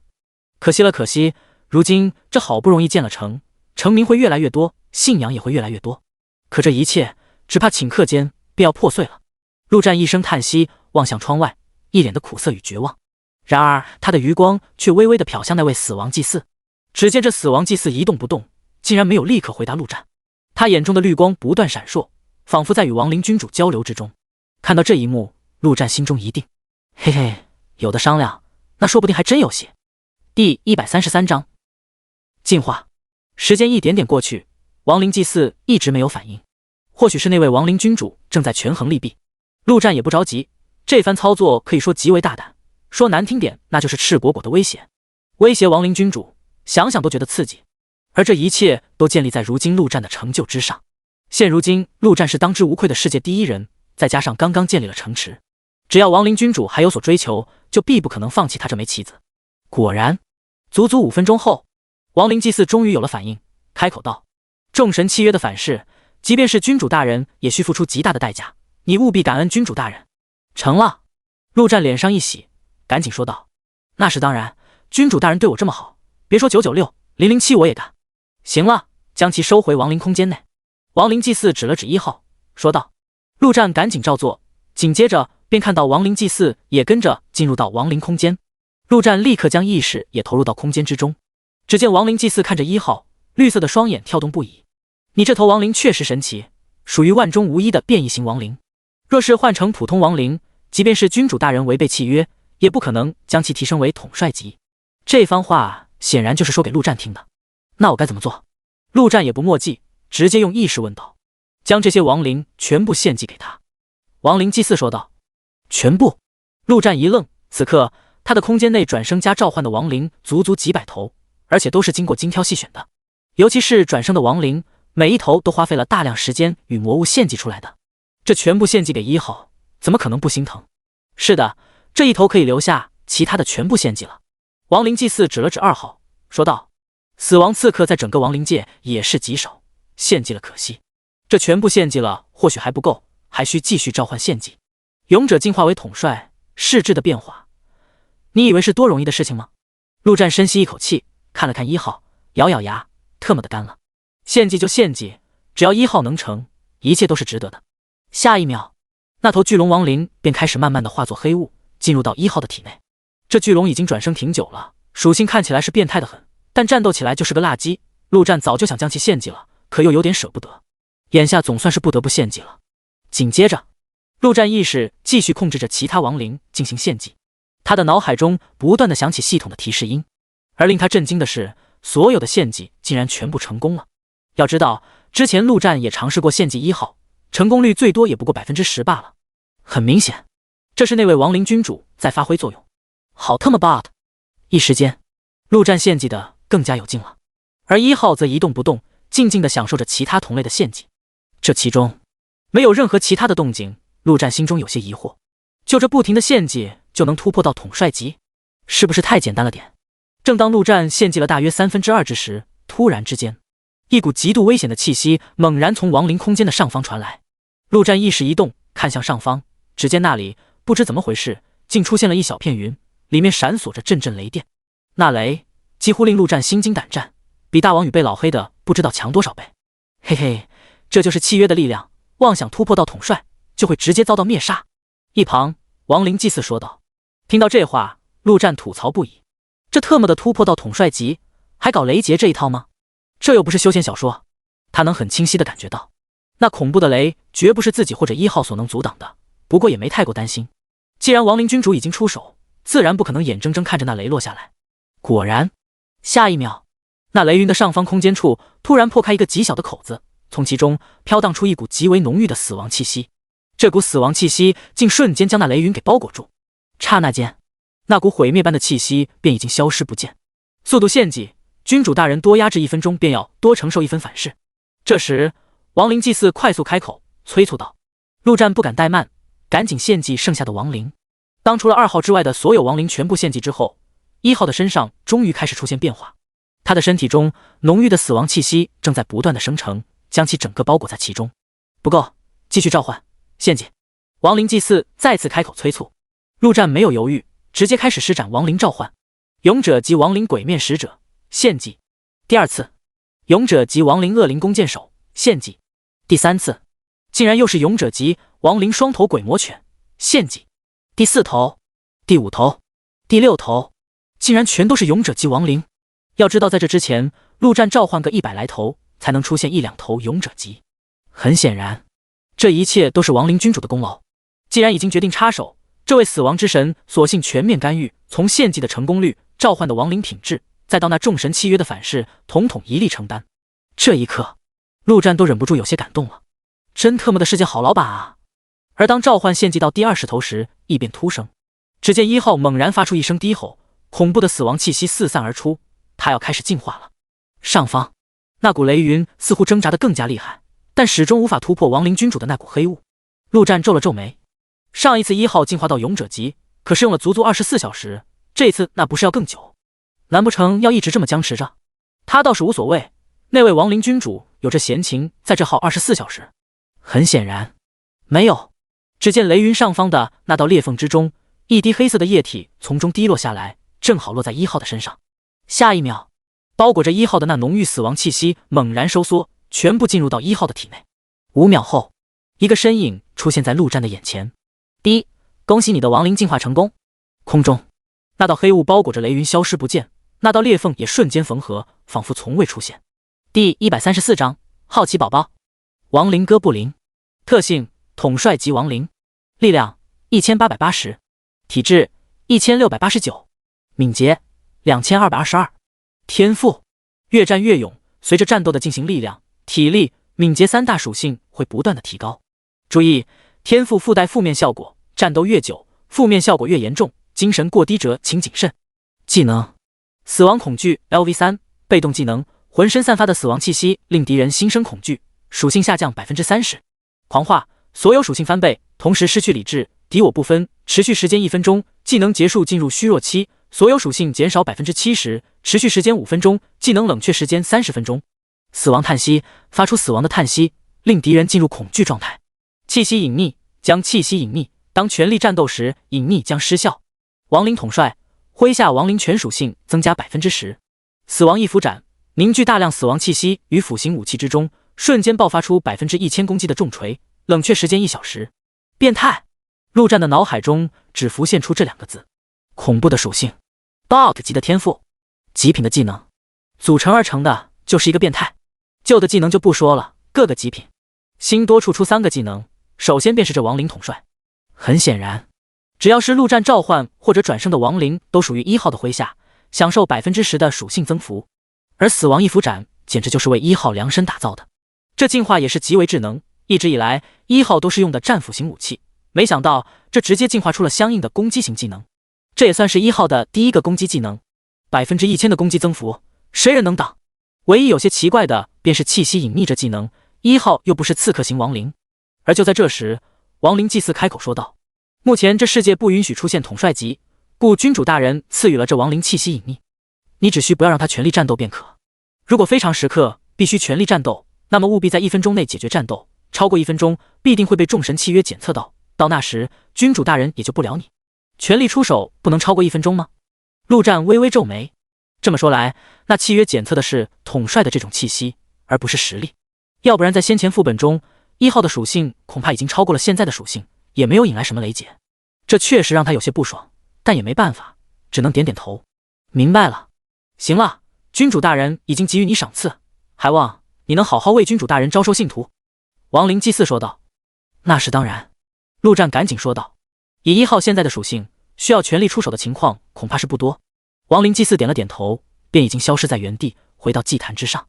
虽然弥撒只能1天1次，但平时的时候，他在祭坛之上也能缓慢地释放信仰，就像温水煮青蛙那样慢慢洗脑。小老弟，哥现在可就你一个亡灵了。陆战拍了拍1号的肩膀，说道。如今的1号将近1.9米高，原本的黑色盔甲也随之变换了尺寸，看起来极为威武霸气。但由于隐匿的关系，在他身边却感觉不到任何的气息，就像一个不会动的机器人一般。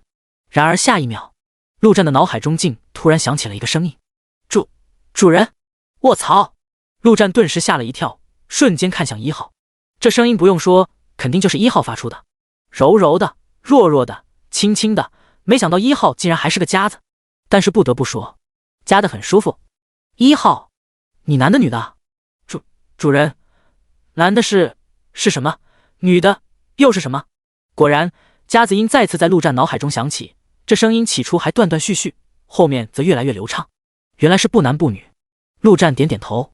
亡灵嘛，本来就没有性别之分。主人，这是什么？就在这时，1号的声音再次响起。只见这家伙指着桌子说道：“桌子。”主人，这是什么？椅子。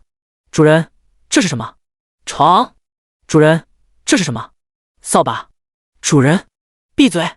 陆战的脑海终于安静了下来。特么的这1号估计刚刚诞生意识，对整个世界的一切都充满好奇，整一个好奇宝宝。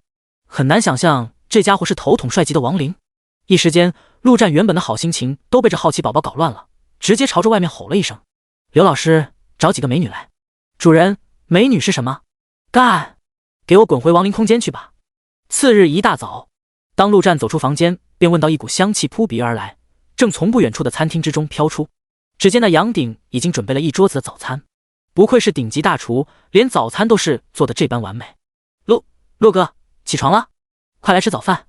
杨鼎有些别扭的开口，想他60多的年纪，喊一个小年轻哥，总觉得怪怪的。但没办法，连他儿子都已经认哥了，他这做老子的也只能安安心心当个私人厨师。让你儿子也进来一起吃吧。陆战直接说道。坐到桌子旁吃了一口，丁，体质增加5点。这日子吃个早饭都能增加属性，怎一个爽字了得！谢谢陆哥。杨鼎赶紧说道。很快，杨战便走了进来。他现在也已经想得清楚，陆战是什么样的人，需要用时间来观察，而不是听信论坛上的小作文。那么这段时间，他自然要先认怂，保住小命再说。海天城的人，如果你愿意，可以直接让他们来我亡灵国度，这里比那海天城安全得多。陆战边吃边说。如今这城池扩建，首先要做的事便是多多吸引人过来落户。5000平方公里，至少生存个上千万人不成问题。上千万人，如果一人提供1点属性，那不就是1000万属性？想想都不可能。陆战估计那位亡灵君主都不知道有没有这么多属性，这信徒系统必定存在什么上限。不过不管怎么样，人总是越多越好。多谢陆哥。杨战说道。他也是有这想法，只是不知道该如何提，如今正合他心意。吃完早餐，陆战走出城主府时，原本空旷的土地上已经有了好几幢建筑，仅仅一晚上完工好几栋建筑，这在末世前完全就是天方夜谭。而能在城主府4周建造房子的，自然是胡六等强者。现在这城池扩建，土地也完全够用，一人一栋别墅。这几个家伙直接花重金召集了城内所有的建筑师，一晚上便搞定了住处，堪称宇宙速度。第135章燕京。看了一眼广阔的大地，陆战心中也是颇为感慨。以前他从未想过自己会走上这一条路，但既然已经站在了这里，那也没什么后悔的。他所要做的唯有一往无前。而如今的当务之急就是扩充人口，一个一个去抓显然不现实，最好的办法就要吸引人主动前来。那么首先要做的便是扭转陆战这位人皇的形象，要不然一个杀人魔头当家做主的地方，再好也没人敢来。恰好此时刘勇也从城主府内走了出来。陆哥早。陆战点了点头，说道：刘老师，是时候打舆论战了。刘勇浑身一震，有些激动地看向陆战。时候到了吗？在刘勇的心目中，陆战一直以来都是作为末世救世主的形象存在的。那些人在论坛上这般污蔑陆战，他心里别提有多难受，早就想化身键盘侠跟那些人大战300回合。但每一次陆战都让他放宽心态，时候未到。而现在，时候终于到了吗？刘勇在心中已经想好了800个说法，就等着上论坛上大展手脚。而且他不仅要自己上，还要发动亡灵国度的所有人一起上。既然要打，就要打得漂亮。刘老师，你可以找胡八一商量一下，好好制定一下计划。陆战说道。胡六这人机灵得很，对这种事肯定很拿手。好的，陆哥，那我先去了。刘勇赶紧说道。大王好兄弟，随我出去玩玩吧。陆战直接飞到上空，大吼一声道：上次出门骑着狗，这回应该换骑老虎了。而且此行的目的有些讲究，这形象上必须得霸气外露。被老黑跟大王实力谁强不好说，但光外形来说，老虎毫无疑问是更加霸气一些的。好嘞，本大王来了。一瞬间，一道雷电便直冲云霄。大王对于上次陆战不带他出去，那可是耿耿于怀。凭什么骑狗不骑他？不对，是不带他。这回终于轮到他了，说明他在陆战心里还是有分量的。这东西就怕有比较。大王现在不仅要跟贝老黑比实力，这方面也要比上一比的。陆战落到大王的背上，笑着说道：走吧，我带你去见见大人物。想要打舆论战，光靠键盘可不行，最好的办法就是找一个有威望的人来给他洗白。而当今世上，人族之中最有威望的人，毫无疑问只有那一位了。燕京城。在末世之前，这里便是一国之都，最为繁华之地。末世爆发，也遭受了最为惨烈的攻击。然而关键时刻，一个人站了出来，而且是一位老者。这位老者挥手间便能释放出威力恐怖的魔法，秒杀魔物不在话下，更是到处施以援手，不仅拯救人类，还帮助人类在末世之中生存，教他们战斗，教他们末世中各种各样的规则。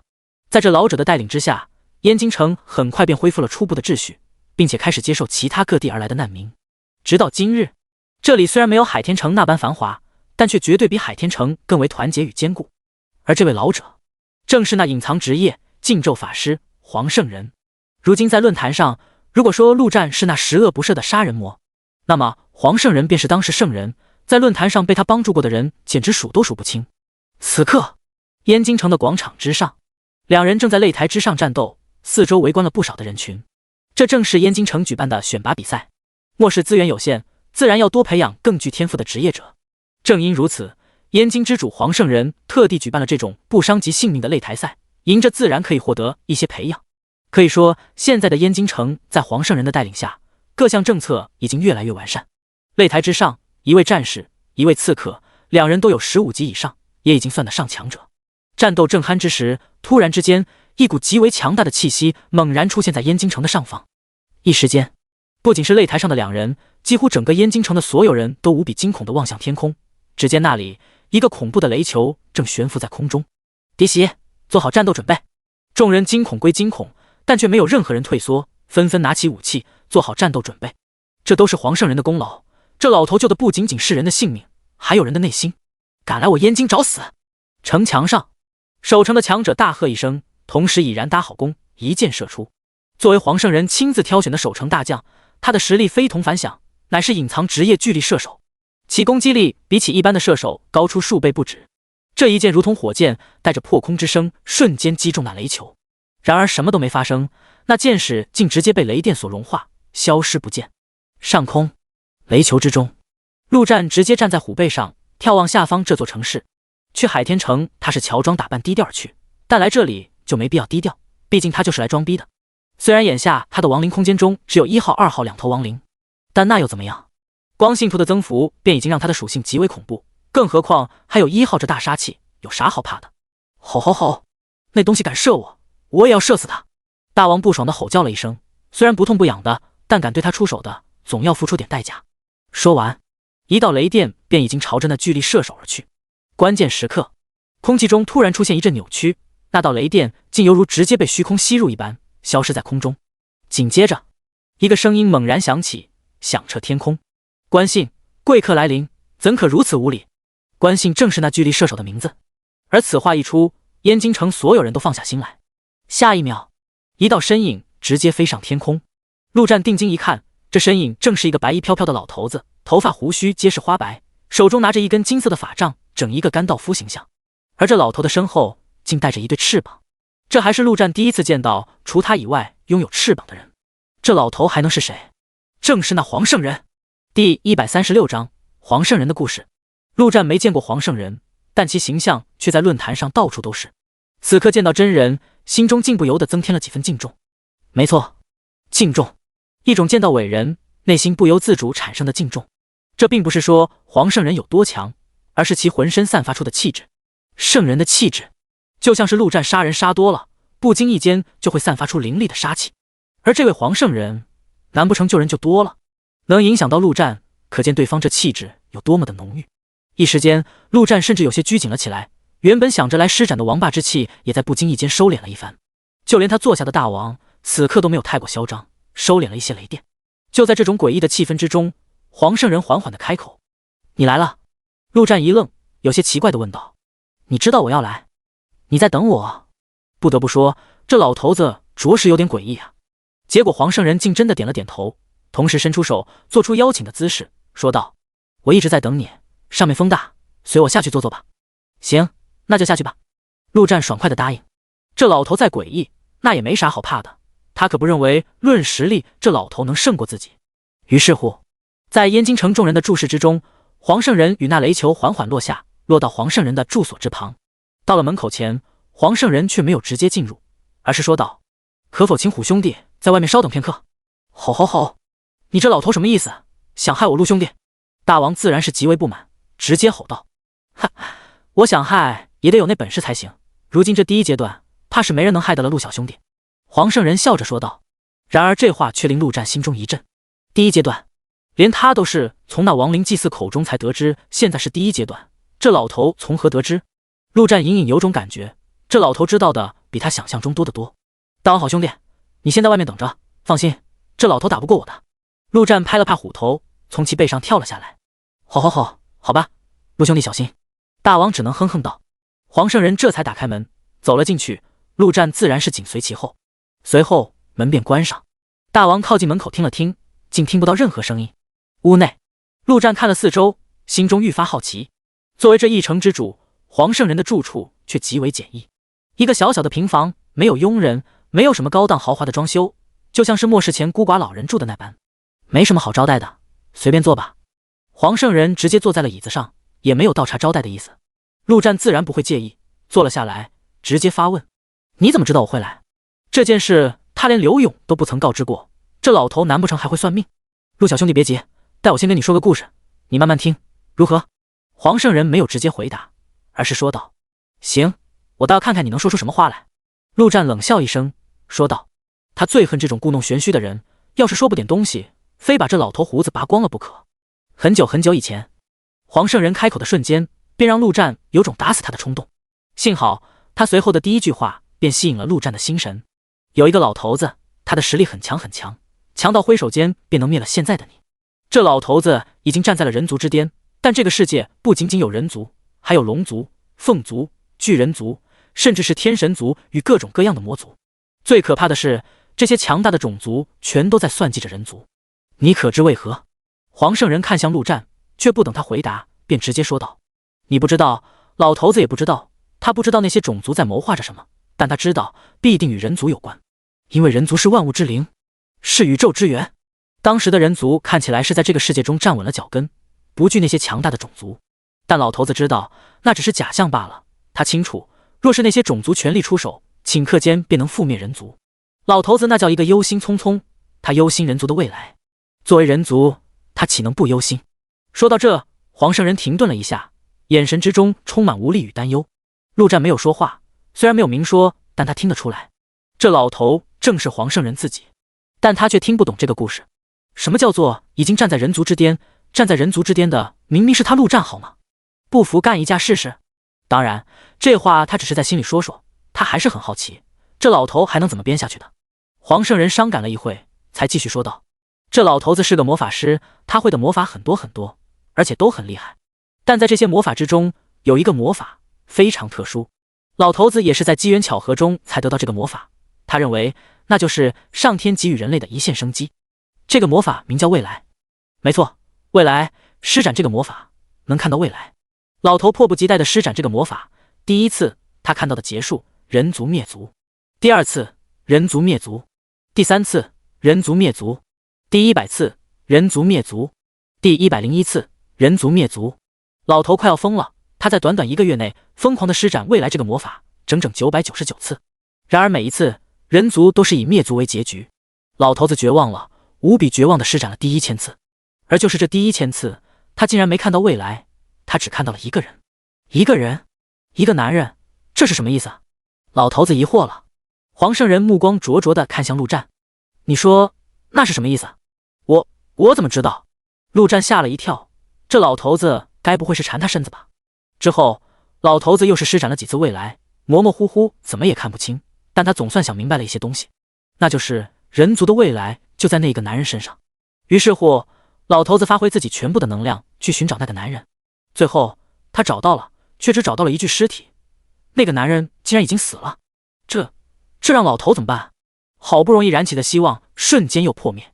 关键时刻，老头想到了一个禁咒魔法，而想要施展这个魔法，他需要付出生命的代价。至于这魔法的效果，也是堪称逆天，那就是将某人的灵魂送回过去。唰的一声，陆战直接站了起来，满脸的震惊。第137章，国师把灵魂送回过去，这特么不就是指的穿越？他的重生？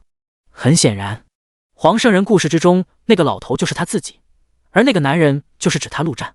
陆战盯着这老头，眼睛微眯。我怎么听不懂你在说什么？重生这事是他最大的秘密，不曾告诉过任何人。坐下坐下，年轻人，这么紧张干嘛？黄圣人笑着挥挥手说道，老头子只是讲个故事，至于信与不信在你自己。陆战沉默了一会儿，还是坐了下来。按照黄圣人所说，前世的黄圣人付出了生命的代价，施展了那个禁咒魔法，将他的灵魂送回到末世的前1秒。如此说来，这老头还是他的救命恩人。那么这一世的黄圣人为何会知道这件事，倒也不难理解。这老头既然能让人重生，那么送点信息给这一世的自己也不是不可能的事。至于那什么未来魔法，陆战只是心中冷笑，还特么看了1000多个未来，只看到一个男人，全人类的希望？扯淡！你特么当自己是奇异法师呢？陆小兄弟，对于这个故事你怎么看？黄圣人看向陆战说道，你都说了是故事，那就当个故事看。陆战直接回道，没错，就是个故事。黄圣人点点头，那你觉得人族的未来会不会在故事中那个男人的身上？哈哈，你这话问的我怎么知道？那你觉得那个男人会不会为了人族的未来牺牲自己的生命？不会，人族的未来关他屁事。陆战也不隐藏了，直接答道，虽然他现在自封为人皇，但说到底所做的一切都是为了自己罢了。拯救人族，这太伟大了，不符合他这种内心阴暗的小人物。黄圣人抚了抚长长的胡须，若有所思的道，关于那个男人，其实我还看到了许多许多。我看到在末世一开始，他为了救自己的同学数次身陷险境。他看到一个饿了好几天的小女孩，会将自己最后的一点食物给那小女孩。他看到有魔物在攻击一位老人，即便已经累得不行，还是义无反顾地冲上前去。他守在一个门口整整1天1夜，击杀了数不清的魔物，只因为房间里面有一个孕妇正在生产。黄圣人在那淡淡的说着，突然之间，一道无比凌厉的气息猛然暴起。只见陆战猛地抽出血之挽歌，一剑斩下，同时伴随着低沉的嘶吼：“你特么给我闭嘴！”陆战的面目前所未有的狰狞，心中犹如烈火焚烧。为什么？那些东西他明明已经深埋在心底，彻底埋葬。可笑！他怎么可能是那种圣母？他明明是个冷血无情、彻头彻尾的利己主义者。轰的一声，前方的桌子猛然爆裂开来，碎成无数的碎片。然而桌子前方的黄圣人却丝毫不慌，云淡清风，只是挥手拍去那些灰尘木屑。他的双眼看向陆战，仿佛能看穿对方的内心。这样的画面还有很多很多，你还想听吗？黄圣人何等人物，怎么可能因为一个画面中的男人就直接用生命来施展那个魔法？他看到了那个男人的内心，这才是他愿意付出生命的最大原因。本质上，那个男人跟他是同一种人。陆战身体忍不住的发抖，他的剑缓缓地指向黄圣人，歇斯底里地说道：那你有没有看到他的那些同学一次次背叛他，害他的样子？你有没有看到那老人得救后第一时间想的竟然是抢那魔物爆出的东西？你有没有看到那孕妇的男人在关键时刻直接锁上了门，把男人锁在房外，让他直面所有的魔物？你有没有看到那个男人一次次的被人羞辱，被人践踏，被人踩在脚底？他像只狗一样摇尾乞灵，苟且偷生。他帮助了那么多人，可没有一个人向他伸出援手，一个都没有。为什么？为什么？陆战越说越激动，忍不住大口地喘着粗气。那些原本已经被他埋葬的画面一一在他脑海中浮现出来，那握剑的手越抓越紧。最终，陆战几乎是咬牙切齿般说道：人类根本不值得被拯救。说完这句话，陆战仿佛用尽了全身的力气。沉默。一时间，两人竟都沉默了下来，整个房间中只剩下陆战浓重的喘息声。足足过了将近5分钟，黄圣人才深深地叹了一口气。人类内心中的肮脏与龌龊他岂能不知道，但同样的也有许多的美好与良善。但这些东西他不知道该怎么去说，甚至不知道怎么开口。以陆战如今的状态，根本不可能靠说去让他改变观念。这一世的黄圣人虽然不是重生而来，但却与上一世的黄圣人心意相通，这同样是一种魔法。禁咒魔法涉及万物、元素、空间、时间、灵魂、思想。所以这一世的黄圣人虽然实力远不及前世，但依旧看到了那无数个人类的结局。他不知道该怎么去拯救人类，只能去相信面前这个男人。因为黄圣人至始至终相信一点，那就是陆战的内心，那已经被他隐埋的圣人之心。黄圣人想了想，既然无法说服，那便不去说服。却在这时，陆战突然冷笑一声，开口道：你可知那些人如何称呼我？杀人恶魔，十恶不赦，人类叛徒。你觉得我这样的人会是人类未来的希望？黄圣人直接说道：外人如何评价你，与我无关。至于你是与不是，交由时间来给我答案吧。说完，黄圣人的脸上再次浮现出笑容，说道：陆小兄弟，我知道你急了，但你先别急。今日你来此，应该不只是来听我说故事的吧？陆战闭上眼睛，总算是让自己的内心平静了下来，恢复到最初的状态，说道：我建立了一个亡灵国度，想邀请你去当国师，你觉得如何？这就是他原本的计划。黄圣人当他的国师，还有比这又具说服力的洗白理由吗？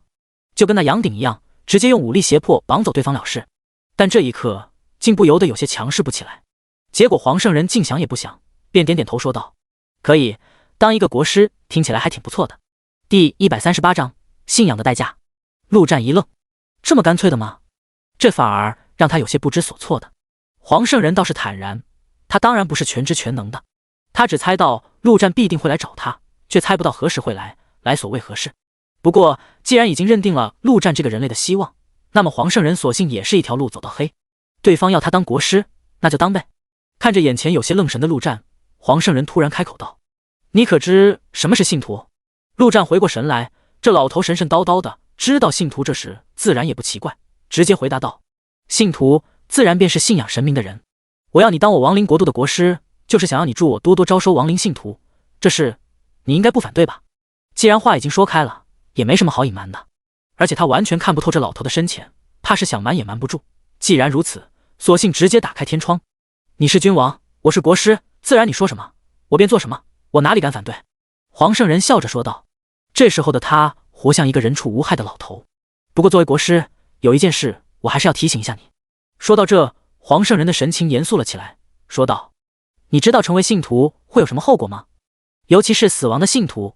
陆战皱了皱眉，回想了一下，似乎没什么不妥的地方。刘勇、张天福等人成为信徒之后，非但没有任何坏处，反而得到了一定的亡灵属性增幅，实力大增。如今他的信徒众多，却从未听说有什么不妥的地方。真要说什么坏处，无非就是人的思想会有所变化，俗称被洗脑了一样。有什么后果？既然不知道，那陆战就直接问道。信仰会污染灵魂。黄圣人仿佛就是无所不知一般，直接说道：信仰光明会让生灵变得纯洁，信仰火焰会让生灵变得暴躁，信仰自然会让生灵变得野性。这些种种其实可以说都还好，影响的无非是生灵的性格。但死亡不同，你是不是听过一句话，死亡是永生的开始？陆战点点头。这话他自然熟得很，就是用来忽悠信徒的最佳术语。然而黄圣人接下来的话却令他有些震惊，这并不是虚话，信仰死亡确实能让生灵永生。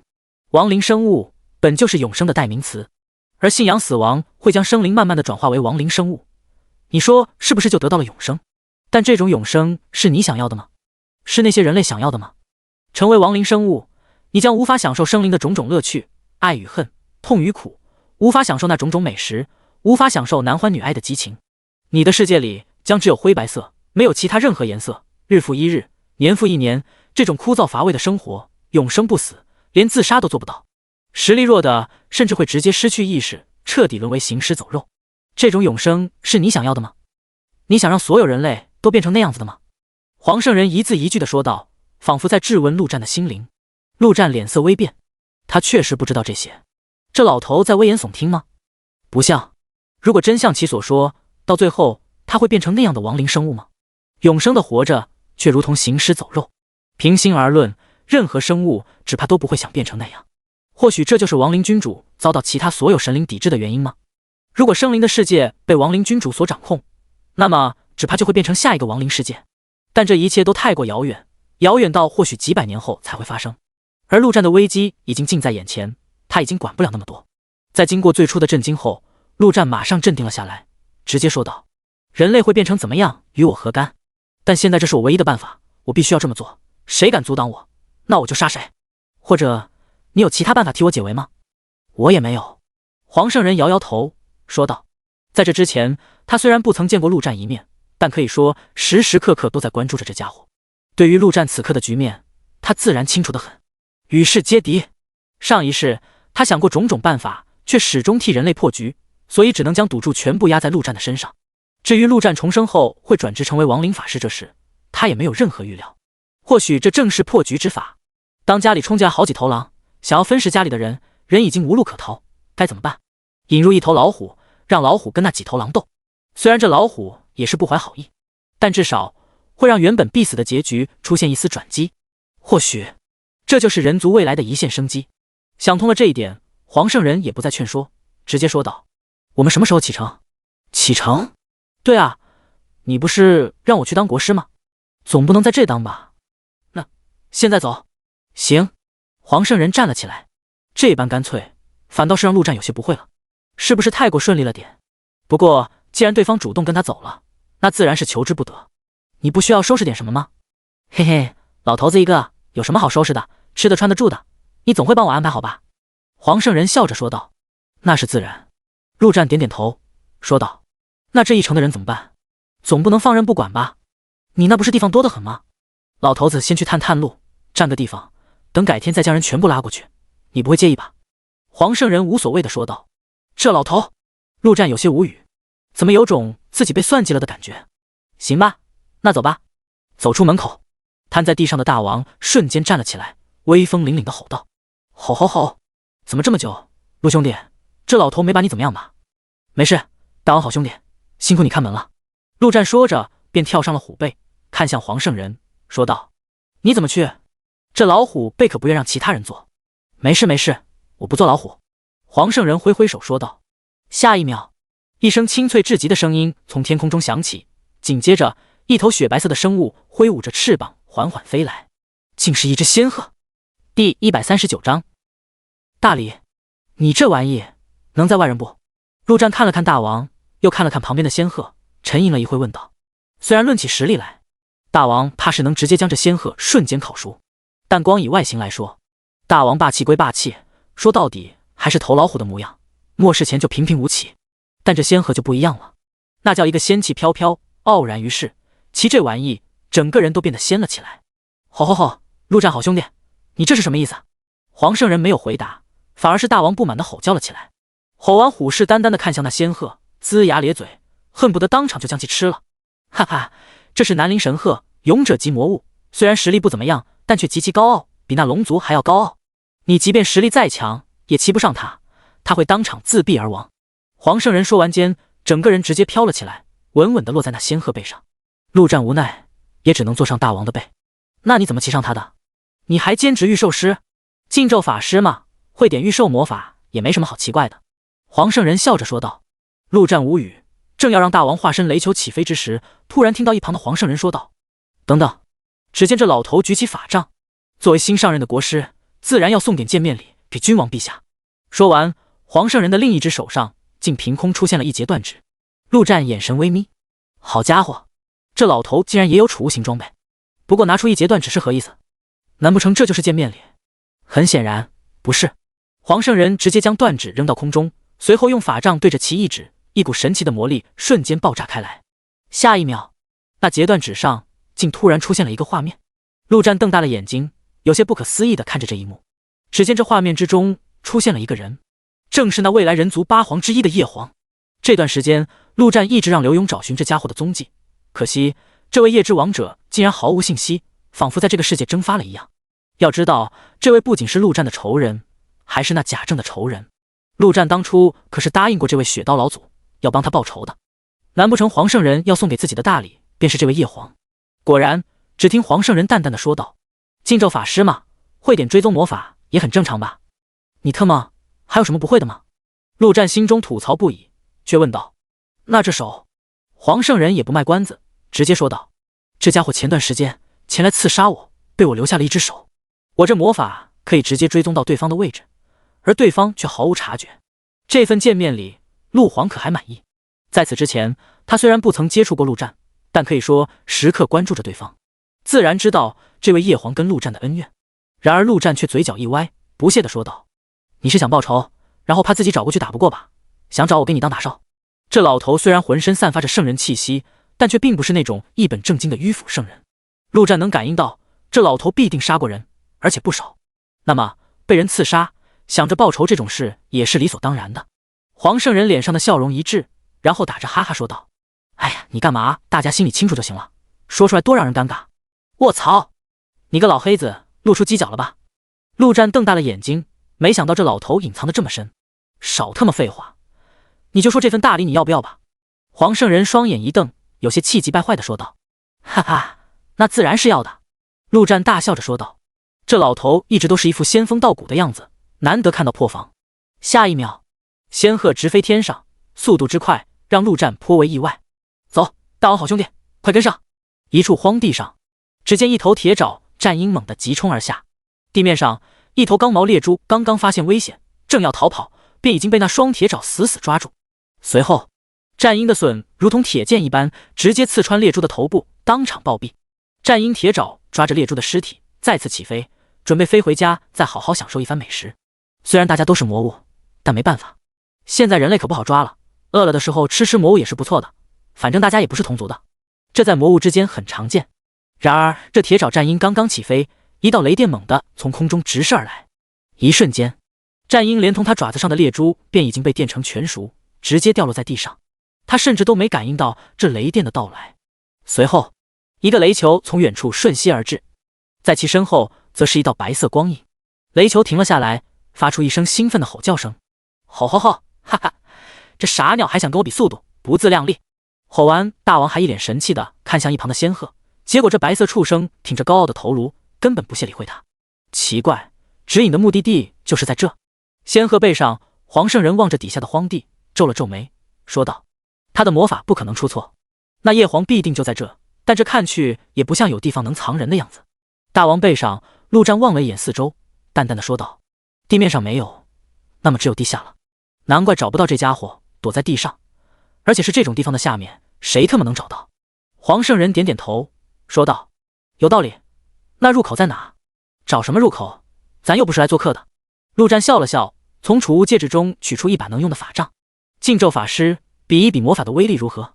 黄圣人瞬间便明白了对方的意思，同样取出法杖，笑着说道：“哈哈，有意思，那就比一比。”说完，只见其法杖之上一股炙热的气息升腾而起。下一秒，一块恐怖的火系石头凭空出现，那恐怖的能量，空气都仿佛灼烧了起来。火系禁咒炽热陨石，有点意思。陆战微微挑眉，这伤害确实够强，砸到他身上的话，估计能烧掉不少毛发。随后，他同样挥舞法杖，朝着地面施展火系魔法研爆。第140章绝望的叶皇。轰轰，只听两声巨响响彻天地，地面上犹如被一枚核弹爆破，开始四分五裂。恐怖的能量四散而出，所到之处，魔物纷纷化为灰烬，寸草不生。不愧是禁咒魔法，陆战心中感叹。他的智力属性应该比黄圣人强上不少，但以这魔法的威力而言，还是黄圣人的更具破坏力。话说，你要不要信仰死亡，获得永生？陆战看向这老头，眼神中满是热情。要是对方成为信徒，那他就也能施展禁咒魔法。若再配合上他的智力，那伤害将会有多恐怖？黄圣人笑了笑，说道：“信仰这玩意不是我想就能想的，要看心灵。你应该清楚，我的心已经不可能信仰死亡，没法自己骗自己。”那倒是，陆战心道可惜，这玩意确实没法强求。然而就在这时，地面之下一道黑色的光芒猛然闪现，直扑而出。下一秒，四周的天地竟直接陷入到黑暗之中，恐怖莫名。还真的躲在地下面，陆战自然没有丝毫害怕之意，看下地面，只见裂开的地面下竟然有着一栋栋建筑，还有一座大型宫殿。好家伙，这叶皇直接搞了个地下王国。很显然，这光天化日之下直接黑夜降临，应该就是那叶皇的什么技能。黄圣人正要说话，数股危险的气息已然爆发在四周。关键时刻，黄圣人一挥法杖，周身瞬间出现一个光圈，叮叮叮叮，无数的攻击落在光圈上，却无一能破除光圈。但若要维持住这光圈，他便无法释放其他攻击魔法，有些被动。禁咒法师毕竟不是万能的，也有其缺陷所在，要不然黄圣人早就自己一个人找上门来了。至于陆战那边，虽然没有防护罩，但有关系吗？就这点攻击，给他挠痒痒都算不上。冷笑一声，陆战直接取出血之挽歌，抓住时机，一剑挥出，噗嗤，数声响起，鲜血四溅。紧接着，数道身影显现出现，而他们的人头已然从脖子上掉落。没错，此刻陆战两人的四周发出攻击的正是数十位刺客。这家伙也不知为何，竟然能保持在攻击再也不现身，换成其他人来，怕是怎么死的都不知道。好，一只只蚊子，烦死了！大王大吼一声，雷电瞬间朝着四周发散而去，密密麻麻如同一张网，就连一只蚊子都躲不过去。吱吱吱吱吱，刹那间，空气中便响起阵阵雷电的声音，而后一个个人影开始显现掉落。那家伙要逃了。一旁黄圣人却提醒道：“陆战早有准备，那叶皇上次就直接逃，这一回黄圣人带着他找上门，绝对不敢正面硬刚。旁边这些刺客估计就是用来送死，为他争取逃跑时间的。大王，加大电力。”陆战看了一眼四周，直接说道：“好。”下一秒，大王直接开足电力，整头老虎几乎化身成了一个小太阳，瞬间照亮了整片天地。而在地面上一个不起眼的地方，几道身影被这电力一电，直接显出身形，正是夜神还剩下的那几人。为首的不是那叶皇还能是谁？你们先走，我拖住。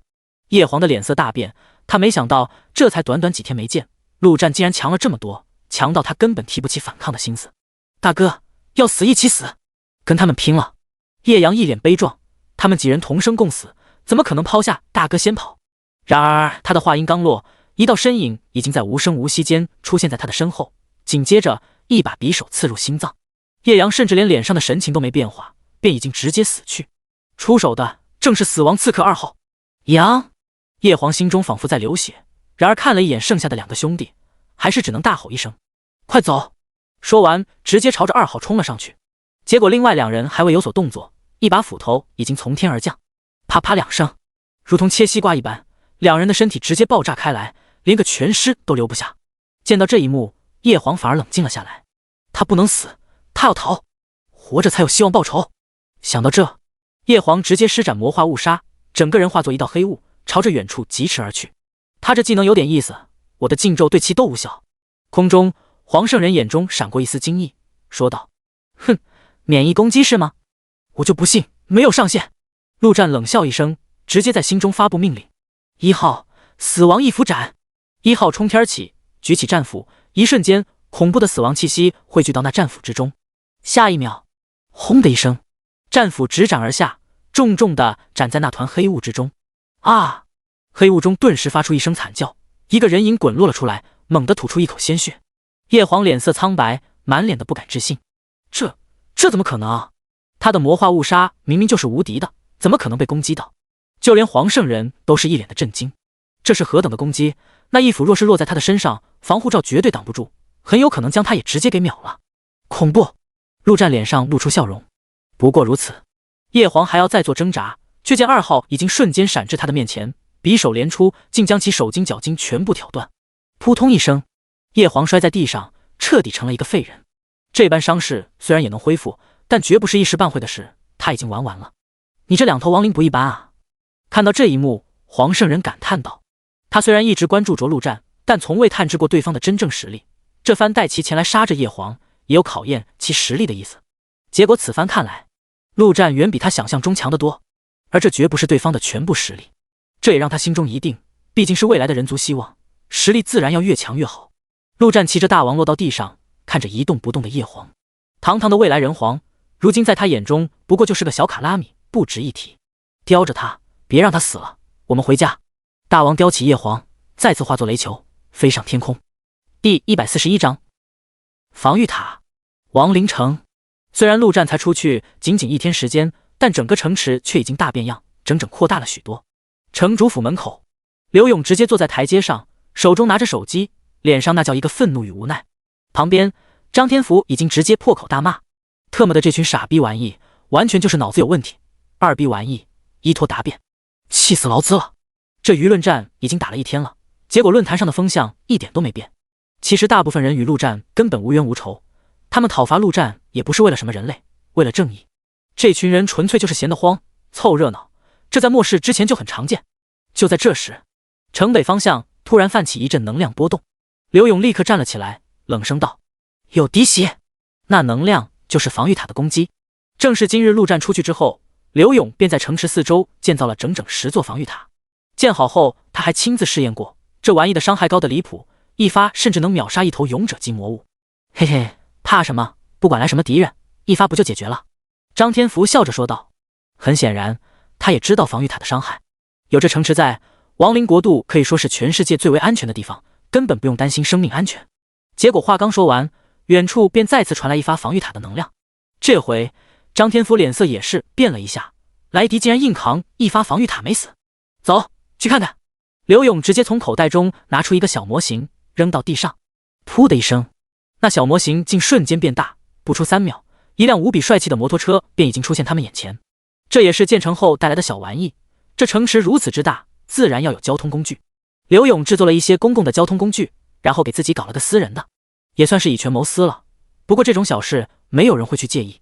上车，刘勇直接上车，扶好把手。张天福二话不说便已经跳了上去。卧槽，报这么紧干嘛？你就不能搞点跑车？摩托车不报警，那特么我不摔下去？那你特么能不能别顶我？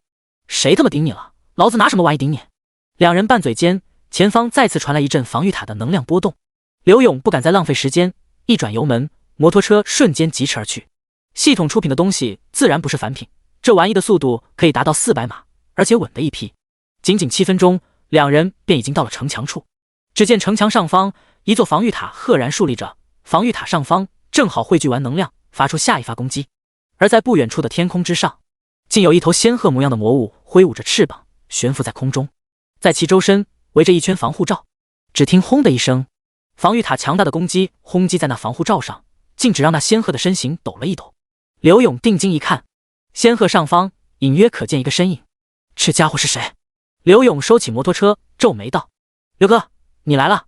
一旁胡六赶紧说道。如此大的能量波动，自然不只是刘勇两人感应到了。此刻可以说城内大量的强者正在往这边赶来。如今的亡灵国度可谓万众一心，绝不允许有外敌的入侵。好家伙，这还是我亡灵国度建立以来第一位有点分量的入侵者，有点兴奋了。张天福嘿嘿一笑，有些跃跃欲试。先别急。刘勇自然稳重了许多，随后便朝着空中大吼一声：朋友，这里是我亡灵国度地界，是敌是友，下来盘盘身份吧。结果话音刚落，一道恐怖的气息在空中瞬间由远及近，笼罩在上方。然而这道气息的出现却让刘勇等人的脸上却没有害怕之意，反而一脸振奋。这气息他们已经再熟悉不过，除了那头大老虎还能是谁？陆哥回来了。果然下一秒，雷球便已经出现在地面上，而后雷光散去，露出里面的陆战与大王。陆哥，刘勇跟张天福赶紧迎了上去。陆战点了点头，随后便看向空中说道：黄国师，我这城的防御如何？这话自然是令刘勇等人一愣。显然陆哥认识空中那人，但黄国师是什么意思？哈哈，不错不错，有我禁咒6成威力。空中，黄圣人同样大笑。刚刚正是他想要试验一番这防御塔的威力，此番实验下来，着实令他颇为意外。一座小小的塔而已，竟然能自主发出如此强大的攻击。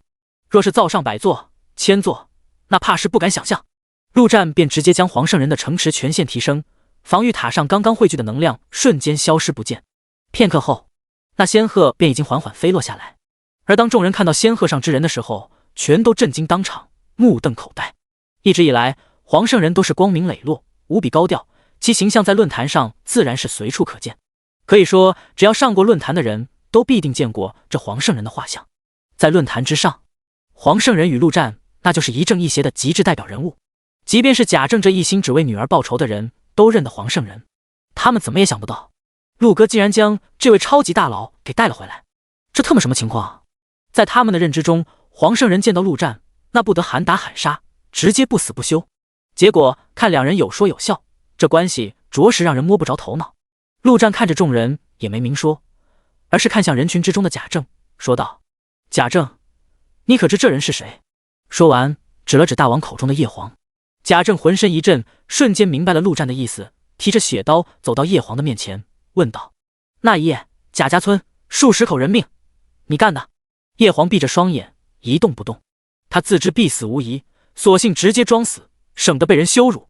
贾政直接将血刀抵在叶皇的脖子之上，杀意凛然，说：是不是你做的？叶皇依旧不为所动。这时那黄圣人举起法杖，指向地上的叶皇，一道奇异的光线瞬间射出，打入叶皇体内。此为真言咒，受术者将无法说谎，有问必答。第142章高级信徒。听闻此言，贾政再问一遍。果然，只听那叶皇终于开口：贾家村哪里是贾家村？夜神小队屠杀的村子不知道有多少，哪里记得什么贾家村？就是遇到我的村子，你总不能忘记。一旁陆战及时的提醒道。叶皇露出恍然大悟的神情，那里就是贾家村吗？那么那一晚，所有人确实是我兄弟们所杀，哈哈！怎么，里面有你的亲人？轰的一声，贾政再也压抑不住自己，血刀直接砍向那叶皇的头颅。这一刀凝聚了他所有的仇恨与愤怒。刹那间，叶皇的头颅直接爆炸开来，化作一片血雾。堂堂未来人皇就此殒命。如今这8大人皇，2皇死于陆战之手，2皇效力于陆战，而剩下的那4位，陆战也不准备放过。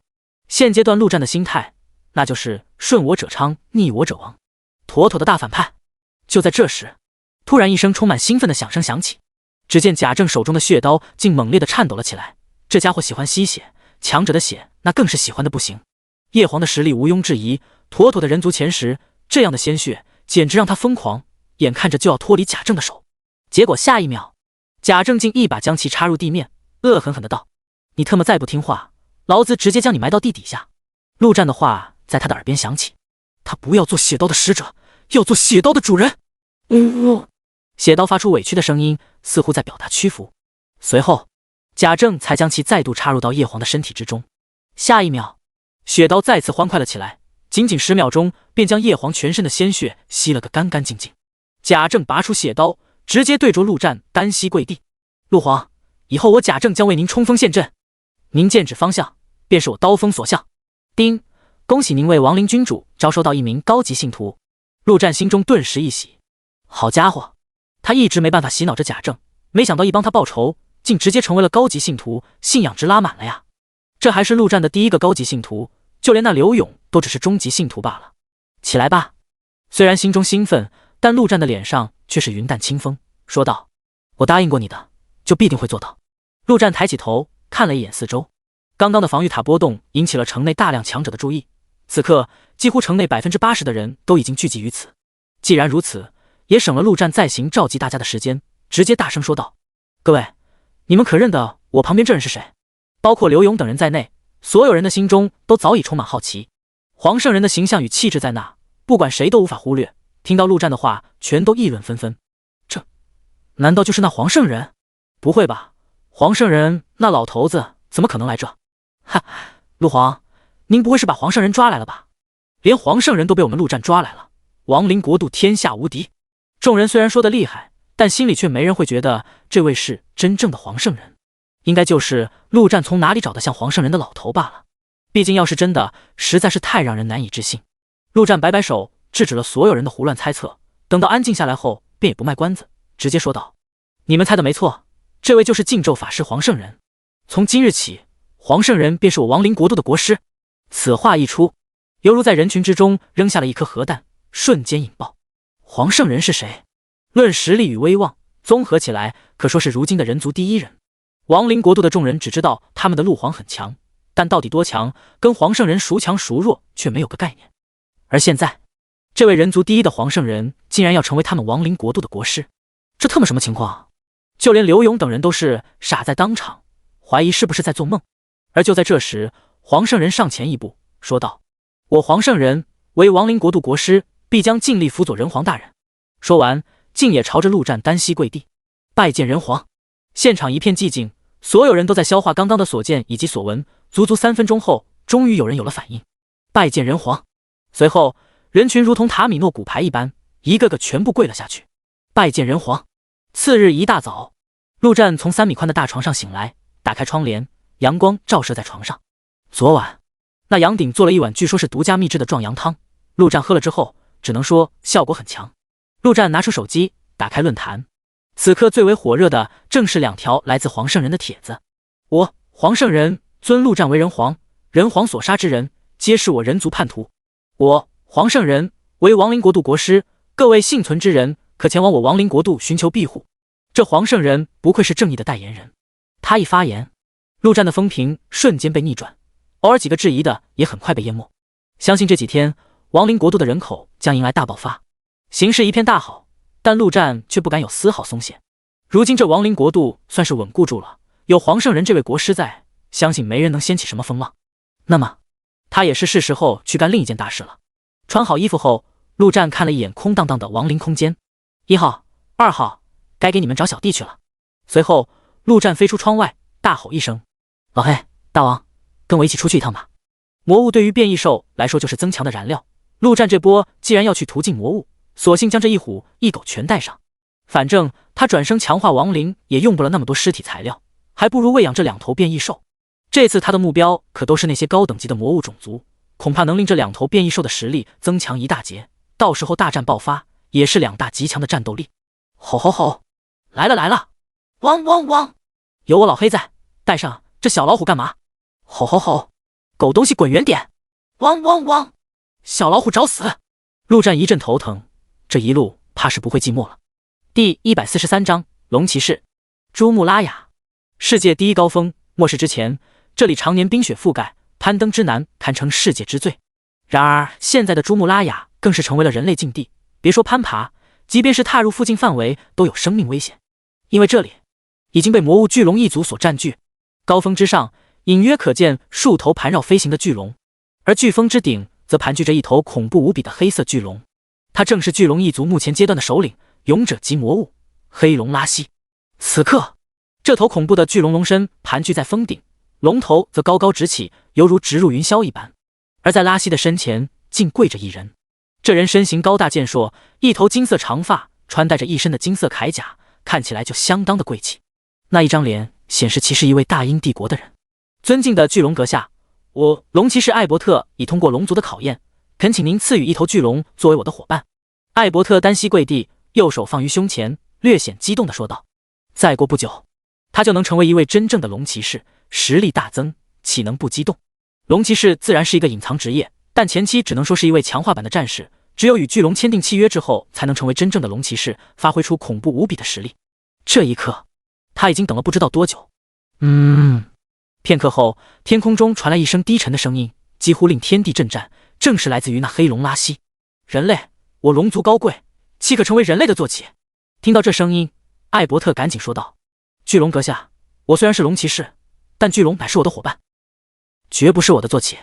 我会用生命保护我的伙伴，龙在我在，龙亡我亡，并且我愿将自己的一切奉献给龙族，我信仰龙神。”艾伯特越说越大声，整个人透露出坚定与神圣。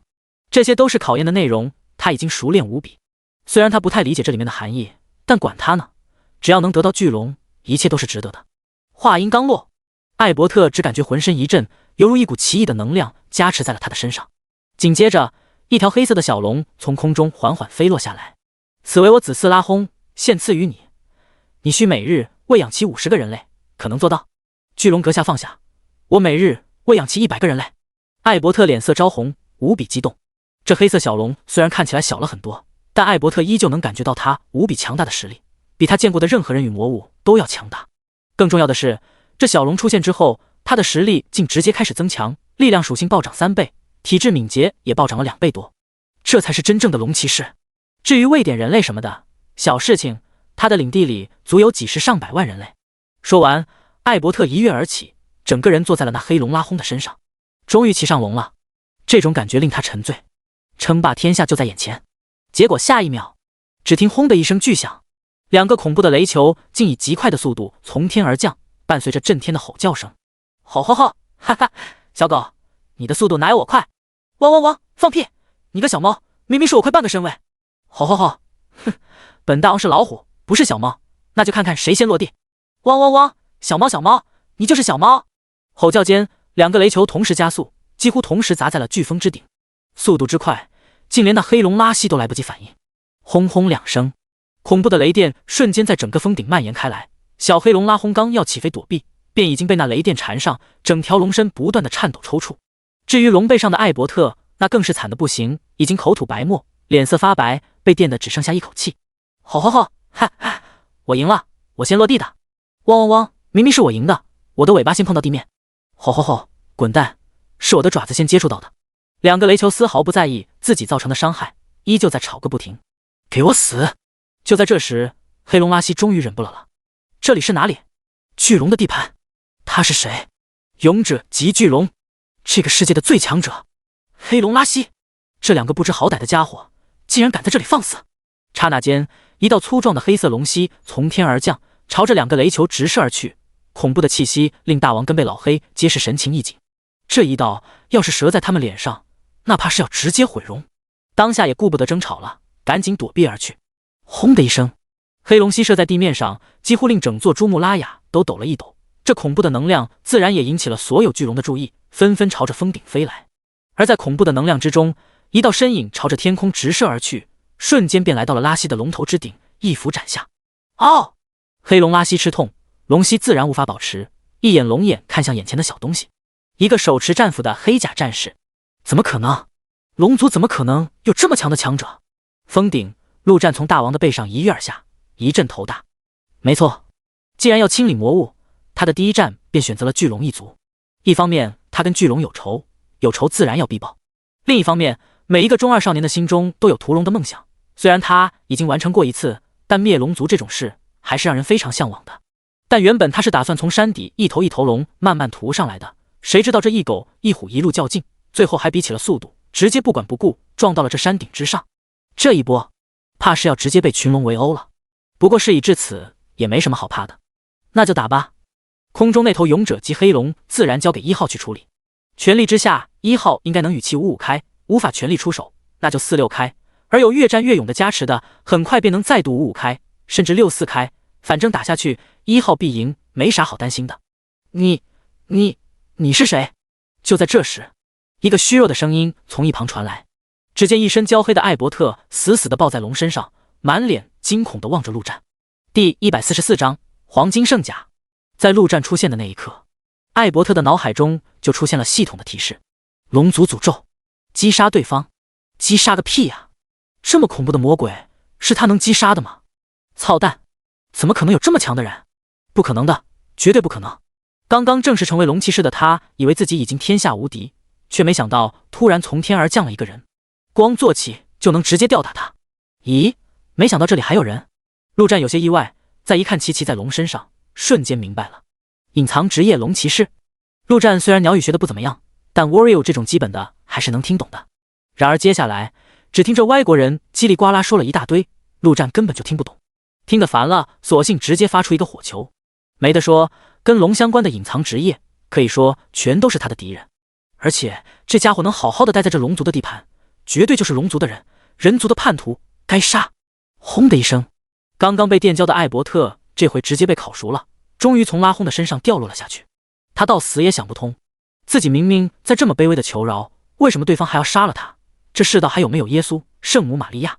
咦，竟然还爆装备了！陆战看到那尸体上面出现了3个圆球，有些意外，走过去将其捡起来之后，更是眼前一亮。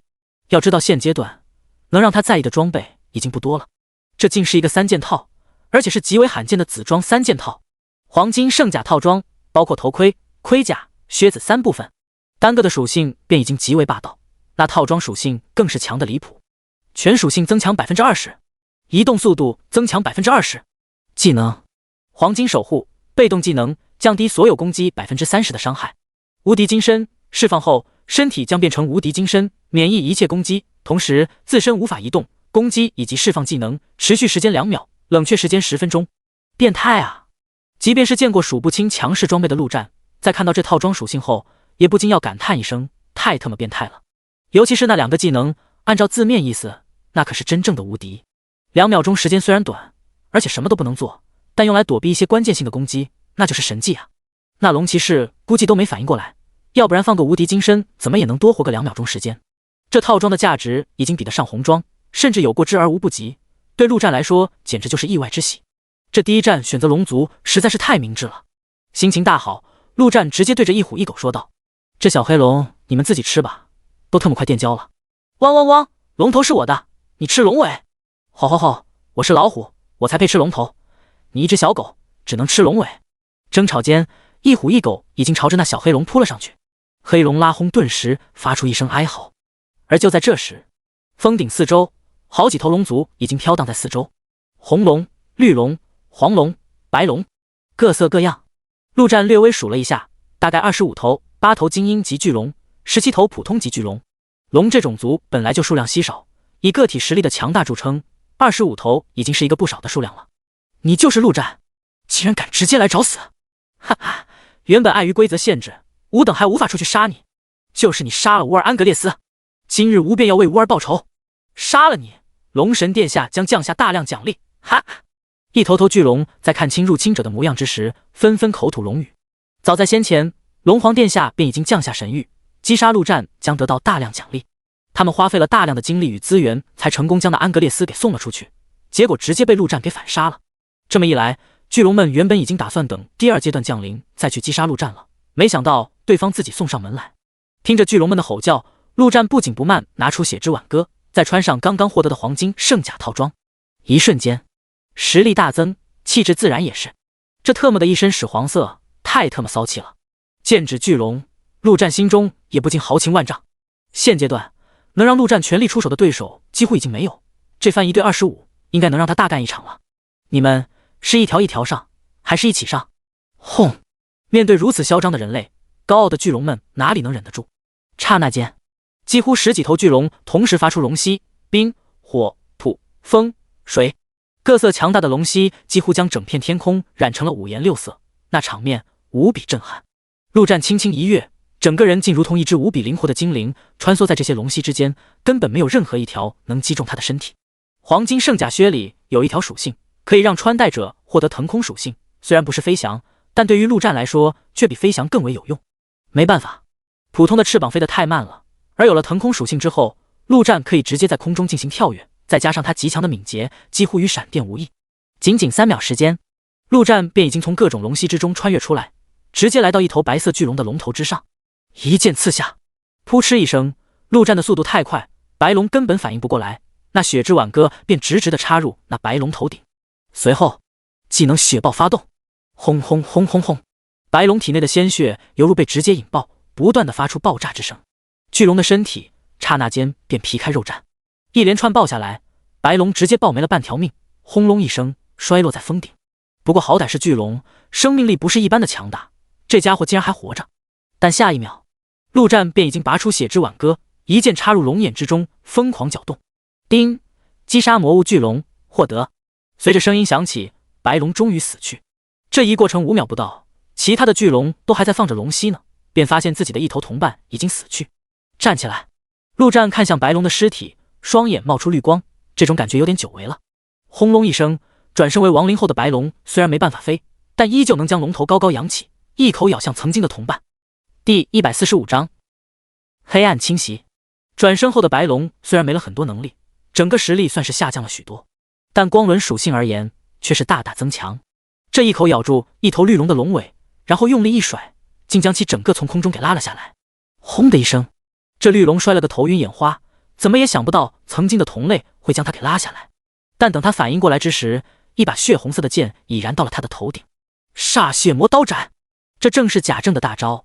虽然名字是魔刀斩，但是用剑也能释放，而且血之挽歌本就是血系的武器，跟这技能可以说极为搭配。一剑斩下，一把虚幻的血色巨剑猛然从血之挽歌上斩出，直接劈中那绿龙的头颅。轰轰轰！那血剑竟直接将绿龙的头颅给劈成两半，沿着身体轰然劈下，足足劈出半米之远才消失不见。那绿龙早已没了声息，绿色的血液流了一地。陆战皱了皱眉，太他妈惨了，也不知道这模样还能不能转生。转生发动，竟然还真的成功了。那绿龙的尸体缓缓动了起来，劈成两半的头颅直直立起，仿佛变成了双头龙。陆战，你找死！啊！陆战，有种别跑！杀我三头龙族！陆战，你该死！眼看着短短时间内两头巨龙陨落，还他妈被转生成为了亡灵，所有的巨龙顿时出离了愤怒。尤其是那勇者及黑龙拉西，一声怒吼震彻天地。陆战，吾要将你碎尸万段！龙族本就数量稀少，繁殖很是困难，每一头龙都是珍贵无比。当初他身负龙族重任来到这个世界的时候，可是立下军令状，要保证不死任何一条龙。结果现在已经被这陆战杀了整整3条巨龙，到时候他必定要被重重惩罚。愤怒间，拉西的双眼看向陆战，猛然爆发出一股恐怖的黑暗能量。黑暗侵袭，只要被他双眼注视到的人都将陷入黑暗之中，失去所有的视觉与听觉。结果下一秒，一把斧头已经狠狠地砍向他的龙头。轰的一声，巨龙的龙头被直接划出一道极深的伤痕，黑色的鲜血如同雨水般洒落。吼！拉西大吼一声，气急败坏。这小东西不知道是什么玩意，真就跟个凡人的蚊子一样。攻击！这小东西太灵活了，根本就打不到。不管那又不行，那一斧子砍下来可不是闹着玩的，被砍上几斧，怕是能直接要了他的命。不过还好，刚刚那个黑暗侵袭他已经成功施加给那陆战，持续时间足足1分钟。只要其他龙小弟给点力，必定能击杀了陆战。封顶！陆战刚刚转生了白龙，突然间四周一片漆黑，耳边一片寂静。陆战眉头一皱，这一下还真让他有些意外。不过惊慌什么的不可能，既然看不到听不到，那就不看不听。他又不是一个人在战斗。大王，速来帮我！陆战大吼一声，他的嘴巴还是能用的。正在吃着龙头的大王听到呼唤，二话不说便已经化作雷球，朝着陆战直射而去。下一秒，陆战便感觉到自己的身体仿佛飞了起来。很显然是大王正在驮着他，把我随便放到一头龙的龙头上。陆战直接说道。四周巨龙们暴怒着，发出各种攻击，龙息、龙尾、龙爪。然而大王或许单挑打不过巨龙，但雷电加身的他速度那是真没得说，瞬间便从各种攻击中冲了出来，随后用尾巴卷起陆战一甩，准确无误地甩到一头巨龙的头顶之上。吼吼吼！陆战好兄弟，我只能帮你到这了。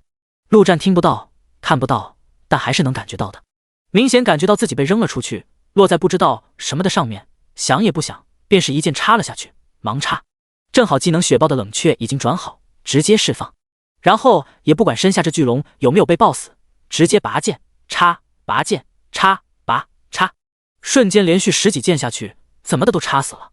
果然，陆战感觉到自己的身体急速下坠而去，应该是那头巨龙被插死摔落了下去。贝老黑，这回你来！还没掉落在地上，陆战便已经大喊一声。结果下一秒，轰的一声，一股火龙息总算是喷中了陆战，将其整个人吞没其中。陆战只感觉到一阵火热，但他的防御之高，这点龙息想将他烤熟，那是有点异想天开了。贝老黑也是勇猛无比，化作雷球，竟直接冲入火龙息之中，一头将陆战给撞了出去。而其撞的方向正是另一头巨龙的方向。汪汪汪！特么的，老子一身狗毛都要烧焦了！陆战也是不管不顾，身体被撞飞出去的同时，手中的剑一阵乱舞，随后便感觉到似乎刺进了什么东西里面。无需思考什么，陆战握紧剑柄，哗啦一声，直接横扫过去。那头被不幸刺中的可灵巨龙，几乎是整个龙身被拦腰斩断，龙血洒落了一地。紧接着，陆战索性手持血之挽歌，直接在空中一顿乱舞，技能半月斩。技能流星斩，技能剑气横飞，技能剑破苍穹。一时间，各种剑气横飞，陆战也不管是打中还是打空，反正他技能多的是，蓝条也是用不完。大王跟被老黑自然聪明的很，早就躲得远远的。那些巨龙可见没这么运气了，他们的体型本就大，又是在围攻陆战，各种剑气飞来，根本无处可躲。一时间，几乎每头巨龙的身上都或多或少被砍中了几下。而陆战斩着斩着，便突然间眼前一片清明，耳中也传来阵阵声音。1分钟说长不长，说短也不短，眼下终于恢复了。不过为免再出什么意外，陆战也不想也浪费时间，准备直接速战速决了。于是乎，下一秒，正在跟1号大战的拉希便突然间发现自己出现在一个奇怪的空间之中。将这勇者黑龙关入亡灵空间后，陆战直接对1号下达速杀其他巨龙的指令，同时双眼冒光，将刚刚砍死的2头巨龙也转生成为亡灵。第146章灭龙。哈哈，1号，要不要比一比谁杀的巨龙多？看着重新站起来的2头巨龙，陆战大笑着说道。他的属性比1号强上不少，但1号的战斗太猛了，而且那几个技能都堪称变态，真杀起来，陆战还真不一定比得过1号。好，主人。陆战的脑海中顿时响起1号的回应。与此同时，1号的身影已经消失在原地，猛地出现在一头巨龙的龙头之上。技能死亡叹息发动，原本暴跳如雷，到处释放龙息的巨龙突然失了神一般，愣在原地，满脸的惊恐。而下一秒，迎接他的就是一柄火红色的战斧，轰轰轰轰轰，1秒无斧，巨龙的头颅直接被砸了个稀巴烂，整具龙身无力的掉落下去。瞬杀巨龙，而且是精英级巨龙，这还是在没有全力出手的情况下，1号的强大可见一斑。你小子不讲武德，老子还没喊开始呢！陆战怒骂一声，也是不甘示弱，朝着另一头巨龙冲去，同时大吼：大王，老黑，允许你们再吃一条龙，其他的别动！一时间，强大的巨龙一族竟陷入到被一人一亡灵疯狂屠杀的诡异场景之中。巨龙，那可是站在万族之巅的至强种族，别说在这个世界，放到整个宇宙之中，哪个种族见到不得卑躬屈膝？可现在20几条巨龙竟如同一条条废物长虫，根本无力反抗，他们只能无能的怒骂：陆战，龙神殿下不会放过你的！该死该死该死！你把拉希大人关到何处去了？为什么？为什么？吾乃是巨龙，强大的巨龙！杀杀杀！杀了他！杀了他！龙神殿下，快降下神光，灭杀了这凶徒！然而巨龙们叫嚣的再凶，也无法延缓陆战以及1号屠杀的脚步。强大的巨龙们此刻只剩下了醉影。至于逃跑，高贵的巨龙怎么可能逃跑？那是比死还要让他们难以承受的事情。1分钟结束，当黑龙拉希从亡灵空间被释放出来之时，无比震惊地发现，整个飓风之顶已经铺满了巨龙的尸体。陆战！拉希几乎肝胆欲裂，巨龙的龙眼已然变成了血红之色，可见其已经彻底愤怒，接近崩溃。我杀了9条巨龙！陆战丝毫不慌，不紧不慢地说道，同时脑海中响起了1号的声音：我杀10干，那个大家伙交给你了，直接狂化，在1分钟内解决他，剩下的2条小喽啰我来搞定。陆战不爽地说道，便冲向剩下的2头普通巨龙。至于1号，则瞬间跳跃至拉希的龙头之上，狂化开启，火力全开。先前一段时间他的越战越勇，便已经叠了不少属性，此刻狂化翻倍后，3大属性全都突破5000。刹那间，原本还怒气值拉满的拉希龙焰之中，竟透露出一股恐惧。这可不是1号用死亡叹息的结果，而是这条勇者级巨龙在感受到强者时候产生的惊恐。这怎么可能？眼前这头小蚊子突然变得这么强。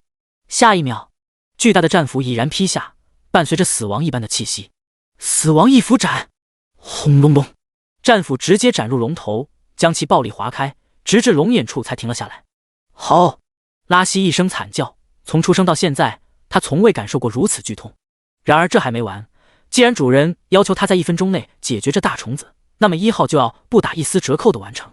轰轰轰轰轰！这一刻，堂堂勇者级巨龙没有丝毫的反抗之力，纯纯的成了一个大肉沙包。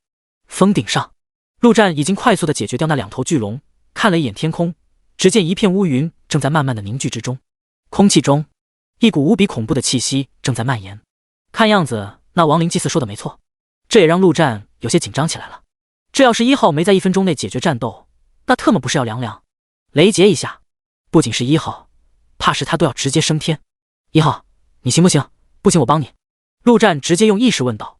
下一秒，便传来1号坚定无比的声音：“行，既然如此，陆战便收起血之挽歌，亡灵那也是有尊严的。”空中龙血不断落下，大王跟被老黑这2个家伙也是聪明，在下面张着嘴接血喝，这可是勇者级巨龙的鲜血，绝对的大补之物。陆战没再管他们，直接双眼冒起绿光，全部站起来。刹那间，所有的巨龙统统站了起来，整整25条，一条不多，一条不少。而就在这时，只听轰隆一声，巨大的黑龙身体轰然倒塌，整座珠穆拉雅都震动起来。1号不负所望，终于在40几秒的时候屠杀了这头勇者级巨龙。陆战二话不说，赶紧将1号收入到亡灵空间内。空中，那朵已经快要凝聚成型的乌云，似乎突然间失去了目标一般，缓缓的消散，有惊无险。陆战心中松了一口气。下一秒，他的脑海中便响起了系统的声音：叮，击杀勇者级巨龙，获得经验值。叮，恭喜你的等级提升至20级。叮，触发职业2次转职任务。多么久违的系统升级声音！陆战一阵感叹，19到20级之间仿佛有着一条鸿沟，那庞大的经验值几乎令人绝望。现在等级排行榜上已经有36个19级的，然而一个20级的都没有。因为职业的2次转职，对于所有职业来说，那都是一次质变，实力的一次超级飞跃。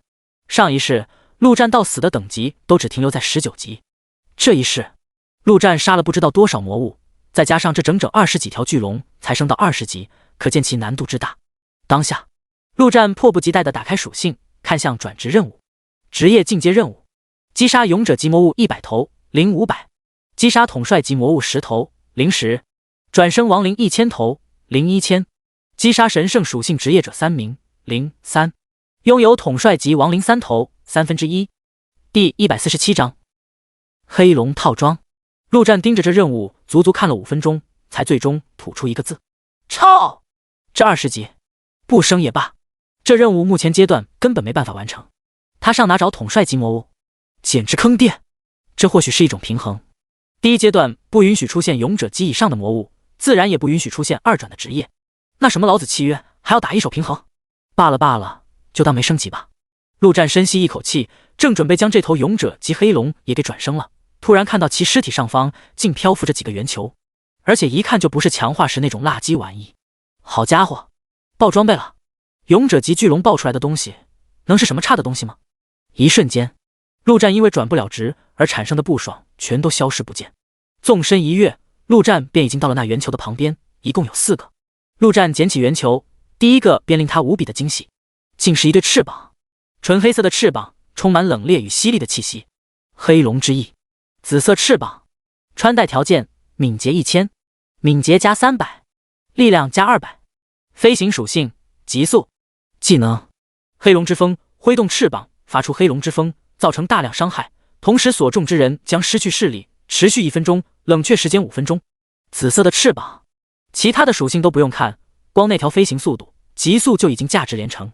就陆战那黄金翅膀，速度就是普通而已，如今战斗起来根本没法用。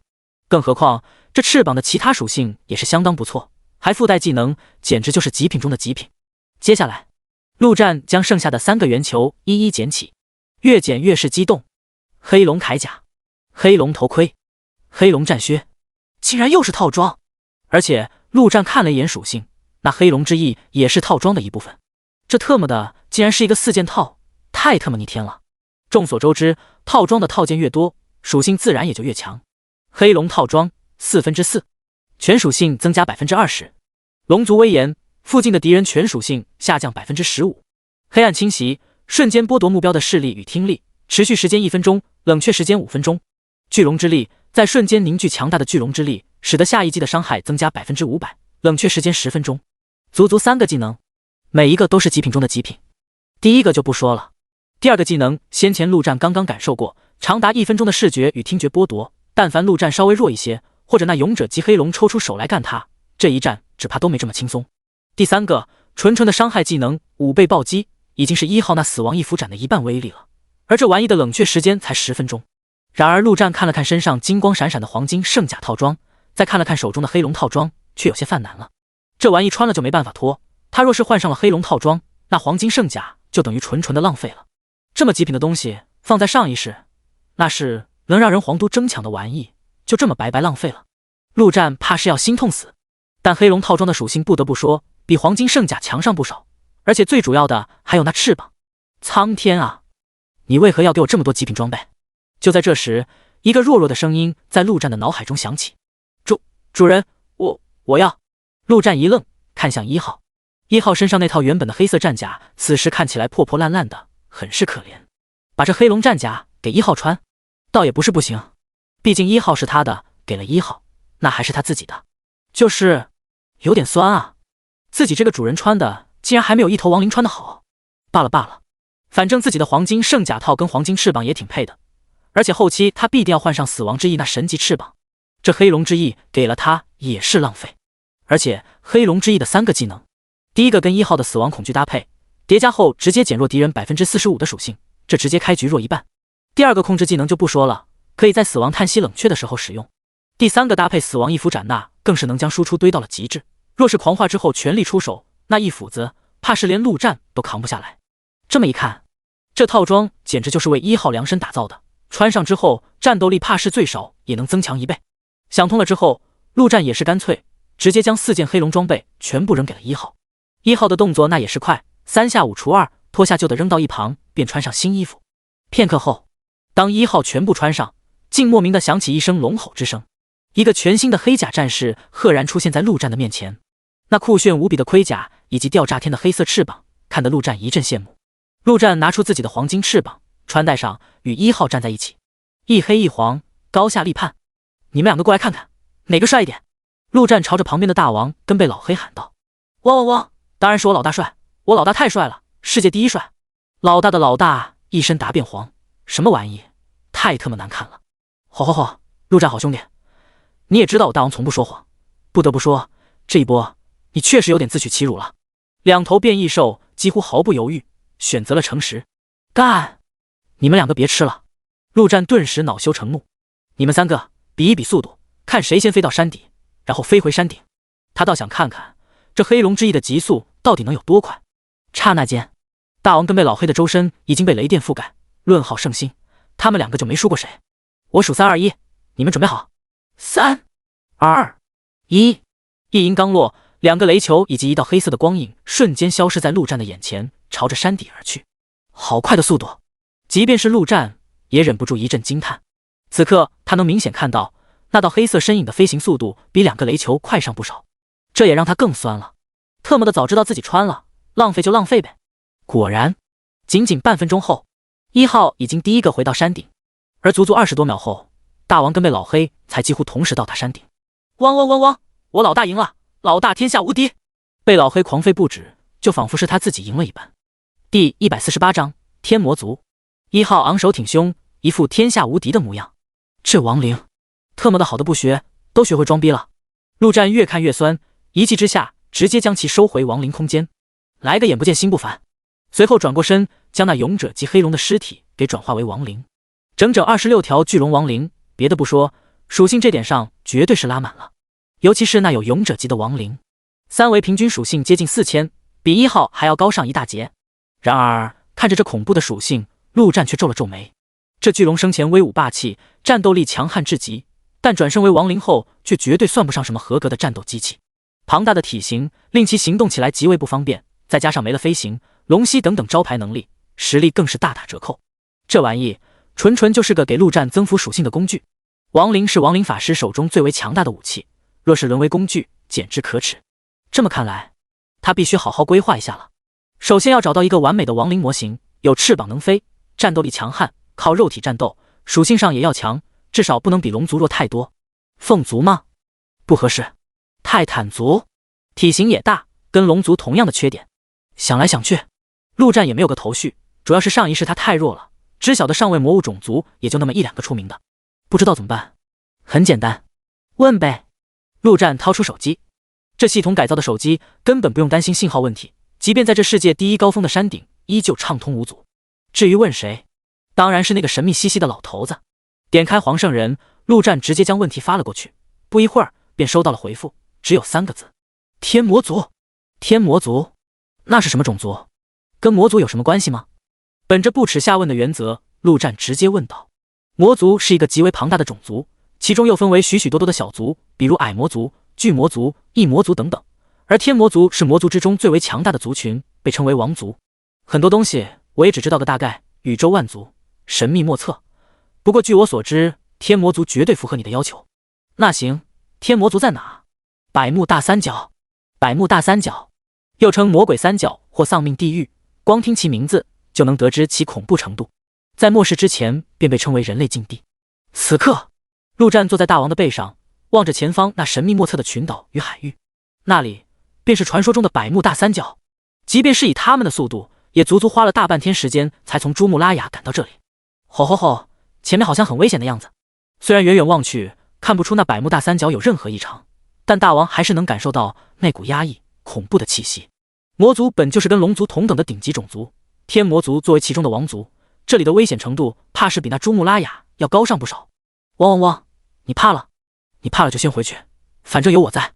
被老黑不屑地狂吠道，不过其微微颤抖的狗腿子已经将其彻底出卖。这天不怕地不怕的老狗竟然也有怕的时候。走吧，陆战淡淡的说道。虽然前方未知，但以他现在的实力，若是还怕这怕那的，那还出来混个啥？却在这时，陆战突然看到前方出现一阵骚动，有几道强大的能量正在不断的碰撞之中。飞近一点看看。大王缓缓靠近，片刻后，陆战定睛一看，总算看清了那边的场景。只见最前方，一头庞大的凶兽正在不断的跳跃逃跑。这家伙跳跃起来足足数米之高，在群岛之中穿梭，不一会儿又跳入海里，手脚并用，那游泳的速度堪比鱼雷。而其身后，几头长相恐怖的怪物正挥舞着黑色翅膀，不断的追击之中。天魔，陆战双眼微眯，那追击的玩意，很显然就是那魔族之王天魔族。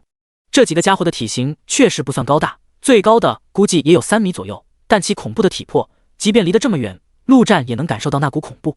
力量、敏捷、体质这3大属性怕是全都不低，相当全面。要知道，这3头看起来都还只是普通天魔罢了，那么勇者级天魔该有多强？这几头天魔手中拿着粗壮的长戟武器，挥舞间竟能发出黑色的能量波，轰击在逃跑的那巨兽背后。然而那巨兽却根本不管不顾，一个劲的就是埋头跑。这家伙身高近5米，浑身布满黑色的毛发，边跑还边嗷嗷大叫，赶来挑衅天魔族的自然也不是普通货色。陆战看清其样貌后，也是心中一惊，那模样太具有辨识度了。他虽然从未见过，但其大名却是听过不少。上一世，人族有人皇、天王等等强者，但变异兽之中的强大存在也是不少，甚至曾经还有人评选出了10大变异兽。这其中，此时陆战身下的老虎大王自然是上榜的，位列第6，而前方正在逃跑的那头却是排名第2，比大王要足足高了4位。那是一头大猩猩，名号大圣。陆战也没想到，竟然能在这百慕大三角碰到这大名鼎鼎的大圣。不过比起当初见到大王落荒而逃，此时见到更强的大圣，他的心态早已发生了翻天覆地的变化。不过就是一头变异兽而已，他倒有些好奇，这大猩猩怎么会惹到天魔族？不过很快，他便发现了端倪，这大猩猩的手上竟牢牢地抓着一头天魔的尸体。很显然，那是食物，怪不得，这是为了吃，直接不要命了。只见前方，那几头天魔依旧在穷追不舍，陆战甚至能看到大圣的后背已经鲜血直流。然而这大猩猩却丝毫没有慌乱的迹象，跑、跳、游、逃跑的姿势与路线，那叫一个熟练与流畅。将近10分钟后，大圣已然到了一座小岛上，快要离开百慕大三角的范围。他终于停了下来，将那天魔的尸体扔到地上，然后转过身，双手捶胸，仰天长啸，嗷呜，仿佛在庆祝胜利，同时嘲讽对面。而那几头天魔竟在另一座岛上没有继续往前追，气急败坏地挥舞着长戟，发出黑色能量波。但此时的大圣灵活得很，上蹿下跳，根本没有任何能量波能打中他。第149章，给你烤服了。几头天魔攻击了一会儿，毫无建树，口中发出奇怪的语言，即便听不懂，也能知道是在骂骂咧咧。随后便离开了。陆战心中一动，看样子天魔一族无法离开一定的范围，那巨龙族也是一样。当初将那巨龙安格列斯送出来追杀他，怕是花费了极大的代价。很显然，一头大猩猩而已，不值得天魔族付出那么大的代价。而这也说明了一点，天魔族的数量怕是有不少，这少一头天魔其实不算什么大事，不像那龙族数量稀少，每一头都珍贵无比。等到那几头天魔族离开，大圣直接席地而坐，拿起地上的天魔尸体，撕拉一声便将其一条腿给撕了下来，生啃。看其熟练的样子，应该已经不是第一次了。这家伙倒也聪明，这一波算是卡 bug。对于变异兽来说，越强的魔物营养价值自然也就越高。上一世这大圣能排名第2，怕是吃了不少天魔。走吧，过去看看这大猩猩。陆战拍了拍老虎头，说道：“既然看了一场大戏，自然要去见见那主演。”小岛上，大圣正啃完一只腿，想要品尝其他部位之时，猛地站了起来，无比警惕地看向不远处的天空。那边2个雷球正在急速靠近中，他的本能告诉他，那2个东西极度危险。哦！大圣大吼一声，拍打着胸膛，想要警告对方远离。然而那2个雷球速度丝毫不减，瞬间便已经到了他的面前。雷光散去，大圣眼中露出一丝疑惑：一头狗，一头老虎，一个人，这是怎么混到一起去的？哦！你们2个叛徒，为什么要跟人类在一起？还有你，竟然还给人类骑，简直丢我们异兽的脸！大圣愤怒地吼叫道。自从觉醒之后，大圣便认为这个世界他们变异兽才是主角，到时候对抗魔物，人类只需要打打辅助便是了。吼，陆战好兄弟，你先下去，让我好好教教他怎么做一只文明的变异兽。大王吼道。陆战也不犹豫，直接从虎背上跳了下来。变异兽的世界很简单，谁强谁就是老大。他之所以来这，当然不只是为了看看这大猩猩。如此强大的战力，他当然要将其收入麾下。一直以来，他的目光都放在了人类强者上。此时才反应过来，比起人类强者，这些强大的变异兽更加值得收服，战斗起来也更加的强悍。人类面对魔物，面对杀戮，面对死亡，会有畏惧，会逃跑，会害怕。但变异兽不会，这群野兽战斗起来，那是真的悍不畏死。即便是一头普通的变异兽，面对巨龙也敢伸出它的爪牙，直面而上。可惜，变异兽的数量稀少，强大的那更是少之又少，跟人类那庞大的数量根本没法比。思索间，前方大王与大圣已经站在一起，2个家伙都是猛兽。大王为了打服对方，甚至放弃了引以为傲的雷电，就单纯靠肉体的力量与之硬抗。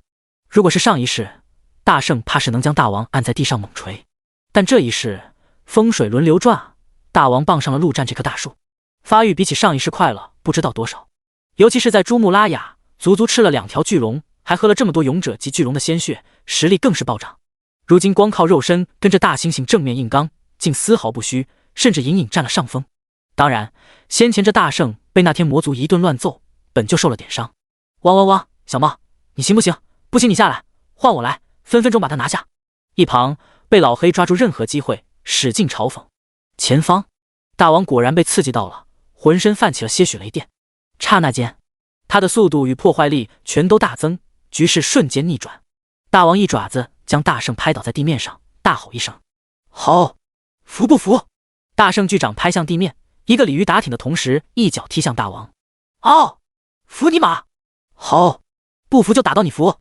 大王一声虎啸，对着踢来的巨脚一口咬住，同时体内雷电瞬间爆发，吱，恐怖的雷电灌遍大圣的身体，使其浑身颤抖个不停。好，服不服？大王边电边笑。服你妈！大圣宁死不屈，不服那就继续电。不一会儿，空气中便已经散发出阵阵焦香。烤熟了！吼！服不服？不服烤熟，直接吃了！大王再次吼道。服！别吃我！听到自己要被吃掉，一想到那场面，大圣赶紧说道。主要是变异兽之间强者为尊，他也不得不承认，这老虎的实力确实比他强，服他不丢猩猩脸。这要是换成魔物，即便真的战死大圣，也不可能服。大王终于停了电，松开嘴，扑通一声，大圣庞大的身体摔落到地上，还在颤抖个不停。这一波真将他给电爽了。吼！你也很强了，比那边的小狗强多了。大王一脸神气，看向被老黑，仿佛在说：“看到没，老子新收服的小弟！”汪！小猫你找死！来，干一架！被老黑岂能服了，身体猛然变大。不惧魔化的话，他根本打不过大王。行了，陆战冷哼一声，他可没时间在这里看野兽大乱斗。一瞬间，大王跟被老黑全都安静了下来。这些日子以来，陆战的强大已经深深地印入他们的脑海中，那是他们根本无法反抗的强大。虽然平时吵吵闹闹的好像好兄弟，但陆战一发火，这2个变异兽还是挺怕的。陆战走到大圣的面前，直接说道：“跟着我，以后那种天魔想吃多少有多少。”哦！你特么什么玩意？小小人类，敢到老子面前指指点点！原本还颤抖着的大圣顿时站了起来，一拳捶向陆战。然而陆战巍然不动，同样轰出一拳。轰的一声，两个拳头大小相差巨大，然而结果也完全相反。大圣庞大的身体直接倒飞出去，重重的摔在地上，而那一只手已经彻底残废。第150章完美的模型。大王赶紧冲上前去，对着倒在地上的大圣吼道：“吼吼吼！大猩猩，陆战是我的好兄弟，对我的好兄弟，你要礼貌一点。吼吼吼！陆战好兄弟带我们吃香的喝辣的，就不久前他带我吃了好多龙。吼吼吼！龙你知道吗？很大的很好吃的魔物，跟着我。”大王喋喋不休，他还真怕这刚收的小弟不识趣，被陆战给直接干掉了。哦，胡大哥，真的有龙可以吃吗？我只听过有龙这种东西，还没见过呢。幸好大圣相当的识趣，若无其事地站了起来，说道：“吼吼吼，哈哈，当然有，龙肉可好吃，你看你吃的这玩意，又丑又臭。”大王直接直立起身子，伸出前肘拍了拍大圣的肩膀。刚刚还打生打死的一虎一猩猩，此刻竟有些称兄道弟了起来。啊，那感情好，胡大哥，您的好兄弟，那就是我的好兄弟，陆战好兄弟，刚刚是我鲁莽了。大圣看向陆战，弱弱的说道，那眼底深处还藏着深深的恐惧。这个人类太他妈可怕了。大家都是好兄弟，以后跟着我，不仅可以吃龙，还能吃好多好多好吃的。陆战自然也给这大猩猩面子，笑着说道：“来，你先把这天魔吃掉，恢复一下。”好的。大圣也不客气，赶紧抓起一旁的巨魔尸体，便直接生啃了起来。吃着吃着，还看向大王：“啊，胡大哥，您要不要来点？”大王咽了咽口水，这天魔虽然长得丑，但香那是真的香啊！但他身为大哥，怎么能跟小弟抢吃的？只能昂起头吼道：“吼吼吼，不用，这东西没有龙肉好吃，我刚才吃龙肉已经吃饱了。”等到把一整只天魔吃完，大圣的伤势已然恢复的差不多。大圣，跟我说说，那里面是什么情况？陆战直接问道。虽然不怕，但既然有信息，问问也无妨。咦，大圣，是在叫我吗？好名字，那以后我就叫大圣了。大圣先是一脸兴奋的说道，这也让陆战一阵恍惚。原来这大猩猩现在还不叫大圣吗？那上一世是谁给他取的？具体我也不知道，我只敢在外围晃悠，抓一只迟迟，里面太危险了。大圣直接说道。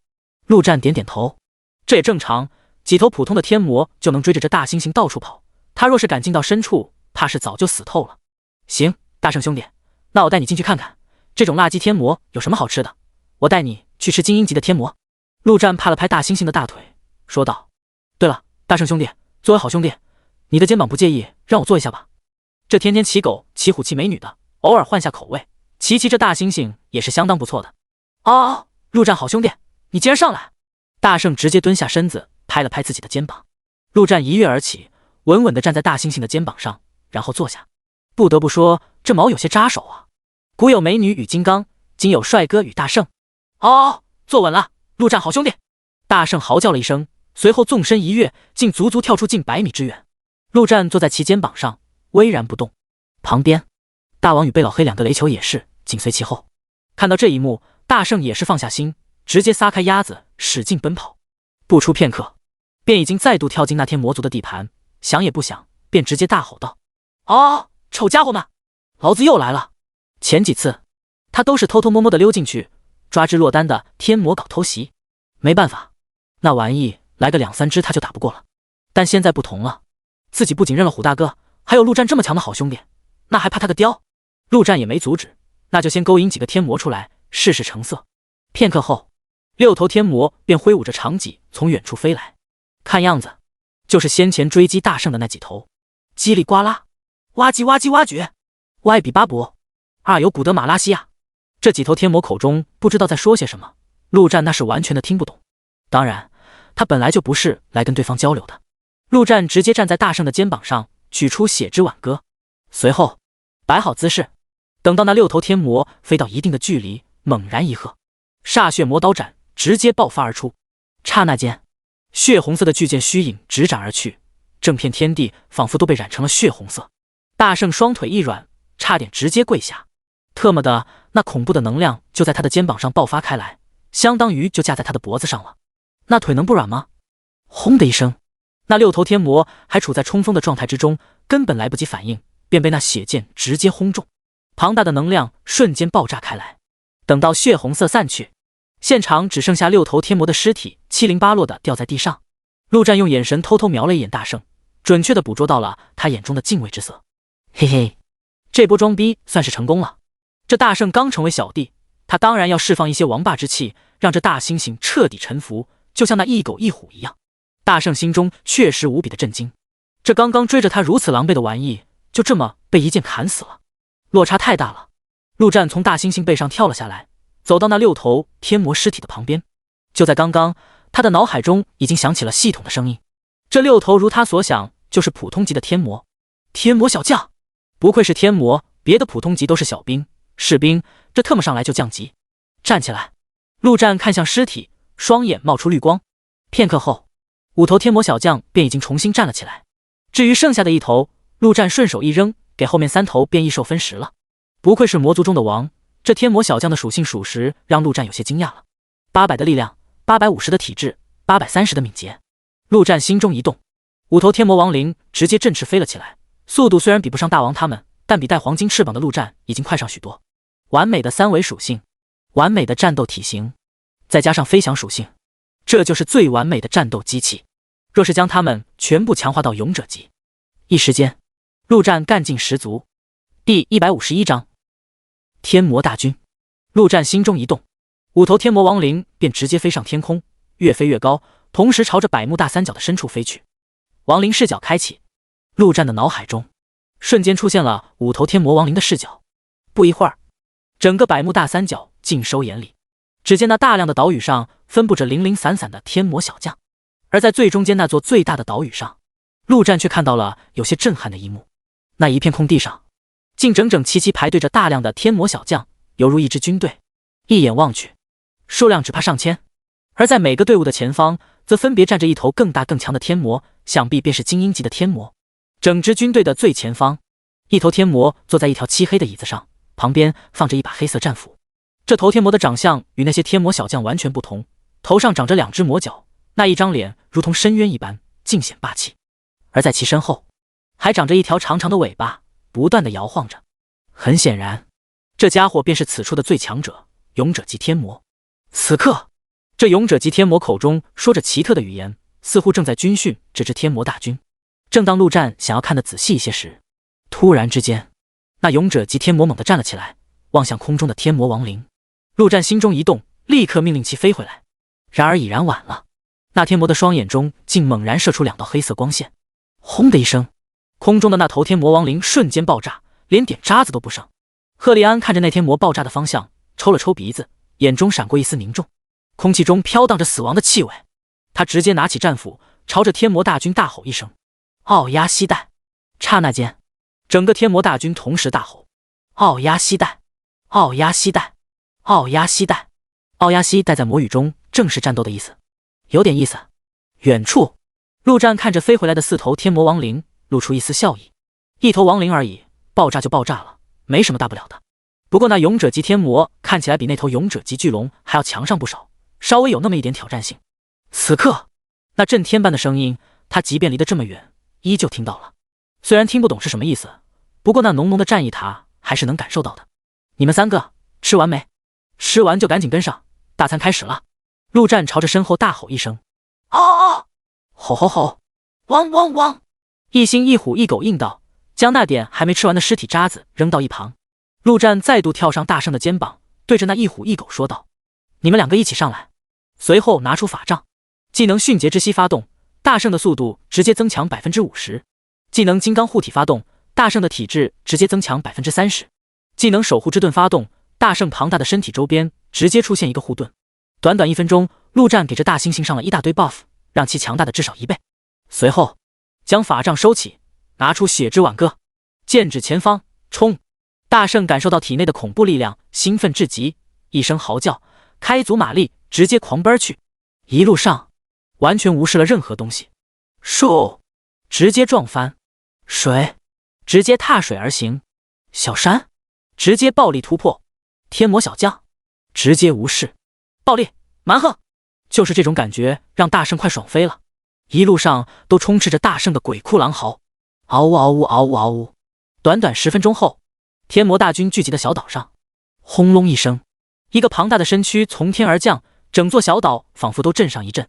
赫利安看向那巨大的身影，当然，他的目光集中在对方的肩膀上，那里坐着一个小小的人类，嘴角带着若有若无的笑意。一星一虎一狗一人，那人类看起来最弱最小，却令他最为忌惮。嗷呜！落地的大圣仰天长啸，拍打着胸脯。一旁，大王与贝老黑赶紧从大圣的身上跳了下来，特么的他们差点被晃得吐了。汪汪汪！大猴子，你特么的发青了！吼吼吼！对啊，大圣小弟，你跳的也太高了点。啊，虎大哥，您不舒服了吗？不好意思啊，你这小狗在狗叫什么？汪汪汪！叫我狗爷！你个小猴子不想活了！陆战听着三头变异兽的吼叫，瞬间头大。原本一虎一狗的声音就够他受了，现在又多了一个大猩猩，特么的，这日子没发过了。都特么闭嘴，也不看看这是什么地方！陆战直接从大圣的肩膀上跳了下来，怒道。三头变异兽这才反应过来，看向前方，只见上千头天魔正举起武器对着他们，战意冲天。一瞬间，三头变异兽全都躲到了陆战这小小身体的后面，瑟瑟发抖，太特么恐怖了。来个10几头他们还能接受，特么的上千头，吐口唾沫都能淹死他们。陆战好兄弟怎么带他们来这种地方吃大餐？太可怕了，这确定不是来送菜的。就在这时，前方那头体型最大的天魔扇动着翅膀，直接飞到了大军的最前方，直面陆战。吾乃天魔大将赫利安，如果我猜的没错，你应该就是那位死亡的代言人陆战。陆战有些意外，没想到这位天魔还会人类语言。怎么的，还想聊聊？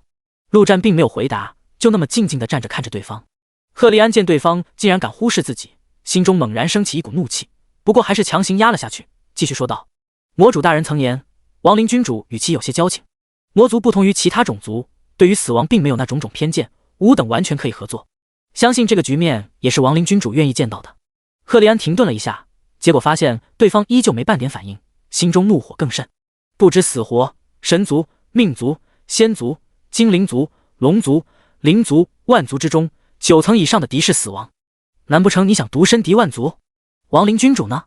让其降下神域。陆战眉头一挑，终于有了些许反应。命族、仙族、灵族这些种族他可从未听过，有些意外。第152章亡灵天魔战将。赫利安见对方有所异动，还以为要开口，足足等了1分钟，结果依旧没有听到任何声音。一瞬间，赫利安便明白了一切，这人类根本没打算跟他谈，就是在看他表演。他就是个小丑，咖喱加！赫利安怒火中烧，双眼之中猛然爆发出2道黑色光线，冲向陆战。陆战手中瞬间出现法杖，朝着前方一划，下一秒，一块透明的盾牌直接出现在他的身前。技能镜反之盾，那2道黑色光线正中盾牌之上，诡异的事情发生了，那光线竟直接折返回去，正中了那群天魔大军。轰的一声，2头天魔直接被射得爆炸开来，当场毙命。奥压西带！赫利安眼中释放着杀气，将战斧举过头顶，大吼一声。一瞬间，天魔大军大吼，举起手中的长戟，黑色的光线同时从其中发射出来，如同一道黑色的光线雨。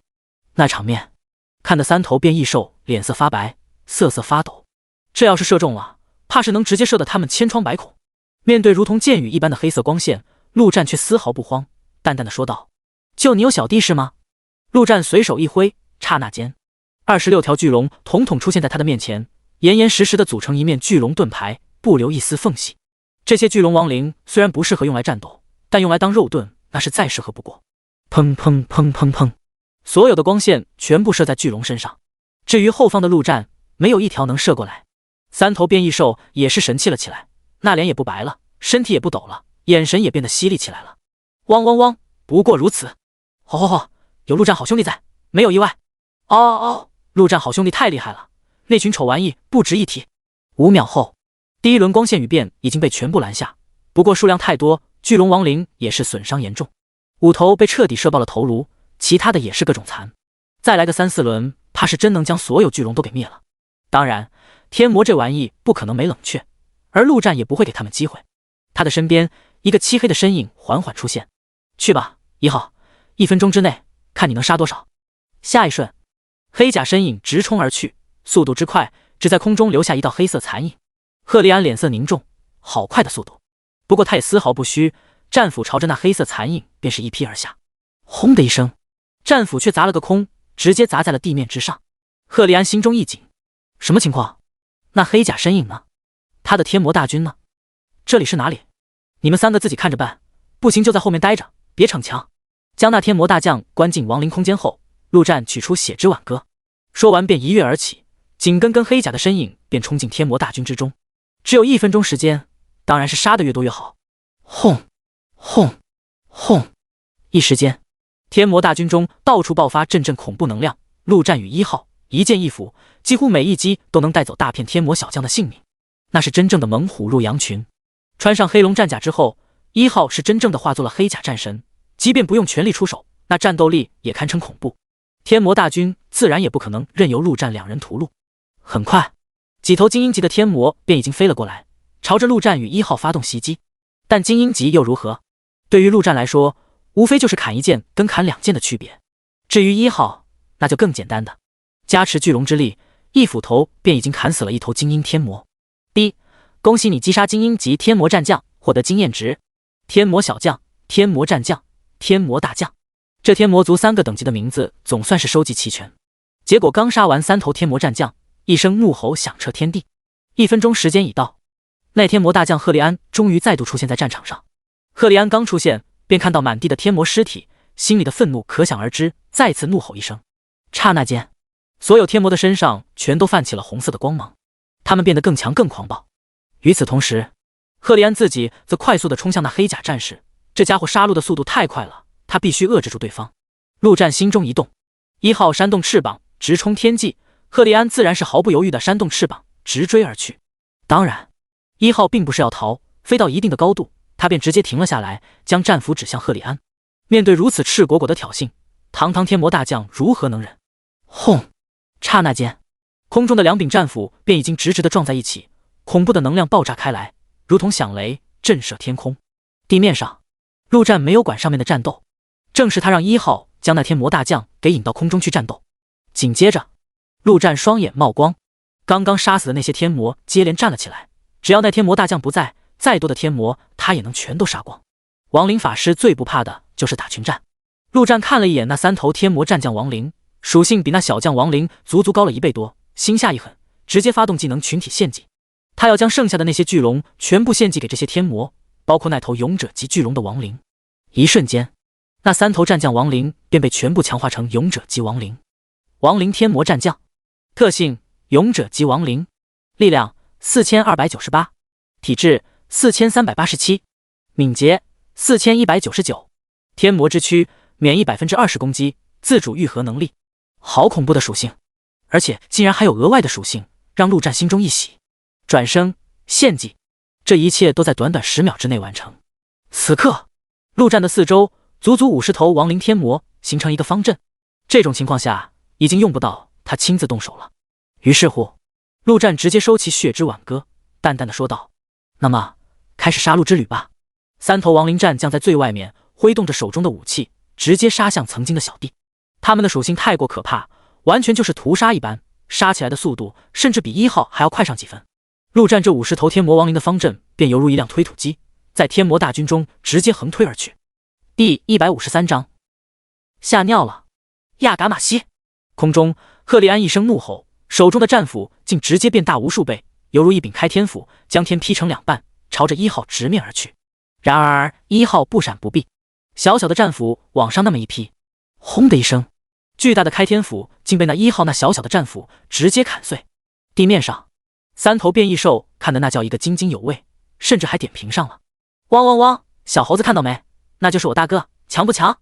嗷嗷嗷！好好强！虎大哥，那真是小狗的大哥。吼吼吼！确实是小狗的大哥，不过那是陆战好兄弟的小弟。吼吼吼！陆战的小弟就是我的小弟，所以那是我的小弟。这小狗是我小弟的小弟。原来是这样，也就是说这小狗也是我的小弟了。吼吼吼！没错。以后你可以好好教训教训这小狗。汪汪汪！小猫小猴，你们在自寻死路！吼吼吼！行了，别吵了，快看那边有一头天魔想要跑，兄弟们一起上，吃了它！大王吼叫一声，已经化作雷电冲了上去。只见不远处确实有一头天魔已经远离战场，看样子就是准备逃跑。天魔可没有巨龙那么强硬的骨气，有那么几头怕死的也很正常。被老黑跟大圣瞬间停止争吵，特么的再晚点，大头就要被那大老虎吃了。那边的战场他们不敢冲进去，抓头落单的难道还不敢打吗？战场中央，陆战的双眼几乎一直冒着绿光，技能转生以及献祭几乎就没停下来过。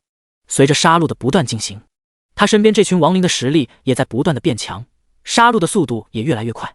天魔大军的气势已经从最初的如虹到现在的怯懦，逃跑的也越来越多。然而他们一跑离战场，便有3头凶残的变异兽将他们团团包围。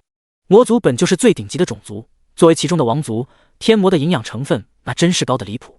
3头变异兽几乎每吃一口都能增强1分实力。这刚到这里的时候，他们还只能单挑1对1，而现在大圣一个就能单挑3头，天魔不落下风，勇猛至极。空中跟1号大战的赫利安根本无暇分心关注地面的战场情况，但即便不堪，也发现了不对劲之处。这魔气越来越弱，而死亡的气息却越来越强了，而他却迟迟拿不下眼前这黑甲战士。最令他心惊的是，与这黑甲战士战斗了这么久，对方丝毫没有力竭的迹象，反而越来越强。这么下去，他难逃一死。想到这，他一斧子砸开那黑甲战士，随后瞄了一眼地面。这不看不要紧，一看直接脸色大变。特么上千的魔物大军此刻已经死亡过半，而那几头天魔战将转生的亡灵实力令他都有些忌惮。一瞬间，赫利安的脑海中便蹦出了一个字：逃。用人类的话来说，那就是留得青山在，不怕没柴烧。等到魔族真正的大军降临，他必定还能东山再起。一旦有了这想法，赫利安立刻转为防御为主，他必须积蓄力量，一口气跑掉。这黑甲战士太强，可不能被追上了。地面上，陆战正在转生献祭中，脑海中突然响起了一个声音：主人，他要逃。1号虽然对其他东西懵懵懂懂的，但战斗方面的意识却是最顶级的。赫利安想逃这种事，怎么可能瞒得了他？直接狂化，别让他跑！陆战赶紧说道。天魔战将转生的亡灵就这么强了，大将的该有多强？陆战怎么可能放过他？空中，赫利安感觉时机已经差不多，猛然一喝，一股黑色的魔气瞬间从其身体中爆发出来。刹那间，这家伙的实力直接暴涨，时间差不多了，是时候全力逃走。结果下一秒，他面前的黑甲战士实力突然同样暴涨，甚至暴涨的幅度比他还要多。赫利安心中猛然一紧之时，这尼玛什么玩意？然而等他反应过来，那黑甲战士已然消失在原地，随后竟瞬间出现在他的耳边。死！一个诡异至极的声音直接在赫利安的脑海中响起，原本就已经退缩的他直接被吓破了胆，竟愣在原地一动不动。一股烧气飘荡在空气中，就连地上的陆战都闻到了。紧接着，一股黄色的液体从天而降，臭气熏天。卧槽，吓尿了！陆战赶紧捂住鼻子，只见那道黑色液体正是从那赫利安流下来。堂堂勇者级天魔大将竟然被吓尿了，这简直让陆战大跌眼镜。空中，死亡叹息的效果仅仅持续了1秒，反应过来的赫利安自然也知道发生了什么。然而不等他恼羞成怒，一股巨力已经从头顶猛地砸下，轰的一声，赫利安的身体如同一颗炮弹，直接跌落到地面，砸出一个深坑。1号紧随其后，直接冲入那深坑之中。轰轰轰！陆战看不到深坑内的场景，不过光听声音就能想到赫利安的凄惨之处。这特么的不会被直接砍成一片碎肉吧？那可没办法转生啊！空中，乌云已经再度凝聚而来。陆战第3次见到，已经丝毫不慌，反正又劈不下来，没什么好慌的。然而等了几十秒，陆战的脸色有些变了。怎么系统的击杀声音还没传来？看了一眼天空，那乌云已经快要成型，再拖下去，那就是同归于尽的节奏。1号，收力，回来！陆战不敢再赌，只能先将1号给收回亡灵空间中。反正这赫利安被暴锤这么久，即便不死，估计也只剩下半条命。这陆战要是还收拾不下，那这么强的属性真特么别干了。一瞬间，那深坑中便已经安静了下来，四周只剩下天魔亡灵对天魔的屠杀之声。然而陆战却微微皱眉，空气中那股恐怖的雷劫气息已然消失不见。然而另一股恐怖的气息正在慢慢升起，气息的来源正是那深坑之中。这什么情况？回光返照吗？第154章魔主降临。陆战全身戒备，慢慢走到那深坑边上，朝下望去，只见下方那赫利安躺在地上一动不动，看起来确实是死了。不过怎么没有系统的声音？陆战双眼冒出绿光，施展亡灵转生，然而同样没有反应。赫利安确实没死，当然也只剩下半口气。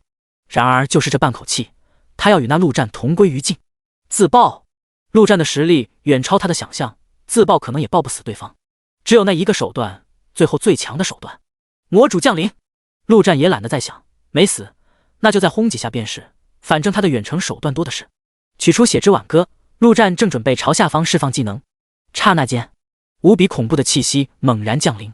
赫利安的尸体上，一只黑色的魔手竟破肚而出。这股强大，这股恐怖，陆战从未见过，在其面前，他甚至提不起任何反抗的心思。死亡，你的人不懂事，本尊便帮你收拾了。一个毫无感情的声音响起，那只手冲天起，朝着陆战直抓而来。而当这只是出现的瞬间，所有的天魔全都停止了战斗，跪倒在地上瑟瑟发抖。魔主的气息，魔族至高无上的存在。轰隆隆，整座小岛直接开始震动，从深坑开始，竟直接开裂。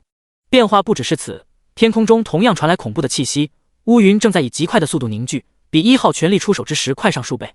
陆战的脸色扭曲至极，他想逃，却发现自己根本动不了，仿佛那恐怖的魔气已经将他彻底锁定。空中，那乌云终于集结完毕，轰的一声，一道恐怖的雷劫瞬间劈下，目标正是那只黑色魔手。远处的被老黑与大王看到那雷电，吓得瑟瑟发抖，动都不敢动一下。他们的雷在其面前，就是12伏特与100万伏特的差距。而此时此刻，陆战正好夹在那魔手与雷劫之间，无论哪一个都能让他魂飞魄散，渣都不剩。关键时刻，陆战的脑海变得无比的冷静，他只有一线生机，而那一线无论如何都要抓住。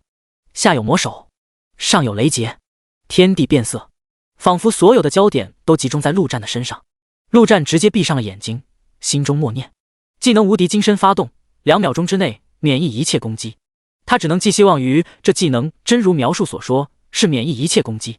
只听叮的一声，就在雷劫与魔手即将触碰到陆战的一瞬间，陆战整个人直接变成了金色。雷云触碰到魔手，没有爆炸，然而那一刻，时间都仿佛停止了一般，空间一片漆黑，仿佛被撕裂。有点意思，那魔手毕竟只是一只手，不是魔主亲临，自然无法抵挡住雷劫，瞬间烟消云散，只留下一句话飘荡在空中。而那雷云感应到魔手的消失，同样开始消散。它就像系统设定的程序，只要完成了设定的任务，其他的啥也不管。2道恐怖的能量来得快，去得也快，现场只剩下毫发无伤的陆战。叮，恭喜你击杀天魔大将，获得经验值。扑通一声，陆战直接倒在地上，大口地喘着粗气，他的浑身几乎快被冷汗浸湿。虽然似乎什么都没做，但这一刻的他仿佛用尽了一切的力气，死亡就在眼前。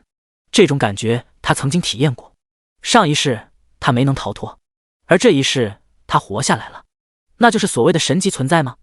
该有多么的强大！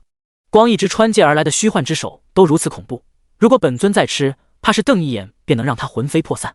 草尼玛的！足足缓了将近1分钟，陆战才怒骂一声，站了起来。这一波差点阴沟里翻船了，幸好他在珠穆拉雅的时候将那黑龙套装给了1号。如果此刻他穿的是那黑龙套装，属性再强也不可能躲得了那么恐怖的攻击。一切似乎都是命运的考验。陆战转过身，看向还剩下的那些天魔，心底升起一股劫后余生的戾气。他将1号重新召唤出来，狂化的虚弱期已过，全部杀了，一个不留。刹那间，1号的身影便已经消失在原地，再次冲入天魔群中，开启杀戮。陆战再次看向深坑，依旧心有余悸。底下天魔大将的身体上直接出现了一个洞，也不知道还能不能用。不管了，先试一试再说。双眼冒光，下一秒，那天魔大将的身体便站了起来，随后纵身一跃，直接跳出深坑，站在了陆战的面前。肚子上那个洞口竟正在以肉眼可见的速度愈合，这应该便是那天魔之躯的能力，战将都有，身为大将那必然有。看了一眼四周，短短几分钟，地上已经躺了大量的天魔尸体，那就先将这天魔大将给强化到勇者级再说。5分钟后，草尼玛的！陆战不由得再次吐出一只脏话，这特么的都献祭进去上百只天魔小将了，这大将竟然还没强化到精英级。他能想到这玩意必定不好强化，但也没想到会这么难。不过这都不是事，这么多天魔，他就是硬砸也要将这玩意给砸到勇者级。天魔不够，那就用其他的魔物，反正他还要去扫荡其他魔物。10分钟后，4分5裂的小岛已经恢复了平静，所有的天魔全都被屠戮干净，或许还有1-2只漏网之鱼藏着，陆战自然也懒得去找。大王、大圣，被老黑面前各自放着3头天魔，津津有味地吃着。这正是陆战赏给他们的，加上先前吃的，这一天他们3变异兽可真是饱餐一顿了，都特么快吃撑了。吼吼吼！陆战好兄弟在那干嘛呢？大王一边吃着天魔头，一边吼道：“啊，这个我熟，陆战好兄弟应该是在训话。你看他前面那个大家伙被训得越来越强了。吼吼吼，有道理，当初我还是小老虎的时候，人类就喜欢训我。汪汪汪，2个白痴！吼吼吼，小狗，你再说一遍。啊，小狗，你再说一遍。”第155章世界碎片。丁，恭喜你的亡灵晋升为勇者级，特么的，总算是成功了。听到脑海中传来的声音，陆战也是松了一口气，看了一眼四周，只剩下10头天魔战将的亡灵，以及30几头天魔小将的亡灵，这些都是作为班底存在的，不可能拿去献祭。而其他的足足上千头天魔，竟然已经被他消耗一空，全部喂给了眼前这头天魔大将。不过结果还是好的，总算是硬生生将这家伙给堆到勇者级。陆战迫不及待地看向其属性：亡灵天魔大将，特性勇者级亡灵，力量7829，体质7689，敏捷7589，天魔之躯，免疫30%攻击，超级自主愈合能力。逆天，这属性陆战只能用这2字来形容。但经历过那魔手的恐怖之后，陆战的心中却不敢有丝毫的放松。如果第2阶段开放，诸神降临，那他即便拥有上百头这种属性的亡灵，也将死无葬身之地。据他所知，上一世即便第2阶段降临，也没有出现如此恐怖的存在，不然人类拿什么去抵抗？然而这一世不同，他太高调了，高调到差不多已经成为诸神公敌。他不知道到时候那些神级存在会不会不顾一切的出手灭杀他，但走到这一步，陆战已经无法回头，只能继续前行。到时候只能希望站在他身后的那位亡灵君主能给力点了。收拾好心情，陆战将所有的亡灵收入亡灵空间内，正准备前往下一站之时，突然看到裂开的小岛下方似乎有些异样。那里原本应该已经被海水覆盖，然而却诡异的出现了一片空白，四周的海水仿佛怎么流都流不进去。有什么东西？碧水珠吗？陆战心中一动，不知为何，他隐隐有种感觉，那东西在吸引着他。思索再三，陆战对着那3头变异兽吩咐了一声：“你们3个在这等着。”随后带上黄金翅膀，缓缓飞了下去。大约10分钟后，陆战果然发现了一样东西，那是一个蓝色的碎片，看起来平平无奇，没有任何奇特之处。但陆战能感觉到，正是这玩意让这里产生了如此奇异的变化。没有犹豫，陆战直接伸出手，朝着那碎片抓去。然而就在陆战触碰到那碎片的一瞬间，轰的一声，他的脑海中犹如被投入了一个核弹，无比强烈的剧痛直接爆炸开来。与此同时，无数的画面在他的脑海中一一闪现。画面中，一座座仙山，一个个人类闪过，他们骑在龙身上，骑在凤身上，骑在各种各样的奇珍异兽上。陆战想要仔细看去，却根本无法看清更多，只觉得头脑更加的剧痛，仿佛要撕裂了一般。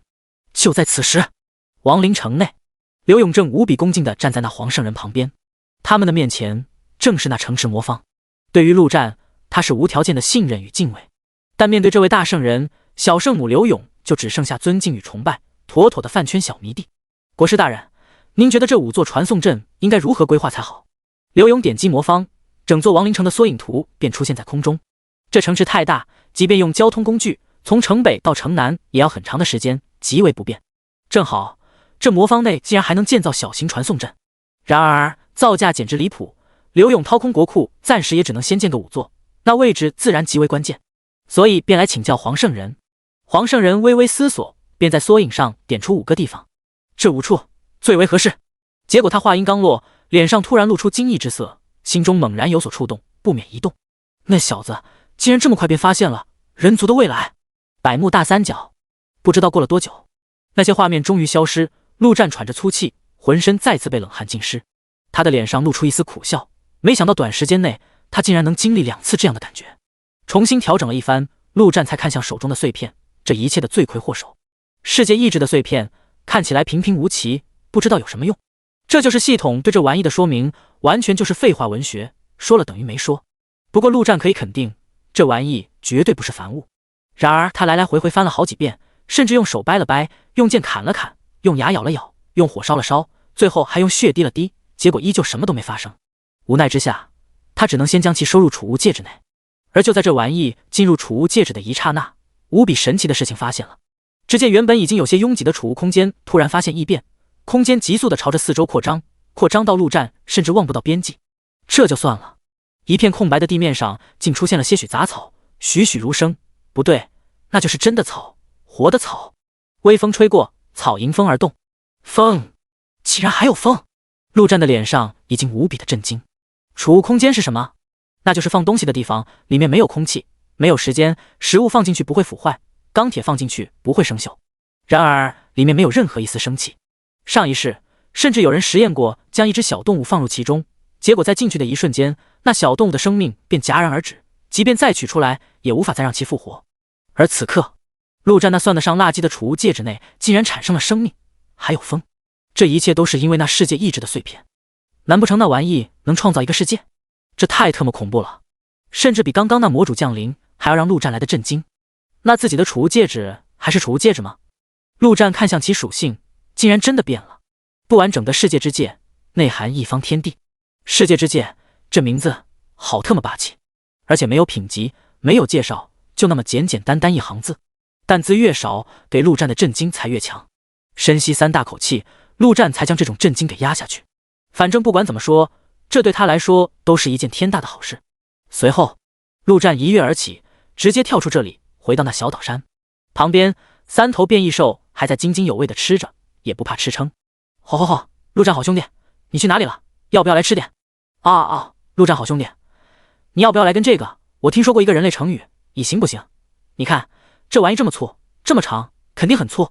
汪汪汪，2个白痴！人类不生吃，要吃熟的。贝老黑觉得虽然实力上大家半斤八两，但智商上来说，自己绝对碾压这2个大块头。第156章，一个世界。陆战看着3头吵闹不休的变异兽，突然有种将他们全部收入储物空间的冲动。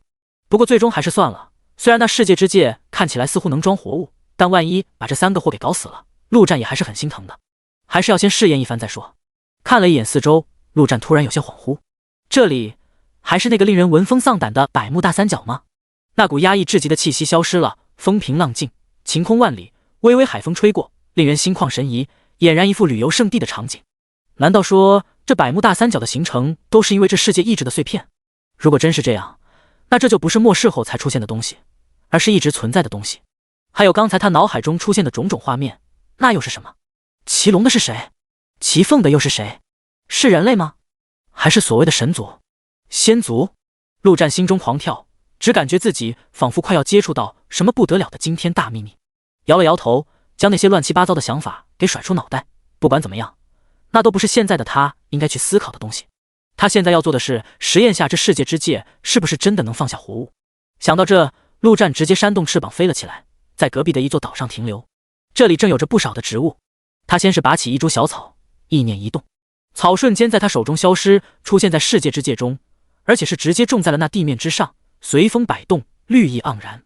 陆战的脸上顿时露出喜色，真的活着。随后他看向旁边的一棵树，单手拔起，将其也收入世界之戒。结果那树刚种下去1秒，便急速的枯萎，在短短10秒内便已经化作灰烬，消散在空气中。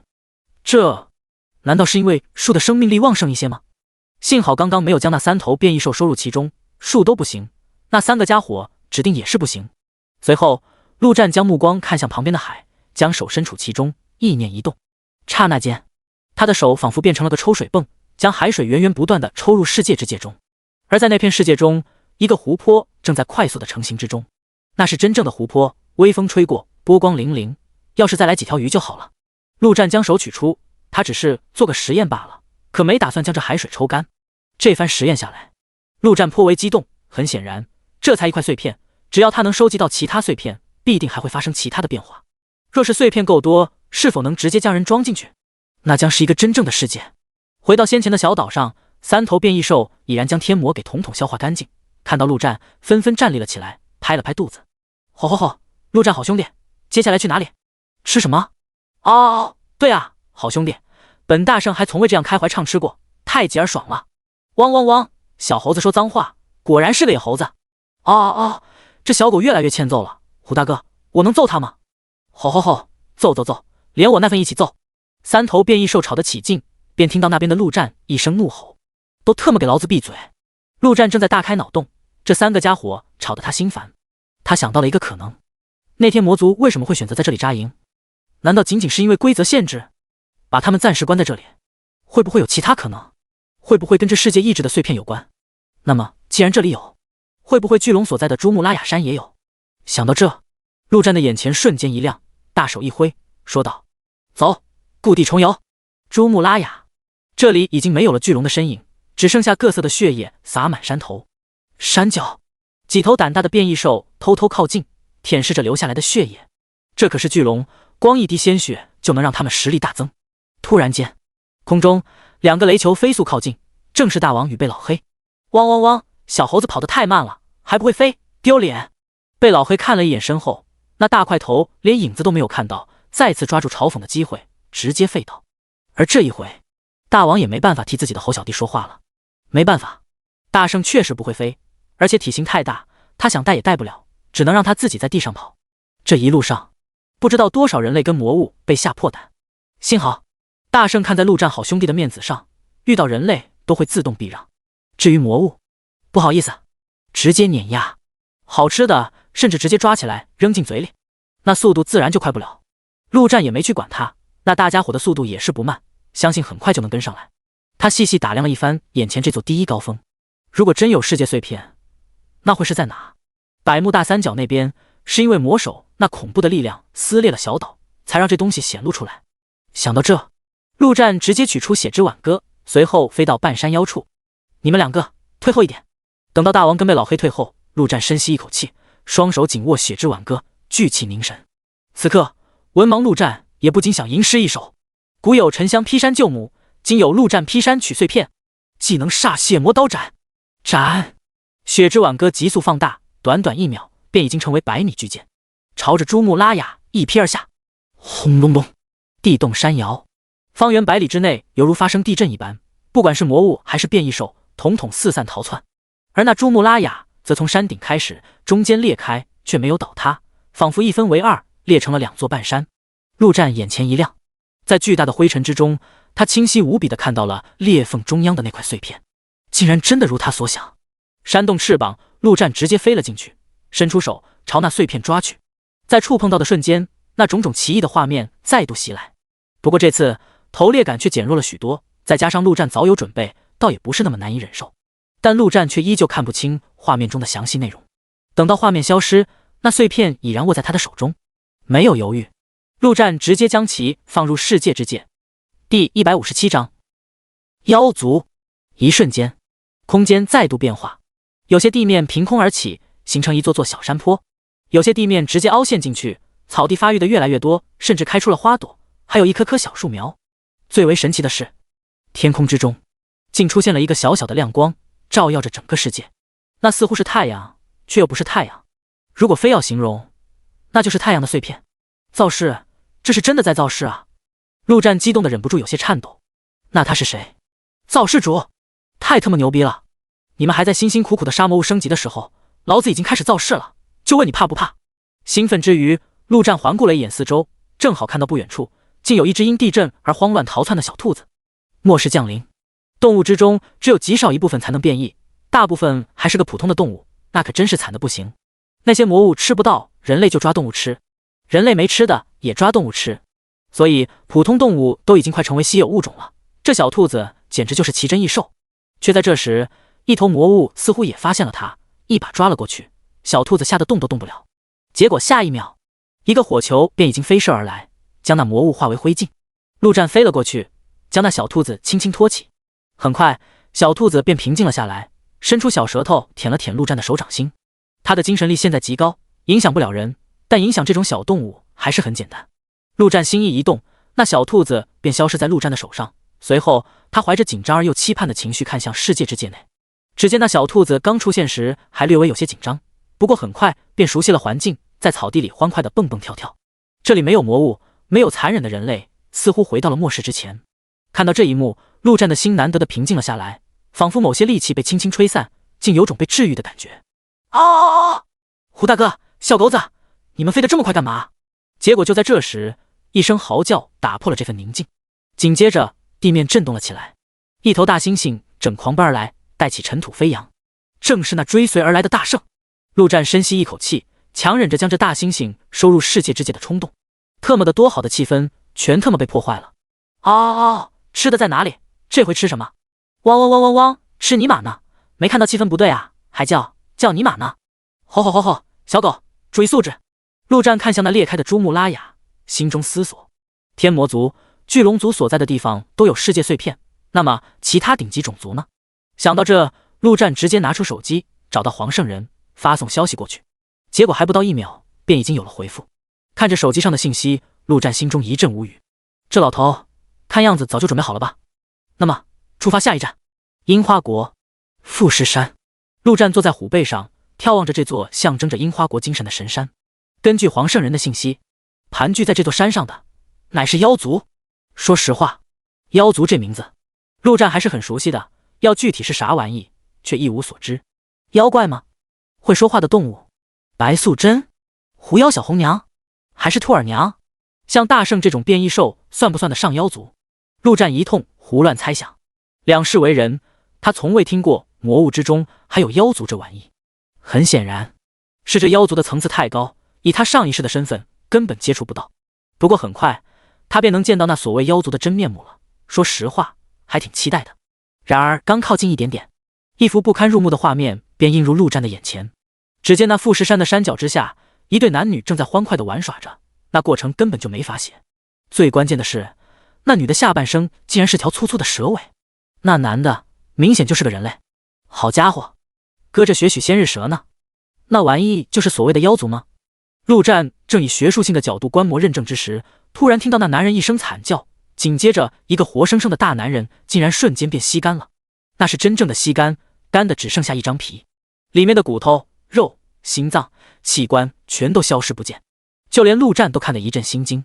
爱情动作片竟然还加上了恐怖元素，这尼玛谁受得了？汪，吓死小狗狗我了！吼，对啊，本大王虎躯一震。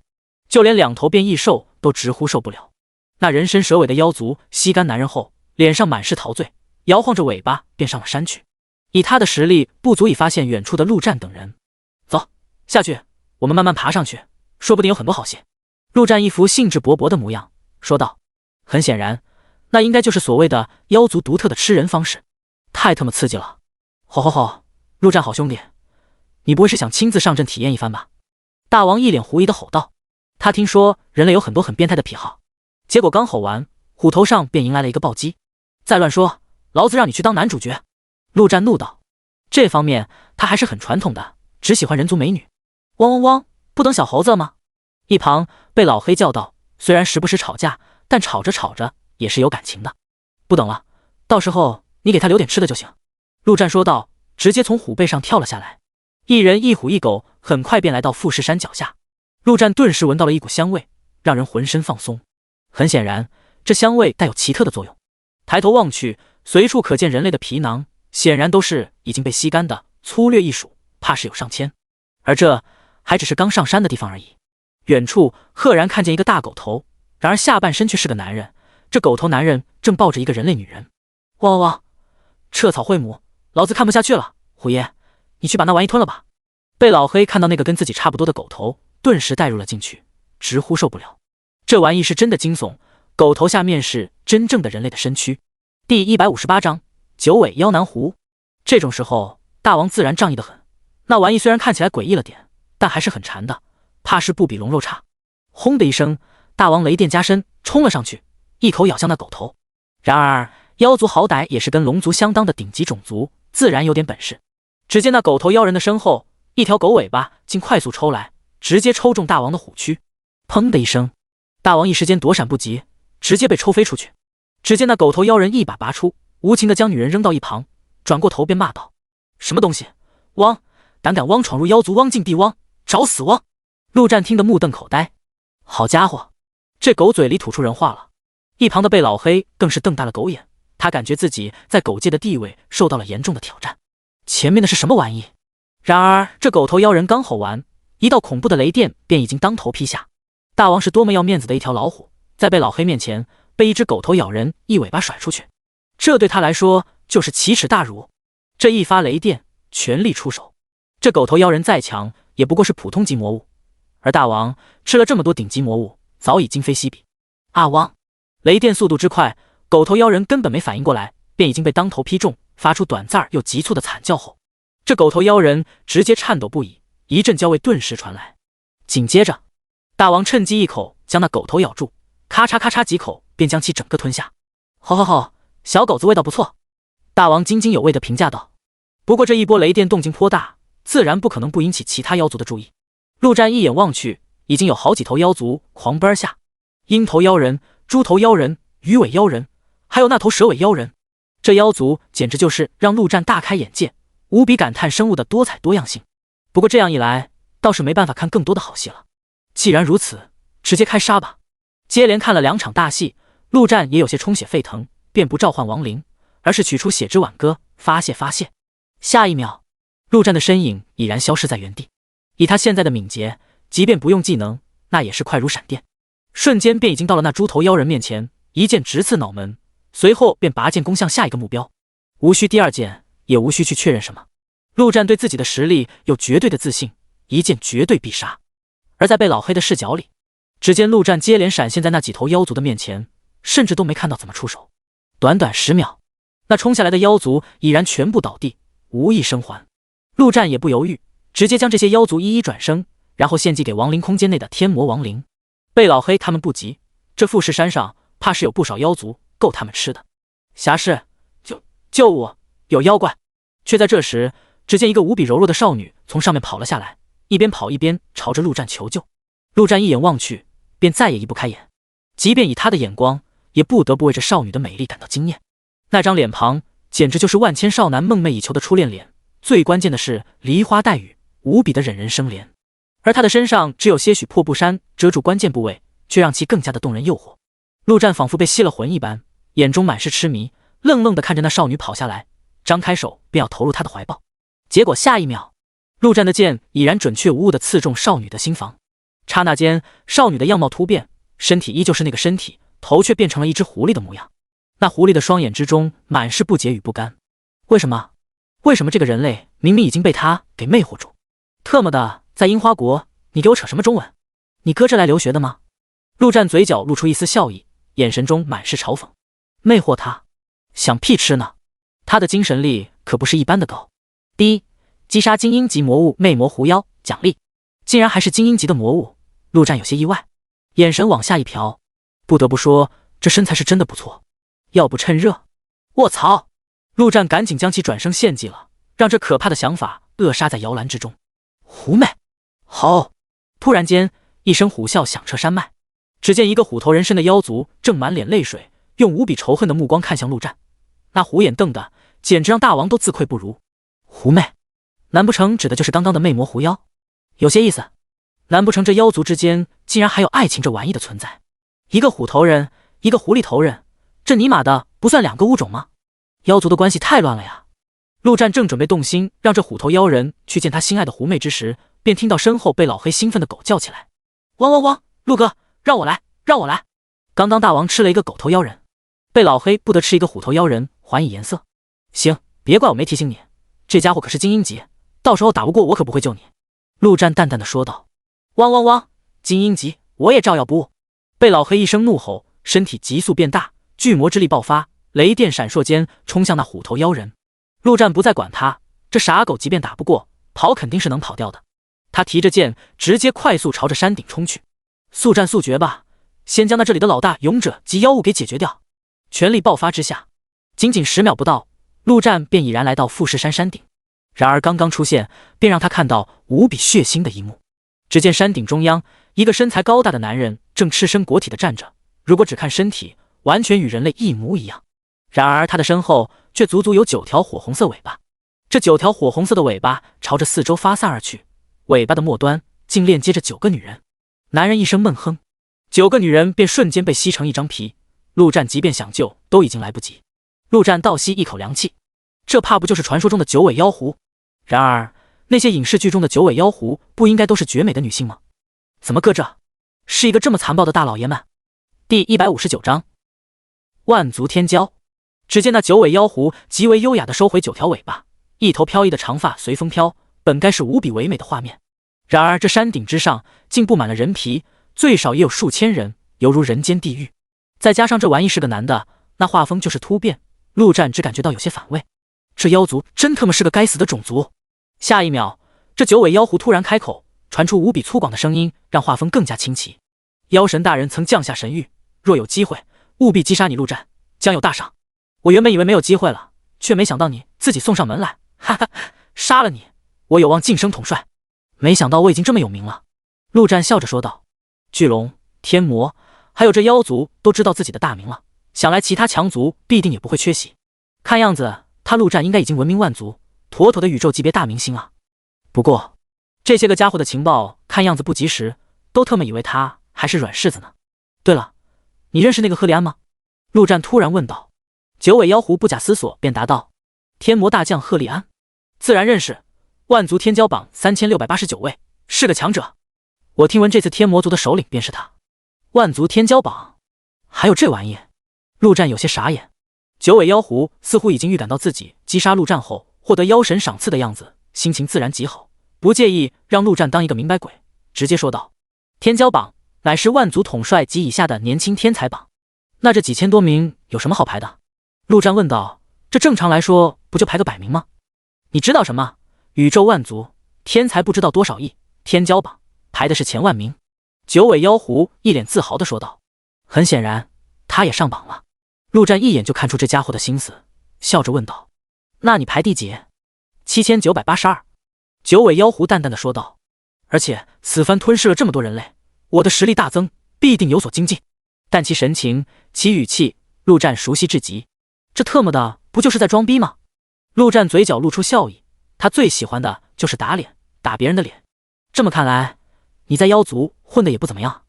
让我猜猜，妖族在万族之中属于强族，那天才必定很多，很有可能还有前100前10的超级天才。你排名7000多，是不是说明在妖族之中，你是垫底的存在？原来你是个小瘪三啊！九尾妖狐脸色涨红，显然是被戳到痛处了，大喝一声，就连声音都变得尖锐了起来。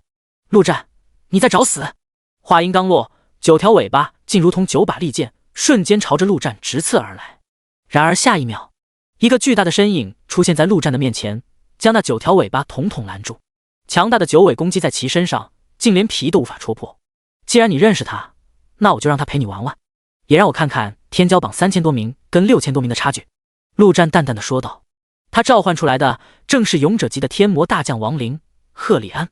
九尾妖狐看到那高大的身影，脸色大变。天骄榜上每一位都有画像，赫利安的样貌他岂能不认识？这特么的怎么回事？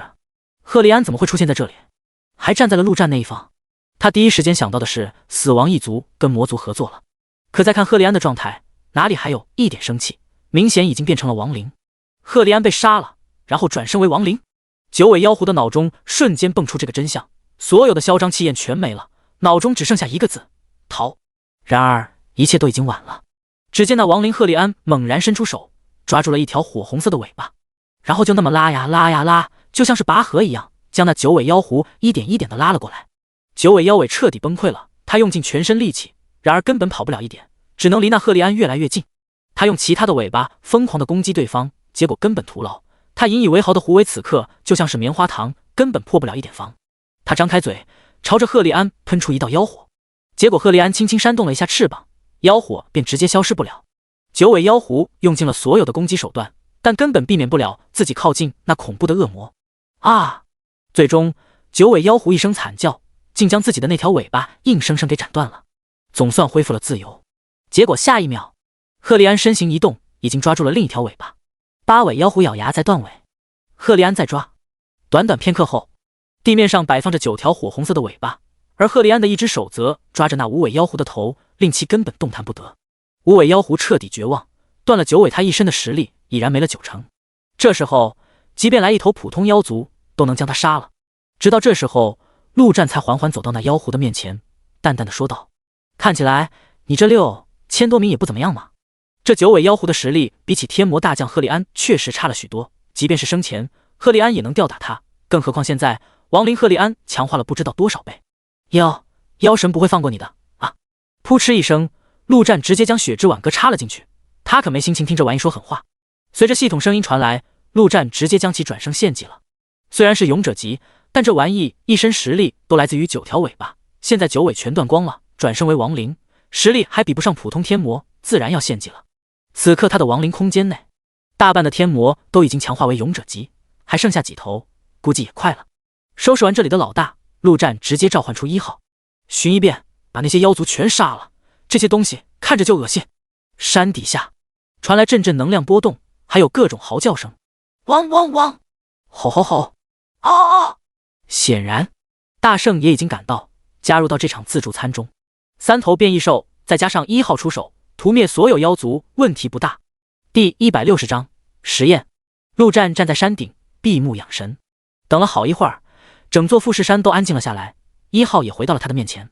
至于那3头变异兽，估计躲在哪里吃大餐了。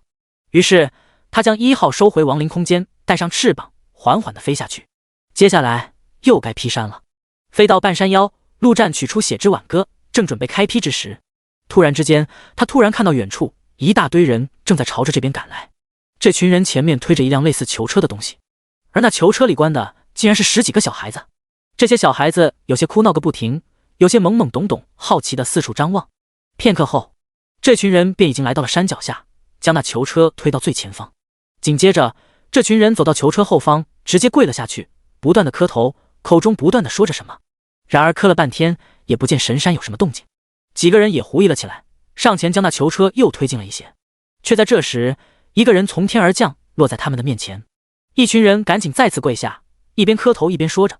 然而说的是樱花语，陆战那是一个都听不懂。很显然，他们将陆战当成了这山上的妖族。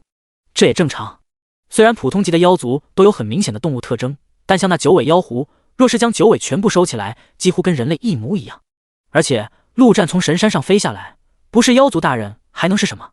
陆战听了半天，直接不耐烦地说道：“说人话。”听到中文，一群人先是一愣，不过很快，其中有一人便反应过来，这家伙学过中文，赶紧用蹩脚的中文说道：“大人，上次您说小孩子的味道更好，您看，这次我们抓了这么多小孩子供您享用，还请赏下赏赐。”陆战虽然有所猜测，但听到这种话从对方口中说出来，还是不免感到无比恶心。这些人，不对，这些东西已经不配称为人。陆战也懒得多说什么，随手一剑下去，这群人就连反应都没反应过来，便已经统统死去。不过陆战还是留下了一个活口，刚刚那个开口说中文的，站在这动一下，我就杀了你。陆战淡淡的说道，随后朝着山上大喊一声：“你们3个都特么给老子下来，老子要劈山了！”吼吼吼！陆战好兄弟，稍等片刻。山上顿时传来大王焦急的吼叫声，紧接着3头变异兽直接开始当起搬运工，将那些妖族的尸体一头头的全部搬下来。这要是被陆战劈成渣，可就太浪费了。足足10分钟后，富士山不远处的地面上已经堆积了足足上百头妖族尸体。那活下来的人还真就一动不动，也不知是被吓傻了还是吓死了。倒是囚车上的小孩子们看到如此恐怖的场景，一个个哭的那叫一个大声。这些孩子最大的也就7、8岁，最小的甚至跟婴儿无异，也不知道这群丧心病狂的从哪抢来的。在末世，这样的孩子即便觉醒了隐藏职业，也无法做出战斗。陆战取出法杖，朝着囚车上一挥，释放了技能睡眠咒。一瞬间，所有的孩子便停止了哭闹，陷入到沉睡中。随后他走到那囚车前方，看了一眼富士山，取出血之挽歌，深吸一口气，斩！轰隆隆！与那珠穆拉雅不同，这一剑斩下去，整座富士山竟直接爆炸开来，无数的碎石飞散而去。陆战随后一挥，将飞逝而来的碎石全部打飞，身后的囚车自然是安然无恙。至于3头变异兽，那完全就是无所谓，自顾自地吃着，那碎石打在他们身上，连点皮都伤不了。别让这家伙被砸死了，我还有用。陆战吩咐了一声，大圣赶紧调整了位置，用自己庞大的身躯为那人渣遮风挡雨。足足5分钟后，这富士山的爆炸才停止下来。巨大的灰尘中，陆战一眼便看到了那世界意志的碎片，直接飞了过去，将其拿起。有前2次的经验，这一次陆战可以说已经面无表情。等到那些画面消失，便将其放入世界之界中。轰的一声，世界之界再度巨变，空中的那疑似太阳的东西再度大了一些。那片湖里面竟然出现了些许小鱼苗，地面上的树苗也慢慢的长大。那头小兔子依旧活蹦乱跳，对这个世界充满了好奇。感受了一番，陆战便走到那人渣的面前，淡淡的说道：“你相信我吧？”人渣浑身颤抖的点了点头，他不敢有任何其他的回答。我带你去个地方，你同意吧？陆战再次问道。储物装备跟亡灵空间不一样，没办法直接强行将东西放入，首先必须接触到物品，其次如果对方有意识，那就得取得对方的同意才行。有人做过实验，武力强迫的同意那也是行的。人渣哪里敢说不同意，弱弱的点了点头，下一秒他的身形便消失在原地。陆战的意念赶紧看向世界之戒，之所以留着这家伙，就是想做个实验。世界之戒中，人渣的身影果然出现，却在瞬间便化作了灰，随风飘散。看来人还是不行，陆战有些失望，改天抓头弱一点的变异兽试试。随后看向那囚车，陆战却有些犯难了，将他们直接扔在这里吗？那无异于杀了他们。陆战虽然杀人无数，算不得什么好人，但并不代表他没有任何底线。有些事不能做，做了就跟刚才那些人渣没什么两样了。想了想，陆战直接取出手机发信息给黄圣人：我在樱花国富士山，这里有一车孩子，你过来带回去。反正还有这么多妖族尸体要处理，估计要不少时间。而黄圣人的那头仙鹤速度也就比大王他们慢了那么一丢丢，从亡灵城到这估计也就1个多小时。马上到。很快黄圣人的回复便已经到了陆战的手机上。收起手机，陆战看向那堆妖族尸体，空间内还有几头亡灵没到勇者级，这堆尸体应该是差不多了。第161章万族之祖。1个小时后，陆战正无所事事地召唤亡灵，那些天魔已经被他全部强化到勇者级，剩下的妖族尸体自然是全部给那3头变异兽吃。此时那3个家伙还吃得津津有味，却在这时天空中传来一股强大的气息，抬头一看，正是一头仙鹤正急速飞来。陆战站起身，这老头来的倒是挺快。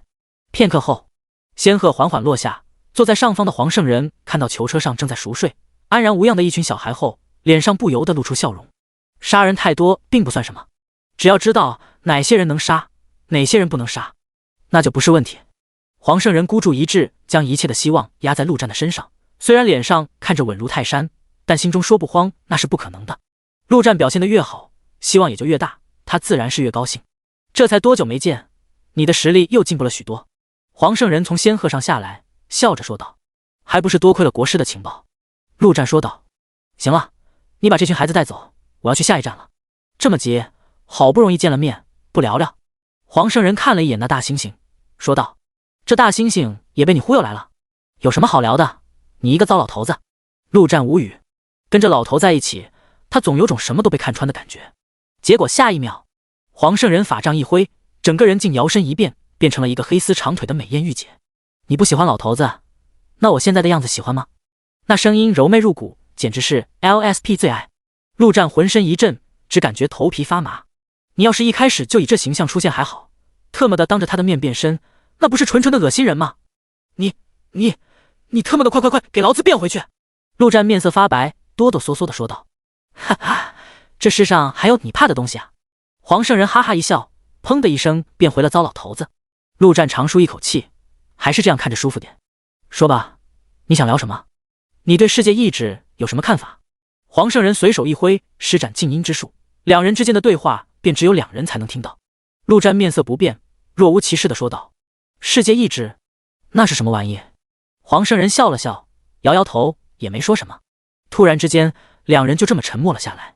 片刻后，黄圣人的神情突然变了，变得无比霸气，苍老的脸上竟散发出令人心惊的气息，那是一种天上地下唯我独尊的王霸之气。即便是陆战这种顶级装逼犯，在这一刻也不禁为对方的这股王霸之气所折服。这老头什么情况？吃药了？然而下一秒，黄圣人无比霸道的声音赫然响起：什么万族，全都是狗屁，我人族才是宇宙至尊，万族之祖。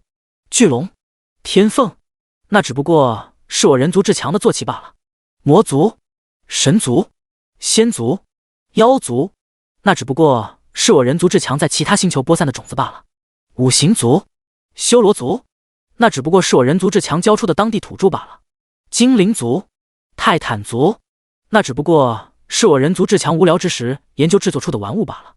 黄圣人的话如同天方夜谭，在其他人听来那就是胡话梦话，但陆战的心中却泛起惊叹骇浪。触碰世界意志时产生的那一幅幅画面，在他的脑海中不断的清晰起来。人族，万族之祖。虽然这听起来很不可思议，堂堂万族之祖，怎么可能混到如今这种地步？被万族肆意拿捏，如果游戏……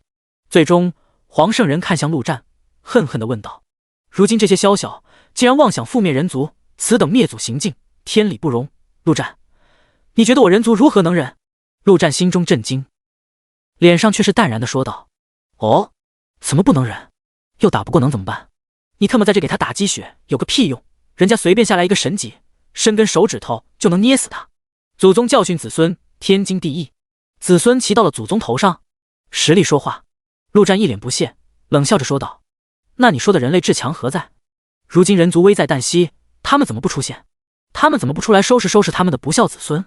黄圣人沉默片刻，突然怒道，面红耳赤：“人族至强在哪？你问我，我特么问谁去？你这老头，不是你先说的吗？你咋还急上了？”陆战无语。唉，黄圣人叹息一声，那股子霸道瞬间消失不见。这小子搞得他都没啥心情聊了。罢了罢了，时间已经不多了，多多努力吧。说完，法杖一挥，那囚车上顿时出现了一个透明的泡泡，将其包裹住。待会就让仙鹤拉着回去，有这泡泡的保护，即便速度再快，里面也是风平浪静。时间不多了，陆战自然知道是指什么。第二阶段快要开启，到时候陆战这条龙怕是瞬间要变成虫。说实话，现在的陆战有点像死亡前的疯狂，因为直到此刻，陆战依旧不知道该如何破局。那似乎已经是一个死局。黄圣人站上仙鹤，便要缓缓起飞。陆战直接问道：“老头，你到底是谁？为什么知道这么多？”仙鹤缓缓起飞，身后拉着那一车小孩。黄圣人转过头看向陆战，一副高深莫测的模样，只留下2个字：“那就是你猜。”草泥马！陆战怒了，直接朝着那边大吼：“大王，老黑，给老子劈他！把他的仙鹤给老子劈下来！”吼吼吼！老头别跑，老子早就想烤这小鸟了！汪汪汪！大猫，我吃鸟头，你吃鸟屁股！大王跟被老黑顿时来了劲，浑身雷电闪烁。结果下一秒，半空中的黄圣人将法杖朝着2头变异兽一挥，一股奇特的能量顿时传来，击中2头变异兽。一瞬间，2头变异兽竟直接定在了原地，一动不动，就像被定身了一样。定身10分钟，以示惩戒，再有下次，定斩不赦。随着声音传来，黄圣人的身影越飞越远，直至消失不见。哦，哈哈哈哈！你们动不了，这些食物都是我的了。哈哈哈，抓紧吃啊！大圣彻底疯狂。第162章神族。陆战懒得理会这3头变异兽，拿出手机看了一眼黄圣人给的信息，上面共有9个信息：巨龙、天凤、神族、天魔族、仙族、精灵族、妖族、命族、五行族。虽然黄圣人没有明说，但已经很显然，这9个种族都是万族中最为顶尖的几个，而他们所在的地方就是世界碎片存在的地方。也就是说，总共有9块世界碎片吗？那老头也是烦得很，神神叨叨的，啥也不说清楚。有这么对人黄吗？反正不管怎么样，先将这9大种族给处理了再说。龙、魔、妖3族已灭，还剩6族。如果速度快的话，2天时间足够。那么下一站，神族所在地地冈范。地冈范，末世前，这里是世界上面积最小的国家，也是宗教的聚集地。现在，却已经被神族占据。神族说是魔物，但看起来外表竟与人类无异。然而，神族与人类的区别也很明显，那就是气质。这神族从内而外散发出一股奇特的气质，用他们的话来说，那便是神性。神性，那正是神族引以为傲的东西。此刻，教堂之内，伊文坐在教皇椅上，一脸的高贵与神圣，说道：“伟大的光明神皇已然感受到你的诚心，先赐予你光明的力量。”下方，一个人类跪倒在地上，听到这话，无比的激动。他感觉到自己的身体内赫然多出了一股强大的力量，而这个人的双眼中已经失去了任何理智，只剩下狂热。谢伟大的光明神皇恩赐。他重重地磕了一个头，没有起立，就这么一直跪着退了出去。等到人离开，伊文脸上露出一丝笑容。不错，又收获了一个神仆。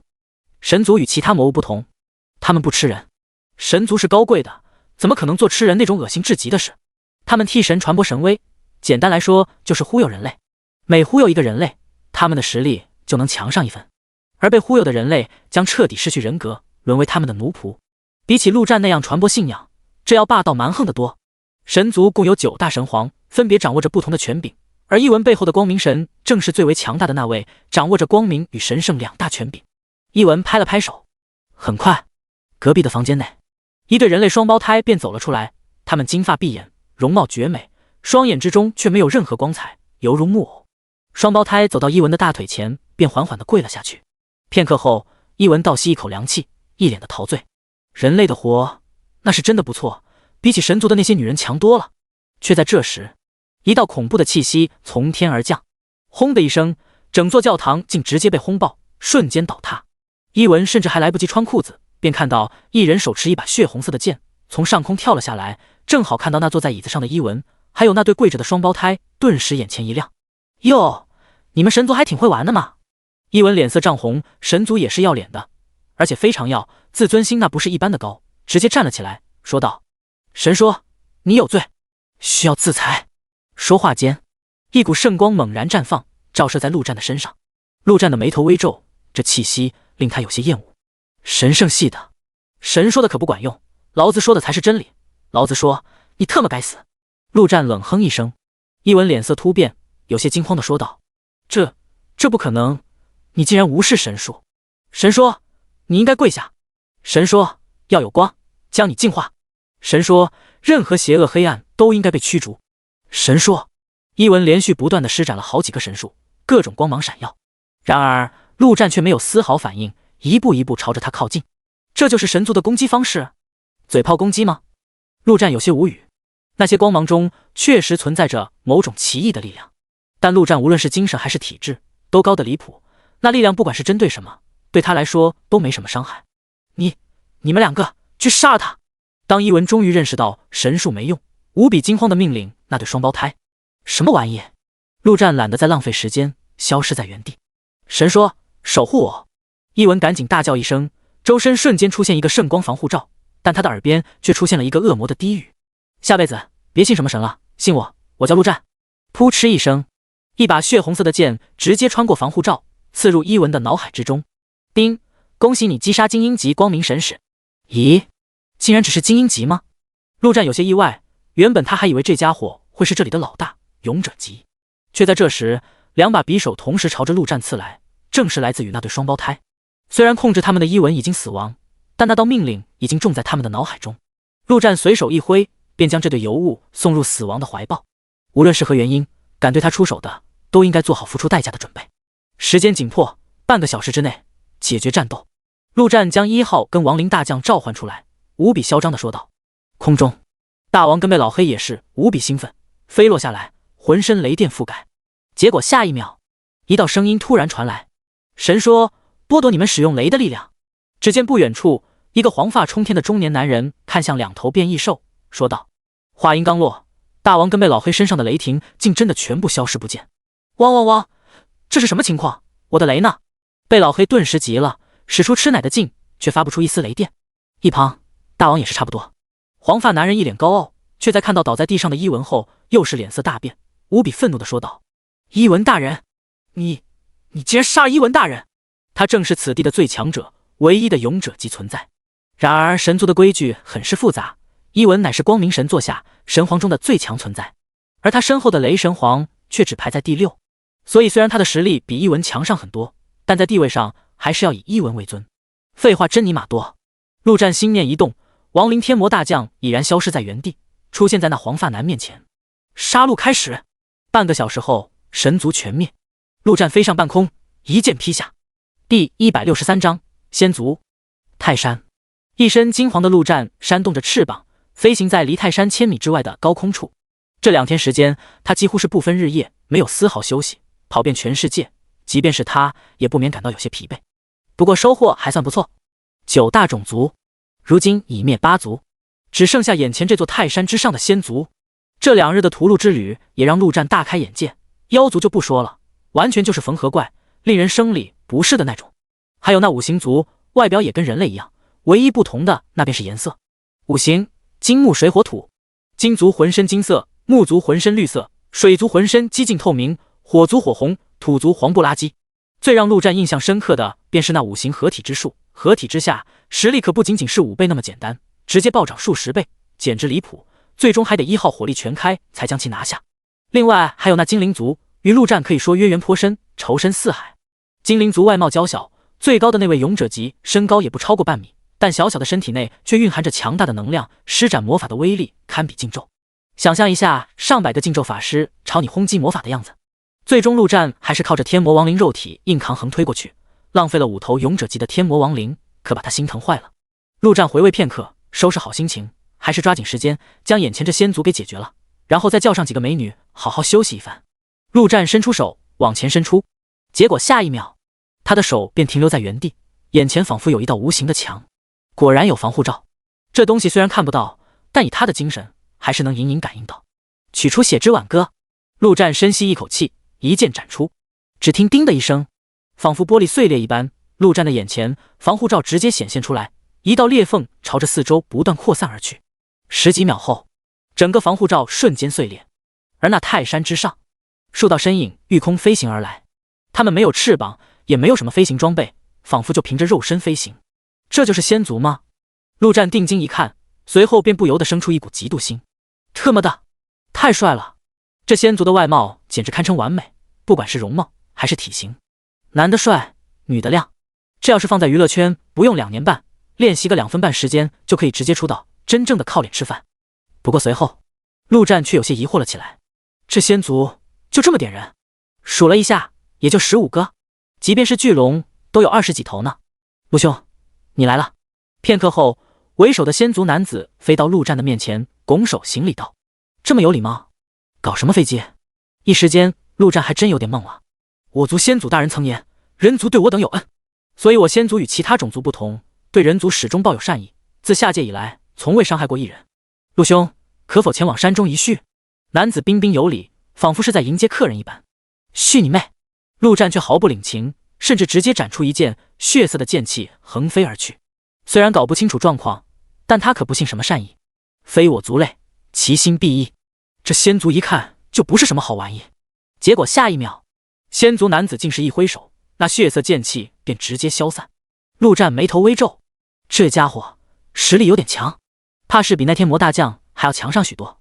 也罢，既然陆兄不愿，那便不叙。我等这便离去，时间已经差不多，任务完成，我等这就回归仙界。相信不久我们还能再见。男子也不生气，帅气的脸上露出笑容，随后挥了挥手，15个仙族竟直接越来越高，消失不见。这是飞升了，回归仙界，这都什么玩意？陆战彻底懵了，就仿佛一拳打在了棉花之上，让他极为不爽。这仙族怎么回事啊？难不成真的对人族抱有善意？说实话，陆战是不怎么信的。那所谓的万族千方百计来到这个世界，必然是有什么极为重要的东西，而且跟人族有关。仙族能这么超然于世，不动心？那这葫芦里到底卖的什么药？摇了摇头，陆战也懒得再想。既然仙族都走了，那便先将这最后一块碎片取出来再说。凝神聚气，一剑劈泰山。片刻后，陆战将那第9块世界意志的碎片放入世界之界。世界之界中，此刻早已是大变样，有山有水，有花有草有树。一路上，陆战还抓了许许多多的动物放入其中，俨然一幅世外桃源的模样。而在这个世界的一处平原上，却堆放着各种各样的魔物尸体。这些尸体每一具放出去，恐怕都能引起轰动。这可都是最顶级的魔物尸体。好好好，这种日子太爽了，吃了拉，拉了吃。哦，对啊对啊，胡大哥，我以前想吃一头都得拼命，现在全都是随便吃。汪汪汪，2个没出息的东西。3头变异兽几乎就躺在这尸体群中，转转头，张张嘴，那就是最顶级的美味。在收集到第7块世界意志的碎片后，陆战便发现能将这3头变异兽也给收到世界之界中，索性便让他们直接住在了里面。但令他意外的是，魔物型、变异兽型，偏偏人类还是无法进入这里面。明明人类的实力才是最弱，看样子这并不是按照实力来判定的，或许必须要收集到完整的世界意志才行。而随着这第9块碎片进入，陆战也是颇为激动，意念看向那世界，轰的一声，整个世界再次变化，有些地方下起了雪，有些地方下起了雨，有些地方晴空万里，已经与真实的世界没什么两样。然而陆战却有些疑惑，空中那太阳看起来已经完整，但仔细看时还是缺了一块，难不成还差了一块？那一块能在哪？或许皇圣人也不清楚。吼吼吼，陆战好兄弟，这回有什么好吃的？汪汪汪，对啊，这些东西都吃腻了。变异兽们感应到陆战的意志，纷纷叫唤道。陆战本就有些郁闷，这么一叫更加不爽了，直接将3头变异兽全给放了出来，全他妈给老子滚出来！第164章，秘境开启。短短2、3天时间，3头变异兽已然大变样，不管是从实力还是外貌，连续不断的吃那种最顶级补品。说实话，这3位可以说是世界上最幸福的生物了，实力那是每分每秒都在增长。此刻，大王浑身的毛发都已经是金黄色，金得发亮的那种，普通人怕是摸上一根毛都能被直接电死。贝老黑虽然依旧是黑的，但看起来已经完全不像一条狗，而是神威盖世的异兽。变化最大的还是大圣，事实上他的潜力本就是3头异兽中最强的，此番大量进补之下，不仅觉醒出随意变换大小的能力，更是如大王他们一样觉醒出了元素之力。当然他的不是雷，而是土，仿佛大地之主。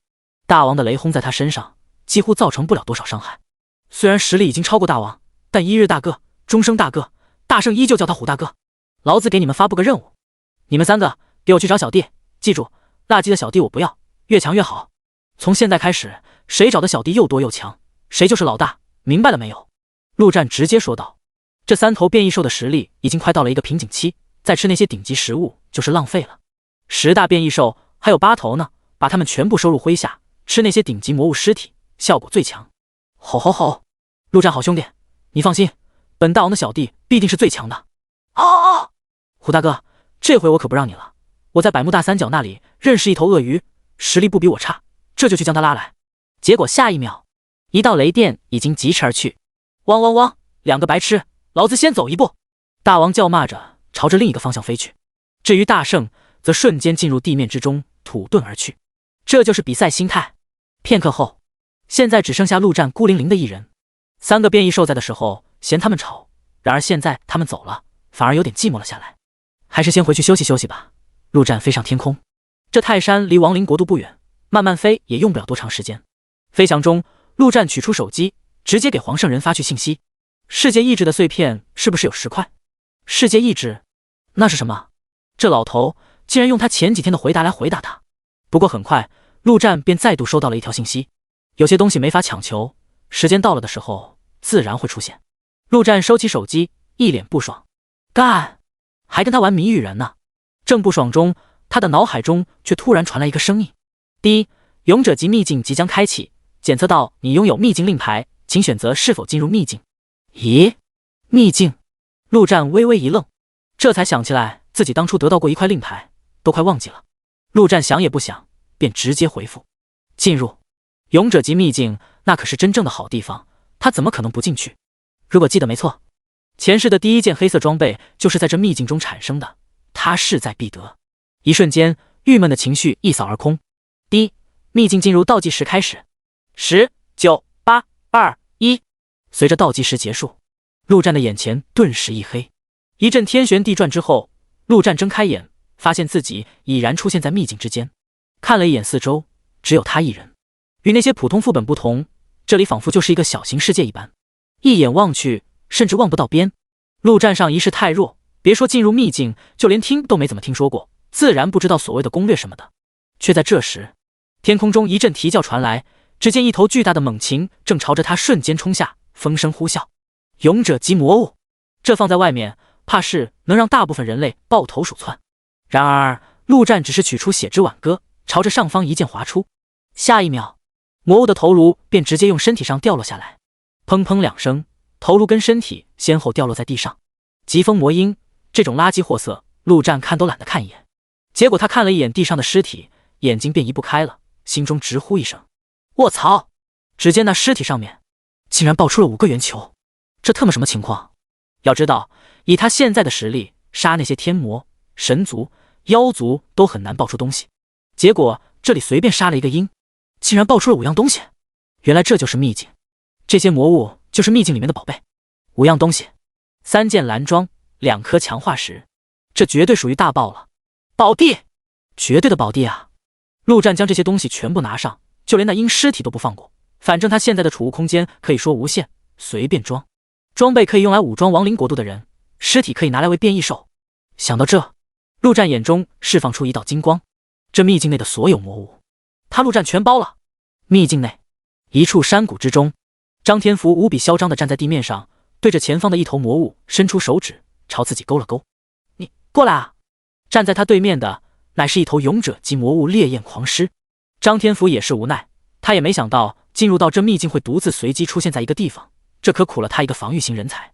更没想到刚出现就遇到这么一个猛兽，怕倒是不怕，他现在的防御力能杀死他的东西还真就不多了，但他也没有受虐症啊，没办法了，只能让这烈焰狂狮冲他了，然后再嘲讽，靠那一点点反伤硬生生反死对方，这是他唯一的攻击方式了。那烈焰狂狮还真就嘲讽到了，一跃而起，朝着张天福猛地扑去。张天福抓住时机，释放技能嘲讽，然后便任由这狮子随便攻击，咬、抓、吼。足足10分钟后，烈焰狂狮一声惨叫，总算是死了。张天福拍拍手，从地上站了起来，然后一眼便看到了那尸体上的圆球，顿时大呼一声：“卧槽！操！只见那尸体上竟足足堆了10个圆球，这一下直接让张天福懵了。他知道自己的运气好像很不错，但也没想到杀一头魔物直接爆出10个东西，这他妈出 bug 了吧？不管了，先将东西全收了再说。张天福刚要动手，一把小剑瞬间从远处射来，直接射在张天福的头上。第165章绝望。轰的一声，张天福只觉得脑袋一片震荡，整个人直接摔向一旁。这剑小巧玲珑，伤害却高得出奇，若不是他的防御够高，这一剑怕是能直接射穿他的脑袋。咦，这家伙竟然没死，皮挺厚啊！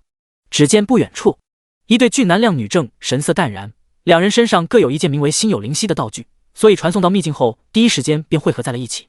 女人的手臂上竟装着一把弩弓，显然那一剑就是从她手中射出。她很清楚自己这一剑的威力，所以才感到有些意外。小心一点，能进到这里面的都有些本事。男人淡淡的说道，眼中却是对自己绝对的自信。木哥，有你在，还能有什么意外？女人依偎在男人的怀中。10个圆球，这家伙的运气还真不错呢。你们是谁？想干什么？张天福从地上站了起来，有些狼狈的说道。其实他心里清楚的很，这2个家伙就是抢东西的，而且实力极强。但没办法，现在的情况下，他只能多拖一会时间，看会不会有奇迹发生。我叫穆胜。男人直接走了过来，淡淡的说道。这些东西留下，你可以走了。这大块头别的不说，防御力确实高，怕是不好杀。这秘境内到处是宝物等着他去寻找，没必要在这浪费时间。穆胜，程英。张天福双眼一凝，末世已经过去一段时间，有一些强者的事迹已经开始流传。按照知名度来说，像黄圣人、陆战那样的就是绝对的顶流。那么这穆胜与程英便算得上一线大明星。两人不仅都是20级，实力极强，而且俊男美女，末世前就是情侣，话题度直接拉满。在论坛上，可是有很大一群他们的 CP 粉，风评还算不错。张天福也没想到，这两人能做出杀人越货这种事来。果然，在巨大的利益面前，任何的阴暗都会被暴露出来。木哥，他既然知道我们，那还是杀了吧，要不然出去乱说，败坏我们的名声可不好。程英将10个圆球一一捡起，每捡一个脸上的笑容便更成一份。当全部捡完，都忍不住直接惊呼出声。木哥，7件装备，1件紫装，5件蓝装，1件绿装。说实话，他现在身上穿的都没这么好。穆胜的呼吸明显的急促了一些，他也没想到会爆出这么多好东西，那这个人就必须杀了。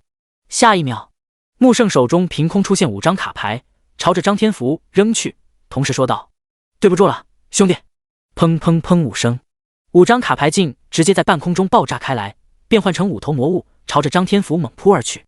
他的职业乃是隐藏职业卡牌大师，杀死魔物后可以直接将他们的灵魂封入卡牌中，为己所用，比那御兽师还要霸道许多。因为他有足足54张灵魂卡牌，就等于可以封印54头魔物。经过这么长时间的收集，穆胜卡牌中封印的全是勇者级魔物，54头勇者级魔物，这就是穆胜目中无人的资本。此刻他放出的正是5头勇者级魔物。对于张天福的实力，他还是相当重视的，不过5头勇者级，相信已经能拿下对方。一旁，程英也是举起手中的弓弩，直接射出3发弩箭。他同样是隐藏职业暗影猎手，伤害比一般的射手要高上许多。张天福脸色一变，他的强力援护需要人越多才能发挥作用，但现在就他一人，等于直接废了。五头勇者级魔物，再加上一个攻击力强悍的射手，他也不知道自己能不能挡得住，但挡不住他也必须挡。大喝一声，张天福的周围直接升起3道光圈护盾，而后手中的盾牌猛然放大，当前一顶，轰！五头魔物同时撞在盾牌上，虽然没能打破护盾，但强大的冲击力依旧将张天福给撞飞了出去。紧接着，那3道弩箭便射在光圈护盾上，第一层护盾直接碎裂。哈哈，木哥，这家伙好像是个防御型职业，那不就是割火把子？你快让你的魔物先走开，让我慢慢射，射死他！程英见3箭没有破掉对方的全部护盾，非但没有失望，反而开心地拍起手来。你呀，还是那么贪玩。穆圣宠溺地说道，他知道自己的爱人心里有点变态，喜欢虐待人，在外面为了保持良好的形象，克制得很是辛苦。这里无人之下，让他发泄发泄也好，而且刚刚的大丰收让他的心情也不错，爱人想玩，他陪一会也无妨。西西，大块头，你准备好了吗？我要射喽！程英笑嘻嘻地举起手弩，对准张天福。张天福握紧了拳头，气得浑身发抖。羞辱！这是赤果果的羞辱！但他有什么办法？下一秒，又是3道弩箭射来，张天福赶忙举起盾牌，虽然挡住了那3箭，但强大的力量再次将他推翻了过去。西西，大块头，我这职业有个被动技能，攻击同一个目标之时，伤害会越来越高，你可要小心喽。程英一边说着，一边再次射出3箭。张天福甚至都没有爬起来，根本来不及举盾牌，3箭射中，剩下的2个护盾直接被击碎。这回没护盾了吧？程英一笑，2箭射出，扑哧2声，这2箭直接射中张天福的双手。张天福吃痛之下再也拿不起护盾，他咬着牙恨恨地说道：杀了我，陆哥不会放过你们的。这娘们的伤害确实高得可怕，要知道以他的防御，一般的射手射个1天1夜甚至都没法破他防。哟，木哥，他还威胁我们呢。程英一声冷笑，再次射出2箭。给老娘跪下！这2箭直接射中张天福的膝盖。张天福不想跪，但根本无法控制住自己的身体。扑通一声，张天福低着头，双眼之中满是仇恨与屈辱。玩够了，那就给老娘去死吧！程英连射5箭，目标都是对方的头颅。陆哥，你在哪里？张天福已经绝望，在心中无声地呐喊着。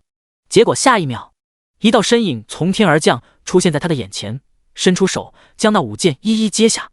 第166章，人皇女帝。陆哥，看着眼前这让人充满安全感的身影，张天福甚至怀疑自己是不是在做梦。他想起了当初跟着陆战四处闯荡的日子，那时候的他就像个小跟班，啥都不用干，就等着捡好处就行。那段时间也是他在末世后最开心的日子。后来有了亡灵城，他的日子好了很多，可以说有权有势又有钱，但却常常陷入怀念中。怀念那段时间，因为陆哥则忙了很多，甚至都很少跟他说话了。而现在陆哥再次出现在他面前，就像当初一样。想到这，一个无耻大汉哇的一声竟然哭了出来。卧槽，你他妈有没有点出息了？陆战无语了，怒骂道。张天福这模样搞得好像他们之间有什么似的。陆哥，对不起。听到那数字的声音，张天福终于确定眼前的陆哥是真的，赶紧擦去眼泪，挣扎着想要爬出来，却根本无法做到。行了，把这喝了，你先躺着吧。陆战直接取出10瓶高级生命药剂扔了过去，说道：在末世，只要没死都能喝药喝回来。谢陆哥，陆哥小心点，他们是穆圣程英。张天福赶紧说道。陆战的脑海中迅速闪过这2个名字，难怪能将张天福打成这样。穆圣可是未来的8皇之一，排皇巅峰时刻，麾下拥有50头领主级魔物。要知道，在那个皇级轻易不出现的年代，领主已经算是顶级战力。穆圣卡牌中的魔物跟陆战的亡灵可不一样，不但能完全使用生前的所有能力，而且还有所增幅，唯一的缺点就是无法强化了。至于程英，这女人也不简单，实力甚至已经堪比某些人皇，但她跟穆圣算是一家的，所以才没有列入8皇的名号。不过这女人直接自封为女帝，如果光论伤害这一方面，比那精灵女皇还要强上不少。说实话，在这之前，陆战甚至有想过将这对神雕侠侣收入麾下，但现在陆战看向2人，脸上露出一丝冷笑。你是谁？穆圣一脸凝重，看向面前这家伙，能徒手抓住程英的剑，这种实力堪称恐怖。你不认识我？特么的怎么混的？陆战瞪大了眼睛，一脸的愤怒。他以为他的大名应该已经是无人不知无人不晓了，这2人不认识他，那是对他杀人魔王这名头的侮辱。穆圣皱眉，眼前这家伙他应该认识吗？实际上，陆战的名字他自然是知道。然而这些天来，陆战各种奔波，根本没空收拾自己，早已满脸胡渣，再加上换了一身屎黄色的铠甲，无论是形象还是样貌，都跟先前大变样。穆胜只看过陆战先前的照片，自然不可能认出来。不过不管认不认识，穆胜心中已经做出判断，眼前这人不好对付，最好不要发生冲突。于是他直接说道：“兄弟，秘境内满是宝物，咱也没必要在这浪费时间。先前是我不对，给你道个歉，就此别过。”以他的身份，能道歉已经是给对面极大的面子了。说完，穆胜便准备拉着程英直接离去。程英虽然心有不满，但关键时刻还是比较懂事的。然而他们还没转身，便听到陆战冷冷的声音传来：“打了我的小弟，就想这么走了？”一旁张天福及时补充道：“陆哥，他们还抢走了我10个战利品。”陆战一听，便瞬间猜到了事情的来龙去脉。原本即便张天福不占理，他也要给小弟讨个说法。现在张天福还是占理的那方，那还说个啥？这两人要是就这么走了，陆战都对不起自己杀人魔王的名头。穆胜眼中闪过一丝怒色，不过还是隐忍了下来，阴沉的说道：“阿英，将东西还给他。”穆哥。程英一脸的不甘，不过在爱人那严厉的眼神之下，还是将那10个东西全部拿了出来，扔到地上。穆胜松开拳头，咬牙切齿般说道：“我们走。”然而他们刚转身，一道恐怖的气息猛然爆发。“老子让你们走了吗？”陆战随后挥出一剑，血色剑气轰然而去。穆胜脸色一变，关键时刻掏出一张卡牌往地上一扔，下一秒，一枚巨大的金属盾牌凭空出现，挡在他们身后。卡牌大师不仅有灵魂卡牌，还有许许多多各种用途的卡牌。轰的一声，剑气斩在盾牌上，盾牌瞬间破碎，只挡住1秒。但这1秒时间，穆胜已经拉着程英闪到一旁，堪堪躲过这道剑气。虽然躲过了，但穆胜心中却无比的恐慌。这是第一次，他感觉到自己离死亡如此之近。怎么可能？这世上怎么可能有这么强的人？仅仅是一剑罢了。躲过一劫的穆胜再也顾不得其他，一股脑直接将54张灵魂卡牌全部拿出来。刹那间，54头勇者级魔物直接布满整座山谷。54头勇者级魔物撑腰，穆胜的胆气瞬间又回来了，恶狠狠地看向陆战，说道：“是你自己要找死，怪不得我。”一旁，程英的身影竟直接消失不见，即便是陆战也无法感应到他的气息。未来的女帝，她自然不是花瓶，此刻俨然已经进入到战斗状态。暗影猎手可以说是刺客跟射手的完美结合。虚空之中，10几道弩箭连续不断的射出，破空之中呼啸而起。陆战看也不看，再次一挥剑，直接将那10几道弩箭全部击落。以他现在的实力，什么人皇、女帝的都是弟弟中的弟弟罢了，双方根本不在一个层面上。至于那54头勇者级魔物，都什么阿猫阿狗的也敢往他前面放。他现在打交道的是什么？龙啊，凤啊，神啊，仙啊，你隔着放一堆虎、豹、狼，侮辱他呢？阿福，这家伙想以多欺少呢，你说该怎么办？陆战回过头看向张天福，笑着问道：“陆哥，这不是您的强项吗？”张天福连喝5大瓶，已经恢复的差不多了。你说的对。陆战随手一挥，足足上百头亡灵全部出现，不仅有转生的那50头勇者级亡灵，还有很多他没事召唤出来的亡灵也拉出来壮壮气势。你觉得我这些小弟跟你这些比起来怎么样？陆战看向一脸嚣张的穆胜，问道。第167章以牙还牙。穆胜已经彻底呆住了，身体忍不住的颤抖，因为害怕，因为畏惧。眼前这些恐怖的恶魔是什么？光那气息便已经压得他差点喘不过气来。这怎么打？根本没法打。一瞬间，穆胜便做出了决定。下一秒，他挥下所有的魔物全部冲向陆战，而他自己则拿出一张卡牌往身上一贴，他的身体便直接消失在空气中。他要隐身逃了。暗中，程英自然是第一时间便知道了穆胜的想法，想也不想便直接往后逃去。两人在一起这么久，早就心有灵犀。陆战心中冷笑，这隐身能力确实厉害，就连他都没能感应到。但那又如何？隐身还能免疫伤害不成？陆战取出法杖，朝着天空一挥，技能火雨直接发动。刹那间，大量的火雨铺天盖地的落下来，范围之大，直接覆盖方圆100米。至于那群魔物，天魔大将一巴掌便直接灭了一群，几巴掌下去便已经全部成了肉饼。刚刚隐身的穆胜还没来得及跑，便感觉到一阵火热的能量从头顶传来。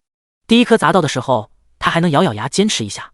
当第2颗、第3颗连续不断的砸下来，他终于坚持不住，拍出一张卡牌，在头顶形成了一个盾，勉强挡住火雨。至于程英，那更是不堪，几乎是瞬间便显形出来，连滚带爬的躲到穆胜的旁边，浑身的衣物几乎已经被火烧的差不多，泪如雨下。穆哥，末世爆发以来，他们从未经历过如此狼狈的时刻。穆胜目光呆滞，怎么也想不通，对方到底是什么职业？剑、召唤、火系魔法，而且每一个都如此的恐怖，这还是人吗？等火雨停止，两人便看到陆战已经站在了他们的面前。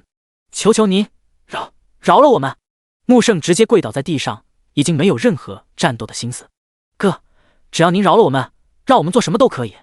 程英也是跪了下来，一脸的乞求，顺便将残存的衣服全部撕掉。不得不说，他还是有几分姿色的。陆战没有理会这两人，直接看向张天福，问道：阿福，你想怎么处理？张天福走了过来，他可不是刘勇那种好人，向来有仇必报，于是直接说道：男的直接杀了，女的我要好好折磨一番。刚刚正是这女人将他羞辱的如同一只小狗，如果只是杀了，他如何能够解气？听到这话，穆胜知道已经没了活路，眼底瞬间闪过一丝狠辣，即便是死，他也要让对方付出代价。结果还不等他有任何动作，陆战已经一剑划过，穆胜甚至都没反应过来，自己的人头已经离开了脖子，一双手掏出10几张卡牌，却怎么也扔不出去。至于程英，陆战同样给了一剑，却不是砍的头，而是那只带弩的手。行了，时间不要太久，陆战淡淡的说道，便将亡灵全部收回，飞到山顶上。谢陆哥。张天福嘿嘿一笑，还是陆哥想的周到，把这臭娘们的手给砍了。地上，程英强忍着断手之痛，做出一副楚楚可怜的模样，甚至让肩带故意滑落。不要，要你妈呢！勾引劳资，劳资嫌赃！结果张天福不屑地骂了一句，随后便直接上前，一脚踩在这女人的断臂上，鲜血喷涌出。对于这女人赤果果的勾引，没有丝毫的意思。一来，张天福在亡灵国度怎么的也算得上顶层人物，什么样的女人没玩过？二来，男人在干那事的时候最容易放松警惕，张天福不会让这种阴沟里翻船的事情发生。留下这女人，纯粹就是为了以牙还牙。对方怎么侮辱他的，10倍奉还。5分钟后，张天福爬上山顶，一脸敬畏地看向陆战，说道：陆哥，完事了。陆战直接问道：这次我们有多少人进来？系统传送进来之前给过提示，所以刘勇等人必定有所交流。果然，张天福立刻便说道：勇哥、贾哥、战哥、小六，还有国师大人都进来了。至于其他的，还没来得及沟通。陆战点点头，跟他想的也差不多，随后颇有兴趣地问道：刚刚你杀了一头魔物，爆出10个东西。张天福有些羞涩地点了点头，不愧是天福神将。陆战一拍其肩膀，兴奋地说道：这秘境对于一般人来说是宝地，那对张天福来说简直就是洞天福地。天福神将，这个名字不错，我喜欢。张天福眼前一亮，说道：这可是陆哥钦点的名号。陆战直接召唤出一头天魔亡灵，然后说道：让这家伙背你，赶紧走，发财去。这秘境很大，但魔物数量肯定有限，被别人杀一头，那他们就少了一头，必须抓紧时间，用走的太慢了。张天福看着眼前这丑陋恐怖的家伙，没有犹豫，直接跳了上去。只要是陆哥说的，让他直接跳粪坑也不带丝毫犹豫的。陆战直接飞上天空，不远处正有一头魔物。飞近之后，陆战随手一挥，将那魔物砍个半死，说道：阿福，去杀掉他。天魔亡灵背着张天福直接飞到那魔物旁边，张天福从背后掏出一把巨剑。虽然他没什么攻击技能，但武器怎么的还是要搞一把的，而且这武器品级还不低，蓝色的装备。举着巨剑，张天福砍了4、5下，终于将那魔物砍死。尸体上瞬间爆出8个圆球，真的发财了。虽然比上次少了2个，但8个已经是超级大爆了。陆战将圆球全部捡起来，看也不看便扔进世界之界。时间紧迫，等出去了再好好整理。走，继续出发。半个小时后，陆战满面春风，将一头3眼巨蟒砍成重伤。后方，张天福接力而上，带走其生命。尸体上足足12个圆球爆炸开来。卧槽，12个，创新高了。此时的陆战颇有种暴发户的气质，将这12个圆球全部收入世界之界。这么一会功夫，两人的战利品已经高达100多。陆战略微看了一眼，光装备就有80几件，太他妈疯狂了。而这还只是这秘境的冰山一角罢了。如果将这秘境全部扫荡了，那不得上千件装备？想到这，陆战激动的浑身发抖。要知道，这可不是那种垃圾白板。咦，陆哥，那边还有动静。却在这时，张天福看了一眼西方，说道：第168章，开重型机车的老头。卧槽，竟然有人抢我们的怪！陆战想也不想，便说道：这秘境内的所有魔物，陆战已经单方面宣布，全部是他的。说完，便直接飞向能量波动传来的地方。后面，张天福也是赶紧跳上天魔的背跟上。片刻后，陆战便看到一个人类正在与一头魔物战斗，看起来那人已经快要将魔物拿下。兄弟，住手！陆战直接大吼一声，冲了下去，挡在那人面前。天魔亡灵则带着张天福冲到那魔物的面前，不用吩咐，张天福已经跳下去，拿起巨剑便砍。你什么意思啊？张放收起长枪，一脸谨慎地望着对方。当面抢怪，够嚣张的。要不是这家伙带着翅膀，一看就不好惹，张放早就枪出如龙了。咦，神枪天王张放。陆战看清这人的面貌后，也是有些意外，没想到是12天王之一的神枪天王。我是陆战，你应该认识吧？陆战，人皇陆战。张放微微挑眉，即便他很少看论坛，也不得不知道陆战这个大名。前期的杀人魔王在黄圣人出面后，直接摇身一变，变成了人皇。如今的亡灵国度是绝对的最强势力，没有之一。认识我就好，张放，跟我混吧，怎么样？来我亡灵国度，直接送你一整套蓝色装备。陆战财大气粗，直接说道。这原本就是他先前的计划，消灭目前在世界上的魔物势力，然后收拢一切能收拢的战力，不管是人类还是魔物。如今第一件事已经完成大半，第二件事正好能在这秘境里面完成。能进到这里面的，不说全部是强者，但大部分都是人中龙凤。这不，一开局就碰到了一皇一帝一天王，可惜那一皇一帝不长眼，直接被他灭了。张放神情一愣，有些搞不清楚状态，这特么是在收买他吗？陆战见其没反应，直接拿出血之挽歌，直接释放技能半月斩。既然软的不行，那就来硬的。一瞬间，恐怖的剑气几乎将天地染红。张放脸色一变，这剑若是朝他斩来，根本无力抵挡。在这之前，他只听说过陆战很强，但没想到强到这种地步。双方根本就不是一个层级的。怎么样，跟我混吧，我实力很强。陆战挑了挑眉，再次发出邀请。前方，张天福已然将那魔物砍死，直接爆出10件东西。看到这一幕，张放都忍不住倒吸一口凉气，甚至比刚刚陆战那一剑还要让他震惊。在这之前，他已经杀过2头魔物了，也就爆出7件东西。这尼玛什么情况？一下子爆出10件！看到没有，这我小弟，我是人皇，给他加持了人皇 buff， 幸运值直接拉满。陆战满嘴胡话，反正他实力最强，他说了算。张放沉默片刻，这家伙实力确实恐怖，但看着怎么感觉脑子不太正常。想了想，他还是直接说道：对不起，我还是习惯一个人。当独行侠很累，但以前的种种经历让张放已经不敢轻易相信任何人。与其遭受背叛，还不如累点苦点，这也是很大一部分强者的心态。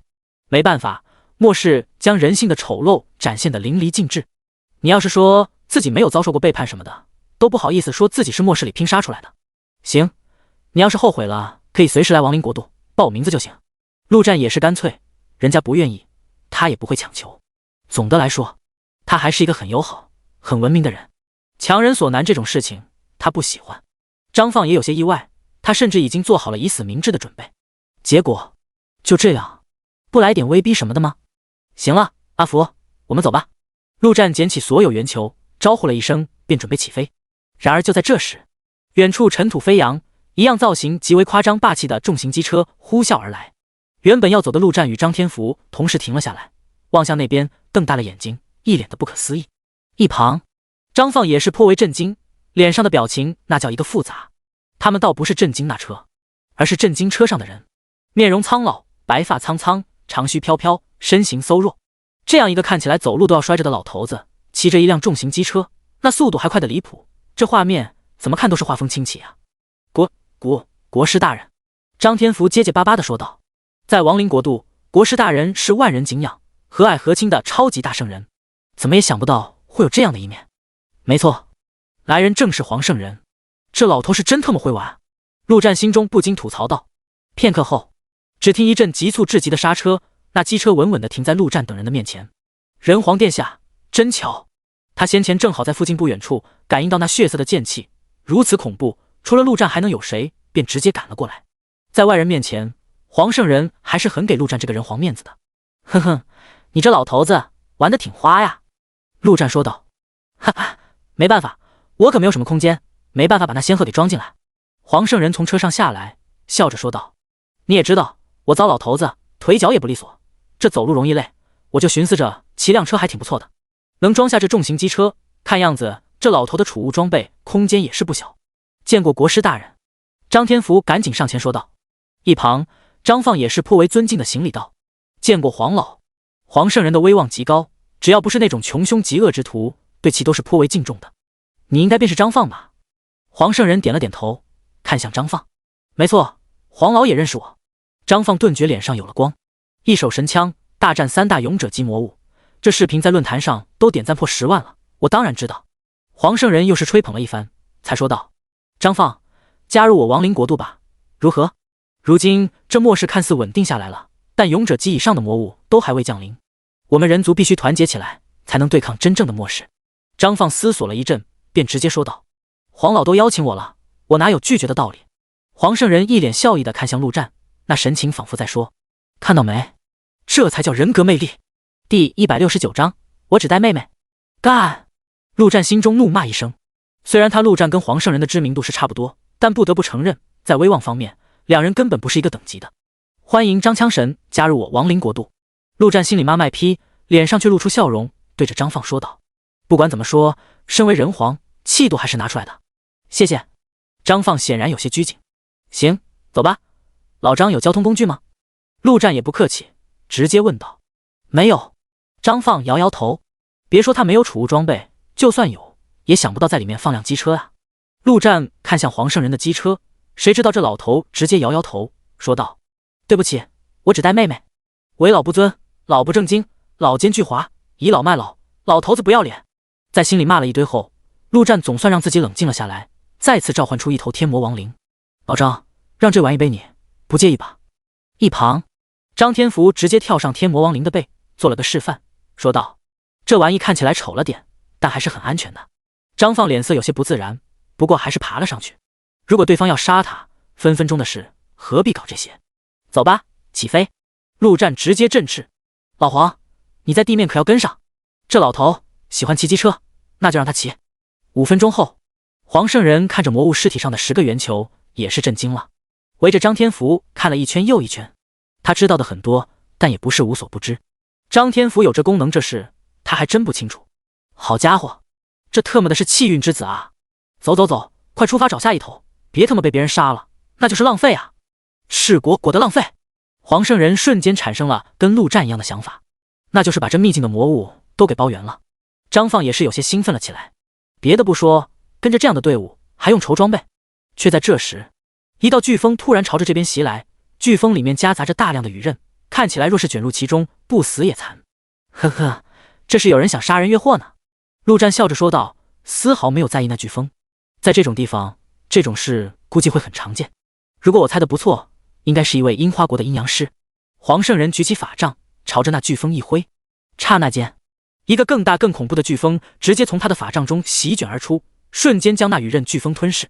阴阳师，隐藏职业吗？陆战还是第一次听到这玩意。没错。黄圣人指向远处，只见那里一个身影正落荒而逃。很显然，黄圣人这一出手吓到他了。这人的身后漂浮着一个白色长袍的身影，还带着一对黑色羽翼。看，那东西就是阴阳师的式神大天狗。刚刚那个是大天狗的技能雨刃暴风。黄圣人说道。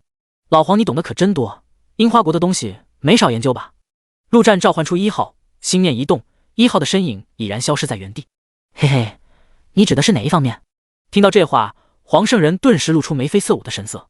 张放大跌眼镜，只觉得圣人在他心里那伟大的形象快要轰然倒塌了。陆战却见怪不怪了，这老不正经的绝对当得起 LSP 3个字。当然是那方面啊。那方面是哪方面？就是那方面啊。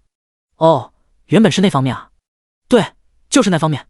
就在这时，就连张天福都听不下去了，大吼一声：够了，狗作者再这样水下去，读者要寄刀片了。话音刚落，便看到1号已然回到陆战的身边，手中正抓着那位阴阳师。阴阳师直接跪了下来，叽里呱啦说了一大堆，虽然听不懂，但意思很明显，就是臣服。不好意思，狗没资格当我小弟。陆战说完，直接一剑下去，人头落地。贾哥爆了3样东西，哈哈，还有一件蓝色戒指装备，运气不错。胡六从魔物尸体上捡起圆球，兴奋地说道。目前市场上戒指类装备几乎是最畅销的，因为一个人只能穿一件铠甲，拿一件装备，却可以足足戴10枚戒指，一个手指1枚。所以在交易行中，但凡有戒指类装备出现，第一时间便要被抢光。进入这秘境之后，胡六很快便遇到了贾政，两人自然便相伴行。贾政负责杀敌，而他胡六负责捡东西。贾政将血刀从那魔物的头颅中抽出，淡淡的点了点头。对他来说，一柄血刀足以横行天下，什么装备基本都看不太上。走吧，继续寻找，多报些装备，陆哥应该会需要。贾政说道。然而还未等两人动手，一股恐怖的气息从远处的空中扑面而来。刹那间，贾政的脸色便变得凝重，冷静地说道：六儿，待会你先逃，我殿后。这气息太过庞大，太过恐怖，在一瞬间，贾政便已经做出判断，不可敌。胡六儿同样脸色凝重，不过却没说什么。虽然相处不久，但贾政在他心中已经是一位好大哥，独自逃走不可能。只见天空中，数十头长相恐怖的魔物正扇动着翅膀，急速飞行而来。这是一种贾政从未见过的魔物，如果以前影视剧中的恶魔一般，光看其外表便知道实力必定逆天。然而最诡异的是，这些魔物的背后竟都背着一个人。这是什么情况？陆哥，是陆哥！贾哥，那是陆哥！就在这时，一旁的胡六指着天空，无比激动地喊道。贾政定睛一看，只见那群恐怖的魔物中有一个金光闪闪的身影振翅飞翔。虽然有些距离，而且装备也大变样了，但那脸庞不是陆战还能是谁？一瞬间，贾政便放松了下来。是那个男人，那么一切都合理了。天空中，陆战自然也发现了贾政两人的存在，直接指挥着天魔大军朝着地面上飞去。而地面上，一辆机车同样呼啸而来。黄圣人一到地方，看到地面上已经死去的魔物尸体，顿时指着贾政两人便是一顿劈头盖脸的怒骂：暴殄天物啊，暴殄天物！谁让你们杀魔物的？第170章无极剑圣。贾政与胡六一脸懵逼，这什么情况？魔物不能杀吗？虽然搞不清楚状态，但胡六却不敢有丝毫怨言，只能弱弱地说道：国师大人。至于贾政则皱了皱眉，没说什么。片刻后，陆战等人也已经落了下来，每个天魔背后都跳下来一个人。这些人都是陆战，不对，是黄圣人招揽的强者，足足40多名。陆战不得不承认，黄圣人这老头是真的有牌面，而且忽悠人起来那是强的不行，就算一开始不答应的，也能分分钟被他给忽悠瘸了。这些人的实力自然不必多说，其中好几位都是上一世的天王神将。至于魔物，一路下来更是不知道杀了多少，当然每一头都要由张天福来解决。此刻陆战的世界之界内，战利品已经达到了1000多个，简直夸张的离谱。这要是放出来，能足足放满一栋别墅，怕是要引起全世界疯狂。不仅如此，他还将那些勇者魔物的尸体也全部收了，到时候可以全部拿来喂养变异兽。陆哥，你也进来了。见到陆战，贾政赶紧上前说道。跟其他人不同，在这世界他只服一人，那就是陆战。就连黄圣人在他眼中也不过一老头罢了，给他面子是看在陆战的面子上。贾哥，你这是废话，以陆哥的实力怎么可能不进来？一旁胡六笑嘻嘻地说道。行，一起走吧，那边已经被我们扫荡的差不多了，继续往前。陆战点点头说道。这秘境挺大的，估计还有一大半等着他去探索呢。于是乎，陆战再次起飞，身后则是天魔大军，只有黄圣人一个老头骑着机车在下面疯狂追逐。半个小时后，地面上张天福拿着大砍刀，一刀一刀砍一头魔物。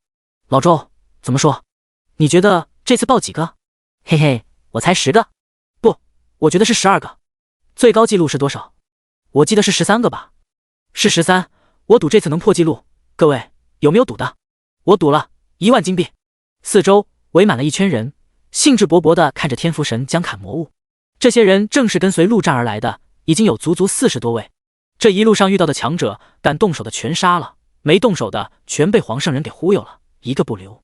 陆战站在不远处，看着这群人，心中也是颇为感慨。如今这秘境几乎已经成为陆战的私人领地，不允许有任何其他势力的存在。不过唯一可惜的是，这些人中竟然没有上一世的人皇。8大人皇，陆战已经杀了3个，收服2个，也就是还有3位流落在外，也不知道有没有进入这秘境之中。思索间，便听到人群中突然爆发出一阵欢呼：“破了！真的破了！1、2、3， 15个，足足15个！卧槽啊！我杀5头也爆不出这么多，太他妈亏贼了！不愧是天福神将啊，这福气都快特么溢出来了。人皇殿下呢？快要收战利品了。”原本围满的人群自觉地让出一条通道来，竟然爆出了15个。陆战也颇意外，走过去一一捡起，竟然还有件红色装备。大丰收！刚刚捡完东西，陆战却突然心中一动，转头看向西南方向。身为用剑高手，他对于剑气这种东西还是很敏感的。就在刚刚，那边爆发出一股极强的剑气波动。一旁黄圣人也是眼神一动，显然他也感应到了，直接看着陆战说道：“如果我猜的没错，那边那位应该是徐年，怎么样，心动吗？”剑皇徐年，陆战眼前一亮，终于来黄了，这必须拿下，赶紧说道：“走走走，我先过去。那剑气的距离怕是不远，去的晚了，搞不好人就直接没影了。”说完，直接召唤出1号，背着他瞬间消失在原地。1号的速度是最快的，而他的耳边还回响着黄圣人的声音：“那家伙是个真正的剑客，想要收服他，靠我不行，唯有靠剑。”3分钟后，陆战的眼前便出现了一场战斗。只见一道黄绿色的身影不断划过，犹如闪电，其速度竟然连陆战都有些看不清。那魔物就像是个木桩，不断的狂吼，不断的发出攻击，却根本摸不到对方的一个衣角。他的身上不断的出现剑伤，而战斗的旁边已然躺着一头魔物尸体。好家伙，这徐年竟然是在以1敌2。刚刚那爆发的一剑显然就是杀另一头所用。陆战一边看戏，脑海中浮现出这位剑皇的资料：徐年，隐藏职业无极剑圣，剑中之皇，所有剑系职业者的偶像。这家伙擅长一手快剑，被称为世界上最快的男人。片刻后，黄绿色的身影直接闪现至一旁，露出一个中年人的模样，随后缓缓地将剑收起，转过身。而在他的身后，只听砰砰砰砰爆炸声不断响起，下一秒，那魔物轰然倒塌，身上早已千疮百孔。真男人从不回头看爆炸，好他妈装逼的一个人。陆战心中升起一丝危机感，这家伙威胁到他逼王的地位了。兄弟，好看吗？徐年没去拿战利品，而是看向陆战的方向，淡淡的说道。陆战到的一瞬间，他便感应到了。哈哈，相当不错，徐年，打一场怎么样？陆战取出血之挽歌，直接指向对方，说道：“黄圣人说了，收服这家伙得用剑，纯靠剑法，陆战自认为不如这徐年，但没办法，他的属性放在这，徐年快，他能比徐年更快。呵呵，有意思。”徐年的眼中泛起浓浓战意。在末世之前，他就是一位用剑的武术高手，还曾拿过全国剑术冠军。末世后，直接觉醒了隐藏职业无极剑圣，也算得上天意。他对剑的领悟，加上这个职业，远远不是1+1那么简单。有人竟然敢用剑指着他，他岂能不战？行，徐年，那就看一下，是你快还是我快？陆战哈哈一笑，身影已然消失在原地。叮的一声，徐年瞬间举起剑，朝着旁边一挡，刺耳的声音顿时响起。第171章空间之眼。速度挺快，不过还不够快。陆战说道，同时手腕一转，剑已经调转方向，刺向对方的喉咙。他自然不可能全力出手，要不然这一剑徐年必挡不住。对方快，他就要在快这一方面击败对方。然而下一秒，他的剑已然再次被挡，同时耳边传来徐年的声音：“你也很快，小小年纪能这么快不简单，我还能更快。呵呵，年轻人那么快干嘛？”两人一边说话，剑身相撞的声音则不断的在空中响起。几招下来，竟不分胜负。陆战却丝毫不慌，一边出剑一边说道：“刚刚我只出了5分力，接下来要出8分了，你可要注意。”话音刚落，他的剑猛然快了数倍。徐年脸色一变，他竟然看不清了，只能靠着直觉随后一挡。叮的一声，挡住了。然而来不及庆幸，他的手臂已然一痛，一道剑痕不知何时出现在他的手臂上。陆战收剑，退后半步，淡淡的说道：“怎么样，还要打吗？”他现在的敏捷都特么快破万了，比快，这世上还能有比他更快的男人？徐年沉默片刻，便也将剑收了起来。他心里清楚，对方的速度绝对吊打他，没必要再浪费时间，便干脆的问道：“说吧，要我做什么？”这家伙莫名其妙的，自然不可能单纯的来这里跟他比快。徐年，加入我亡灵国度吧，怎么样？我让你做更快的男人。陆战直接说道。没问题。徐年说道。江湖中人直来直往，没什么好客套的。征服了他的剑，就等于征服了他的人。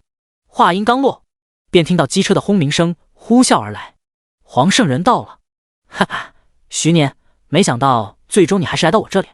徐年这个人在末世爆发后，没少做行侠仗义之事，却从不索要恩情，当得起真正的侠客二字。黄圣人对其自然是颇为欣赏，早就抛出过橄榄枝。可惜这家伙也是一根筋，非要在剑上打败他才行。黄圣人这个全能的禁咒法师对此也是束手无策。见过黄老，徐年行礼问候道：“不必客气，以后就是自己人了。走吧，继续出发，早日将这秘境给扫荡完毕。”次日，当陆战在山谷中看到那位徘徊的尸体之时，终于确定这秘境已经被他全部扫荡完了。此刻，他的身后跟了足足100多人，全是招揽而来的强者。进入这秘境的人类估计也就200-300人，大部分都在这里，还有一部分被陆战杀了，或许还有几个躲在某个角落，也没必要去寻找。可惜的是，另外2位人皇没有找到，应该是没有进入到这秘境之中。这也自然，第一次秘境开启，大多数人类都还不知道能否得到令牌，一部分靠实力，还有一部分靠运气。陆哥，现在怎么办？这秘境好像也没出口，要等时间结束，也不知道多久。陆战身旁，张天福问道。陆战看向黄圣人，他对于秘境认知的不多，这事还得问这老头。果然，黄圣人装模作样的算了一阵，才说道：“如果我算的不差，秘境的开启时间应该是3天。这秘境中，大部分的勇者魔物都来自中等以上的种族，甚至还有不少高等种族的魔物。原本以正常人类的实力，3天时间根本不可能杀光全部魔物。谁知道出现了陆战这个远超版本的存在，像是开挂一般，1天1夜便将魔物全部扫荡了。”听到这话的陆战顿时皱眉，这还有2天时间，该怎么过？很快，陆战便想到了2个字：分赃。他的世界之界内，各种各样的装备堆积如山，各种各样的道具堆了一地，数都数不清。你们让开点！陆战挥了挥手，对着众人说道。等到所有人让出一定的空间后，陆战心念一动，下一秒，只听哗啦啦的声音响起，大量的装备凭空出现在空地上，瞬间堆积如山。刹那间，现场直接安静了下来，所有人的目光都聚集在这装备山上，呼吸不断的加粗加重。这种场面之下，没有人能保持住冷静，也只有黄圣人这老头还能淡定自若。对他来说，除了拯救人族，其他的什么都不重要。陆战扫视了众人一眼，这些人眼红归眼红，却还能保持住理智，没有直接动手抢。一路来，陆战已经用他的实力与实际行动证明，在他面前绝对不要有任何不好的行为，否则必死无疑。国师，这些装备你安排下。吩咐完，陆战便直接起飞，飞到一座小山头上。这些装备已经可以说是战略物资，交给黄圣人来处理最是合适。至于怎么分配，他也懒得管。就算黄圣人全独吞了，那也是他的事。底下，黄圣人已经指挥张天福等人先将装备全部按级别一件一件分类分好。这个过程漫长而又无聊，但却没有一人不耐烦。既然陆战拿出来现场分赃了，那意思很明显，见者有份，在场的所有人都有希望分到个1-2件。陆战看了一会，便不再去看，而是从世界之戒中拿出一样东西，一串项链，也是这秘境中最为珍贵的东西。黑色装备，陆战可以极为自信地说，这绝对是当前世界上唯一的一件黑色装备。空间之眼，黑色装备条件：等级20，精神500，敏捷500，精神加1000，敏捷加1000，体质加800。空间切割，被动技能，佩戴后所有伤害类技能将附带空间切割效果。闪现，可在500米范围内随意闪现，冷却时间10秒。迟缓空间，在100米范围内形成迟缓空间，降低敌方50%的移动与攻击速度，持续时间1分钟，冷却时间1小时。好霸道的效果，不愧是黑色装备。属性这些对于目前的陆战来说看不太上眼，但3个技能全都是 bug 级别的。第一个虽然没实验过，但空间切割，光听这名字就知道伤害肯定变态。第2个闪现更是不必多说，要知道这可不是速度快就能做到的，而是直接从一个空间直接跨越到另一个空间。打个比方，你前面有堵墙，速度再快也不可能无视，必定要撞上墙，但闪现不一样，这技能无论是进攻还是防御都堪称神技。第172章开魔盒。仔细欣赏了一番，陆战便将这空间之眼戴上，随后心念一动，身影直接在原地消失，出现在另一座山头上，真正的无声无息。陆战将兴奋压下，意识看向世界之界内，那里还堆积着一堆东西，奖励魔盒将近1000个。接下来该开盲盒了。他的目标只有一个，那就是死亡之翼。他曾经问过那亡灵祭祀，能不能让那位亡灵君主将剩下的碎片全奖励给他，结果得到的答案是不能，因为君主大人也不知道剩下的碎片在哪。这种事情那位君主显然没必要骗他，不过却给了他一个方向，那就是开盲盒。根据亡灵祭祀所说，这些魔盒类的东西都是一位幸运之神的杰作，开启之后将从整个宇宙之中随机抽取物品，所以理论上来说，只要是存在的东西都能开出来，只要你开的够多，运气足够逆天。当然，理论归理论，这东西爆出的概率本来就低得可怜。你还想开出金色传说那种物品，概率基本为零，甚至是黑色的装备，概率都低到让人绝望。上一世这么长时间过去，也只听说过一个人开出了黑色装备，那就是天福神将，也只有这位气运滔天的人才能抓住那低得离谱的概率了。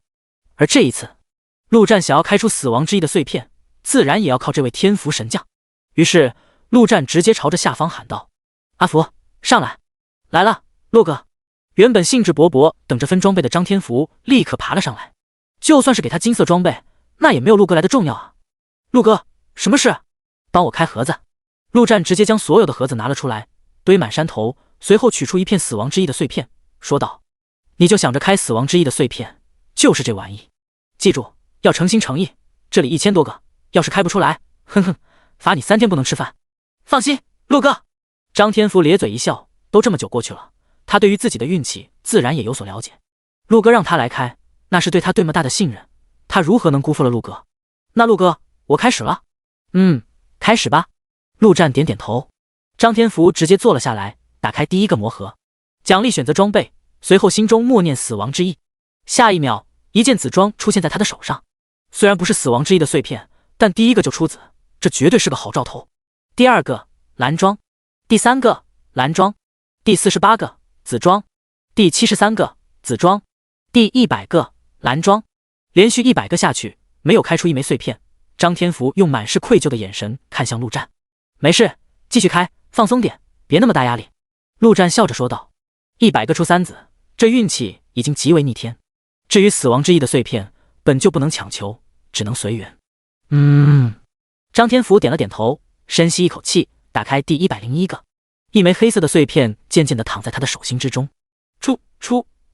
陆哥，出了！张天福颤抖着将东西递了上来，说道：哈哈，好样的，阿福！陆战也是极为兴奋，好家伙，竟然真的被他给开出来了！难不成死亡之翼就在今天？快继续开！半个小时后，山谷中，黄圣人已经指挥着几人将所有装备分类好，一共5件红装，235件紫装，1148件蓝装，还有879件绿装。至于白板，爆出白板装备，那是对天福神将的侮辱。黄圣人先将5件红装收起来，这种顶级货色自然不可能在这里分，众人也不敢说什么，即便是紫装也足以让他们疯狂。而这里有200多件紫装，人只有100多个，也就是每个人至少都能分到1件紫装。黄圣人环顾了一眼四周，随后才淡淡的说道：贾政，你第一个在这里面随便挑1件。山顶上，张天福开魔盒已经开到了345个，然而第2枚碎片却依旧没有开出来。陆战也没有着急，为了避免给他太大的压力，索性直接坐下，靠在一块石头上，闭目养神，彻底放空自己。不知道过了多久，陆战突然听到张天福激动无比的声音：陆哥，又出了！很好。陆战将碎片接过，那么只剩下3枚了。这时候他反而轻松了下来，该是他的总归是他的，不是他的强求也没用，这是一种哲学。虽然陆战表现得很不在意，但张天福却不敢有丝毫的松懈，神经全程紧绷。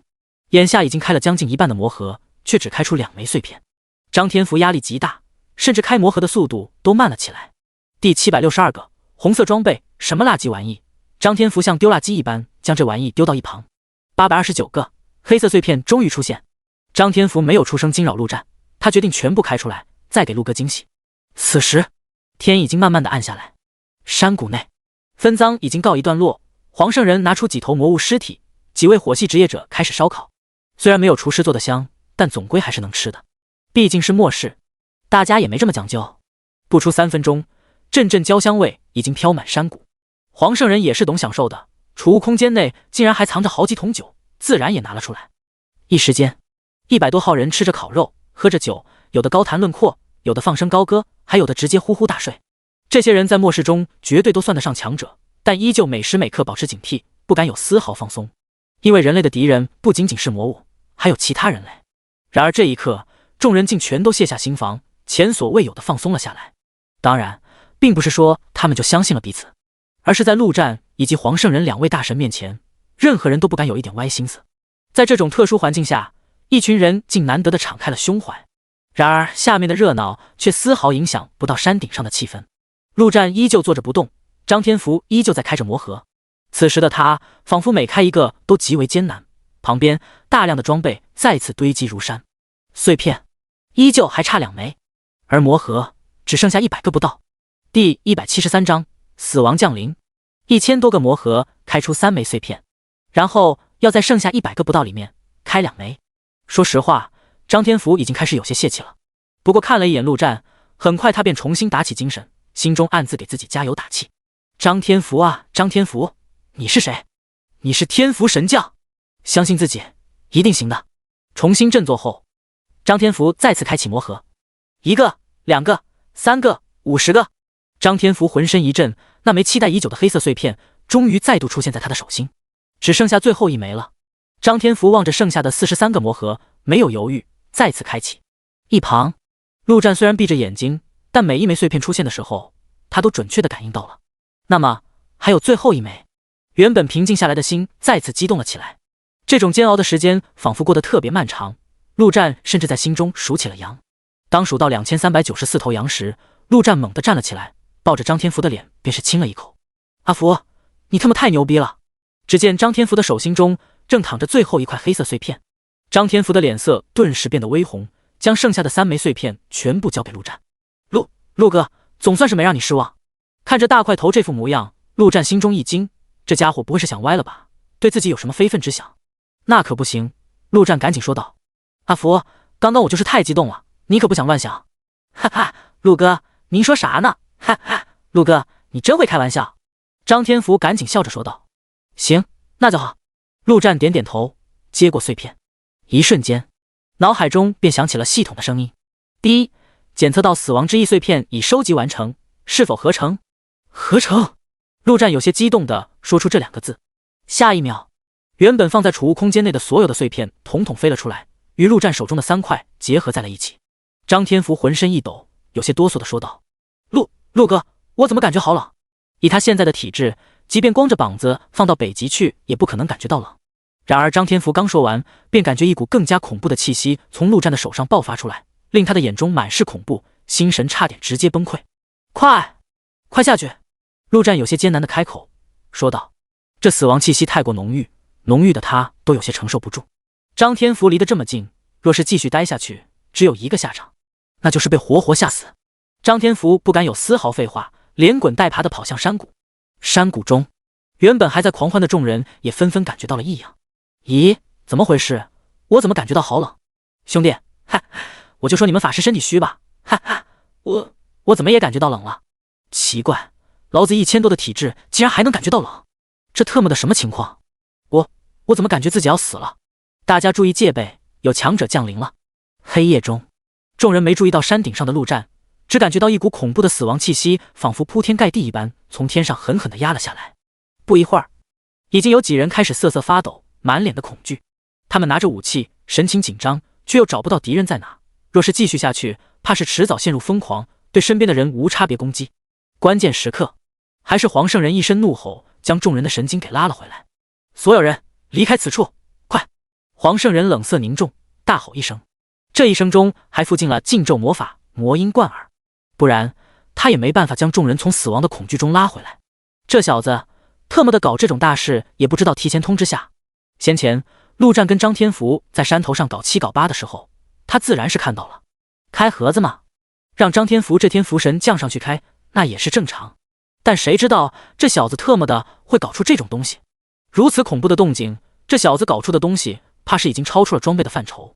特么的，竟给老子惹麻烦！黄圣人怒骂一声，随手一挥，直接让山谷中所有人的敏捷提升了50%。还在这磨磨唧唧干嘛？想死不成？快他妈跑啊！黄圣人再次一声吼，所有人总算动了起来，纷纷用最快的速度逃出这座死亡山谷，足足逃出1000多米远，那股发自心底的恐惧才从他们心底散去。众人惊魂未定，看向山谷的方向，只见那里已然是一片黑雾笼罩着，根本看不到什么情况。这是魔物吗？什么魔物？黄老，陆哥好像还没出来。对啊，陆哥呢？一群人议论纷纷。都特么闭嘴，安静一点！黄圣人一声大吼。别看他平时和蔼和亲，一旦发起怒来，那也是如同雷霆怒吼。吼完众人，黄圣人看向山谷，眼中也是担忧。超越了装备的东西，里面往往都会有灵的存在。若是抵抗不住，那么会被灵直接吞噬。到那时，陆战也不再是陆战，而是变成那东西的奴隶。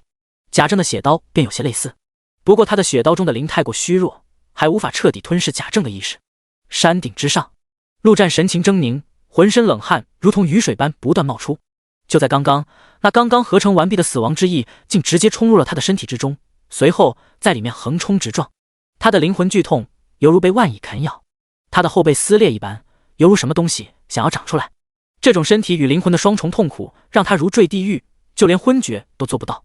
痛苦吗？放弃吧，放弃了，只要放弃就不痛苦了。睡吧，只要睡一觉，一切就结束。让我来帮你将死亡传遍整个世界。他们背叛你，伤害你，侮辱你，现在你要把这一切都还回去，用死亡的方式还回去。你召唤我而来，不就是想要我帮你吗？为何要抗拒？一句句话在陆战的心头响起，仿佛恶魔的低语。前世今生的种种在他的脑海中不断的闪现回放，那些欺辱，那些伤害，那些背叛。对，我要报复，报复这个世界，让死亡彻底降临在这个世界。第174章无敌。一瞬间，陆战的一双眼睛变得漆黑无比，更加浓郁的死亡气息从他的身体之中散发出来，而他的意识越来越暴躁。杀！什么魔物，什么人类，他要统统杀光！哥哥，哥哥！就在这时，一个幼小的声音突然在他的心底响起：哥哥，你怎么了？很痛吗？给你棒棒糖，吃了棒棒糖就不痛了呢。这是我最后一根棒棒糖了，哥哥，快吃吧。废墟中，陆战刚刚用尽全力杀掉一头魔物，浑身是伤的躺在地上，大口的喘着气。而在这废墟中，还有一对母女。那位母亲带着警惕而又感激的眼神看着陆战。如果不是陆战，他们母女早就沦为魔物的食物了。那小女孩却挣脱了母亲的怀抱，跑到陆战的身边，手中拿着一颗棒棒糖。那是一个5、6岁的小女孩，脸上满是污泥脏乱，一身的衣服也已经破破烂烂，但那双眼依旧是那么的纯真，莫是侵蚀了她的身体，却从未侵蚀她的灵魂。谢谢，陆战艰难地说道，接过棒棒糖，慢慢地剥开糖纸，放入嘴中，浓浓的甜意在他的口中爆发开来，流入喉咙，流进心底。那一刻，全身的疼痛仿佛真的消失不见，心里只剩下暖意与甜意。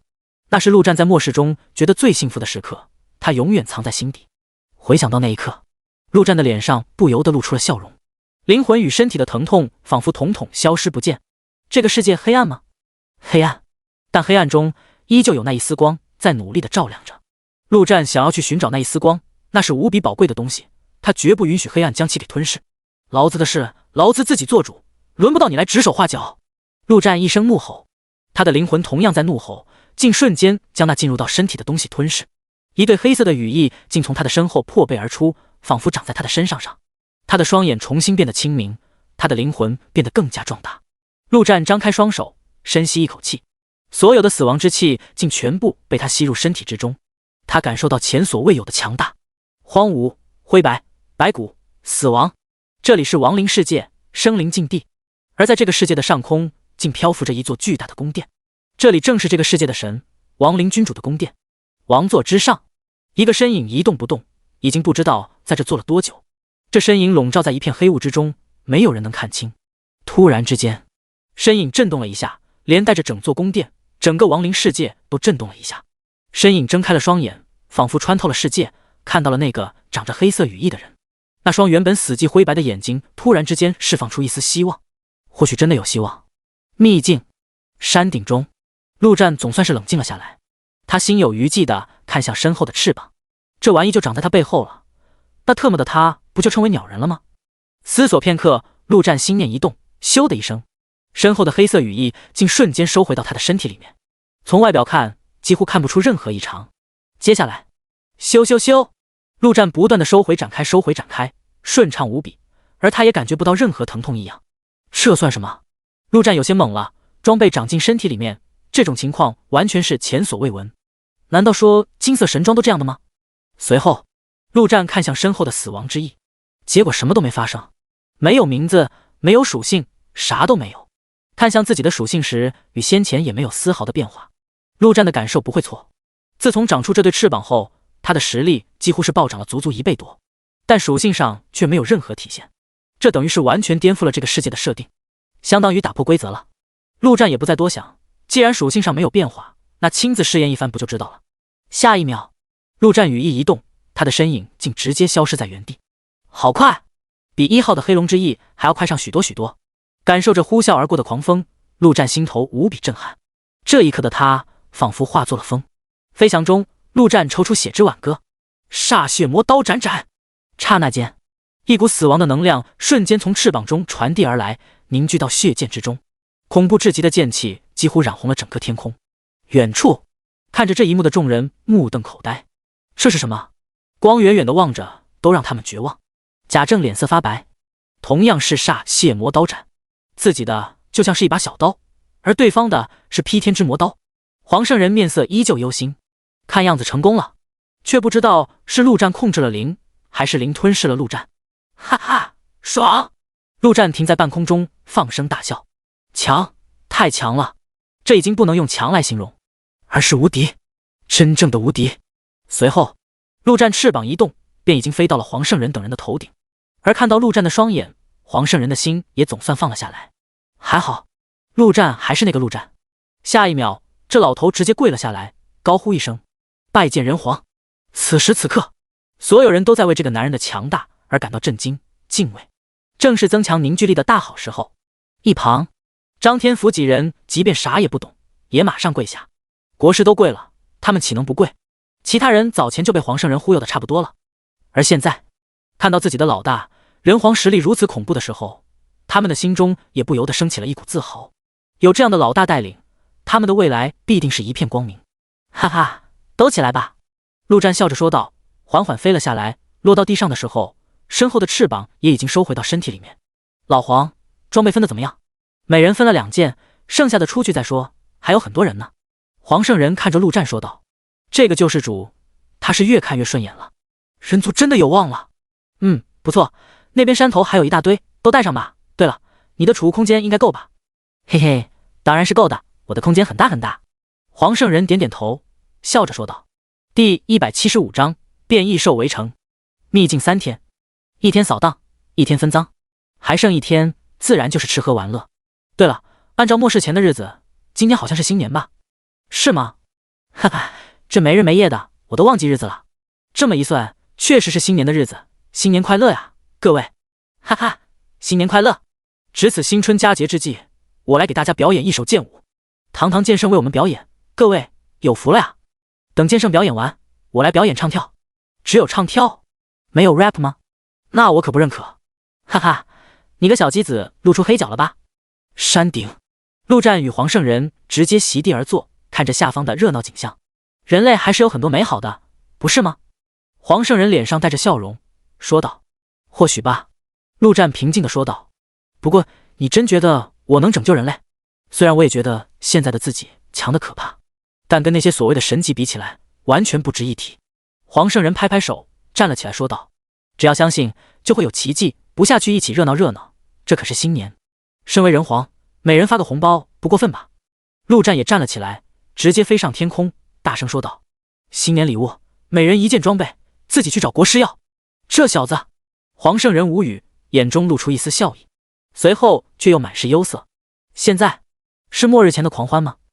第2阶段马上就要开启，如果没有陆战，万族还会陪着人族玩一玩，就当是发发善心。然而陆战的出现直接打破了这个平衡，那么万族极有可能直接撕破脸皮。也就是说，关乎人族的大决战马上就要开启了。到那时，这些人还能活下几个？泰山空气中只见一道亮光闪过，一个身影凭空出现，正是陆战。秘境结束，他便重新出现在这里。这3天时间，收获不是一般的大。咻的一声，陆战的死亡之翼瞬间展开，如同一道黑色闪电，朝着亡灵之城的方向飞去。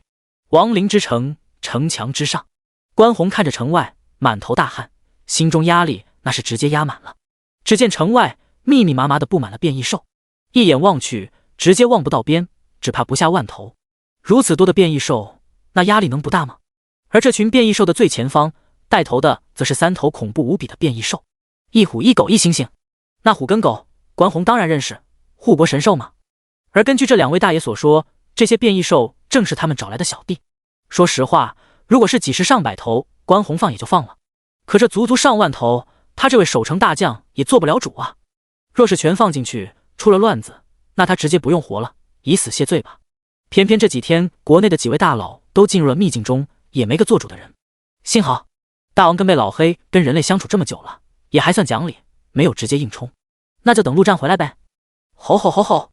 虎哥，这小小人类竟然敢拦我们，这不直接杀进去？不过大王他们讲理，身后的那群变异兽可是不爽得很。在大多数变异兽的想法中，魔物是第一敌人，那人类就是第2敌人。哦哦，对啊，大圣爷，这小小城墙，老子一脚踹翻！喵喵喵！黑哥哥，人家想要进去吗？不想在外面等着？吼吼吼！虎哥，不是咱不给你们面子，你们带我们来这，就让我们在这野外吗？汪汪汪！就是，黑哥，你给句话，咱狗狗以前被人类呼来喝去，是时候翻身做主人了。看着外面有暴动的趋势，城墙上的关宏压力更大了，已经开始通知所有战斗人员准备就绪。关键时刻，吼吼吼，都他妈给老子闭嘴！大王大吼一声，一道雷电直接冲向一头变异兽。这家伙正是刚才叫嚣的最凶的。原本他跟被老黑、大圣3个家伙就找那些强大的变异兽当小弟，但那些变异兽也有小弟，小弟还有小弟，不知不觉中就这么拖家带口，直接带来了上万头变异兽。而这其中有不少是不服大王这3个大哥大的。这一波，大王就要杀鸡儆猴，教教这些畜生什么叫做尊重。轰的一声，那头变异兽当场被劈成灰，随风飘散。汪汪汪！没错，不服的都特么给老子滚！这种时刻，被老黑也是跟大王站在统一战线，大吼道。一旁，大圣更是干脆的很，直接一手抓起一头叫嚣的变异兽，当场捏爆。3位大哥大这一发火，一大群变异兽总算安静了下来。嗷嗷嗷，都乖乖的待着，等陆战好兄弟回来。大圣一拳捶在地面上，差点直接引发地震。城墙上，关宏也总算是松了口气，心中不断祈祷着：皇啊，国师啊，刘总啊，张总啊，你们可快点回来啊，小弟快要撑不住了。突然之间，一道黑色的流星以极快的速度朝着这边直冲而来。关宏脸色大变，直接大吼：嫡媳！结果话音刚落，一个身影已经落在他的旁边，淡淡的说道：反应挺快的，你叫什么名字？关宏转过头，这个声音他很陌生，但这张脸他却无比熟悉，或者说这张脸整个亡灵国度都熟记于心，那是他们的信仰，至高无上的神。虽然陆战本人很少在众人面前出现，但无论是刘勇还是黄圣人，都将其形象塑造的无比高尚伟大。简单来说，就是造神。而这场造神运动相当的成功。拜见人皇殿下！关宏的声音颤抖着，身体也颤抖着，直接跪了下去。我叫关宏。人皇竟然跟他说话了，这是多大的荣幸！行，关宏，我记住了，起来吧。陆战笑着说道。面对如此多的变异兽大军压城，没有直接逃跑，已经是极为难得。行了，你先下去吧，交给我来处理。遵命，人皇殿下。关宏怀着激动的心情跳下城墙，他要回去跟兄弟们吹嘘吹嘘。他跟人皇单独说话了。第176章，最后时刻。你们3个怎么回事？陆战冷哼一声，看着下方说道。恐怖的气势排山倒海一般朝着一众变异兽扑面而去。特么的这3个蠢货，不会把整个世界所有的变异兽全特么给忽悠来了吧？这谁养得起？刹那间，所有的变异兽都感觉到一股死亡的气息，趴在地上瑟瑟发抖。吼吼吼！陆战好兄弟，这都是我们找来的小弟啊，不知不觉就多了一点。哦，对啊，陆战好兄弟，他们都想跟着我们，这我们也不能拒绝啊。汪汪汪，都是这2个傻逼带来的，不关我的事。吼吼吼，草泥马，小狗，就你带的最多，还特么都是母狗。哦，对，小狗，你安的什么心？陆战好兄弟，我建议把这狗给阉了。陆战一阵头大，特么的刚刚见到这3头畜生就开始叽叽喳喳了，都特么闭嘴！你们自己全部安顿好，城南那边刚好还没有人，从今往后，那边划为你们变异兽的活动区域。另外，不要随便进入人类的区域。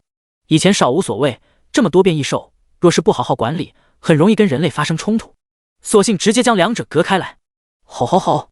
陆战好兄弟放心，我保证将他们收拾得服服帖帖的。三头变异兽赶紧保证道：“行吧，我把魔物的尸体全部扔到城南了，你们自己看着办。”陆战一阵头大，索性啥都不管。要是出了乱子，我拿你们三开刀。说完，便直接运用城主权限打开城门。特么的都安静一点，排好队进去，谁要是敢捣乱，直接杀了。处理完变异兽的事，陆战便回到城主府，直接躺在大床上。他已经好些日子没有好好休息了，虽然体质变强后，即便不睡也没什么大事，但心理上还是难免有些疲惫。很快，他便直接陷入睡眠之中。城墙上，黄圣人与刘勇两人也带来此，算是主持秩序。足足持续了4-5个小时，总算让所有的变异兽都进入了城池，在城南方向安顿了下来。随后，不等两人休息，便有一道剑光由远及近，到了城门处。哈哈，徐兄，没想到你这么快就到了。刘勇直接哈哈大笑，说道：“来人正是那无极剑圣徐年。”在秘境之时，所有人便已经商量好，等出了秘境，便拖家带口的全来投奔这亡灵国度。徐年身为一个剑客，一直以来都是孤身一人，出了秘境便直接启程来这，自然是快得很。国师大人，刘兄弟，这么快便又见面了。徐年看了一眼这庞大的城池，心中也是颇为震惊。他先前自然也在不少末世后的城池待过，但没有一座能给他如此大的震撼。先进来吧。黄圣人点点头，说道。等到徐年进入城门，刘勇便略带神秘的说道：“快来，徐兄弟，带你看到好东西，绝对是其他地方见不到的。”刘勇所要展示的，自然便是传送阵。可以想象，这玩意能给徐年带来多大的震撼。至于黄圣人，则依旧站在城墙上。接下来，估计会有源源不断的强者到来，堂堂国师大人亲自迎接，牌面直接拉满，那些个强者不得受宠若惊。果然，接下来强者不断到来，不过这些个家伙都是拖家带口，身边各种美女相伴。没办法，在末世，强者永远不缺美女，即便你不是主动想要，也会有各种各样的贴上来，正常男人很难把持得住。像刘勇这样只对牧师小瑶一心一意的，当真是凤毛麟角。足足1天时间，那些在秘境中约定好的强者全部到来，一个不少，反而多了许多。如今，可以说人类当中80%的强者都已经在亡灵国服聚集。夜晚，整个亡灵之城灯火通明，一片欣欣向荣的景象，仿佛末世已经过去，新生活已然来临。然而黄圣人却清楚，这只是暴风雨来临之前的宁静。城主府，陆战从床上醒来之时，一个身材火辣的年龄女子正坐在床边，一双美目直勾勾地盯着他。卧槽，老头你特么不会有什么变态嗜好吧？陆战浑身汗毛直立，差点一脸斩了这妖孽。虽然样子大变，但陆战一眼便看出这女子正是黄圣人。果然，只听砰的一声，女人直接变回一个白胡子老头的模样，笑着说道：“真没意思，我还想说最后时刻让你爽一下呢。你个老玻璃，下次没有同意不准进我房间。”陆战怒道，随后却皱了皱眉：“最后时刻要来的吗？”黄圣人点了点头，神情难得的有些凝重，说道：“如果我算的没错，今夜12点，怎么样？你想到破局办法了吗？”陆战直接从床上站了起来，一脸的无所谓，说道：“我能有什么办法？打呗，到时候打不过我就自己跑。哈，我现在的速度快的离谱，还有闪现，就不信跑不掉。”黄圣人却是怒目一瞪，说道：“你跑了，让这满城的人类怎么办？老黄，你也想开点，只要我活着，人族就还有希望。我要是死了，那人族可就真玩完了。”陆战拍了拍对方的肩膀，说道：“老子真后悔来这帮你。”黄圣人怒道，直接消失在房间中。深夜11点半，整个亡灵之城依旧热闹非凡。国师亲自下令，今夜便定为人族新的大年夜，所有人不准睡觉。事实也确实如此，若是能撑过今晚，人类便能开启新的篇章；若是撑不过去，那就差不多可以凉凉了。黄圣人这般做，其实也有私心。如果提早告诉这些人，今晚12点会有灭顶之灾，怕是有很多人会直接提前逃走。而现在，他要将这些人强行绑上战车，不战也得战。为了人族的未来，牺牲必不可少。整座亡灵之城就在这帮欢快祥和的气氛中，迎来了12点的钟声。就在这时，轰隆隆，一声震天巨响猛地响起，刹那间，天空仿佛被撕破了一个口子，数之不尽的魔物从其中冲了出来。第177章万族。那是什么？天破了！魔物，好多魔物，这怎么回事？快跑，快跑啊！末世，真正的末世来了！那是龙，巨龙！亡灵之城，原本的一片喜气，瞬间变成了惊恐之声。实在是空中的场景太过恐怖，太过震撼。一眼望去，整片天空几乎已经被魔物铺满，遮天蔽日，如同一片乌云压着整座亡灵之城，喘不过气来。哼，区区一族也敢在我人族头顶放肆！就在这时，一声冷哼之声猛然响起。黄圣人对此自然早有准备，站在城主府的屋顶上，手中的法杖一挥，种种画面顿时出现在亡灵之城的上方。所有人类通通看见，那画面中，人类骑着巨龙，种种魔物异兽对人类俯首称臣。人类强者挥手间开天辟地，一剑之下，星球轰爆。城主府屋顶之上，陆战站在黄圣人旁边，同样在看着这些画面，正是他接触世界碎片时所呈现的那些碎片，甚至比那更加清晰，更加明了。这黄圣人果然是有大秘密。不过，看着这漫天魔物，陆战说不紧张那是不可能的。此时，那些魔物还未真正的发起进攻，一股特殊的力量让他们停留在空中，对着这座亡灵之城虎视眈眈，仿佛是在集结。因为还有源源不断的魔物从那裂缝中不断的涌出来，而且那些强大的顶级种族还未到场，那些皇级，那些神级，他也没想到那些神级存在会如此的迫不及待，直接让魔物大军降临在亡灵之城的上方。上一世第二阶段开启时，他记得这些强大的魔物是随机出现在世界各地，看样子对方杀他的心已经强烈到极点，一刻都等不了。随着画面一幅幅展现，黄圣人充满霸气的声音陡然响起：上古时期，我人族才是宇宙霸主，主宰万物，什么狗屁龙凤都不过是我们人族的坐骑，什么妖仙不过是我们人族的不孝子孙，什么魔物统统臣服在我们人族的脚下，摇尾乞怜。你们知道这些魔物称呼我们这星球为什么吗？祖星，祖宗所在的星球。各位，我们人族才是这个宇宙的主人，这些狗贼想要欺师灭祖，干他们娘的！黄圣人的声音中夹杂着魔法的力量，这是在重塑人类的自信，燃起人类的热血。若没有了自信，那么还没打就已经输了。城中，所有人看着那一幅幅画面，听着黄圣人的霸气宣言，燃起了热血，握紧了拳头。人类的基因中存在着自私自利，趋吉避凶，但同样存在着一种傲，身为人类的傲。先前面对强大无比的魔物，这股傲被恐惧所替代，而此刻黄圣人就要将这副傲给激发出来，战胜恐惧。老黄，你去干传销，绝对能赚大钱。说实话，就连陆战都被这老头说的有些热血沸腾了起来。哼，你觉得我是在忽悠他们吗？黄圣人摇了摇头，一脸郑重地说道：不，我说的都是实话，是心里话，同样也是事实。陆战没有回答，而是问道：他们没有进攻，是在等什么？黄圣人眼中闪过一丝金光，他们不是在等，是在忌惮。忌惮什么？死亡，忌惮死亡。黄圣人眼中闪烁着金光，他们在等，在观察，看那位亡灵君主会不会出手。如果亡灵君主出手，来再多再强的魔物也没用，在亡灵面前，敌人统统都是武器。陆战深吸一口气，确实如黄圣人所说，他一个亡灵法师就能不断的转生亡灵，成为自己手中的武器，敌人越多越强，他的武器也就越多越强。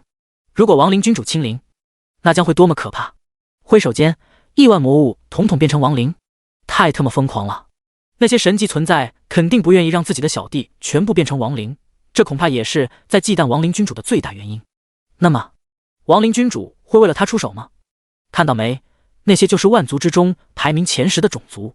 黄圣人用法杖指着天空，说道：巨龙族、魔族、妖族、神族、仙族、精灵族、天凤族、命族、五行族，怎么只有9个？还有一个呢？陆战疑惑道。黄圣人的眼中罕见地露出一丝惊恐，说道：还有一个修罗族。随后摇了摇头，那是一群疯子，这次应该不会来，万族也不会允许他们来，要不然就全乱了。修罗！陆战心中默念，光这名字便有种令人不寒而栗的感觉。那亡灵族呢？排不上前10吗？黄圣人直接说道：万族排的生灵自然不会排死物。天空之上，那9大种族已然全部到齐，形成一个圆，将整座亡灵城团团包围，而其他的种族自然要靠后站，排在他们的身后。寂静，无比的寂静，这些魔物就如同一只只恶鬼，就那么直勾勾地盯着城中的所有人。那种恐怖的威压几乎压得人透不过气来。城中人类刚刚树立起来的自信，眼看着便要再次崩溃，这就是种煎熬。幸好那笼罩全城的防护罩稍微给了一些安全感。这种时候，身为骨气大师的黄圣人自然要出场，大声说道：“看到没有，这群魔物连进攻的勇气都没有，哈哈，一群废物玩意，还想看丁丁死我们吗？笑死劳资了！”说完还偷偷看了一眼陆战，那意思很明显，愣着干嘛？跟劳资一起骂啊！确实废物，巨龙我已经杀了不知道多少，还有那什么妖族，就他们一群基因突变的怀胎，恶心死劳资了。陆战心领神会，大声说话的同时，还不断的拿出那些顶级魔物尸体。看到没？这是那什么五行族的，像不像染色的玩意？太丑了！还有这个精灵，老子一巴掌就捏死了！那玩意是什么？太他妈丑了，还待在空中，污染天空啊！刘勇也是聪明，立刻附和：“啊，对对对，这丑的老子都看不下去了。”张天福大笑道：“你们看，那神族的女人还是挺漂亮的，抓起来，嘿嘿嘿！精灵，嘿嘿，精灵，你这个变态，拒绝又太美，从你他做起。”第178章，黄圣人的手段，这什么魔物？不就是外星人吗？老子没打过外星人，但看过不少，也就那样。复仇者小队集结打外星人！什么复仇者？我们是猎魔战队，猎杀魔物。很快，整座亡灵之城充斥着人类的怒骂与嘲讽。有时候，怒骂不仅可以打击敌方的精神状态，更可以提升自己的勇气与士气。黄圣人不愧是玩弄人心的高手，瞬间将原本低迷的气势给提升了起来。城南方向，更是响起了各种兽吼，如同鬼哭狼嚎。先前陆战给了那么一大堆顶级魔物尸体，短短时间内便已经有好几头变异兽进化到无比强大的状态，比大王他们3也就差一点点。其中有一头熊猫尤其恐怖，同时也是吃的最多的。这家伙没有觉醒出任何异能，但他的体魄却已经强化到无比恐怖的地步。大王跟被老黑的雷电劈在其身上，就跟挠痒痒无异，而且力量也强得离谱，一拳下去轰爆一座小山不成任何问题。如此恐怖的家伙，陆战自然认识。10大变异兽排名第1的滚滚，没错，这熊猫的名字就叫滚滚，这么可爱的名字，却是头能活吞巨龙的恐怖异兽。听说这家伙有次闯入那叶皇的领地，叶皇硬是拿他没有任何办法，硬生生等了将近1个月，等这吉祥物带厌了自己离开。陆战也没想到，那3个家伙能将这小东西也给忽悠来，直接下了命令，所有的魔物尸体任他吃。咩咩咩咩咩咩，虎哥哥，好多好多好吃的，滚滚要吃。吼吼吼，吃吃吃，等下全部吃了。汪汪汪，滚滚你放心，等会汪哥哥给你抓条巨龙吃吃。嗷嗷嗷，滚滚别听这小狗乱说，巨龙不好吃，肉很柴的，精灵好吃，一口一个，嘎嘣脆。屋顶上，黄圣人面色红润，一副热血激情的模样，暗地里却有些焦急地问向陆战：“怎么样？你背后那位亡灵君主要不要出手？有没有什么说法啊？”这俗话说得好，士气这玩意，一而鼓，再而衰，三而竭。这一直僵持下去，人类的士气估计很快又要跌落下去，还不如直接打起来算了。但这种时刻，只能等魔物先行进攻，让人类冲出城去，明显不现实。这一切似乎都要等那位亡灵君主的动向才能决定。我他妈怎么知道？陆战无语道。他刚刚已经用意识询问过那位亡灵祭祀了，人家根本不鸟他，还忙着在那祭坛中主持仪式呢。幸好天空中那些顶级种族似乎也不想就这么傻愣愣的等下去，不断的有强者开口道：“吾等并不愿覆灭人族，陆战为亡灵使者，不应存在与生者世界。陆战，若你能主动自刎，便可保下人族。人类只要交出陆战，万族完全可以与人族共存。没错，我神族立下誓言，只要陆战一死，绝不对人族出手。魔族复议，精灵复议，龙族复议。”万族的声音笼罩在天空中，很快便将人族的骂战给压了下去，甚至让不少人的眼中开始出现犹豫。只要死陆战一个，就能还人族安稳，这买卖好像还挺划算的呀。屋顶上，陆战的眼中不由得露出一丝悲哀。果然如此，同样的场景似乎要再上演一遍，一切都没有变，也不会变。却在这时，黄圣人的身影竟如同那法相天地一般，急速放大，瞬间便变成数米高的巨人。随后猛地开口，声音之大，竟令天地的震动了起来。放你娘的狗屁！陆战乃我人族之皇，人皇若死，那便是我人族的精神死了，灵魂灭了。精神死了，我们人族即便肉体还活着，与那行尸走肉有何区别？我人族从古至今，上不畏天，下不畏地，岂会怕了你们这些丑陋的家伙？你们这些居心叵测的家伙，竟然妄图分裂我人族，居心何在？还想让我们做人族的叛徒？做梦！还他妈发誓，发你们娘的誓！有本事立下神誓，就问你们敢是不敢？白胡子的巨大黄圣人指着万族便是一顿怒骂，颇有舌战群雄的气势。对，人皇若死了，我们这些人活着还有什么意义？要打便打，你们要是怕了，就特么快滚，别在这里碍眼！哈哈，还想让我陆哥自刎？你们怕是在想屁吃！此时的刘勇等人就像专业捧场的，只要黄圣人一开口，他们就立刻跟上带动气氛。而这种时候，黄圣人与刘勇前段时间的造神运动总算起了作用。陆战这人皇称呼已经是无可争议的事实，他的形象更是已经深重在人们心中。背叛陆战，那就是背叛人族。但即便如此，也难免有极度怕死的人，弱弱的开口说道：可是人皇不应该保护我们吗？正好现在，只要他死了，就是保护我们了。然而他的话音刚落，一把剑已然划过他的喉咙。一人收回剑，直接对其尸体怒目而视，骂道：我人族不允许有你这样的叛徒存在。其情绪之激昂，令周围的人义愤填膺，纷纷唾弃地上的尸体。此时整座亡灵之城内，不少地方都发生了类似的事情，数百人只因提出些许意见，便直接被毫不留情地杀死。而这些人正是黄圣人安排的。这老头何等手段，早就在满城人群中无声无息地安插了不少自己的亲信。除了黄圣人自己，没人知道这些人的存在，包括陆战，甚至这些人自身都不知道彼此的存在。他们的实力极强，至少远超人类的平均水平。而他们的任务也只有一个，那就是抹除人群中任何不和谐的声音。如果是陆战、刘勇等人直接出手，在其他人看来难免有些独权，甚至引起反感。但若是来自人群中的普通人出手，那么就极易引起其他人的共鸣，因为他来自于普通人，代表着人族。第179章战斗。哼，要我说，直接将人族灭了便是。天空中，一名魔皇浑身冒着黑焰，说道：同意，那便由你们魔族先行出手。妖族强者开口道：妖龙，你在找死！那魔皇身上的黑焰顿时浓烈了几分，而原本还是人形的妖龙瞬间变化成巨龙，丝毫不惧。魔族都是一群没脑子的家伙。嘻嘻，打起来打起来，快快打起来！一旁，一个小小的女孩飞在空中，拍着手，看热闹不嫌事大。正是精灵族的强者，别看起可可爱爱，人畜无害的样子，动起手来毁天灭地。神说吵什么吵，都安静一点，要不我们自己先打一架再说。哼，万族足足有20几位神级存在，难道还怕那亡灵君主一位不成？不知道你们在忌惮些什么。此刻万族中带头的强者均是皇级存在，而在皇级之上便是神级。神级是站在整个宇宙金字塔尖的顶尖强者，万族万亿数量，突破到神级的存在也不过20几位。一个种族有神级存在，才有资格称为强族。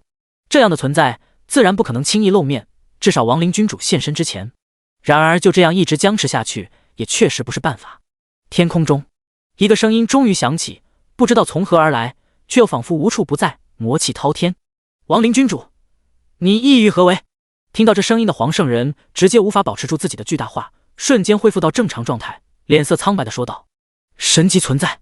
同时城内的所有人都如同遭受了精神上的重创一般，脸色发白，弱一些的甚至直接吐出鲜血。光声音便如此恐怖，神级存在，这怎么打？唯有陆战的眼中闪过一丝金光，这声音他听过，并且永不会忘，终有一天他要将这声音的主人踩在脚下。魔主。片刻后，又是一个声音响起，而听到这声音的许多人类竟然如同加持了超级 buff 一般，不仅伤势全部恢复，实力更是强了许多。他们正是死亡的信徒，而声音来自亡灵君主。万族统帅级以上不能出手，本座便不会出手。这充满死气的声音没有丝毫波澜，如同机器人。听到这话的黄圣人瞬间看向陆战，眼中闪过莫名的金光。好家伙，堂堂亡灵君主竟然真的为了这小子出手了，这家伙好大的面子，难不成是亡灵君主的私生子？这可不是黄圣人胡乱猜测，要知道那位亡灵君主生前也是位人类。哼，死亡插手生者世界的事，你真以为吾等怕了你？不怕，可以试试。你们应该清楚，这世上无人能杀死本座。沉默后，万族的神级似乎妥协了，说道：死亡，希望你能遵守誓言。区区人族而已，即便统帅级以上不能出手，那又如何？甚至不用统帅，只需勇者级便足够灭掉这所有人族。这是万族的自信，第一阶段进入到这个世界的，都是一些不入流的弱者罢了。真正的魔物大军强得可怕。这句话就如同一个信号，一个发动攻击的信号。刹那间，大量的魔物从空中掉落下来，落到地上，随后朝着死亡之城直接发动攻击。空中，一头精英级巨龙更是直接撞击在防护罩上，轰的一声，整个防护罩都震动了一下。幸好，防护罩的质量相当可靠，一时间还破不了。大战瞬间爆发，所有人拿起你们的武器！这些丑陋的家伙，妄想破坏我们的家园，妄想覆灭我们人族，我们能答应吗？我们已经经历过一次末世，他们已经毁灭过一次我们的美好生活，而如今，我们好不容易重新建立起家园，有了新的爱人，有了新伙伴，他们竟然想要再次破坏我们的生活，老子特么的绝不答应！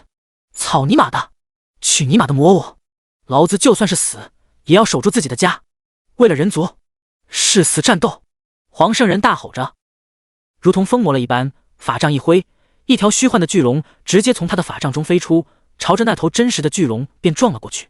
与此同时，整座城池的防御塔开始全部启动，各种能量攻击火力全开，轰击向那些冲来的魔物。轰轰轰轰！冲在前面的魔物大多都是哥布林那种辣鸡炮灰，一炮下去，死伤无数。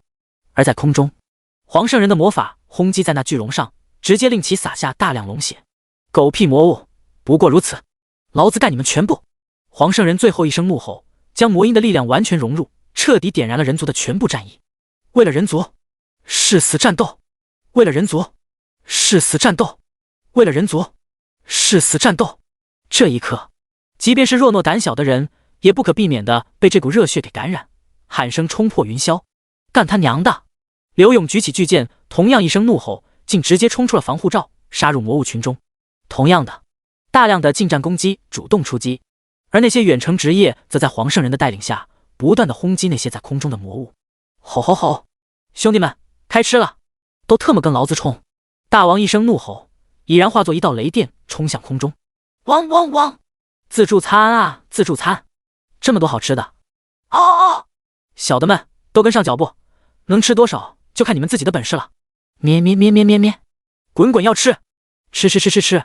上万变异兽同时出击，能飞的冲向天空，不能飞的冲出防护罩。他们比人类更加疯狂，更加的悍不畏死。这一刻，人类跟变异兽都是同一阵营，这个世界的主人。而这时候，建成令的作用显现得淋漓尽致。防御塔的攻击极高，每一击都能轰爆大量的魔物，减缓对方的攻击节奏。而防护罩更是将那些魔物全部拦在外面。若是没有这些，魔物直接杀入城池中，人类只怕很快便要溃败。第180章前百天骄。屋顶上，陆战同样是人，即便再冷血再漠视，也不免被这股热血所激动。黄圣人这老头当真是好手段，为了人族，誓死战斗。他也没想到，亡灵君主竟然真的会出手。如果统帅级以上真的不能出手，那么这场战斗或许真的有希望。既然如此，那便战吧。陆战心念一动，1号便已经消失在亡灵空间，偷偷摸摸地杀入到那魔物大军中。这场战斗，1号将是决定胜负的关键因素。若是能战上个3天3夜，即便是黄极青来，那又如何？照战不误。紧接着，陆战将所有的天魔亡灵召唤出来，冲向天空。相比起地面上的进攻，那些空中的攻击才是最危险的。毕竟能飞的魔物都比较强，防护罩必定要被攻破。但现在最重要的就是让破的时间来得晚一些。只要能多守一会，这场战斗就能持续得更久。而他自己则取出血之挽歌，同样冲出了防护罩，杀入魔物群中，并且直接朝着魔物群深处杀了进去。他要干一件事，直接在这场战斗中完成职业进阶。数十头勇者及天魔亡灵直冲天际，恐怖的死亡气息滔天。一头普通巨龙甚至都没反应过来，便已经被一头亡灵抓住，硬生生给撕成了2半。天空中，巨龙族的黄极看到这一幕，巨大的龙眼满是怒火，偏偏又无法发泄。神级定下的规矩，统帅以上不能出手，他们自然不敢打破。于是乎，只能将怒火发泄在天魔族的头上。哼，塔利，看看你们天魔干的好事！塔利正是黄极天魔，看到这一幕也是极为不悦。堂堂天魔族人竟然被人转生成了亡灵，当成工具使用，这是对天魔族的侮辱。塔下，你去处理一下，让他们魂归魔土安息。话音刚落，一头强大的天魔便已经直接冲出，正是勇者及天魔塔利。虽然同时勇者级，但塔利的实力要比赫利安强上太多。他可是万族天骄榜排名第23的顶级天才。塔利手中的武器乃是一把巨剑，一剑挥舞，强大的魔气便已经化作剑气，朝着一头亡灵轰击而去。轰的一声，剑气直接轰击在一头亡灵天魔之上。亡灵天魔的体质很强，看似并没有受到什么伤害，但这魔气却有无比恐怖的腐蚀效果。亡灵天魔的身体正在不断的被腐蚀，即便亡灵有自我修复的特殊属性，也修复不过来。但塔利却有些不满，在他的设想中，自己应该是一剑秒杀这亡灵的，却没想到这亡灵的强度有些超出他的想象，这也激起了他的傲气。一头勇者级亡灵而已，再强能强到哪里去？塔利直冲而去，在魔气的增幅下，速度比这些亡灵天魔强出许多，打得那亡灵天魔毫无还手之力。不出1分钟，亡灵天魔便已经被砍得回归永恒。不得不说，陆战当真有些小瞧了万族的天才强者。然而当塔利想要前去击杀另一头亡灵之时，一把巨斧狠狠地砸他砸来。塔利脸色微变，堪堪躲过这一击。好恐怖的力量，好快的速度！这一头勇者级亡灵而已，怎么可能这么强？是你，赫利安！废物，也敢对我出手！来的正是天魔大将赫利安的亡灵。赫利安天骄榜排名3000多罢了，而他排名23，生前双方的差距一个天上，一个地下。而现在变成亡灵的赫利安这么强，塔利彻底暴怒。地面上，陆战眉头微皱，以他现在的实力，死上几头亡灵，其实对于属性的影响并不太大，但依旧能感应到。没想到这么快便有亡灵天魔阵亡。不过他已经没时间去考虑那些，眼下他的目标只有一个，击杀统帅级。陆战就如同一头冲入羊群的猎豹，直接无视了四周的大量魔物。他的速度极快，统帅级以下的魔物根本连他的一根毛都碰不到，甚至于那些魔物被他的身体一碰到，便会直接爆开来。不用动手，光全速飞行，一路下来，陆战击杀的魔物便已经成百上千头。他在全力寻找统帅级魔物，很快便被他发现了一头，而且还是老熟人——哥布林将军。哥布林在万族中就是纯纯的炮灰角色，别说这哥布林将军了，即便是哥布林皇来了，也得老老实实为万族冲锋陷阵。陆战二话不说，直接一剑刺向这哥布林将军，结果叮的一声，他的剑竟然被对方的大刀给挡住了。如今的陆战吹口气，怕是都能直接吹死一头哥布林勇士。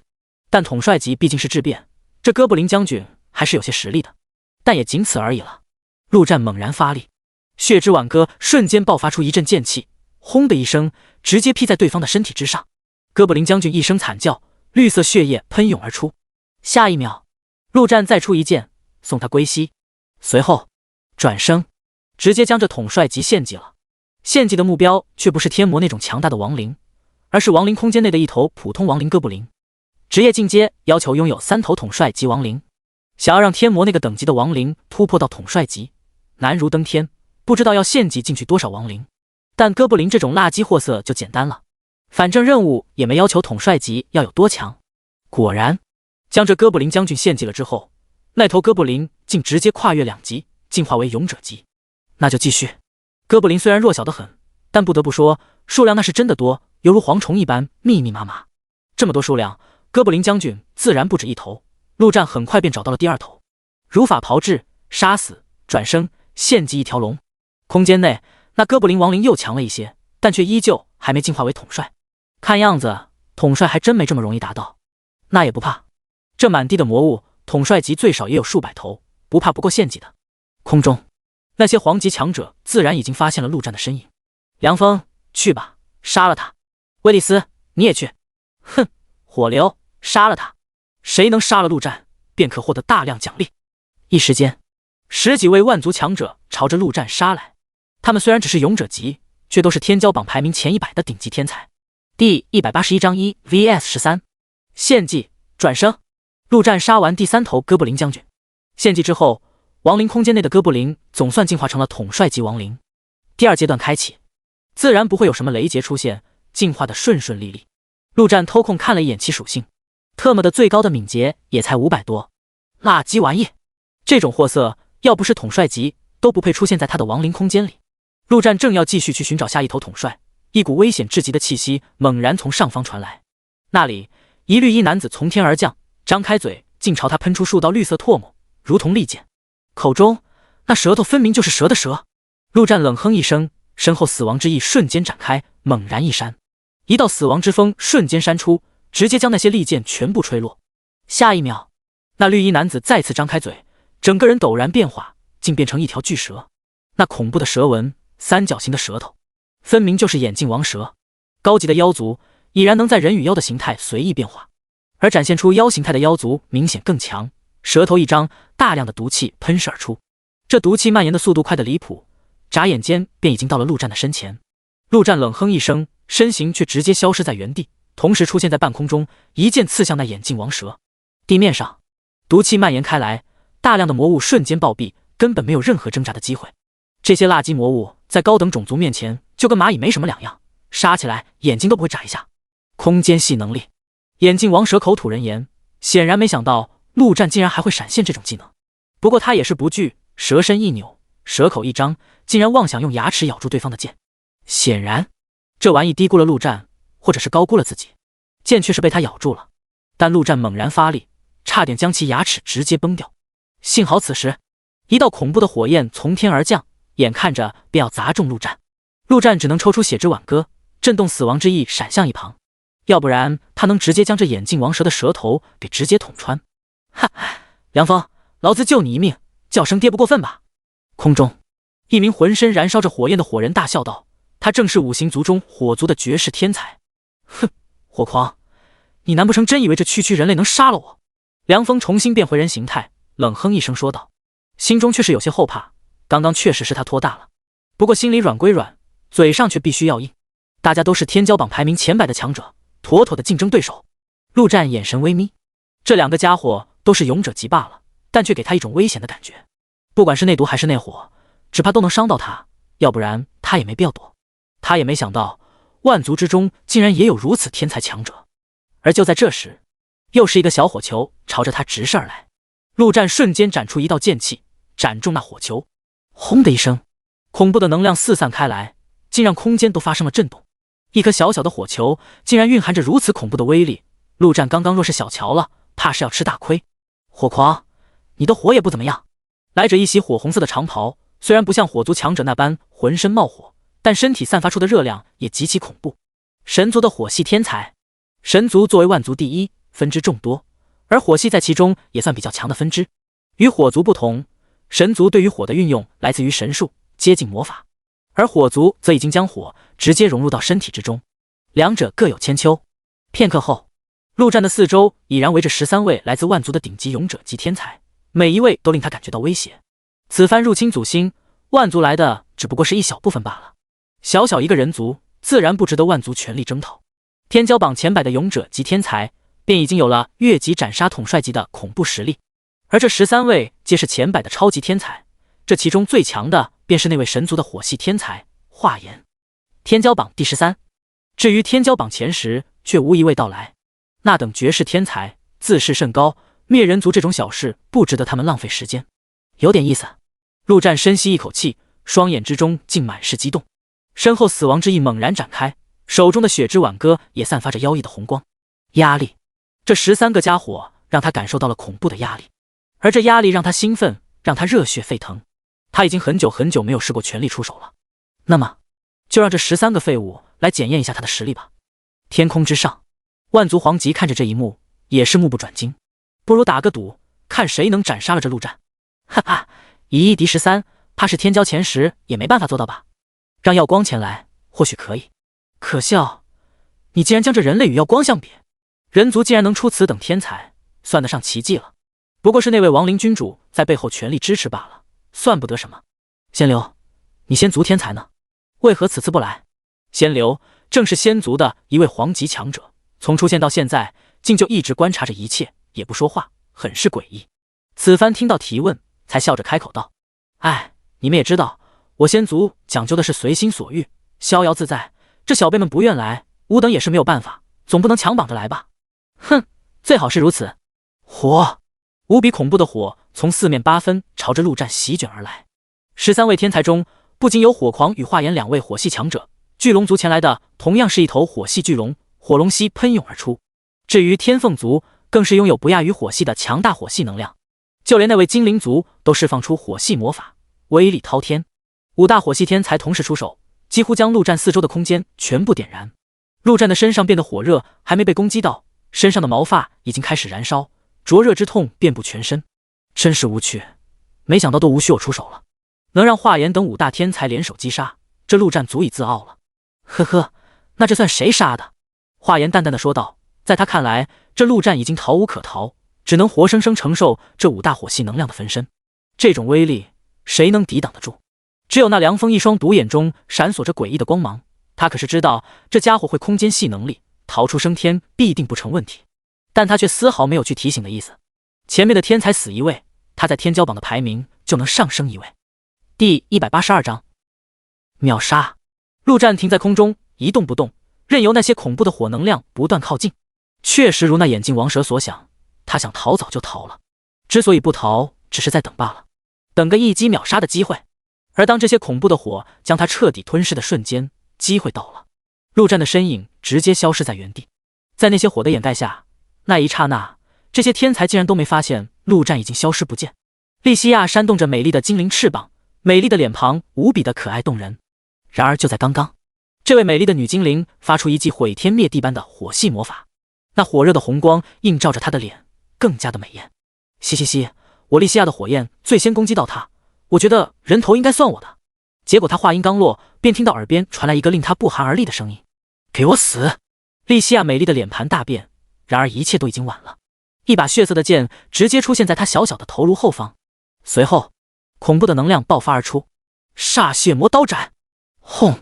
万族前世的种族之中，论体质而言，精灵族毫无疑问是最弱的，但精灵族是天生的魔法大师，他们挥手间能发出破坏力惊人的魔法，也能挥手间释放出防御力惊人的魔法，所以论防御能力，精灵族丝毫不逊色于以肉身闻名的巨龙。但此刻莉西亚根本没有想到，明明正在被燃烧的陆战会出现在他的身后。他的身上只有一层消耗很低的防护魔法，防御力自然也是一般，如何能抵挡得住如此狂暴的一剑？刹那间，这美丽的精灵便在血之挽歌之下轰然爆开，连具尸体都没法留下，精灵之血洒落天空。天空之上，精灵族的皇级存在脸色一凝，前百的天骄都是未来有望成皇的种子，族中自然极为看重。哈哈！陆战大笑一声，天才，就这？嘲讽完，直接展开死亡之翼，急速飞翔而去。为了秒杀这精灵，他是直接火力全开，连转生亡灵的机会都不给。其他12位天才脸色大变，莉西亚的排名可不低，足足48位，结果就这么死了。如果换成他们，刹那间，好几位天才已经萌生退意，不过也有好几位觉得这陆战只是占了偷袭的名义罢了。为什么偷袭？不就是因为正面硬刚刚不过？华颜便是其中之一。只见他脸色冷然，伸手朝着飞翔中的陆战一指，怒道：神说，你有罪，应受火之锁链惩罚。话音刚落，飞逃中的陆战突然感觉到自己的手脚竟然全被一条燃烧着的火链绑住，一时不慎差点摔落到地上。与此同时，眼镜王蛇于峰张开嘴，数道毒刺瞬间射出。他有自信，只要陆战中毒，就绝对逃不出他的手掌心。陆战自然知道这毒的厉害，然而被这火链锁住的他根本来不及逃走。心念一动，远处战斗中的一头天魔亡灵突然消失，下一秒便出现在他的身前，将亡灵收回亡灵空间，再召唤出来，1秒钟都不需要，便已经完成。砰砰砰砰，那些毒刺全部被亡灵天魔所挡下。身为亡灵，毒这种东西自然是对他毫无效果。随后，陆战浑身一震，总算挣脱了那些火链。神说，你有罪，应受火之囚笼囚禁。结果下一秒，那华颜已经再度施展神术，陆战的四周一个火焰囚笼瞬间成型，将其瞬间围困。神说，你特么的在找死！陆战怒了，这神族特么的就是嘴炮战神，光在那说。恰好此时10秒冷却已到，陆战的身形直接消失在囚笼内，同时出现在华颜的身前，一剑斩出。神说，火之护盾将我守护。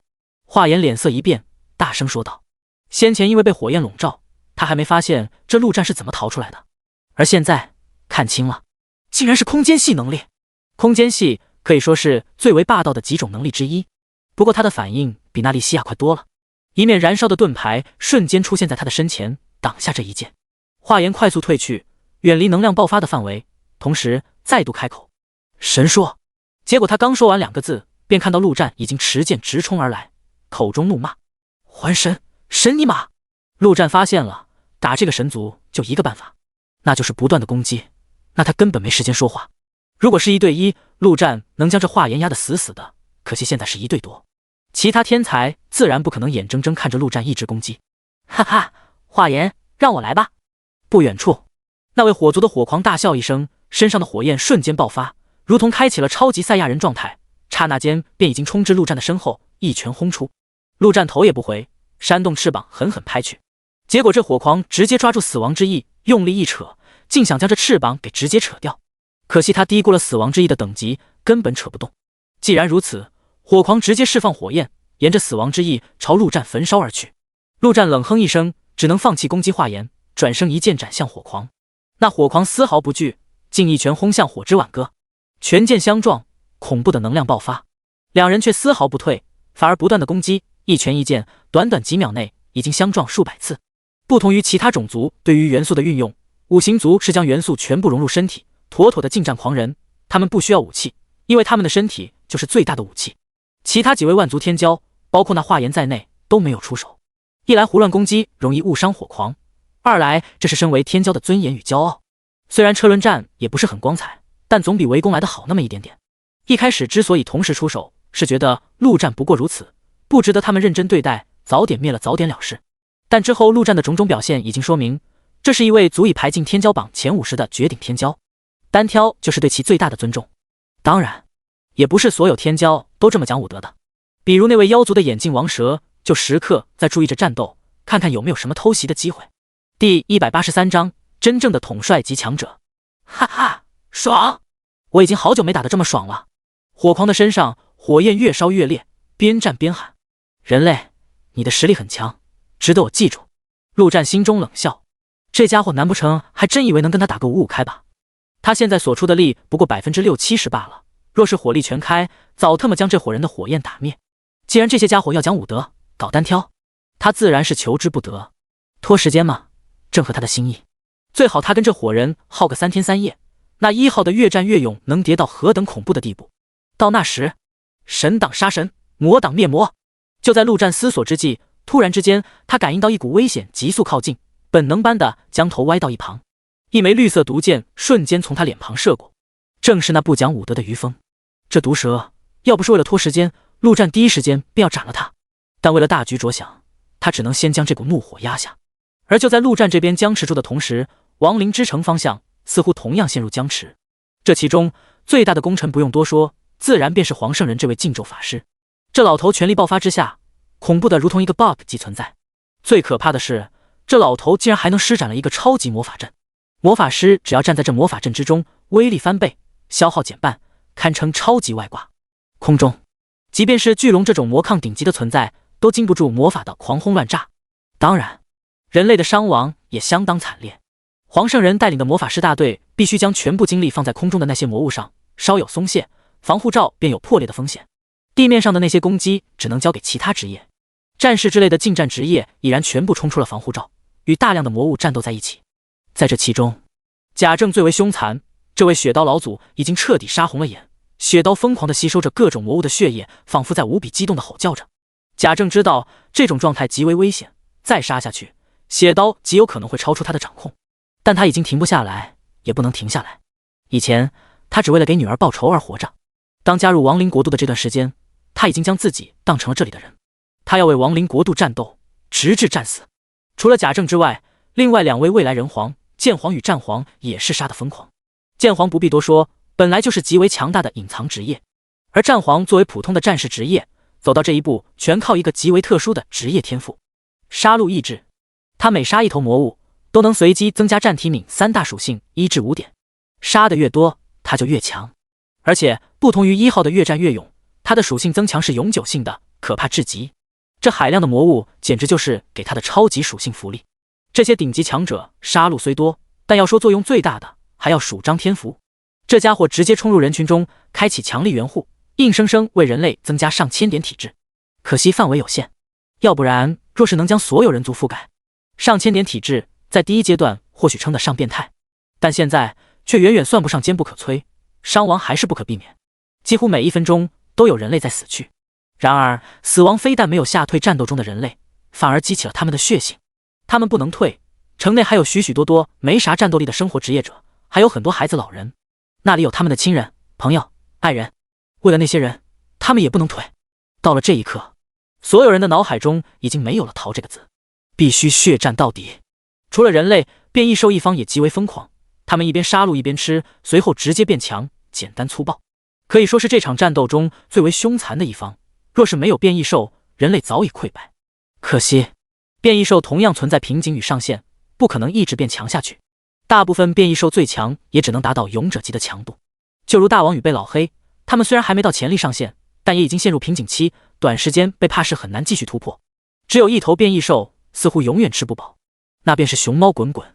这家伙可不管是什么魔物种族，也不管是什么勇者统帅，更不管是活的还是死的，统统抓起来便往嘴里塞，任何攻击打在他身上都毫无反应，就像是一个无底洞，不断地吞噬着所有的魔物。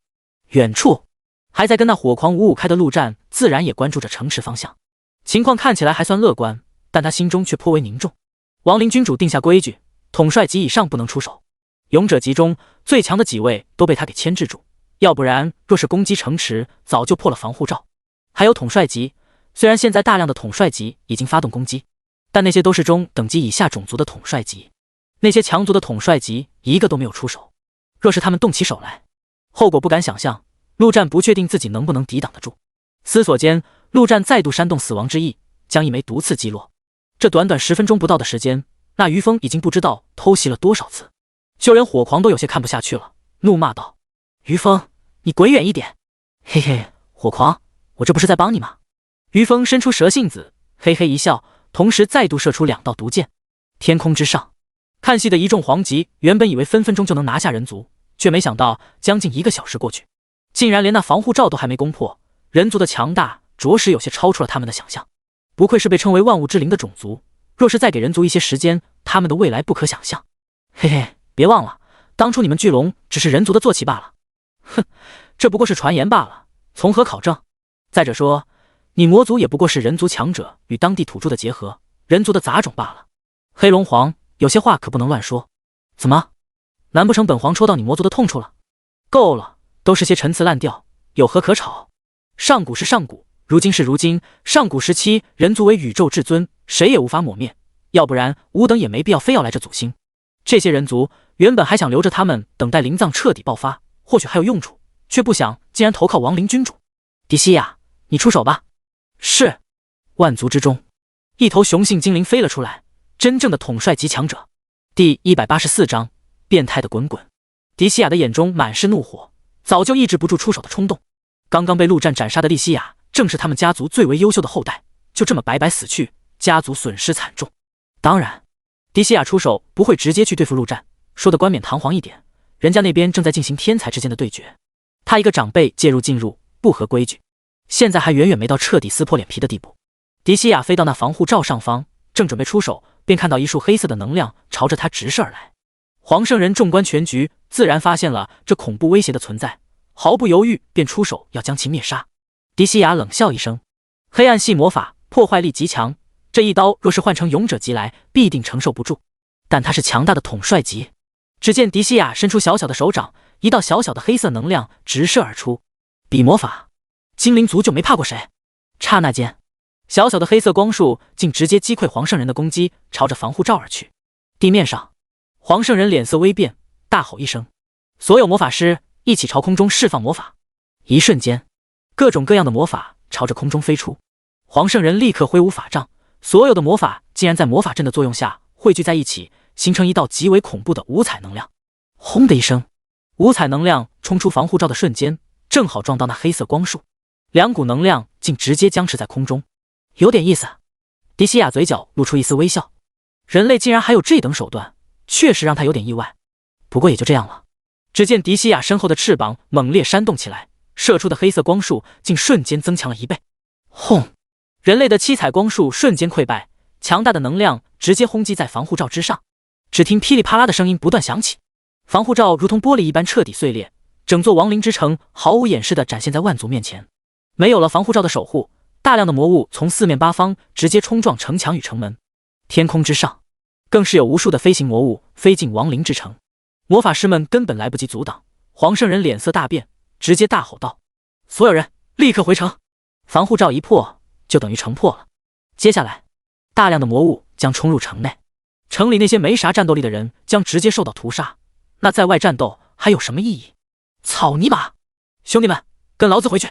战皇无比焦急地大吼一声，顾不得杀魔物，以最快的速度朝着城内冲去。他的老爹还在城里，一个厨子若是被魔物逮到，必死无疑。刹那间，几乎所有的近战职业统统往回撤，尽可能的延缓魔物冲入城中的时间。只有雪刀老祖贾正，这家伙已经彻底杀红了眼。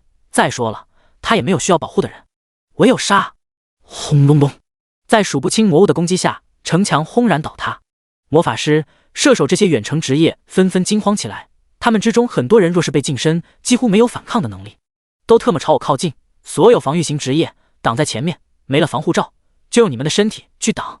黄圣人临危不乱，法杖一挥，一个巨大的防护罩瞬间笼罩大半个城池。虽然防御力不及城池的防护罩，但好歹也能稍微挡个片刻，为那些近战职业回防争取时间。天空中，迪西亚冷哼一声，便要再度出手，结果下一秒，两个雷球竟直直地朝着他撞了过来。迪西亚丝毫不慌，伸出手，一个光罩便已经出现在他的周边。两个雷球撞在光罩上，纹丝不动。汪汪汪！卧槽，这小东西有点东西！被老黑一口狠狠地咬上去，企图将光圈咬破，结果差点将自己的牙给蹦掉。吼吼吼！这小东西很香，本大王有预感，如果能吃了它，本大王将再度突破。大王双眼放光，头上的王字猛然一亮，恐怖的雷电之力瞬间覆盖整个光罩。两头畜生，找死！迪西亚眼中释放着杀意，伸出手，拳头一握，轰的一声，小小的精灵身体竟爆发出紫色的恐怖雷电，直接轰击在两头变异兽的身体上。被老黑与大王浑身一震，只感觉到一股强大的能量直接冲入他们的身体中，肆意破坏。终日打雷的他们，这一刻终于尝到了那些被他们电成胶的魔物是什么感受。两头变异兽直接冲空中掉落下来，重重地砸在地面上，口吐白沫。汪汪汪！打不过！吼吼吼！叫人滚滚，给老子干死这玩意！两头变异兽嚎的那叫一个惨不忍听。刚刚生吞完一头魔物的滚滚，瞬间听到两位大哥的呼唤，竟发出从未有过的怒吼。好，几位大哥带他吃这么多好吃的，竟然有东西敢欺负大哥，那他如何能忍？下一秒，圆滚滚的熊猫竟如同一枚炮弹一般，直冲天际，瞬间变到了那小精灵的前方。迪西亚没想到，刚打趴了一狗一虎，便又来了一头黑白兽。这么丑，这什么玩意？想也没想，迪西亚便再次发出一道紫雷，结果雷电攻击在滚滚身上，滚滚竟毫发无伤，伸出熊猫掌一拳轰了过去。咔嚓一声，大王跟被老黑轰不动的光罩竟瞬间破裂。迪西亚脸色彻底变了，想要扇动翅膀远离这不知名怪物，结果突然间，迪西亚发现自己的身体竟变得无比沉重，仿佛一座大山压在身上，让他根本飞不动。重力，这怪物竟然还会重力能力。好，滚滚自然不清楚什么重力不重力的，刚刚他就是不想让这小东西逃走，莫名其妙的便激发出特殊的力量。轰！滚滚再度轰出一拳，迪西亚反应也是极快，再度释放出光照魔法，堪堪挡住这一拳。这是什么生物？不可能，祖星的一头畜生罢了，怎么可能如此之强，竟能与迪西亚相当？相当？你确定是相当吗？这东西明明已经压制了迪西亚。天空之上，几位皇级存在看着这一幕，眼中满是不可思议。别说他们，就连陆战都没想到，这头被大王他们忽悠来的熊猫简直强得变态。第185章，请人皇动手。半空中，陆战自然也看到了亡灵之城的危机，心中不由得有些焦急。不能拖下去了，他现在的属性大部分都来自于信仰的增幅，若是人类大量死亡，他的属性也会大降。到那时，不等1号出山，他就被活生生砍死了。哼，陆战，我要出全力了。就在这时，火狂大笑一声，身上的火焰再次冲天起，足足1米之高。结果下一秒，便听陆战一声怒吼：“出尼玛全力，老子没空陪你们玩了！”说完，陆战猛然发力，瞬间斩出一道剑气，将这火狂给硬生生推开，同时身影已然消失在原地。刹那间，于峰的心中便升起极大的危机感，直接展露出妖形态，变化成一条巨大的眼镜王蛇。而事实也确实如他所料，这家伙一直在旁边偷袭，陆战早就看其不爽了，直接闪现到他的身边，一剑刺去。这于峰即便早有防备，但依旧被血之挽歌刺破蛇鳞，刺入蛇身。随后技能雪豹直接开启，轰轰轰轰！巨大的眼镜王蛇身体不断发出爆炸，于峰惨叫不已。另一旁，既然陆战已经脱离单挑的范畴，其他天骄也没必要讲什么武德，纷纷出手。那华颜更是想要再度施展火之囚笼，将陆战给困住。然而陆战早有准备，直接抽出血之挽歌，随后全力出手，1秒直接斩出10几件，大量的血色剑气布满整个天空，朝着四面八方而去。陆战也不求这些剑气能伤得了这些天骄，只不过是为了争取时间罢了。斩出这些剑气后，陆战便直接扇动翅膀，朝着城池的方向急速飞去。华颜等天骄自然无法无视这些剑气，纷纷抵挡。当剑气消失之时，陆战早已没了身影。他是我的！火狂冷哼一声，事到如今，他岂能不知道陆战一直都是在耍他，浑身的火焰气得快特么爆炸了。二话不说，便如同一道火箭般朝着陆战追去。紧接着，华颜等5位天骄追了上去。至于其他几位，则慢慢的飞向城池，他们也不着急，而是准备看情况再说。先前陆战秒杀利西亚之时，便让他们颇为忌惮，刚刚那一阵爆发，更是展现出陆战恐怖的实力。就这么追上去，危险性极大。至于那眼镜王蛇于峰，刚刚的血豹虽然没有秒杀掉他，但也爆了他半条命，此刻哪里还敢去追？身为一条毒蛇妖，他很辣阴险，但最大的特点还是惜命。这家伙也不准备继续观望了，扭了扭身子，直接朝着天上飞去。这场战斗他不准备继续下去了，还是逃回妖星养伤去吧。哼，丢人的废物！妖族黄吉看到于峰一人偷偷逃回来，顿觉脸上无光，恨不得当场将其拍死。于峰却是无所谓，丢人就丢人呗，总比丢命好，直接喷出一口绿色血液，无比虚弱的说道：老祖，我先回去疗伤。滚吧！于峰头也不回，直接消失在这个世界。死亡之翼全速爆发之下，陆战的速度极快，仅仅几秒便已经回到城墙处，一剑斩出，大量的魔物瞬间死去。然而根本没用，魔物太多了，完全杀不过来。陆战已经看到上百头已然冲入城池中，肆意屠杀。而就这么一会，那几位天骄已然追了上来。陆战，滚回来再战！火狂一声大吼，在后方一拳轰出，直接凝聚成一个巨大的火焰拳头，朝着陆战轰去。结果突然间，一把刀从地面上一斩，竟将这火焰巨拳瞬间斩破。贾政持着血刀，双眼满是血红，怪笑道：结，要战我陪你。这家伙已经吸了不知道多少鲜血，整个人无论是神情还是动作都极为疯魔。若是以前，早就彻底丧失理智，成为杀戮机器。但他是陆战的高级信徒，在信仰之力的作用下，贾政始终保持着那么一丝理智。说完，贾政一跃而起，一刀斩向火狂。你是什么废物，也配与我动手？火狂更加愤怒，在他看来，人族全都是废物，一个陆战便算了，这随便跑出来一个人类也敢对他出刀，侮辱，赤果果的侮辱。然而他刚吼完，便看到眼前一片恐怖的红色袭来，那不是火焰的红，而是血腥的红。贾政挡住火狂，陆战没有迟疑，瞬间飞到那黄圣人的身边。老头，现在怎么办？黄圣人脸色惨白，连番的施展禁咒，对他的消耗也是极大，一双充满血丝的双眼看向陆战，他欲言又止，最终却只说出2个字：进阶。到了这一刻，黄圣人已经没有其他办法，只能孤注一掷，将所有的一切全部压在陆战身上。为什么会是陆战？为什么会是亡灵法师？他突然想到，人族有一句俗话：置之死地而后生。人族想要获得新生，答应或许就在死亡之上。既然陆战现在的亡灵实力不足以改变战局，那就说明他还不够强，那就让他变得更强。最快的办法只有一个：职业进阶。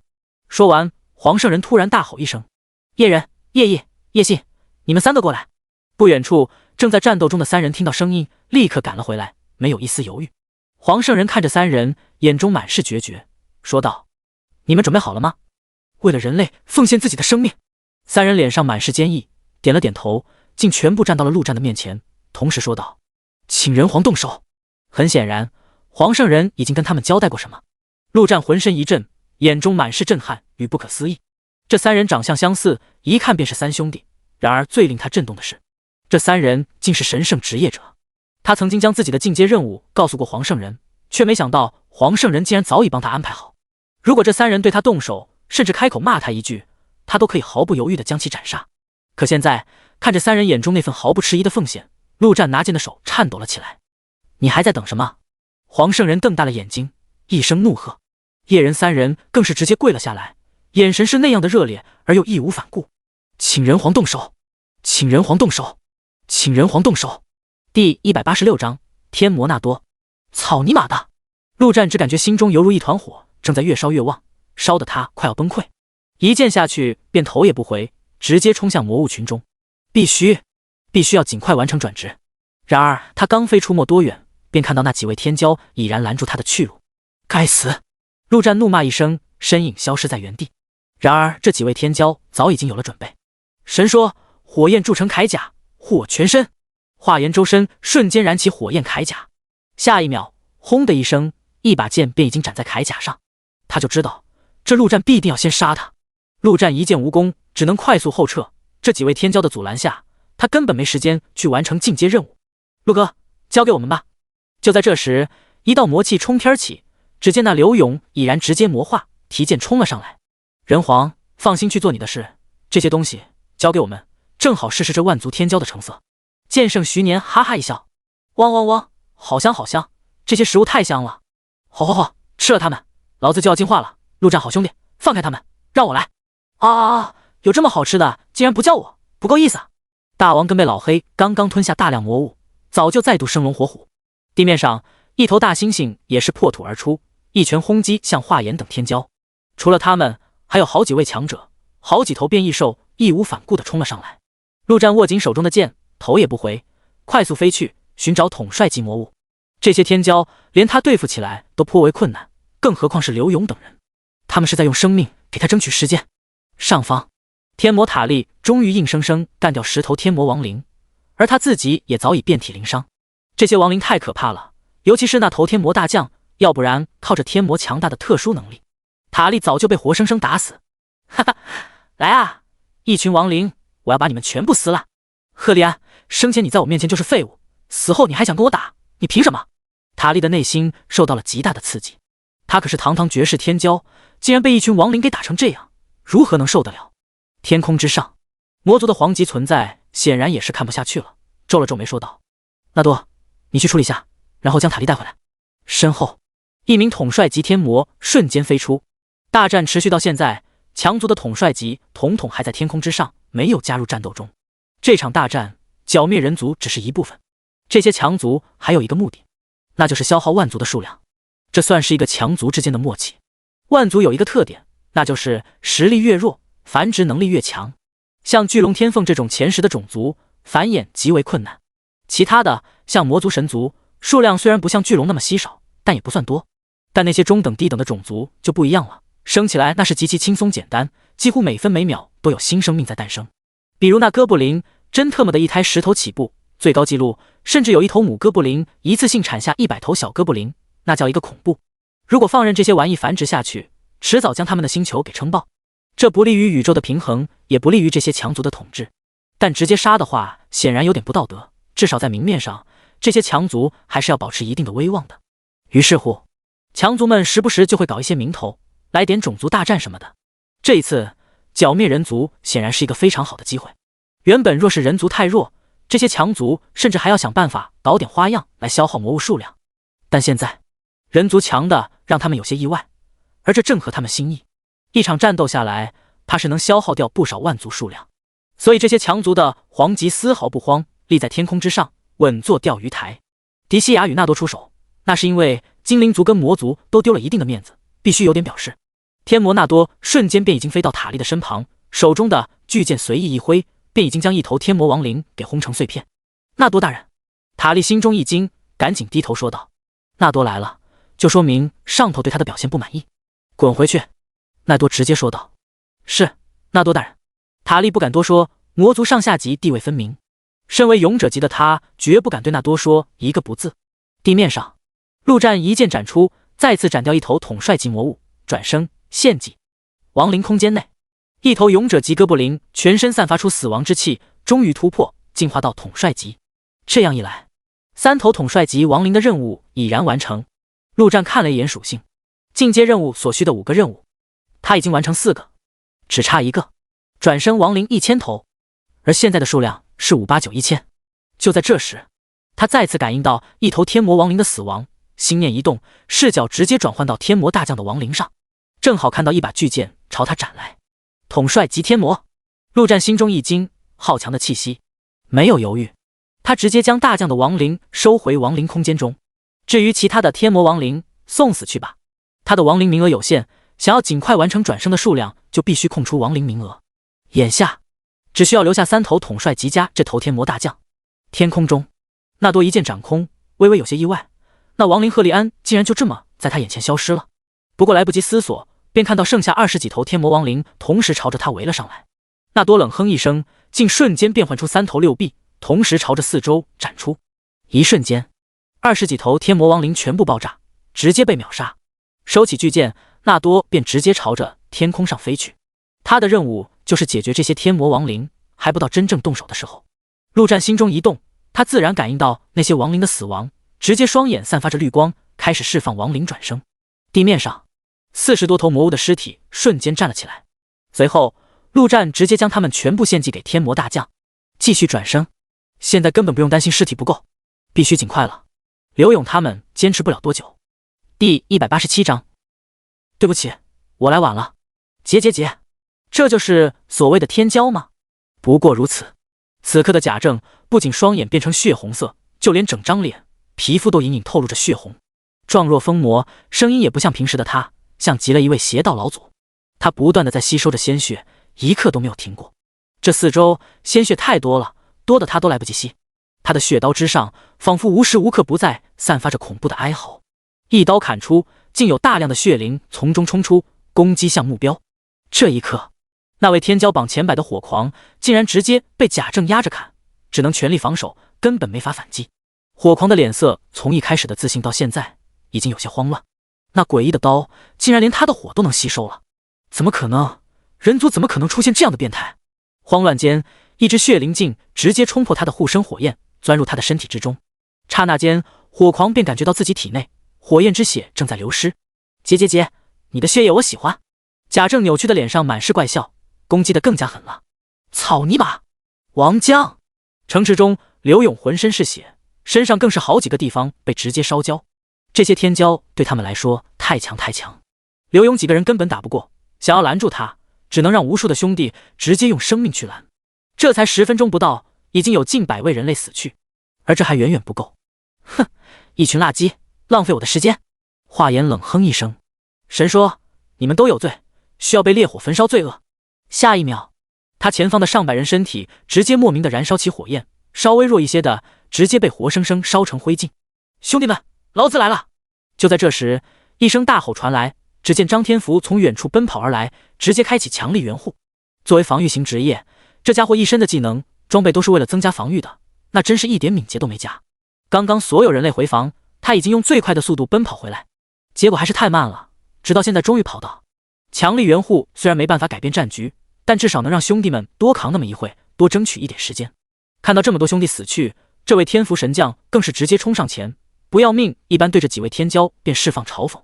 嘲讽这技能一般来说，面对比自身强大的存在，成功率低的可怕，更别说面对这些天骄使用，成功率几乎无限接近于0。但那是别人，张天福不同，这位天福神将的嘲讽从来没有失败过，这次同样不例外。足足4位天骄，包括那华严在内，心中瞬间升起一股难以抑制的戾气，脑海中只剩下一个声音，那就是攻击张天福。卧槽！张天福也没想到自己一嘲讽，直接嘲讽来4个，吓得转身便逃。那4位天骄几乎毫不犹豫，便一齐朝着张天福冲了上去，发动攻击。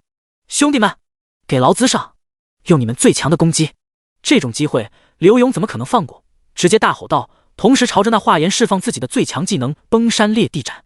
剑圣徐年同样握紧手中的剑，斩出最强一剑猛龙断空斩。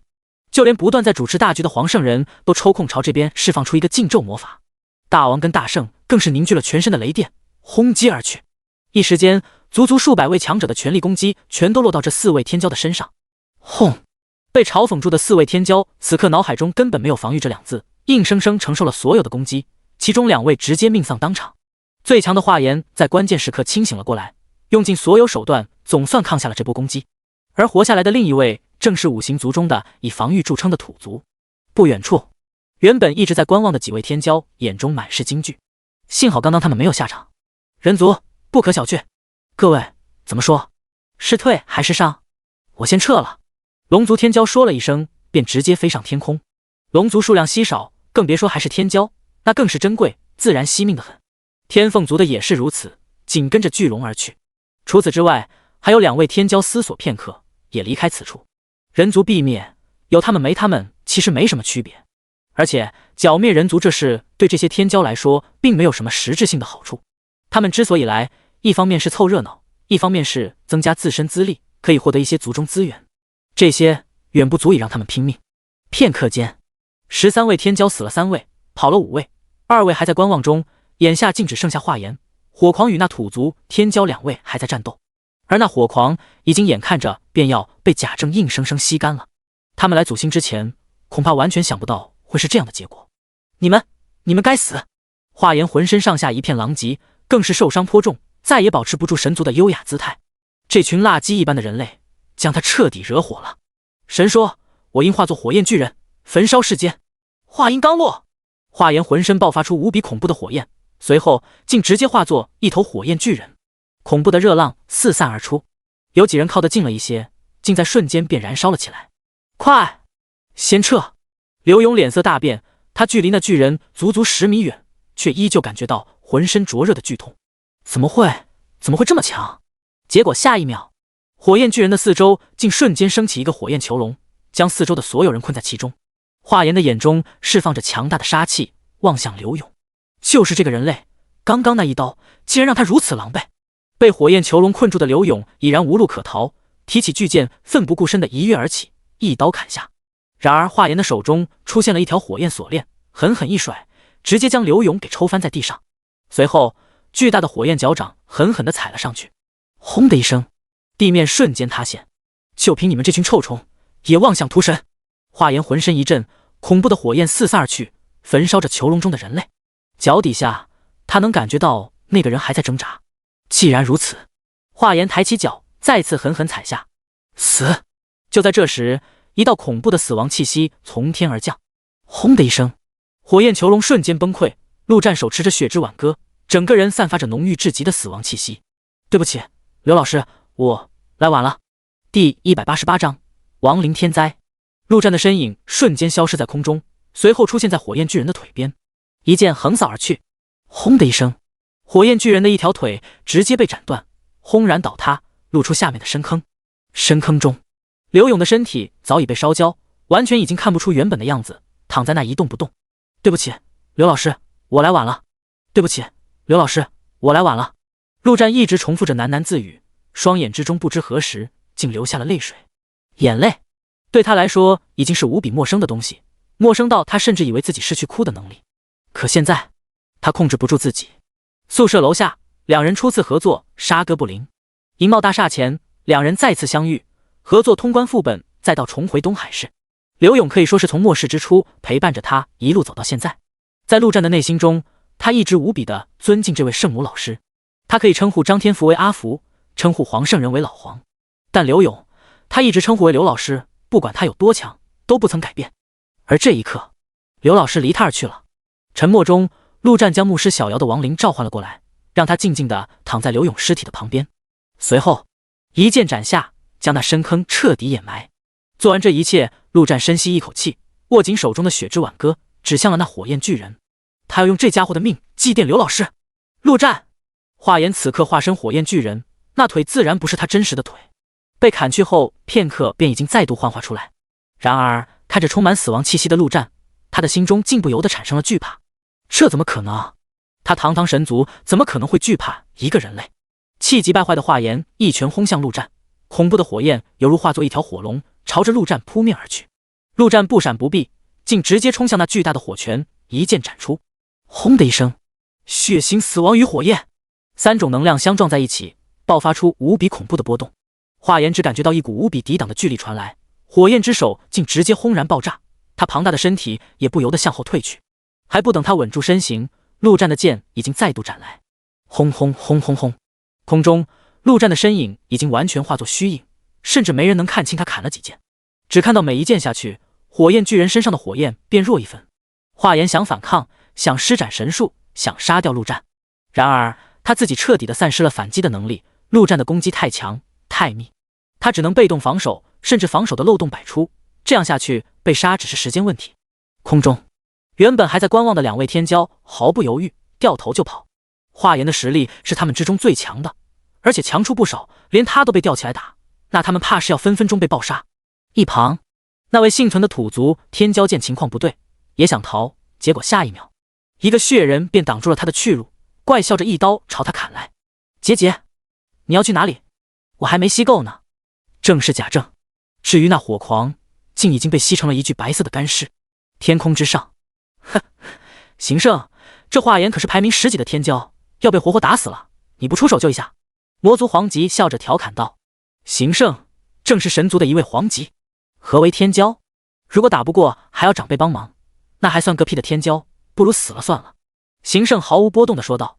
其他几位黄级存在对这话也是习以为然，没有丝毫意外。若是换成一般的种族，排名12的天骄，那必定是众星拱月，小心呵护着。但这些排名前10的顶级种族不同，尤其是神族，堂堂第一大族，天才众多，死了一个天骄，还会有其他的天骄站出来，算不了什么。地面上，陆战已经数不清斩了几剑。轰的一声，火焰巨人终于轰然倒塌，庞大的火焰散去，露出华颜原本的样子。此刻的华颜虚弱，狼狈至极，甚至连站起来的力气都没有，但他却依旧挣扎着，依旧不甘心。他是谁？他是天骄榜排名第13的绝世天才，未来有望晋级神级的存在，怎么可以倒在这里，被一个臭虫一般的人类打倒？神术！华颜艰难地张开嘴，想要再次施展神术，结果下一秒，陆战一脚踩在他的脸上，充满杀意地说道：神说的不算，老子说的才算，老子说你该死！说完提起手中的剑，一剑刺进华颜的头颅。血爆发动。片刻后，系统的声音传来，叮！陆战抽出血之挽歌，看向埋葬了刘勇的地方，说道：刘老师，一路走好。陆哥，对不起，我没保护好勇哥。一旁，张天福跌跌撞撞地走了过来，此刻的他也是身受重伤，站都站不稳。刚刚4位天骄被他嘲讽，一起攻击他，换成其他人早就被轰成渣了。幸好他是天福神将，他有闪避这个属性，但即便运气再逆天，他也不可能100%闪避，离死也就差那么一点了。对于张天福来说，除了陆哥，最要好的便是刘勇。眼睁睁看着刘勇被杀死，那种无力感让他差点崩溃。是我没保护好你们。陆战看向张天福，说道：阿福，好好休息下吧。说完，陆战身后死亡之翼猛然展开，缓缓飞上天空，整座亡灵之城全部映入眼帘。尸体，到处都是尸体，人类的，魔物的。不远处，黄圣人依旧在主持着大局，同时释放禁咒没有。如果没有他，人族早就崩溃。下方，贾政已经将那土族天骄生生吸干，冲向其他魔物，连杀2位天骄，这血刀老祖的实力堪称恐怖。他还看到城中，战皇杨战正在不断的战斗着，无数的魔物冲向他，他却丝毫不退，因为身后就是他的老父亲以及一群美娇妻。陆战收回目光，张开双手，恐怖的死亡之气以他为中心，朝着四周弥漫开来。刹那间，接触到这些死亡之气的尸体竟全部站了起来，不管是人类还是魔物。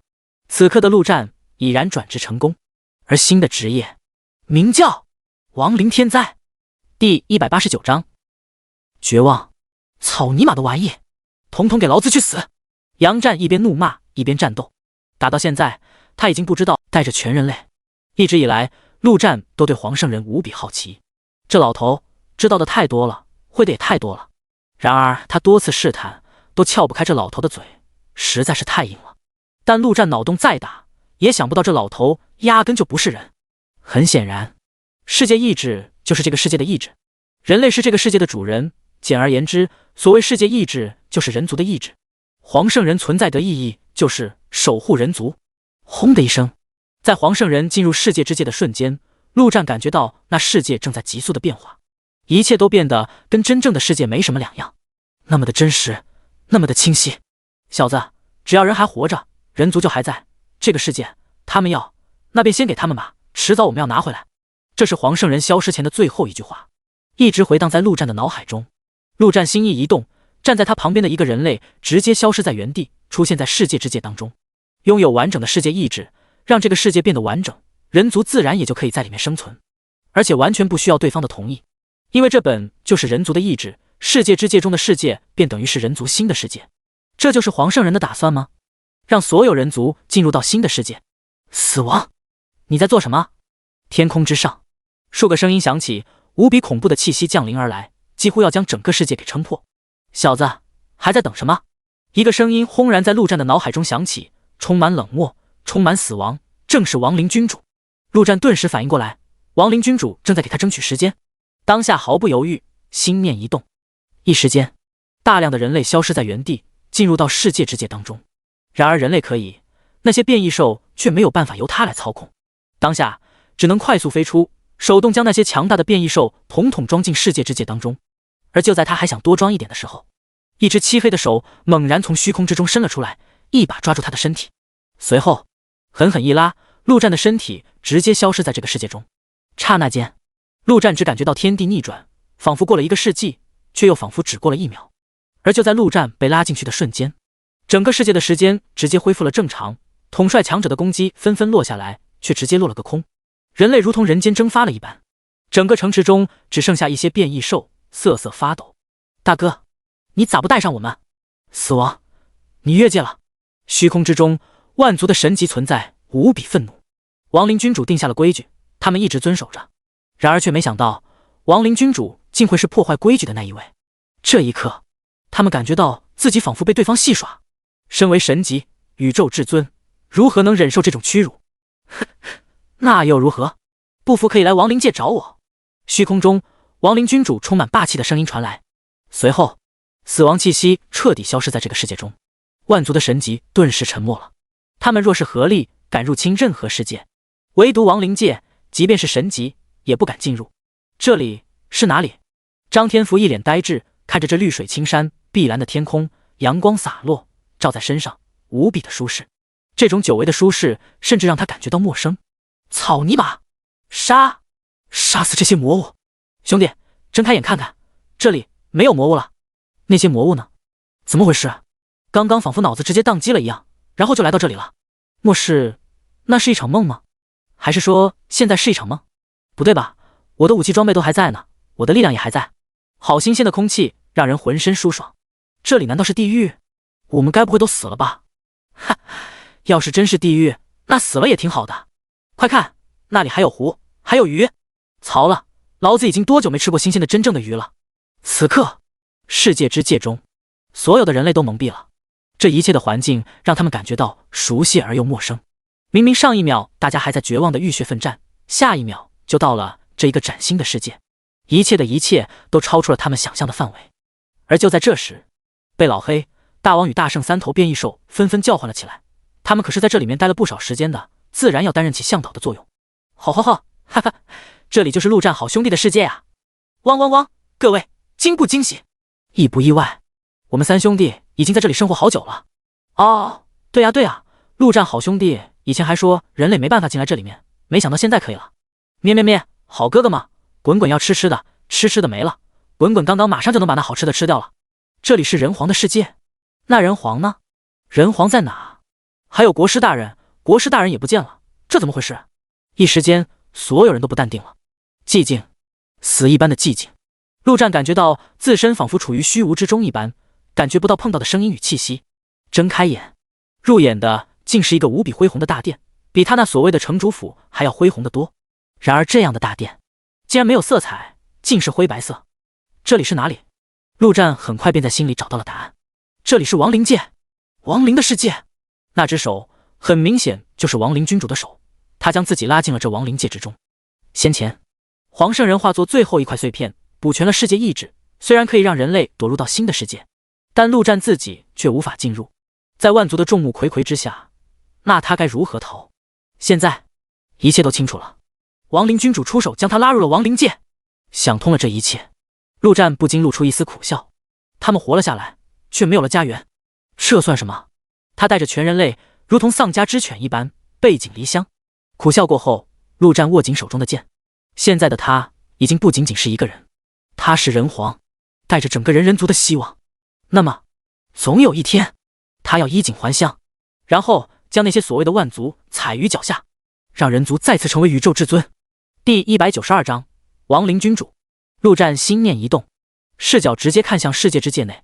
他尝试过自己进去，却发现本尊根本进不去，只能意识进去。一瞬间，陆战便听到熙熙攘攘的议论声，有害怕的，也有兴奋激动的。几头变异兽也在那狂吠个不停，简直吵着他头疼。直接冷哼一声，结果轰的一声，整个世界仿佛响起了一个惊雷，就连陆战自己都被吓了一大跳。这特么什么情况？他一个冷哼，直接变成惊雷，那撒个尿不得直接变成倾盆大雨。至于人类，自然是被吓得不轻，一个个惊疑不定地看向天空，以为是魔物又降临了。我是陆战。陆战也不故弄玄虚，直接说道。此话一出，所有人的神情立刻变得兴奋起来。既然人皇还在，这就说明他们没有死，这里也不是什么地狱。陆哥，张天福更是直接蹦了起来，仿佛一个3岁小孩。时间紧迫，我先说几句。这里是我们人族的新世界，暂时的，在这里没有魔物，没有任何危险，大家可以暂时放心的生活。至于其他的，等我先搞清楚外面的状况再说。将所有人先暂时安顿好，陆战的意识便直接退出新世界。这种情况下，他总得先将周围的环境以及自身的安全确认下再说。谁知道那位亡灵君主安的什么心？收拾好心神，陆战环顾了一周，整个大殿依旧空荡荡的，没有任何声音。他走了一步，脚步声响起，直接回荡在整个大殿中，甚至引起了空气的震动，大量的灰尘掉落下来。陆战皱了皱眉，这怕不是废弃的地方？都多久没有动静了？陆战走了一圈，依旧没有发现任何异常。这大殿甚至连门都没有，更没有什么亡灵生物。这尼玛什么情况？他不会被一直困在这里了吧？就在这时，大殿的上方突然发出一丝轻微的声音。陆战心中顿时警惕起来，循声望去，那里好像确实有些不同。这地方太黑太暗，而且满是灰尘，不仔细看根本发现不了。那里好像有一把椅子，看起来还颇为豪华霸气的样子。陆战缓缓走近，眯起眼睛仔细看去。下一秒，他忍不住惊吓出声，同时后退一步。卧槽，鬼呀！只见那里正有一把造型无比霸气的白骨之椅，而在这椅子上竟有着一个漆黑的身影，如果鬼魅。不过很快，陆战便反应过来，弱弱地说道：亡灵君主大人，这身影难不成就是亡灵君主？他的最大上司？亡灵君主看着眼前这个人头，缓缓站了起来。他也是没有办法，这家伙特么的在大殿中逛半天了，也没能发现他的存在。于是乎，他只能发出些声响，来让这陆战发现他的存在。说实话，这让他堂堂亡灵君主很没面子。陆战瞪大了眼睛，看着这身影缓缓地从王座上走下来，想要努力看清对方的样子。对于这位亡灵君主，他可谓是充满好奇。对方长啥样子？对方为何要救他？对方到底在谋划什么？片刻后，陆战愣在原地，感觉到脑子直接宕机了一般。他终于看清了这位亡灵君主的样子，无比曼妙的身材被那紧身黑色长袍展现得淋漓尽致，绝美至极的脸庞上没有任何的神色波动，冰冷至极。即便是陆战这种经历过各种美色的人，此刻也不禁有种呼吸停止的感觉。太美了，美的让人窒息，美的没有任何缺点，完美的甚至让人觉得不真实。最重要的是，亡灵君主竟然是个女的。不对，是个母的。陆战感觉到自己的世界观被狠狠地颠覆了。结果亡灵君主的下一句话差点让他的灵魂直接出窍。美吗？想上我吗？这声音一出，无比浓郁的死亡之气瞬间蔓延开来，直接让陆战如坠冰窖。这尼玛什么意思？陆战心中默默说了一个字：想，脸上却是无比惊恐的模样，不知道该作何反应。我虽然不会有任何感觉，但器官还在，而且保养得很好，你想的话应该会很舒服。结果亡灵君主继续开口，甚至往前走了一步，靠近陆战。特么的，这女人得寸进尺，陆战真想不顾一切的。幸好她还有理智，赶紧退后一步，义正言辞地说道：君主大人，我没有任何想法。真是无趣。亡灵君主说道，说完便直接沉默了下来。长久的沉默，陆战也不敢乱说话，只能心里展开疯狂的联想。特么的，这亡灵君主不会就是个寂寞太久的女人吧？为什么救她？就是看上她的帅气样貌，还是看上她持久强大的能力？操！那到时候对方要强上她怎么办？这里可是对方的地盘，她拿什么反抗？不反抗的话享受吗？卧槽！这时候陆战很想拿出手机发个帖子提问一下，请问被亡灵君主强上算不算日晷？就这样，一个沉默，一个胡思乱想，时间竟然在不知不觉中过去了1个多小时。亡灵君主自然是没有丝毫感觉，他最短的一次沉默都是以月起步的，1个小时简直就是洒水。终于，还是陆战最先忍耐不住，你特么要上就赶紧上，反正眼睛一闭，那啥也就过去了。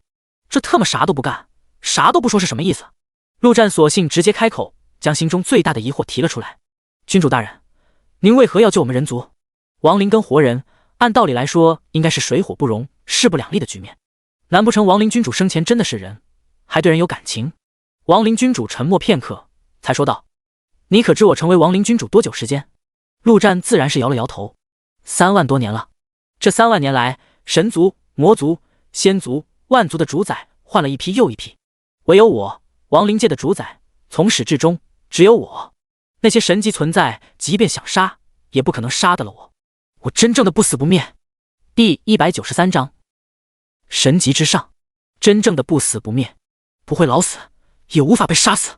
这听起来确实牛逼哄哄的，不过这娘们是在跟我炫耀他的强大吗？陆战心中默默说道。这些跟他救人族有什么关系？不过按照他的说法，虽然大家都是神级存在，但那些万族的神级都会死、老死或者战死，没有他，从古至今一直是亡灵界唯一的神。陆战还在思索，突然之间死亡气息猛增，亡灵君主悠悠的开口，犹如一个充满怨气的究极怨妇。你知道这3万年我是怎么过的吗？我的眼中只有灰白，没有色彩，我的身体没有任何知觉，不会痛，不能爽，我的嘴里没有任何滋味，无法品尝任何美味，我的心不会跳动，感觉不到任何心动、刺激，我无法离开这个世界，最多只能投影一部分到生者世界去。这个世界只有那些丑陋至极的亡灵生物，我甚至都不能抓点小动物来陪我玩，生灵无法在亡灵界生存。成为亡灵君主不是什么不死的荣耀，而是一种不死的诅咒。我永远只能待在这灰暗的世界里。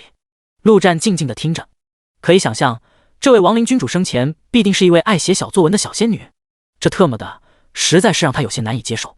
不过最后一句话却令他脸色一变，生灵无法在亡灵界生存，那他是怎么回事？他不是生灵吗？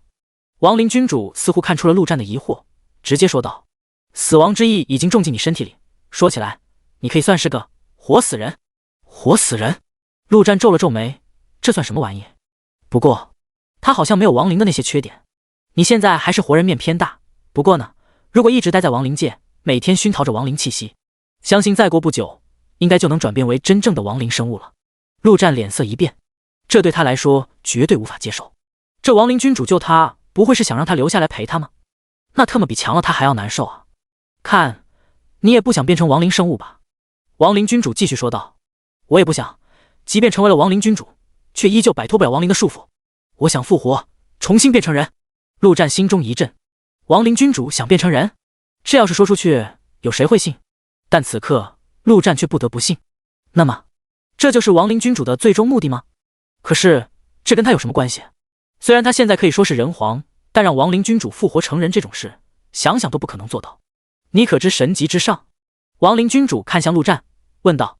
陆战再次摇摇头，这些东西他怎么可能知道？这亡灵君主看样子真是寂寞太久了，整一个话痨。亡灵君主点了点头，继续说道：神级之上，名为永恒。万族那么多神级，最终的目的便是成就永恒。你可知万族为何要入侵祖星？便是因为祖星是宇宙发源之地，想要成就永恒，唯有在祖星，唯有永恒才是真正的与天地同寿，宇宙至尊，永恒不灭。也唯有永恒出手，才可让我复生，重新成为人族。陆战静静地听着，心中却无比震动。亡灵君主短短几句话，便将这末世的由来道了出来。没什么惊天动地的大阴谋，也没什么难以置信的恩怨情仇，一切都是那么简单，却又理所当然。只不过是几位神级存在想要更进一步，达到永恒。按照亡灵君主所说，神级存在也会老，也会死。都到神级了，没有一位是想死的，肯定想要竭尽全力更进一步。难怪上一世万族根本就不急着灭掉人族，因为时间还没到罢了。话都说到这了，也没什么好遮遮掩掩的。陆战索性直接问道：君主大人，那您为何要帮我们人族？我想要成就永恒，怕是登天之难。您帮助万族，帮助那些神级存在，等他们成就永恒，再帮助您，不比救我来的简单的多。谁知这亡灵君主的身体直接冒出大量的死亡之气，说道：万族，一群欺师灭祖之辈，有何资格成就永恒？要不是我出不去，早就将万族全灭个遍。陆战心中一动，照这么说的话，这亡灵君主生前看样子还真是人族，而且是无比强大的人族，就像是先前他看到的那些画面，或许就是骑在巨龙身上的强者之一。那君主大人，您是觉得我有机会成就永恒？陆战问道。或许有1/1000的几率吧。亡灵君主毫不犹豫地说道。数万年下来，他考察过的人类自然不止陆战一个，但直到陆战的出现，才让他看到了那么一丝希望。至少，陆战是唯一一个能征服死亡之翼的人类。1/1000，陆战有些无语，也不知道这是夸奖还是贬低。10年后，祖星灵葬开启，到那时，成就永恒的契机便会出现。所以，你还有10年的时间，10年，你至少要达到神级境界。说实话，连我都有些不太置信。1/1000的概率已经极高。亡灵君主看了一眼陆战，说道：“10年，灵葬。”陆战感觉到自己好像又获得了一些不得了的信息。那灵葬就是成就永恒的契机吗？然而不等他发问，亡灵君主已经直接说道：“你还要继续待下去吗？”你的手臂已经出现了亡灵化的象征。陆战看了一眼自己的手臂，顿时吓了一跳，只见上面竟弥漫着一股死气，赶紧说道：“君主大人，请您送我。”他突然愣住了，送回祖星，那不妥妥的送死。但不回去，那他又能去哪里？一直待在这亡灵界，先不说他会不会成为亡灵了，实力也没办法增长啊，靠杀亡灵吗？一时间，陆战突然有些伤感。有家不能回，人类成流浪了。亡灵君主自然看出了陆战的疑问，直接说道：“目前整个宇宙中，能容得下你的只有一个地方。哪里？混乱星海。”第194章混乱星海。混乱星海，陆战眉头一皱，这名字一听就知道不是个好待的地方。混乱星海由一大群小型星球组成，这些星球环境相当恶劣，而且时不时还会刮起星海黑煞。那东西即便是皇级，若是被卷入，也有陨落的风险。如非必要，万族的生灵都不会去混乱星海，那里可以说是整个宇宙中唯一没有被万族掌控的地方。正因为如此，一些穷凶极恶之徒、被万族通缉之徒、邪恶混乱之徒，统统躲在混乱星海，那里也被称为宇宙的遗弃之地。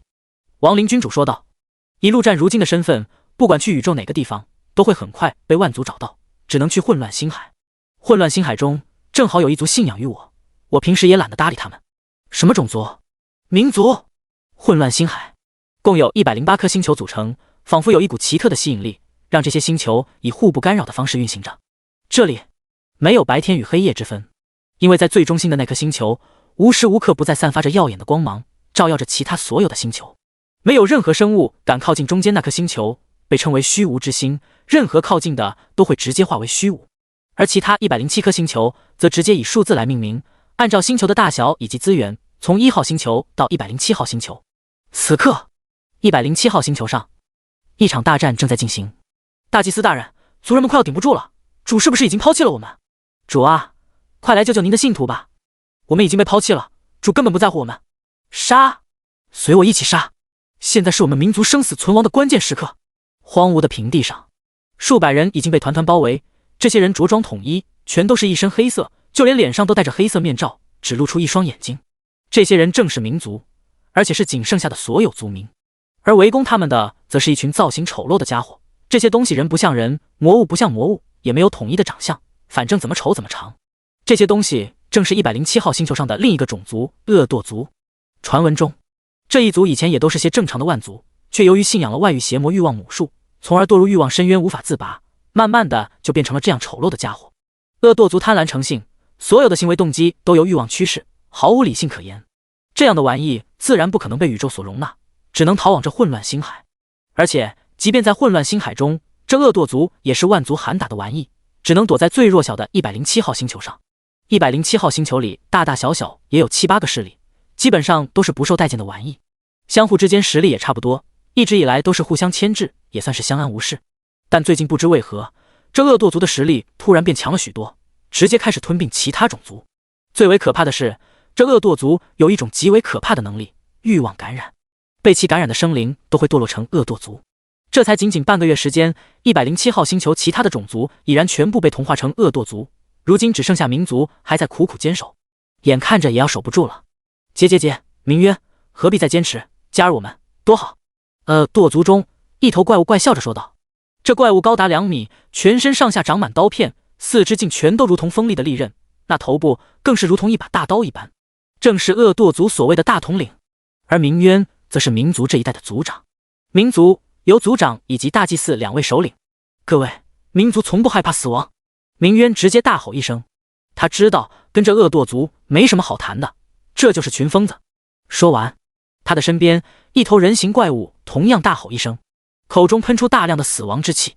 民族有2大手段，一为死灵魔法，大祭司最为擅长；另一种手段便是炼尸，老祖传来下的手段，将尸体炼制成一种特殊的亡灵生物僵尸。鸣冤身边的这头已经炼制到飞僵的程度，妥妥的人形兵器。杀！堕族那怪物也不再废话，直接一甩头，恐怖的刀气便已经呼啸而出。其他的恶堕族也发起冲锋，民族之中大量的僵尸在主人的控制下冲了出来。僵尸不怕欲望感染，这也是民族能坚持到现在的最大原因。大战瞬间爆发，单论个体实力而言，恶堕族的实力都不算强，不然也不可能被赶到这种穷心僻壤的。但胜在数量多，而且那欲望感染太过恐怖，只要被其抓到或者咬到，便会逐渐被欲望吞噬，防不胜防。民族的僵尸也不是无敌的存在，没过多久，已经有好几头僵尸倒下。那些恶堕族们直接朝着民族的族民冲了过来。大祭司挥舞法杖，高声大呼：伟大的亡灵君主，您的臣民请求您赐予死灵的力量。死灵咆哮，刹那间，大祭司的法杖中飞出大量的亡魂，朝着恶堕族冲去。然而这种针对精神灵魂的攻击对于恶堕族来说效果本就不大，这群家伙根本不知道害怕是什么意思，灵魂更是已经被污染的千疮百孔。一个死灵咆哮过去，恶堕族就倒了7、8个，可以说毫无作用。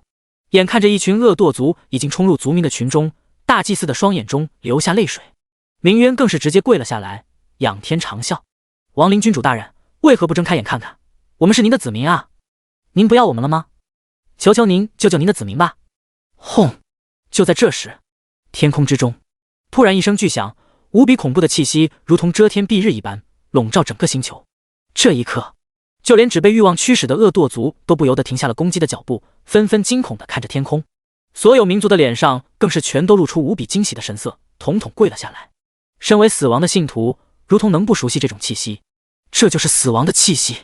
亡灵君主听到了他们的呼唤，亡灵君主真的降临了。第195章，欲望。万众瞩目中，撕拉一声，天空中仿佛被撕开了一个口子，紧接着，一个东西像是被丢垃圾一般丢了出来，费了好一阵力才稳住身形，没有直接摔在地上。草泥马，你个臭娘们，给老子等着！陆战回过头，对着裂缝破口大骂：这亡灵君主把他当什么了？就这么扔出来？结果下一秒，一根手指朝着陆战伸了出去，恐怖至极。对不起，君主大人，我错了。陆战立刻认怂。哼！裂缝中传来一阵冷哼声，随后直接关闭。陆战朝着那方向举起中指，却不敢再说话。直到此刻，陆战才注意到下面还有这么多东西在，看到那些恶堕族的时候更是吓了一跳。这特么什么玩意，也太丑了点，比那魔物还要丑得多。陆战朝着下面挥了挥手，打了声招呼：嗨，大家好，请问你们谁是民族啊？民族是亡灵君主的信徒，亡灵君主将他扔到这里来，不就是想让他照顾一下吗？而下面这情况明显就是2个阵营，一方进攻，一方快要被灭了。那他该帮哪一方呢？听到这声音，虽然空中那家伙看起来很不靠谱的样子，但那身后的黑色翅膀，还有刚刚那浓烈的死亡气息，鸣冤可以确定，对方即便不是亡灵君主，也是君主的使者。立刻大声说道：您是死亡的使者大人吗？使者大人，我们正是死亡最忠实的信徒，民族，请您拯救我们。另一旁，恶堕族大统领已经疯狂一吼：杀死他们！结果他话音刚落，一道恐怖的剑气已然从天而降，直接轰中他的箭头。轰的一声，这丑陋的家伙4分5裂开来，然而竟没有死去，分裂开来的部分迅速长出脑袋，一个大统领竟然变成了10几个。这一幕，就连陆战都有些疑惑了，这到底什么玩意？使者大人小心，他们是恶堕族，被欲望跟邪恶吞噬的家伙。鸣冤赶紧提醒道：堕族？陆战眉头一挑，这名字听起来就是反派货色啊。下方被陆战出现所中断的战斗再次开启，而且还有不少长着翅膀的丑陋家伙飞上天空，朝着陆战攻击而来。使者大人小心，万万不可被恶堕族咬到。这种时候，鸣冤还不忘提醒：因为他很清楚，使者玩完了，那他们民族也就彻底玩完了。陆战不为所动，在他的感知中，这些恶堕族并不算强，也就勇者级魔物的水平。随后斩出几剑，便将那些飞上来的全部轰杀制炸。看向地面时，正好看到一名民族被那恶堕族咬到，直接在他眼前发生变异。好家伙，这特么不就是丧尸吗？原本他还想让张天福他们出来活动活动，这样看来怕是不行，万一被感染可不好解决。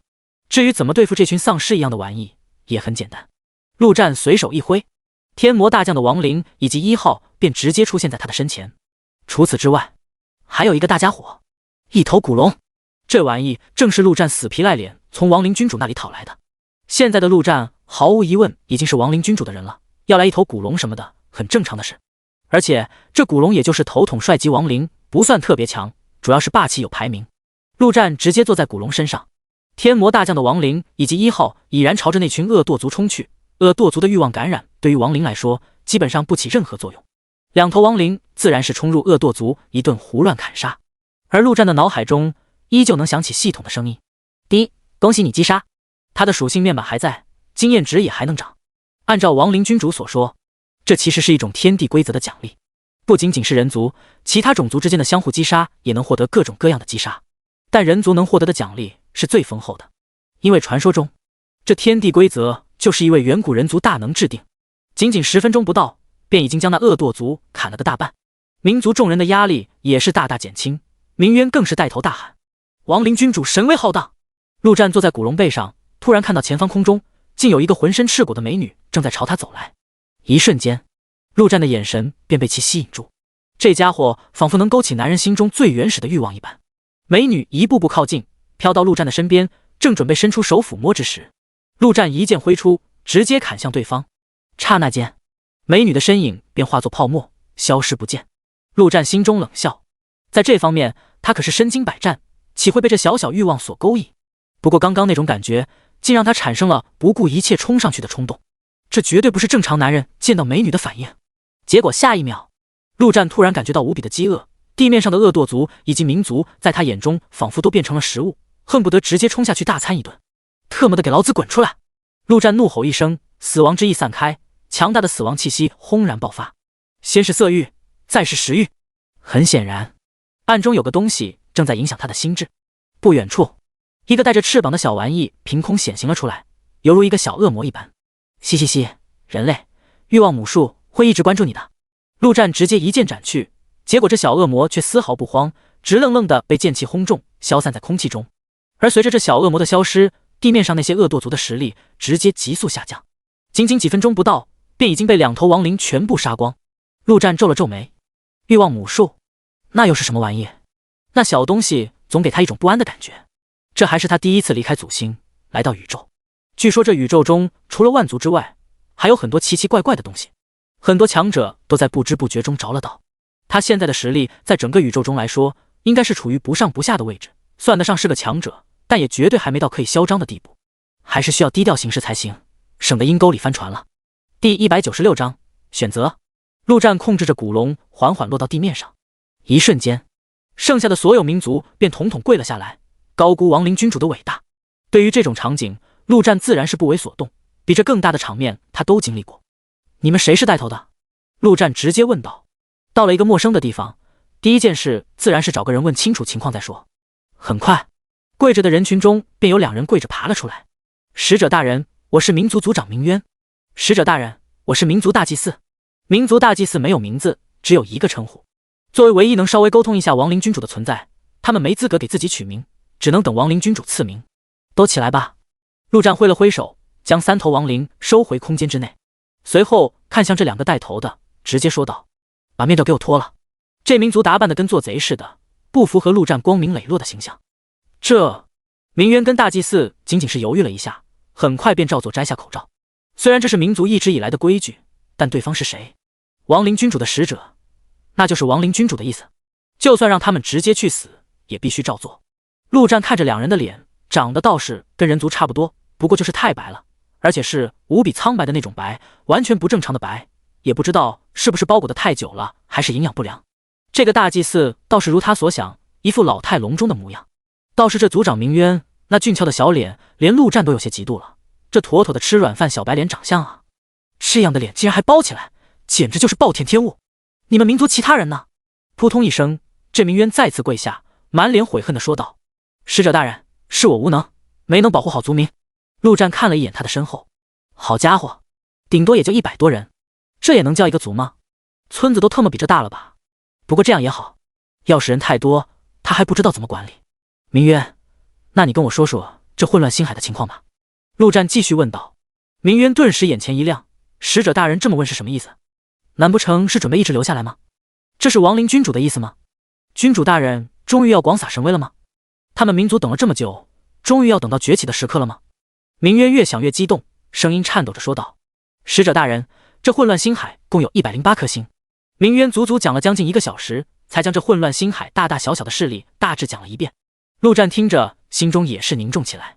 按照明渊所说，这混乱星海中甚至有皇级存在，而且是巨龙那种级别的皇级。这要是惹到了，分分钟捏死他啊！不过幸好107号星球这里属于穷乡僻壤一般的地方，那种级别的强者看都懒得看这里一眼，看样子还是得先猥琐发育一阵才行。那照你这么说，这107号星球已经没有其他种族了，只有你们民族？陆战问道。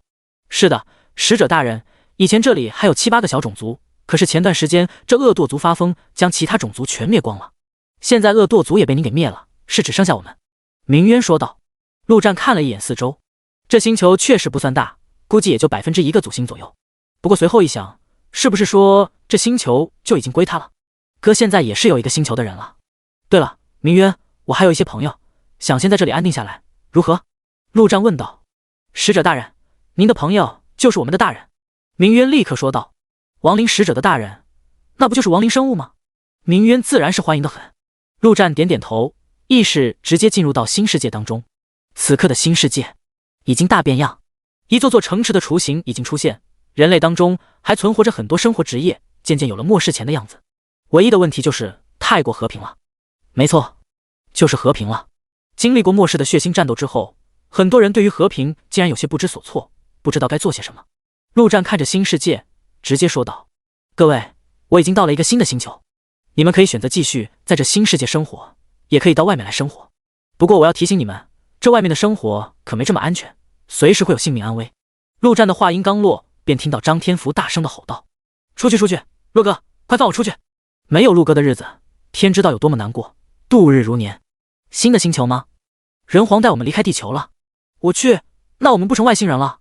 好家伙，我要出去看看宇宙是什么样子的。对，我也要出去，这里面虽然也很好，但太安逸了点，宇宙肯定很危险，我一个厨子还是继续留在这里吧。”一时间，新世界的人类议论纷纷，大部分的人都选择了留下。末世已经将很多人折腾得心力憔悴，如今好不容易有了新的安稳生活，自然不想再去经历生死。当然，也有很多好战的人选择出去，比如杨战，比如贾政，他们就是为杀而生的。至于那些变异兽，早就已经吼成一团。变异兽中哪有安稳的，都是些为了吃能不要命的家伙。吼吼吼！陆战好兄弟，老子快饿死了，老子要吃的！嗷嗷嗷！对呀对呀，陆战好兄弟，吃吃吃！咩咩咩！吃吃吃吃吃！都特么闭嘴！陆战怒吼一声，特么的这群家伙吼得他头大。行了，想出去的直接在心中默念就行，我能听到，将你们全部拉出来。这也是他发现的新能力。身为世界之主，他竟然能听到这个世界所有生灵的心声。要是谁想背叛他，背叛人族，分分钟抓出来灭杀。107号星球上，所有民族弯着腰，无比恭敬地看着陆战，无比期待着亡灵大军的到来。片刻后，一个个身影慢慢出现。足足10分钟后，整个大地上已经站满了身影，密密麻麻的，最少也有数万。明渊瞪大了眼睛，一脸的震惊。不愧是亡灵大军，太多了。民族最为强盛的时候，也没这么多族民。不过，亡灵生物是长这样的吗？第197章，太空。介绍一下，这边是人族，这些是变异兽，还有这边是民族。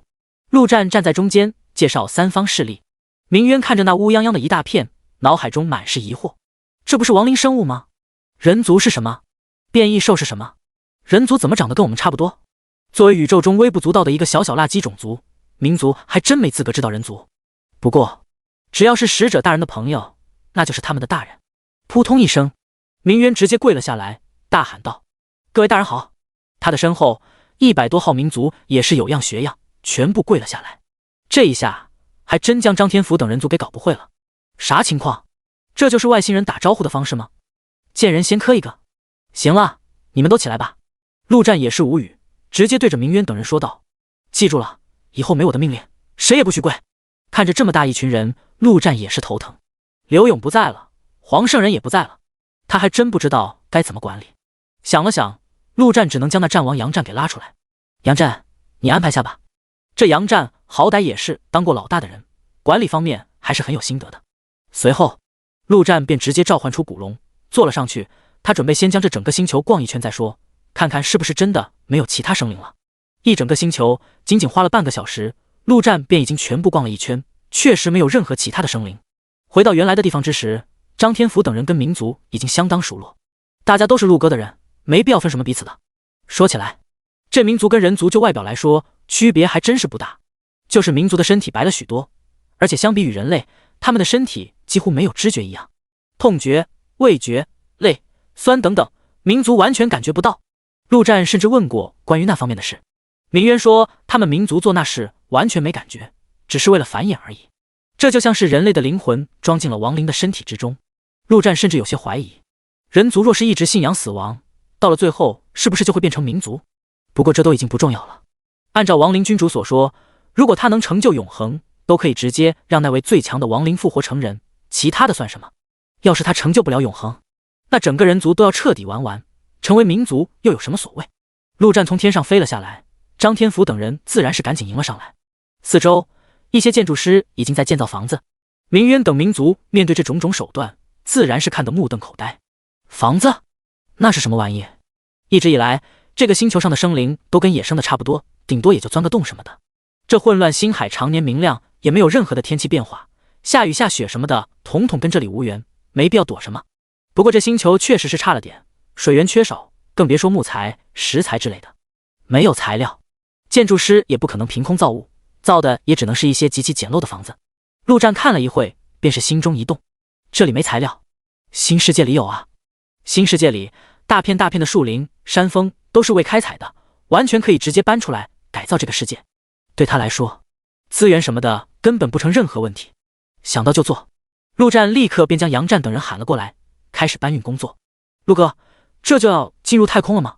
我有点紧张。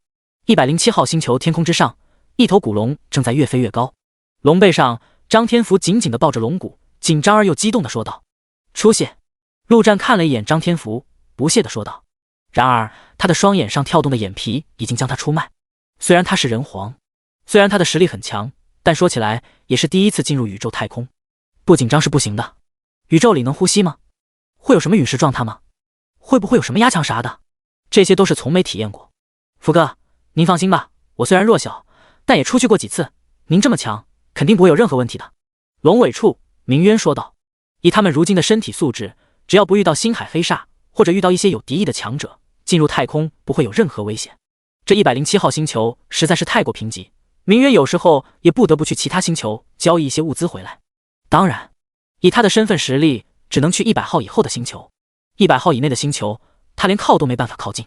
要不你进新世界里面，等到地方了，我再把你放出来。陆战说道。那可不行，陆哥，这可是我的第一次，哪能这么随便？张天福赶紧拒绝道。陆战懒得理会这家伙。按照祖星的时间来算，现在离他进入混乱星海已经过去2-3天时间，人族在107号星球也算扎稳了脚跟。这几天基本没有任何异常情况，这地方也不可能有其他星球的生灵到来。但人族不可能就在这一直安稳的待下去。那位傲娇的亡灵君主可是说了，10年之内，他若是到不了神级的强度，分分钟把他的生气吸干。而他们人族又没什么修炼功法，只能靠杀，杀万族，杀的越多就越强，那么就直接发动战争。此次陆战正是准备带着张天福以及明渊2个先出去探探路再说。明渊作为本地人，自然是充当向导的。至于张天福，就是个福气挂件，作用趋吉避凶。沉默之中，古龙越飞越高，不知道过了多久，突然之间轰的一声，陆战感觉到身体一阵轻松，仿佛快要漂浮起来一般，微微一用力，便让自己稳定在古龙身上。看了一眼四周，他们已然已经到了星球之外。陆哥，福哥，我们已经进入太空了。明渊赶紧提醒道。一旁，张天福缓缓地睁开眼，看着四周，无比失望地说道：“陆哥，好刺眼啊！这宇宙远没有想象中的那般绚烂夺目，没有什么美丽的星星，更没有什么银河，只有正中间一个无比耀眼的光芒，刺得人眼睛疼。以那为中心，许许多多的星球在四周围绕着，而他们所在的107号星球，则是在最外面。”第198章黑龙阁。陆哥，那便是1号星球，据说没有任何生灵能上去。明渊指着中央的光芒说道。陆战看向那边，想要看清什么，却发现什么都看不到，只有一片白。88号星是哪颗？陆战直接问道。陆哥，在那边还有很远的距离。明渊伸出手指向远处，那边被光芒照耀着，看也看不清。混乱星海107颗星球，基本上都有掌控者存在，无非就是一个势力还是几个势力的区别。而一个生灵的星球想要去其他星球，都要受到掌控组织的严格管控。你有好东西，直接给你没收了。在混乱星海，讲的是实力，根本不讲道理。唯有88号星球，没有任何的管理者，任何生灵都可以随意进出，也就成了整个混乱星海的交易中心。当然，没有一定的实力，也不敢前往88号星球。没有管理者，也就说明这里面混乱无比，抢劫、杀人随处可见。只能说，在这混乱星海，弱者连交易的资格都没有。那我们走吧。陆战说了一声，指挥古龙朝着那边飞去。他想要杀戮，自然不可能漫无目的的乱杀，要是惹到打不过的，那就是找死。明渊虽然是这混乱星海的原住民，但基本上只能待在最弱的107号星球，根本没处去获得信息，对于整个混乱星海也就知道个大概。具体哪个星球有哪些势力，基本上是一无所知。想要弄清楚这些，明渊便提议去88号星球交易。交易不仅仅可以是物品，也可以是信息。而在88号星球，只要有钱有实力，没有什么信息是不能获得的。这混乱星海无比的广阔，每颗星球之间都有极大的距离，他们想从107号星球到达88号星球，怕是要不少时间。陆战直接在古龙背上躺了下来，闭目养神。张天福则是无比好奇的东张西望，看起来对这宇宙还是充满好奇。至于明渊，则是无比警惕地看着四周。这混乱星海可没这么平安，除了最危险的星海黑煞之外，还有星道存在，专门打劫穿越星球的路人。这些星道实力都极强，而且心狠手辣，不仅抢东西，还不会留下任何活口。虽然说这混乱星海极大，遇到星道的概率不大，但明渊却不得不防。过了好一会，明渊的神色猛然一紧，只见不远处，一个造型奇特的东西正在快速靠近，那竟是一艘龙形状的星船。福哥，快将陆哥叫起来！明渊颤抖着声音赶紧说道。然而不用他提醒，陆战已然站了起来，看着那边的星船问道：对面什么来头？看对方的样子，就是冲着他这古龙来的，而且来者不善。陆哥，整个混乱星海敢用龙形状只有一个势力，7号星球的黑龙阁。对不起，陆哥，是我没提醒您，黑龙阁会不允许任何其他势力使用龙形状的东西。明渊一脸绝望地说道。黑龙阁？老大是头黑龙吗？陆战问道，也是无语了。这特么的龙族还真是跟他有缘，在祖星上就有那么深的恩怨情仇，没想到这到了混乱星海，遇到的第一个敌人，难不成还是根巨龙？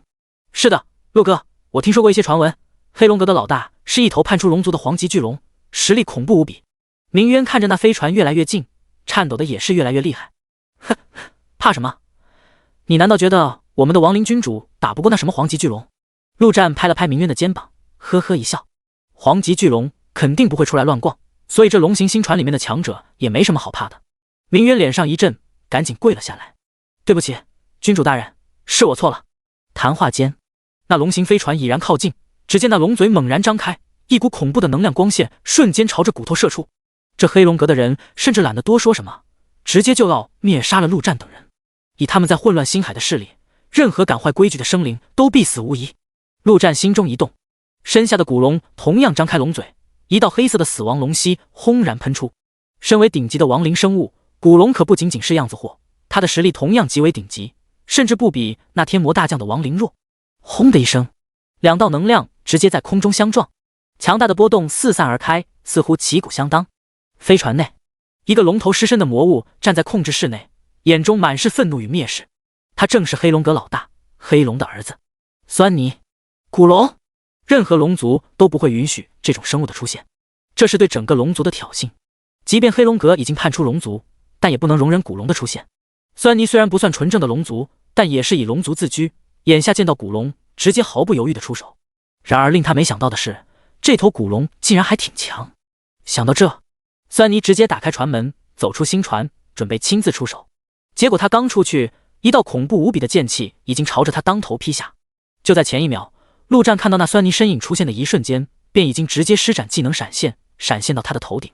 在对方还没反应过来之前，煞血魔刀斩一剑斩出，轰的一声，恐怖的能量直接冲入酸泥的体内，肆意破坏。陆战甚至发动了技能血爆，这魔物在他的感应中，实力应该在勇者到统帅级之间，若是正面硬刚，还真有点不好解决。既然如此，自然要偷袭来的直截了当。仅仅3秒不到，系统的声音已然在他耳边响起，而且这一番击杀还让他直接升级了。陆战将这魔物的尸体转生为亡灵后，看也不看，直接献祭给1号。如今战场到了整个宇宙，统帅级的1号已然有些不够看，是该继续强化起来了。此时7号星球内，突然之间，整个星球巨震，一道龙吼之声响彻天际，通告整个混乱星海，找到沙乌尔者，重赏。第199章星海阁。解决完这家伙，陆战心中一动，用手触摸星船，将其直接收入新世界中。讲究的就是一个毁尸灭迹，不留一丝痕迹。原本他倒也想低调行事，毕竟这星海里还有很多他惹不起的存在，但没办法，这家伙一上来就下死手，聊都不聊，那就怪不得他了。回到古龙背上，陆战思索了一会，看样子其这古龙确实有些鲁莽了。这地方根本不讲任何道理，看你不爽就直接干你。若是这次碰到的是一位皇级强者，那他怕是要直接回归亡灵君主的怀抱。可是没有古龙的话，他倒是还好，可以飞。这明渊跟张天福却没办法飞啊，总不能他一手抱一个吧。正在发愁之间，突然间左前方再次出现了能量波动，只见10几个人形怪物骑着造型奇特的飞行器快速而来。陆哥，是星道，专门抢劫穿越星球的过路人。明渊赶紧说道。陆战确实眼前一亮，问道，他们骑的是什么东西？这哪是来抢劫的，明明就是来送交通工具的老好人啊。陆哥，那是星际摩托。明渊说道，眼中满是羡慕。这东西可以在太空中骑行，可不便宜，他们民族就算倾家荡产也买不起一辆。星际摩托好东西，若是皇圣人还在，必定要搞上那么一辆。陆战心中叹息一声，脸上却笑开了花，拍了拍张天福的肩膀，说道，好样的，阿福，这瞌睡了有人送枕头来，很难说不是天福神将发挥神力了。嘿嘿，陆哥您开心就好。张天福一脸懵逼，不过不影响他高兴。陆哥高兴他就高兴。片刻后，那10几位星道已经将3人团团包围，为首的竟还是一头妖族，人身狗头，手中拿着一根骨头棒子，指着3头无比嚣张地说道，见到我们。结果话还没说完，这家伙的狗头已经从脖子上掉了下去。一个路人甲还想要台词？陆战心中冷笑。四周一个黑甲战士如同鬼魅一般穿梭在这些星际摩托之间，正是1号。仅仅10秒不到，全部搞定，无人生还。陆战心中一动，将这些尸体全部转生了，献祭给1号，然后留下3辆星际摩托，剩下的全部收入新世界中。毁尸灭迹一套流程，那已经是相当的熟练。走，我们3现在是星际游侠。陆战骑上一辆星际摩托，直接说道，这玩意也不知道用啥能源的，反正先骑着再说，没油了扔了，直接换一辆。这星际摩托的速度还行，马力拉满竟然能比那古龙还要快上不少。3人在星空中一路狂飙，倒是没有再遇到什么意外，畅通无阻地到达了那位88号星球。然而刚到星球外面，便有3位异族飞了出来，说道，停下，进入88号星球，要交入星费10万星币。陆战看了一眼明渊，还有这回事？还有星币是什么玩意？明渊心领神会，赶紧说道，星币是宇宙通用货币，至于这入星费，据我所知88星球没有这规矩，这些家伙就是在这吓唬新来的人的。陆战点点头，不愧是混乱星海，抢劫的、乱杀人的、乱收保护费的，简直应有尽有，够混乱的。不过这种地方他喜欢，越混乱越好，可以肆无忌惮的杀怪升级。如今这些所谓的万族在陆战的眼中就是游戏中的怪物一般，而他要做的就是杀怪升级，简单粗暴。于是乎，陆战再次召唤出1号，将这3个家伙给分分钟解决了。星球四周甚至还有看到不少奇形怪状的家伙，如果这次陆战真交了，那么他们也会上来再要一次。层层剥削，陆战怕是还没进去，便已经被扒光了。然而看到陆战的实力之后，这些家伙自然不敢再上前，而是等待下一批羔羊。陆战启动摩托，正式进入88号星球。轰的一声，四周的景色瞬间变化。这88号星球一眼望去，尽是荒芜的山野丛林，没有任何生机的模样。唯有一处地方，竟建立着一座城池模样的聚集地。陆哥，这我也是第一次来这里。一旁明渊小心翼翼地说道：“以他的实力，若是自己来这里，那就是纯纯的送人头行为。对于这88号星球，他也就听说过一些传闻。没事，一起下去看看。”陆战说道，便骑着摩托朝那聚集地而去。随着不断靠近，各种各样的强大气息纷纷出现在陆战的感应中。这聚集地不大，也就半个亡灵之城的范围，但却强者如云。陆战甚至感应到一股令他心惊的气息。皇者，既然能感应到一位，那就说明这里面怕是有好几位，并不是每一位皇者都喜欢气息外放，如此高调的。先下去，低调点。还没到聚集地，陆战便直接说道。也不知道他这位人族之皇的事迹有没有传到这混乱星海来。若是有，那他的身份要是暴露了，怕是分分钟要被抓起来。不过此刻的陆战早就用伪装面具改变了自己的容貌，而且亡灵君主也早已预料过这种情况，将他的气息彻底隐藏。身为这宇宙中最为强大的几位存在之一，君主大人亲自出手，即便是皇级也不可能看破陆战的身份。当然，这是在陆战自己不暴露的前提下。聚集地不远处，三人直接落到地上，陆战则将3辆星际摩托收了起来，朝着聚集地走去。没有守卫，也没有什么拦路的，三人一路畅通无阻，直接走进聚集地。一时间，陆战大开眼界，各种造型奇特的外星人，还有各种各样的建筑物，甚至有直接在地上挖洞的。只能说，并不是所有种族都喜欢住在房子里。这里的种种奇观无不在冲击着陆战的视觉。以前电影中看到了那些外形场景，跟这里相比，那就是九牛一毛。张天福也是对这里东张西望，充满好奇。陆哥，那里应该就是星海阁。明渊伸出手，指向这聚集地中最高的一栋建筑。星海阁正是这混乱星海最强大的几大势力之一，占据着7号星球，同时也掌控着整个星海最多的资源。在这88号星球中，星海阁正是最大的一位卖家，没有之一。曾经有过传闻，只要你给出的价钱足够，星海阁甚至能卖皇级的尸体。第200章上仙阁。当然，这些都是明渊听到的传闻，以他的实力也不可能去求证什么。买，他能不把自己卖了就不错了。陆战点了点头，却没有回答。他的注意力被一个人形模样的家伙吸引住了。陆战也没想到，在这混乱星海，他竟然也能碰到熟人，而且还是仇人。那位妖族天骄凉风。陆战目光闪烁片刻，淡淡的说道：“你们两个先到新世界休息下，我办点事。”说完，三人便走到无人的角落，等出来时只剩下陆战一人。这地方太乱了，若是让张天福两人自由活动，怕惹到什么人，还是直接进入新世界安全些。随后，陆战便朝着那凉风跟了上去。凉风走在大街上，心情那是相当不错。虽然上次的逃跑行为对他的形象打击颇大，但那又如何？形象这种东西，他向来不在意。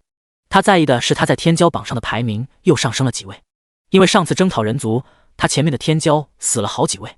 不过话说回来，那位人皇是真的可怕，听说最后还击杀了统帅级的圣婴。那位可是在整个万族都无比璀璨夺目的真正天骄啊！没想到就这么死了。每每想到这，凉风都无比庆幸当时自己跑得够快。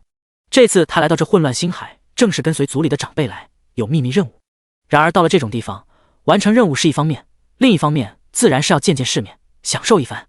混乱星海88号星球可是在整个宇宙都出名的地方，号称万物都能交易。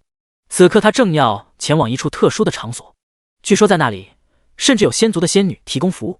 仙族在万族中无比的神秘且高高在上，虽然整体实力比不上神族，但论起高傲程度，这仙族比神族可有过之而无不及。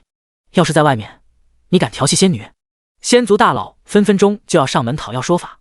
但在这混乱星海，竟然可以提供仙女，任你把玩。凉风如何能不心动，尝尝这仙女的美妙。片刻后，凉风在一栋仙气飘飘的建筑前停了下来。这名字也是简单易懂，上仙阁亡灵契约。大街上，陆战一边随意的逛着，一边将意识投射到新世界中。只见一处山脉中，刚刚出现的妙轩仙女竟直接恢复了意识，一脸警惕的看着四周，大声呵斥道：“是谁？有胆子的给老娘出来！”好家伙，竟还是个火辣妹子。陆战心中暗道一声惋惜，他也没想到将其收入新世界竟会切断那莫名的控制，这样一来怕是没办法享受仙女了。虽然以他的实力搞定这仙女不成问题，但陆战向来都不喜欢用强的，没劲。我是陆战。陆战直接回应道，在他的地盘根本没必要遮遮掩掩的，人皇的大名总该响彻这个宇宙。原本陆战以为这妙轩仙女会一脸懵逼，毕竟上次大战他没见过这位天骄，应该是当时没参加。人皇殿下。结果令他没想到的是，这妙轩仙女在听到他名字的瞬间竟立刻安静了下来，神色中甚至还带着些许敬畏。有点意思。陆战心中暗道一声，这仙族还真有些让他看不透。当初在收集世界意志碎片之时，这仙族就奇奇怪怪，打也不打，还客客气气的跟他打招呼，随后直接走人。后面祖星大战，仙族的人虽然也到了，但却没有任何族民参与进来，仿佛就是个旁观者一般。结果这一次，这位天骄级别的仙女在听到自己名字的瞬间，竟然做出这种反应，实在是有些让他摸不着头脑。难不成这仙族还真认人族这老祖不成？陆战暂时让这妙轩仙女待一会，眼下更重要的还是那位凉风。心念一动，他的意识便从新世界的一处飞到另一处。那凉风低着头，动都不敢动。他能感觉到自己已经不在混乱星海，将他从混乱星海直接拉到这里，这是何等手段？他连听都没听过。这人皇太可怕了。小疯子，这地方感觉怎么样？就在这时，天空中突然响起了一个声音，扑通一声，堂堂排行前100的天骄竟直接跪倒在地上，重重的磕了个响头，拜见人皇。好家伙，这等大礼让陆战都有些懵逼了。这是一个有大魄力的人才啊！不过这家伙这么果断，倒也省了他拷打对方的功夫。陆战思索片刻，突然心中一动，下一秒，一股死亡气息竟凭空出现，咻的一声进入到那凉风的体内。凉风脸色微变，却不敢动弹。反抗？怎么反抗？他连对方在哪里都不知道。人皇仿佛无处不在。他想到了一个可怕的猜想，这里是人皇的世界，储物空间这种东西他当然知道，但能直接将生灵关起来的空间，他却是第一次见。太可怕了。小疯子，我刚刚打入你体内的名为亡灵契约，1个月内契约的力量会让你直接转变成亡灵生物，而且是那种没有意识的亡灵生物，行尸走肉。陆战淡淡的说道，亡灵的力量你应该清楚，你就算找遍整个宇宙中也无人能解，神级存在也是不行。这世间唯有2位能解，一位是亡灵君主，至于另一位就是我。所以这1个月时间你懂的，亡灵契约什么的自然是假的，陆战可不会这种玩意。不过那有什么关系呢？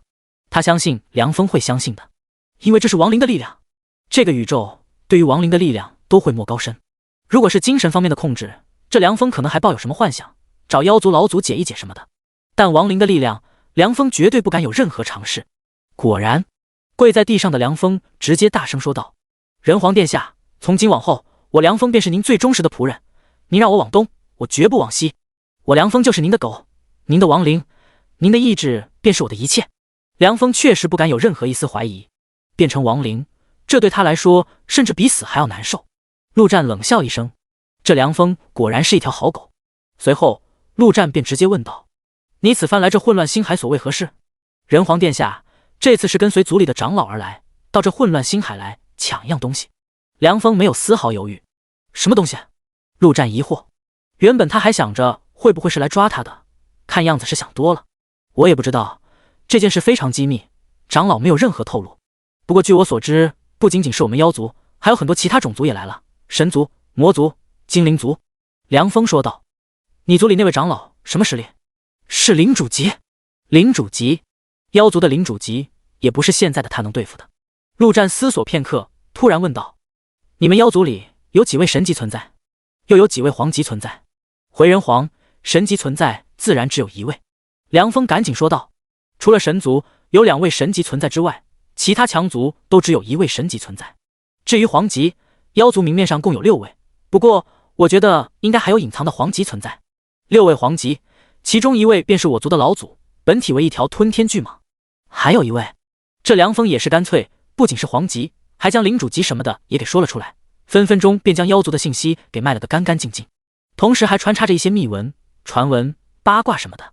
陆战听完也是惊叹这些强族的强大之处。人族在这些种族面前，如果蚂蚁一般，根本没有丝毫的还手之力。10年时间，他真的能达到神级的存在吗？收拾好心思，陆战才说道：“我给你1天时间，将那件东西调查清楚。明天我会在拼夕西百货店门口等你。”此时，外界陆战正好走到这拼夕西百货店的门口。遵命，人皇殿下。凉风直接说道：“带他来的领主级是他蛇妖一族的长辈，到时候他软磨硬泡一下，不成问题。”陆战点了点头，找了个没人的地方，心念一动，那凉风便已经凭空出现在他的面前。人皇殿下，凉风心中震动，毫不犹豫地跪下。第203章效忠。你去吧。陆战点了点头，直接说道，一副云淡清风的模样。他若是表现得太过在意，反而会让这凉风起疑心。果然，见到陆战这目中无人的态度，凉风心里彻底没了反抗的念想，打定主意无条件服从人皇的命令，先将小命保下来再说。等到凉风离开，陆战再次将意识投射到那妙轩仙女所在之处。这妙轩似乎也感应到陆战的关注，竟直接跪了下来，恭敬的道：“妙轩见过人皇殿下。”走在路上的陆战不禁眉头一挑，好家伙，直接跪下了，这是什么态度？从始至终，万族对于人族的态度都是不屑与蔑视，更别说这种排名前10的强大种族。作为这个世界无所不能的神，陆战能感应到这妙轩的些许内心，可不是为了活命的权宜之计，而是真正的发自内心，真心诚意。陆战沉默片刻，便直接问道：“你们仙族与我人族是什么关系？”既然对方都这么干脆利落，他也没必要花什么心思，大家敞开了说话。人皇殿下，可否找个地方让我出去？此处无法说明。妙轩直接说道。为什么无法说明？好歹也是天骄榜的强者，陆战不得不防一手。很显然，用在凉风身上的那套，对这妙轩应该是不起作用。此处为人皇您的世界，独立于宇宙，我族老祖无法将意识投射入我的身体，自然便无法说明。妙轩说道。你的意思要让你们仙族老祖来跟我说明？陆战震惊了。仙族老祖怎么的也得皇级以上了，自己这人皇这么有面子的吗？这话妙轩不可能说谎，要不然也太扯淡了。加上仙族一直以为的种种表现，这妙轩说的很可能是真的。这大街上，陆战自然不可能直接将其放出来。思索片刻，陆战索性直接离开了这聚集地。88号星球大得很，除了这聚集地之处，其他地方皆是荒无人烟。足足半个小时后，陆战便到达了一处荒地，一眼望去，没有任何生机。不过这地方连个坐的地方都没有，也是麻烦的很。想了想，陆战的意识进入到新世界中，寻找到人类的聚集地。我需要建筑师帮我造个房子，有谁报名？下一步，几乎所有的建筑师便直接举起了手。能为人皇造房子，这是天大的荣耀。陆战心念一动，便选择了6个等级最高的建筑师，瞬间将一大堆材料也给搬了出来。简单点就行，就是个临时住所。陆战直接说道。放心吧，人皇，我们懂的。6人中等级最高的大建筑师拍着胸膛说道。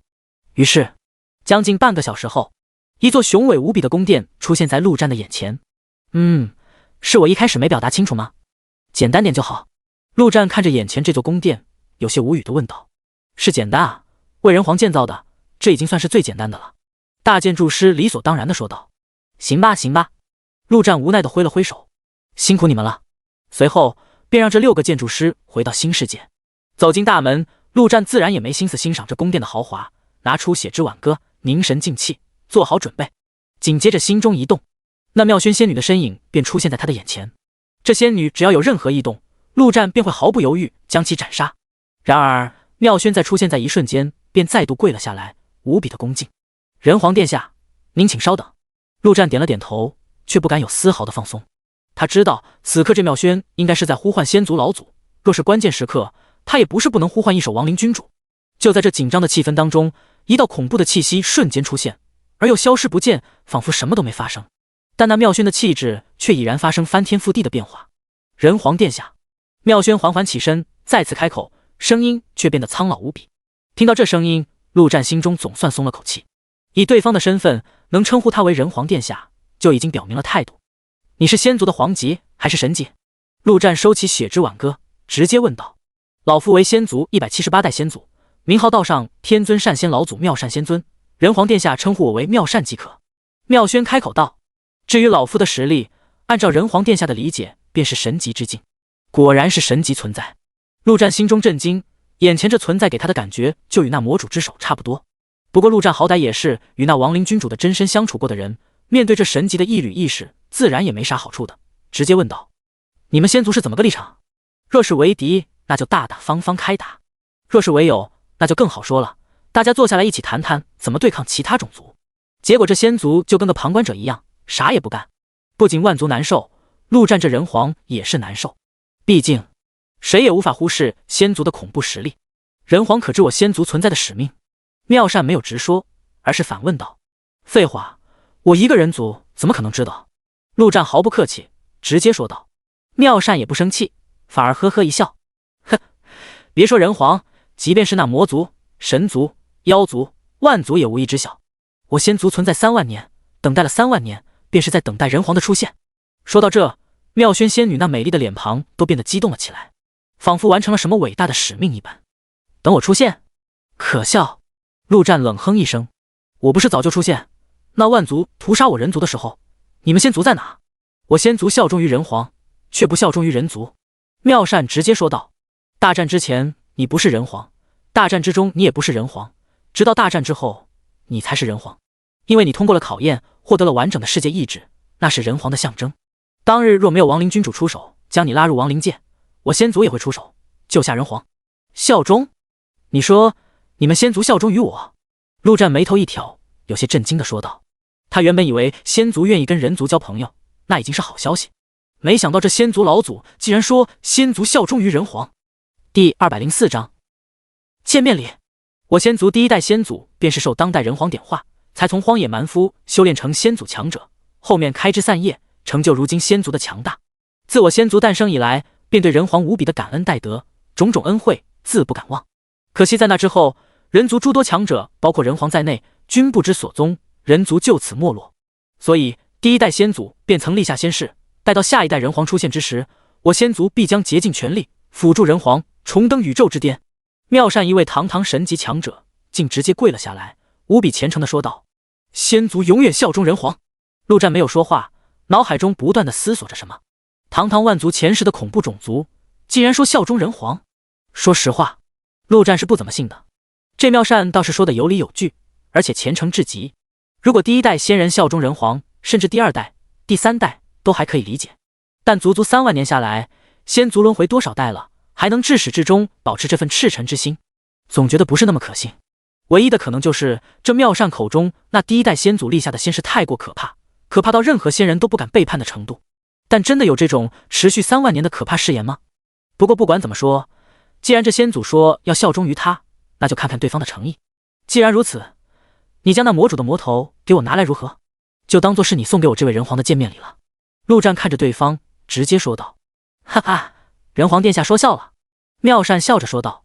我可没开玩笑，那魔主上次差点杀了我，你们既然效忠于我，不该替我报仇吗？陆战却不依不饶，这仇自然是要报的，不仅是那魔主、神族、妖族、精灵族，那些伤害过人皇的，最终都会付出代价。妙善信誓旦旦地说道，随后似乎是怕陆战又逼他什么，直接说道：“不过见到人皇殿下，见面礼自然是有的。这妙轩仙女便是老夫送与人皇殿下的见面礼。”陆战却不屑地说道：“你当我是那种贪图美色的人吗？这种东西也算见面礼？你是在侮辱我这位人皇？自然是不敢。人皇殿下还请不要着急，待您享用之后，便会知道这见面礼值与不值。”妙善说完，那庞大的气息便瞬间消失不见，现场只留下秀色可餐的妙轩仙女。妙轩先是一脸茫然，不过很快便反应过来，仿佛是接到了什么命令，脸上不由得浮现出一丝红晕。人皇殿下，让奴婢来服侍您吧。说完，妙轩便直接贴了上来，上下其手。然而这妙轩绝对是第一次，毛手毛脚不说，摸的地方还不那么到位。行了，还是让我来吧。陆战直接不耐烦，大手直接将其抱起，朝着卧室走去。一番云雨自然是不可描述，只能说仙女不愧是仙女，怎一个爽字了得。足足3个小时后，陆战从床上一跃而起，神情之中满是震惊。他能感觉到自己的实力竟发生了极大的增强，这种增强不是属性上的，而是某种身体上的变化，如同身体得到了一次超级强化一般。此刻的他若是再遇到那神族的圣婴，只怕也不会那么的无力了。这怎么回事啊？明明就是做了一场运动，竟然还能让自己的实力大增，难不成这就是那妙善所说的见面礼？疑惑间，陆战看向床上躺着的妙轩，果然脸色苍白，虚弱得很。这很明显，自己的实力变强了，而妙轩的实力变弱了，这让他想到了那妖族，难不成自己一个人族也能采阴补阳了？这问题显然不是在他身上，要不然那些人族美女早被他采干了。那么就是这妙轩的原因。怎么样，身体还吃得消吗？陆战走到床边，将被子盖到那裸露的曼妙身躯上。毕竟是自己上过的女人，陆战很难不温柔一点。人皇殿下还要吗？奴婢吃得消。妙轩有些艰难地说道。不用了。陆战自然是摇摇头，也不卖关子，直截了当地问道：为何做完之后你的实力下降了，而我的实力增强了？反正按那妙善所说，整个仙族都效忠于自己，有什么问题自然问就是了。妙轩支撑着坐了起来，虚弱地说道：仙祖大人说了，我们整个仙族女性都是为您准备的炉鼎，人皇殿下可随意采摘。炉鼎！卧槽！陆战的心中不由得万马奔腾，整个仙族女性都是他的炉鼎，这实在是太过惊人，惊到陆战甚至都有些畏惧了起来。他哪里吃得消？不过刚刚发生的一切都真真切切地感受得到，这妙轩似乎就是他的炉鼎，有点意思了。难不成这仙族真是远古的人族大佬为了保护人族而布下的一颗棋子吗？这一刻，即便是陆战也不禁被震惊得说不出话来。足足5分钟后，才弱弱地问道：那若是其他种族的那个了，你们呢？自然是无用的，我们是专门为人皇殿下准备，自然只对人皇有效。妙轩略带歉意地说道：人皇殿下恕罪，其实此番也有试探的意思，若您还没有成为人皇，自然无法得到炉鼎的效果。陆战点了点头，这自然没啥好怪的，继续问道：那你们仙族的男性呢？仙族男性自然是为人皇殿下准备的战士。妙轩一本正经地说道：当然，若是人皇殿下有需要的话，他们也可以作为炉鼎，随时随地为您献身。陆战赶紧摇摇头：不需要，男的，他绝对不会有任何一丝兴趣。一时间，陆战也不知道该怎么继续这个话题，只能另外岔开话题，问道：对了，你怎么会被那上仙阁抓去？说到这，妙轩苍白的脸上顿时浮现出一丝怒色，恨恨地说道：那上仙阁实在该死！我原本是跟随碧华仙师来这混乱星海抢一件东西，却不曾想我着了那上仙阁的道，被其抓去。幸亏人皇殿下相救，这才免于被那些肮脏之物侮辱。跟那妖族一样，竟也是来抢东西。到底是什么东西？能引来2大强族？或许还不止，神族、魔族等很有可能也已经到了这混乱星海。第205章1号猎犬。上仙阁，仙字1号房，如何，查到了吗？阁主淡淡地问道。然而谁都能听出那蕴含着的怒气，如同隐藏在平静海面下的波涛汹涌。上仙阁成立以来多少年了？这其中自然也发生过种种事件，有仙族直接打上门来过，有客人想直接抢走仙女，也有仙女意外脱离掌控，但从未像此次这般，客人与仙女同时莫名其妙地消失了。这就是在赤果果的打上仙阁的脸，仿佛在说：上仙阁就这，想来就来，想走就走，这是挑衅，是侮辱。堂堂上仙阁如何能忍？阁主，快要追踪到了，先前不知道为什么一直没信号。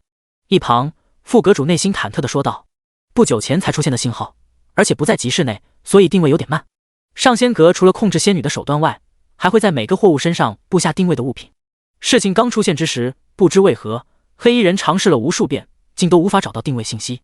之后，副阁主便派出所有上仙阁成员在整个集市搜寻，一无所获。副阁主内心无比忐忑地回到上仙阁，原本已经打算老老实实的受罚，结果刚才不死心的又搜索了一下定位，没想到竟有了反应。找到了，阁主。以准确定位，副阁主便赶紧说道。阁主点了点头，直接说道：出动猎仙组，把猎物给我抓回来，其他的全部杀了。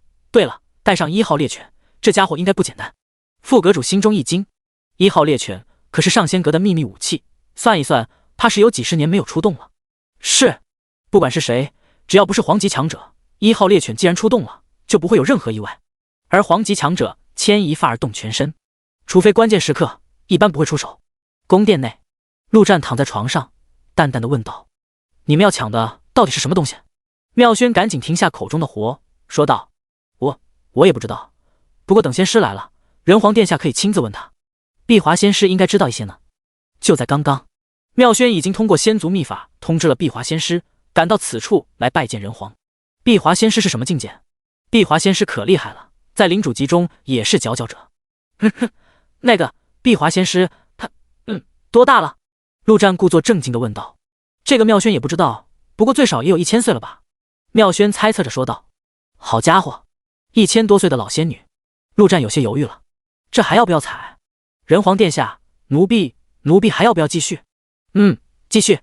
陆战刚说完，突然心中一动，他感觉到正有几道强大的气息朝着这边急速而来，看向妙轩，很显然他也感应到了，摇了摇头，不是碧华仙师的气息。随后他似乎想到了什么，脸色顿时有些慌乱。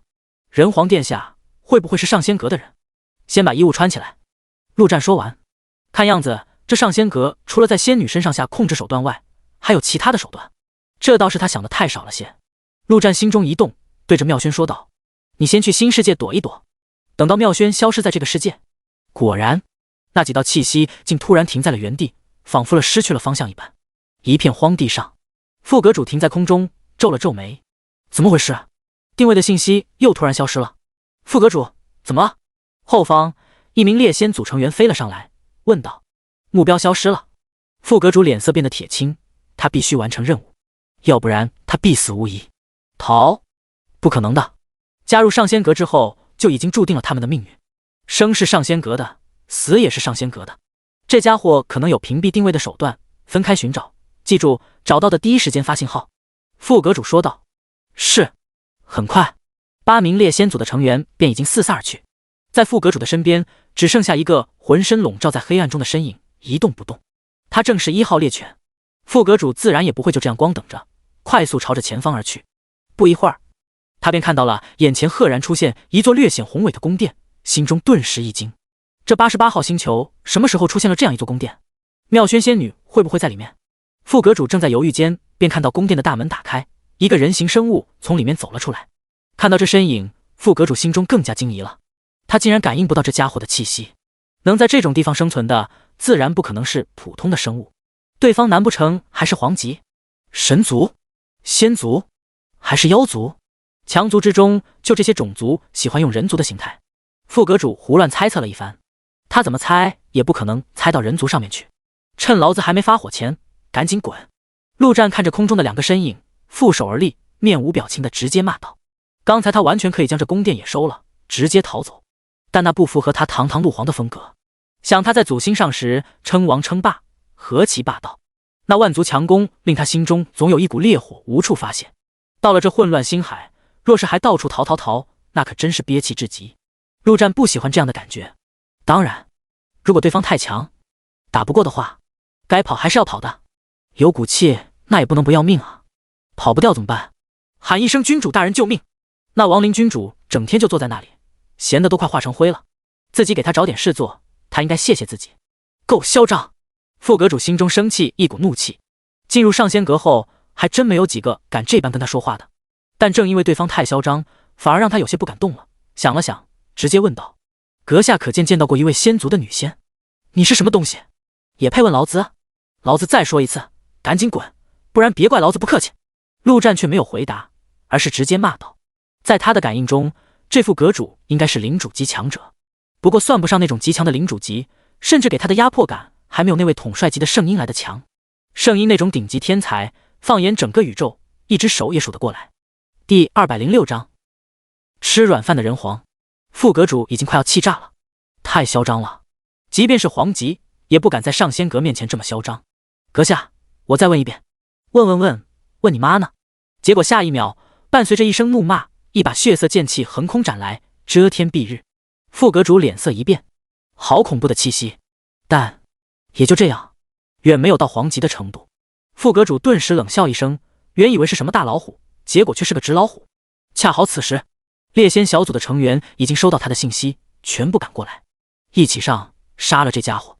不管对方是不是救走妙轩仙女的家伙，就凭刚刚的态度，就已经必死无疑。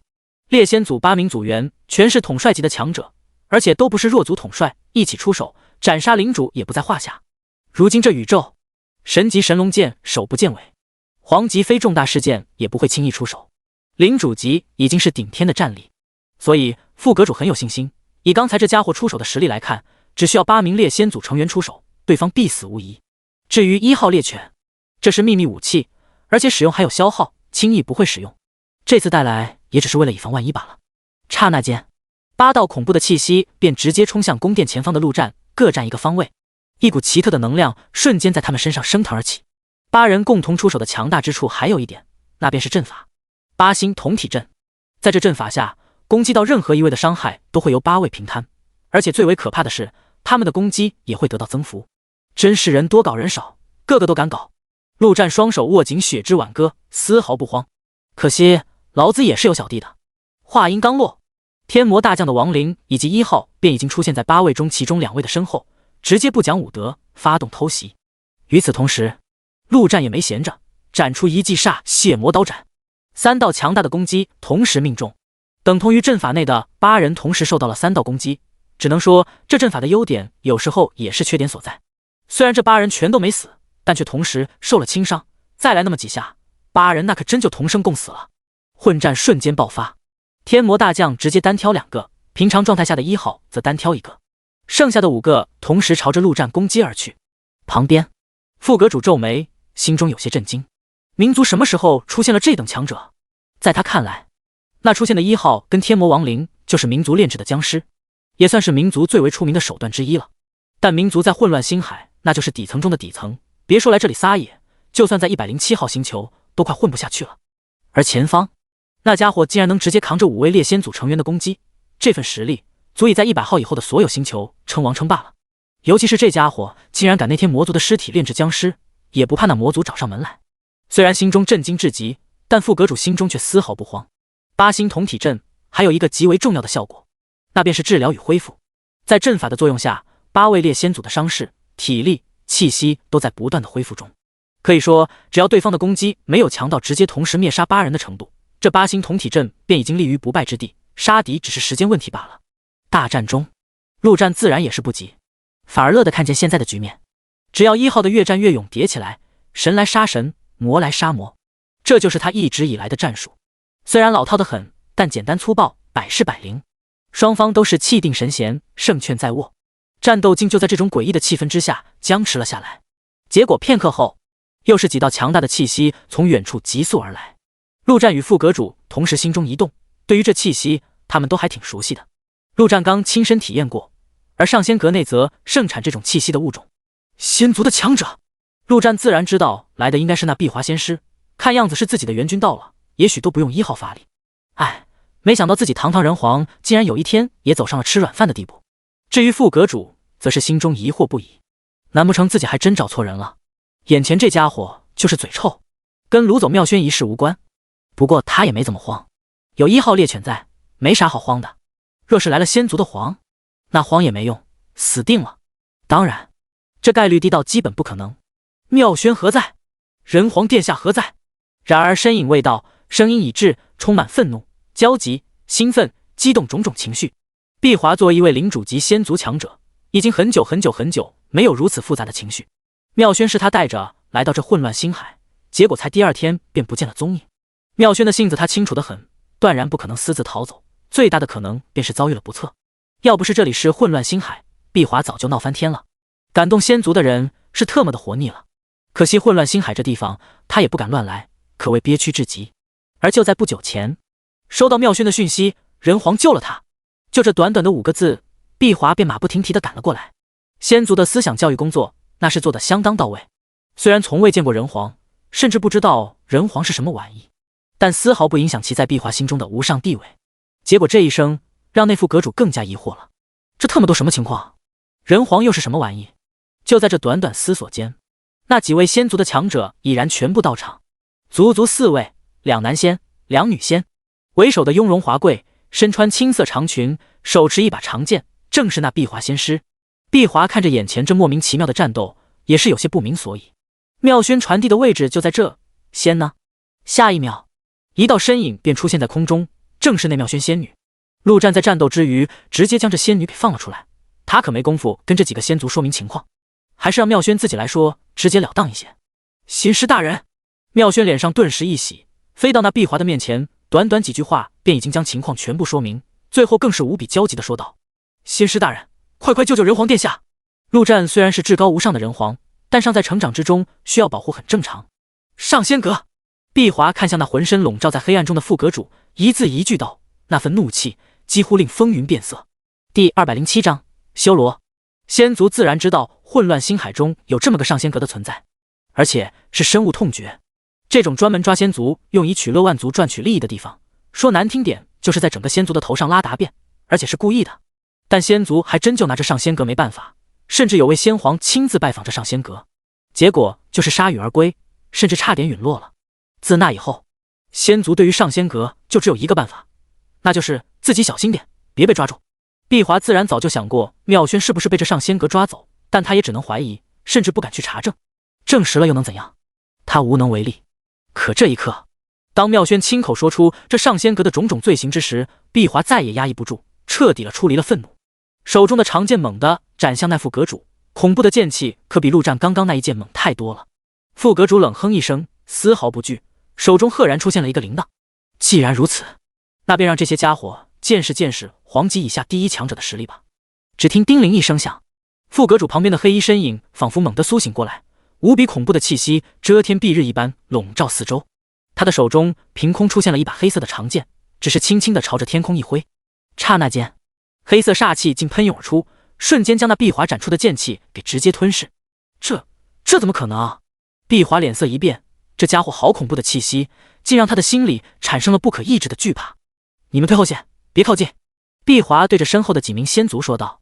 在如此恐怖的对手面前，他们只会添乱，让他分心营救，甚至白白送死。结果话音刚落，那恐怖身影已然化作一道黑色残影，瞬息而至，一剑斩出。好快！碧华心中一惊，赶紧出手抵挡。结果轰的一声，碧华只感觉到一股恐怖的力量袭来，那力量侵蚀他的身体，侵蚀他的精神，侵蚀他的力量，仿佛在侵蚀他的一切。修罗！碧华惨叫一声，整个身体直接倒飞出去，而那黑影已然再度袭去。这种力量，整个宇宙中独一无二，这是修罗的力量，整个宇宙最为恐怖的力量之一。修罗族，万族中最为好战的种族，没有之一。他们因战斗而生，因战斗而死，是一群彻彻底底的战斗狂人。当然，修罗族并不是什么没有理智的疯子，相反，修罗族的智慧在万族中也是顶尖的存在，但战斗本能是刻在他们基因里的东西，智慧根本无法让他们变得理智。若论单体实力，修罗族若称第一，没有任何种族敢称第二。宇宙中一直流传着一句话，那便是同一境界内，修罗无敌。即便是神族，也不敢在同境界与修罗单挑。碧华万万没想到，这个恐怖的家伙竟然会是修罗族。上仙阁的背后是修罗族？不可能，那就是一群只知道战斗的家伙，怎么可能搞出这样的东西？碧华的实力在领主级中也是顶尖级别，他甚至相当自信地说，皇级以下不惧任何对手。但这一刻，在这位修罗族面前，碧华竟然被打得毫无还手之力，只能用尽全力去防守，而即便如此，依旧险象环生。而且这样下去，不出10分钟，他必死无疑。旁边，副阁主面带笑意，已然胜券在握。他再次摇动了一下铃铛，发出指令。铃铛一响，猎犬1号的攻击顿时变缓了一些。别打死，抓活的。领主级的仙女在整个上仙阁也是凤毛麟角，相信能卖出个天价。另外还有3位仙女，若是全抓回去，他这位副阁主必定能受到极大的嘉奖。没想到这次出来还有意外之喜，杀了那个人。另一旁，妙轩等仙族正无比焦急，却又无能为力。听到这铃声，瞬间反应过来，他们无法帮助碧华仙师，可以去杀了那个摇铃铛的家伙。很显然，这铃铛有什么说法？刹那间，5位仙族同时攻向那副阁主。然而他们也是担心则乱，根本没想过这副阁主的实力如何。真是找死！副阁主冷笑一声，猛然张开嘴，2团黑色的毒液直射而出，瞬间射中那2名男仙。啊！2名男仙惨叫一声，整具仙体竟以肉眼可见的速度融化，短短5秒便已经被融化成一团黑色的液体。男仙不值钱，副阁主杀起来那可是毫不手软。妙轩等3位女仙见到这一幕，哪里还敢冲上去？宫殿旁，战斗中的陆战自然也将发生的一切看得清清楚楚，听到了那碧华的一声惊呼：修罗族吗？确实可怕，那东西的实力远超他的想象。不等1号属性叠起来，4名女仙怕是要被团灭。那可不仅仅是4名女仙而已，都是他陆战的炉鼎，属于他的。他的宝物怎么可以被别人给破坏了？最重要的是，那恐怖的玩意杀完了仙女，若是朝他攻来，他怕是根本等不到1号的属性爆发，不能再僵持下去了。陆战心中一动，原本还在演戏的1号猛然发力，速度、力量瞬间暴增，一斧头下去，竟差点直接砍掉对方的头颅。与此同时，一个黑白相间的身影出现了陆战的身边，正是那熊猫滚滚。新世界那大群变异兽中，被老黑跟大王等几头放到宇宙之中，也就是普通统帅级的实力，唯有滚滚这家伙太恐怖了。上次的大战中就已经爆发出堪比顶尖统帅的实力，而在之后将那胡吃海喝的魔物消化完毕后，实力竟再次暴涨。说实话，如今的滚滚就连陆战想破开其防御都必须全力出手才行。滚滚一出现便闻到了那漫天的食物香气，兴奋的嗷嗷嗷直叫。他已经多久没有好好吃东西了，在新世界只能吃些草啊、竹子啊什么的，那是他堂堂大熊猫吃的东西吗？熊爪瞬间伸出，一个猎仙族的成员便已经被他抓在手中，对着脖子便狠狠咬了下去。陆战这爆发的太快，快的那副阁主根本反应不过来。那猎仙组的几名成员还真就来了个不求同生，但求共死。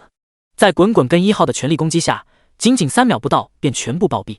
滚滚这吃货也是恐怖，眨眼间便已经吃掉了一位，朝着第2位扑去，快的陆战甚至都来不及转身。罢了，这几个家伙就当是给这熊猫的出场费吧。第208章修罗刹。滚滚，吃完去干那个家伙，别给老子丢脸了！陆战骂了一声，同时心中一动，1号与天魔亡灵的身影已然冲向那副阁主，他准备先将这家伙给解决了再说。至于碧华那边有滚滚的帮助，应该能坚持得久一点。滚滚这皮还是很厚的，到时候集合全力试试看能不能搞定那修罗族的恐怖玩意。若还是不行，那也没办法，只能放弃这几个仙女，直接跑路了。嘤，那家伙好香，等我吃完这些，滚滚就去吃它。滚滚一边吃一边叫，嘴巴的动作又是快了好几分。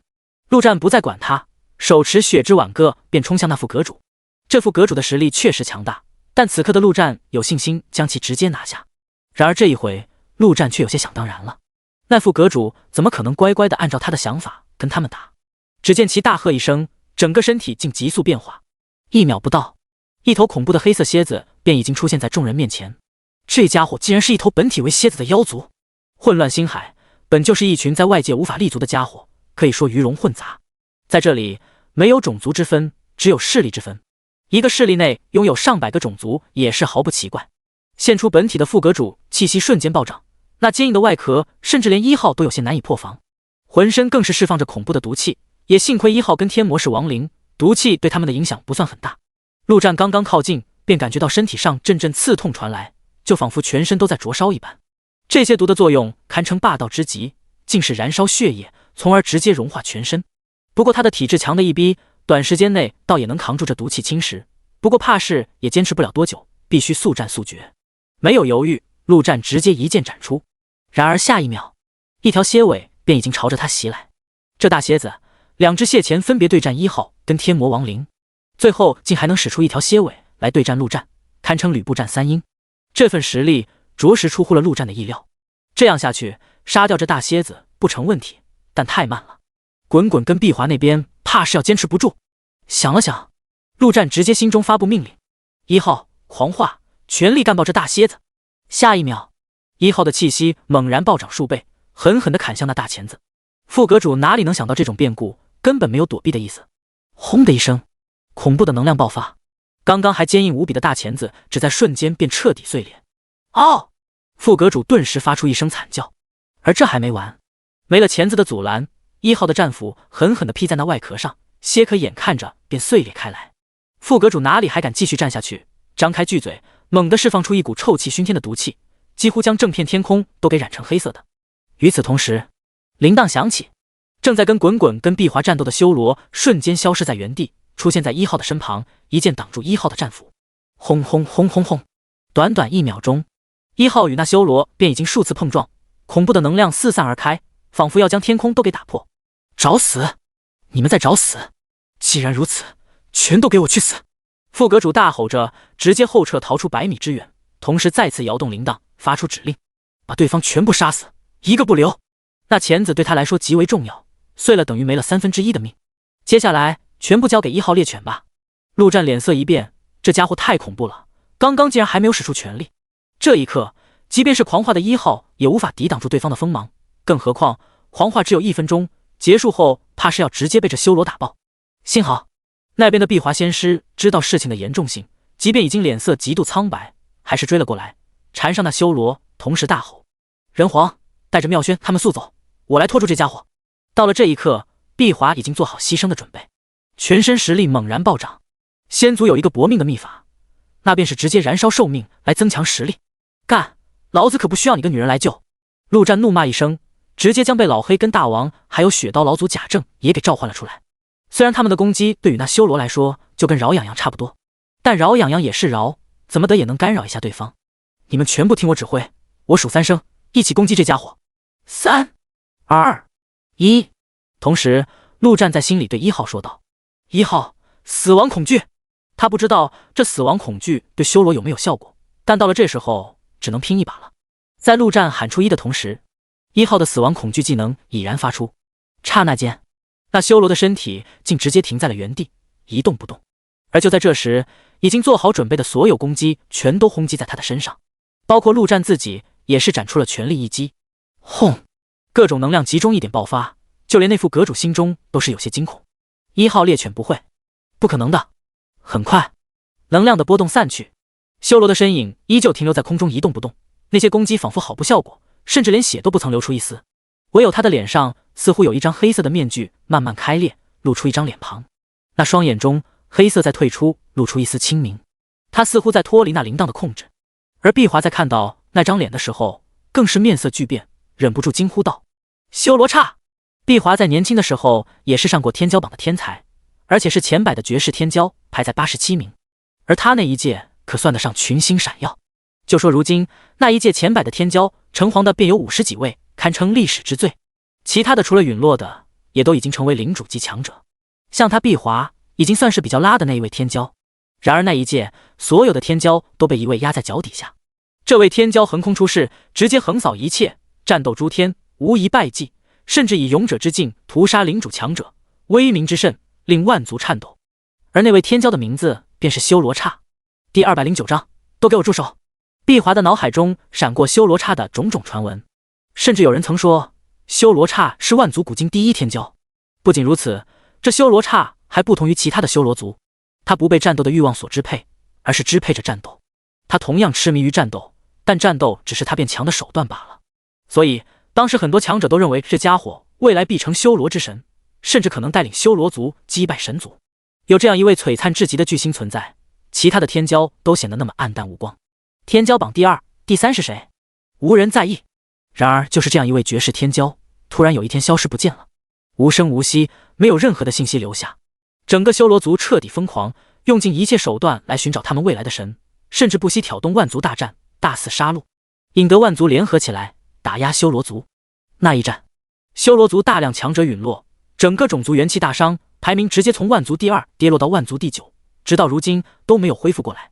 当时几乎万族都以为修罗刹已经陨落了，宇宙之中本就有许许多多神秘的危险之地，至今都没有被万族所踏足的。碧华怎么也没想到，修罗刹会出现在这里，成为别人手中的傀儡，犹如一条被人控制的狗。修罗刹，我是修罗刹。1号的死亡叹息针对的本就是灵魂，那一声叹息虽然不可能让修罗刹产生恐惧，但却让他的灵魂一阵颤抖，某样封印仿佛松动了一般。而刚刚碧华喊出的名字更是犹如一道闪电一般，从那松动的封印之中击中了他的灵魂，唤醒了他的一些记忆。远处看到这一幕的副阁主惊恐万分，开始疯狂地摇动铃铛。绝对不能让这1号猎犬脱离掌控，不然将会有大麻烦，真正的大麻烦，比杀了他还要更大的麻烦。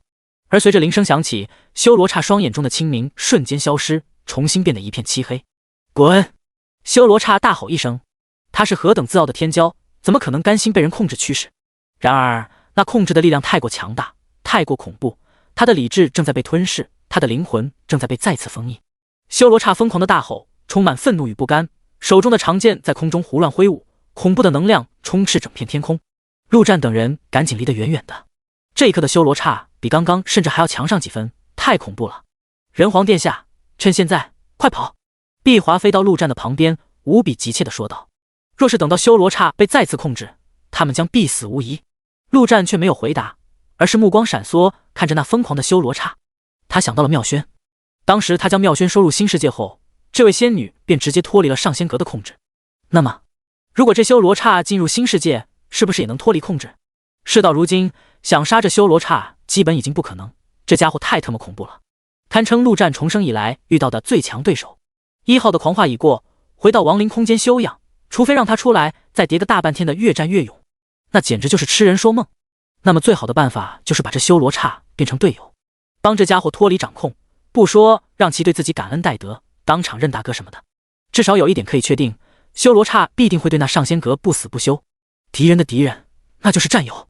很快，陆战便已经打定了主意，这计划可行。人皇殿下，您还在等什么？一旁，碧华快急疯了。再等下去，修罗刹再次被完全控制，他就算把寿命全烧光了，也打不过，到时候必死无疑。陆战却没有理他，全部的心神放在那修罗刹身上。那能量太恐怖了，他要是胡乱冲进去，怕是要直接被误杀。片刻后，陆战眼前一亮，就是现在，修罗刹的攻击出现了一瞬的真空期，闪现发动，陆战的身影直接消失在原地，出现在那修罗刹的前方。他也不敢犹豫，快速说道：修罗刹，我知道你还有意识，我可以帮助你脱离控制，相信我，跟我去个地方，你只要点头就行。与此同时，他已经做好召唤亡灵君主救他的准备。修罗刹的脸上露出狰狞，似乎在做着极大的灵魂斗争，随后无比艰难地点了点头。事到如今，他已经没有选择，只能选择相信这个莫名出现的人。他宁愿死，也不愿意被再次控制，成为傀儡。人皇殿下，碧华等仙女已经快特么要疯了。这人皇特么的叛逆期吗？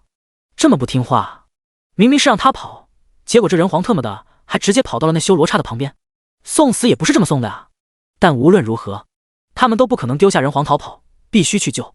结果下一秒，原本漫天的能量突然消失不见，整片天空仿佛都安静了下来。只见陆战静静地飞在空中，至于修罗刹，已然不见了身影。这什么情况？碧华等仙已经彻底懵了，刚刚发生了什么？最后还是妙轩反应了过来，一脸崇拜地说道：不愧是人皇殿下。不远处，副阁主也懵了，他疯狂地摇动铃铛，结果竟没有任何作用。1号猎犬呢？秘密武器呢？就这么消失了？哼，摇啊，继续摇啊，你就是摇破铃铛，也不会有人理你的。就在这时，一个声音在他的旁边响起，副阁主这才反应过来，他竟然已经被团团包围了。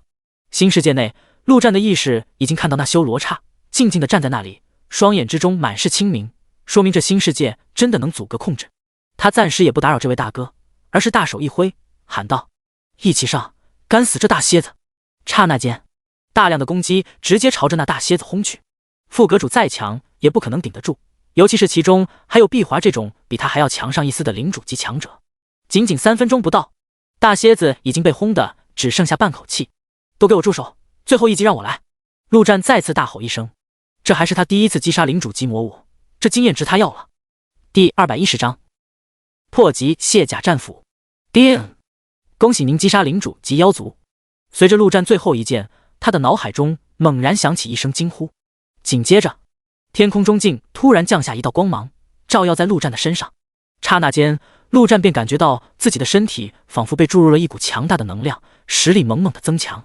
亡灵君主曾说过，这片宇宙中有远古的人族超级大能设下的规则，越级击杀将会获得天地奖励，人族更是能超级加倍。这种奖励似乎已经超越了职业等级的限制。陆战的等级没变，属性没变，但他的实力确确实实的增长了，就跟当初装备了死亡之翼一样。或许一开始出现经验等级这种类似于游戏的设定，只是那宇宙规则为了让人族更快更简单的成长，毕竟这玩意就是人族大能设定的，偏向于人族也很正常。而这还没完，等那道光芒消失，虚空中猛然出现一道裂缝，一把战斧从其中缓缓飞了出来。那霸气无比的造型令在场的几位都感觉到其令人战栗的气息。陆战眼前一亮，这天地规则也真是够人性化的，知道1号的战斧需要更新一下了。陆战伸手握住这战斧，瞬间便知道了其名字：破级卸甲战斧，红色装备。陆战有些酸了，这1号什么身份，竟然跟自己用同样档次的装备。酸归酸，陆战还是将这把斧头送到了1号的手上。亡灵空间内，1号举起新武器，仿佛在高喊：人皇殿下！危机彻底解除后，碧华才无比激动地看向陆战，直接跪了下去，恭敬地喊道：起来吧。陆战挥挥手说道，上下打量了一番，这仙族的仙女倒是个个美丽动人，而且身段苗条。这碧华跟那妙轩相比，多了一分成熟稳重的味道。通俗点说，就是熟女。但一想到对方都1000多岁了，陆战便一阵恶寒，这上的有点心理压力啊。陆战先将这些乱七八糟的想法抛到一边，而是问道：“碧华仙师，关于那位修罗刹的信息，你可以跟我说说吗？等会他还要跟那家伙谈判一番，自然是了解的越多越好。人皇殿下，叫我碧华便好。”碧华赶紧说道，随后便将自己听到的关于修罗刹的传闻娓娓道来，最后才小心翼翼地问道：“人皇殿下，那修罗刹去了哪里？”不该问的别问，陆战直接说道。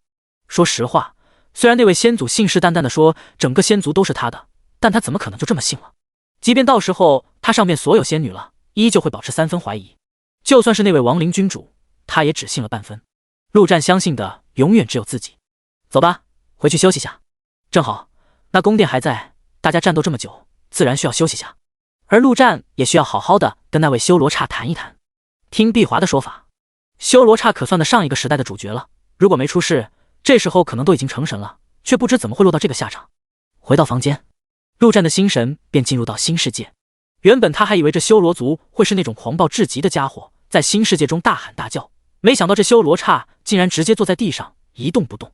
这样也好，容易沟通。他还真怕这家伙出来就一句先打一场再说。陆战直接发出心声，说道：“修罗刹！”修罗刹猛地睁开眼，看向天空，说道：“你是这方世界的主人？”“没错。”陆战回应道。“你是什么种族？为何要帮我？”修罗刹这种人物显然不会搞什么拐弯抹角的，直接便问道。修罗族说实话，在万族之中风评不算好，甚至很差。谁他妈喜欢跟一个整天打打杀杀的疯子打交道？所以可以说，修罗族不可能有什么友族。这家伙帮他，自然不可能平白无故的，因为我们有共同的敌人。既然对方这么干脆，陆战也是直接说道。结果下一秒，这修罗刹便说出了令他心惊的话：“神族吗？你也得罪了神族？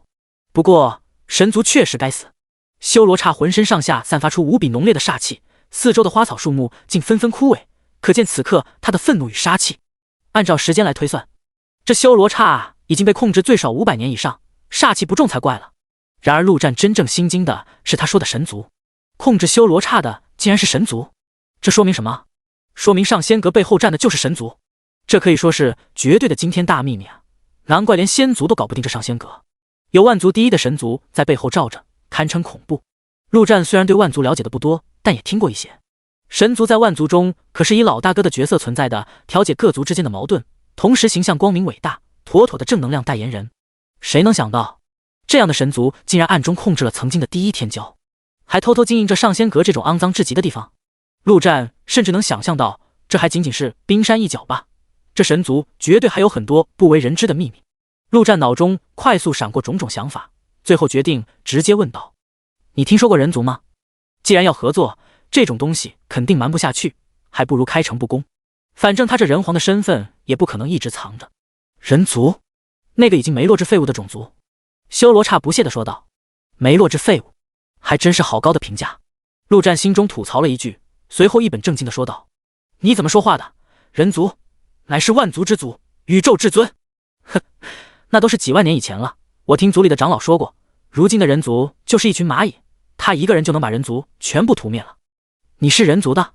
难不成这几百年过去，人族竟再次崛起了？”“你猜的不错，人族再次崛起，即将再次登顶宇宙至尊。”陆战也不打算跟这家伙在这讨论这些，直接说道：“你觉得那神族能容忍我们人族崛起吗？”一提到神族，修罗刹的身上再次泛起阵阵煞气。“神族卑鄙无耻，该杀！”第211章超级大兽。人族要崛起，不仅仅是神族，万族怕是都不会答应吧？修罗刹发泄完怒气后，却突然冷声道：“数万年下来，万族对于人族讳莫如深，甚至大部分种族连人族是啥玩意都不知道。为的是什么？就是想要让人族的影响力全然消失，怎么可以接受人族重新崛起？”他虽然对人族不是太了解，但以他的身份，一些秘闻自然是知道的。传闻中，人族乃是万物之灵，所以只有人族才能晋升神级之上，超脱宇宙之外。而对于神族这些万族来说，神级便已经是尽头。想要达到神级之上，唯有一个办法，那就是窃取人族的机缘，这就更不可能让人族崛起了。听到修罗刹的话，陆战顿时有些头疼。谁他妈说修罗族都是些只知道战斗的傻子？这不是挺聪明、挺有想法的吗？确实，我们人族的祖星已经被万族占领，现在整个人族都是逃亡出来。既然是聪明人，也就没必要忽悠来忽悠去的，大家直接开诚布公。但进攻祖星的万族中不包括你们修罗族，所以我觉得我们是可以做朋友的。呵呵，朋友就不必了，修罗一族没有朋友，只有战友。修罗刹直接说道。而修罗不会跟其他任何种族成为战友。不过你帮我暂时脱离了控制，对我确实有恩，在不违背我信念的情况下，我可以帮你。暂时脱离了控制？陆战疑惑道。没错，这方世界独立于宇宙存在，所以隔绝与宇宙的任何联系，自然也能切断控制。但如果我离开这个世界，依旧会被控制。修罗刹大大方方地说道。好家伙，这等于是直接将自己的把柄交到了陆战的手中。看样子这修罗族即便再聪明，骨子里的本性却不会变的，他们不会用什么阴谋诡计。战斗是他们解决问题的唯一手段。陆战喜欢跟这样的家伙合作，谁让他是个弱智亡灵法师，本来就不擅长搞那些有的没的。一直以来他都喜欢用拳头说话，某种意义上他跟修罗族还是挺契合的。既然对方这么真诚，陆战当然也要付出那么一点点真诚。那如何能帮你彻底脱离控制？没有办法，神族有位灵魂之主，掌握灵魂法则，他直接将自己的一份本命灵魂印记烙印在我的灵魂之上。想要解除这份烙印，只有一个办法，那就是杀了那位灵魂之主。灵魂之主？什么级别的？神级？好吧，那还真没办法解除，至少暂时办不到。神族最强大的几位存在之一，即便是修罗族最强大的修罗王找上门，怕是也杀不掉对方。所以修罗刹说没办法解除，还真没错。神级存在极为难杀，某种意义上已经是不死存在。数万年下来，被杀死的神级一只手都数得过来，大部分都是耗尽寿命，活活老死。所以修罗刹唯一的机会就是等那位灵魂之主老死，那得几千上万年，想想都让人绝望。放心，终有一天我会将整个神族灭族。陆战充满霸气地说道。修罗刹自然是不置可否，这种话即便是他这种时代的主角都不敢说。神族为什么害他？不就是因为真的怕他成长起来，威胁到神族老大的地位？既然出去便要被重新控制，那你如何帮我出手？灵魂烙印不会立即触发，出去后我预计可以压制10分钟左右时间。修罗刹直接回应道。10分钟？陆战相当满意，这已经很不错了，至少比1号持久多了。那你的原则是什么？不杀弱者，不杀同族。没问题。陆战当即便答应，弱者也不需要这位出手。这个世界内你可以随意活动，不过我要警告你一点，这里面禁止杀生，否则后果你懂的。另外，如果你想要出去透透气，也可以通知我，我会找个地方放你出来。将意识抽离新世界，陆战的心情大好，这相当于他给自己招了个超级大打手啊，而且是不用出工资的那种。不过他住在新世界，4舍5入就当是交房租了。修罗刹什么实力？黄级以下无敌，即便是一般的黄级，那也是不怵。这样的超级打手简直赚大发了。陆战正兴奋之中，便听到门口响起敲门声，收拾好心情，便直接说道：进来。门打开，便看到碧华带着3位仙女缓缓走了进来。人皇殿下，奴婢芷心。人皇殿下，奴婢秋长。那2位陆战还不知道的仙女主动上前自我介绍道。怎么，碧华有事吗？陆战点点头，若无其事地问道。人皇殿下，您应该已经知道奴婢的作用，此次正是来服侍您。此刻的碧华完全没有领主级强者的气质，浑身上下释放着诱惑的气息。4位仙女，碧华成熟，妙轩可爱，芷心清纯，秋长御姐，4种气质就那么直勾勾地站在你眼前，试问哪个男人能把持得住？陆战能，直接说道。这事不需要这么解。人皇殿下，如今时间紧迫，需要尽快提升实力啊。碧华劝说道。怎么，你想替我做主？陆战冷冷地说道。原本他对这仙族就没有100%的信任，这碧华这么急地想上自己，就更让他怀疑了。想吸干劳资，还是想割劳资腰子？不敢。碧华赶紧说道。人皇殿下，奴婢错了，那奴婢先退下，等您需要了再叫我们便是。随后便赶紧带着3位仙女退了出去。结果还没退出房门，便听到陆战的声音：你退下，他们3个留下。上千岁的领主及妖女陆战把握不住，但3个小小的勇者及仙女，他认为自己还是能把握住的。背对着陆战的碧华不禁皱了皱眉，不过很快便应道：好的，人皇殿下。说完，便直接退出房间，关好房门。房间内足足几万字的内容全删了。第212章，献祭与净化。拼夕夕百货店大门口，此刻正热闹至极，围满了大量的生灵。砍！再砍一刀便能成功了。谁？还有谁来？快再砍一刀就能砍死。最后一刀了，真的最后一刀。谁能砍死这头猪，就能在本店提现10万新币，绝无任何套路。门口，一位人母狗头的妖族正扯着大嗓子喊道，他的旁边绑着一头猪形生物，身上满是刀伤，看起来奄奄一息。这是什么生物？乔装打扮后的陆战也在围观群众中饶有兴致地看着这表演。陆少，不瞒您，那是我们妖族的一个特别种族，不死猪妖。一旁正是凉风小心翼翼地说道，这家伙别的本事没有，就是皮糙肉厚，堪称不死。您别看他奄奄一息的，其实都是装的，离死还早得很。而且这拼夕夕提供的刀也是特制的，您实力再强也只能造成一定的伤害。按我估计，再砍个1万刀左右，或许能砍死这不死猪。1万刀，这可不是白砍的，每一刀收费100新币，这妥妥的就是坑爹圈钱玩意啊！不愧是拼夕夕，那东西打听的怎么样？陆战问道。两人也没必要搞什么偷偷摸摸的，这种混乱的地方，没人会在意2个路人。陆少，请恕罪，我已经尽力了。可是长老也不知道是什么东西，只知道是要抢一具尸体。凉风赶紧说道。陆战点了点头，没有再说话。一旁的凉风静静的等待着，也不敢说话，心里却已经快急疯了。他以为是陆战对这个答案不满，可是他真的已经用尽一切手段去打听，为此甚至已经献上了自己的蛇菊花。没错，那位带队的长老取向有点问题，而且已经觊觎他许久。他凉风毕竟是天骄榜前100的天才，而且长得也白白嫩嫩，蛇身光滑。想到这，凉风感觉到自己的菊花隐隐作痛，心里委屈至极。陆战自然不知道旁边这家伙付出了如此大的牺牲，要不然必定要肃然起敬。其实他并没有怀疑凉风的说法，而是在思考那尸体会是啥罢了。先前他早就问过那位碧华，得到的答案同样是一具尸体，且不知道具体情况。如此说法，无论是碧华还是妖族的那位长老，来这似乎都只是打个前哨，真正的主力或许都还没现身。领主级的前哨，那到时候真正下场的怕是要皇级亲临。那尸体会是什么身份？想到这，就连陆战都忍不住倒吸一口凉气。陆少。片刻后，凉风终于是忍耐不住了。不知为何，他感觉此刻站在陆战旁边，那压力比跟妖族老祖站在一起还要大，太他妈折磨妖了。陆战这才反应过来，说道：走吧，我们去逛逛。那尸体是什么，暂且没必要去管。目前来说，他最大的任务还是提升实力。如果实力不够，到时候即便搞清楚那尸体是什么，他也没办法参与进去。至于怎么提升吗？简单的很，杀！阿峰啊，你们那位带队长老实力在领主级中排什么档次？陆战一边走一边拍了拍凉风的肩膀，和蔼和亲的说道。还有除了他，你们妖族还来了多少？凉风浑身一抖，赶紧说道。长老已经晋升领主500多年，实力极强，甚至有过跟强族皇级交手存活的战绩。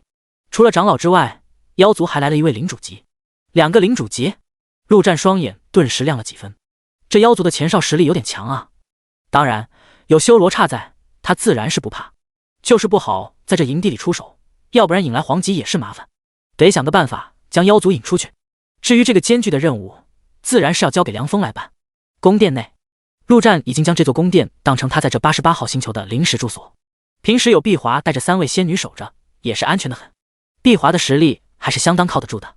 陆战看到大门口，便看到碧华穿着暴露，依靠在门口，一双眼睛直勾勾地盯着他，仿佛在说：你过来啊！至于过去干嘛，当然是干。陆战目不斜视，直接无视了老妖女，回到房间。这老妖女老想着勾引他，不正常。碧华将自己的衣服拉上去，心中不禁开始自我怀疑，怎么回事？难道是老娘的魅力不行了？想当初他碧华也是仙族一枝花啊。回到房间，陆战刚躺在床上，脑海中便突然响起了一个声音：主人，我想吃。正是1号的声音。陆战的心神进入到亡灵空间内。亡灵空间除了1号之外，还有一头巨大的蝎子，正是那上仙阁的副阁主。这可是陆战第1头领主及尸体转生的亡灵，而且是领主中的强者。这属性太过华丽，华丽到陆战都舍不得拿去献祭，不得不留下来好好欣赏一下。至于1号，一双眼睛直勾勾地盯着这大蝎子，就差把口水流下来了。吃吃吃，就知道吃！陆战看着1号，怒骂了一声，随后还是叹了口气：“行吧行吧，给你吃了，谁让你是我的大宝贝呢？”如今1号统帅级的实力已经有些不够看了，每次战斗都要提前让他叠个半天属性，关键时刻哪有时间给他叠？确实是时候让他进化了。先前已经喂了许多，这头大蝎子喂进去，有很大的机会让1号直接进化。既然已经决定，陆战也不再犹豫，心中一动，庞大的蝎子亡灵便缓缓消失，进入到1号的身体内。片刻后，蝎子的尸体完全消失，而陆战的脑海中不出意外地响起了声音：“第一，您的亡灵已进入进化期，时间48小时，请耐心等待。”竟然要48小时，陆战有些不满。“君主大人，您在吗？”“君主大人，要不您老再来一滴？”“君主大人，就是上次您让1号直接进化的那种玩意，能不能再来一滴？”“君主大人。”“操，竟然不理他！”陆战怒了：“死女人，你特么到底在不在？”结果下一秒，一股无比恐怖的死亡气息瞬间降临，陆战感觉到心脏骤停，犹如坠入地狱。不过很快，心脏便再次开启跳动。亡灵君主自然不可能真的杀了他，也就是威胁威胁，吓唬吓唬。陆战丝毫不慌，这死女人已经被他拿捏住了，不帮就不帮，还他妈有脾气了。算了，老子自己慢慢等1号进化吧。第213章乱起。同福阁88号星球，一家专门为人形生物建造的旅店。此刻，凉风神情激动，冲进一间客房内，结果下一秒，一股强大的气势便直压而来，将凉风瞬间压倒在地上，伴随着的是床上发出的一声冷哼：“什么东西，门都不敲，不懂规矩！”趴在地上的凉风心里痛骂：昨晚叫人家小甜甜，现在叫人家什么东西？这老东西拔掉无情啊！然而心里虽然骂着，嘴上却是无比惶恐地说道：“长老恕罪，小娘子是太激动了，一时间忘了敲门。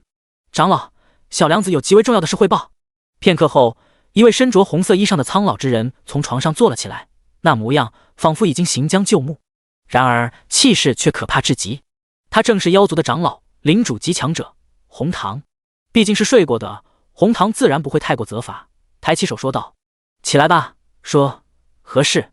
如果不能令我满意，后果你知道的。”凉风也不站起来，直接爬着到了红堂的脚边，无比激动地说道：“长老，您猜我发现了什么？”“什么？”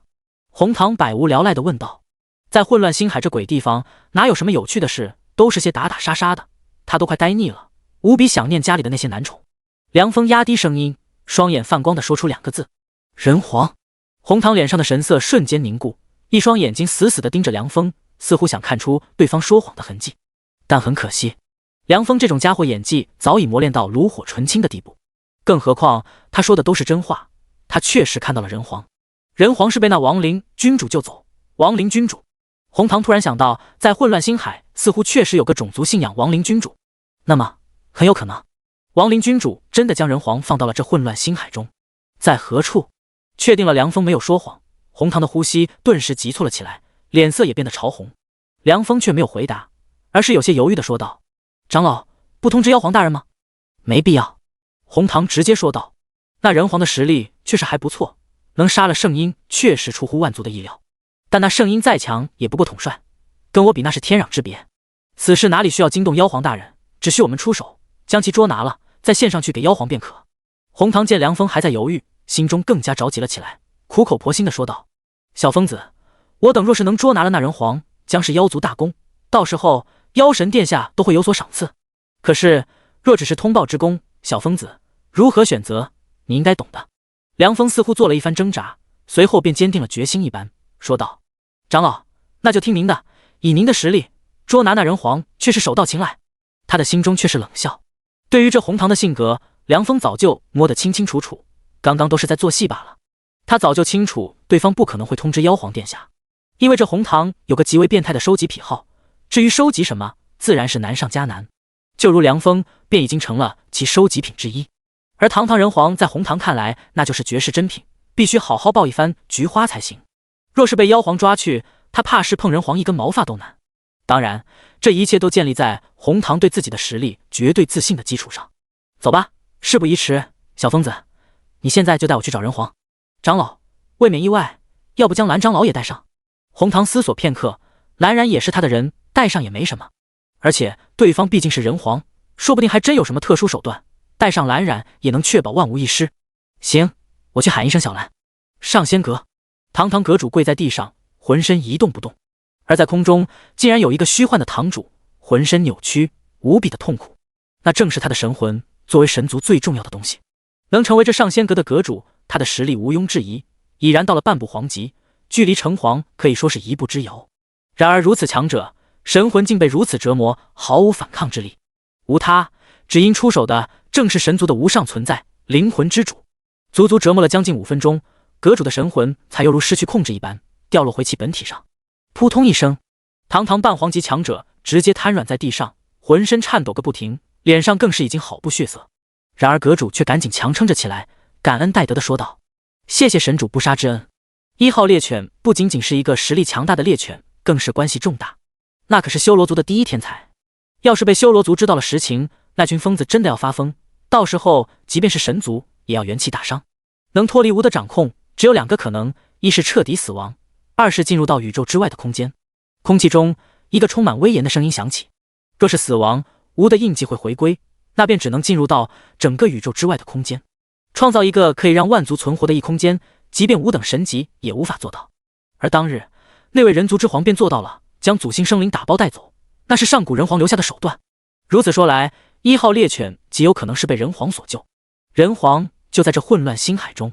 仅仅片刻，灵魂之主便已经推测出大半真相。此事切勿声张。灵魂之主声音微微颤抖，难得的有些激动。若是神族能抓住人皇，甚至得到那个异世界，将来灵藏降临，神族将得到极大的好处。灵藏原本就是为人族而开启的宝藏，这也是万族想要灭掉人族的最大原因。不然的话，灵藏开启，人族必定是最大受益者，他们这些万族只能跟着喝点汤，超脱神级之上，痴心妄想。但其实那并不是最好的办法。若是能掌控住人族，那么人族在灵藏中的所有获益都将被神族截胡，神族将代替人族成为最大赢家，他灵魂之主有极大概率晋升神级之上，不死不灭，成为真正的宇宙至尊。而就在这时，一道声音猛然响起，蕴含着威胁之意：灵魂，你越界了。嘿嘿，混乱，吾只是路过罢了，这便离去。灵魂之主毫不介意，气息便已经消失不见。这混乱星海也是有神级存在的，号称混乱之主，自然不会允许其他的神级存在踏足。第214章，外面再好也没有家好。宫殿，阿福，你喜欢现在的生活吗？新世界里的陆战直接坐在屋顶之上，旁边正是张天福。喜欢啊，陆哥，我跟你说，现在新世界发展的可好了，比以前的地球还好，空气新鲜，鸟语花香，人们相亲相爱，和平共处。张天福脸上洋溢着幸福的笑容。就前几天，他还在新世界内找了个女孩，竟难得的体验了一回爱情的滋味，竟然让他产生了结婚成家的冲动。那如果一辈子待在新世界，你们愿意吗？陆战有些沉重的问道。一直以来，他似乎都是没心没肺、嚣张跋扈的活着，但黄圣人那家伙几乎是将整个人族的重担压在了他的身上，特么的不管他受不受的了。现在带着全人类到处跑，他的心里几乎每时每刻都充满了危机感。他一死，死的可不只是他自己，而是整个人族。有时候他会产生一种想法，将世界之戒直接藏到没人能找到的地上，让人族就在新世界中生存算了。陆哥，那可不行。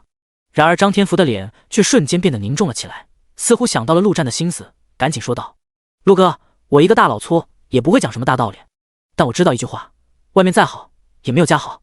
哈哈，说得好。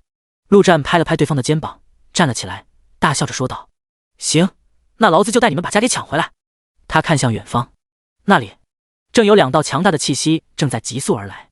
鱼儿上钩了，2位长老，人皇就在那里。不远处，凉风无比激动地说道。红堂自然看到了那座宫殿以及屋顶上的2个人。上次进攻祖星，他没参加，但此时此刻，人皇的样貌早已经传遍万族。那张脸，红堂怎么可能不认识？真的是人皇！红堂瞬间激动了起来，直接大吼一声：蓝染，领域展开，别让他跑了！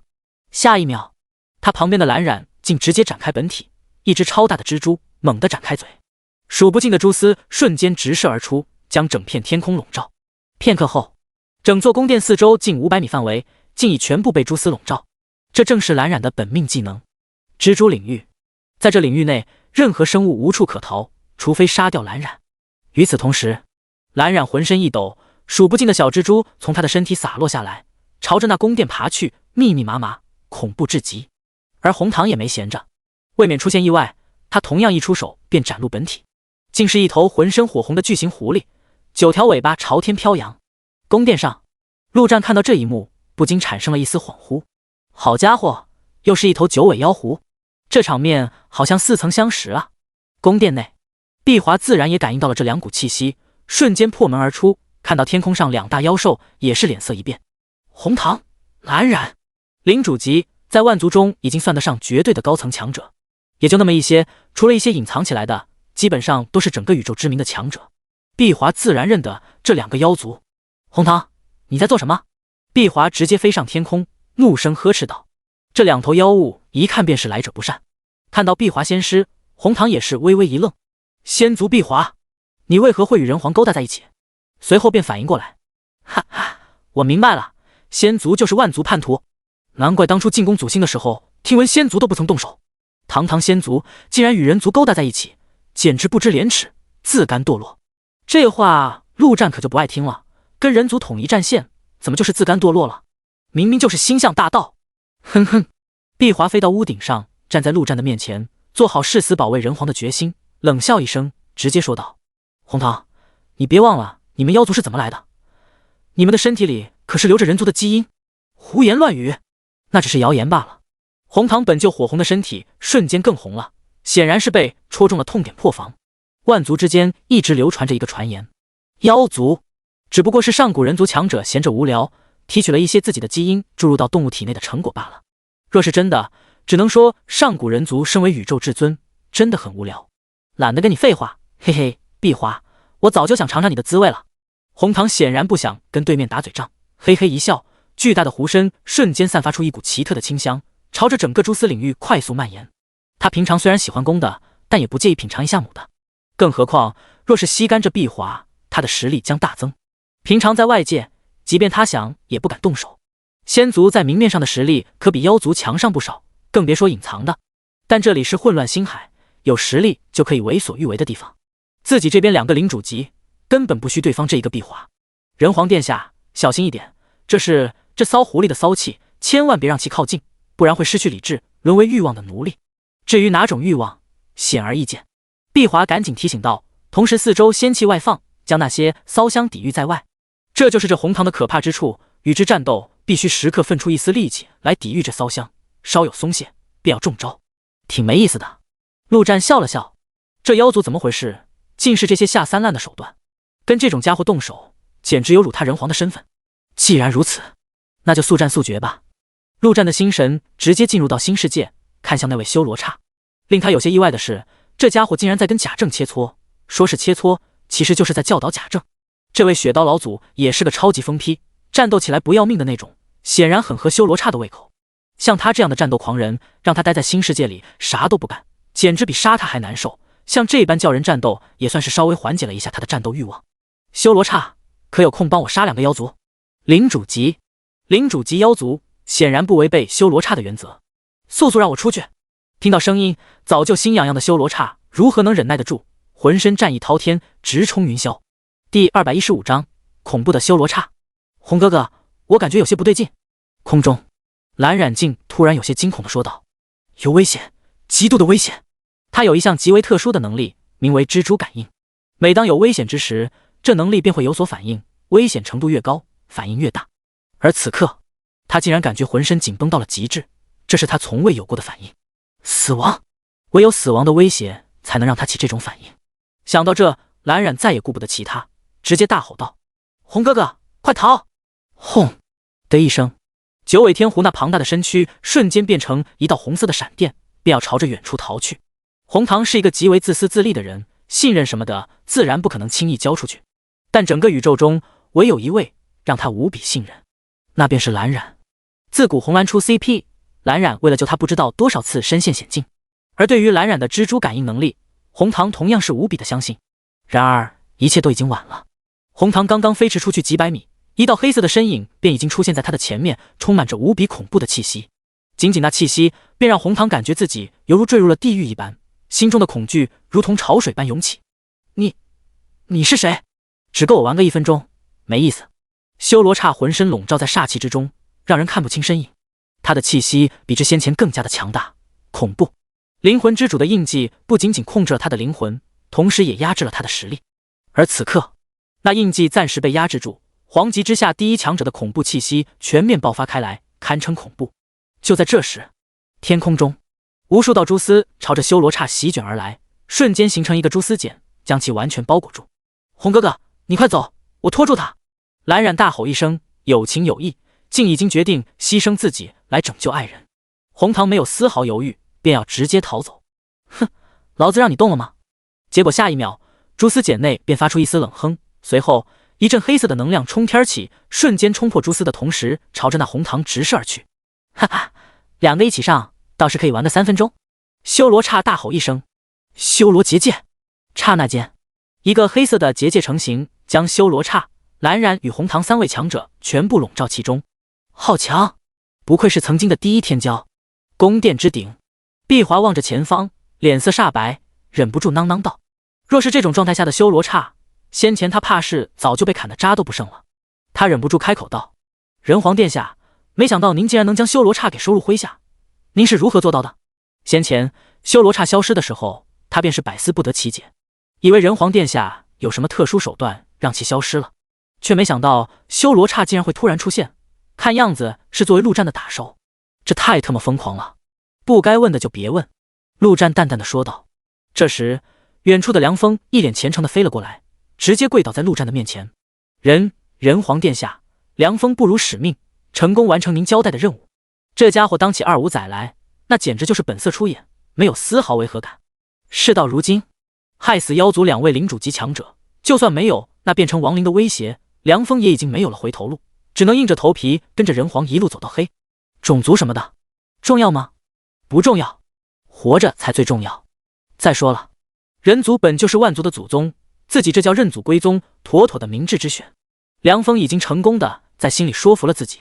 碧华心中无比震惊，直到现在，他才反应，原来这一切都是人皇布下的局。干得不错，小梁子。陆战走上前，一脸笑容的将凉风给扶了起来。以后我人族重回宇宙至尊，你就是妖族之祖，统帅整个妖族。谢人皇。凉风再次跪下，神情激动不已，心中却怒骂不已。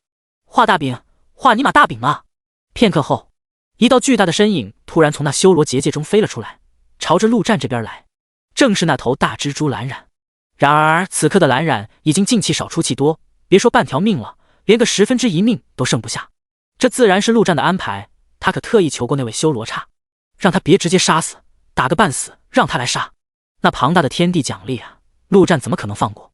这种事，修罗刹也没有拒绝的理由，反正他的本意就是打架而已，杀不杀的也不差那么一下。陆战抽出血之挽歌，直接飞上前，对着那大蜘蛛便是一剑斩出。轰的一声，能量爆炸之后，天地奖励果然如期而至。陆战清晰地感觉到自己的实力在不断的增长，这种感觉太他妈爽了。随后，陆战看到那大蜘蛛的尸体。为了爱情，这大蜘蛛终于是付出了他的生命，然而还是没办法救下他的爱人。陆战都不禁为了这份伟大的爱情肃然起敬。于是乎，他便将这大蜘蛛给丢进新世界中。是该喂大王贝老黑他们了。这些日子，这些个变异兽都特么快饿疯了，吃惯了山珍海味，陆战丢进去的勇者级以下食物，那是看都不看一眼。堂堂领主级强者，总能堵上他们的嘴了。这几头变异兽还是值得培养的，尤其是那熊猫滚滚，上限极高，只要吃的东西够，陆战甚至怀疑这家伙能直接吃成黄级的强度。要知道，黄级晋升可是极难，1万个领主级里面可能也出不了一个黄级。就如碧华、红糖这种，除非碰到天大的机缘，基本上已经与黄级无缘。而这大熊猫，只要一直吃就行了，简直能气杀万族强者。除了滚滚之外，像大王、贝老黑他们，不说黄级，实力到达碧华这种层次应该不成问题，到时候也是极强的战力。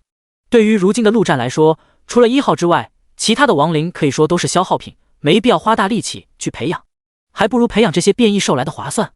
新世界内，汪汪汪，来了，终于来了！吼，我就知道，陆战好兄弟不会忘记我的。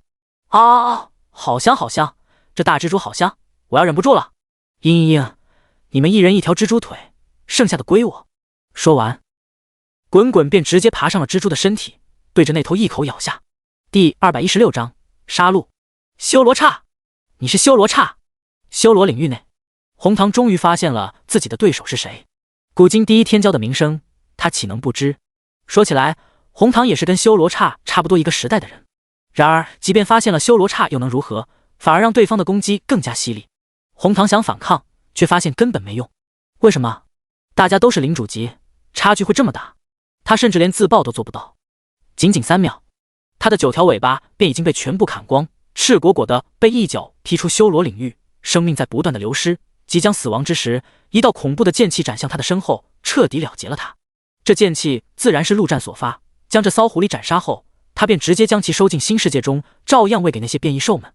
要是被万族知道他将2头顶级领主级强者当做食物喂给动物吃，怕是要直接惊掉下巴。这种强者的尸体用处可是极多，放到混乱星海中拍卖，至少也能拍出个100万星币的天价。刹那间，天地奖励便再次降临。然而陆战却皱了皱眉，这奖励有点少啊，甚至不如刚刚那头蜘蛛。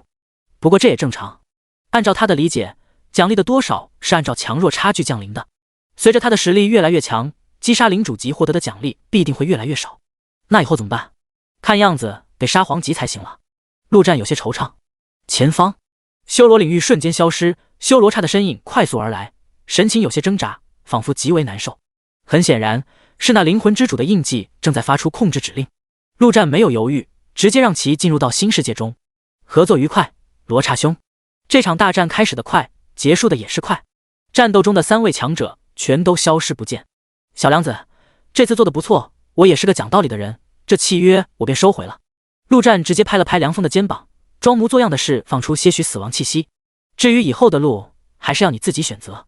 梁峰是个不错的2五仔，杀了着实可惜，还不如直接放回妖族，说不定以后还能起个奇效。谢人皇殿下。梁峰显然是个聪明人，很快领会了陆战的意思，再次跪下，无比感激的说道：人皇殿下，我先回妖族，以后有任何吩咐，我梁峰在所不辞。我梁峰虽然在妖族，但心永远在人皇殿下这里。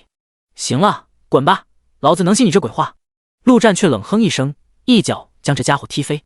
梁峰也是趁势飞向远处。等到这毒蛇离开，陆战便直接回到宫殿，仿佛什么都不在意一般。上方，碧华眼神闪烁，第一次感觉到这位人皇的可怕远超他的想象。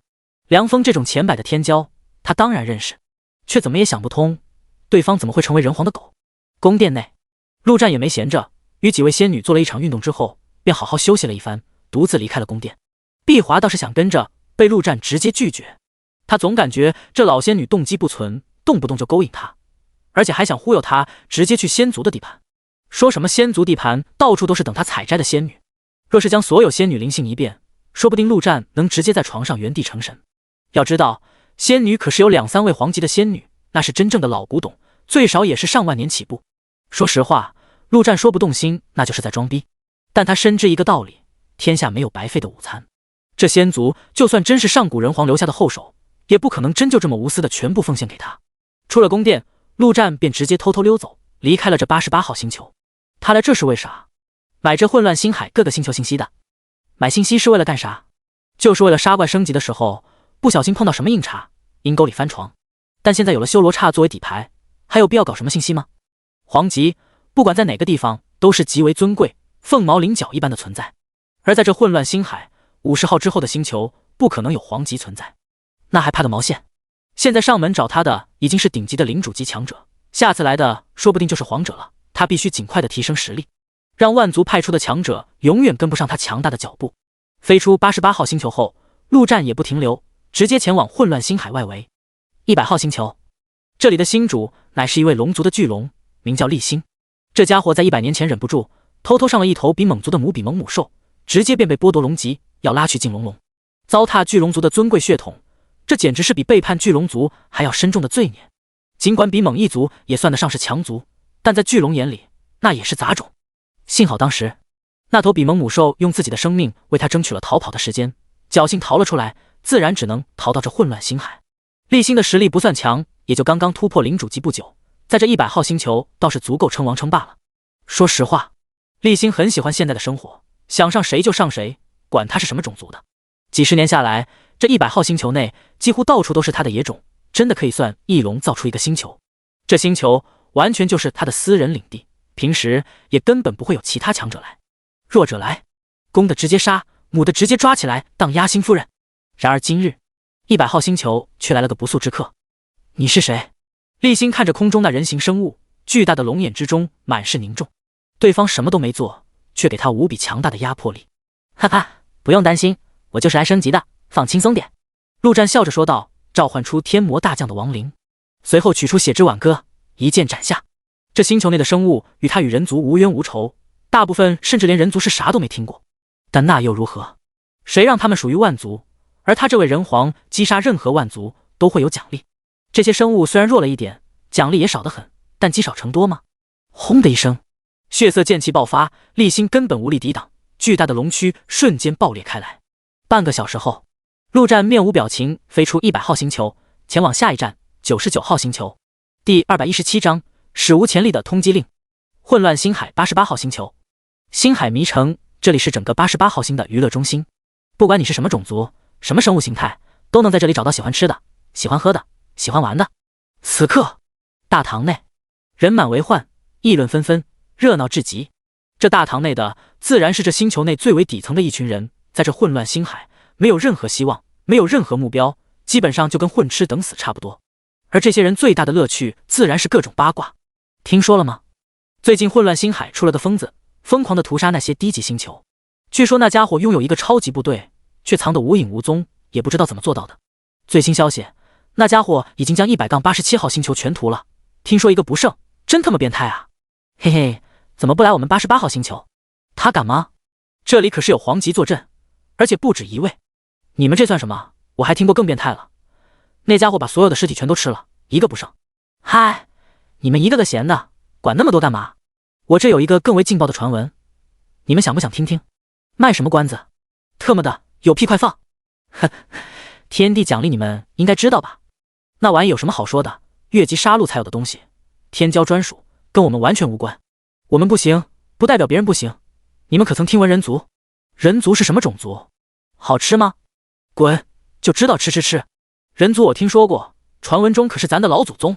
对，这天地奖励就是人族所制定的，本就是给人族的超级福利。所以人族无需越级杀戮，只要杀戮其他种族，不管强弱，甚至击杀一头最弱小的哥布林，都会有天地奖励，无非就是多少罢了。死！听你的意思，那位到处屠杀的难不成就是那人族？嘿嘿，我可没说是。如果真的是，好家伙，屠杀这么多，他能获得多少奖励？不可能吧？这就说得通了，那位根本不是什么变态，而是为了天地奖励。难不成是人皇？你们可知外界发生了一件大事？神、妖、魔、龙、凤、精灵五行命8大超级大族发布了联合通缉令，提供人皇信息者将获得1亿星币，另外将获得8族的友谊，得到8族的共同庇护。如果能抓获人皇，上交给8族，无论是何种族，8族将共同提供无尽资源，保证让你成就皇级。话音刚落，全场寂静，随后便是浓重至极的喘息声。这等奖励不说后无来者，但必定是前无古人。别说是他们这些只能待在下水沟里的臭虫，即便是那些高高在上的天骄大人物，怕是都要无比的心动。嘿嘿，你们不会以为自己能抢到这份实力吧？你们有这实力吗？片刻后，最初提及人皇的家伙嘿嘿一笑，站了起来，随后直接走出这星海迷城，露出一张帅气阴险的脸庞，正是那妖族凉风。85号星球，一片荒芜与寂静，到处都是破败的建筑，血腥之气弥漫着整个星球。这里刚刚经历了一场大战，更准备的说是一场屠杀。对于这星球的原住民来说，这就是一场末世。而在这场末世中，原住民无一生还。此时，地面上一座宏伟的宫殿拔地而起。宫殿前，陆战心中不由得感叹了一番，自己可真他妈奢侈啊！每到一个星球就建一座宫殿，妥妥的败家人皇。但没办法，有建筑师就是这么任性。而且以后等他征服整个宇宙了，势必要在每个星球都造上一座人皇宫殿。畅想了一番未来，陆战便走进宫殿主卧内，直接躺在那5米大床上。随后心神一动，意识进入到新世界内。结果刚一进入，2股无比强大的能量便瞬间爆发开来。只见不远处，修罗刹正火力全开，与一名黑甲战士对战。堂堂黄级以下第一人，竟无法拿下对方，双方打得有来有回，恐怖的能量几乎要将天空撕裂了一般。哈哈，爽快，真特么爽快！老子已经很久没有这般爽快了。修罗刹疯狂大笑，感觉全身的战斗细胞都在燃烧一般。对于修罗族来说，在爽这件事上，没有任何事能比得上战斗。修罗刹也没想到，这世上竟然有生物能跟他打到这般地步。最可怕的是，对方仅仅是领主级罢了。那黑甲战士自然便是1号。此刻的1号已然成功进化为领主级，实力堪称逆天至极。当然，再逆天也不可能跟修罗刹这超级强者五五开。如今能打到这个局面，全靠修罗刹前期收着，陪他整整刷了1个多小时的越战越勇，直到现在修罗刹才能火力全开。陆战也懒得理这疯子，让1号陪他玩便是。这修罗刹对他来说还是相当重要的盟友。下一秒，他的意识便已经飘荡到变异兽所在的领地。只见那大熊猫滚滚平躺在地上，四周铺满了各种各样的尸体，时不时张开嘴，恐怖的吸力便从他口中传出，将尸体吸入口中，连咬都不用咬，瞬间便消化干净。屠了这么多星球，除了陆战之外，就属这些个变异兽收获最大，一个个那是直接放开了吃。别的变异兽，即便是大王之类的，也有个上限，进化到一定程度便仿佛失去了上升的空间，再吃也没什么用。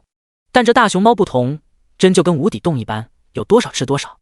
如今这滚滚的实力，就连陆战都看不透了，就连修罗刹都对这大熊猫极为心动，想跟他大战几百回合。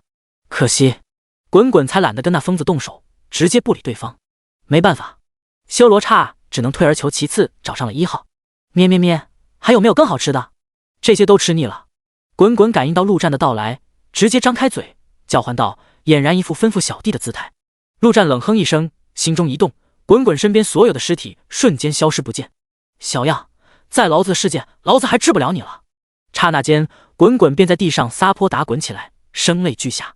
咩咩咩，滚滚错了，吃的滚滚再也不敢了。人皇大人有大量。第218章，混乱杀狂。汪汪汪！老大的老大，啥时候让我们出去大干一场啊？吼吼吼！对啊，好兄弟，在这里虽然挺爽的，天天吃了睡，睡了吃，吃了又睡，睡了又吃。哦！傻逼玩意，你不拉的吗？吼吼吼！你说什么？不服干一架！几头变异兽感应到陆战，也纷纷飞上天空，叫唤个不停。这些日子，陆战可真是把他们养得肥肥胖胖的，也不让他们出去活动活动，乖乖给老子待着，别整天想着惹事，没事干多研究研究怎么繁衍后代。陆战骂骂咧咧地说道：“大王，那边不是有头母狮子吗？找他去交流交流，搞个什么狮虎兽出来。你们想出去大闹一场，有机会的。而且我估计那机会很快就要到了。这些个书生有吃有喝养着，还特么不满意，天天闹事。人族那边已经跟他投诉过很多次了。大王等几头变异兽天天有事没事就去人族那溜达溜达，耍耍威风。虽然没什么流血冲突，但人族那边也是怨气不少。”骂了2句后，陆战的意识便再度穿梭，直接到了人族的地盘上。此刻，新世界内的人族已经建立起新的社会秩序，法律、规则种种都在有条不紊地完善着。不同于变异兽，人族这边则经常被陆战拉出去战斗。毕竟人族要强大，还需要靠杀万族才行。不过他也不强求，若是不愿意战斗，安于现状的也可以一直待在这新世界中，享受着安宁的生活。当然，他们所得到的资源以及地位自然是不如战斗人员。经过足足10几个星球的历练，人族的实力自然是已经大涨，像雪刀老族贾正这种顶级强者，更是已经能与万族的顶尖领主一较高下。如今的人族实力放到万族中，不说前10，但至少也有中等以上的水平。而最可怕的是，人族历经如此多的磨难，剩下来的人绝对是万众一心，铁板一块。即便是那些不想战斗的人，到了关键时刻，也能为了人族不顾生死，誓死而战。看着这新世界的一切，陆战心中不禁豪情万丈。老黄、刘老师，这就是你们想要看见的人族，而这一切都才刚刚开始。我陆战必将带领人族重回宇宙至尊，让那些所谓的万族全部臣服于脚下。结果就在这时，远处的修罗刹却突然大吼了起来：“卧槽！人皇，快让这小东西停手，老子顶不住了！”1号可是越战越勇，这会叠起来的战力竟然已经超过了修罗刹。再加上一开始陆战便让1号全力出手，若是再打下去，说不定那修罗刹还真要被1号杀了。修罗刹，好好休息一番，很快便有一场真正的大战等着你。陆战将1号收回亡灵空间，同时说道：“哦，很是期待。”修罗刹自然是不惧，兴奋至极。对他来说，能称得上大战的只有黄级了。不过以人皇的身份地位，惹到黄级也是正常的很。离开新世界，陆战便直接在大床上睡去。虽然以他现在的体质，早就不需要睡眠这种东西，但作为一个人，不睡觉怎么行？84号星球，这段时间，星球之主安西亚那真是坐立难安。最近那混乱沙狂将这混乱星海可谓是搅得相当不宁静。没错，混乱星海已经将这家伙叫做混乱沙狂。要是陆战知道自己有这么戳的称号，非将那起名的家伙砍了不可。虽然说在混乱星海这种地方没有什么规则，杀点生灵什么的根本没人管，但像这般一个星球一个星球杀戮的，那可真是有史以来第一遭。如今凡是50号以后的星球，万族那都是心惶惶，生怕那沙狂找上门来。女王大人，派出去的一个都没回来。宫殿内，安西亚坐在王座上，下方则是一头巨大的蛤蟆趴在地上汇报道，随后赶紧提议道：“女王大人，不如我们收拾东西跑路吧。我听过一句话，留得青山在，不怕没柴烧。”哼！安西亚无比妖媚的冷哼一声，长长的蛇尾狠狠地将这蛤蟆给抽飞出去。跑！老娘在这混乱星海数百载了，跑了以后还怎么有脸？放心吧，老娘已经收到消息，那沙狂但凡敢来这，定叫他有来无回。他已经收到风声，那位混乱沙狂竟然是什么人皇。他虽然不知道人皇是什么玩意，但那不重要。重要的是，就在不久前，灵魂之主大人亲自向他传来讯息，只要配合抓住那位人皇，就可以让他重归神族。不仅如此，还将全力将他培养成皇级。所以安西亚无论如何也要留下来，如果能回归神族并且成为皇级，那他将是整个宇宙都响当当的强者。谁他妈愿意待在这鸟不拉屎的鬼地方？虽然他早就已榨干了潜力，走到实力尽头，晋升皇级基本无望，但灵魂之主是谁？神级存在，整个宇宙最为至高无上的几位之一。这位存在出手，让他晋升皇级没什么不可能的。轰！就在这时，天空突然一阵巨响，仿佛被硬生生撕破了一般。女王大人，那沙狂来了！蛤蟆妖浑身颤抖着说道。然而安西亚却是神情一震，心中暗道一声：终于来了！安西亚直接飞出宫殿，果然看到一个身影就那么漂浮在天空之上，嚣张至极，蔑视着下方一切生灵。女王大人，我们怎么办？女王大人，杀了他！女王大人，快逃吧，我们拖住他！女王大人，我誓死不退！安西亚一出现，下方的生灵便纷纷叫唤了起来。混乱沙狂的名声已经传播开来，令他们闻风丧胆。安西亚却是丝毫不理会，突然伸出手，将一枚印记猛地射向天空之上。这印记速度之快，如同跨越空间，而且似乎锁定目标，瞬间便到了那空中身影的前方。陆战脸色微变，刚要闪现离去，却已然来不及，那东西直接进入到他的身体之中。一瞬间，他便感觉到自己的灵魂如同被禁锢了一般，竟丝毫动弹不得。下一秒，一道恐怖至极的气息猛然出现，形成一张大手，直接朝着陆战抓来。第219章众神齐聚。灵魂之主忍不住灵魂颤抖，心中无比的激动兴奋。他已经多久没有这种感觉了？以他的身份实力，这整个宇宙中或许也找不出能令他兴奋的事情。上一世是什么时候？记不清了，最少也有上千年，似乎还是在晋升神级的时候。而这一刻，那激动的感觉比晋升神级时还要来得强烈。他马上就要抓住人皇，毫无疑问，人族的所有气运都汇聚在人皇身上，只要抓住人皇，就等于抓住了成就永恒的契机。这也是他偷偷布局的原因。他必须以极快的速度掳走人皇，要不然等那混乱之主反应过来，必定不可能让他如愿。到时候说不定还要起神战，神战一起，其他神级也要出现。到时候即便抓住人皇，怕是也要与其他神级共享人族气运，可就不一定能成就永恒了。哪有他一神独享人族气运来的畅快？如今这人皇的灵魂被他禁锢住，已经完全逃不了。他有信心在1秒不到的时间内便掳走人皇。如此短的时间内，即便是灵魂之主也不可能发现。然而就在他的神之手即将抓住人皇的瞬间，刹那间，一股恐怖至极的力量从那人皇体内迸发出来，伴随着一声怒极的嘶吼：萨路西，老子干死你！灵魂之主脸色巨变，这个声音他岂能不认识？这声音的主人可以说是整个宇宙所有神级最不想听见的声音，因为听见就代表着一场神战。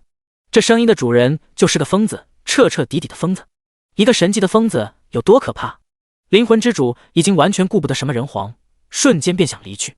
结果下一秒，整个星球瞬间变色，变成恐怖至极的血红色。撒路西，来了还想走？草泥马的玩意，敢控制我们修罗族的修罗神，你在挑衅整个修罗族！撒路西，老子与你不死不休！血色之中，一个身影手持长刀，指向空中，宛如杀神。这身影正是那修罗刹，然而整个人却是气势大变，猛了不知道多少倍。哼，修罗道，发什么疯？你只不过是分身罢了，真当我怕你不成？灵魂之主冷哼一声，在空中现出真身。修罗道正是声音的主人，如今修罗刹的最强者，神级修罗。如今这疯子为了不让他逃走，竟然将修罗领域覆盖到整个星球，他不得不现身。万族的神级之所以不愿意碰见这修罗道，倒不是怕了他，大家都是神级，想要杀死对方基本不可能。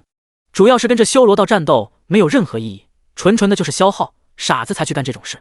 而且万一打出火来，受伤了，被别的神级渔翁得利，可就不好了。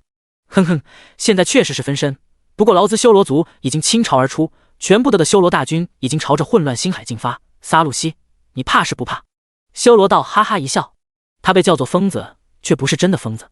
现在自然不可能冲上去直接跟对方干，这毕竟是修罗刹的身体，打坏了可就不好了。灵魂之主微微皱眉，别人说的可能只是吓唬，但修罗族还真有可能整个种族全部冲过来干架，那可就真的麻烦了。他虽然是神族的神级，但也不可能拉上整个神族来干架。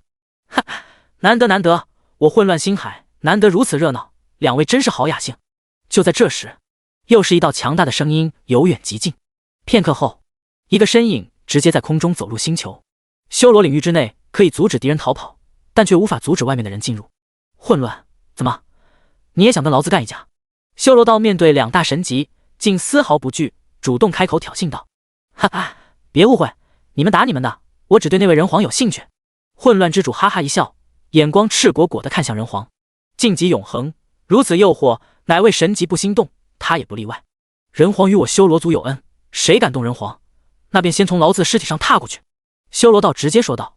听到这话，陆战心中顿时一定。修罗一族全都是战斗狂人，疯子一般，有仇必报，但同时有恩也必报。陆战救了修罗刹，等于是救了整个修罗族未来的神，修罗族的希望。如此大恩，若有必要，修罗道还真可以以命报答。这也是陆战愿意跟这群疯子合作的最大原因。没错，早在几天前，陆战便通过修罗刹联系上了这位修罗族的神。他这般高调的屠杀星球，必然要引起有心人的注意。这万族想打他主意的不要太多。既然如此，索性便直接大大方方的将自己暴露出来。那凉风便是他布下的一颗棋子。这一招他在祖星上时用过，直接以自身为诱饵，让万族想打他注意的家伙全部勾引出来，直接来一个一锅端。当然，这样做必须要有足够的实力，若是没有，那就是引狼入室，纯纯的找死，是吗？修罗道，既然如此，我等便联手先将你灭了。又是一道强大的气息，紧接着，一个仿佛沐浴着圣光的男人缓缓飞了进来，正是神族的另一位神级存在，光明之主。看向灵魂之主，有些不满的道：灵魂啊灵魂，早日通知于我，这人皇不早就被我神族掌控。哼！灵魂之主冷哼一声，也不辩解，吃独食没吃成，还他妈被抓个现行，他也无话可说。不过再怎么样，大家都是神族，还是一家人。神族本就万族第一，此刻两位神级在此，差不多已经掌控全场。结，我也来分一杯羹，几位不介意吧？灵魂啊，想吃独食可不行。就是，这人族庞大的气运，你既然想独吞，也不怕撑死。各位，本座早就看着修罗道不爽了，先联手干死他，随后再商量如何处置人皇，如何？结果突然间，一连6、7位神级踏入这修罗结界之中。这混乱星海虽然是个最乱之地，但万族中强大一点的基本上都有安排眼线。凉风那么一宣传，基本上就已经是昭告宇宙，人皇在此。此刻，众多神级汇聚，怕是整个宇宙前所未有的场面。第220章底牌。哈哈，这么多神级，今日可真够老子打个痛快了。面对众多神级，修罗道竟丝毫不惧，大笑着开口。与此同时，一道身体猛地从星球外直射而来，与修罗道结合在一起，正是修罗道的真身。随后，修罗道的身体里瞬间分离出修罗刹，却又瞬间消失，进入到陆战的新世界内。灵魂之主就在眼前，怕是用不了1秒就要被对方控制。不过如今这种情况下，灵魂之主也懒得去理会一个小小的修罗刹了。来吧，你们要一个个上，还是一起上？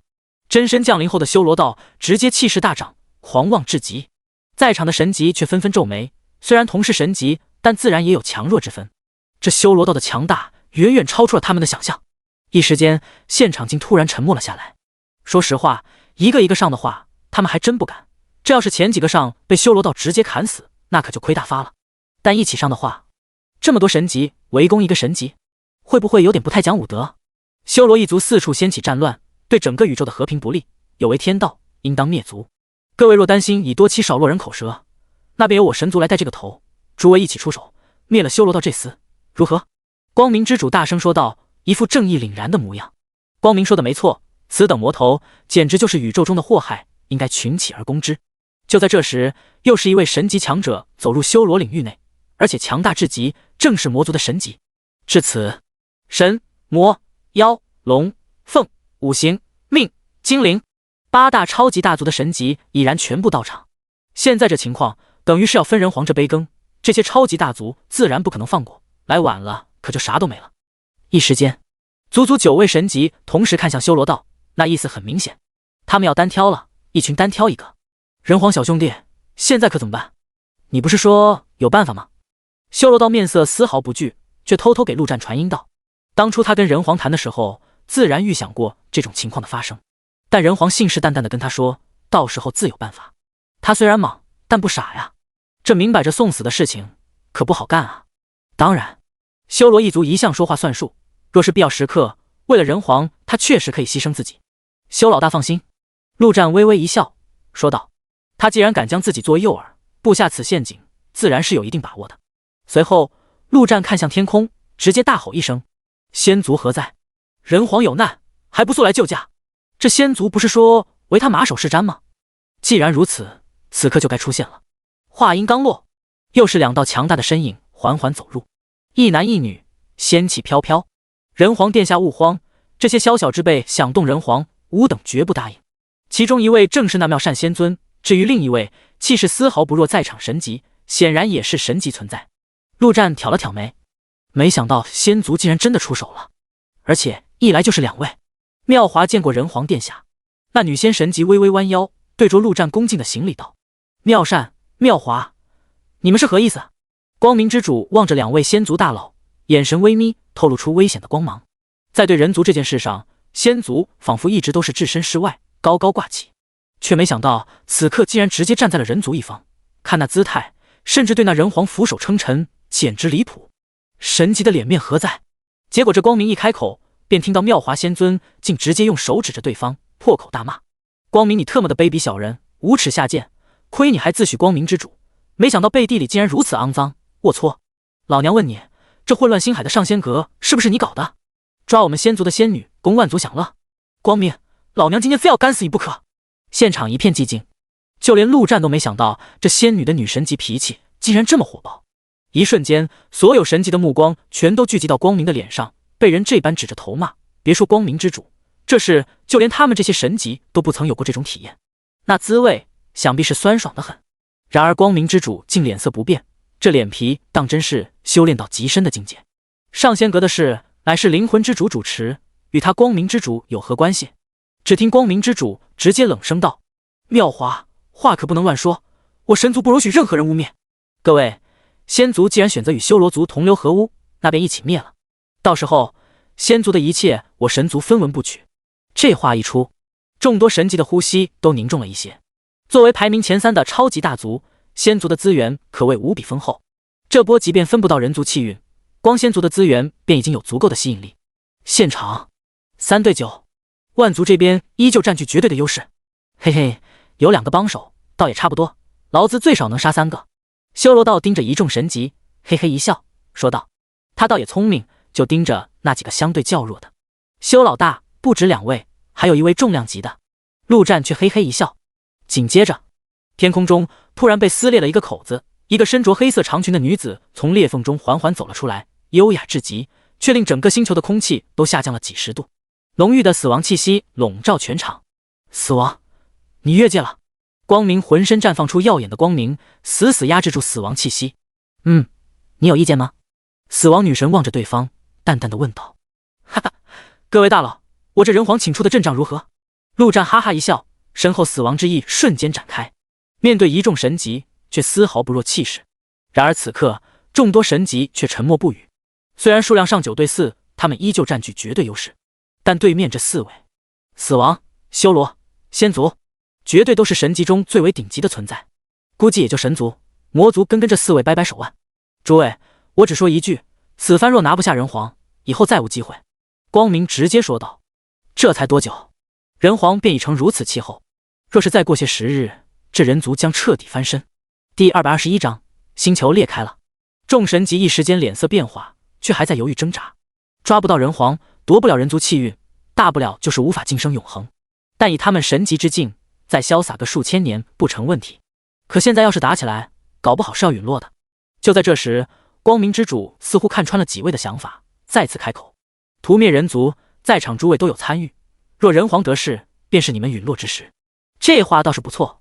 陆战扪心自问，若有一天他实力足够了，这些家伙他要全部屠灭，一个不剩。没办法，陆战就是个睚眦必报的人。哈哈，各位，修罗道这家伙就交给我了。一旁那位曾经与陆战有过一手之缘的魔族老祖，肩头扛着一把造型夸张的黑色巨斧，大笑着说道。这话的意思很明显，这一战魔族是站定了，死亡由我来对付。光明之主看向死亡女神，说道：“光明与死亡终有一战。”这样一来，其他的7位神级只需要对付2位仙族神级，压力自然小了许多。那便战吧。神阵已经上万年没有开启了，今日那便由我等来战一场。那便9天之上走一遭吧。一时间，7位神级无疑退缩，纷纷开口：“7打2，要是还怂的话，他们这些神级也就别混了。”哈哈，魔渊挺有种啊，竟然敢跟老子单挑，那便走吧。修罗道也是哈哈一笑，随手一挥，将这修罗领域直接收起，随后打出一道印记，飞到陆战手上。人皇小子，将这东西交给我那废物子孙，可以暂时压制那灵魂印记，等我宰了那灵魂之主，再让他彻底自由。说完便一飞冲天。哼，修罗道，本座看你不爽很久了。魔渊直追而上。女神陛下，一切就拜托您了。陆战看向死亡女神，一副舔狗模样。死亡女神清冷的脸没有丝毫变化，只是用余光微微瞥了一下陆战，便直接飞上天空。作为亡灵君主，他的实力在生者世界受到一定的压制，要不然一个小小的光明之主敢在他面前这么挑。随后陆战看向仙族那2位，开口道：“老爷爷老奶奶，你们2位行吗？2对7，说实话，他这边属仙族这2位压力最大。要是这2位说不行，他立马就让死亡女神带他逃往亡灵世界去。人皇殿下放心，我们有合击之术，不说杀敌，至少不会落于下风。”妙善信誓旦旦地说道。仙族最善双修之术，他跟妙华正是一对双修神级，双神合璧，实力可不是1+1这么简单。片刻后，10几位神级尽皆飞上天空，仿佛飞出宇宙。神级的实力何其强大，爆发出的能量恐怖无比。尤其是10几位神级，若是战斗起来，恐怕连空间都要被撕裂，宇宙都要被破坏。所以神战一般都会前往9天之上。9天之上有一处9天战场，空间坚固无比，被称为神之战场。传说中上古时期，这9天战场曾经发生过一场大战，而正是这场大战之后，人族强者便全部消失不见，人族因此彻底没落。星球之内，所有的神级离去，恐怖的气息瞬间消失不见。地面上，原本趴着一动不敢动的众多生灵这才抬起头，瑟瑟发抖，刚想松口气，然而下一秒，又是无数的恐怖气息从外涌入进来。虽然强度上比不上神级，但数量多呀，简直是无边无际。神族、魔族、精灵族、统领级、领主级，甚至是皇级，刚刚这么多神级在，这些存在全都候在星球外。此刻神级消失，所有生灵一拥而上，他们的目标只有一个：抓人皇。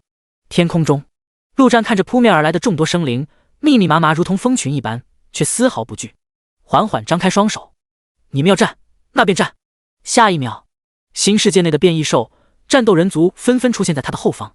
这还没完，再一挥手，亡灵空间内，大量的亡灵铺天盖地，布满大半个天空。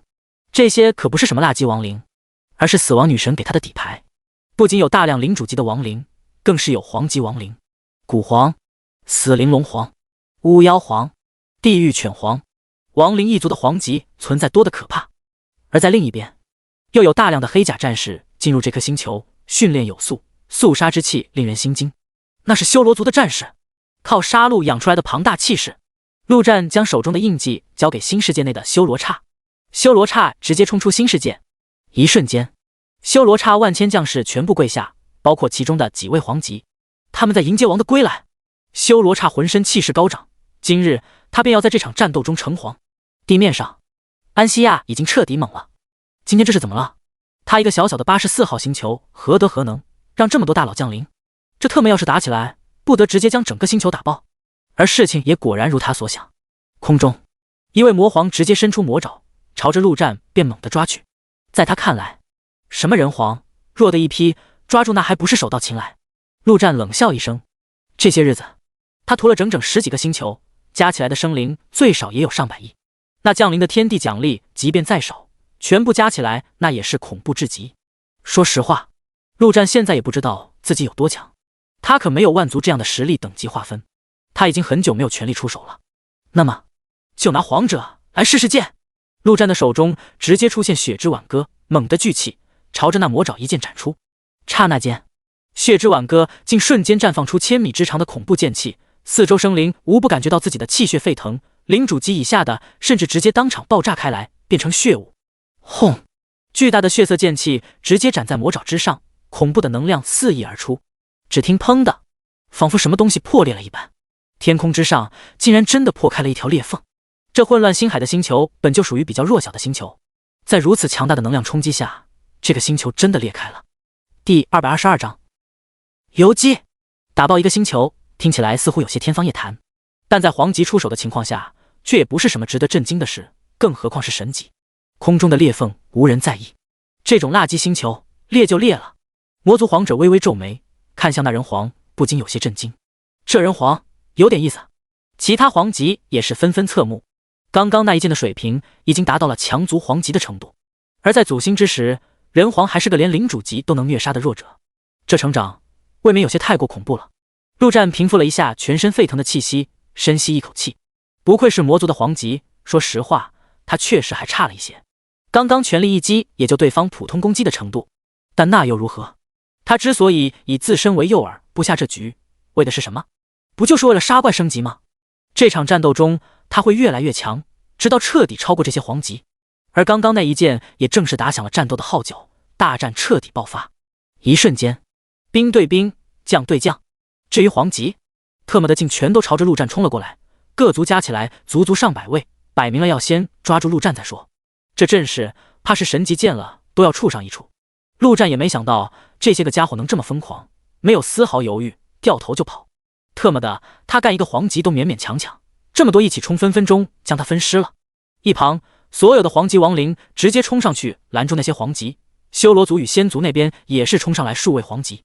皇级大战瞬间爆发，恐怖的能量充斥着整个星球，几乎就在下一秒，砰的一声，整个星球直接爆炸开来，所有生灵全部暴露在宇宙之中。原本在这星球中生活的生灵有很多都是统领级以下的弱者，没有了星球的保护，直接死亡。但没有人会去在乎这些，越来越多的生灵加入到这种战斗，甚至还有源源不断的从外面赶来，甚至就连50号星球前混乱星海中的家伙更是全部冲了出来。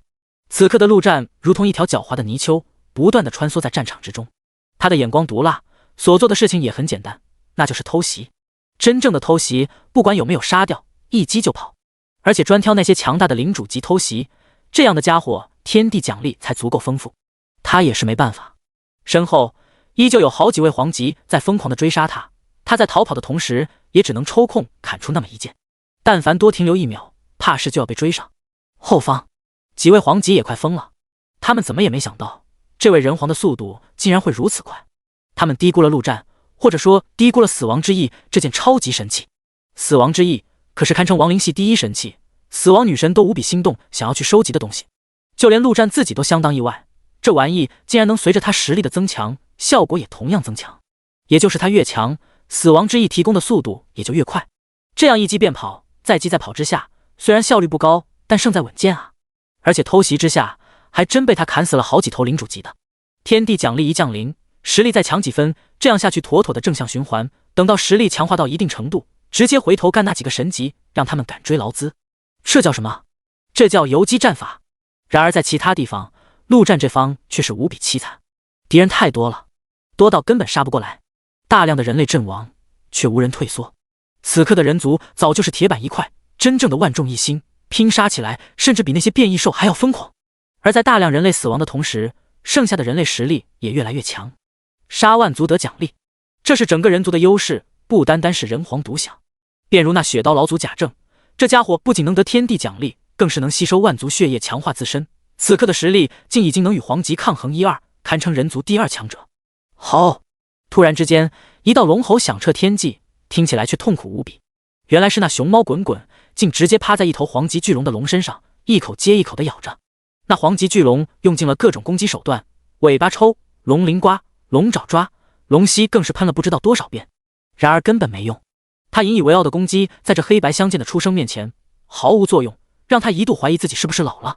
这出生就跟狗皮膏药一般，贴在他身上怎么也甩不掉。最可怕的是，这出生竟然在吃他，活生生的吃他。这种一点一点看着自己被吃掉的感觉，令他心中充满了惊恐。他可是黄级巨龙啊，整个宇宙最为顶级的存在，此刻竟然快要被活吃了。奥雷西，快来救我！无奈之下，堂堂黄级巨龙再也顾不得丢脸，赶紧发出求救信息。奥西雷正是一头火红色的凤凰，自古龙凤不分家，巨龙族跟天凤族一直以来都是守望相助的2大种族。听到求救声，奥西雷顿时发出嘲笑：哈，拉希勒，你也有今天被一只出生欺负成这样，丢巨龙族的脸面。然而嘲笑归嘲笑，就还是要救的。奥西雷一声凤鸣，喷出一道恐怖至极的炙热火焰，直接轰中滚滚。奥西雷相当自信，这等攻击即便是以防御著称的土族黄级，怕也是受不了。然而能量散去，那出生竟如同没受伤一样。咩咩咩！啊！你竟然打扰本宝宝吃饭，那本宝宝就先吃了你！滚滚看着自己差点被烧焦的毛发，愤怒值直接拉满，顿时放开巨龙的身体，一跃而起，以极快的速度瞬间跳到了那火凤凰的背上。奥西雷冷笑一声，凤凰一族浑身都燃烧着岩浆一般的护身火焰，寻常生物靠近，那就是自取燃烧。结果等那出生咬下第一口的时候，奥西雷终于发现了不对劲，这出生竟然连他的护身火焰都给吃了。滚滚抓住那凤凰翅膀，一口咬了下去。没吃过的味道，火辣辣的，真好吃。滚滚似乎没有什么特殊的神通，但普普通通的2项特性便已经让他立于不败之地。恐怖无比的防御，加上啥都能吃的逆天胃口。第223章黄允。拉希勒，救我！很快便轮到奥西雷求救了。巨龙拉希勒自然不会坐视不管，赶紧出手攻击。然而这回，滚滚似乎铁了心要吃这只小鸟，双手死死地抱着鸟脖子，疯狂地啃食着。却在这时，宇宙之中突然响起一声惊雷，如同哀鸣，如同送葬。就连混乱星海之外的宇宙似乎都听到了这声惊雷。随后，一场血色大雨磅礴而下，浸染了混乱星海中的整片战场。战斗中的万族心中纷纷不由得升起一丝悲鸣，震动不已。黄允，这是皇者陨落才会产生的异象，而且不是一般的皇者，是强族的皇者。没想到才开战不久，便有皇者陨落了。这宇宙已经数千年没有响起皇者陨落的哀鸣之声。这场战斗的残酷超过了许多生灵的想象。结果下一秒，又是一道宏大无比的声音在宇宙中响起。这次是喜悦，是祝贺，有生灵晋升皇者，天地祝福。今日我修罗刹杀皇成皇，在此立誓，不杀灭神族，修罗族战斗不休。只见那修罗刹浑身鲜血直流，身体无一完好，伤痕累累，几乎快要站立不住。可以想象刚刚经历了如何惨烈的大战。刚刚正是他拼尽一切斩杀了一尊皇者。下一瞬，宇宙上方一股庞大的能量从天而降，直接进入到修罗刹的体内。他所有的伤势立刻恢复，气势节节攀升，瞬间超越原本，无比恐怖的能量从身体之中迸发出来。这正是逆伐皇者的天地奖励。他早在被那灵魂之主控制之前，便已经是领主级巅峰的强者，沉寂数千年，一遭斩皇，天地奖励立刻让其立地成皇。修罗族恭迎修罗皇降临，修罗族无敌，无敌，无敌，无敌！一时间，所有的修罗族齐声高喊，就连原本的修罗族皇级都没有例外，仿佛在迎接他们真正的皇。据传这修罗刹在出生之时煞气冲天，直接轰动了整个修罗族，修罗道当即便将其定为修罗族未来的唯一真神。修罗无敌，修罗刹一声怒喝，猛然间，身体竟突然间开始变大，无比恐怖的气息几乎笼罩了整个战场。这是修罗真身！修罗族的黄神情无比激动，不可思议的惊呼出声。要不是还在战斗中，他怕是要直接跪下来。修罗真身，传说中修罗族的最强神通，唯有真正的修罗才能施展。修罗族不同于其他万族，传说中并不属于这个宇宙，而是来自修罗界。至于修罗界是什么地方，他们又是如何来的，早已无人知晓，只留下些许传说。来到这个宇宙数万年时间，所谓修罗族血脉早已被污染。说句难听的，所谓修罗族其实都是杂种罢了。记载中，只有纯正的修罗血脉才能施展出修罗真身，而此刻修罗刹竟然施展出来了，他是真正的修罗。片刻后，修罗刹已然化作一位身高近10米的恐怖巨人，恐怖的气息之下，弱一些的身体竟直接开始变形，仿佛被什么力量挤压了一般。万族的神级纷纷色变，怎么可能？怎么可能刚刚晋升神级便有如此恐怖的实力，比他们这些老牌皇级还要吓人。这位数万年来的宇宙第一天才终于发挥出真正的恐怖。一旁陆战却是心中不爽至极，特么的狗作者，这本书的主角是谁？竟然让这修罗刹竟然抢自己的风头，有本事另外开一本书让修罗刹当主角啊！不爽归不爽，自己这边实力大增总是好事。这修罗刹的样子看起来打2-3个强族皇级怕是不成问题，不过自己也应该干点大事了。身后那几个皇级也被那修罗刹的威势震动，纷纷面露惊色，追陆战的速度自然也慢了几分。趁此机会，陆战环顾了一眼四周，很快便找到了目标，随后猛地煽动死亡之意，以极快的速度朝着目标靠近而去。各位，怕是不能拖下去，需速速抓住那人皇。草尼玛的废话，谁他妈不知道，你倒是去抓啊！哼哼，风行，你堂堂风族神级强者，不应该只有这么点速度吧？难不成是在打什么主意不成？这人族气运不是哪一族可以独吞下的，各位万万不要因贪心而误事，吾等合力才是王道。后方几名神级一边追一边谈论着，大家毕竟都是不同种族的，虽然现在看起来是同盟，但免不了各怀鬼胎。所谓非我族类，其心必异，他们的身份就注定了永远不可能如人族这般拧成一条绳。就说这战场中的皇级，别看好像都在战斗，但有几位出了全力，有几位在摸鱼，怕是只有自己知道。这也是人族的机会所在，要不然万族若是真一股脑全力出手，即便有修罗、亡灵、仙3族的帮助，人族怕是也抵挡不住。前方，陆战深吸一口气，开始调动身体的全部能量，精气神达到最高的统一境界。接下来这一剑将会是他有史以来的最强一剑，务必做到一剑斩杀。陆战要抢回风头，告诉读者谁才是这本书真正的主角，而他的目标不是别的，正是那位还在被滚滚吃个不停、不断哀嚎的天凤族皇级强者。此刻出手，这家伙绝对毫无防备，再加上被滚滚吃了这么多，实力已然下滑了不少。飞到一定距离，陆战的身体瞬间消失在原地，直接闪现至那凤凰的鸟头前方。随后一剑，陆战手中那把陪伴了许久的血之挽歌竟叮的一声，直接碎裂成无数的碎片，消散在空气中。这把剑说到底也就是红色装备罢了，根本承受不了如此恐怖的能量。至于那凤凰奥西雷，则直接发出一声哀鸣之声。他刚刚还在无比惊慌的想要将那黑白相间的出生玩意甩下去，甚至都没注意到陆战的出现。等到反应过来之时，那恐怖的能量已然尽数灌入他的鸟头之中。轰轰轰轰轰，奥西雷的头颅直接开始爆炸，生机迅速湮灭。天空之中再次响起阵阵轰击。黄在于第224章等待。如此短的时间内就连陨落2位强族皇者，这是数万年来第一遭。最可怕的是，这场大战还不知道要打多久，又要陨落多少皇者。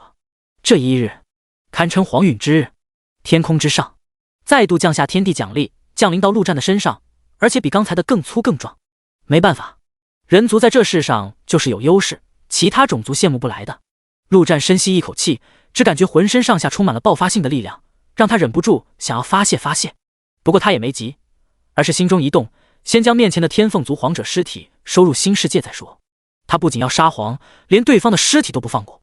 咩咩咩，吃的，你把我吃的变哪里去了？正吃得开心的滚滚顿时不开心了，就差直接在空中打滚了。乖，听话，我先帮你保存了，等打完了再吃。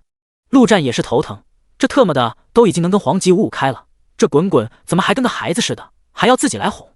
看到没，那条龙，去去他身上吃。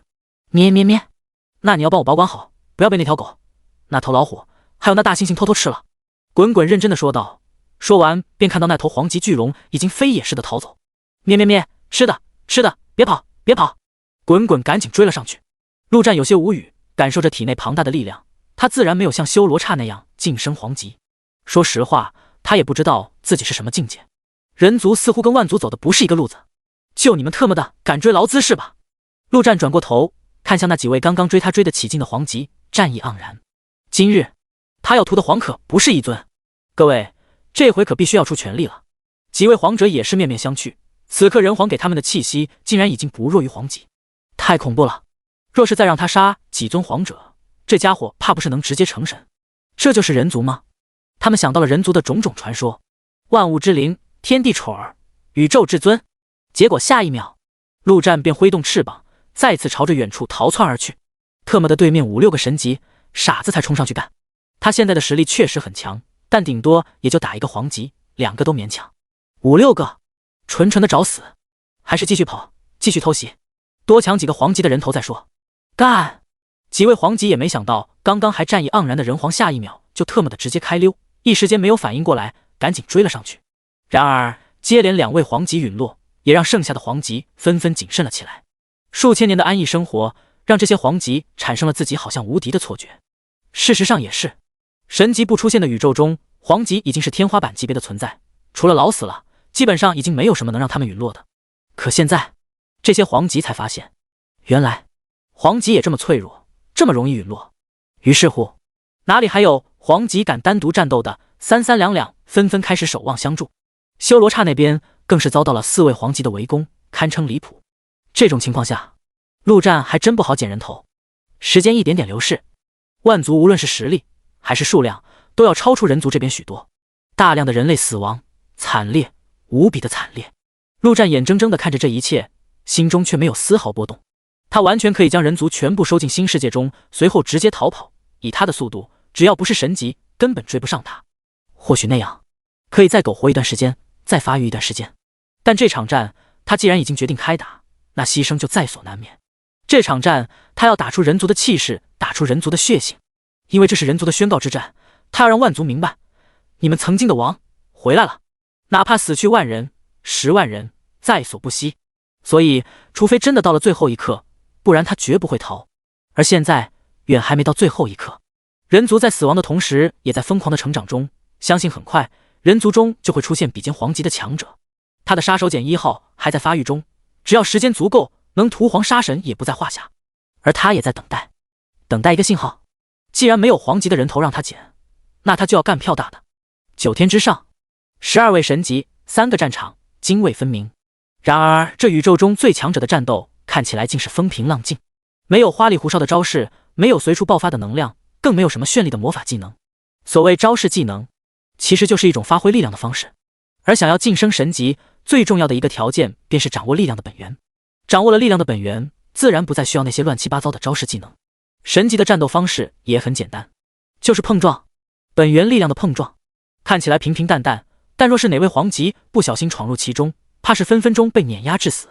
3个战场之中，修罗道与那魔主的碰撞最为凶险激烈，2位都是脾气火爆的主，战斗之时还在不断的口吐芬芳，语言输出，那是打出了真火。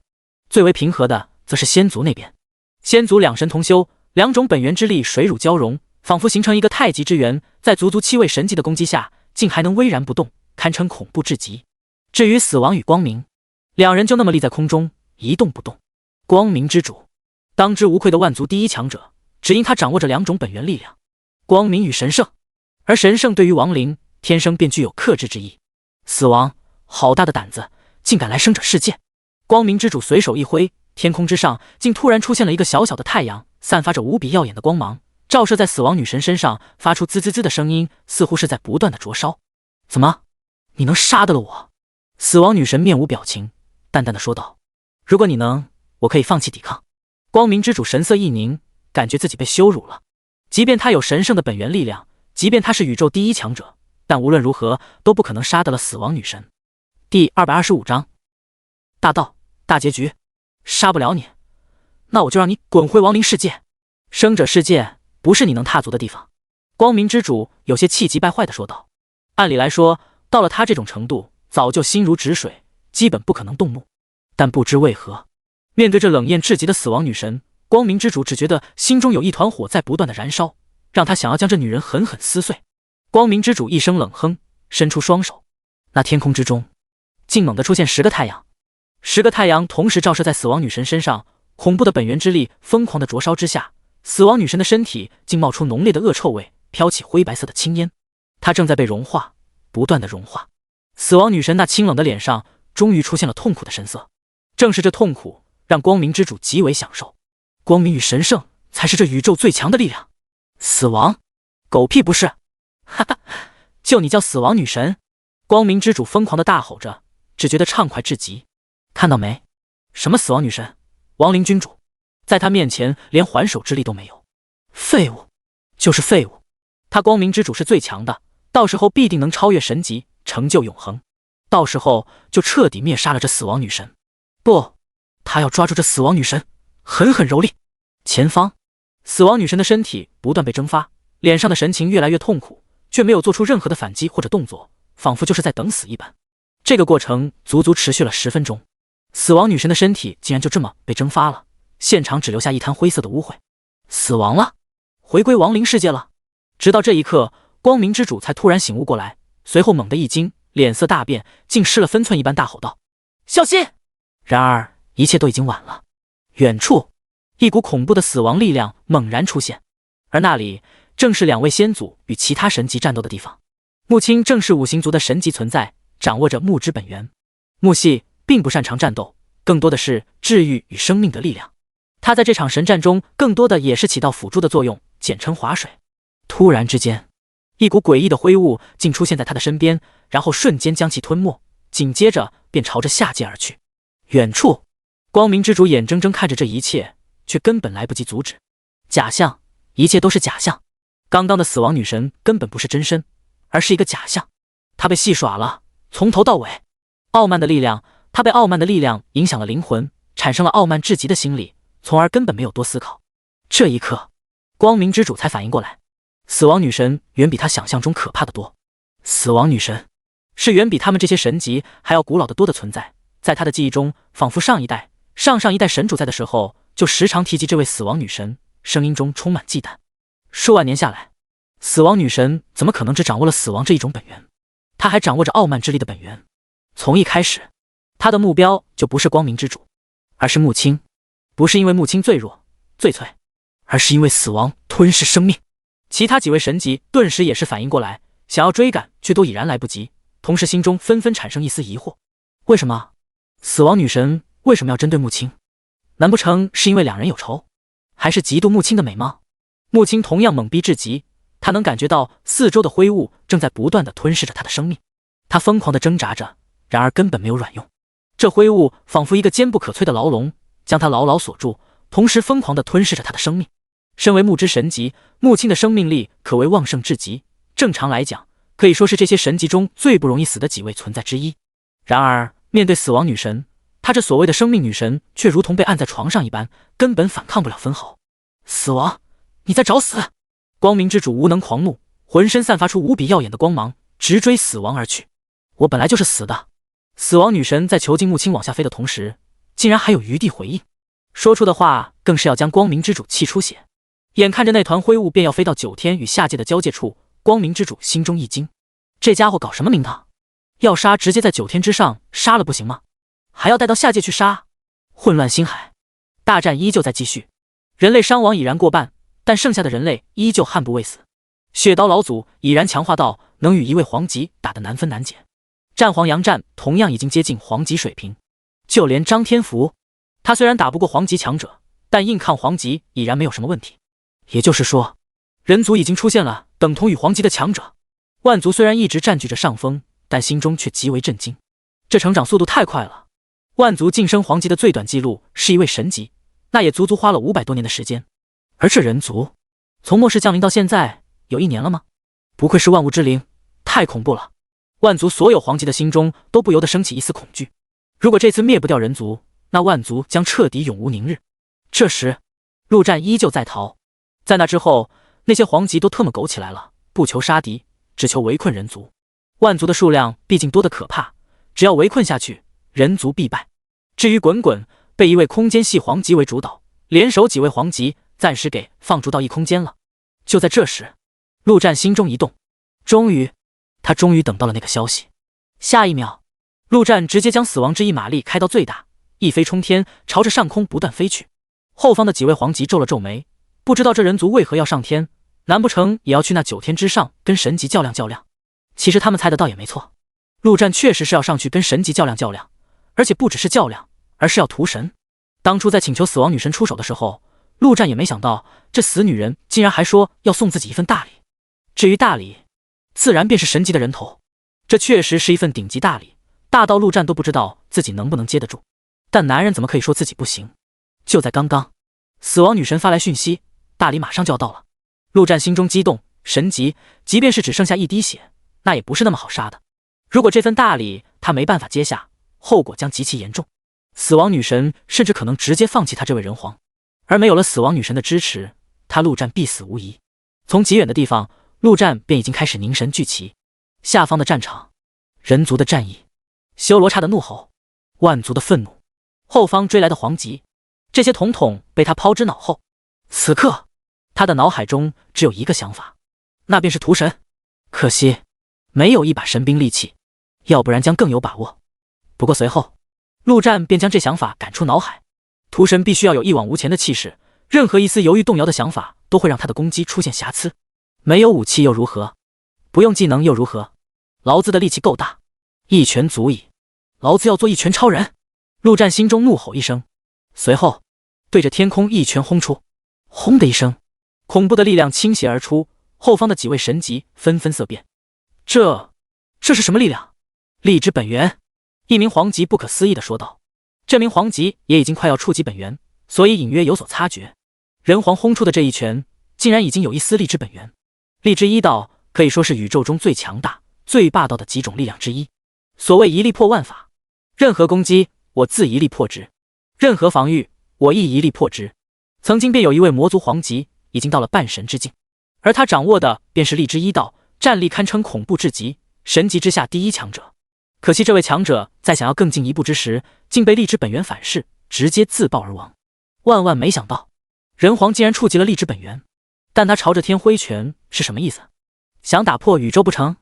下一秒，上方竟然真的破开了一个口子，在几位皇级看来，仿佛真的被一拳破开空间了。然而陆战却看得清楚，上面是主动打开的空间，随后一团灰雾便飞了出来，而他刚刚挥出这一拳的力量，全部倾泻在了这团灰雾之内。你敢！9天之上，当光明之主看到人皇的那一刻，终于明白了一切，顿时怒不可遏。天地奖励，一切都是为了天地奖励。击杀神级的奖励会有多大？就连光明之主都无法想象。你猜我敢不敢？陆战也看到了那光明之主，咧开嘴，猛然一笑。紧接着，他张开双手，迎接即将到来的大礼。就在刚刚，他的脑海中已然响起了系统的声音：屠神！轰！天地色变，不只是混乱之海，整个宇宙都响起了恢宏至极的声音，一种从未有生灵听过的声音。在这声音下，混乱之海的战争仿佛出现了片刻的凝固，所有生灵都停在了原地，就连那9天之上的神级竟然都出现了停顿。光明之主脸色无比狰狞，他想挣扎，想阻止，但却无法往前一步。只有他知道，那是大道的声音，本源便不是力量的最终体现，大道才是，那是连他都梦寐以求的力量。大道梵音之下，众生皆为蝼蚁。一条大道从9天之上直射而下，灌入陆战的体内。刹那间，陆战发出一声凄惨无比的惨叫，痛，太他妈痛了，痛不欲生。在光明之主的眼中，人皇的身体瞬间碎裂成无数的碎片，却又瞬间凝聚在一起。这是大道在改造他的身体，将人皇的身体改造成适合大道的模样。这一刻，光明之主只能寄希望于改造失败，人皇就此陨落。那样，即便他们抓不住这人族气运，也无所谓了。这一刻，光明之主真的怕了。分裂，重组，分裂，重组。陆战只觉得自己仿佛痛过了好几个世纪，甚至都开始怀疑这一切是不是真实存在。直到那大道梵音消失，陆战握紧双拳，才真真切切地感觉到这一切都是真实的。随后，他看向那几位追着他的黄级，咧嘴一笑：“都是你们害得老子这么痛，那么以牙还牙，百倍奉还！跑，快跑！”一名黄级浑身一震，难以言喻的恐惧感从心里油然而生。怎么可能？他可是黄级，即便是神，也不能让他如此恐惧。然而下一秒，他便知道自己将面对的是怎么样的怪物。陆战深吸一口气，轻轻松松地挥出一拳，轰！伴随着这一拳，那大道梵音再次出现瞬间，几位黄级惊恐地发现自己竟然连躲避都躲避不了，只能硬生生地接受了这一拳。首当其冲的一位黄级瞬间土崩瓦解，根本抵挡不住这恐怖的力之大道。双方完全不是一个层级的力量。此刻的陆战犹如一头人形暴龙，随手一挥都是大道之力。没办法，这力量太强，他有点 hold 不住。但是这种感觉太酷了。9天之上，光明之主几乎是想也不想，直接化作一道光消失在远处。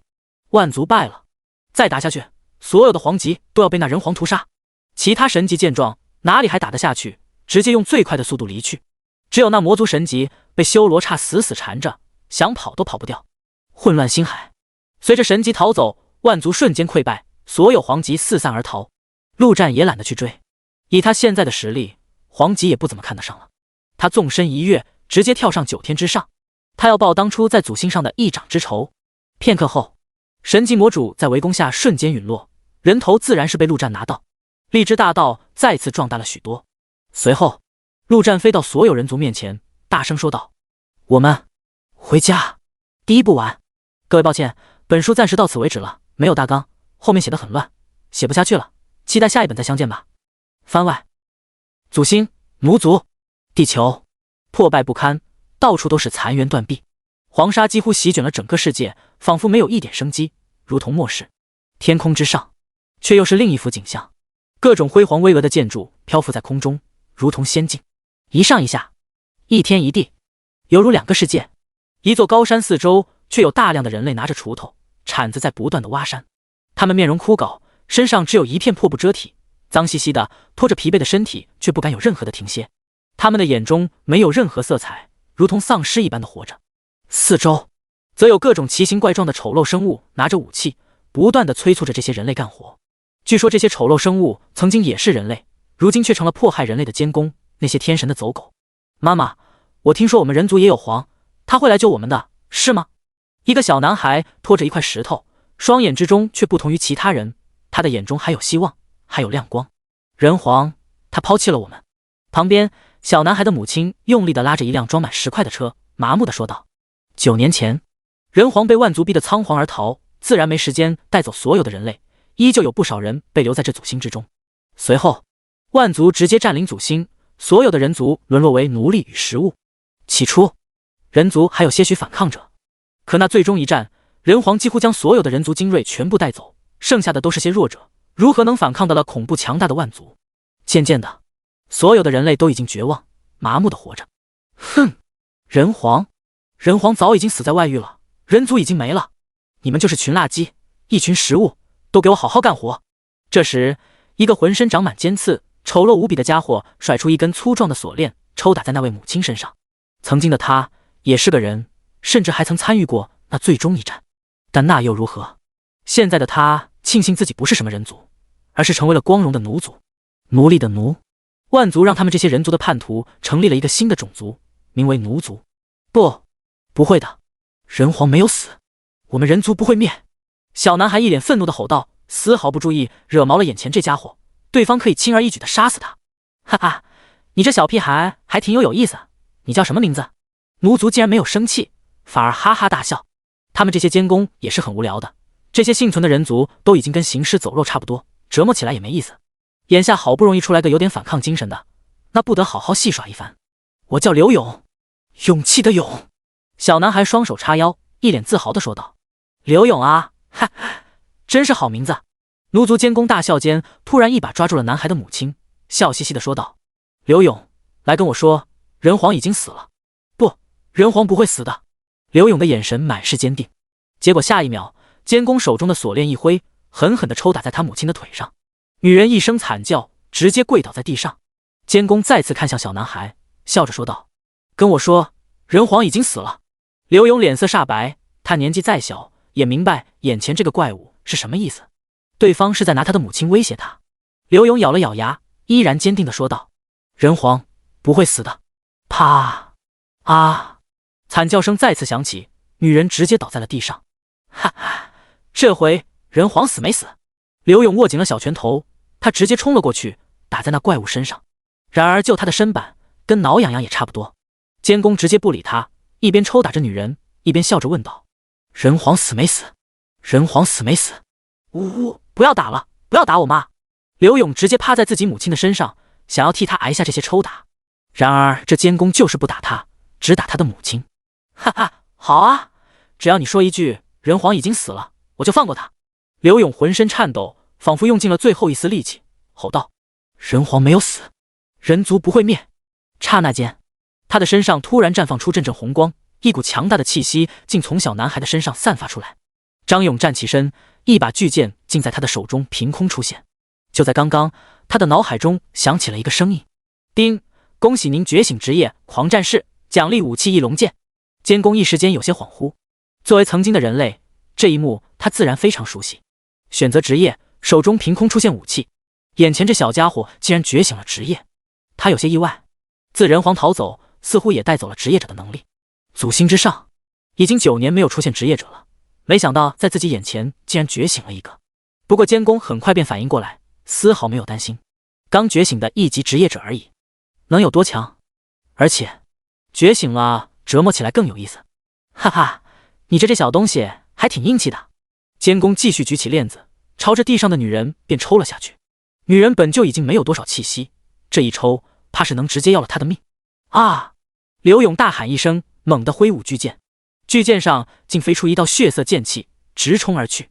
轰的一声，强大的剑气轰击在监工的身上，却没能造成一点点伤害。奴族原本就是强大的人类，投靠万族变异后，实力更是大涨，又岂是刘勇所能对抗的？不过好歹阻止了那抽来的锁链。哈哈，这里竟然有个小家伙觉醒职业了。咦，这技能我猜的没错的话，应该是狂战士吧？时隔多年，人族重新出现职业者，是不是应该上报主人？哈哈，这何必麻烦主人，我想将其吃了，这肉质应该不错。很快，一大群奴族监工围了过来，将刘勇团团围住，议论纷纷。刘勇抓紧手中的巨剑，浑身颤抖，脸上却满是坚毅，守护在母亲的身边。奴族毫不在意，刘勇在他们眼中就是食物，是玩具，是蚂蚁，他们随手就能掐死，他们在意的只是该怎么掐死这小蚂蚁。是吃吗？怎么吃？由谁来吃？听着这些丑陋的东西要将它下油锅、清蒸、红烧，种种，刘勇的脸色越来越苍白。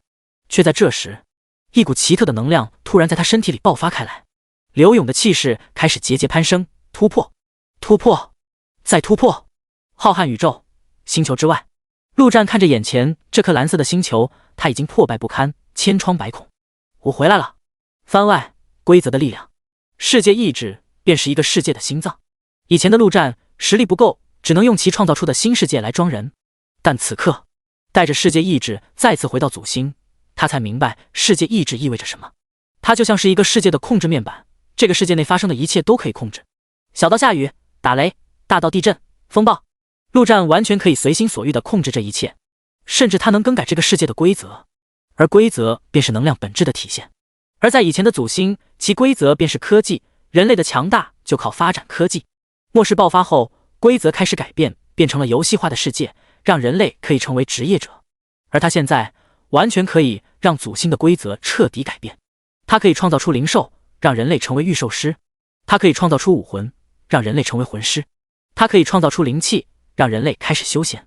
以前的祖星只有控制面板，甚至还四分五裂了，等于家里没人在，锁还坏了，自然任由外人闯入掠夺。到现在不同，家有了主人，可以控制一切。陆战一眼望去，整个祖星的种种便已经尽收眼底，人类的麻木，万族的嚣张，叛徒的丑陋。就在这时，陆战的脸上突然露出激动的神色，他看到了一幅景象，一个小男孩手持巨剑，面对着10几个丑陋的家伙。他在这个小男孩的身上看到了熟悉的气息，是刘老师吗？陆战没有立刻动手，而是心中一动，他修改了部分规则，将一部分强大的力量直接注入那小男孩的体内。如今的他或许轻而易举地灭杀祖星的任何万族，但他没有。这不是他一个人的复仇，而是整个人族自然语言所有人族来完成。随后，他正式飞向这颗蓝色的星球，心念一动，世界之界中的世界猛然扩散开来。片刻后，竟然祖星融合在了一起，两者本就是一个世界。回家了，我们回家了。该死啊！那些垃圾竟然将我们的家搞成这个样子！可恶，那是我们的同胞，他们把我们的同胞当什么了？死死死！把他们全部杀光！那些叛徒竟然拿着锁链抽打曾经的同胞，比万族更该死！空中的是什么？神族吗？还有魔族、妖族？这些家伙还以为他们是高高在上吗？人皇殿下，请您下令诛杀这些异族！我的大刀已经饥渴难耐了。回到祖星，人们喜极而泣，但看到凄惨的景象，无边的愤怒在心中沸腾。他们需要发泄，需要杀戮。我是陆战，人皇陆战。今日是万族的末日，我人族将再次成为宇宙至尊，万族之祖，杀光这群欺师灭祖的万族！陆战的声音在整个祖星上空响起。一时间，那些麻木的人类眼中纷纷出现了一丝亮光，随后却又快速熄灭。人皇当初被打得落荒而逃，如今回来了，又能如何？不过是送人头罢了。结果就在这时，所有人都感觉到自己的身体内爆发出一股奇特的能量，他们的等级开始提升，属性开始提升，他们的职业也发生了种种变化，生活职业纷纷转制成了战斗职业，而很多战斗职业则直接进阶成隐藏职业。高山四周，刘勇大喝一声，恐怖的气息喷涌而出，手中的巨剑瞬间暴涨数百米，一斩而下。围着他的那些奴族甚至都还没反应过来，便被全部斩成渣子。周围麻木的人类眼神终于出现了亮光，原来这些人类叛徒这么弱小，怎么回事？我的力量变弱了，不，我的能力消失了，该死！主人，快救救我们！而那些奴族则无比惊恐地发现自己的实力竟然无缘无故变弱，仿佛受到了某种诅咒。这就是规则的力量，这里是人族的主场。作为人皇，陆战只需要按一下按钮，便可以提升人族的实力，削弱敌人的实力。天空之上，随着陆战的声音，那些归来的人类纷纷冲向那些还高高在上的万族，是要将他们全部屠尽。一座辉煌的空中楼阁中，数十位女性猛地疾飞而出，将陆战团团包围。他们正是神族驻扎在祖星的势力，由一位女性皇级存在萨西亚带领。这数十位皇级正是他的亲卫队，每一位都是半皇的实力，而且个个身材高挑，貌美如花，再加上强大的实力，被称为神族鲜花队，名声响彻万族。人皇，没想到你竟然还敢回来送死！萨西亚绝美的脸庞上露出一丝惊疑。上次大战他也在天上看着，这人皇实力在他看来就是蝼蚁一般，但如今他却有些看不清对方实力了。这是为何？难不成是实力强出他太多？不可能，短短9年时间罢了，也就是一眨眼的功夫，怎么可能？哈哈，仙女老子已经尝过了，不知道这神女滋味如何，老子这还没尝过。这样吧，给你们一个选择，留下来给我生孩子，生一个奖励多活1年，怎么样？老子要开启多子多福系统。陆战的眼神在这些神族女子身上乱瞄，仙女身上有种仙气飘飘的感觉，但这些所谓的神女如同一具具玩偶，身上没有丝毫的生气，让人提不起欲望。据说神族是将身心全部奉献给真神来换取力量，至于真神是什么玩意，估计连神族自身都说不清楚。妄言！听到人皇这般侮辱他们，萨西亚如何能惹？手中凭空出现一把白色巨剑，一脸神圣地说道：神说以圣剑尽斩污秽之人。下一秒，一道微风吹过，什么事都没有发生。萨西亚的脸上出现了一丝慌乱，这怎么回事？神术失效了？这怎么可能？在整个神族历史上也不曾出现过这样的事。神说以圣剑尽斩污秽之人。神说以圣剑尽斩污秽之人。神说以圣剑尽斩污秽之人。萨西亚连说3遍，结果依旧毫无反应。这下他彻底慌了，难道真神抛弃了他们？四周那些亲卫队的女神也察觉到不对劲，纷纷开口施展神术，但令他们惊恐的是，所有的神术统统失效了。片刻后，整个天空中都是神说的声音，叽叽喳喳，好不热闹。不知道的还以为这是什么辩论大赛。够了，都给老子闭嘴！特么的吵死了！陆战一声怒吼，恐怖的气息四散而出，令那些神女摇摇欲坠。可笑，在他的地盘还想施展什么神术？经过他的同意了吗？这些家伙施展神术的时候，他能明显感觉到一股奇特的力量不知道从何而来，想要进入祖星。但如今的祖星岂是那些乱七八糟的玩意想进就能进的，统统被陆战阻拦在外面。这些所谓的神术自然无法施展。没了神术，所谓的神族也不过就是强壮一点的动物罢了。被陆战这么一吼，一众神女面面相觑，就连萨西亚都脸色煞白。她不知道发生了什么。嘿嘿，在这里，神说的没用，我说的才有用。陆战嘿嘿一笑，说道：“我说，你们这些神族不应该穿任何衣物。”话音刚落，那些神族身上的衣物竟然全部消失不见，一个个刺身裹体。啊！一大群神女顿时尖叫了起来，捂住自己的重要部位。虽然神族将自己的一切都奉献给了真神，但羞耻心这玩意还是有的。这般在空中光秃秃的，如何能接受？我说，神族全部失声。陆战赶紧说道：“特么的，这么多女的一起叫，耳膜都要被震破。”下一秒，天空便安静了下来。这就是规则的力量，在规则的地盘内，规则凌驾于一切。这时候，这些神女的心中早已充满恐惧，霎时间，包括萨西亚在内，全都四散而逃。我说，神族失去飞行能力。陆战动也不动，负手而立，淡淡的说道：“顷刻间，那些四散而逃的神女全都从天而降，朝着地面掉落而去。陆战也没去追，摔估计是摔不死的。不过没了能力的神族，交给人族去杀去复仇吧。至于刚刚说的品尝什么的，说说而已。